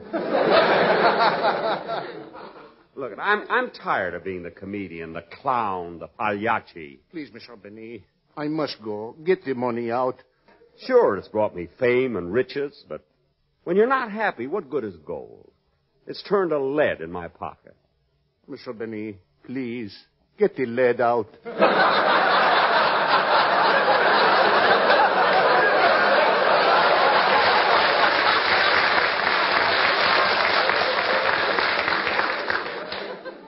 If I could only be a concert.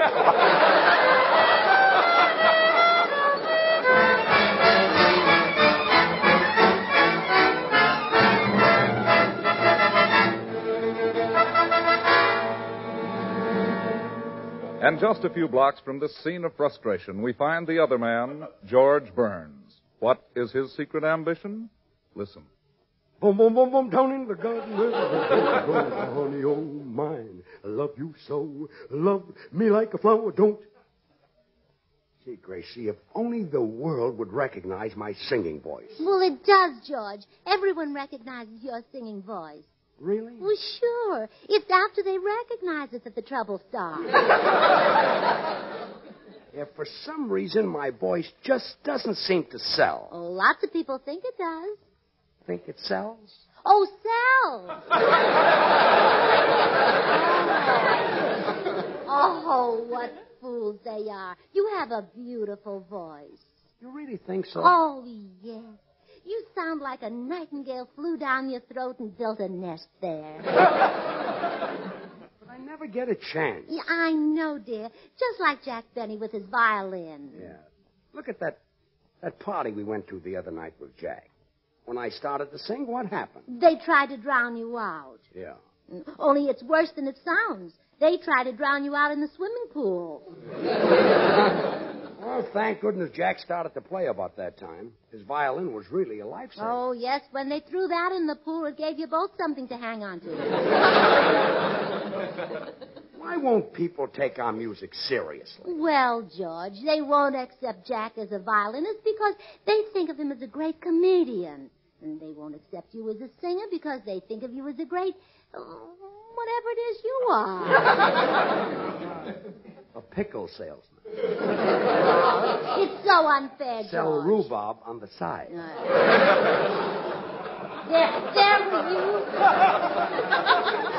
There were you and Jack. Careful, little horseradish. No, George. There were you and Jack loaded with musical talent, and all the crowd wanted to hear were those gypsy entertainers. Well, those gypsies were good. Not one bit better than you. I'll bet if you and Jack had been disguised as gypsies, the crowd would have... George! That's it. Huh? Why don't you and Jack disguise yourselves as gypsies and put on a concert? Now, wait a Oh, it's a great idea. If people don't know that you're George Burns and Jack Benny, they might like you. Well, thanks. Now, Jack could be a gypsy violinist, and you could be a gypsy troubadour. When a gypsy makes his violin, cry. Oh, you gypsy. When you sing, you'll not only make the violin cry, you'll make the whole orchestra bawl. Maybe you've got something with the gypsy idea. Oh, sure. Let's go talk to Jack about it. People go for gypsies because they're romantic vagabonds. They've been roaming the earth for hundreds of years. Do you think Jack and I can put it over? Absolutely. If I ever saw two men who look like they've been roaming the earth for hundreds of years, it's you and Jack.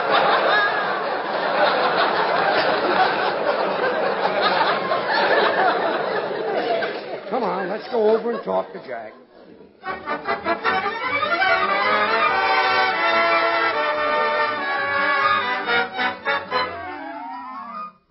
Well, what do you think of the idea, Jack? I can't do it, Gracie. When I achieve recognition as a violin player, I'll do it on one thing and one thing alone. Talent.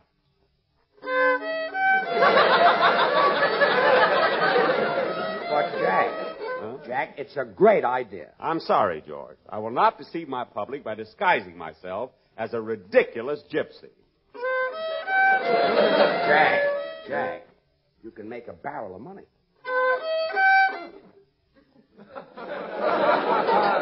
Money?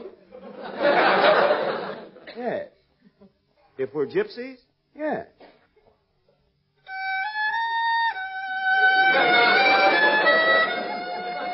I thought so. Anyway, it's not a cheat, you know. I do have some gypsy blood in my veins. Oh, really, Jack? Yeah, of course, I only have a drop or two. Oh. How much of it is gypsy? Well, the drop or two is gypsy. I have more.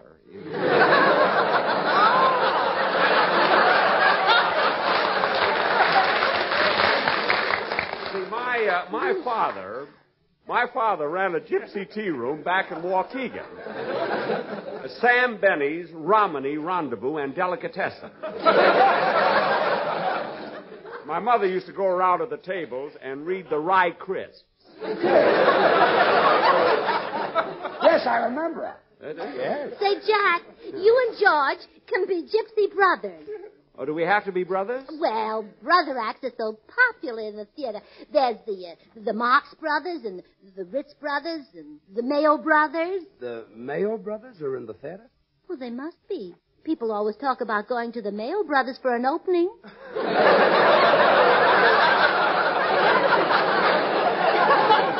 Yes, Abe Lasvogel handles their knives. Oh. You know, I'm glad you had this idea, Gracie. It sounds exciting, romantic. The Mysterious Gypsy Brothers.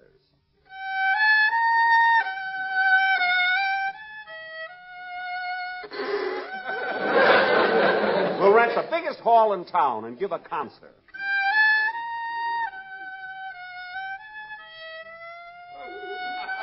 Yes, it'll be great, Jack. What if we do have to risk a little money to put into it?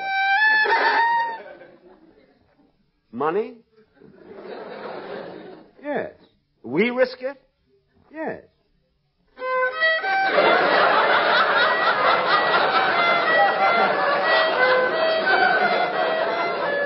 I was afraid of that. Oh, wait a minute. I've got an idea. We'll get someone else to put up the money, huh? Someone else? Yeah. You mean we won't risk anything? Yeah, not a cent. Oh, we're in again. Yeah.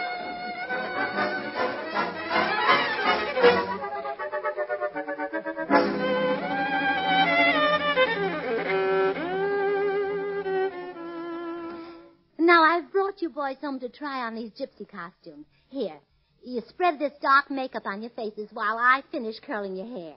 Gracie, is this necessary? Of course, Jack. All gypsies have curly hair. Well, okay. There. Now, Jack, your hair is done. Put it back on.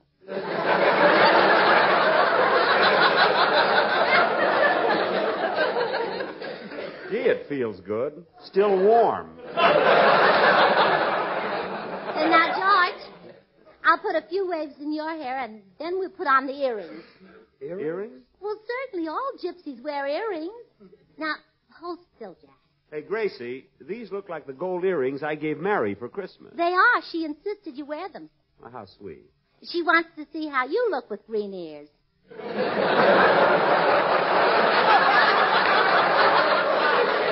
Look, these earrings happen to be solid gold. Some appreciation I get. She doesn't even keep them clean. They're all sticky. Well, Mary says that was on there when you gave them to her. It's from the Cracker Jacks.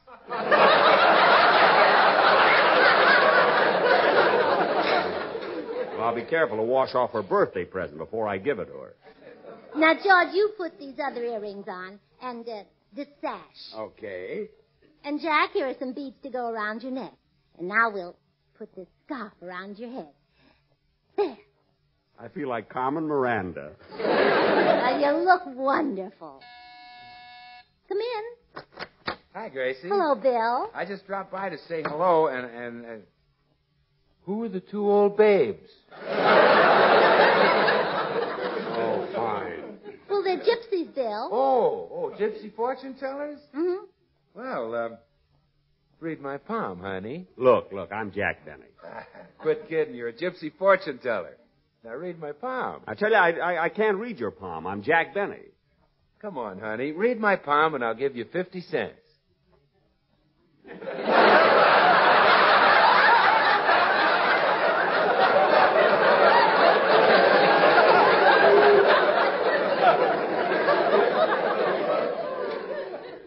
I see a tall, dark woman.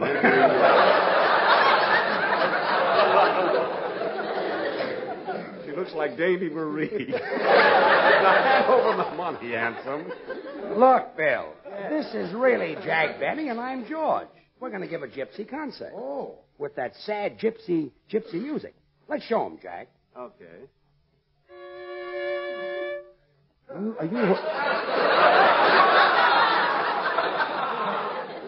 Are you holding anything back? No.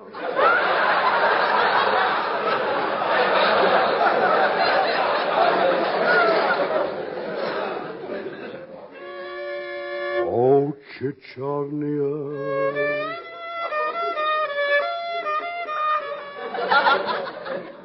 Oh, Strasnia.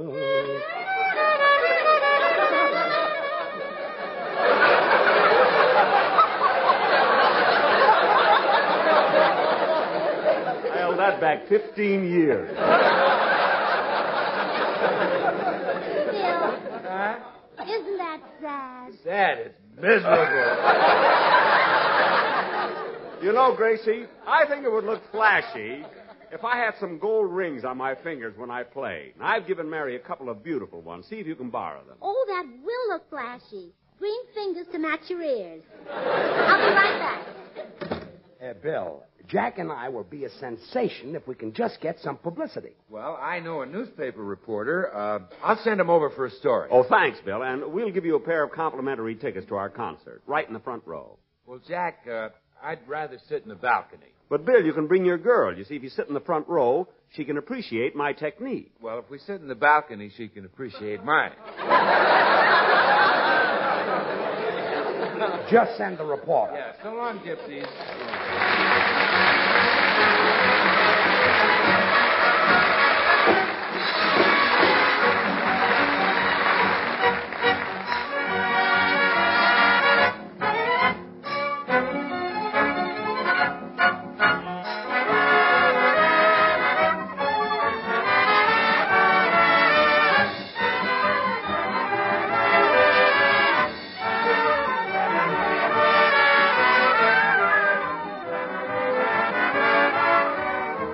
Say, Meredith, you'll have everybody hopping and skipping and jumping with those gay polkas of yours. Well, that's what you're supposed to do when you hear a polka, Toby. I'm afraid I'm strictly the waltz and slow foxtrot type.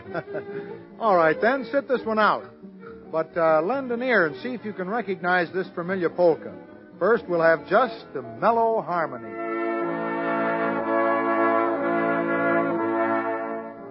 Now we'll stir in the counter melody for richness.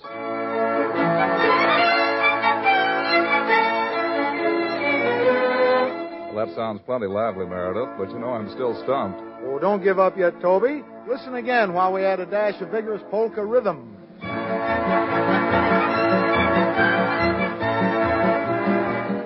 And now we'll combine the melody to round out this blend of familiar polka music at its best.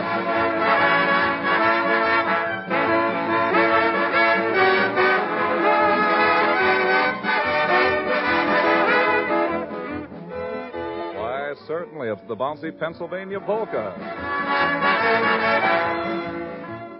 Yes, friends, and just as our favorite melodies are all created by carefully blending many orchestral parts, so too with the creation of America's favorite brand of coffee, Maxwell House. The superb, good to the last drop flavor of Maxwell House could never be achieved with just one type of coffee. No, the famous Maxwell House blend combines many varieties of choice Highland-grown Latin American coffees, each chosen for the particular flavor it contributes. With painstaking care and skill, the Maxwell House experts test and select Manizales for mellowness,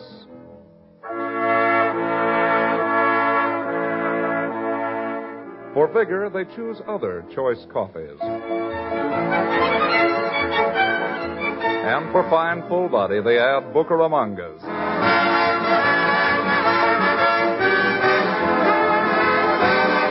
The final result is the flavor perfection of America's favorite coffee, Maxwell House. A blend so completely satisfying, it's bought and enjoyed by more people than any other brand of coffee at any price. Friends, why not enjoy the superb flavor, the extra value of Maxwell House coffee yourself? You can for just a fraction of a penny more per cup than the cheapest coffee sold. Ask for Maxwell House, always good to the last drop.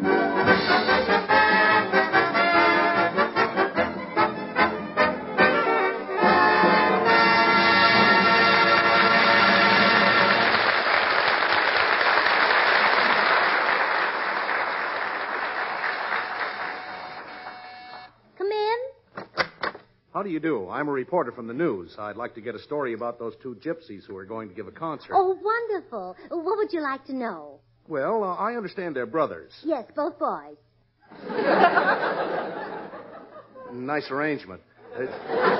Gypsies are supposed to be mystics. Do these boys have second sight? Yes, they both wear glasses. Yes. Can you tell me something about their background? Well, it was very romantic.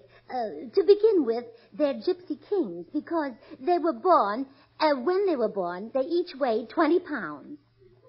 You mean... King size. I should have spotted. Now, what are their names? Their names? Yes. What are some gypsy names? Well, there's Misha and Sasha. Oh, well, these are Georgia and Jacksha. Are you sure these boys aren't just plain Americans? Oh, no, they're straight from Gypsy land. They're real gyps. Hey, you're not kidding. So long, lady.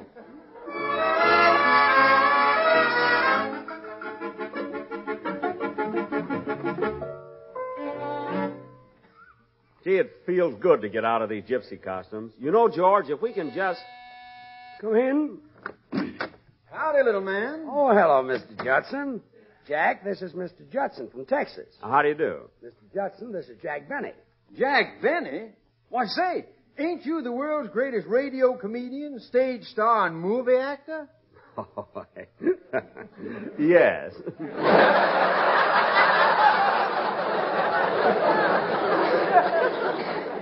Well, it sure is an honor to shake your hand, Mr. Benny. You're a right famous celebrity. Well, thank you. What part of Texas you from?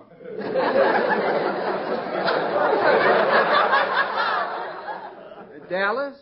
Houston? No, I'm from Waukegan.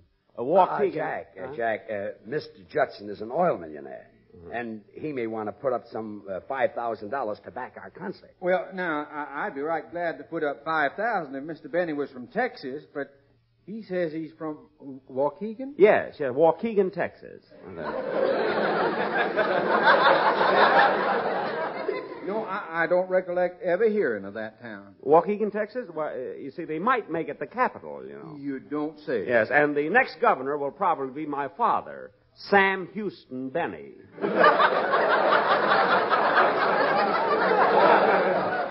Now, is that a fact? And after he served a term as governor of Texas, he may be elected president of the United States. Oh, well, now, I'd sure hate to see him step down to a less important job. Mr. Judson, I've got a TL for you. The people who run this world don't come from Texas. Yeah, and look what a mess they got it in. Well, Mr. Judson, do I get the $5,000? Well, now, that depends. What are you going to do in the concert, Mr. Benny? Play the violin. I have my instrument with me if you'd care to hear a bit of technique. Oh, Shall I I'd say? admire to. Scrape away.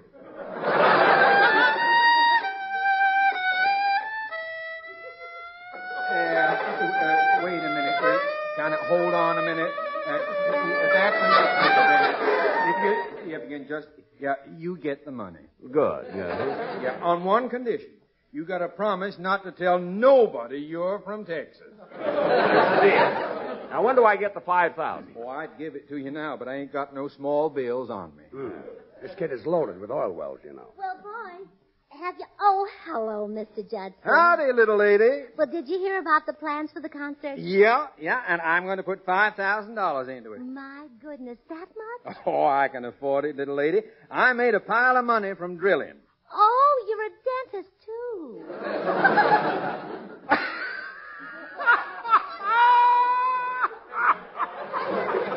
Oh, I like your sense of humor, man. I'll be seeing you.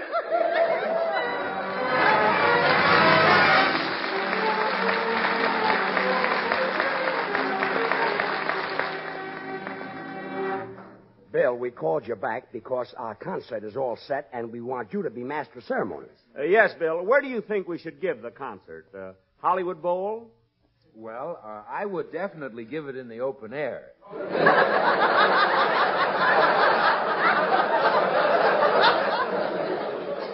Well, show us how you'd handle the MC job, will you, Bill? All right, Jack. How's this? Ladies and gentlemen, welcome to Hollywood Bowl.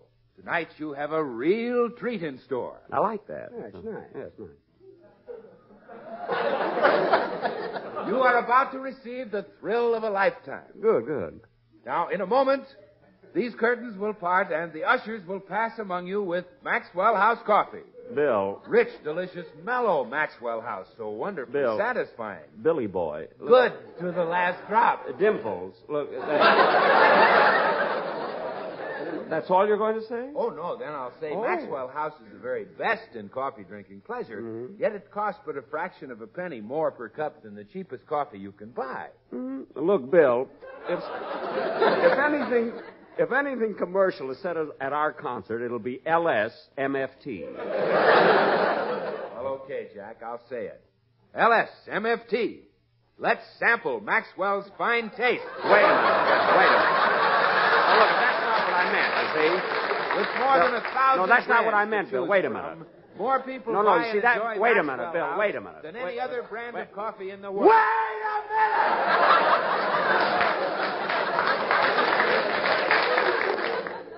Never mind. I'll get Don Wilson to announce us. Don Wilson.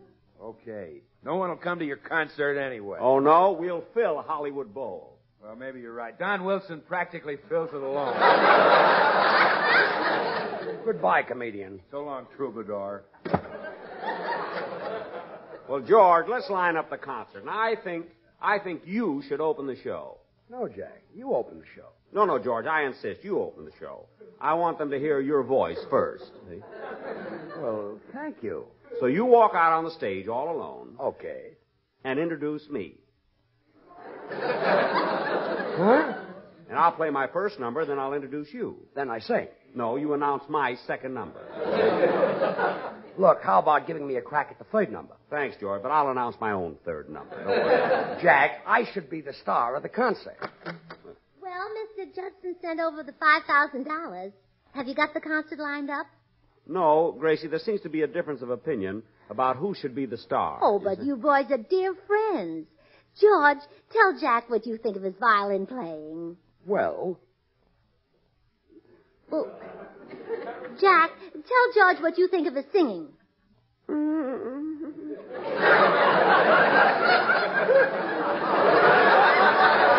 How dare you think that kind of language in front of a lady? I apologize. Me too. Oh, besides, you're mistaken about George.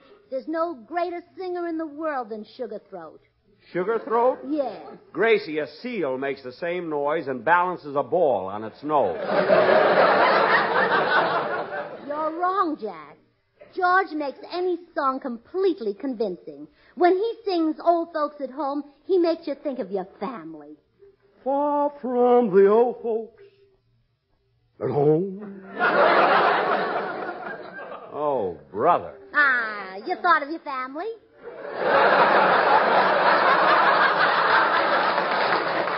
Well, I'm going to be the star. After all, if it weren't for me, you couldn't even give this concert. Why not? Mr. Judson put up $5,000 because he thinks I stink, not you. That's why not. Come in. Mr. Benny, please. I followed you all the way over here. May I have the money for my lesson? I'll pay you if you tell these people that I'm a great artist. Gracie, here's my French violin teacher who'll tell you what a great artist I am. Bonjour. That's a lie. In my opinion, Monsieur Benny is another zimbalist. Well, then he should give up the violin and play the zimbal.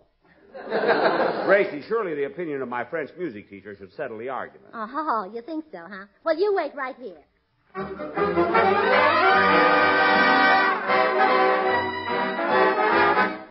Now, have you got everything straight, Meredith? Yes, Gracie. I am a famous Italian music teacher, and George is my star pupil. Good. Now, let's go in there and show that Jack Benny up. Good afternoon, Ola.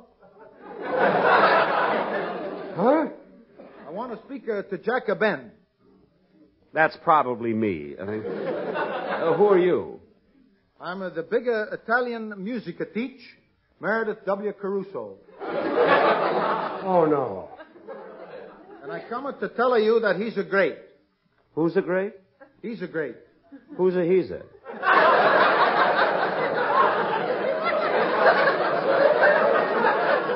He's a who's a. George? That's my life. George Burnser. I'm the teach. He's the pupil.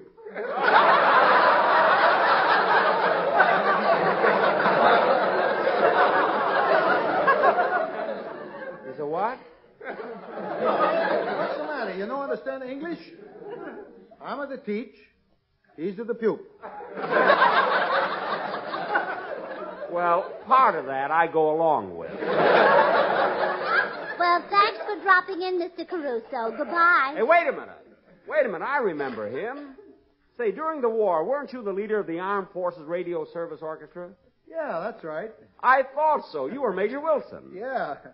I went in 42 as a major and came out in 45 as a second lieutenant. Well, that's a record to be proud of. Thank you. Thanks a lot. Yeah. Well, Mr. Ben, just Well, it almost worked. Look, George, let's stop trying to rook each other. If this silly concert is going to break up our friendship, let's forget it. Maybe you're right, Jack. We'd probably make darn fools of ourselves as gypsies anyway. Sure. Come on, I'll take you down to the corner and we'll get a cup of coffee. No, Jack. I'll buy you the coffee. That's what I meant. So long, Gracie. See you later.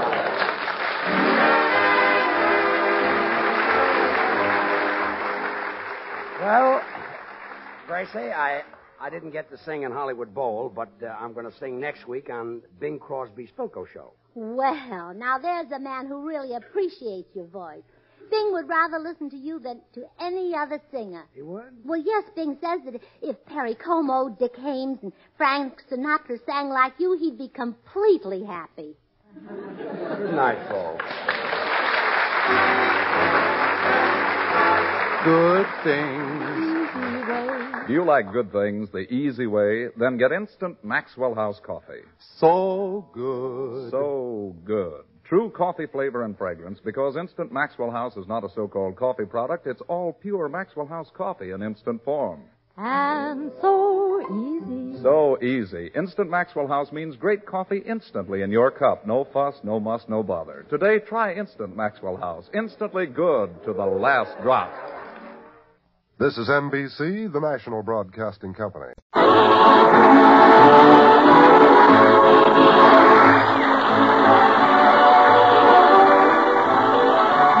Hi, gang. Let's meet the people who live in the Burns house, George and Gracie.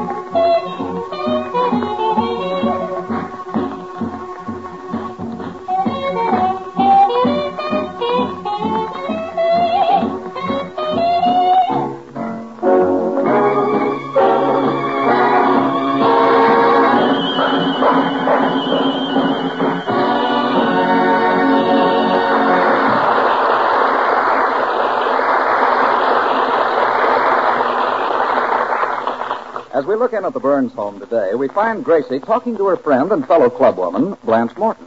Spread the news, Blanche. There'll be a meeting of the Beverly Hills Uplift Society at 2 o'clock. And our guest speaker will be Cary Grant.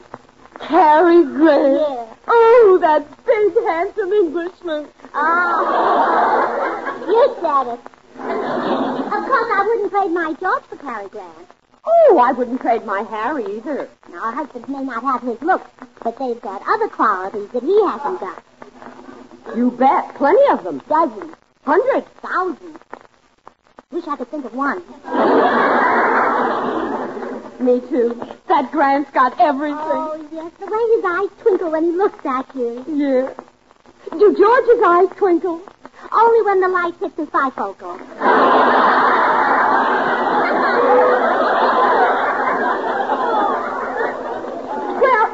Get busy and tell the girls about the meeting. By the way, Gracie, will George let us meet you? No, he won't. I'll have to trick him into leaving the house. I know. I'll tell him to go play golf.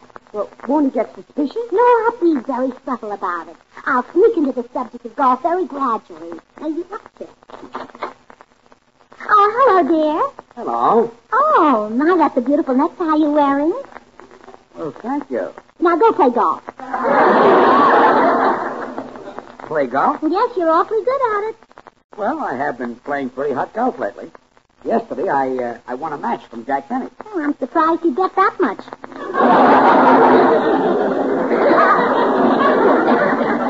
A golf match. Oh. Jack is a pretty good golfer. Gets around in the middle 70s. Mm-hmm. I knew he wasn't any 38. You don't understand. Pa is 76. Older than Benny, huh? Yes, about 2 years older. Let's skip the whole thing. But, George, you can't stay here. Gracie, are you trying to get me out of the house? Me? Trying to get you out of the house? Oh.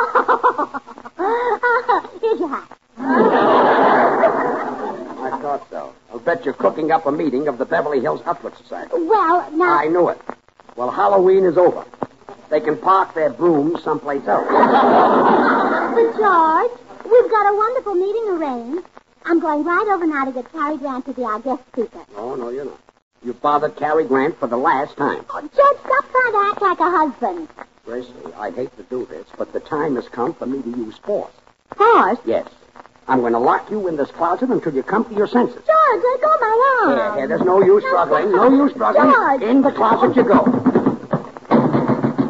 Let me out. Let me out.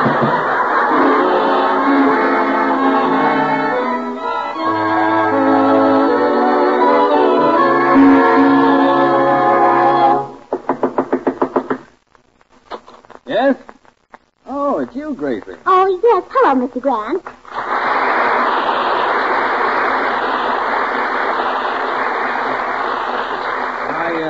I wish you'd telephone before you came, Gracie. I'm very sorry for my appearance.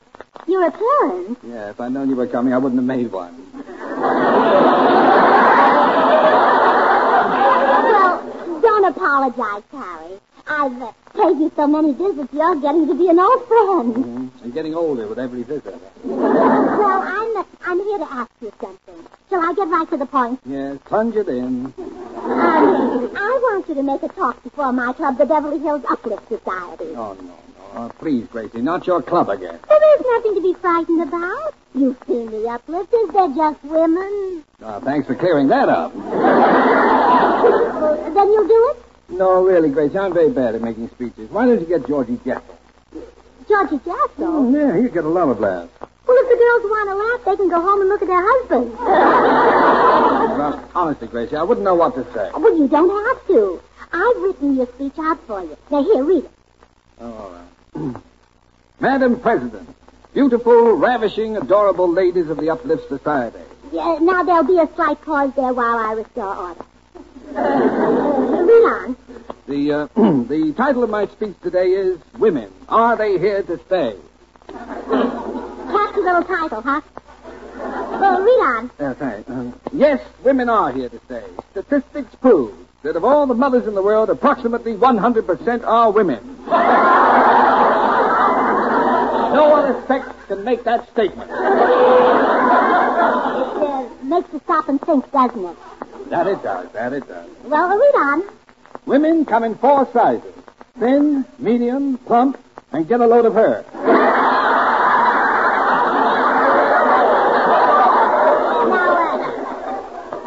Mr. Grant, when you say that, look right at Mrs. Sims. She's from every sofa in Beverly Hills. Read on. The aim of every woman should be to marry someone intelligent and attractive. But this is extremely difficult since they have only men to pick from. Nothing's personal there, Mr. Grant. Well, read on.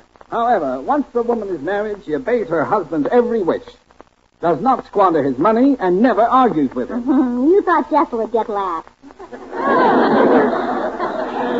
Read on. Men claim that women have no place in business. But how about that brilliant woman who went to the very top in the liquor business? Mary, Queen of Scotch. It's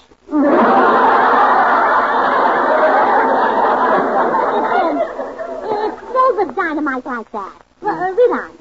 Gracie, look, I can't deliver this speech. I'd feel self-conscious. Oh, afraid they find out you didn't write it, huh? Yes, that's what I meant.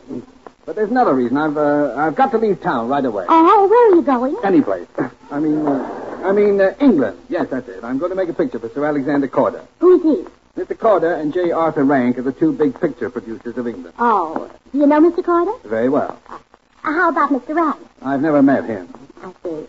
Oh, wait here. Wait here, Mr. Grant.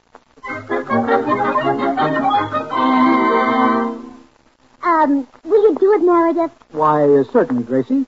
As a loyal member of the Uplift Society, I'll do anything you say. Good. Now, here's Cary Grant's house. Now, have you got everything straight? Yes. I'm J. Arthur Rank, the English movie producer. Yes. And I'm to keep Cary Grant from going to England. Right. I'll hide back here and listen. Yes? Fruit, old Pip. I beg your pardon. I jolly well came over to say that I bought your booming old contract from beastly old Alexander Corder. So your trip to blinking old England is ripping well off. Wait a minute. Who are you? I'm Rank. I know, but who are you?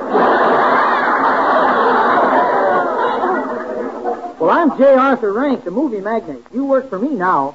I do? Quite. Congratulations and all that sort of rottenness. I've met you someplace. Isn't your name Williams? No. Wilson. Maurice Wilson. No, Meredith Wilson. That's right. Well, it's nice to meet you again. Thank you. Same here. Well, as I was saying, my name is J. Arthur Rank. Yes, old beast? You are not J. Arthur Rank. You're Meredith Wilson. Darn it, there's been a leak. Now run along and tell Gracie that her plan didn't work. Very well. Goodbye. Fruit, old Pip. Don't close the door, Mr. Grant. I've got another idea. Oh, no.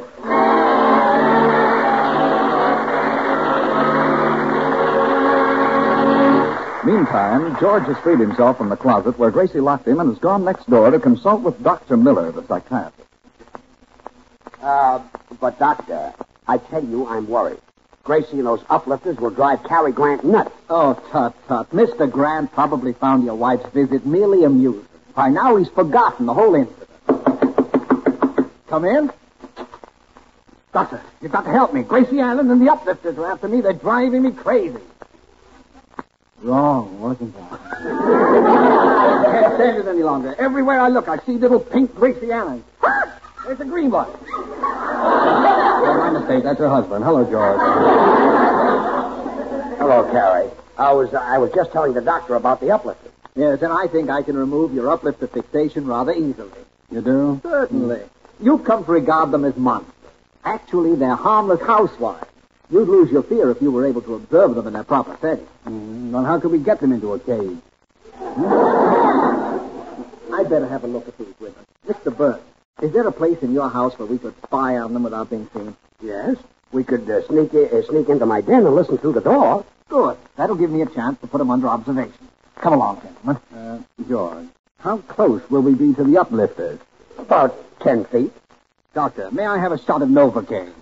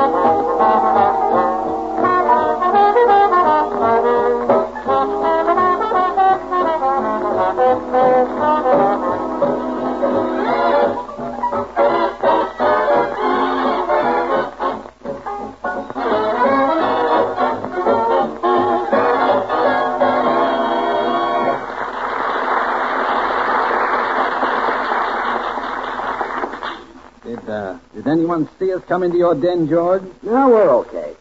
Nobody's here yet but Gracie and Blanche Morton. They're waiting for the others to arrive. Good. Now, gentlemen, we can observe the girls as they really are. And you'll see that the Uplifters are just normal, friendly women who have formed this club because they respect and admire one another. I'll open the door a crack. Blanche, I can't wait to see what that skinny Clara Bagley will wear today. Well, I told old Bones that Cary Grant would be here, so she'll come dressed to the teeth. Oh, good. The more Clara covers up, the better. You said it. What a zombie Clara is. A real scarecrow. Come in. Oh, girls. Why, Clara, how lovely you look. Close the door, Doctor. Just normal, friendly women who respect and admire one another. Well, I'm sure that wasn't typical. I'll open the door again. Will Pauline Sims be here today? I don't know. The old bat's gotten so stuck up since she married a young husband half her age. Say, did you hear the wonderful thing his mother said after the wedding? No, what was it? Well, she said, I don't feel that I've lost a son. I feel that I've gained a grandmother. She's not kidding. Pauline's as old as the hills and darn near as broad. Well, she tries to keep up appearances. She just had her face lifted again, you know. Not again? Mm-hmm. Why, during the war, Pauline was the only person who could spot airplanes without looking up. How can her husband stand a fat trump like Pauline? Come in. Hello, girl. Why, Pauline, how lovely you look. Close the door, Doctor. Oh, yes. They really love one another. I must admit, I didn't expect there must be some explanation for their conduct. Maybe they've been eating too much catnip. Let's listen again. Perhaps their conversation will give me a psychological clue. Another new bracelet, Gracie? How do you get so many presents from George? Well, he's kind of absent-minded about dates. So far this year, I've had 7 wedding anniversaries, 5 birthdays, and 2 Easters. Well, I control the money now, but it was different with my first husband. He was an old sea captain and very stingy. Well, how did you get what you needed? I used to steal his wooden leg and sell it back to him.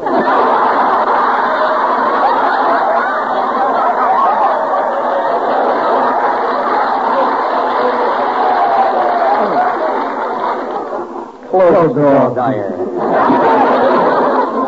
Gentlemen, I have a clue. Those women are not to blame for their conduct. Not to blame? No.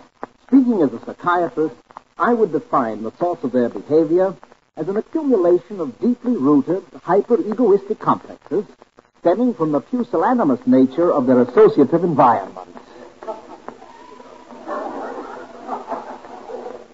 What does that mean? They're married to jerks. Thanks. But, Doctor, Gracie belongs and she's married to... Yeah, I see what you mean. Believe me, gentlemen, no woman with an intelligent husband would join that club. Open the door again. This is fascinating. Girl, here comes our new member. She's going to join the club today. Gracie, will she sit in? Oh, she's a born-up lifter. Wait till I tell you how she gets new clothes from her husband. How? Well, she told her husband that their children are taking music lessons. And now every week he makes out a check for a violin teacher named Sax and a piano teacher named Bullock.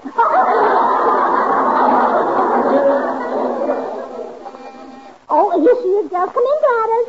Hello? Close the door. And bring me a triple shot of bourbon. What's the matter? Gladys is my wife. Oh, no.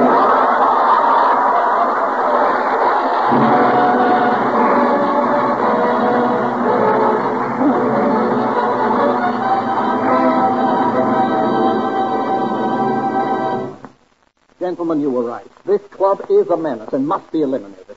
Mr. Grant, so they won't become suspicious. You go into the meeting and make your speech while I formulate a plan. Okay. I'll open the door and see if they've started yet. Oh, no. I can't go in there. I'm too young to die. Howard. Hi, George. What's doing? Oh, hello, Bill. Dr. Miller and I are trying to get Cary Grant to go into the Uplifters meeting. But he's afraid. Cary, what are you, a man or a mouse? To you, I'm a man. To that bunch of cats, I'd be a mouse. There's nothing to be afraid of. Follow me. Shake hands, Brother Rat. Mr. Grant, if we're to break up this club, you must go in there while I determine a course of action. Quiet, girls. Quiet. Girls, our guest of honor has arrived. Mr. Cary Grant. And he got that with his back to him. Well, now, let's welcome Mr. Grant.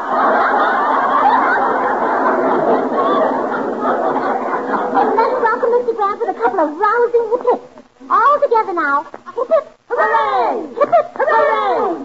And now how about giving my husband a couple of big hips? Nature beat us to it. You should talk. Order, please, order. Mr. Grant, we're all thrilled to have you here. Oh, we certainly are. This is the moment of a lifetime. Oh, we girls are so excited. Yes, every one of us.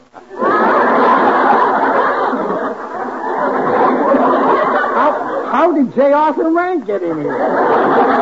She's an honorary woman. Mr. Grant will speak to us on the subject, women.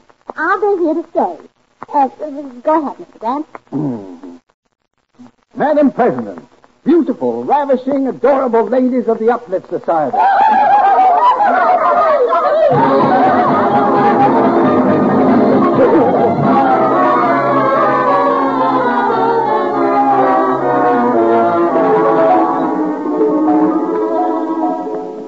What happened after Mr. Grant made his speech? All the girls lined up and kissed him. Poor Cary. Yeah. Try slapping him with that wet towel again. Maybe that'll bring him to. Gee, the kisses are getting better.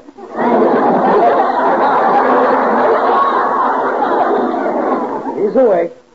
Mr. Grant, your sacrifice was not in vain. I have a plan. I know how to put an end to the uplift. Yeah, so do I. We'll be spending the rest of our lives in jail. My plan involves no violence. We will show Gracie how ridiculous her club is by forming one of our own and acting just as those women. You mean we'll be catty and say terrible things about each other's looks? Exactly. Oh, gee, that's not fair to you guys. I can say plenty about you, but what can you say about me? You're forced ourselves. When Gracie observes our disgusting behavior and realizes that it parallels that of our own club, she'll be ashamed and disband the uplift. What psychology? You're terrific, Doctor. Sensational idea. All right. Nothing Freud couldn't have thought of. Let's get this in.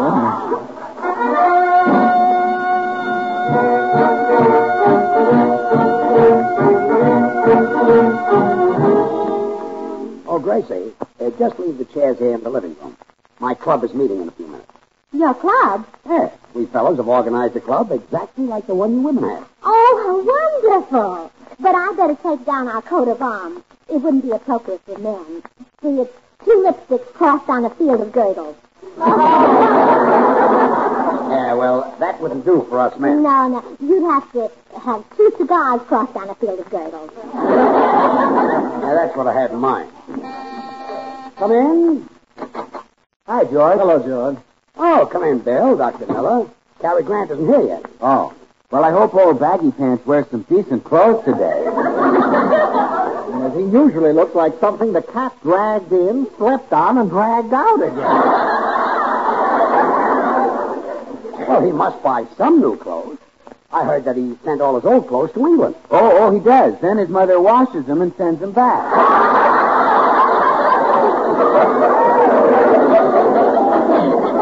Tell me, how old is Grant? I'm not sure, but when he first came to Hollywood, there was nothing here but palm trees and Wallace Berry.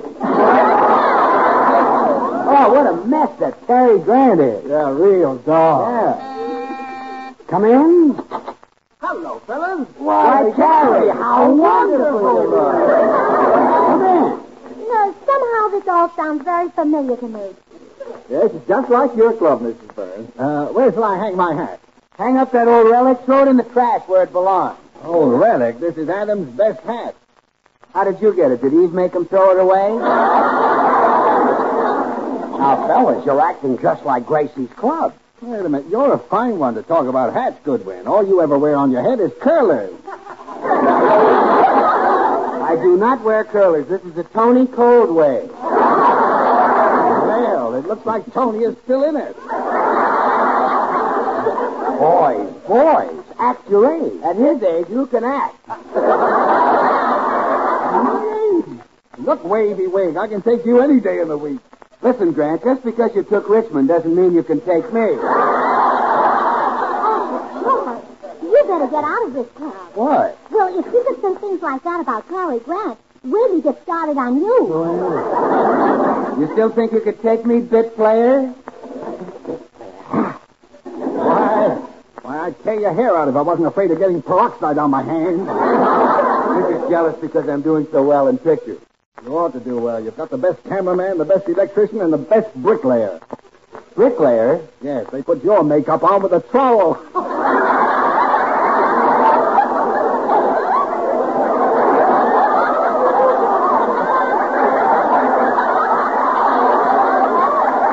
Fellas, please. Fellas. Well, I've heard enough. I'm going right out and disband the Beverly Hills Uplift Society. You see, gentlemen, psychologists, you're really breaking up your club, huh, Gracie? Absolutely. You men have so much more fun. We girls are all going to join your club.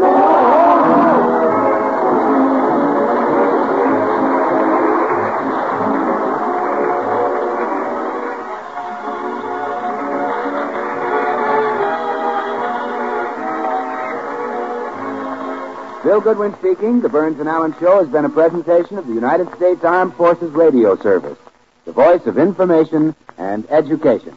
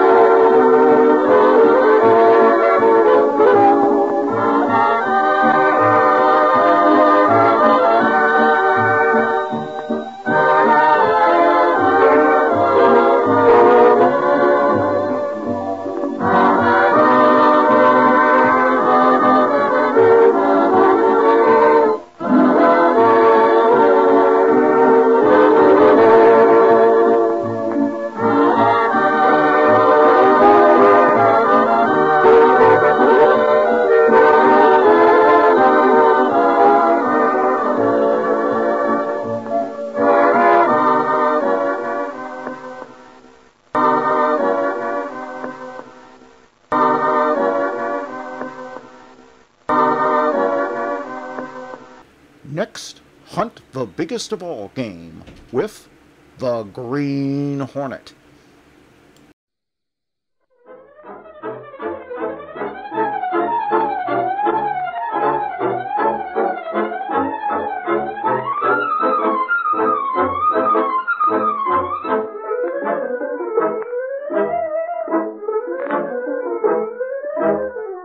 With his faithful valet Cato, Britt Reed, daring young publisher, matches wits with the underworld, risking his life that criminals and racketeers within the law may feel its weight by the sting of the Green Hornet.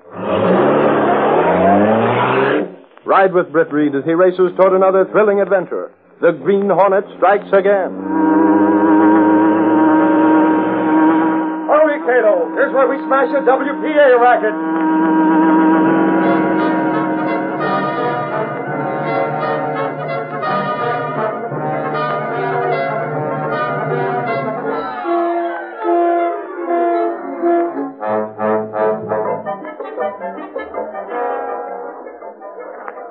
So help me, Hannah, Lowry.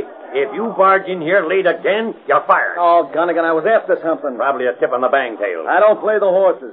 The dough I get slaving here, I couldn't buy a nose bag for a broken-down nag. Anytime you don't feel like working for the Sentinel, just say so. You can start hanging around the WPA. How'd you know? How do I know what? That I just came from the WPA. Huh? I told you I was after something, Gunnigan. You know those letters the Sentinel's been getting saying that the local WPA is shot with Grant? Yeah, unsigned letters. In an outfit as big as that, it may be so. Don't be so cautious. You know darn well there's rumors that a WPA official is demanding a kickback from poor suckers who want jobs. The trouble is we don't know which officials. Yeah, too bad the letters didn't specify. There are rackets in any kind of business. Might just as well be in WPA. Dishonest guys can creep in anywhere. Hey, wait a minute. Hold on. Let's get down to brass tacks. You went to the WPA office? Yeah, thought I might dig up some info. Well, did you get anything? No, not much. Every time I mentioned kickback, all of them acted like they didn't know I was there. Johnny, here's another one. What, Mr. Reed? Oh, hello, boss. What's cooking? Well, it's still a simmer, Lowry. I wish we could bring it to a boil. Hey, it's another letter from that same guy. Why doesn't he sign his name? Well, he doesn't dare, Gunnigan. He loses his job. A WPA job. It's a job. It lets him eat.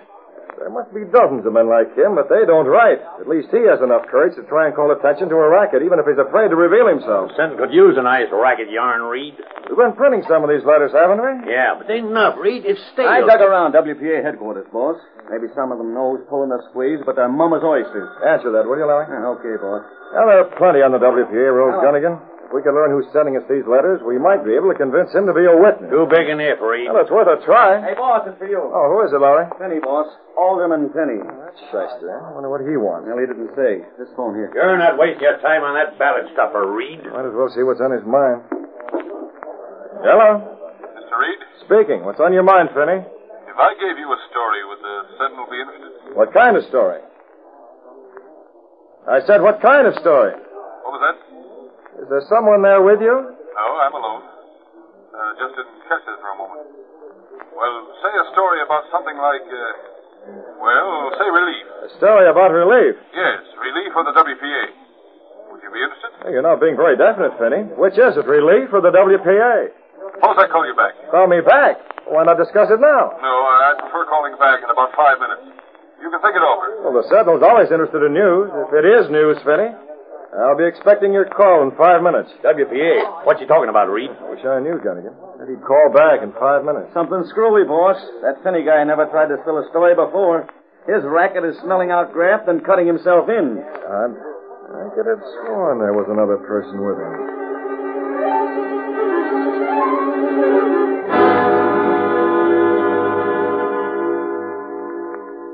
Only a few minutes left, Davison. I told Reed I'd call him back. You can't squeeze me, Finney. Take your choice, Davison. Either you declare me in on your WPA racket or I tell the Sentinel. How'd you know about it in the first place? That you were soaking WPA workers who came to you for jobs? Nobody knew that except the workers themselves, and they keep their mouths shut for fear of getting nothing. I've been around, Davison. I can smell out a racket like yours. Yeah? As a matter of fact, it was one of my constituents. Huh? You recognize the name of Meekin? He's one of the poor suckers who has a WPA job and pays you for it. He talked to you? Yes, the poor fellow's from my ward. He came to me to ask if I could help him. Naturally, I told him to keep his mouth shut. How long depends on you. You're bluffing, Finney. I want 50%, Davison. You wouldn't tell the Sentinel. Either way I gain, Davison. You declare me in, I get the money. On the other hand, I can give the Sentinel the story I learned from Meekin. Where would that get you? Give me publicity, Davison. Publicity. Great stuff for a politician. I see. Oh, don't be a fool, Davison. 50% isn't too much to pay. Otherwise, you might land in jail. Pardon me. Hello? Oh. Yes, Reed. More than 5 minutes, huh? Well, just a moment. The Sentinel? Reed himself, Davison. How about it? 50% or... Okay. It's a deal. That's better. Hello, Reed. Yes, I have the story. I hope to be appointed to an official job, either in relief or on the WPA. What do you mean that's no story? I'll give it to another paper, then. What did he say? He said the Sentinel isn't giving free publicity to office-seeking politicians like me.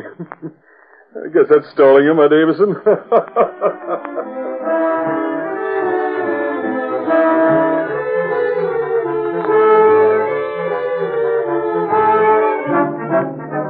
I want to see Alderman Finney. Name, please? My name's Meekin. I talked to him a couple of days ago. The alderman is busy now. Come back later. It's been more than a week now. Alderman Finney. Alderman Finney is busy. Try again.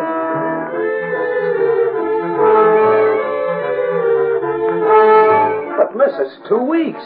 Don't you remember me? Meekin. I'm sorry. He's busy.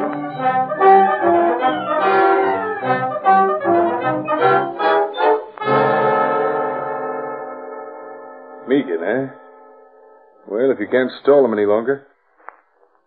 Making threats, is he? Well, send him in. Might as well have it out with him now.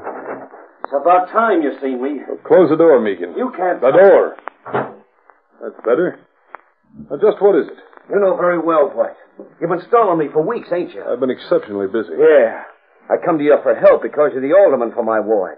I helped elect you. Elections are ancient history. And I tell you all about what's going on. How Davison is making us pay to get WPA jobs. Oh, that.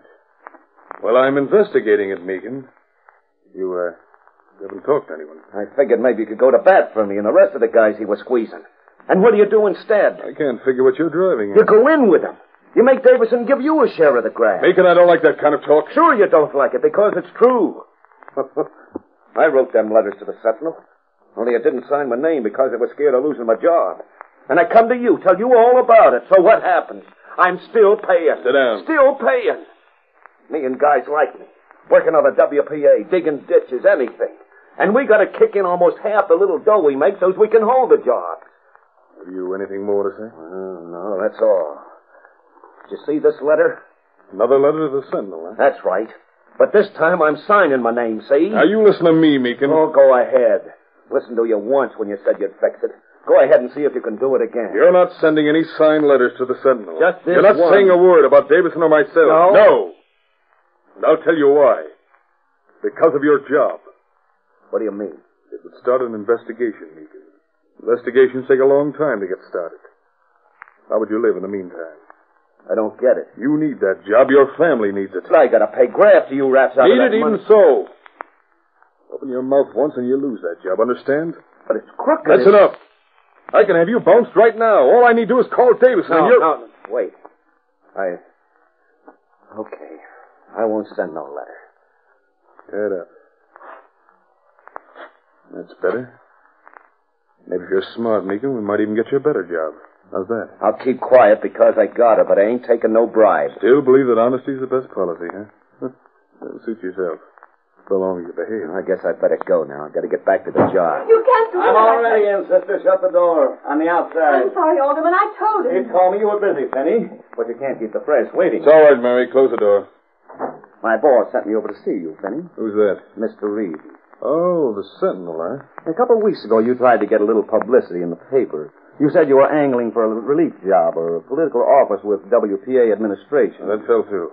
I'm very busy now. If you don't mind, I'd better go. Yeah, the alderman and I want to be... Wait a minute. I've seen you before. Oh, you're mistaken. Don't kid me, Finney. This guy was around the WPA office. Weren't you? Well, that I asked you about a racket. Remember that, don't you? I got to get back to the job. Say, Meekin, do you write letters? Huh? Don't answer him. He doesn't have to. What's on your desk, Finney? That handwriting looks a lot like a couple of letters the Sentinel got. Get out of here. Let those scraps of paper alone. What do you say we have a little talk, huh? Just the three of us.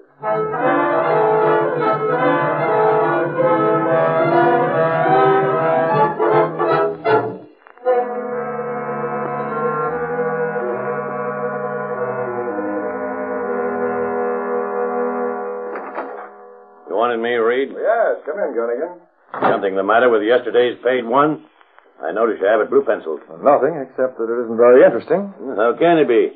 Reed, there's plenty going on, but it never hits the papers. Why don't we take it up? That WPA racket, for instance. Did we follow up those anonymous letters? I sent Laurie to ask Finney some questions. What did he get? He isn't back yet. Gunnigan, if we could get our hands on something, we'd do the public a favor. Yeah, and don't forget the circulation. It would sell plenty papers, Reed. Yeah, that's not to be overlooked. But the important thing is this. If there is a racket going on undercover, it's got to be ripped off. I don't care how we do it or who suffers for it. It's got to be done. You tell me how. I don't know yet. Hey, boss, Gunnigan, I got something. What is it, Larry? Let's have it. I was over at Finney's office just now. There was a guy in there with him, a guy named Meekin. Hey, what happened to you? Your coat's torn. Yeah, Skip, but they tossed me out of my ear. But not before I recognized this Meekin guy. Never heard of him. He's on WPA, boss. I recognized him as one of the men who wouldn't talk to me. Well? He wouldn't talk over at Finney's office either, but I'm going to see him at his home tonight, and he'll talk plenty. What makes you think so, Larry? Boss, remember those letters the Sentinel got? Yes, of course. I brought one of them with me from the file. Now compare it with the writing on this scrap of paper. Larry, where'd you find this? It's a piece of a torn letter lying on Finney's desk. They got the rest of it away from me, but I managed to hang on to this one. You get it, boss? What is it, Reed? What about him? What about this? Gunnigan, these letters were both written by the same man. This Meekin fella? Exactly, it's Meekin, all right. There's no doubt about it. You see him tonight, Larry, and make him talk. Now we're getting someplace.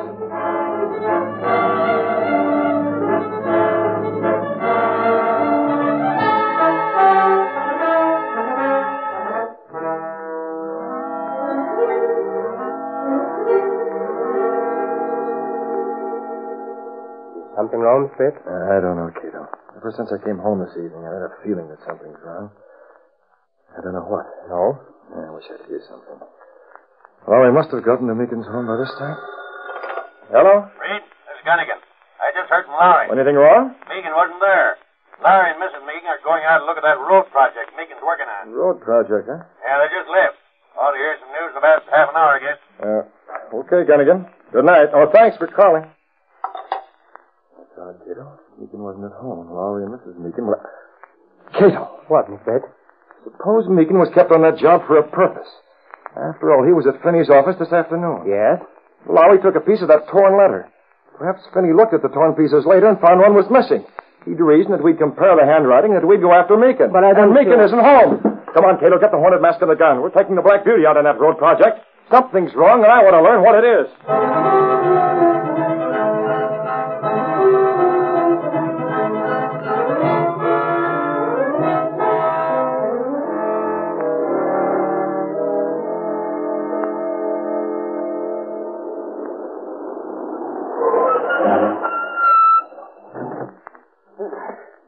Is this the place, Mrs. Meekin? Yes, Mr. Lowry. My husband said they asked him to do some special work late, and he wouldn't... I don't see anyone. Boy, look at that stack of bricks piled up over there. I don't see him. Across the street. Pretty dark. Oh, there he is. Huh? Oh, yes, right next to him. Hey, Meekin! He doesn't hear you. John! Hey, come on, we'll get over there. Boy, I'd hate to work under that stack. Doesn't look steady. John, it's me. Oh, there, he's looking this way. Now, I'll ask the questions. You just... The bricks! They're coming down. Meekin! Look out! Run! John! Get out of there! Those bricks are coming down right on top of you! Get out! Get out! Don't look, Mrs. Meekin. There's nothing you can do now. There's nothing anybody can do now.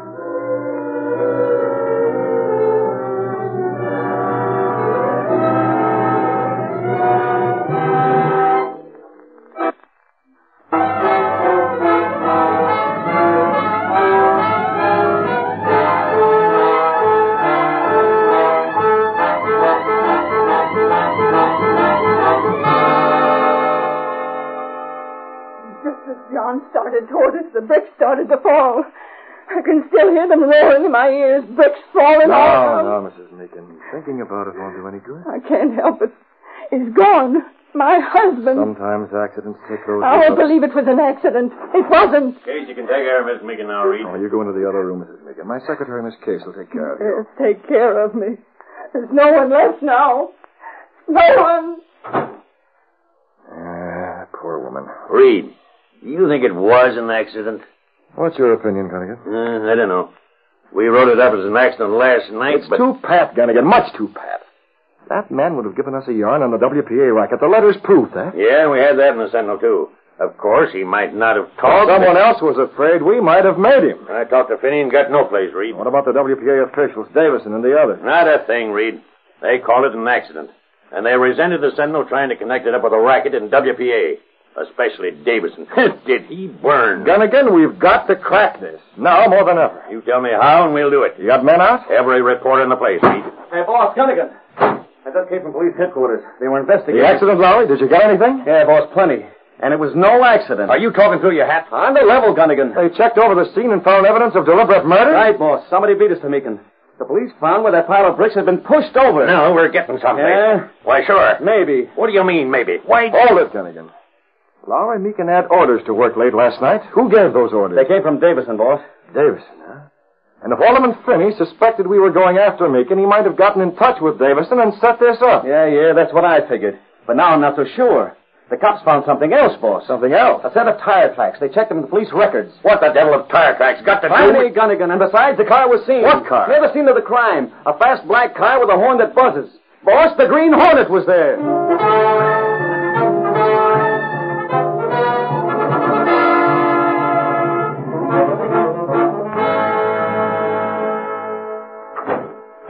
Yes, Mr. Ed. Has anyone called? No, sir. I didn't come directly here from the Sentinel. I stopped to phone Alderman Finney as the Green Hornet. As the Hornet? Cato, the evening papers will be out soon, all of them claiming that the Green Hornet was involved in what happened last night. The Black Beauty was spotted. I don't understand. Get this. Meekin's death was no accident. No? You recall that man we saw lounging next to the brick pile, a man with a crowbar in his hand? Yes, sir. Remember, we watched until we saw Lowry and Mrs. Meekin drive up. Then we returned to the Black Beauty and left. Well, Cato, that man murdered Meekin, and he did it under orders. After we left? Right. And we don't know who that man is, but we know what he looks like. We'll recognize him. Can we find him, Mr. We've got to find him. You get down below, check the Black Beauty. As soon as it's late enough, we're moving out.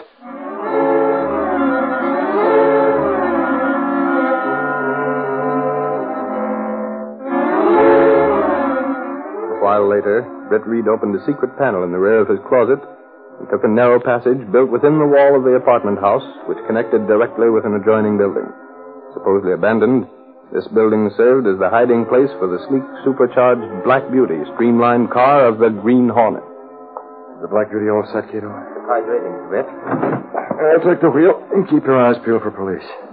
Police? There's an alarm out, Cato. Every prowl car, every patrolman would give his pension to learn who the Green Hornet is. But that's going to remain our secret. I hope so.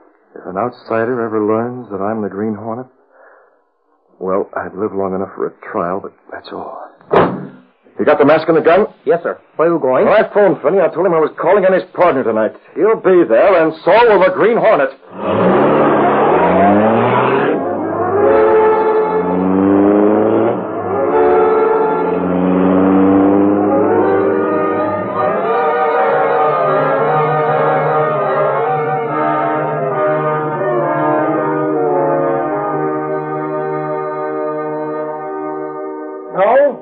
No, I have no further statement to make to the press. Meekin's murder is a deplorable crime. Why not ask the police about the Green Hornet? Oh. Well, that's all. Who was that, Davison? That reporter, Lowry, from the Sentinel. Keeps calling up. Oh. Well, at least the police don't suspect us. How do you know? The reporter, he's at headquarters now. They're all after the Green Hornet. Davison, I came over to... Oh, yes. Yes, that's right. You started to say something, and then I answered the phone. What's the matter, Finney? You're looking pale. I got a phone call myself. Huh? Why didn't you tell me you knew the Hornet? You crazy? Nobody knows who he is. All right, you didn't know him. But you used him, had him murder Meekin. What are you talking about? When I called you and said that reporter taken part of that letter, I didn't think you'd resort to murder. It was the only thing. And I never supposed you'd call on the Hornet. It wasn't the Hornet, Finney. What? It was Dutch. He toppled that pile of bricks. Dutch? Yeah. He's the man I use to put the pressure on these fools when they don't want to kick back. He's coming around tonight to be paid off. Not the Hornet? Dutch isn't too smart. I told him to make it look like an accident. But as long as the Hornet is being blamed, it's okay. Say, what's the matter with you? Davison, I don't know whether to believe you or not. I don't care whether you do. You cut yourself in on my exclusive little graft, but I still want the Hornet's cutting in, too. Huh? What's that? I came over here because of a phone call, Davison. A phone call from the Hornet. Oh, what did he say? It wasn't definite.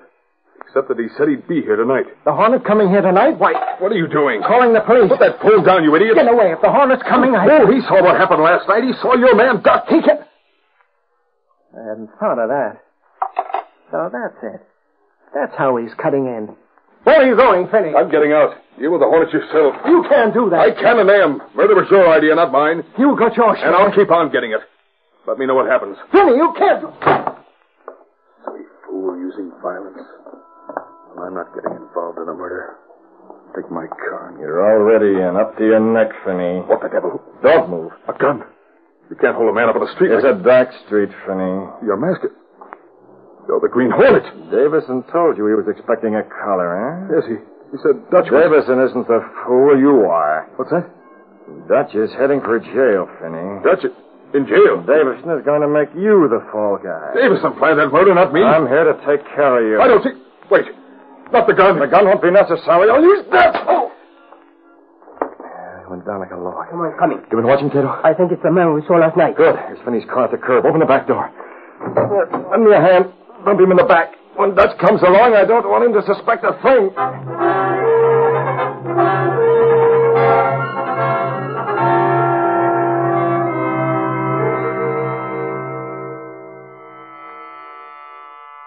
Well, it's Must be Dutch. You're not entering that door, Davison. What the? Where'd you come Through from? the back way. You two men are masked. What's this about? The Green Hornet. I'm going to answer that door for you. Let go of me. Take it, you rat. Shot. Gas. I can't breathe. Quick, Cato. Drag him back. Out in the back room. Yes, sir. You'll be unconscious for a good long while. I'll take care of Dutch. Okay, be right there. Now to put on an act. What's the delay, Davison? I've been standing around... Dutch, haven't you heard? Heard what? Where's Davison? He was... The police know. You're the Hornet. The Green Hornet. Move. What's the idea of the rod? Listen, I gotta see The Davison. police know what happened last night. You were seen. You're identified. The police are looking for you now for murder. I gotta get out of here. Let me get You're out. getting out, Dutch, but you're going in that car and you're going my way. A one-way ride, Dutch. Davison figures you know too much. Sure, I knew all about him and... All right. You mean in that car at the curb. That's Finney's car. Him, too. But he ain't gonna get me up. No, that's what? Where's my rod? I got it. Shut you. Done it. Yes, Dutch. A long ride. And when you wake up, you'll be right in police headquarters.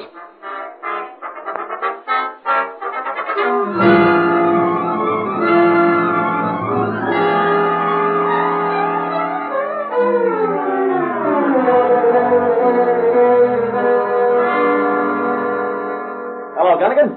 Lowry talking. I'm at headquarters. Get a load of this. A car just drove by and dumped out a gorilla named Dutch.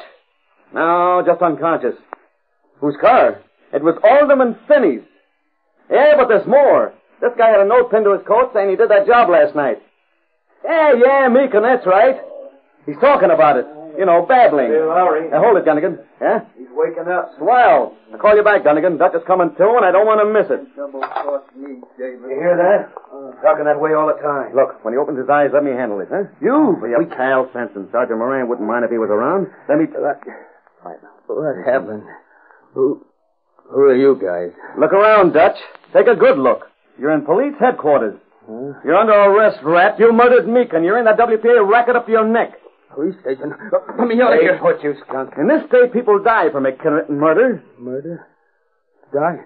Now, wait a minute. It was Davison gave me the office. He paid me to do the job. Davison, huh? Don't try to... So help me. Look, I know all about Davison. He pays out of the WPA job, see? And he puts a squeeze on all of them. Makes them pay out for giving the job. Yeah? I tell you it's true. Davison's in on this, so is Finney. Alderman Finney? Yeah. He collects 50% of what Davison squeezes out of them WPA workers. When this Meekin guy was going to squeal, Davison told me to get him out of the way. Better pick up Davison and Finney, Svensson. You said it, Laurie. They're as good as in the truck right now. And you keep talking, Dutch. Sure, I'll talk. I'll talk plenty. Why shouldn't I? Davison and Finney crossed me up. They set the Hornet out to bump me off. The Hornet? Yeah, the double-crossing skunks. Making a glancing racket out of the WP, but I'll fix their wagon. Save it, Dutch. You'll have plenty of time. Hello? Yeah, Gunnigan, I was just going to call you. Sure, this rat squealed. The police are picking up Davison and Finney now. Yeah, that's who I said, Davison and Finney. They're running the racket between them, and the Hornet's in it, too. You can... Huh, what's that? The boss is there? Just stepped in? Well, if he wants to talk to Finney, he'd better come over here. By the time he arrives, the alderman will be in a nice little cell.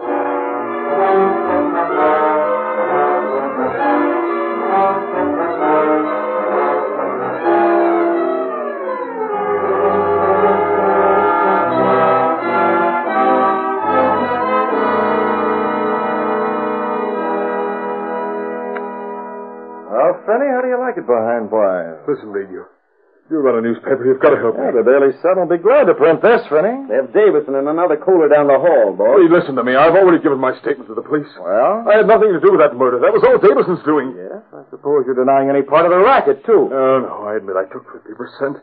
But as far as Meekin's death is concerned, my hands are clean. They are, I told Davison murder was too much. All right, Finney, now you listen to me.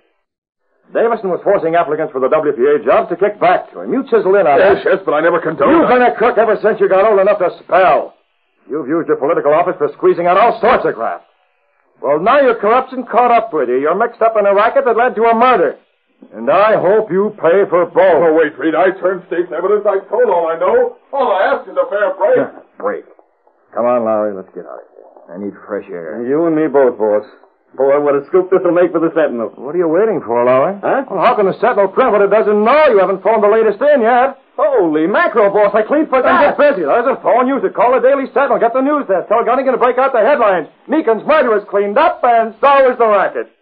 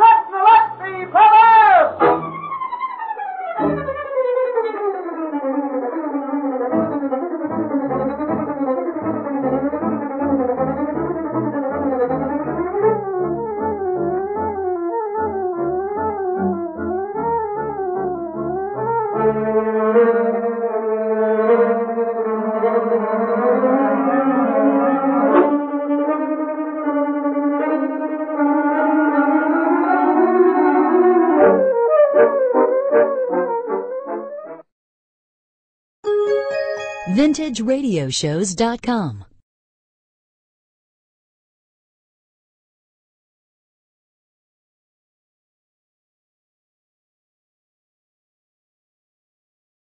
The Green Hornet.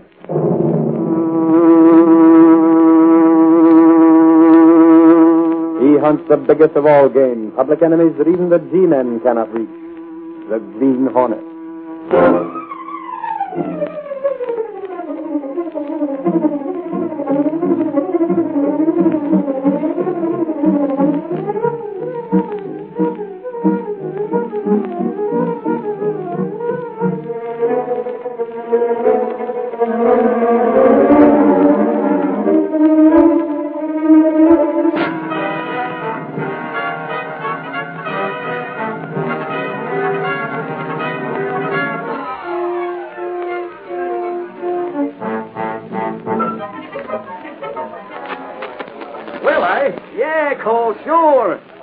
We'll be waiting for you. We'll have a reception committee right in front of the Daily Sentinel building. You get here. We'll take care of printing your story. Okay. Charlie Lowry, is there something important? Out of my way, Eckford. Hey, Gunnigan. I seen him and Reed going toward the Oh, there they are. Hey, Gunnigan. Boss, wait. Who's that? Wait a minute. What's the matter, Laurie? What's all the excitement? Boss, it's a scoop on its way. What's that? I was just on the phone talking to Cole. Cole? Yeah, he's assistant to Robertson. Holy crow, you mean Robertson, the guy with hands out for the cart job? Hold it, Eckford. Lowry, this sounds like something. We've been trying to get the goods on Robertson for months, Reed. What about Cole, Lowry? He's coming here. Here to the Sentinel? Right. He called me on the phone just now. He's on his way here to spill all the dirt about Robertson's racket. But Cole works for Robertson. And that's what I thought. You mean to say Cole's going to talk? The whole works. He said he'd give facts and figures on how Robertson makes every court employee in the state kick in part of his salary. Golly, the Sentinel's been hinting that for a long time. Well, if this is true, we won't have to hint anymore. Gunnigan. Yeah, Reed? You better stick around. We can't trust this to the night editor. You're telling me? Hey, Cole talks. We'll plaster Robertson racket all over page 1. He'll talk, boss. Cole sounded plenty sore on the phone. Golly, he ought to know all about Robertson's racket. He's got all the facts and figures. Why should Cole talk, Lowry? Well, he didn't say, boss. But from what I know of those two rats, maybe Cole wanted a cut. When Robertson said nothing doing, Cole figured to spill. I hope so. We've been after Robertson's scalp for a while. Laurie. Yeah? I got makeup on the phone. They're worried about the deadline. You say Cole's coming here? Yeah, he's on his way. Yeah, how soon? He said he was upstate. He's driving down. Said he'd be here in half an hour. Hello, makeup. Figure 40 minutes. Half an hour to get here and 10 minutes to pump him dry. He's driving down by car.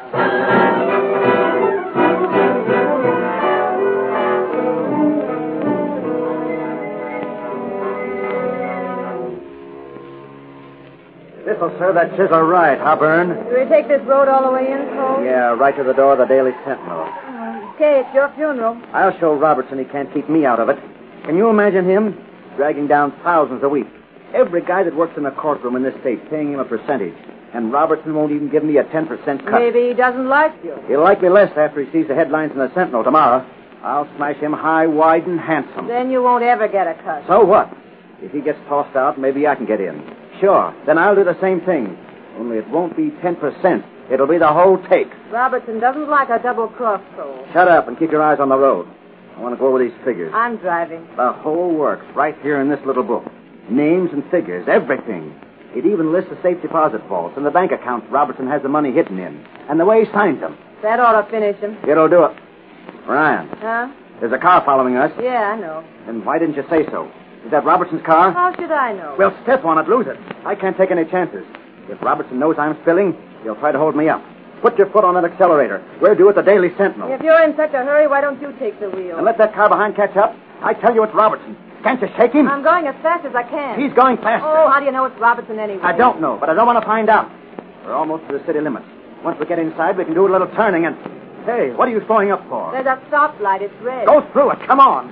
Well, it's your funeral. You fool. You let him gain on us. Get away from him. Oh, he's coming alongside. Get over and stop. It's him. Hey, what are you doing? Don't stop. Let go of the wheel. Keep going. Look out. Don't fall off the road. Look out. Here, hit the brake. He got it. Hit the brake. There's a tree.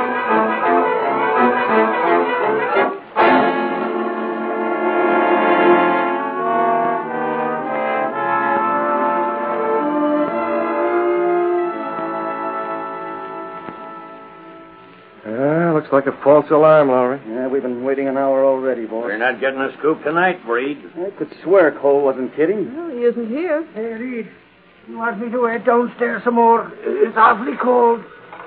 Hello. Gunnigan talking. Hold it. Who is it, Gunnigan? Makeup? They can't hold off any longer, Reed. So what? Do I wait some more? No, never mind, Oxford. Sorry, Lowry, but we can't hold up the edition. Tell Makeup to run page 1 as we originally set it up. Okay. Let her go, Mac. Yep. Same way. Gosh, I wish I knew what happened to Cole. Swell story on the courtroom racket gone bluey. Well, there's no use guessing about it now. You get out there tomorrow, Lowry, and talk to Robertson and Cole. See if we can find out what made him change his mind.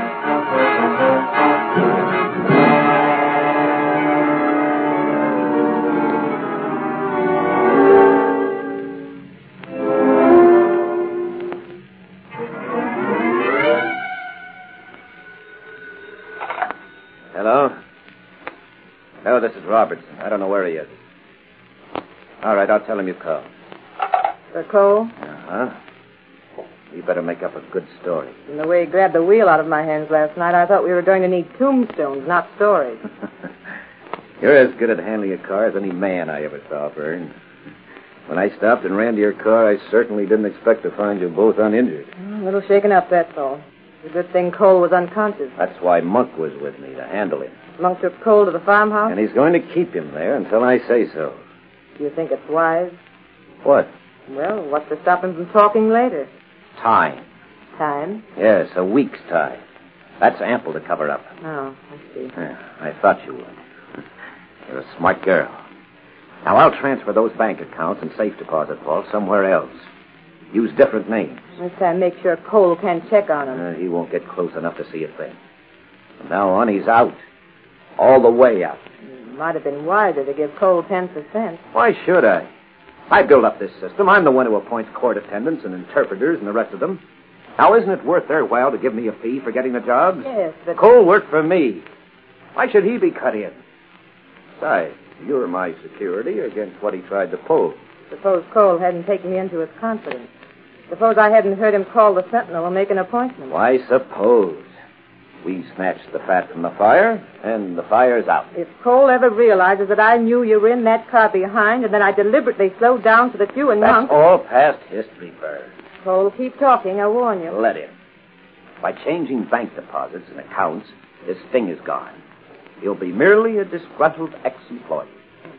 What about Monk? You trust him? Oh, stop worrying. Well, Monk isn't exactly an honest citizen. Monk's a gangster. He's an out-and-out hoodlum. But he's smart enough to keep on my right side. I'm a friend in court.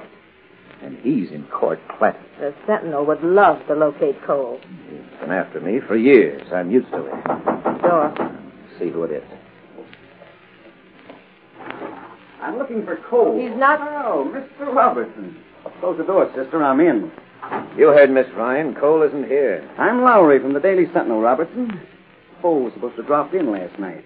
Maybe you know about it? Was he? I talked to him on the phone myself.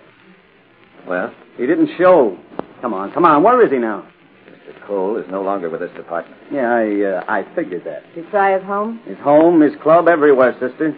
Cole may have left town. Listen, Robertson, the cat's out of the bag, so we might as well come to the point. The Sentinel's been after you and your racket for a long... Your choice of words is ill-advised. I said racket and I meant it. You take a cut from every court worker in the state. Nonsense. They're appointed on the merit system. Yes, merit system. If they pay, they get the job. If not... Don't care, Lowry. You're making accusations. Sentinel's been after me for some time. Now, you've talked to some of the court attendants and others. They denied this, didn't they? They want to keep the jobs they have. You're barking up the wrong tree.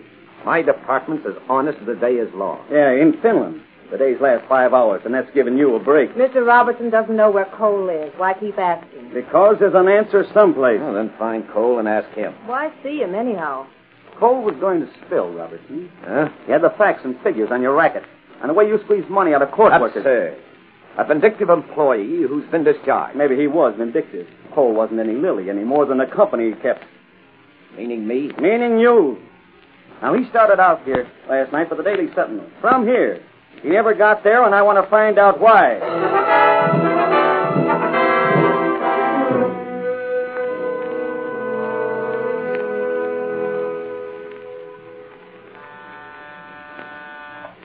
Yes, Mr. Reed. You work from Lowry yet, Miss Kate? Dunnigan just heard from him, Mr. Reed. He's due in any minute. Have those letters ready for me to sign. I'll be out in a moment. Yes, sir. Hiya, Casey. Boss in? Well, Lowry, you saw Cole? Cole? Cole. The name escapes me. Oh, don't be so flip. Did you see him? No, not a whisker, Casey. Matter of fact, I got no place. From the way you charged him here, I thought you... That I brought home the bacon, huh? You didn't? Cole's gone. Can't find him. Something happened to him between there and here, and only birdies know about it. Not a trace? Yeah, maybe Robertson and that girl Ryan know, but they ain't talking. At least not to a Sentinel reporter. Case, you... Oh, Lowry. Yeah, I just got here, boss. Any inkling of what happened to Cole last night? An idea, that's all. Somebody got to him before he got to us. He's gone, huh? How did you know, Mr. Reed? I guessed as much. Lowry, whom did you talk to, Robertson? Right, boss. Robertson says Cole is no longer with the department. Doesn't know where he is, what's happened to him, where to reach him, doesn't know anything. But he's got a look like a cat that's been lapping the cream. He's been laughing plenty. And the same goes for that Ryan dame. Boss, if you ask me, they know where Cole is or what happened to him. They got him out of the way so Robertson could cover up.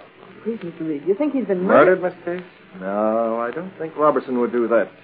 Except as a last resort. Hey, Reed, I got some for you. Where have you been? Oh, I know you told me to stay around, Reed. But golly, after all the excitement, I've been out sleuthing. Sleuthing? Out detecting, huh? Yeah, and I found something too, Lowry, which is more than I can say for you. Well, I admit it. Come on, expert, spill it. Reed, Cole was in an accident last night. What? Well, how do you know? You haven't seen Cole? No, I ain't seen Cole. Nobody has. But I seen his car. His car? Yeah, Reed. You know, I used to be on the force. So I figured maybe I could find out if there was an accident on the road last night. Yeah? I figured which way I'd be coming in town if I was Cole. So I got Moran over to headquarters and went out to investigate. And by gravy, we found Cole's car sitting by the side of the road just beyond the city limits. But for once you were right. That ain't all, Reed. One fender on the car was crumpled, and there was a dame's glove on the front seat. A woman's glove? Yeah, they were brown. Now with a sort of gold cord along the back? Yeah. How did you know? Boss, this dame Ryan. What about her? She was in Robertson's office. She had a glove like that. I noticed it on the desk. One glove? Right, boss. Just one. Holy glory! That means she must know what happened to Cole. Yeah, there's no doubt of it, expert. Try and find out from her. If she's working with Robertson, the Sentinel hasn't a chance in the world of getting information. Not from that source.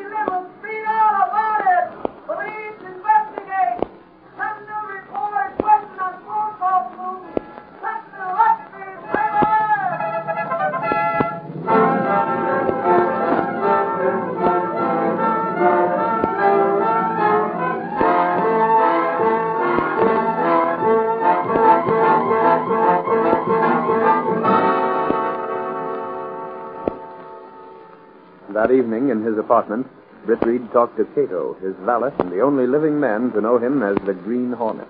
No doubt of it, Cato. This looks like a situation that cries out for the Green Hornet. There's no other way, Mr. Reed? Cole was going to talk. He was due at the Daily Sentinel, yet he never showed up. Why? Why? What he had to reveal would have thrown light on Robertson's extortion racket. Blazing. Yes, that is true. Robertson told Lowry he'd fired Cole. He knew where he was or where we could get at him. But I'm certain that's a lie, Cato. Robertson's running a racket. He's been after it for months. And just when that evidence is driving right into our office, it's gone. What about the glove, Mr. Reed? Miss Ryan admitted it was her glove. She said she'd often gone driving with Cole. She might have missed it any one of a dozen times. She's lying. Of course she's lying. She knows where Cole is. Stalling, Cato. Stalling until Robertson can cover up. There's no other way to find out the answer. We'll have to go out. Matt. The Black Beauty ready? The car's ready. I want his mask and the gun, then and hurry. Ryan hasn't answered many questions. So we'll see how many she answers for the Green Hornet.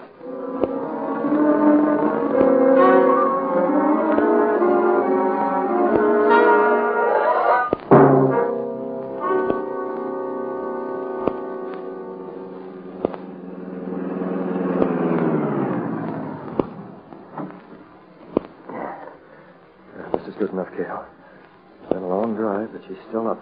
Lights on. I wait here, Mr. Ritz? Look at that car across the way. You see it, Cato? Yes. Well, that's Robertson's car. You get the Black Beauty up the alley where it's very dark. The darker, the better. Mr. Ritz? Yeah, I see him, Cato. Robertson's at the door with Miss Ryan. You wait for me. I'll slide around near them and see what I can pick up. All right, sir. All we got to do. We don't know a thing about cold, you understand? So many reporters around. That glove I dropped there. Forget it. A few more days and Cole will be released. But no one will believe his story. Robertson, what's in it for me? Huh? Well, I'm doing a lot. Of course you are. Of course. So what? Well, suppose we discuss it later, Vern. I'm very busy now. Yeah, I know you are. I'm getting accounts switched, huh? Are you getting ideas? I don't have to get them. They're around anyhow. You know what's happening to Cole, don't you? Look here. You threatening me? Just telling you to do as you're told. I have so far. Well, keep on that way and we'll get along. Cole wanted 10%. Now, hold on, Ryan. You were smart enough to play along with it. Now, it wouldn't be wise to get any smart notions at this stage of the game. You might find yourself out in the cold. I was only suggesting. Thanks. I'll do the suggesting. Good night. I thought perhaps I could help you. You have. Those monks I taken care of. Switching bank accounts and safe deposit vaults. Oh. Now, don't get me wrong. Now, there's no need for that. I made one error when I left Cole in on my methods. I'm not making that same mistake twice. You played ball. That's all. Understand? Right.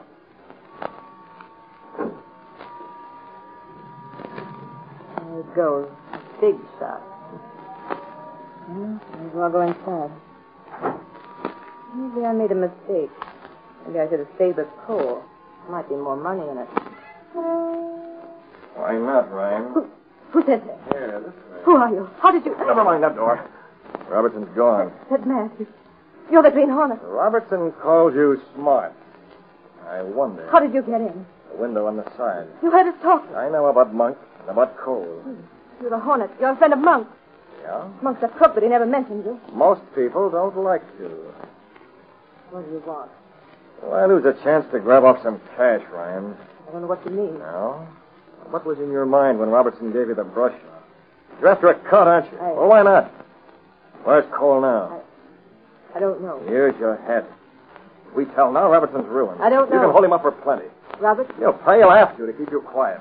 I wouldn't dare. He's dangerous. Don't you think he might pay if he knows the Green Hornet's with him? Right.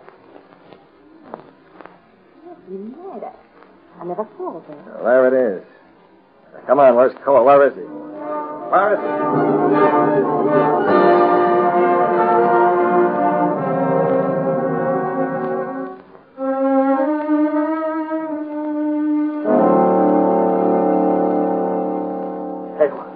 Yes, Mr. Ritz. Miss Ryan told me where Cole is. How? She thinks the Green Hornet is going to help her hold Robertson up for a pail. I told her to keep her mouth shut until she hears from me, say, tomorrow night. Will she do that, Mr. I Ritz? think she will if there's something in it for her. Got the Black Beauty headed out highway number 6. A crook named Monk is holding Cole out there. I'll tell you where to turn off. You're going to play? Not this time. We're just going to look it over. So we'll know the quickest way to get there later on. For future reference, Cato.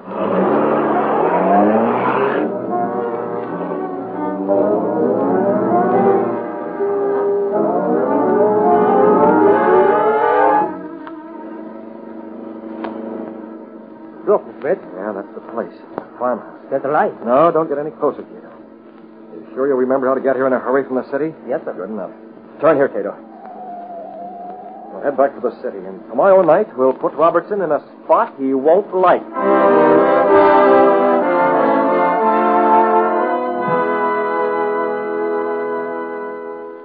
There he is. Where was you at last night? Last night, actually? Oh, what? Charlie, I was looking all over for you, and I couldn't find you no place. Oh, that's too bad, actually. I was out. Reed, I've been keeping something a secret from you. No. When your old man hired me off the force to act as your bodyguard, he said I was to stick with you when you went out gallivanting at night. Yeah, and it seems to me you slipped up lately. Last night, for example. That's what I'm getting at. I'm trying to be a reporter instead of a bodyguard. That's why he went upstairs to talk with that Ryan boy. Last night? Golly, Reed, when I got close to her place... Did you talk to her? No, because I seen something. You... It was the car of the Green Hornet. Why haven't you mentioned this before? On account of I wasn't certain, Reed. You see, I only caught a glance near the Dane post. I didn't want Lowry or Casey to do that. Well, whether you're sure or not, Axford, you should have reported it. Now get over to the Sentinel. You think so? Now, tell Gunnigan about it. Super and Snakes, Reed. That's what I've been waiting for. You're okay. You have my okay. And Axford, Yeah, Reed. you might call up Miss Ryan on the phone from the Sentinel. You're a former detective. Ask her some questions about the Green Hornet. Pointed questions. Good gravy, Reed. Golly, I'm a nasty reporter. Go on, Reed. Cato. What's been going, Chris? Axford almost spotted us last night, Cato. We came very close to being identified. Yes? Fortunately, Axford didn't get a good look at the Black Beauty or us. What do we do? We start moving, Cato. We're going to make 2 phone calls. One to the Daily Sentinel, the other to Miss Ryan. From here and from Now we'll make the one outside phone as the Green Hornet. Now get the mask and gun. We're moving out in the Black Beauty.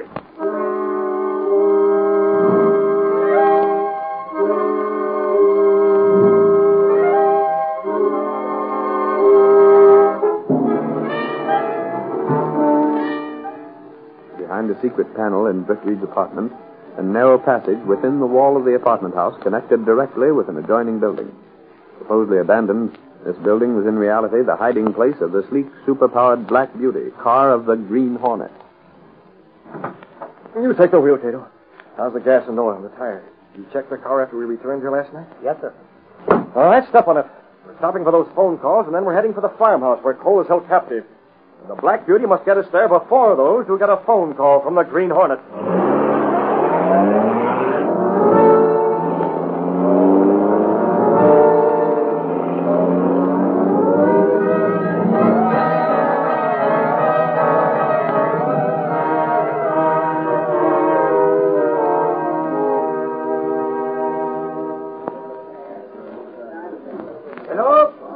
Hello? We want to talk to Miss Ryan. This is Michael Axford, star reporter of the Daily Sentinel newspaper. But I have nothing to say. We want to know about the Green Hornet. The what? What was he doing at your place last night? That is it. Axford, hey, Axford, come on, we're traveling. I can see I'm busy in the phone, Lowry. Never mind the phone. Gunnigan just got a tip on the Green Hornet. Cole's out at a farmhouse on Highway number 6, about 25 miles out. The Hornet's got him. Will you put that phone down and come Holy crow. Ryan, Miss Ryan. What's that? She ain't there. She hung up. You staff, were you talking to the dame that works for Robertson? Golly, you caught me by surprise, Lowry. You must have heard what you said. Well, you big lug, why didn't you warn me? Come on, the pat's in the fire now. We gotta beat Robertson out there, or we'll never locate Cole.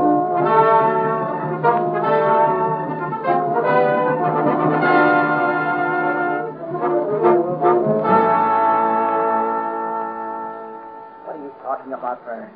The Sentinel knows where Cole is? I just heard it on the phone. A reporter called you? Yes, he wanted to know about the Green Hornet being here last night. What? What's that? The Green Hornet here?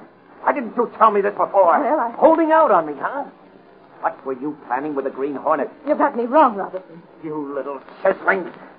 Yeah, the phone. No, you don't. I'm listening, too. Take that phone and answer as I indicate. This time I want to hear. Hello? Trying to collect from Robertson to it now. City Sentinel knows where Cole is. Robertson knows already. He's here. So that's it. Trying to hold me up for dough. You and the Hornet. I'll take care of you later. Robertson, listen. Save the explanation. I've got business to attend to. Cole must be removed. Robertson, I'm with you, honest. I was going to tell you about the Hornet. Get away from me. Yes, Bill, time. Call up the farmhouse. Tell them There's no phone there. I'm driving. I'll give Monk orders and search him. And I don't want you along. I can reach the farmhouse before those reporters get there.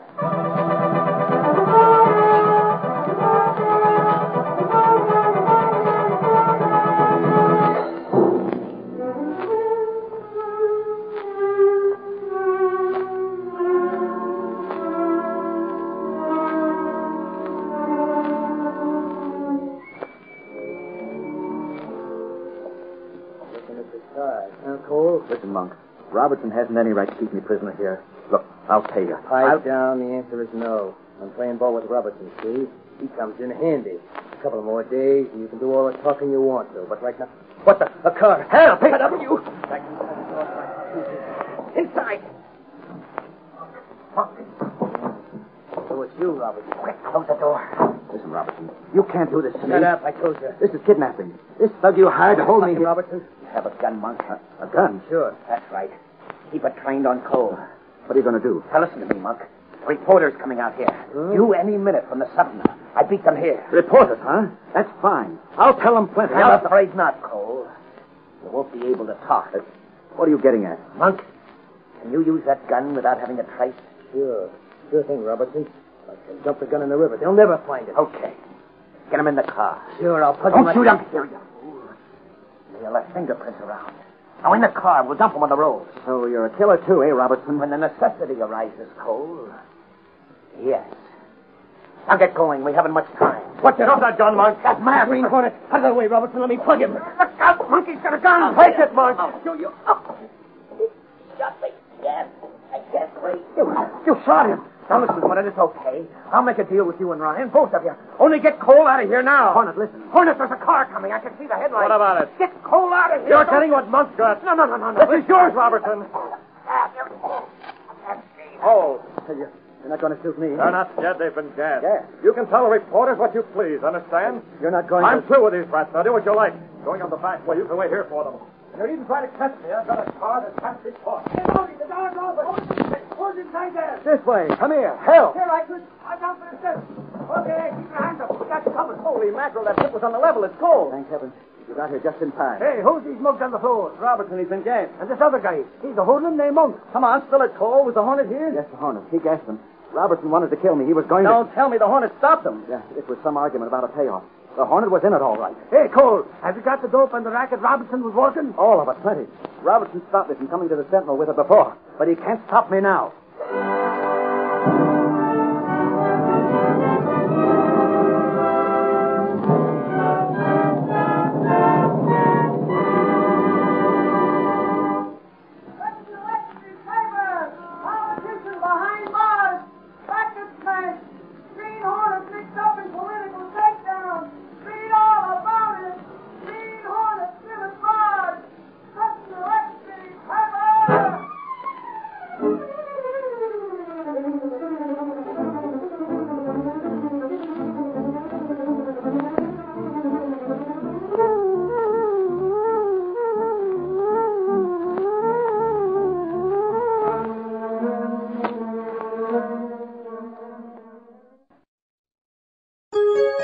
VintageRadioshows.com.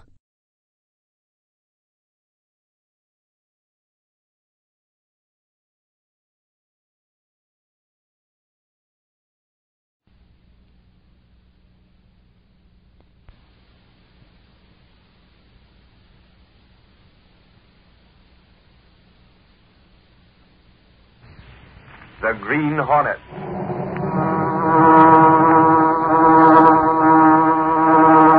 He hunts the biggest of all game, public enemies that even the G-men cannot reach. The Green Hornet.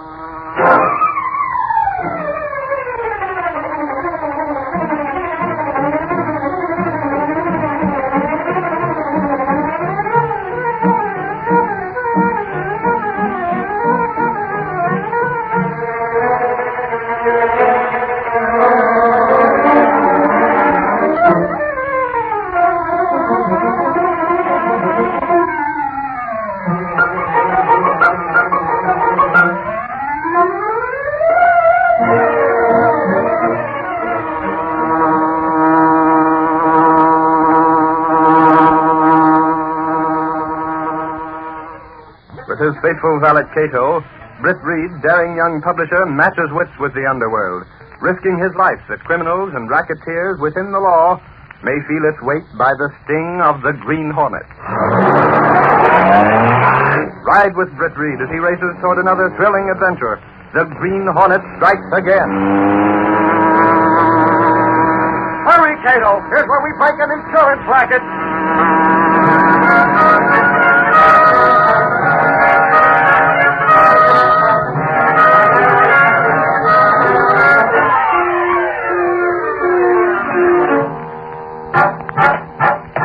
No, I tell you, I won't pay. Mrs. Rivera. I won't pay them. They're crooks. Mrs. Rivera, I must remind you that this is a courtroom. But the judge wrong. For what they do, I must pay them $100. I regret to say you must. You've incurred a debt of $100 to these men. While I sympathize with you, there's nothing the law can do to help you. They say they give to me good advice. Good advice on how to save the money on my insurance. They say they save me $400 a year. And for that, you agreed to pay them $100? Yes. I have a true policy. I pay on to them every money when I'm old. Policy? Yes, that's it. And your second policy was a 20-year life policy? That's it. On both these policies, you pay for a certain length of time and then you're finished. The policies are paid up, in other words. Yes. Yes, but these crooks, they tell me to change the policy. Your Honor, as insurance advisors, we merely showed her that she could get the same amount of protection and pay smaller premiums. Mr. Dougal, you told Mrs. Rivera that she would pay smaller premiums. Well, that's true. But you did not tell her that she would then have to continue to pay those premiums as long as she lived. Well... Your advice was to suggest that she switch from annuity and paid-up life insurance to straight life. That's it, isn't it? She'd pay less? Naturally she'd pay less, but she'd go on paying longer. Why didn't you explain that to her? Well, so few people can understand the many angles of insurance that we That don't... you took advantage of that fact to work a racket. Look here, you can't... Quiet. But I tell you... I said quiet. Mrs. Rivera. Yes, it does. These men set themselves up as insurance experts. Unfortunately, in this particular case, I don't think they had your best interest at heart. That isn't true, Your Did Honor. you tell Mrs. Rivera that advice is given by the insurance company, given free to anyone who asks for it? No, that wasn't my responsibility. If she chose to come to us for advice, that's what we're for. She agreed to pay us, now she won't. I demand that she pay. Your ounce of flesh, eh? We're entitled to the money. If the laws of this state gave me any leeway, Mr. Dougal, I'd make it more difficult for you to collect. You gave Mrs. Rivera advice that she could have gotten for nothing. And not very good advice. If I could get it free, then why I have to pay them? Because these men have taken advantage of the law, as well as you, Mrs. Rivera.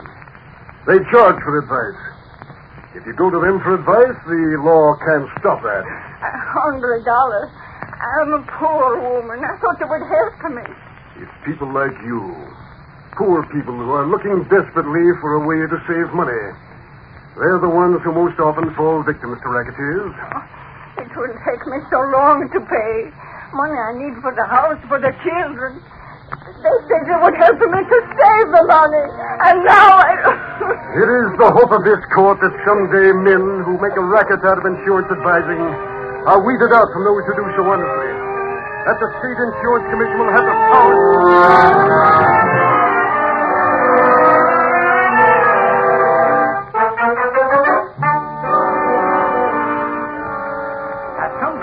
State Insurance Commission is going to have laws passed to get power over the racketeers. And that they're Is that all that, Ashford? Golly, that ain't half of it. He laid into them insurance racketeers with both fists. Was this Crook Dougal there? Sure, him and his partner Webster, and the lawyer. They must have burned up when the judge laced into them. Not them rats, Casey. You mean they were cool? Like a cucumber. Suffering snakes ain't it awful how crooks can have the law working for them that way? What about poor Mrs. Rivera? She's got to pay. They didn't help her, Ashford.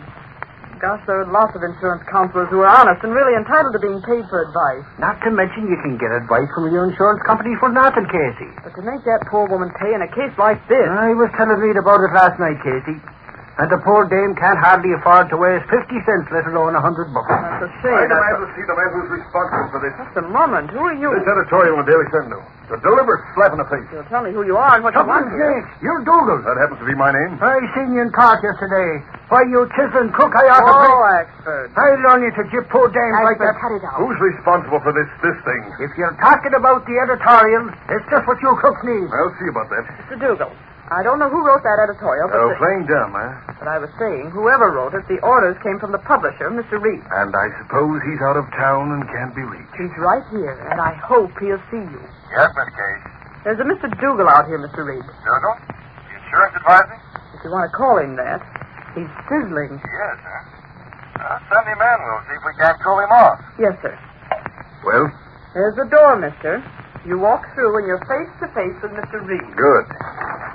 Better keep your guard up. That chin of yours looks awfully weak. He's got a glass jaw, Casey. Well, you wanted to see me? Come in. I certainly will. Which of you two is responsible for this editorial? I put it in the Sentinel, Dougal. What about it? Never mind, Gunnigan. Your name's Dougal, isn't it? It is. Then you can complain to me. As publisher, I had that editorial written. Just what do you mean by advising the public to steer clear of certain insurance advice? Exactly what the article says, Mr. Dougal. I gather you can read. I'm an insurance advisor. Well, the man's bragging about it, Reed. Had a little case in court yesterday, didn't you? We were entirely within the law. Mrs. Rivera owed us that money. For what? For our advice. For which you charged her $100. That's our fee. I'm in an honest business. Stop right there. The Sentinel doesn't make war on honest businessmen, Dougal. Then how about this editorial? That editorial specifically states that most insurance advisors are honest, with a few exceptions. And you call me one? We mention no names. We didn't have to. If the shoe fits, Dougal, wear it. My business is offering advice to those in need. And the Sentinel's business is reflecting public opinion. What you've done Now is... stop right Now there. listen to me. No, just for a change, you listen to me. You offer advice and charge a fee, is that right? Yes. Well, the Daily Sentinel offers advice, too. Only our fee is no more than 3 cents. The price of the newspaper. You mean by Draw that... your own conclusions. We let our readers do the same. But you can't... That's what? I run this paper, not you. If I believe that certain insurance advisors aren't all they should be, I can use the pages of the Daily Sentinel to warn the public. And that's exactly what I'm doing. Now, is there anything else? Well, it is. Looks like you're around, Reed. Now, we're rather busy, Dougal. If you don't mind. Yes, Miss Case. There's a phone call here, Mr. Reed. It's for Mr. Dougal. Phone call? Put it on. Dougal, one moment. What is it now? This phone call is for you. For me? I'm not expecting it. Do you want it? Must be my office. Yes, I'll take it. Hello? Mr. Dougal. Who is it? Miss Liggett. Anything wrong with the office? I just heard something. It's about the... Well, what is it? What are you frightened about? Mr. Dougal, it's the Green Hornet. The Green Hornet? Yes, The Hornet? So I call the police. Police? No, don't do anything. I'll be right over. Dougal, did you mention the Green Hornet? Why, no, it's nothing. Wait a minute. What about the Hornet? I don't know what you're talking about. They're my office. I've got to go over there immediately. What's the matter with that guy, Reed? Turned rather pale, didn't he, Gunnigan? Did he mention the Hornet, or am I hearing things? We both heard it, Gunnigan. Yes, Mr. Reed. Is Mr. Dougal gone, Miss Case? Gone. He went out of here on a tailwind. Call the city room. Get Lowry in here. Lowry? On the double. He's got an assignment. That phone call gave us a lead, Gunnigan. The Sentinel's going to use it. And how, Reed? Want me to get Lowry on the trail, eh? Dougal mentioned the Green Hornet. He covered it up awful fast. And the Sentinel's going to uncover it. Yeah, we could... Hey, Reed, for Pete's sake, do you suppose the Green Hornet may have something to do with the racket? Hey, boss. Casey says it's a free alarm. You got an assignment, Lowry? Right, Lowry. Dougal, the insurance constable, just left here. He knows something about the Green Hornet. Now get after it. He's heading back to his office.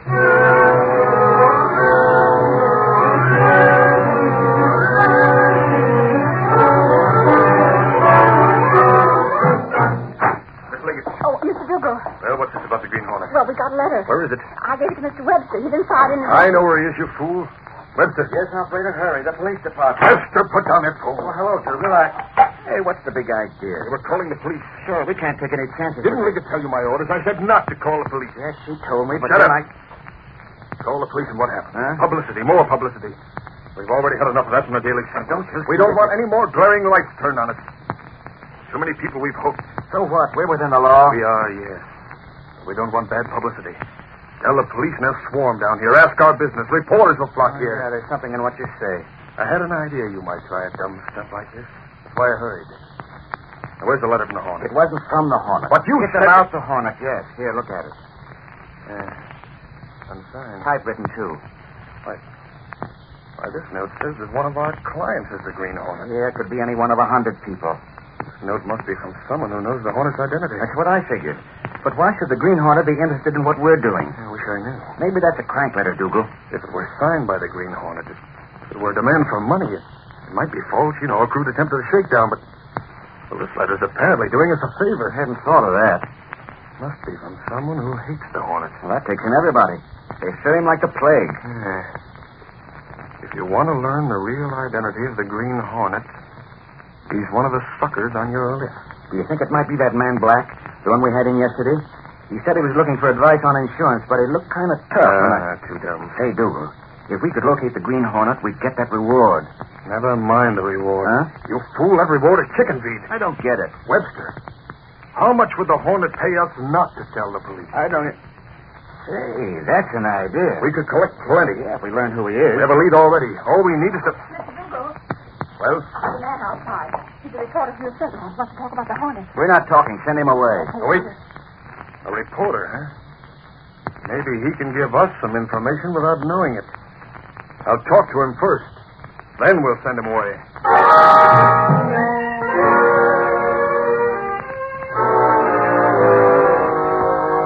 Yeah, boss, I saw him. They said they didn't know a thing about the Green Hornet. Spoke to Dougal, Larry? Him and his partner Webster. Claimed they never had a thing about the Green Hornet. But they asked an awful lot of questions. See. About the Hornet? Whether I'd ever seen him, how big he was, what sort of build he had. You told them? Sure, I've seen the Hornet. Came close to him a couple of times. Yeah, but never close enough. Why, boss, did it make any difference? No, Lowry. You satisfied their curiosity. That's okay. And, boss, were they curious? You know those poor staff thought they were dragging the answers out of me? They weren't subtle? They tried to be. Can you imagine those mugs trying to be casual about digging for information with a reporter who's an expert at digging? Okay, Larry, that's all. Right, boss. See you in the papers. Uh-huh. I'll keep after him. Yeah, there's no doubt Lowry will keep after him. And so will the Green Hornet.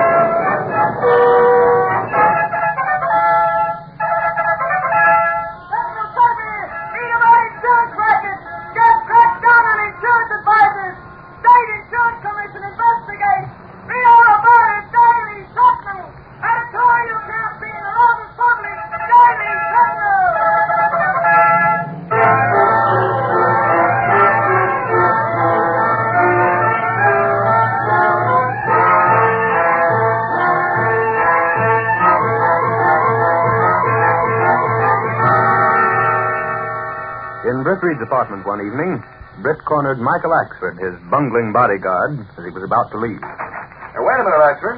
You hardly finished your coffee. I got a step on it, Reed. But only 2 cups, Axford? Cato feels slighted. Golly, your feelings ain't hurt, Cato. No, Mr. Oxford. It's only on account of I'm doing some investigating on the Green Hornet, Reed. And being a man of action, I don't sit around when I could be out sleuthing. It's about the insurance advisors? Yeah, them crooks, Dougal and Webster. They keep denying it.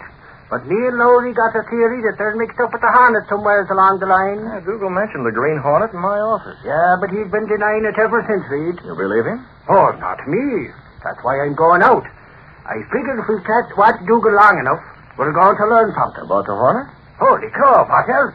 Have you had any luck so far, actually? Oh, me and Lowry been watching them like hawks. Them guys is acting awful suspicious, Reed. Yeah, I heard they pumped Lowry all they could. That ain't all. No? They've been going around calling on a lot of people, Reed. Yeah, Lowry mentioned that. You checked up on these people? Every one of them was guys that had been going to Dougal and Webster for insurance advice. Could they explain the call? Nope. Just that the two of them asked a lot of phony questions. Indirect questions, actually? Yeah, that's it. Like they were trying to get information without letting on. The same way they asked Lowry about the appearance of the Green Hornet. Yeah, and... Holy crow. What is? I just thunk of something. Reed, you suppose one of them guys might be the Hornet? Dougal or Webster? No, one of the guys that was asking the questions from. Golly, now that I recollect, there was one fellow that might be the Hornet. So? Yeah, a guy named Lund. Lund? Yeah, I got his address wrote down here in my little book. I'm keeping a list whenever we talk to somebody what we're speaking to Dougal and Webster. Oh, let's see that book, Axford. Well, Lund. Well, what makes you regard him as a possibility? Me police trainer, that's what. He looks like the Hornet? Well, I ain't never seen the Hornet's face on account of that mask the Hornet wears. But this guy's about the same size. Oh, there's plenty of times I've been as close to the Green Hornet as you and me right now, Reed. Uh-huh. But that's no indication, Axford. After all, you've often said that my build was similar to the Green Hornet. But this guy, Lund, Reed. Wait, let me see that book. Another clue? Yep, just like I thought. Dougal and Webster went to see Lund twice. Twice, Reed. Don't that prove they got their eye on him? So you think Lund may be the Hornet? I got me theories, Reed. I'll leave you know when I find out. I'll be waiting. Golly, Reed. Did I ever say your bill was like the Green Hornet? Oh, many times. But I must have been dreaming. The more I look at you, the more I can tell it must be this guy, Lund. It's sure ain't you? So the man's name is Lund, and they've seen him twice. Cato. Yes, Mr. Britt. That note we sent Dougal is bringing results. I heard Miss Oxford. Dougal's working a racket in insurance advising, Cato. It's entirely within the law. So legal that nothing can be done to break it up. Nothing legal. Very true. But once a crook, always a crook, Cato. By sending that note, we aroused the instinctive greed in those men. They're trying their best to discover if this man Lund is the Green Hornet so they can blackmail him. I see. Got the Green Hornet mask and the gas weapon, Cato. I'll meet you in the hiding place of the Black Beauty. You make phone call? Go ahead. I'll be right with you. Very well. Hello? I want to talk to Dougal. This is Dougal. What do you want? You got a note from me a week ago. Who is this? A note about the Green Hornet. Oh, yes, yes. I got another tip for you. You've got your eye on one man, haven't you? Well, I'd rather not say. You don't have to. But if you want to make sure, go to 1674 East 10th Street tonight. 1674? East 10th in an hour. But I don't If you line anything up, we split. Understand? Who is this? 1 hour. Now to join Cato and the Black Beauty.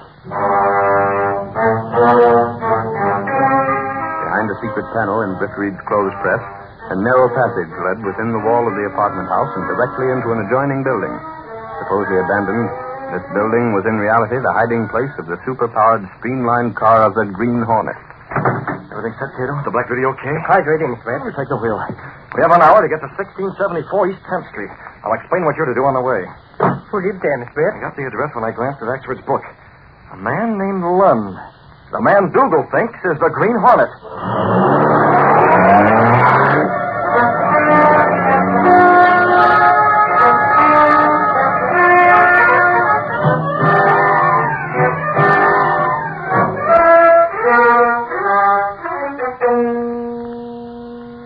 We've been waiting, Dougal.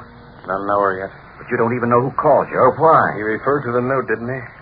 Nobody knows about that note but us and the man who sent it. Who is he? He didn't mention his name. We'll hear from him later. He'll want a slice of the dough himself. Then Lund is a hornet like we suspected. It looks more and more that way. This is his address we were told to come to. Lund fits what little description there is concerning the hornet. But Dougal, don't... Sure, you shut up. Are you sure this is the right track? After all, we had a lot of people to choose from. In any group that size, we'd find someone to match that description. That's why we're going slowly. We'll make absolutely certain Lund is the hornet before we ask him for money. How much? Well, we should get at least... Hey, listen. I hear it. Coming right past us. His car, the horse car. Look, he's stopping. Getting out. Right in front of Lund's rooming house. He went inside. Wait here. You're going after him? Yep. His car's gone. He'll be alone. If I don't come out in 15 minutes, call the police. Tell them Lund is the Green Hornet.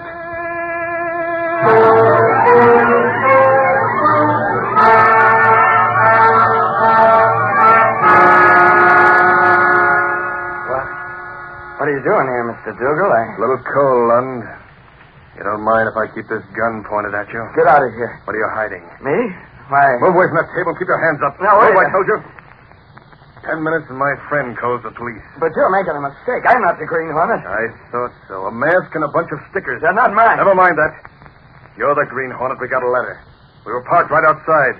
I saw you get out of your car and come in here. What makes you think... Now listen, Hornet, go on denying it all you like.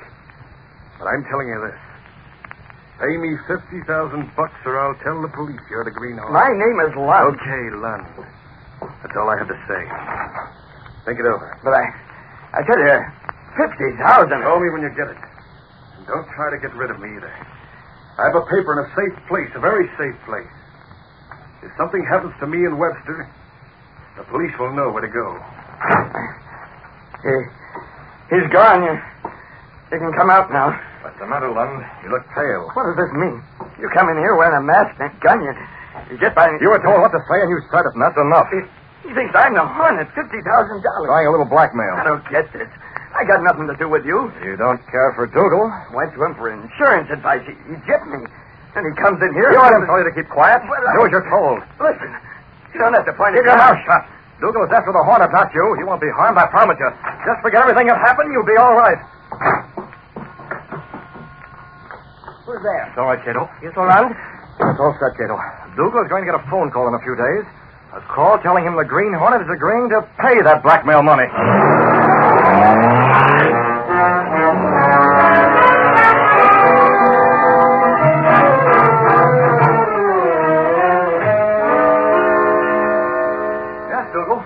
About that $50,000, I haven't been able to call you before, but it's all right. I knew you'd be sensible, Hornet. Don't use that word on the phone. Oh, yes. Very well. When shall I get it, Mr. Lund? Come around tonight. I'll be expecting you. There, Cato. Dougal thought it was Lund calling. Your handkerchief over the mouthpiece muffled my voice well enough. Yes, sir. Tonight. Lowry and Axford is still at headquarters? I think so. No. Keep your fingers crossed on one angle, Cato. If Lund keeps silent, we'll smash these racketeers. But if Lund talks, well, we'll have to play the cards as they fall.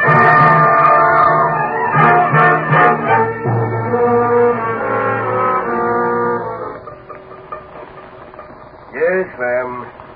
Yes, ma'am. This is the police department. Sergeant Moran talking. Okay. Anything hot, Moran? Just her temper, Lowry. Routine call. She's forgotten her house key. The cop on the beat will probably find it in her handbag. Well, like I was saying, Lowry, I've been over talking to that guy Lund. He's acting awful funny. You still think that guy's the Green Hornet? I've been figuring it out. He's the right size. Listen, Lug, that guy Lund is poor. He hasn't got a cent. Well, suffering snakes. Maybe he's got the dough sorted away in safety deposits. Yeah, or a gold mine. He could be, Lowry. Nobody knows who the Hornet is. One guess is as good as another. Okay. How about ducking out for a cup of Javax? It's getting sort of late. Sergeant Moran, Police Department. What? Green Hornet. Lund? Hey, say that again. Hello. What's up? The Green Hornet. Hey, get a squad car ready. Holy cow, is it Lund, Moran? No. All the guy said was get over to Lund's rooming house to the Green Hornet. Then he slammed the hook on. Hello, Danny Sentinel. Give me the desk. Golly, I told you. Who was the call, Moran? I don't know who called, but I'm going to find out. Hello, Cunningham. Come on, Lowry. We got to move. Keep it real right man handy, Cunningham. It's a big story. The police just got a tip. We're on our way. It's the Green Hornet.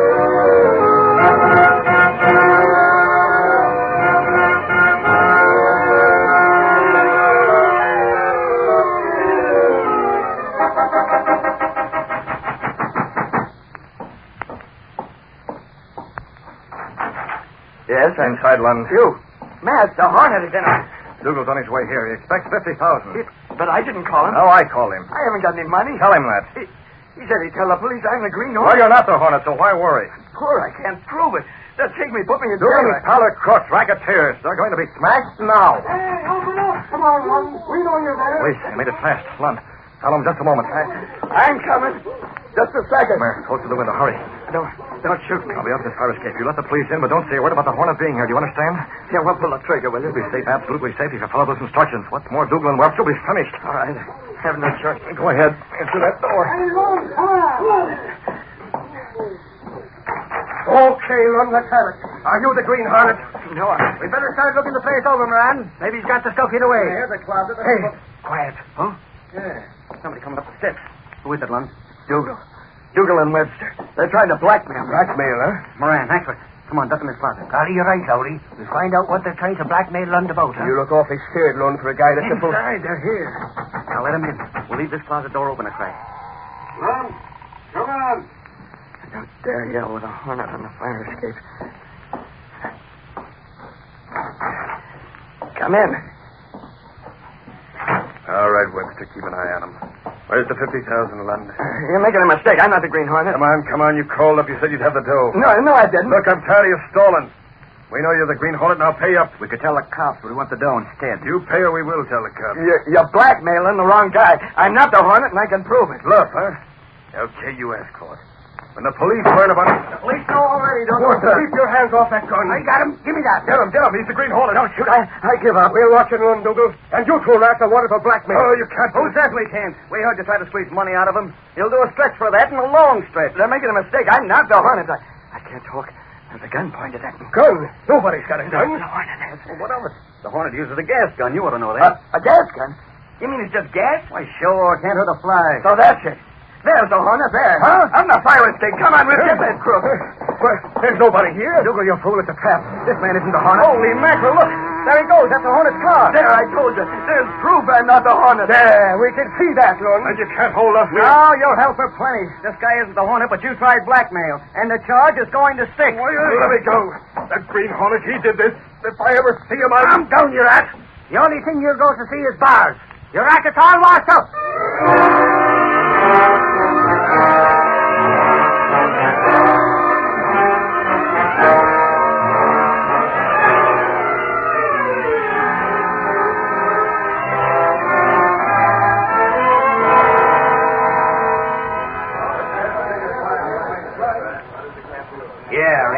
Those two crooks went to jail for blackmail. And now we can blast their insurance racket to bits. Spread it all over page 1, Gunnigan. We're doing more than that, Reed.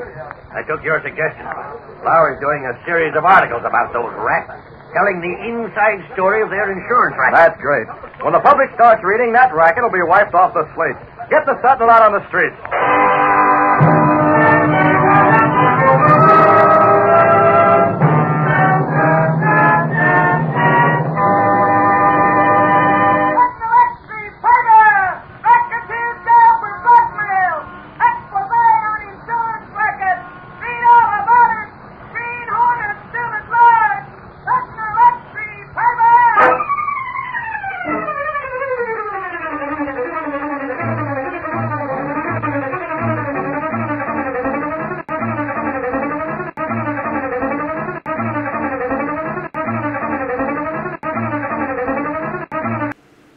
Hi-ho, Silver! Away to those thrilling days of yesteryear with the Lone Ranger.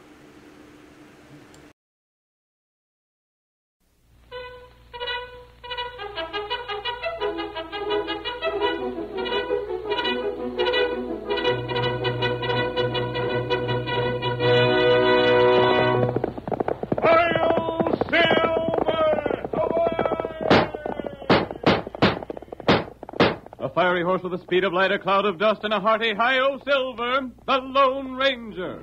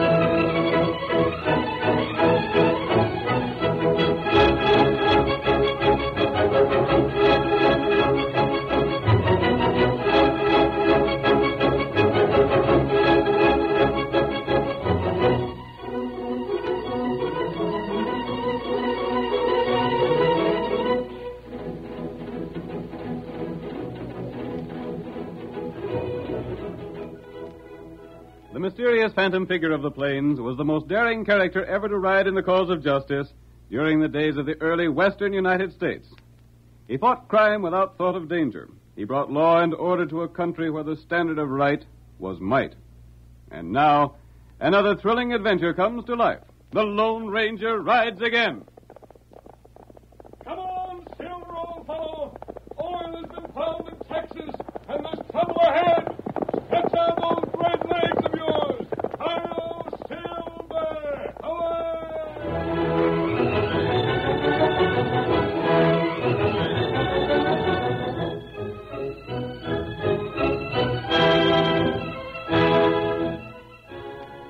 Vast fortunes were made in the new Texas oil fields.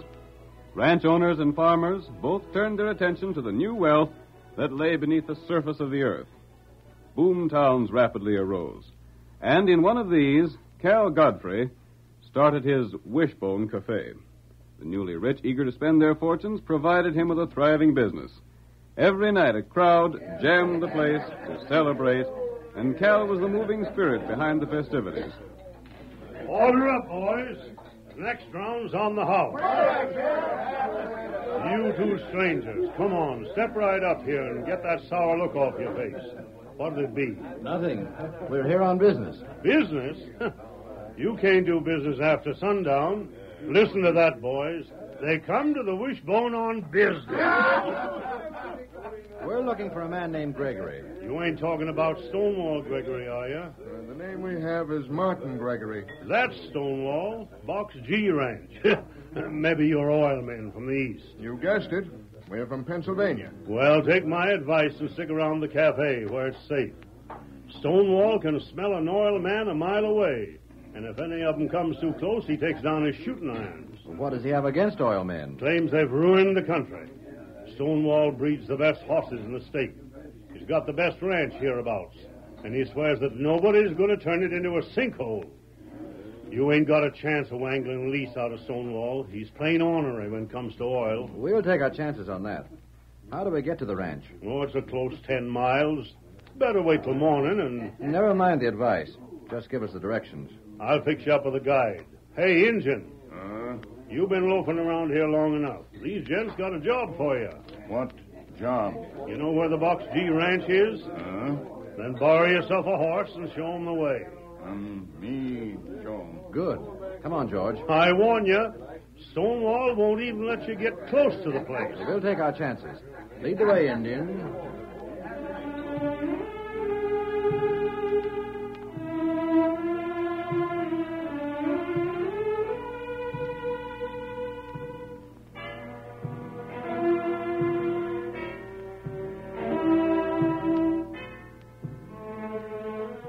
For 20 years, Stonewall Gregory had struggled to increase his land holdings.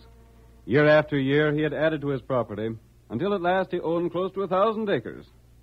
We see him now in the living room of his home, speaking to his wife, Martha. It's my land, Marthy, and it's going to stay the way the Lord made it. Folks call me Stonewall. That's because you're so stubborn. I ain't stubborn. I'm just standing up for my rights. And the next palavering oil man that comes sneaking around here is going to get filled full of lead. You don't mean that. I'll show you. Well, I suppose there ain't no use in reasoning with you. Once you get your mind set on something, you're just like a mule. I'm standing up for my rights. All I say is you could raise just as good horses up north away. And with all that money you'd get from the oil leases, you could buy twice as much land. Maybe so, but I couldn't buy it as good. What makes my colt sell for such high prices? It ain't 'cause you're smart. I never saw a man with such a poor head for figures. I'm a horseman. I ain't no bookkeeper. Go on, answer my question. What makes my colts sell so high? Well, they come of good stock. Ain't it natural they should take after their sires and mares? Sure, but there's something else, Martha. There's something in the grass here that just makes a colt grow fast and get strong. This grazing land's the best there is in the whole Southwest. How about the North Hundred? The grass is mighty poor up there. You got an offer for that parcel from the Meredith Company. I told you to burn that letter. I did burn it. But you got to admit that land ain't no good at all. I won't admit nothing. There's a fine creek runs through it. There's better water to the south. Then why do the colts and the mares run up there every day? They run for the sake of running, not for the sake of water. I've seen 'em when they didn't touch a drop. Just splash around a little and then go racing back to the good grassland. There's something special about that creek. And I ain't selling the land to nobody. Oh, all right. Ain't no law says I gotta do it. Ain't no law says a man can't show good sense, neither. Hey, where's my gun? There's somebody outside. Oh, it can't be oil men at this time of night. Never can tell. Now be careful, Stonewall. Don't go shooting at any of our neighbors. What's the matter, Prince? Oh, the 3 men are riding up. Oh, my God. Yeah, one's an Indian. This place. Who are you and what do you want? Call your dogs off, Gregory. We're here to talk business. You can state your business from where you are. The company I represent wrote you a letter about a month ago. So you're an oil man, huh? Now, Pa, don't go loco. We want to lease your North 100 acres. I ain't gonna lease 1 square inch of my ranch. And if you 3 don't get away from here before I count 10, I'll fill you full of buckshot. Be reasonable, Mr. Gregory. That North 100 isn't any use to you. It's got the best water in the world on it. I ain't selling, I ain't leasing, and I'm starting to count.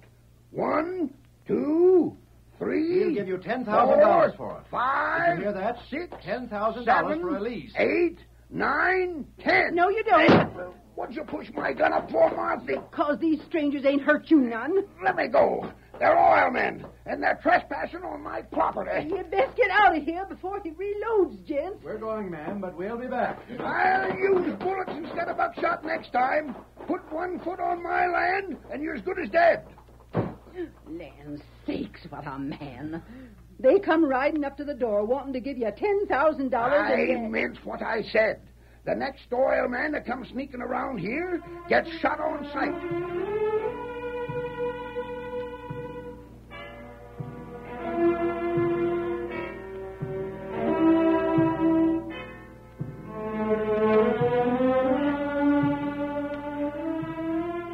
It was Tonto, the Lone Ranger's faithful Indian companion, who had led the 2 Easterners to the ranch.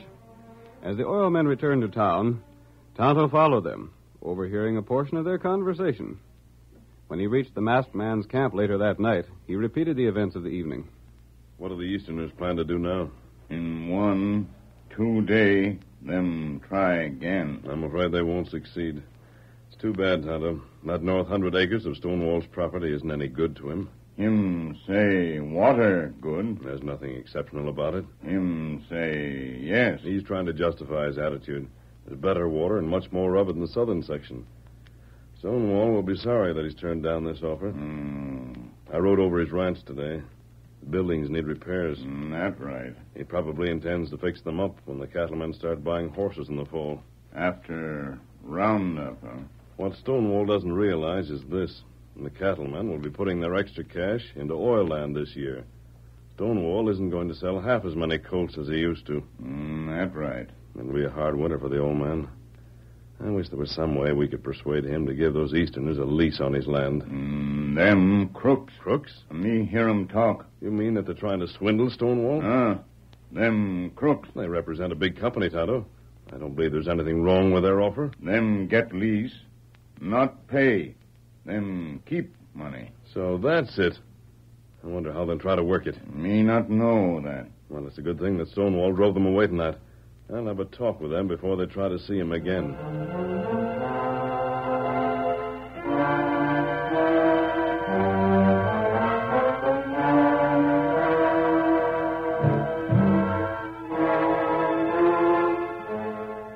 The following afternoon, the two Easterners, Bentley and Shane, rode along the boundary of Stonewall Gregory's north 100 acres. We hear them discussing their plans. If we pull that scheme, we'll both lose our jobs. You're crazy. I can work it so as we'll have absolute proof that Gregory was paid. He won't even talk to us, though. These Westerners shoot first and discuss a thing afterwards. Hey, there's a rider coming toward us. It isn't Gregory, is it? No. Look at that horse travel. I've never seen such speed. The rider's masked, Bentley. Come on, we better turn back to town. We can't get away from him. Well, he must be an outlaw. What of it? All our money's locked up at the hotel. When he finds that out, he'll shoot us. Oh, boy, boo. Bentley! Don't be a fool. If he's out for money, we'll promise to give him plenty as soon as we get back to town. I'll handle it. Keep quiet. Oh, Silver. Oh, boy. Hello. That's a fine horse you got there. Yes. Listen, mister, we don't have any money. We don't have a penny on us now. But if you let us ride back to town... Shut up. I don't want any money. You're an outlaw, aren't you? Some people think I am. We're just a couple of poor prospectors. We're new to this country. I know who you are. You represent one of the biggest oil companies in the East. No, that's wrong. You've got us wrong, Mr. The Indian who guided you to Gregory's ranch last night is my friend. He told me everything that happened. Well, what do you want? I may be able to help you. What do you mean? You'd like to get a lease on this property. Do you think you could persuade Gregory to sign if you had a chance to talk with him? I'm certain of it. You can't help us there. He drove us away last night with a shotgun. The West has a code that you may never have heard of. No true Westerner ever refuses the shelter of his roof to a man that's in danger. I don't understand. Ride out from town tonight, just as you did last night. When you get within half a mile of the ranch, you'll hear shots. Then head straight for the ranch house. Tonto and I will follow you. And Gregory will think that you've been attacked by outlaws. You're sure that he'll let us in? Absolutely. It sounds good to me. You aren't doing this for charity, stranger. How much do you want? We'll talk of payment later. Start from town at 9 o'clock. Hi-yo, Silver!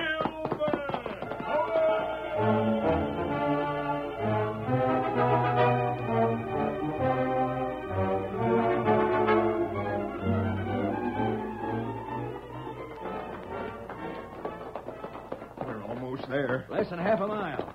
It's dark. Maybe he missed us. There he is. Come on, get up. Get up. Come on, get up. You've got a gun. Shoot it once or twice. No, I'm afraid the horse will get scared and throw me. There's the ranch house. We better stop here. Come on. The old man said he'd shoot us on sight. He'll hear those shots behind us. What's going on? Whoa, boy. Whoa there. Whoa.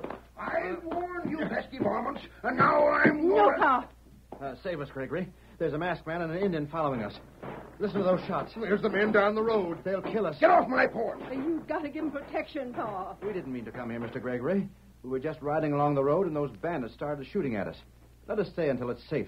Then we'll go away. That's all we ask. They're a couple of tenderfeet. Let them come inside, Pa. They're oil men, And I took an oath that no oil man would ever step a foot through my front door. Can't you forget their oil men? We'll be killed if we leave here. You might just as well shoot us with that gun you got in your hand. I'd rather take it that way than in the back. They're telling the truth, Pa. If you send them away, it'd be murder. They ain't hurt you none. They've hurt the whole state with their oil wells. You're hurting the state right now. You're going into partnership with bandits who aim to kill 2 innocent men. You can't do it, Stonewall. You may be stubborn, but you're honest and law-abiding. You've got to give them protection. Get inside. Oh, thanks, Mr. Gregory. You're saving our lives. Get in.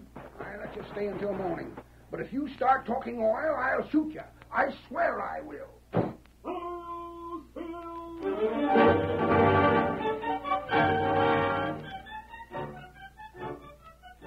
The curtain falls on the first act of tonight's Lone Ranger drama.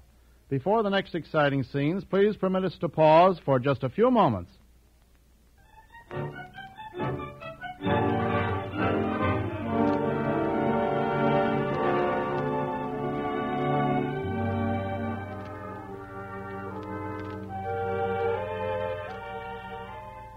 Now to continue our story. Bentley and Shane, 2 Easterners, offered Stonewall Gregory $10,000 for an oil lease on the north 100 acres of his ranch. But Gregory refused. Tonto informed the Lone Ranger that the 2 Easterners planned to swindle Gregory out of his property. But the masked man, knowing that it would be to Gregory's advantage to sell, offered his aid to the Easterners. He and Tonto pretended to attack Bentley and Shane, and the Gregorys gave the Easterners shelter. Our second act opens the following morning. Bentley and Shane are having breakfast with Stonewall and his wife. You're a wonderful cook, Mrs. Gregory. Thanks, Mr. Bentley. Have some more biscuits. You too, Mr. Shane. I sure will. Do you figure that we can get back in town safely this morning, Mr. Gregory? You won't have no trouble. That outlaw won't be showing his face in broad daylight. I declare I'm almost glad he started shooting at you. It ain't often we meet folks from the East. You told some pretty tales about what's going on there. Mighty tall ones, if you ask me. Oh, hush, Pa. It's been a rare treat having you 2 gentlemen as our guests. I don't believe your husband agrees to that, ma'am. Of course he does, don't you, Pa? Well, ain't so bad when they don't talk about oil. We've kept our promise, haven't we? I reckon. You're welcome to come again under the same condition. No, Mr. Gregory. We'll be taking the train back east tonight. Our company sent us out here to do business with you. Now, looky here. here. Don't worry. I'm not going to mention the subject again. But as long as we can't do business, there's nothing to keep us here. I guess we won't have any jobs when we get back to Pennsylvania. Why do you say that? Well, our boss told us that if we tried hard enough, we could get Mr. Gregory to sign. He won't believe us when we tell him how hard we tried. A lot your boss knows about Stonewall Gregory. That's my land. Your husband's perfectly right, Mrs. Gregory. I always say this is a free country, and that a man's entitled to his own opinion. You're darn tootin' he is. It ain't fair that you should lose your jobs, though. You just tell him how you stood up and said your piece even when Pa had a gun pointed at you. Well, they wouldn't believe it. Say, George, if Mr. Gregory were to write a letter stating his case, they'd have to believe us. I wouldn't do that. I ain't much of a hand at writing. Or would you sign a letter if I wrote it? Sure he would, wouldn't you, Pa? Well, wouldn't hurt nothing, I suppose. I'd like to tell your company a few things so they wouldn't bother me no more. Do you have a pen and some paper, Mrs. Gregory? In the parlor. You come right along with me, and I'll find you a real nice place to run.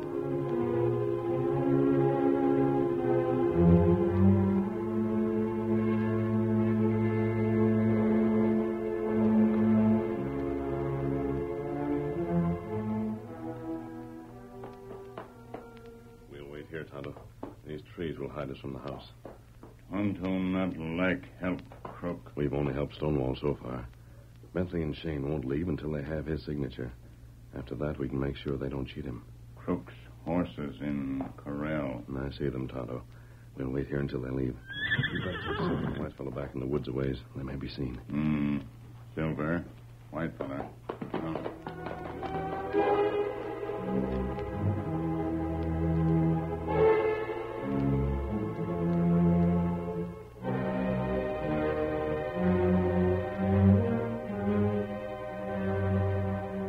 Writing 2 letters for, Mr. Bentley.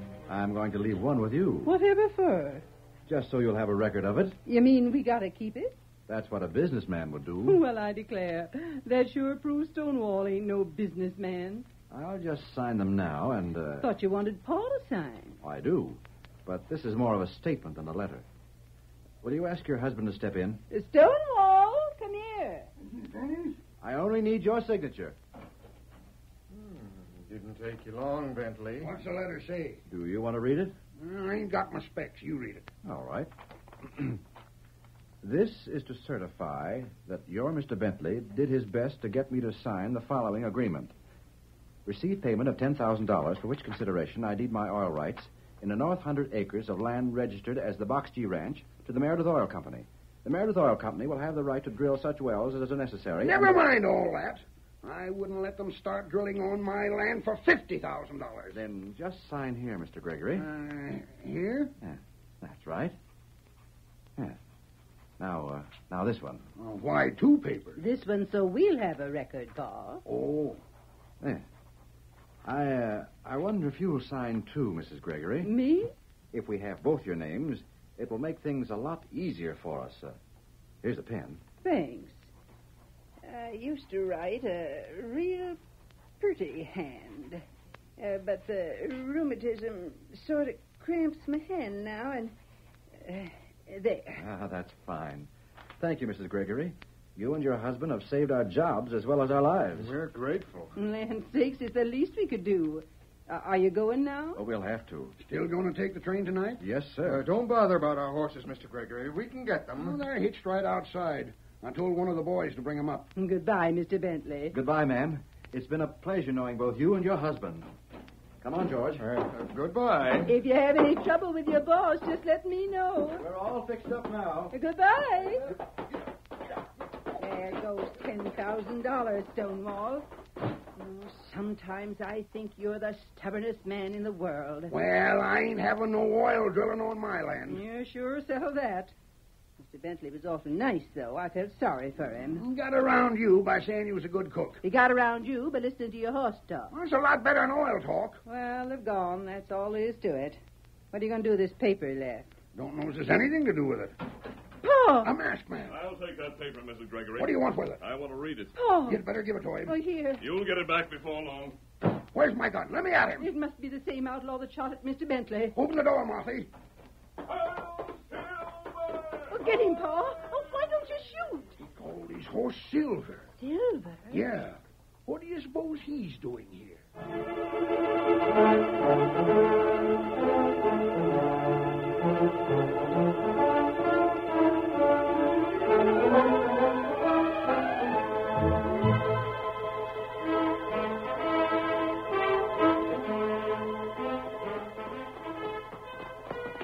You were right, Tonto. Bentley is a crook. He swindled Stonewall. How him do that? I'll show you. Oh, Silver. This is the paper I took from him. If the first two lines were torn off, it would be a legal lease. That's exactly what Bentley will do with his copy. Oh. He has Stonewall's signature witnessed by his wife. Before long, men and equipment will arrive to drill for oil. Then Stonewall make trouble. It won't do him any good. Bentley used a different handwriting for the first two lines, and he can claim that Stonewall inserted them afterward. I expected some such trick. That's right. But you want Stonewall sign lease. But that isn't what I meant when I said that Stonewall had been swindled. Bentley will claim that he paid Stonewall $10,000. This paper says received payment, and Stonewall signed it. What we do? Bentley and Shane were sent here by their company with the money to buy the lease. They probably have it hidden someplace in their room at the hotel. We go there? Not until it gets dark. Maybe crooks leave town today. No, Kimosabe. They'll take the train.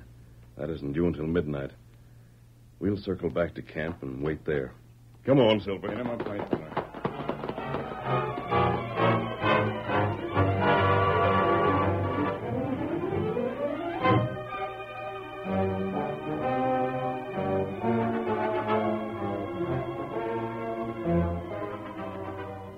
Bentley and Shane were confident that their plan had succeeded. That evening, the two men were in their room at the hotel, making final preparations to leave town. Finished packing, George? You want me to put the money in here? No, I'll take care of it. Bring the candle over. What are you doing with the lease? It isn't a leash yet. I'm tearing off the top lines nice and even. Now, we have both a lease and a receipt. And $5,000 apiece. Not bad, George. Not bad at all. See who that is. It's the masked man. Yes. I hear that you're leaving town. We aren't trying to run out on you. Come in.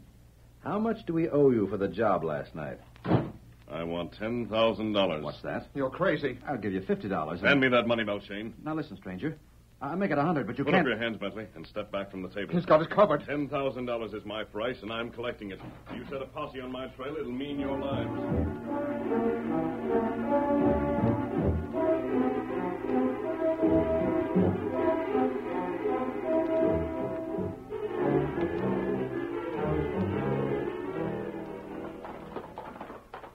Oh, Silver. Oh, boy.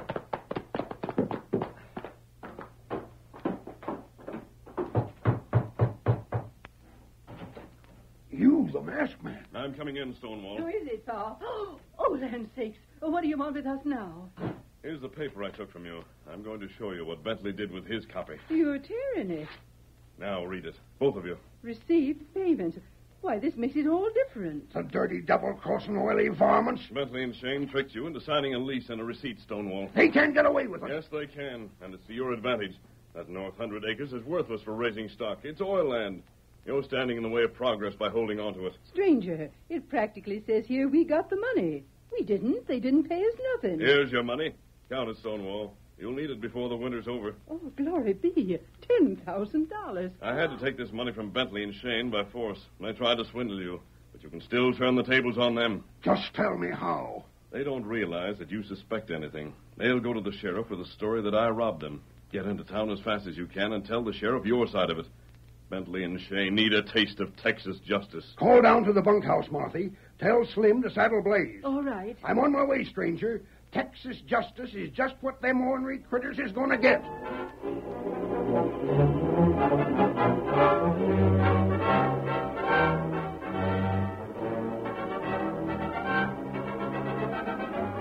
He left the money belt outside of the room, but he took $10,000 from it. You've got to do something, Sheriff. Can't you round up a posse and start after him? Give me a description. He's tall and he's masked. And he rides a white horse. Calls him Silver. Silver? So you caught the ornery thieves. Good work, Joe. Gregory. What are you talking about, Stonewall? I'm talking about these two mavericks. They tried to rob me. Let's get out of here, George. Stay where you are. I got you covered. Same here.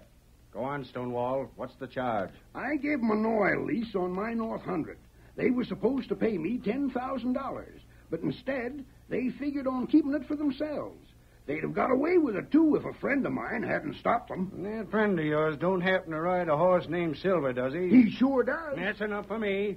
You two are going to jail. By the time you get out, you know that it don't pay to meddle with the Lone Ranger.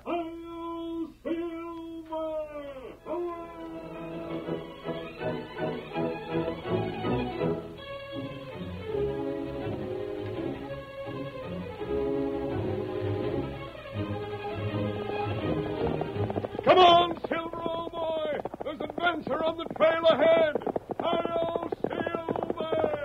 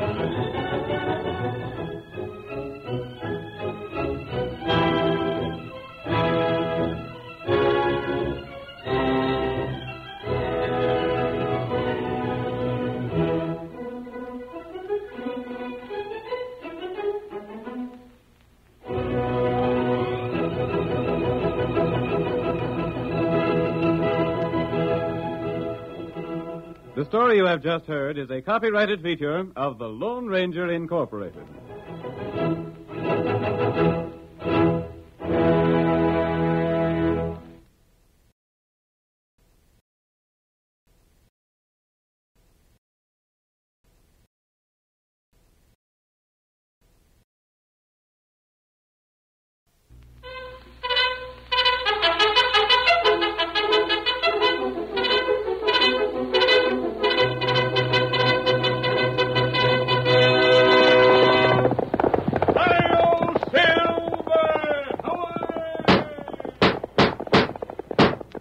Fiery horse with the speed of light, a cloud of dust, and a hearty hi-yo Silver, the Lone Ranger.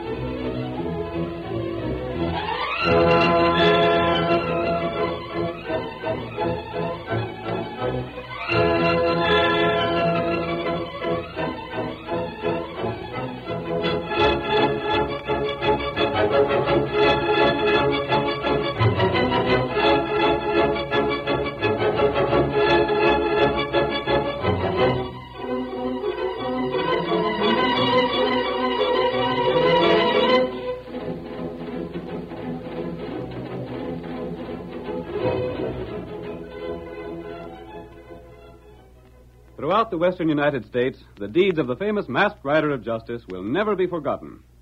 With his faithful Indian companion Tonto and his great horse Silver, he fought crime wherever he found it. No odds were too great for him to face. And to the mysterious phantom figure of the plains belongs the greatest credit for the triumph of law and order in the Old West. And now, adventure beckons on the trail ahead once more. The Lone Ranger rides again. Come on, Silver, old fellow. There are rustlers in Black Hawk Valley. Stretch out those great legs of yours. Hi-yo, Silver!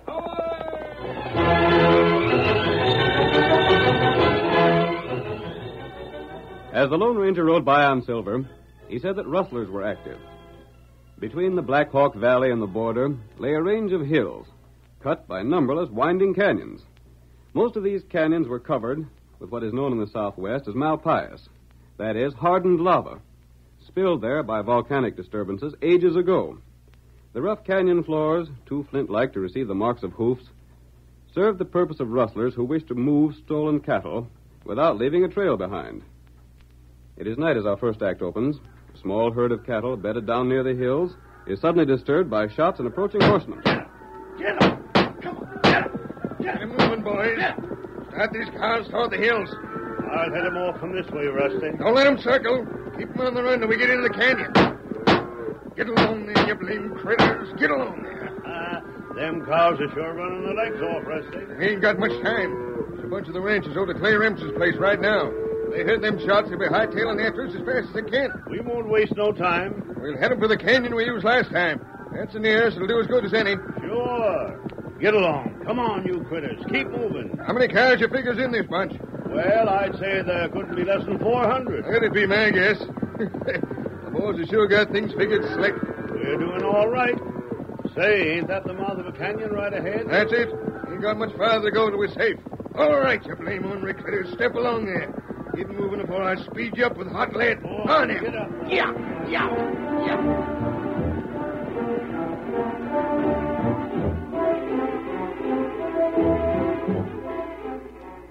Clay Remsen, the largest cattle owner in the valley, had taken the lead in the fight upon the rustlers. A meeting that included the sheriff and a group of valley ranchers was in progress at Remsen's home when they were disturbed by the shots of the rustlers. They immediately left the house and rode in pursuit. Now we see them on the rocky approach to the hills. The sheriff is speaking to Remsen. Well, Clay, I reckon we'll have to give up. There ain't a chance to pick up the trail of the rustlers once they get into the hills. But confounded, Sheriff, we got to do something. They got most 400 head of my stock this time. I know that, Clay. What can we do? There ain't a man alive can read the trail of your cattle in the canyons, in spite of this bright moon we've been going by. And in 24 hours, they'll be across the border, and I'll never see them again. Clay, we'll catch them rustlers one of these days. I'm beginning to wonder about that. Yeah? There's been rustling in Black Hawk Valley for the past 3 years, and not a blame rustler's been jailed yet. Look here, Matt. How many of your cows been stole? 2 years ago, I was ranging more than 5,000 head. Now I ain't got 2,000. And I've lost twice that many. Tompkins down the valley's just about wiped out. Shelby come to me yesterday to ask if I'd buy his brand so he could get a start somewhere else. And it weren't a month ago I bought Sanger out for the same reason. I've been doing the best I can. Then your best ain't good enough. Meaning I'm sick of losing cows every week or so. I'm thinking it's about time we got a sheriff and give us some protection. Now, hold on a minute. I want results, and by golly, I'm going to see that I get them. You feel the same as Clay does, Matt? Well, Dave, I always liked you, but things can't go on like this any longer. I've been thinking of selling out myself. You have? Only I don't know who'd want to buy the way things is. I never figured you was a man to give up. There ain't much choice left. I can tell you there ain't a rustler living who'll force me out of business. I'm going to see this thing through to the finish. The odds are against you, Clay. I wouldn't advise you to buck 'em. If the rest of you fellas won't back me up, I'll fight them coyotes alone. You will? I never yet said anything I didn't mean. You're taking on a mighty big task, Clay. Look at the way this here valley lies. All that's between it and the border is these hills, and there's at least 50 canyons cutting through them with solid rock bottoms that don't show trail signs. I know that. It'd take 100 men to do any good. We'd have to block every canyon, and that just ain't possible. Maybe it ain't for you, but I got a plan. What are you figuring on, Clay? First off, I'm buying Shelby's spread, just like I bought Sanger's. And I'll buy yours too, Matt, if you want to get out. I want men that can fight in this valley. Are you serious about buying my spread, Clay? I sure am. Then I'll take you up on it. You're a single man, and you can afford to stay here. But I got my family to think about.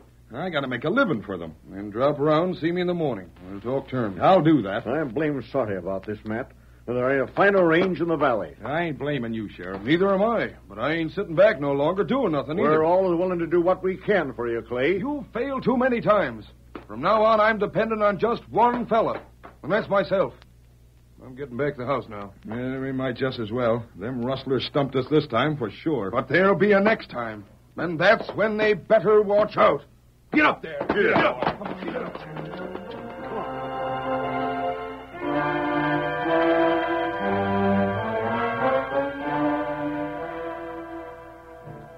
Later that same night, we see the Lone Ranger and his faithful Indian companion Tonto, camped beside one of the narrow canyons leading southward through the hills toward the border. It was scarcely 5 minutes after they'd extinguished the flame of their campfire when Silver uttered a shrill whinny. What is it, Silver, old fellow? What's the matter? Something wrong. Trying to give us a warning. Do you hear anything, Kimosabe? Me hear plenty. What is it, Tonto? You wait. You hear? No? Yes, I do. Cattle are moving down this valley. And horsemen are driving them this way. That strange thing. It is. And there's no good grazing land south of the hill except beyond the border. The cattlemen would wait until daylight to drive their stock, unless... What you think? Unless they're rustlers. Oh. The herd will go directly past us. And I don't believe we can be seen up here. Them not see us. Tonto, it was only one chance in 1,000 that led us to camp beside this valley tonight. But we're going to take advantage of that chance. Here, Silver.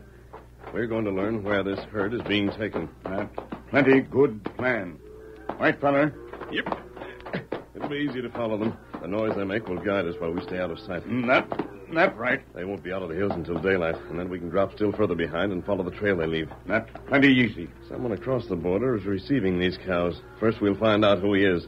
What then? And then perhaps we can find out who's in charge of the rustling on this side of the border. Oh. Right, Tonto.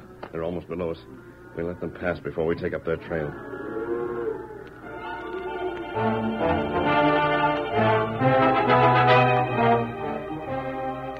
The masked man and Tonto followed the herd throughout the night. In the morning, when the cattle were permitted to halt for water, they remained carefully hidden. When at last the herd reached its destination across the border just after nightfall, the Lone Ranger and Tonto were close behind. They watched from a shelter of a grove of trees while the cattle were driven into a large corral. This is where the cattle are taken, Kimasabi. On this side of the border, the law can do nothing. That bad thing. These men are getting rich, and the cattlemen in the valley are losing everything they own. Tonto know that. Tonto, look at that man in charge. Oh. Him feller named Dawson. Rusty Dawson. Not him, all right. And Rusty is Remsen's foreman. That means that at least one of Remsen's men is dishonest. He's selling out the man he's working for. Him plenty bad feller. That explains why the rustlers always took cattle that weren't guarded. And it explains why none of the traps set for the rustlers by the cattlemen succeeded. Rusty had that information and could act upon it. That's right. I wonder, though, if Rusty is the real head of the rustlers. Me not think that. Nor do I. Maybe the man who receives the cattle. And maybe someone in Black Hawk Valley. From what I've heard of Rusty, I doubt that he could organize a thing as big as this. Maybe Sheriff Rustler. It could be the sheriff. In the 3 years the rustlers have been active, he's never captured one of them. But these are only guesses. Now's our chance to learn more. The men have finished with the cattle. You got plan? Rusty went into the house with the man who seemed to be in charge here. Me see feller. Come, Tonto. The men have gone to the bunkhouse, and it's too dark for us to be seen. We'll get as close to the house as we can. Perhaps we can hear enough to help us. They've left no guard outside. I suppose they feel safe this side of the border. Well, you can handle them cows from here on, Buck. You just leave it to me, Rusty. There's about 400 of them by my count. Did you look them over?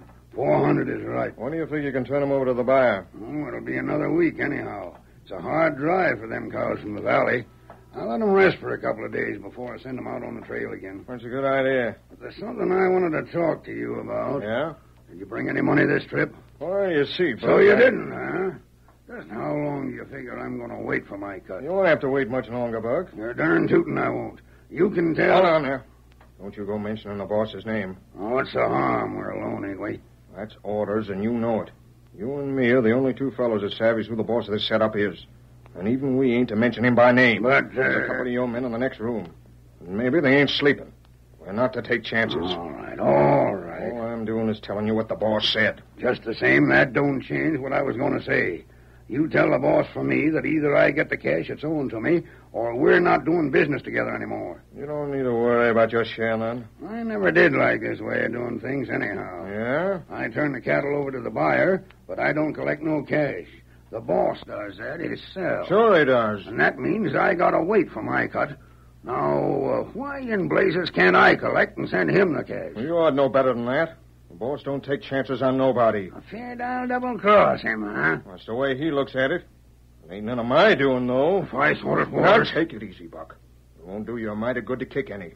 When the boss decides on something, that's the way it's got to be. Well, you can tell him for me that I don't trust nobody either. Meaning just what? Meaning that I want my cash darn soon.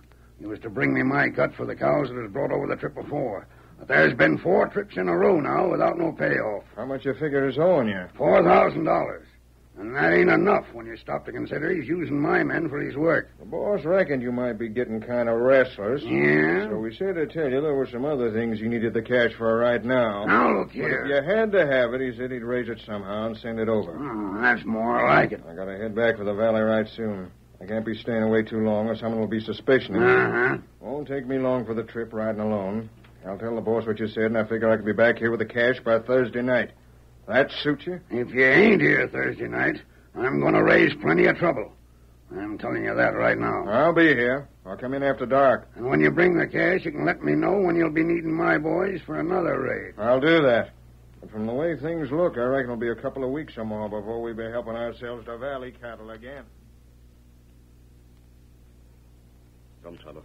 We didn't get the information we needed most, but we can't stay here longer. Rusty will be leaving soon. No, we not learn much. We don't know who's at the head of the rustling gang. We do know it's neither Rusty or Buck. What's more, Rusty and the chief of the gang must be the only two who are on the other side of the border. From what they said, Buck's men are brought over to do the rustling. That right. And that means that unless Buck's gang can be captured on the other side of the border, the law can't touch them. That make it plenty hard. Here we are, Kimasabi. Quiet, Silver. What we do now? Tonto, we are going to make our camp as close to this ranch as possible. I believe I have a plan that will trap both the chief and the gang. Come on, Get Silver. on, white fellow.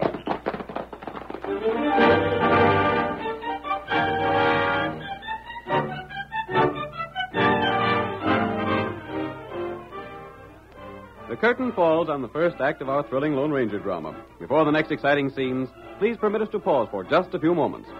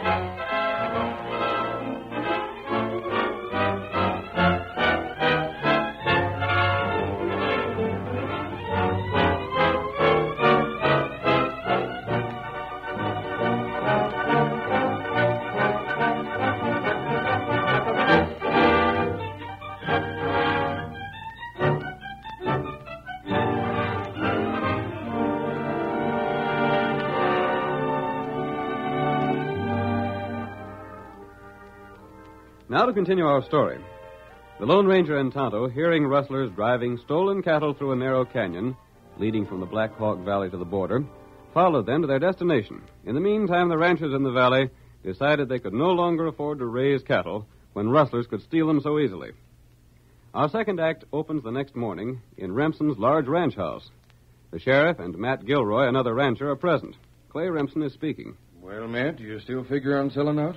I do if you ain't changed your mind, Clay. But I wouldn't blame you if you had. These rustlers are a darn tough proposition. They ain't gonna drive me out in the valley.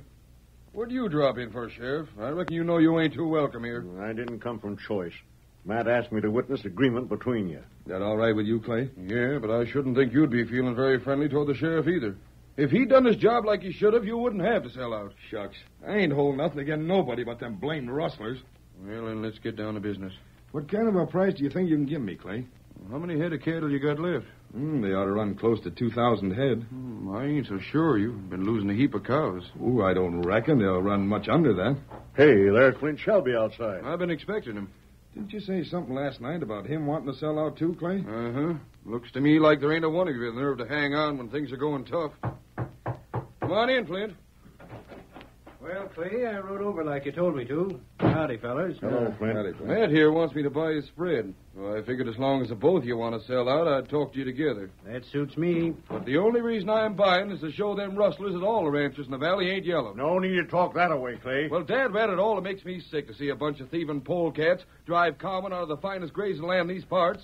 And I'm blaming you most of all, Sheriff, for letting them get away with it. Now, look here. Argument won't get us no place. All right. I feel like Matt does. If I can't make a living here, I'm going where I can. How many head of cattle you got left, Flint? I can't say offhand. Maybe 3,000, maybe more. I got a proposition to make. In the first place, I ain't going to pay the market price for cows that maybe will be stole off of me. We don't figure on holding you up any. I'll pay you a flat price of $10 a head. Half down, the rest a year from now. And that's as high as I can go. I don't know. If that's your price, I'll take it. I ain't in no position to bargain. And if you're willing, Matt, I'll take the same. Good enough. And I'll send my riders with yours to make a count of the cows you got left. We can get a close enough estimate that way. Just as you say. I'm agreeable. Then when the count's made, we'll get together again, and I'll pay your first half. Where are you going to get the cash to swing a deal like that, Clay? The bank in town will lend me the money. They've got it. If all the cattlemen leave the valley, they'll go bust. You fellas agree to the terms I just stated? It's settled as far as I'm concerned. And the quicker I sell, the better pleased I'll be. Then we'll start the count the first thing in the morning. I'll send my men around at daybreak.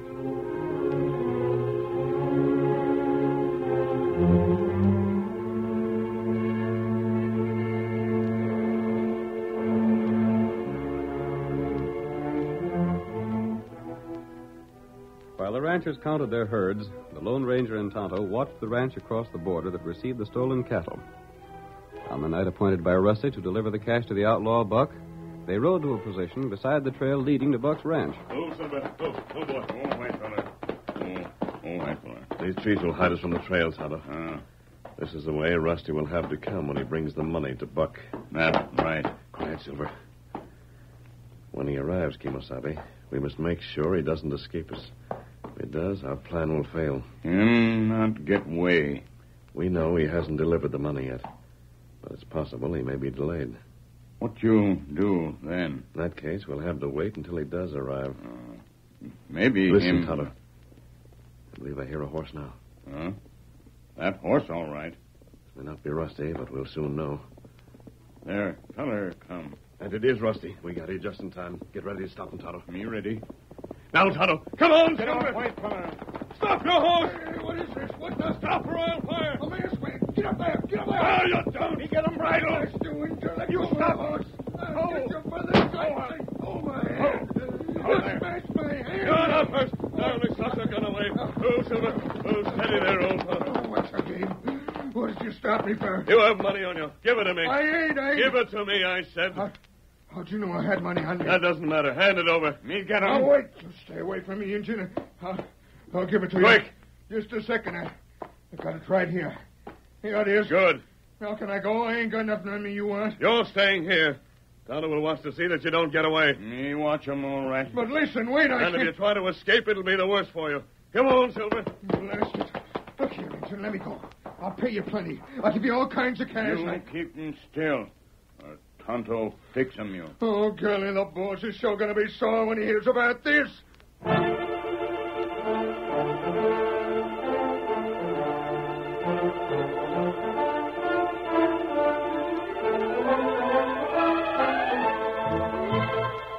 While the Lone Ranger raced away on Silver, Buck awaited the arrival of the money that was due him. He's complaining to one of his men. What in blazes is keeping Rusty anyhow? If he don't show up with that cash right soon, I'm going across the border after him. No use getting excited, boss. It ain't late yet. It's late enough. You don't figure anything could have gone wrong, do you? The only thing I figure is that maybe they got a notion that they can keep me from getting my money. Oh, they wouldn't do that. Things have been going mighty funny lately. I should have had most of this cash a month ago. Yeah, that's a fact, all right. And all Rusty's been doing is stalling me off. Well, if he don't come tonight, there's going to be a showdown. Can't say as I blame you any, boss, but I wouldn't fly off the handle if I was you. Maybe Rusty just got delayed. Well, I ain't standing for no... Boss, look, it's a masked man. What in I thunder? tell you that Rusty won't be here. Who are you? What do you know about him? I'm here in Rusty's place. Huh? You've seen Rusty for the last time, and there'll be no more stolen cattle coming this way. What's he mean, boss? I don't know, but I'm blamed soon going to find out. Steady. I have you covered. Oh, you- You were expecting money for the cattle you handled. Well, here it is. They sent you with the money? You see it there, don't you? Boss, that ain't the money. There ain't enough of it. There's $500 there. 500? Yes, and don't ask for more. That's all you're going to get. Look here. We're cutting you out, Buck. That $500 will cover your expenses, but we're keeping the profits for ourselves. Boss, you was right. They're double-crossing us. If you think you can get away with this, We are getting away with it. double-cross me, will you? You're lucky to get $500. Take my advice and don't try to make trouble. You'll regret it if you do. I'm going to show you. You fellas will pay for this. Stand where you are. Don't try to follow me. If only I had a gun. Value your health. Stay on this side of the border. We have a way of dealing with people who try to make trouble. Let's get in. Wait, let him go. Huh? Call the boys instead. We'll show him if we're going to stay on this side of the border or not. There he goes. The blazes with him. Call the boys, like I said. We're riding to the valley? You bet we are. If we ride hard, we can be there by morning. Then you watch the fur fly.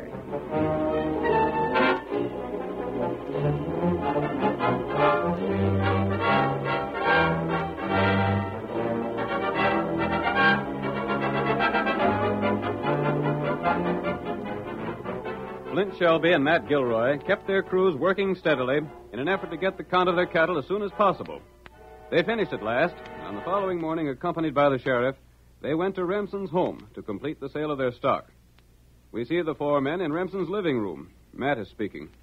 1,700 head is what I got, Clay. That's the tally made by my men and the fellas you sent over. Uh-huh. That's what they said. How many did you find, Flint? 2,300. And I can't hardly believe it yet. Just a year ago, I was grazing more than 5,000. It's darn lucky for us Clay is willing to buy. We wouldn't have a cow left in another year if he didn't. I can't get out of the valley too soon to suit me. It's sure a shame things had to happen this way, fellas. If that's the way you feel about it, Sheriff, why didn't you do something to catch them rustlers? I ain't going to argue with you no more, Clay. I done the best I could, and no man can do better than that. Well, when election time comes, it ain't likely you'll be sitting in office again. Maybe we can get somebody that'll be some good to us. You got our checks ready, Clay? In just a minute, I'll make them out. I figure my check will come to 8,500. I'm writing it out now. And mine's 11,500. Don't be in no rush. I'll get to yours in a second, Flint. I got the papers and everything ready for signing and turning over to you, Clay. The sheriff and Flint can witness mine, and me and the sheriff will witness Flint's papers. Yeah, there. $8,500. It's all made out and signed. And I still ain't sure but what I'm a darn fool for paying that much. Hey, who are them fellas? Strangers to me. Strangers to me, too. But they're mighty tough-looking hombres. All right, you dirty double-crossing snake. Put up your hands. Who are you talking to? What's the meaning of this? Keep your guns on these fellas, boys. I'll talk to Clay here. You're outlaws. What is this, a hold-up? I'm the law here. You can't do this. Shut up. My business ain't with you. It's with this double-dealing coyote over here. Get out of here. I don't want talk like that. I didn't think you would. What's their business with you, Clay? I'll tell you our business. This crooked snake's been stealing your cattle. Then when me and my boys do most of his dirty work for him, he tries to cheat us out of our cash. And by golly, he's going to eat lead for it. I never, I tell you. You sent me $500 when you owed me $4,000. It's a mistake. I sent the $4,000. I said it was Rusty last night. You're lying. I never got it. And anybody tries to cross me ain't got long to live. So you're the ornery skunk who's been doing all the rustling. Sheriff, listen to me. And you was going to buy me out after you stole most of my cattle. That blasted polecat, he was going to buy me out, too. And that's the reason you sent the masked fella to tell me you weren't going to do business with me no more. You took the money you owed me to help buy them out. Then, with you owning most everything in the valley, there wasn't no need for you to rustle cows anymore. That's part of the truth, It's the Buck. same mess. Take your gun, Buck, and tell your men to do the same. Not only I have you all covered. But If we don't, he'll shoot, boss. I reckon they got us, fellas. Better do what he says. Pick up those guns, Sheriff. You and Matt and Flint can guard these men. We'll guard them, all right. Say, stranger, where did you come from? Tonto and I followed Buck here. We set a trap for him, and he was caught in it. What do you mean, a trap? I stopped Rusty last night and took the $4,000 from him. Then I delivered $500 to you. I knew you would be angry enough to go after the man you thought had cheated you. Then you did send the money, Clay? You blame fool. You fell for a trick and gave the whole game away. And a darn lucky thing from Matt and Flint here that he did. Rusty's outside tied to his horse. We made him talk on the way here. Remsen stole from himself as well as the other ranchers in the valley, so that suspicion wouldn't be pointed his way. He was plenty smart, but not quite smart enough to fool the masked man. And I'll see the whole lot of you jailed for this, Clay. You'll find the rest of the money I took from Rusty on the table here beside the door. Yeah, but Sheriff. wait. Hey, don't leave. I want to thank you. Don't let him leave, Sheriff. He saved my ranch. Come here. Come back here. There ain't no chance of thanking him the way he's traveling. But there's one thing we can do, and that's finish a job he's done for us. Come on, you ornery thieves. You're going to jail.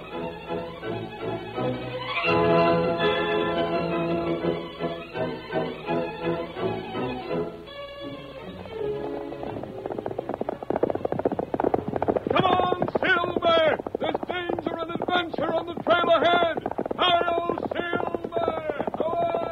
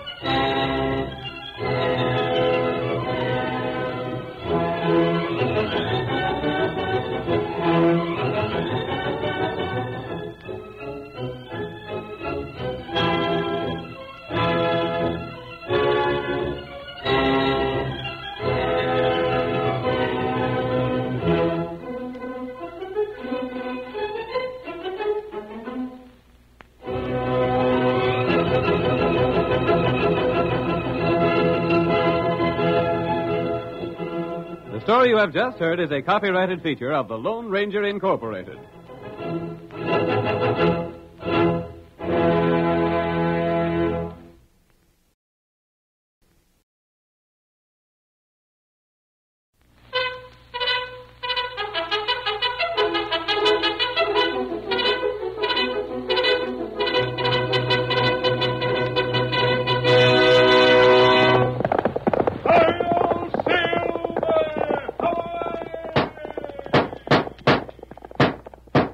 fiery horse with the speed of light, a cloud of dust, and a hearty hi-yo Silver, the Lone Ranger.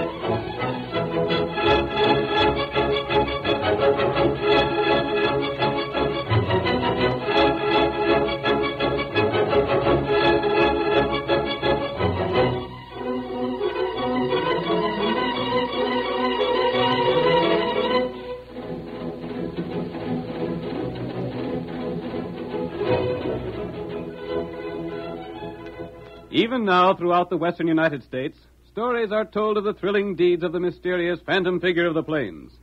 Cowboys tell of the bullets of silver he used in his guns, of the silver shoes worn by his powerful white horse, of Tonto, his faithful Indian companion.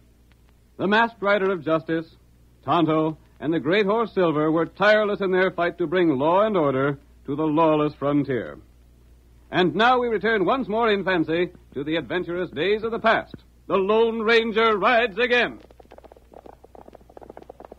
Come on, Silver, old fellow. Flavin and his gang are making trouble, and Tonto is waiting for us on the trail ahead. Hi-yo, Silver!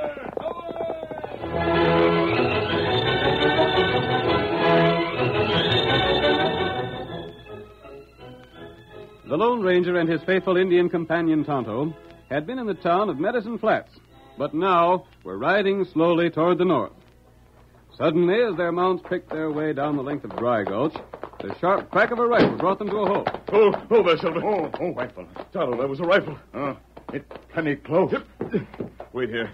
I'm going to climb the bank of this arroyo and see what's on the plain. Rifle sound from east. Yes. I'll be right back, Tonto. You see, feller? Yes. Come on, Tonto. Here, Silver. Get him up, white feller. Look ahead there, Tonto. Feller, there. The poor devil. Look at him standing beside his horse. Maybe we help him. Hello there, stranger. Aye. Oh, fella. Oh, boy. Now, don't you ask no questions. I ain't in the mood to answer 'em. Look what a dad-ratted gopher hole done. Busted the leg of the best horse a man ever owned. We're sorry. Mighty sorry. Poor old Blackie. Well, it's right in line with the bad luck I've been having and the good luck the Flavin bunch has had. Who? Flavins. The loss of this horse is one more thing to mark again 'em. If they hadn't brung me to making this trip, Blackie wouldn't have fell and I wouldn't have had to shoot him. Your trail came from the north. Hey, you're masked. Put your hands up. Put 'em up, I tell you. You just noticed the mask? Soon enough, by darn. Hoist your hands or I'll blow Take your it head. easy. You forget that you just fired your rifle, and it's a single shot. Now lower it. And don't get the idea I'm an outlaw because of a mask. Single shot. So it is. You were heading for Medicine Flats. Perhaps we can help you get there. You got a long trip on foot. Yeah. Say, would you help me get to the flats? We can arrange it. You ain't one of the Flavin gang? What do you think? Guess not. You wouldn't be around here if you was. And if you was, you wouldn't be helping me to the flats. I'll take the saddle off of Blackie. My name's Abe Chetwick. Maybe you heard of me. What about Flavin? Ornery coyote, that's what he is. I was heading for the flats to hire some gun toters to help me lick the polecat. What him do? I wonder if I can't maybe hire your guns, mister. I see you toting a brace of powerful big ones. Let Tonto take your saddle and bags. He'll take care of things. You tell me about Flavin. I'm getting to it. You see, my girl, Molly's her name, She married a young miner by the name of Dave Carter. Carter? You know him? I've heard of him. Then you must have heard of Flavin. Flavin's bunch is claim jumpers. Jumped Dave's claim. Stole it outright. Dave went to see him about it and never come back. That's the story I heard in Medicine Flats. You coming from there? Yes. Dave and Molly settled in the flats, you see. Me, I stayed back to home where I always lived. I had a letter from Molly telling me what happened, so I packed up and started for the flats to see about it. I heard that story when I was there, Abe. Flavin denies that he saw Dave Carter. Lying skunk, that's what he is. Sure he seen Dave, seen him and killed him, then hid the body. Nothing can ever be proved, and Molly can't never get the claim. Flavin's a powerful man in Medicine Flats. Sure he is. He's got one claim after another. He darn near owns the hull of the gold region. Last one he got was the Rosalinda. That was Dave's and Molly's. And I'm going to make him confess to stealing it and give it up. How? Huh? How do you plan to make him confess? I don't know yet. You think he'd admit stealing those claims when he knows nothing can ever be proved against him? Well, I figured if I could hire some men to make him talk. I'm afraid you have the wrong idea, Abe. Justice can't be carried out in that way. Now, look here. Maybe you're bartering. I got cash. I got all the cash I need. I'd like to hire you. Our guns aren't for hire, Abe. I aim to get some men to make that rat square up or die. I doubt if you'll accomplish it. We'll see. If you just get me to Medicine Flats, stranger, I'll be everlasting grateful. We'll hang the saddle in the tree there, Tonto. Tonto, do. You take his saddlebags, and he can ride on Silver with me. I'm sure obliged to you, mister. We can't take you all the way into town, eh? But we'll drop you on the outskirts. That'll be downright fine. Give me your hand. I'll help you up. Right. Yep. You come. There we are. There. Saddle all right there for time. You can pick it up later, Abe. I'll get a horse in town and come back for it. Come on, Silver. Quite fine.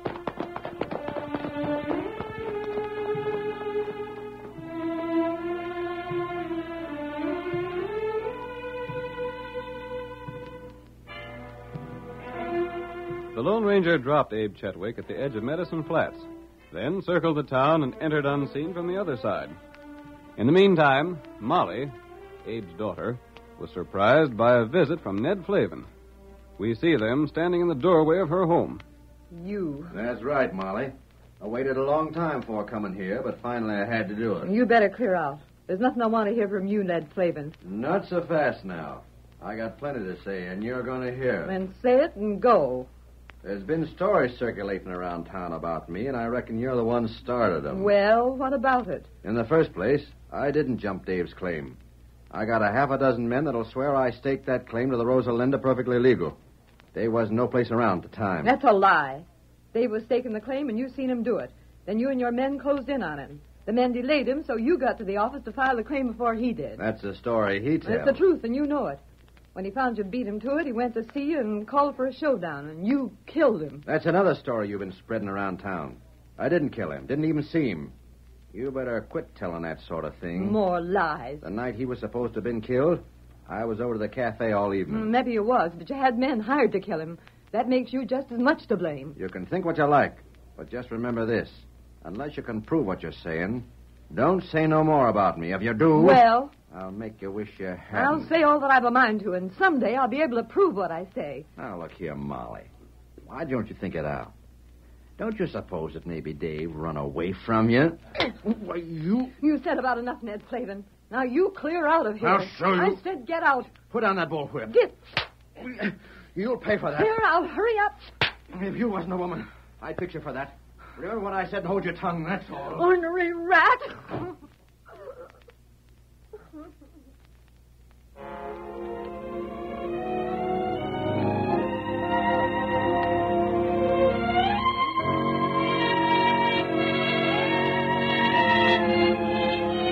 When Abe arrived in town, he first stopped at the cafe before going to his daughter's home. At the cafe, he studied the men assembled at the bar and around the tables. Many of these men, Abe knew, were gunmen whose services could be hired. We see him as he speaks to a hard-faced man whose guns bear several notches. $15 a day, and I pay for all the cartridges. It sounds fair enough. I reckon I'll take the job. How many men you got lined up so far? Got 2, and I can use a couple of more. You know any more gents that are likely to want a job? Yeah. That lop-eared galoot yonder'd be glad to take it. He don't look like much of a lead slinger. He's pizing with a gun with either hand. Besides that, he's got a grudge against Flavin. A grudge, eh? Well, I'd give him his chance to square it and get paid for doing it. What you aiming to do? I aim to call on Flavin with the boys I'm hiring and make him sign over the deed to the Rosalinda mine. I see. Reckon you heard about it, eh? There's been some talk. Well, he's going to sign that claim over to my daughter, and then he's going to tell me what become of Dave Carter. There's been considerable said about the way Dave disappeared. Some folks think Flavin had him killed. We'll make him confess, and then he'll swing for it. He's got some pretty good shots working for him. Well, that's why I want to get a half a dozen dead shots of my own. When do you aim to see him, eh? Tonight, if I can get the boys lined up on time. I'll go talk to your friend over yonder. And if you see anyone else that wants the job, you can speak to him for it.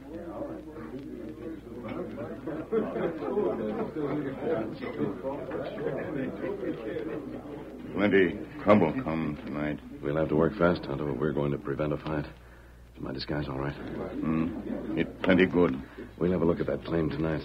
But before we go there, here's what you're going to do. What? That? Old Dave will undoubtedly go from here to his daughter's home. Wait outside the house. You'll meet him before he goes in.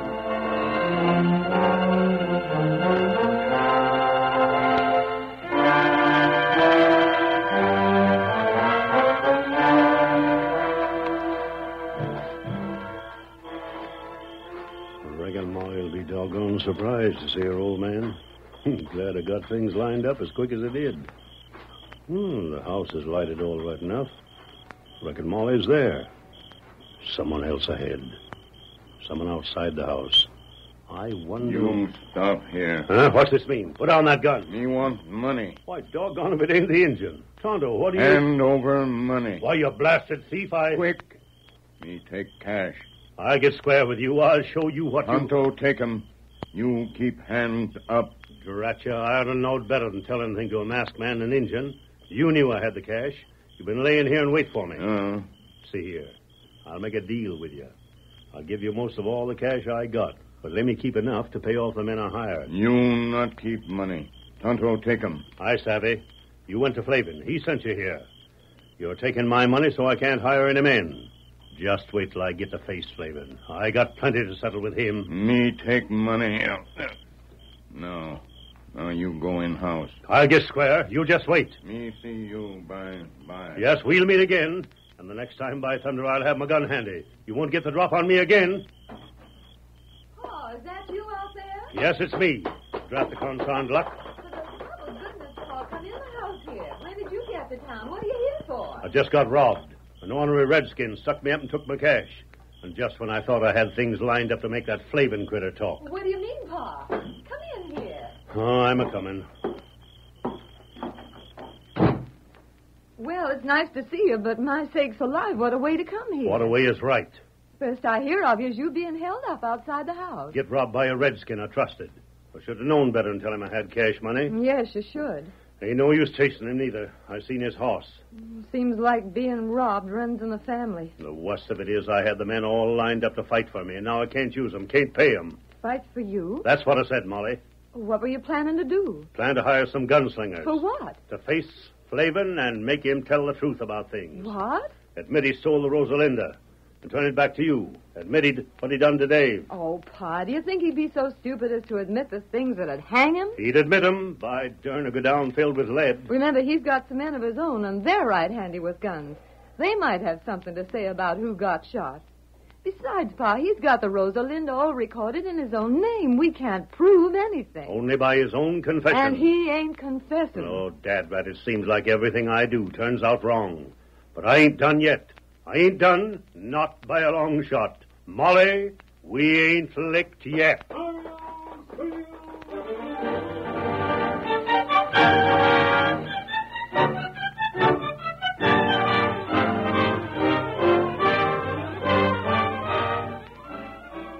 The curtain falls on the first act of our Lone Ranger drama.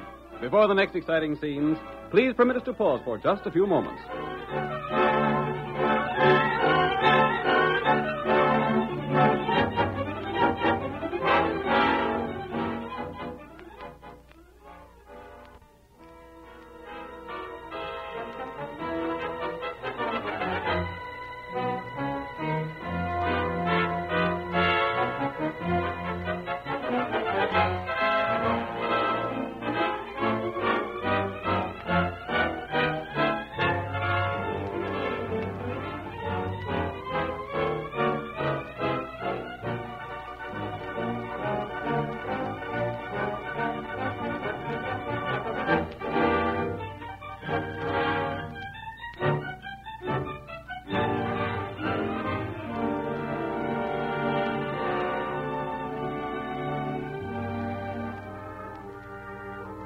Now to continue our story. Abe Chetwick, riding to Medicine Flats to hire gunmen to force a confession from Ned Flavin, met the Lone Ranger and told him his story. Then Chetwick hired some gunmen, but Tonto held him up, taking his cash and making him drop the plan. Meanwhile, the Lone Ranger, disguised as a mine worker, went to Flavin's home near the Rosalinda mine. Give me a job in the mine, and I'll give you some information. Yeah, what's it about? About someone who's hiring killers to attack you. That ain't news. I heard about it. Why, that blasted old fool. If he tries to attack me, he'll find he's bit off more than he can chew. He seems to think he can make a lot of trouble for you, Flavin. Yeah, well, let him try. The law's on my side, ain't it? The Rosalinda is mine and nobody else's. Abe thought he might be able to make you confess to a few things. Confess to what? Claim jumping and murder. How'd you come to hear about all this? Abe might be able to prove this claim is not yours. There ain't no way on earth he could do that. Yes, there is. I know a way you can prove it, and how you can stop him. Well, what's that? My price for that information is a job. Know anything about mining? Enough to hold a job with you. You got me curious, stranger. Do I go to work for you? You're on the payroll. Now tell me how Abe Chetwick can prove any gosh darned lie about me, and how I can prevent his proving that same. Dave had tunneled a short distance before he struck gold and decided to stake a claim here. I ain't admitting that's true. You needn't admit anything.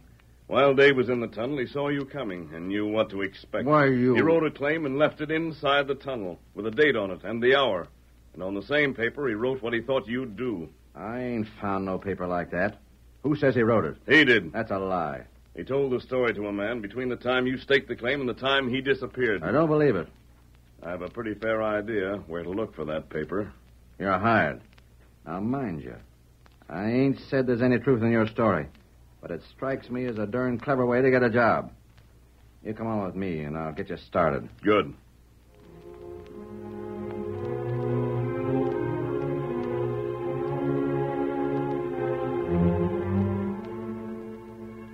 A short time later, while the Lone Ranger was working near the mouth of the tunnel, Flavin left him and made his way to a side shaft some 50 feet distant.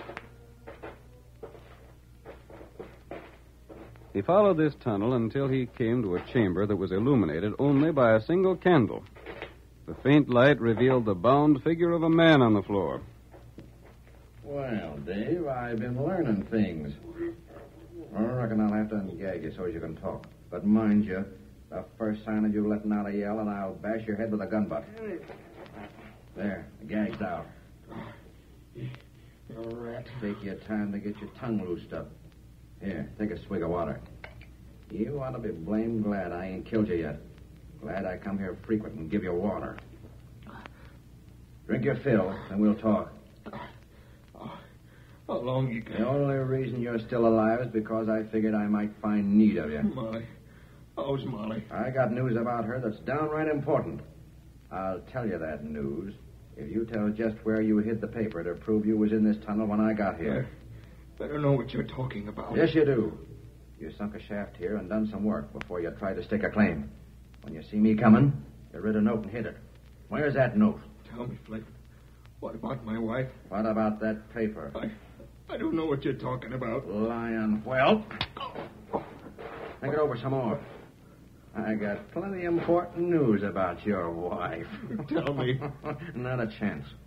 Not till you tell me about that paper. Honest, Flavin, I don't know where you got that idea. Well, we'll see. I'll just gag you again and let you do more thinking.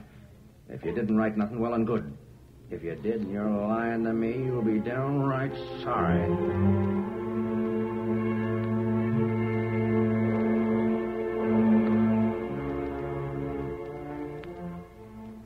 That night, when the other laborers at the mine had departed, Tonto secretly joined the Lone Ranger. The two of them worked hard with pick and spade near the mouth of the tunnel. When daybreak was near, the Lone Ranger spoke to his faithful companion. Almost finished, Kemosabe. The work inside the tunnel is done. Work outside soon. Yes. And then we can arrange for the accident any time we want it. But come, we've got to keep digging if we're to finish our job.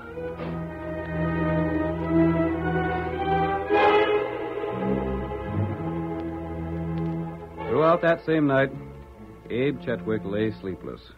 But he wondered what he could do to regain both the money stolen from him and the mine stolen from his daughter. But morning still had brought no solution to his difficulties. He is hollow-eyed and worried as he passes his coffee cup to Molly. Fill it up, honey. Maybe it'll brace me up some. Pa, you mustn't worry so. That won't help none. Must be some way. A man that's in the right is supposed to win out in the end. And I'm in the right. Not when you plan murder and bloodshed, Pa. Oh, look at the things Flavin's planned and done. We've had a lot of setbacks, Pa. Setbacks. Sometimes it seems like we'll never get to the end of all our troubles. But things always work out. This'll work out, too. It's just got to. Well, it sure surprised me to find that Injun a crook. I wonder... What do you wonder? His taking your cash made it so you couldn't hire those gunmen, didn't it? Yes. Might be fate sent him, Pa. It wasn't fate at all. It was just his downright cussedness. I'll see who's there. You sit still, Molly. I'll be clearing off the table. Oh, Sheriff Perkins. Howdy, Abe. Why, good morning, Sheriff. Hello there, Molly. I'll step in if you don't mind. Nothing wrong, I hope. Nope, that is, I hope not. Heard you was in town, Abe. Got in night afore last. Yeah. Spent a half hour in a cafe from what I hear. That's right. He was in town all day yesterday and never took the trouble to look me up. What's the use looking you up? When a man avoids the law, it's sometimes because he aims to start a lot of trouble. I don't need to start trouble. Trouble comes and slaps me right in the face. Reckon you heard I was robbed by a redskin. Yeah, heard about that. Ain't seen no sign of him, have you? Maybe I have. But tell me, Abe, what's this about you trying to hire a lot of gunmen? Killers. Well, I didn't hire him. No. You lined them up night afore last, and then you went and seen them yesterday and told them the deal was off. Well, my money was stole. What'd you have in mind, Abe, when you hired them? Well, You may as well tell the truth, Pa. I aim to make Flavin confess to being a claim jumper and a murderer. You aim to clear up a claim jumper's misdeeds by killing a half a dozen men. Never mind what I aim to do, Sheriff. If you want to keep yourself busy, hunt down the redskin that stole my cash. You didn't need to. He hunted me down. What do you mean, Sheriff? Here, Abe. Reckon this is your cash. Great day. Where'd you get this? The Injun brought it to me. Now maybe you won't wag your tongue so free about the way law and order's enforced in this town. What'd he give it to you for, Sheriff? Well, he was a sort of peculiar critter. He fetched it to me and said to bring it to you this morning. Said I might do well to stay here till we heard a big blast over by the Rosalinda mine. A blast? Then what? Well, according to what the Injun told me, we might do well to go there when we hear the blast. I'd like to hear a blast that'd blow Flavin into eternity. That's what I'd like to hear. Oh. Well, reckon there ain't no more business to attend to here. I'll be getting on. I wouldn't forget that about the blast if I was you, Abe. It might be important.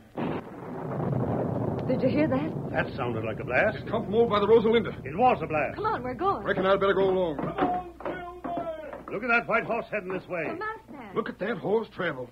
That's the man that fetched me into town. The partner of the Injun that robbed me. Yeah? Oh, Silver! Oh, Hi there. Hi there, stranger. Sheriff, get a posse. Get to the Rosalinda mine at once. Abe, you get over there, too. What's going on? He said to get a posse. Get over there if you want to hear a confession. I'll Silver!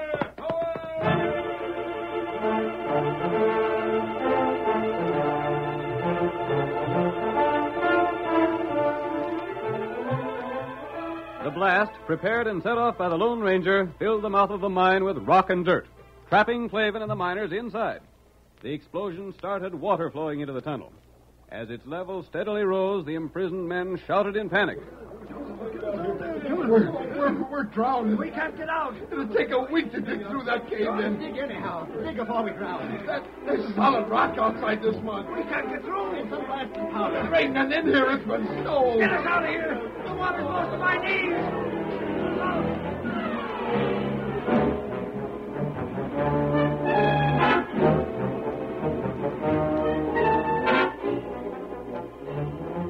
A crowd had quickly gathered outside the mine. The sheriff was present with his deputies, as well as Molly and her father. Tonto was there also, but his presence was overlooked when the people discovered to their astonishment that the masked man, mounted on Silver and holding 2 guns in his hands, refused to let the crowd go to the assistance of the men inside the blocked shaft. Quiet! Quiet, everyone! Inside there is Ned Flavin and his miners. You can hear them. I'm going to let you hear something. Flavin! Flavin! If you want to be rescued, get your men quiet and listen to me. We're getting drowned. Get us out of here. Are your men there with you? Yeah. Get us out. We're down. Unless you bring the owner of the Rosalinda with you, you'll be left to drown. I'm the owner. I mean Dave. He's in there. Get him and see that he's the first to come out. He'll also confess to jumping his claim before I release you. What sort of game is this, stranger? Put them guns down in the name of the law. Law be concerned. This fellow makes his own law. You mean Dave is in there alive? What do you say, Flavin? I won't confess to nothing. The rest of us will. He's a crook. He's all you say. Let us out. He sees us drown like rats in here. Where is Dave? One of the boys is getting him. No, you can't do that. I won't confess. It's a frame-up. Dave! Dave! Molly, I'm here. Where are you? Are you all right? Yes, I'm all right, Dave. Oh, listen, mister, you can let him out now, can't you? Please let Dave out. What do you say, Flavin? You can't make a confess. It's a dirty frame-up. We got Dave. He's the real owner. Let us out. We'll tell you all about Flavin. We got him. Dave is here, too. Mister, let Dave out. Let them all out. You've heard enough, Sheriff. I did. But how are you going to let him out? We got a dig. No, there's a better way. Stand back, everyone. There's another blast set beneath the rock that holds them. Back, all of you. See here, mister, you can't run things to suit yourself. Leave him be. He's running things first straight. Get Dave out, mister. Dave! Back! Hurry! Come on, Silver. Push them back. You men inside the cave, stand back for the blast. All right, Tonto.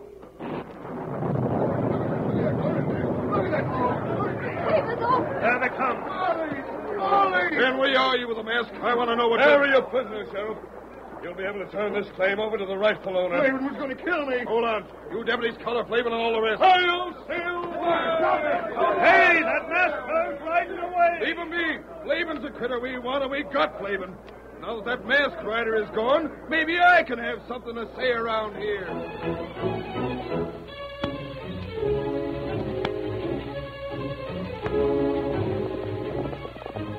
Come on, Silver!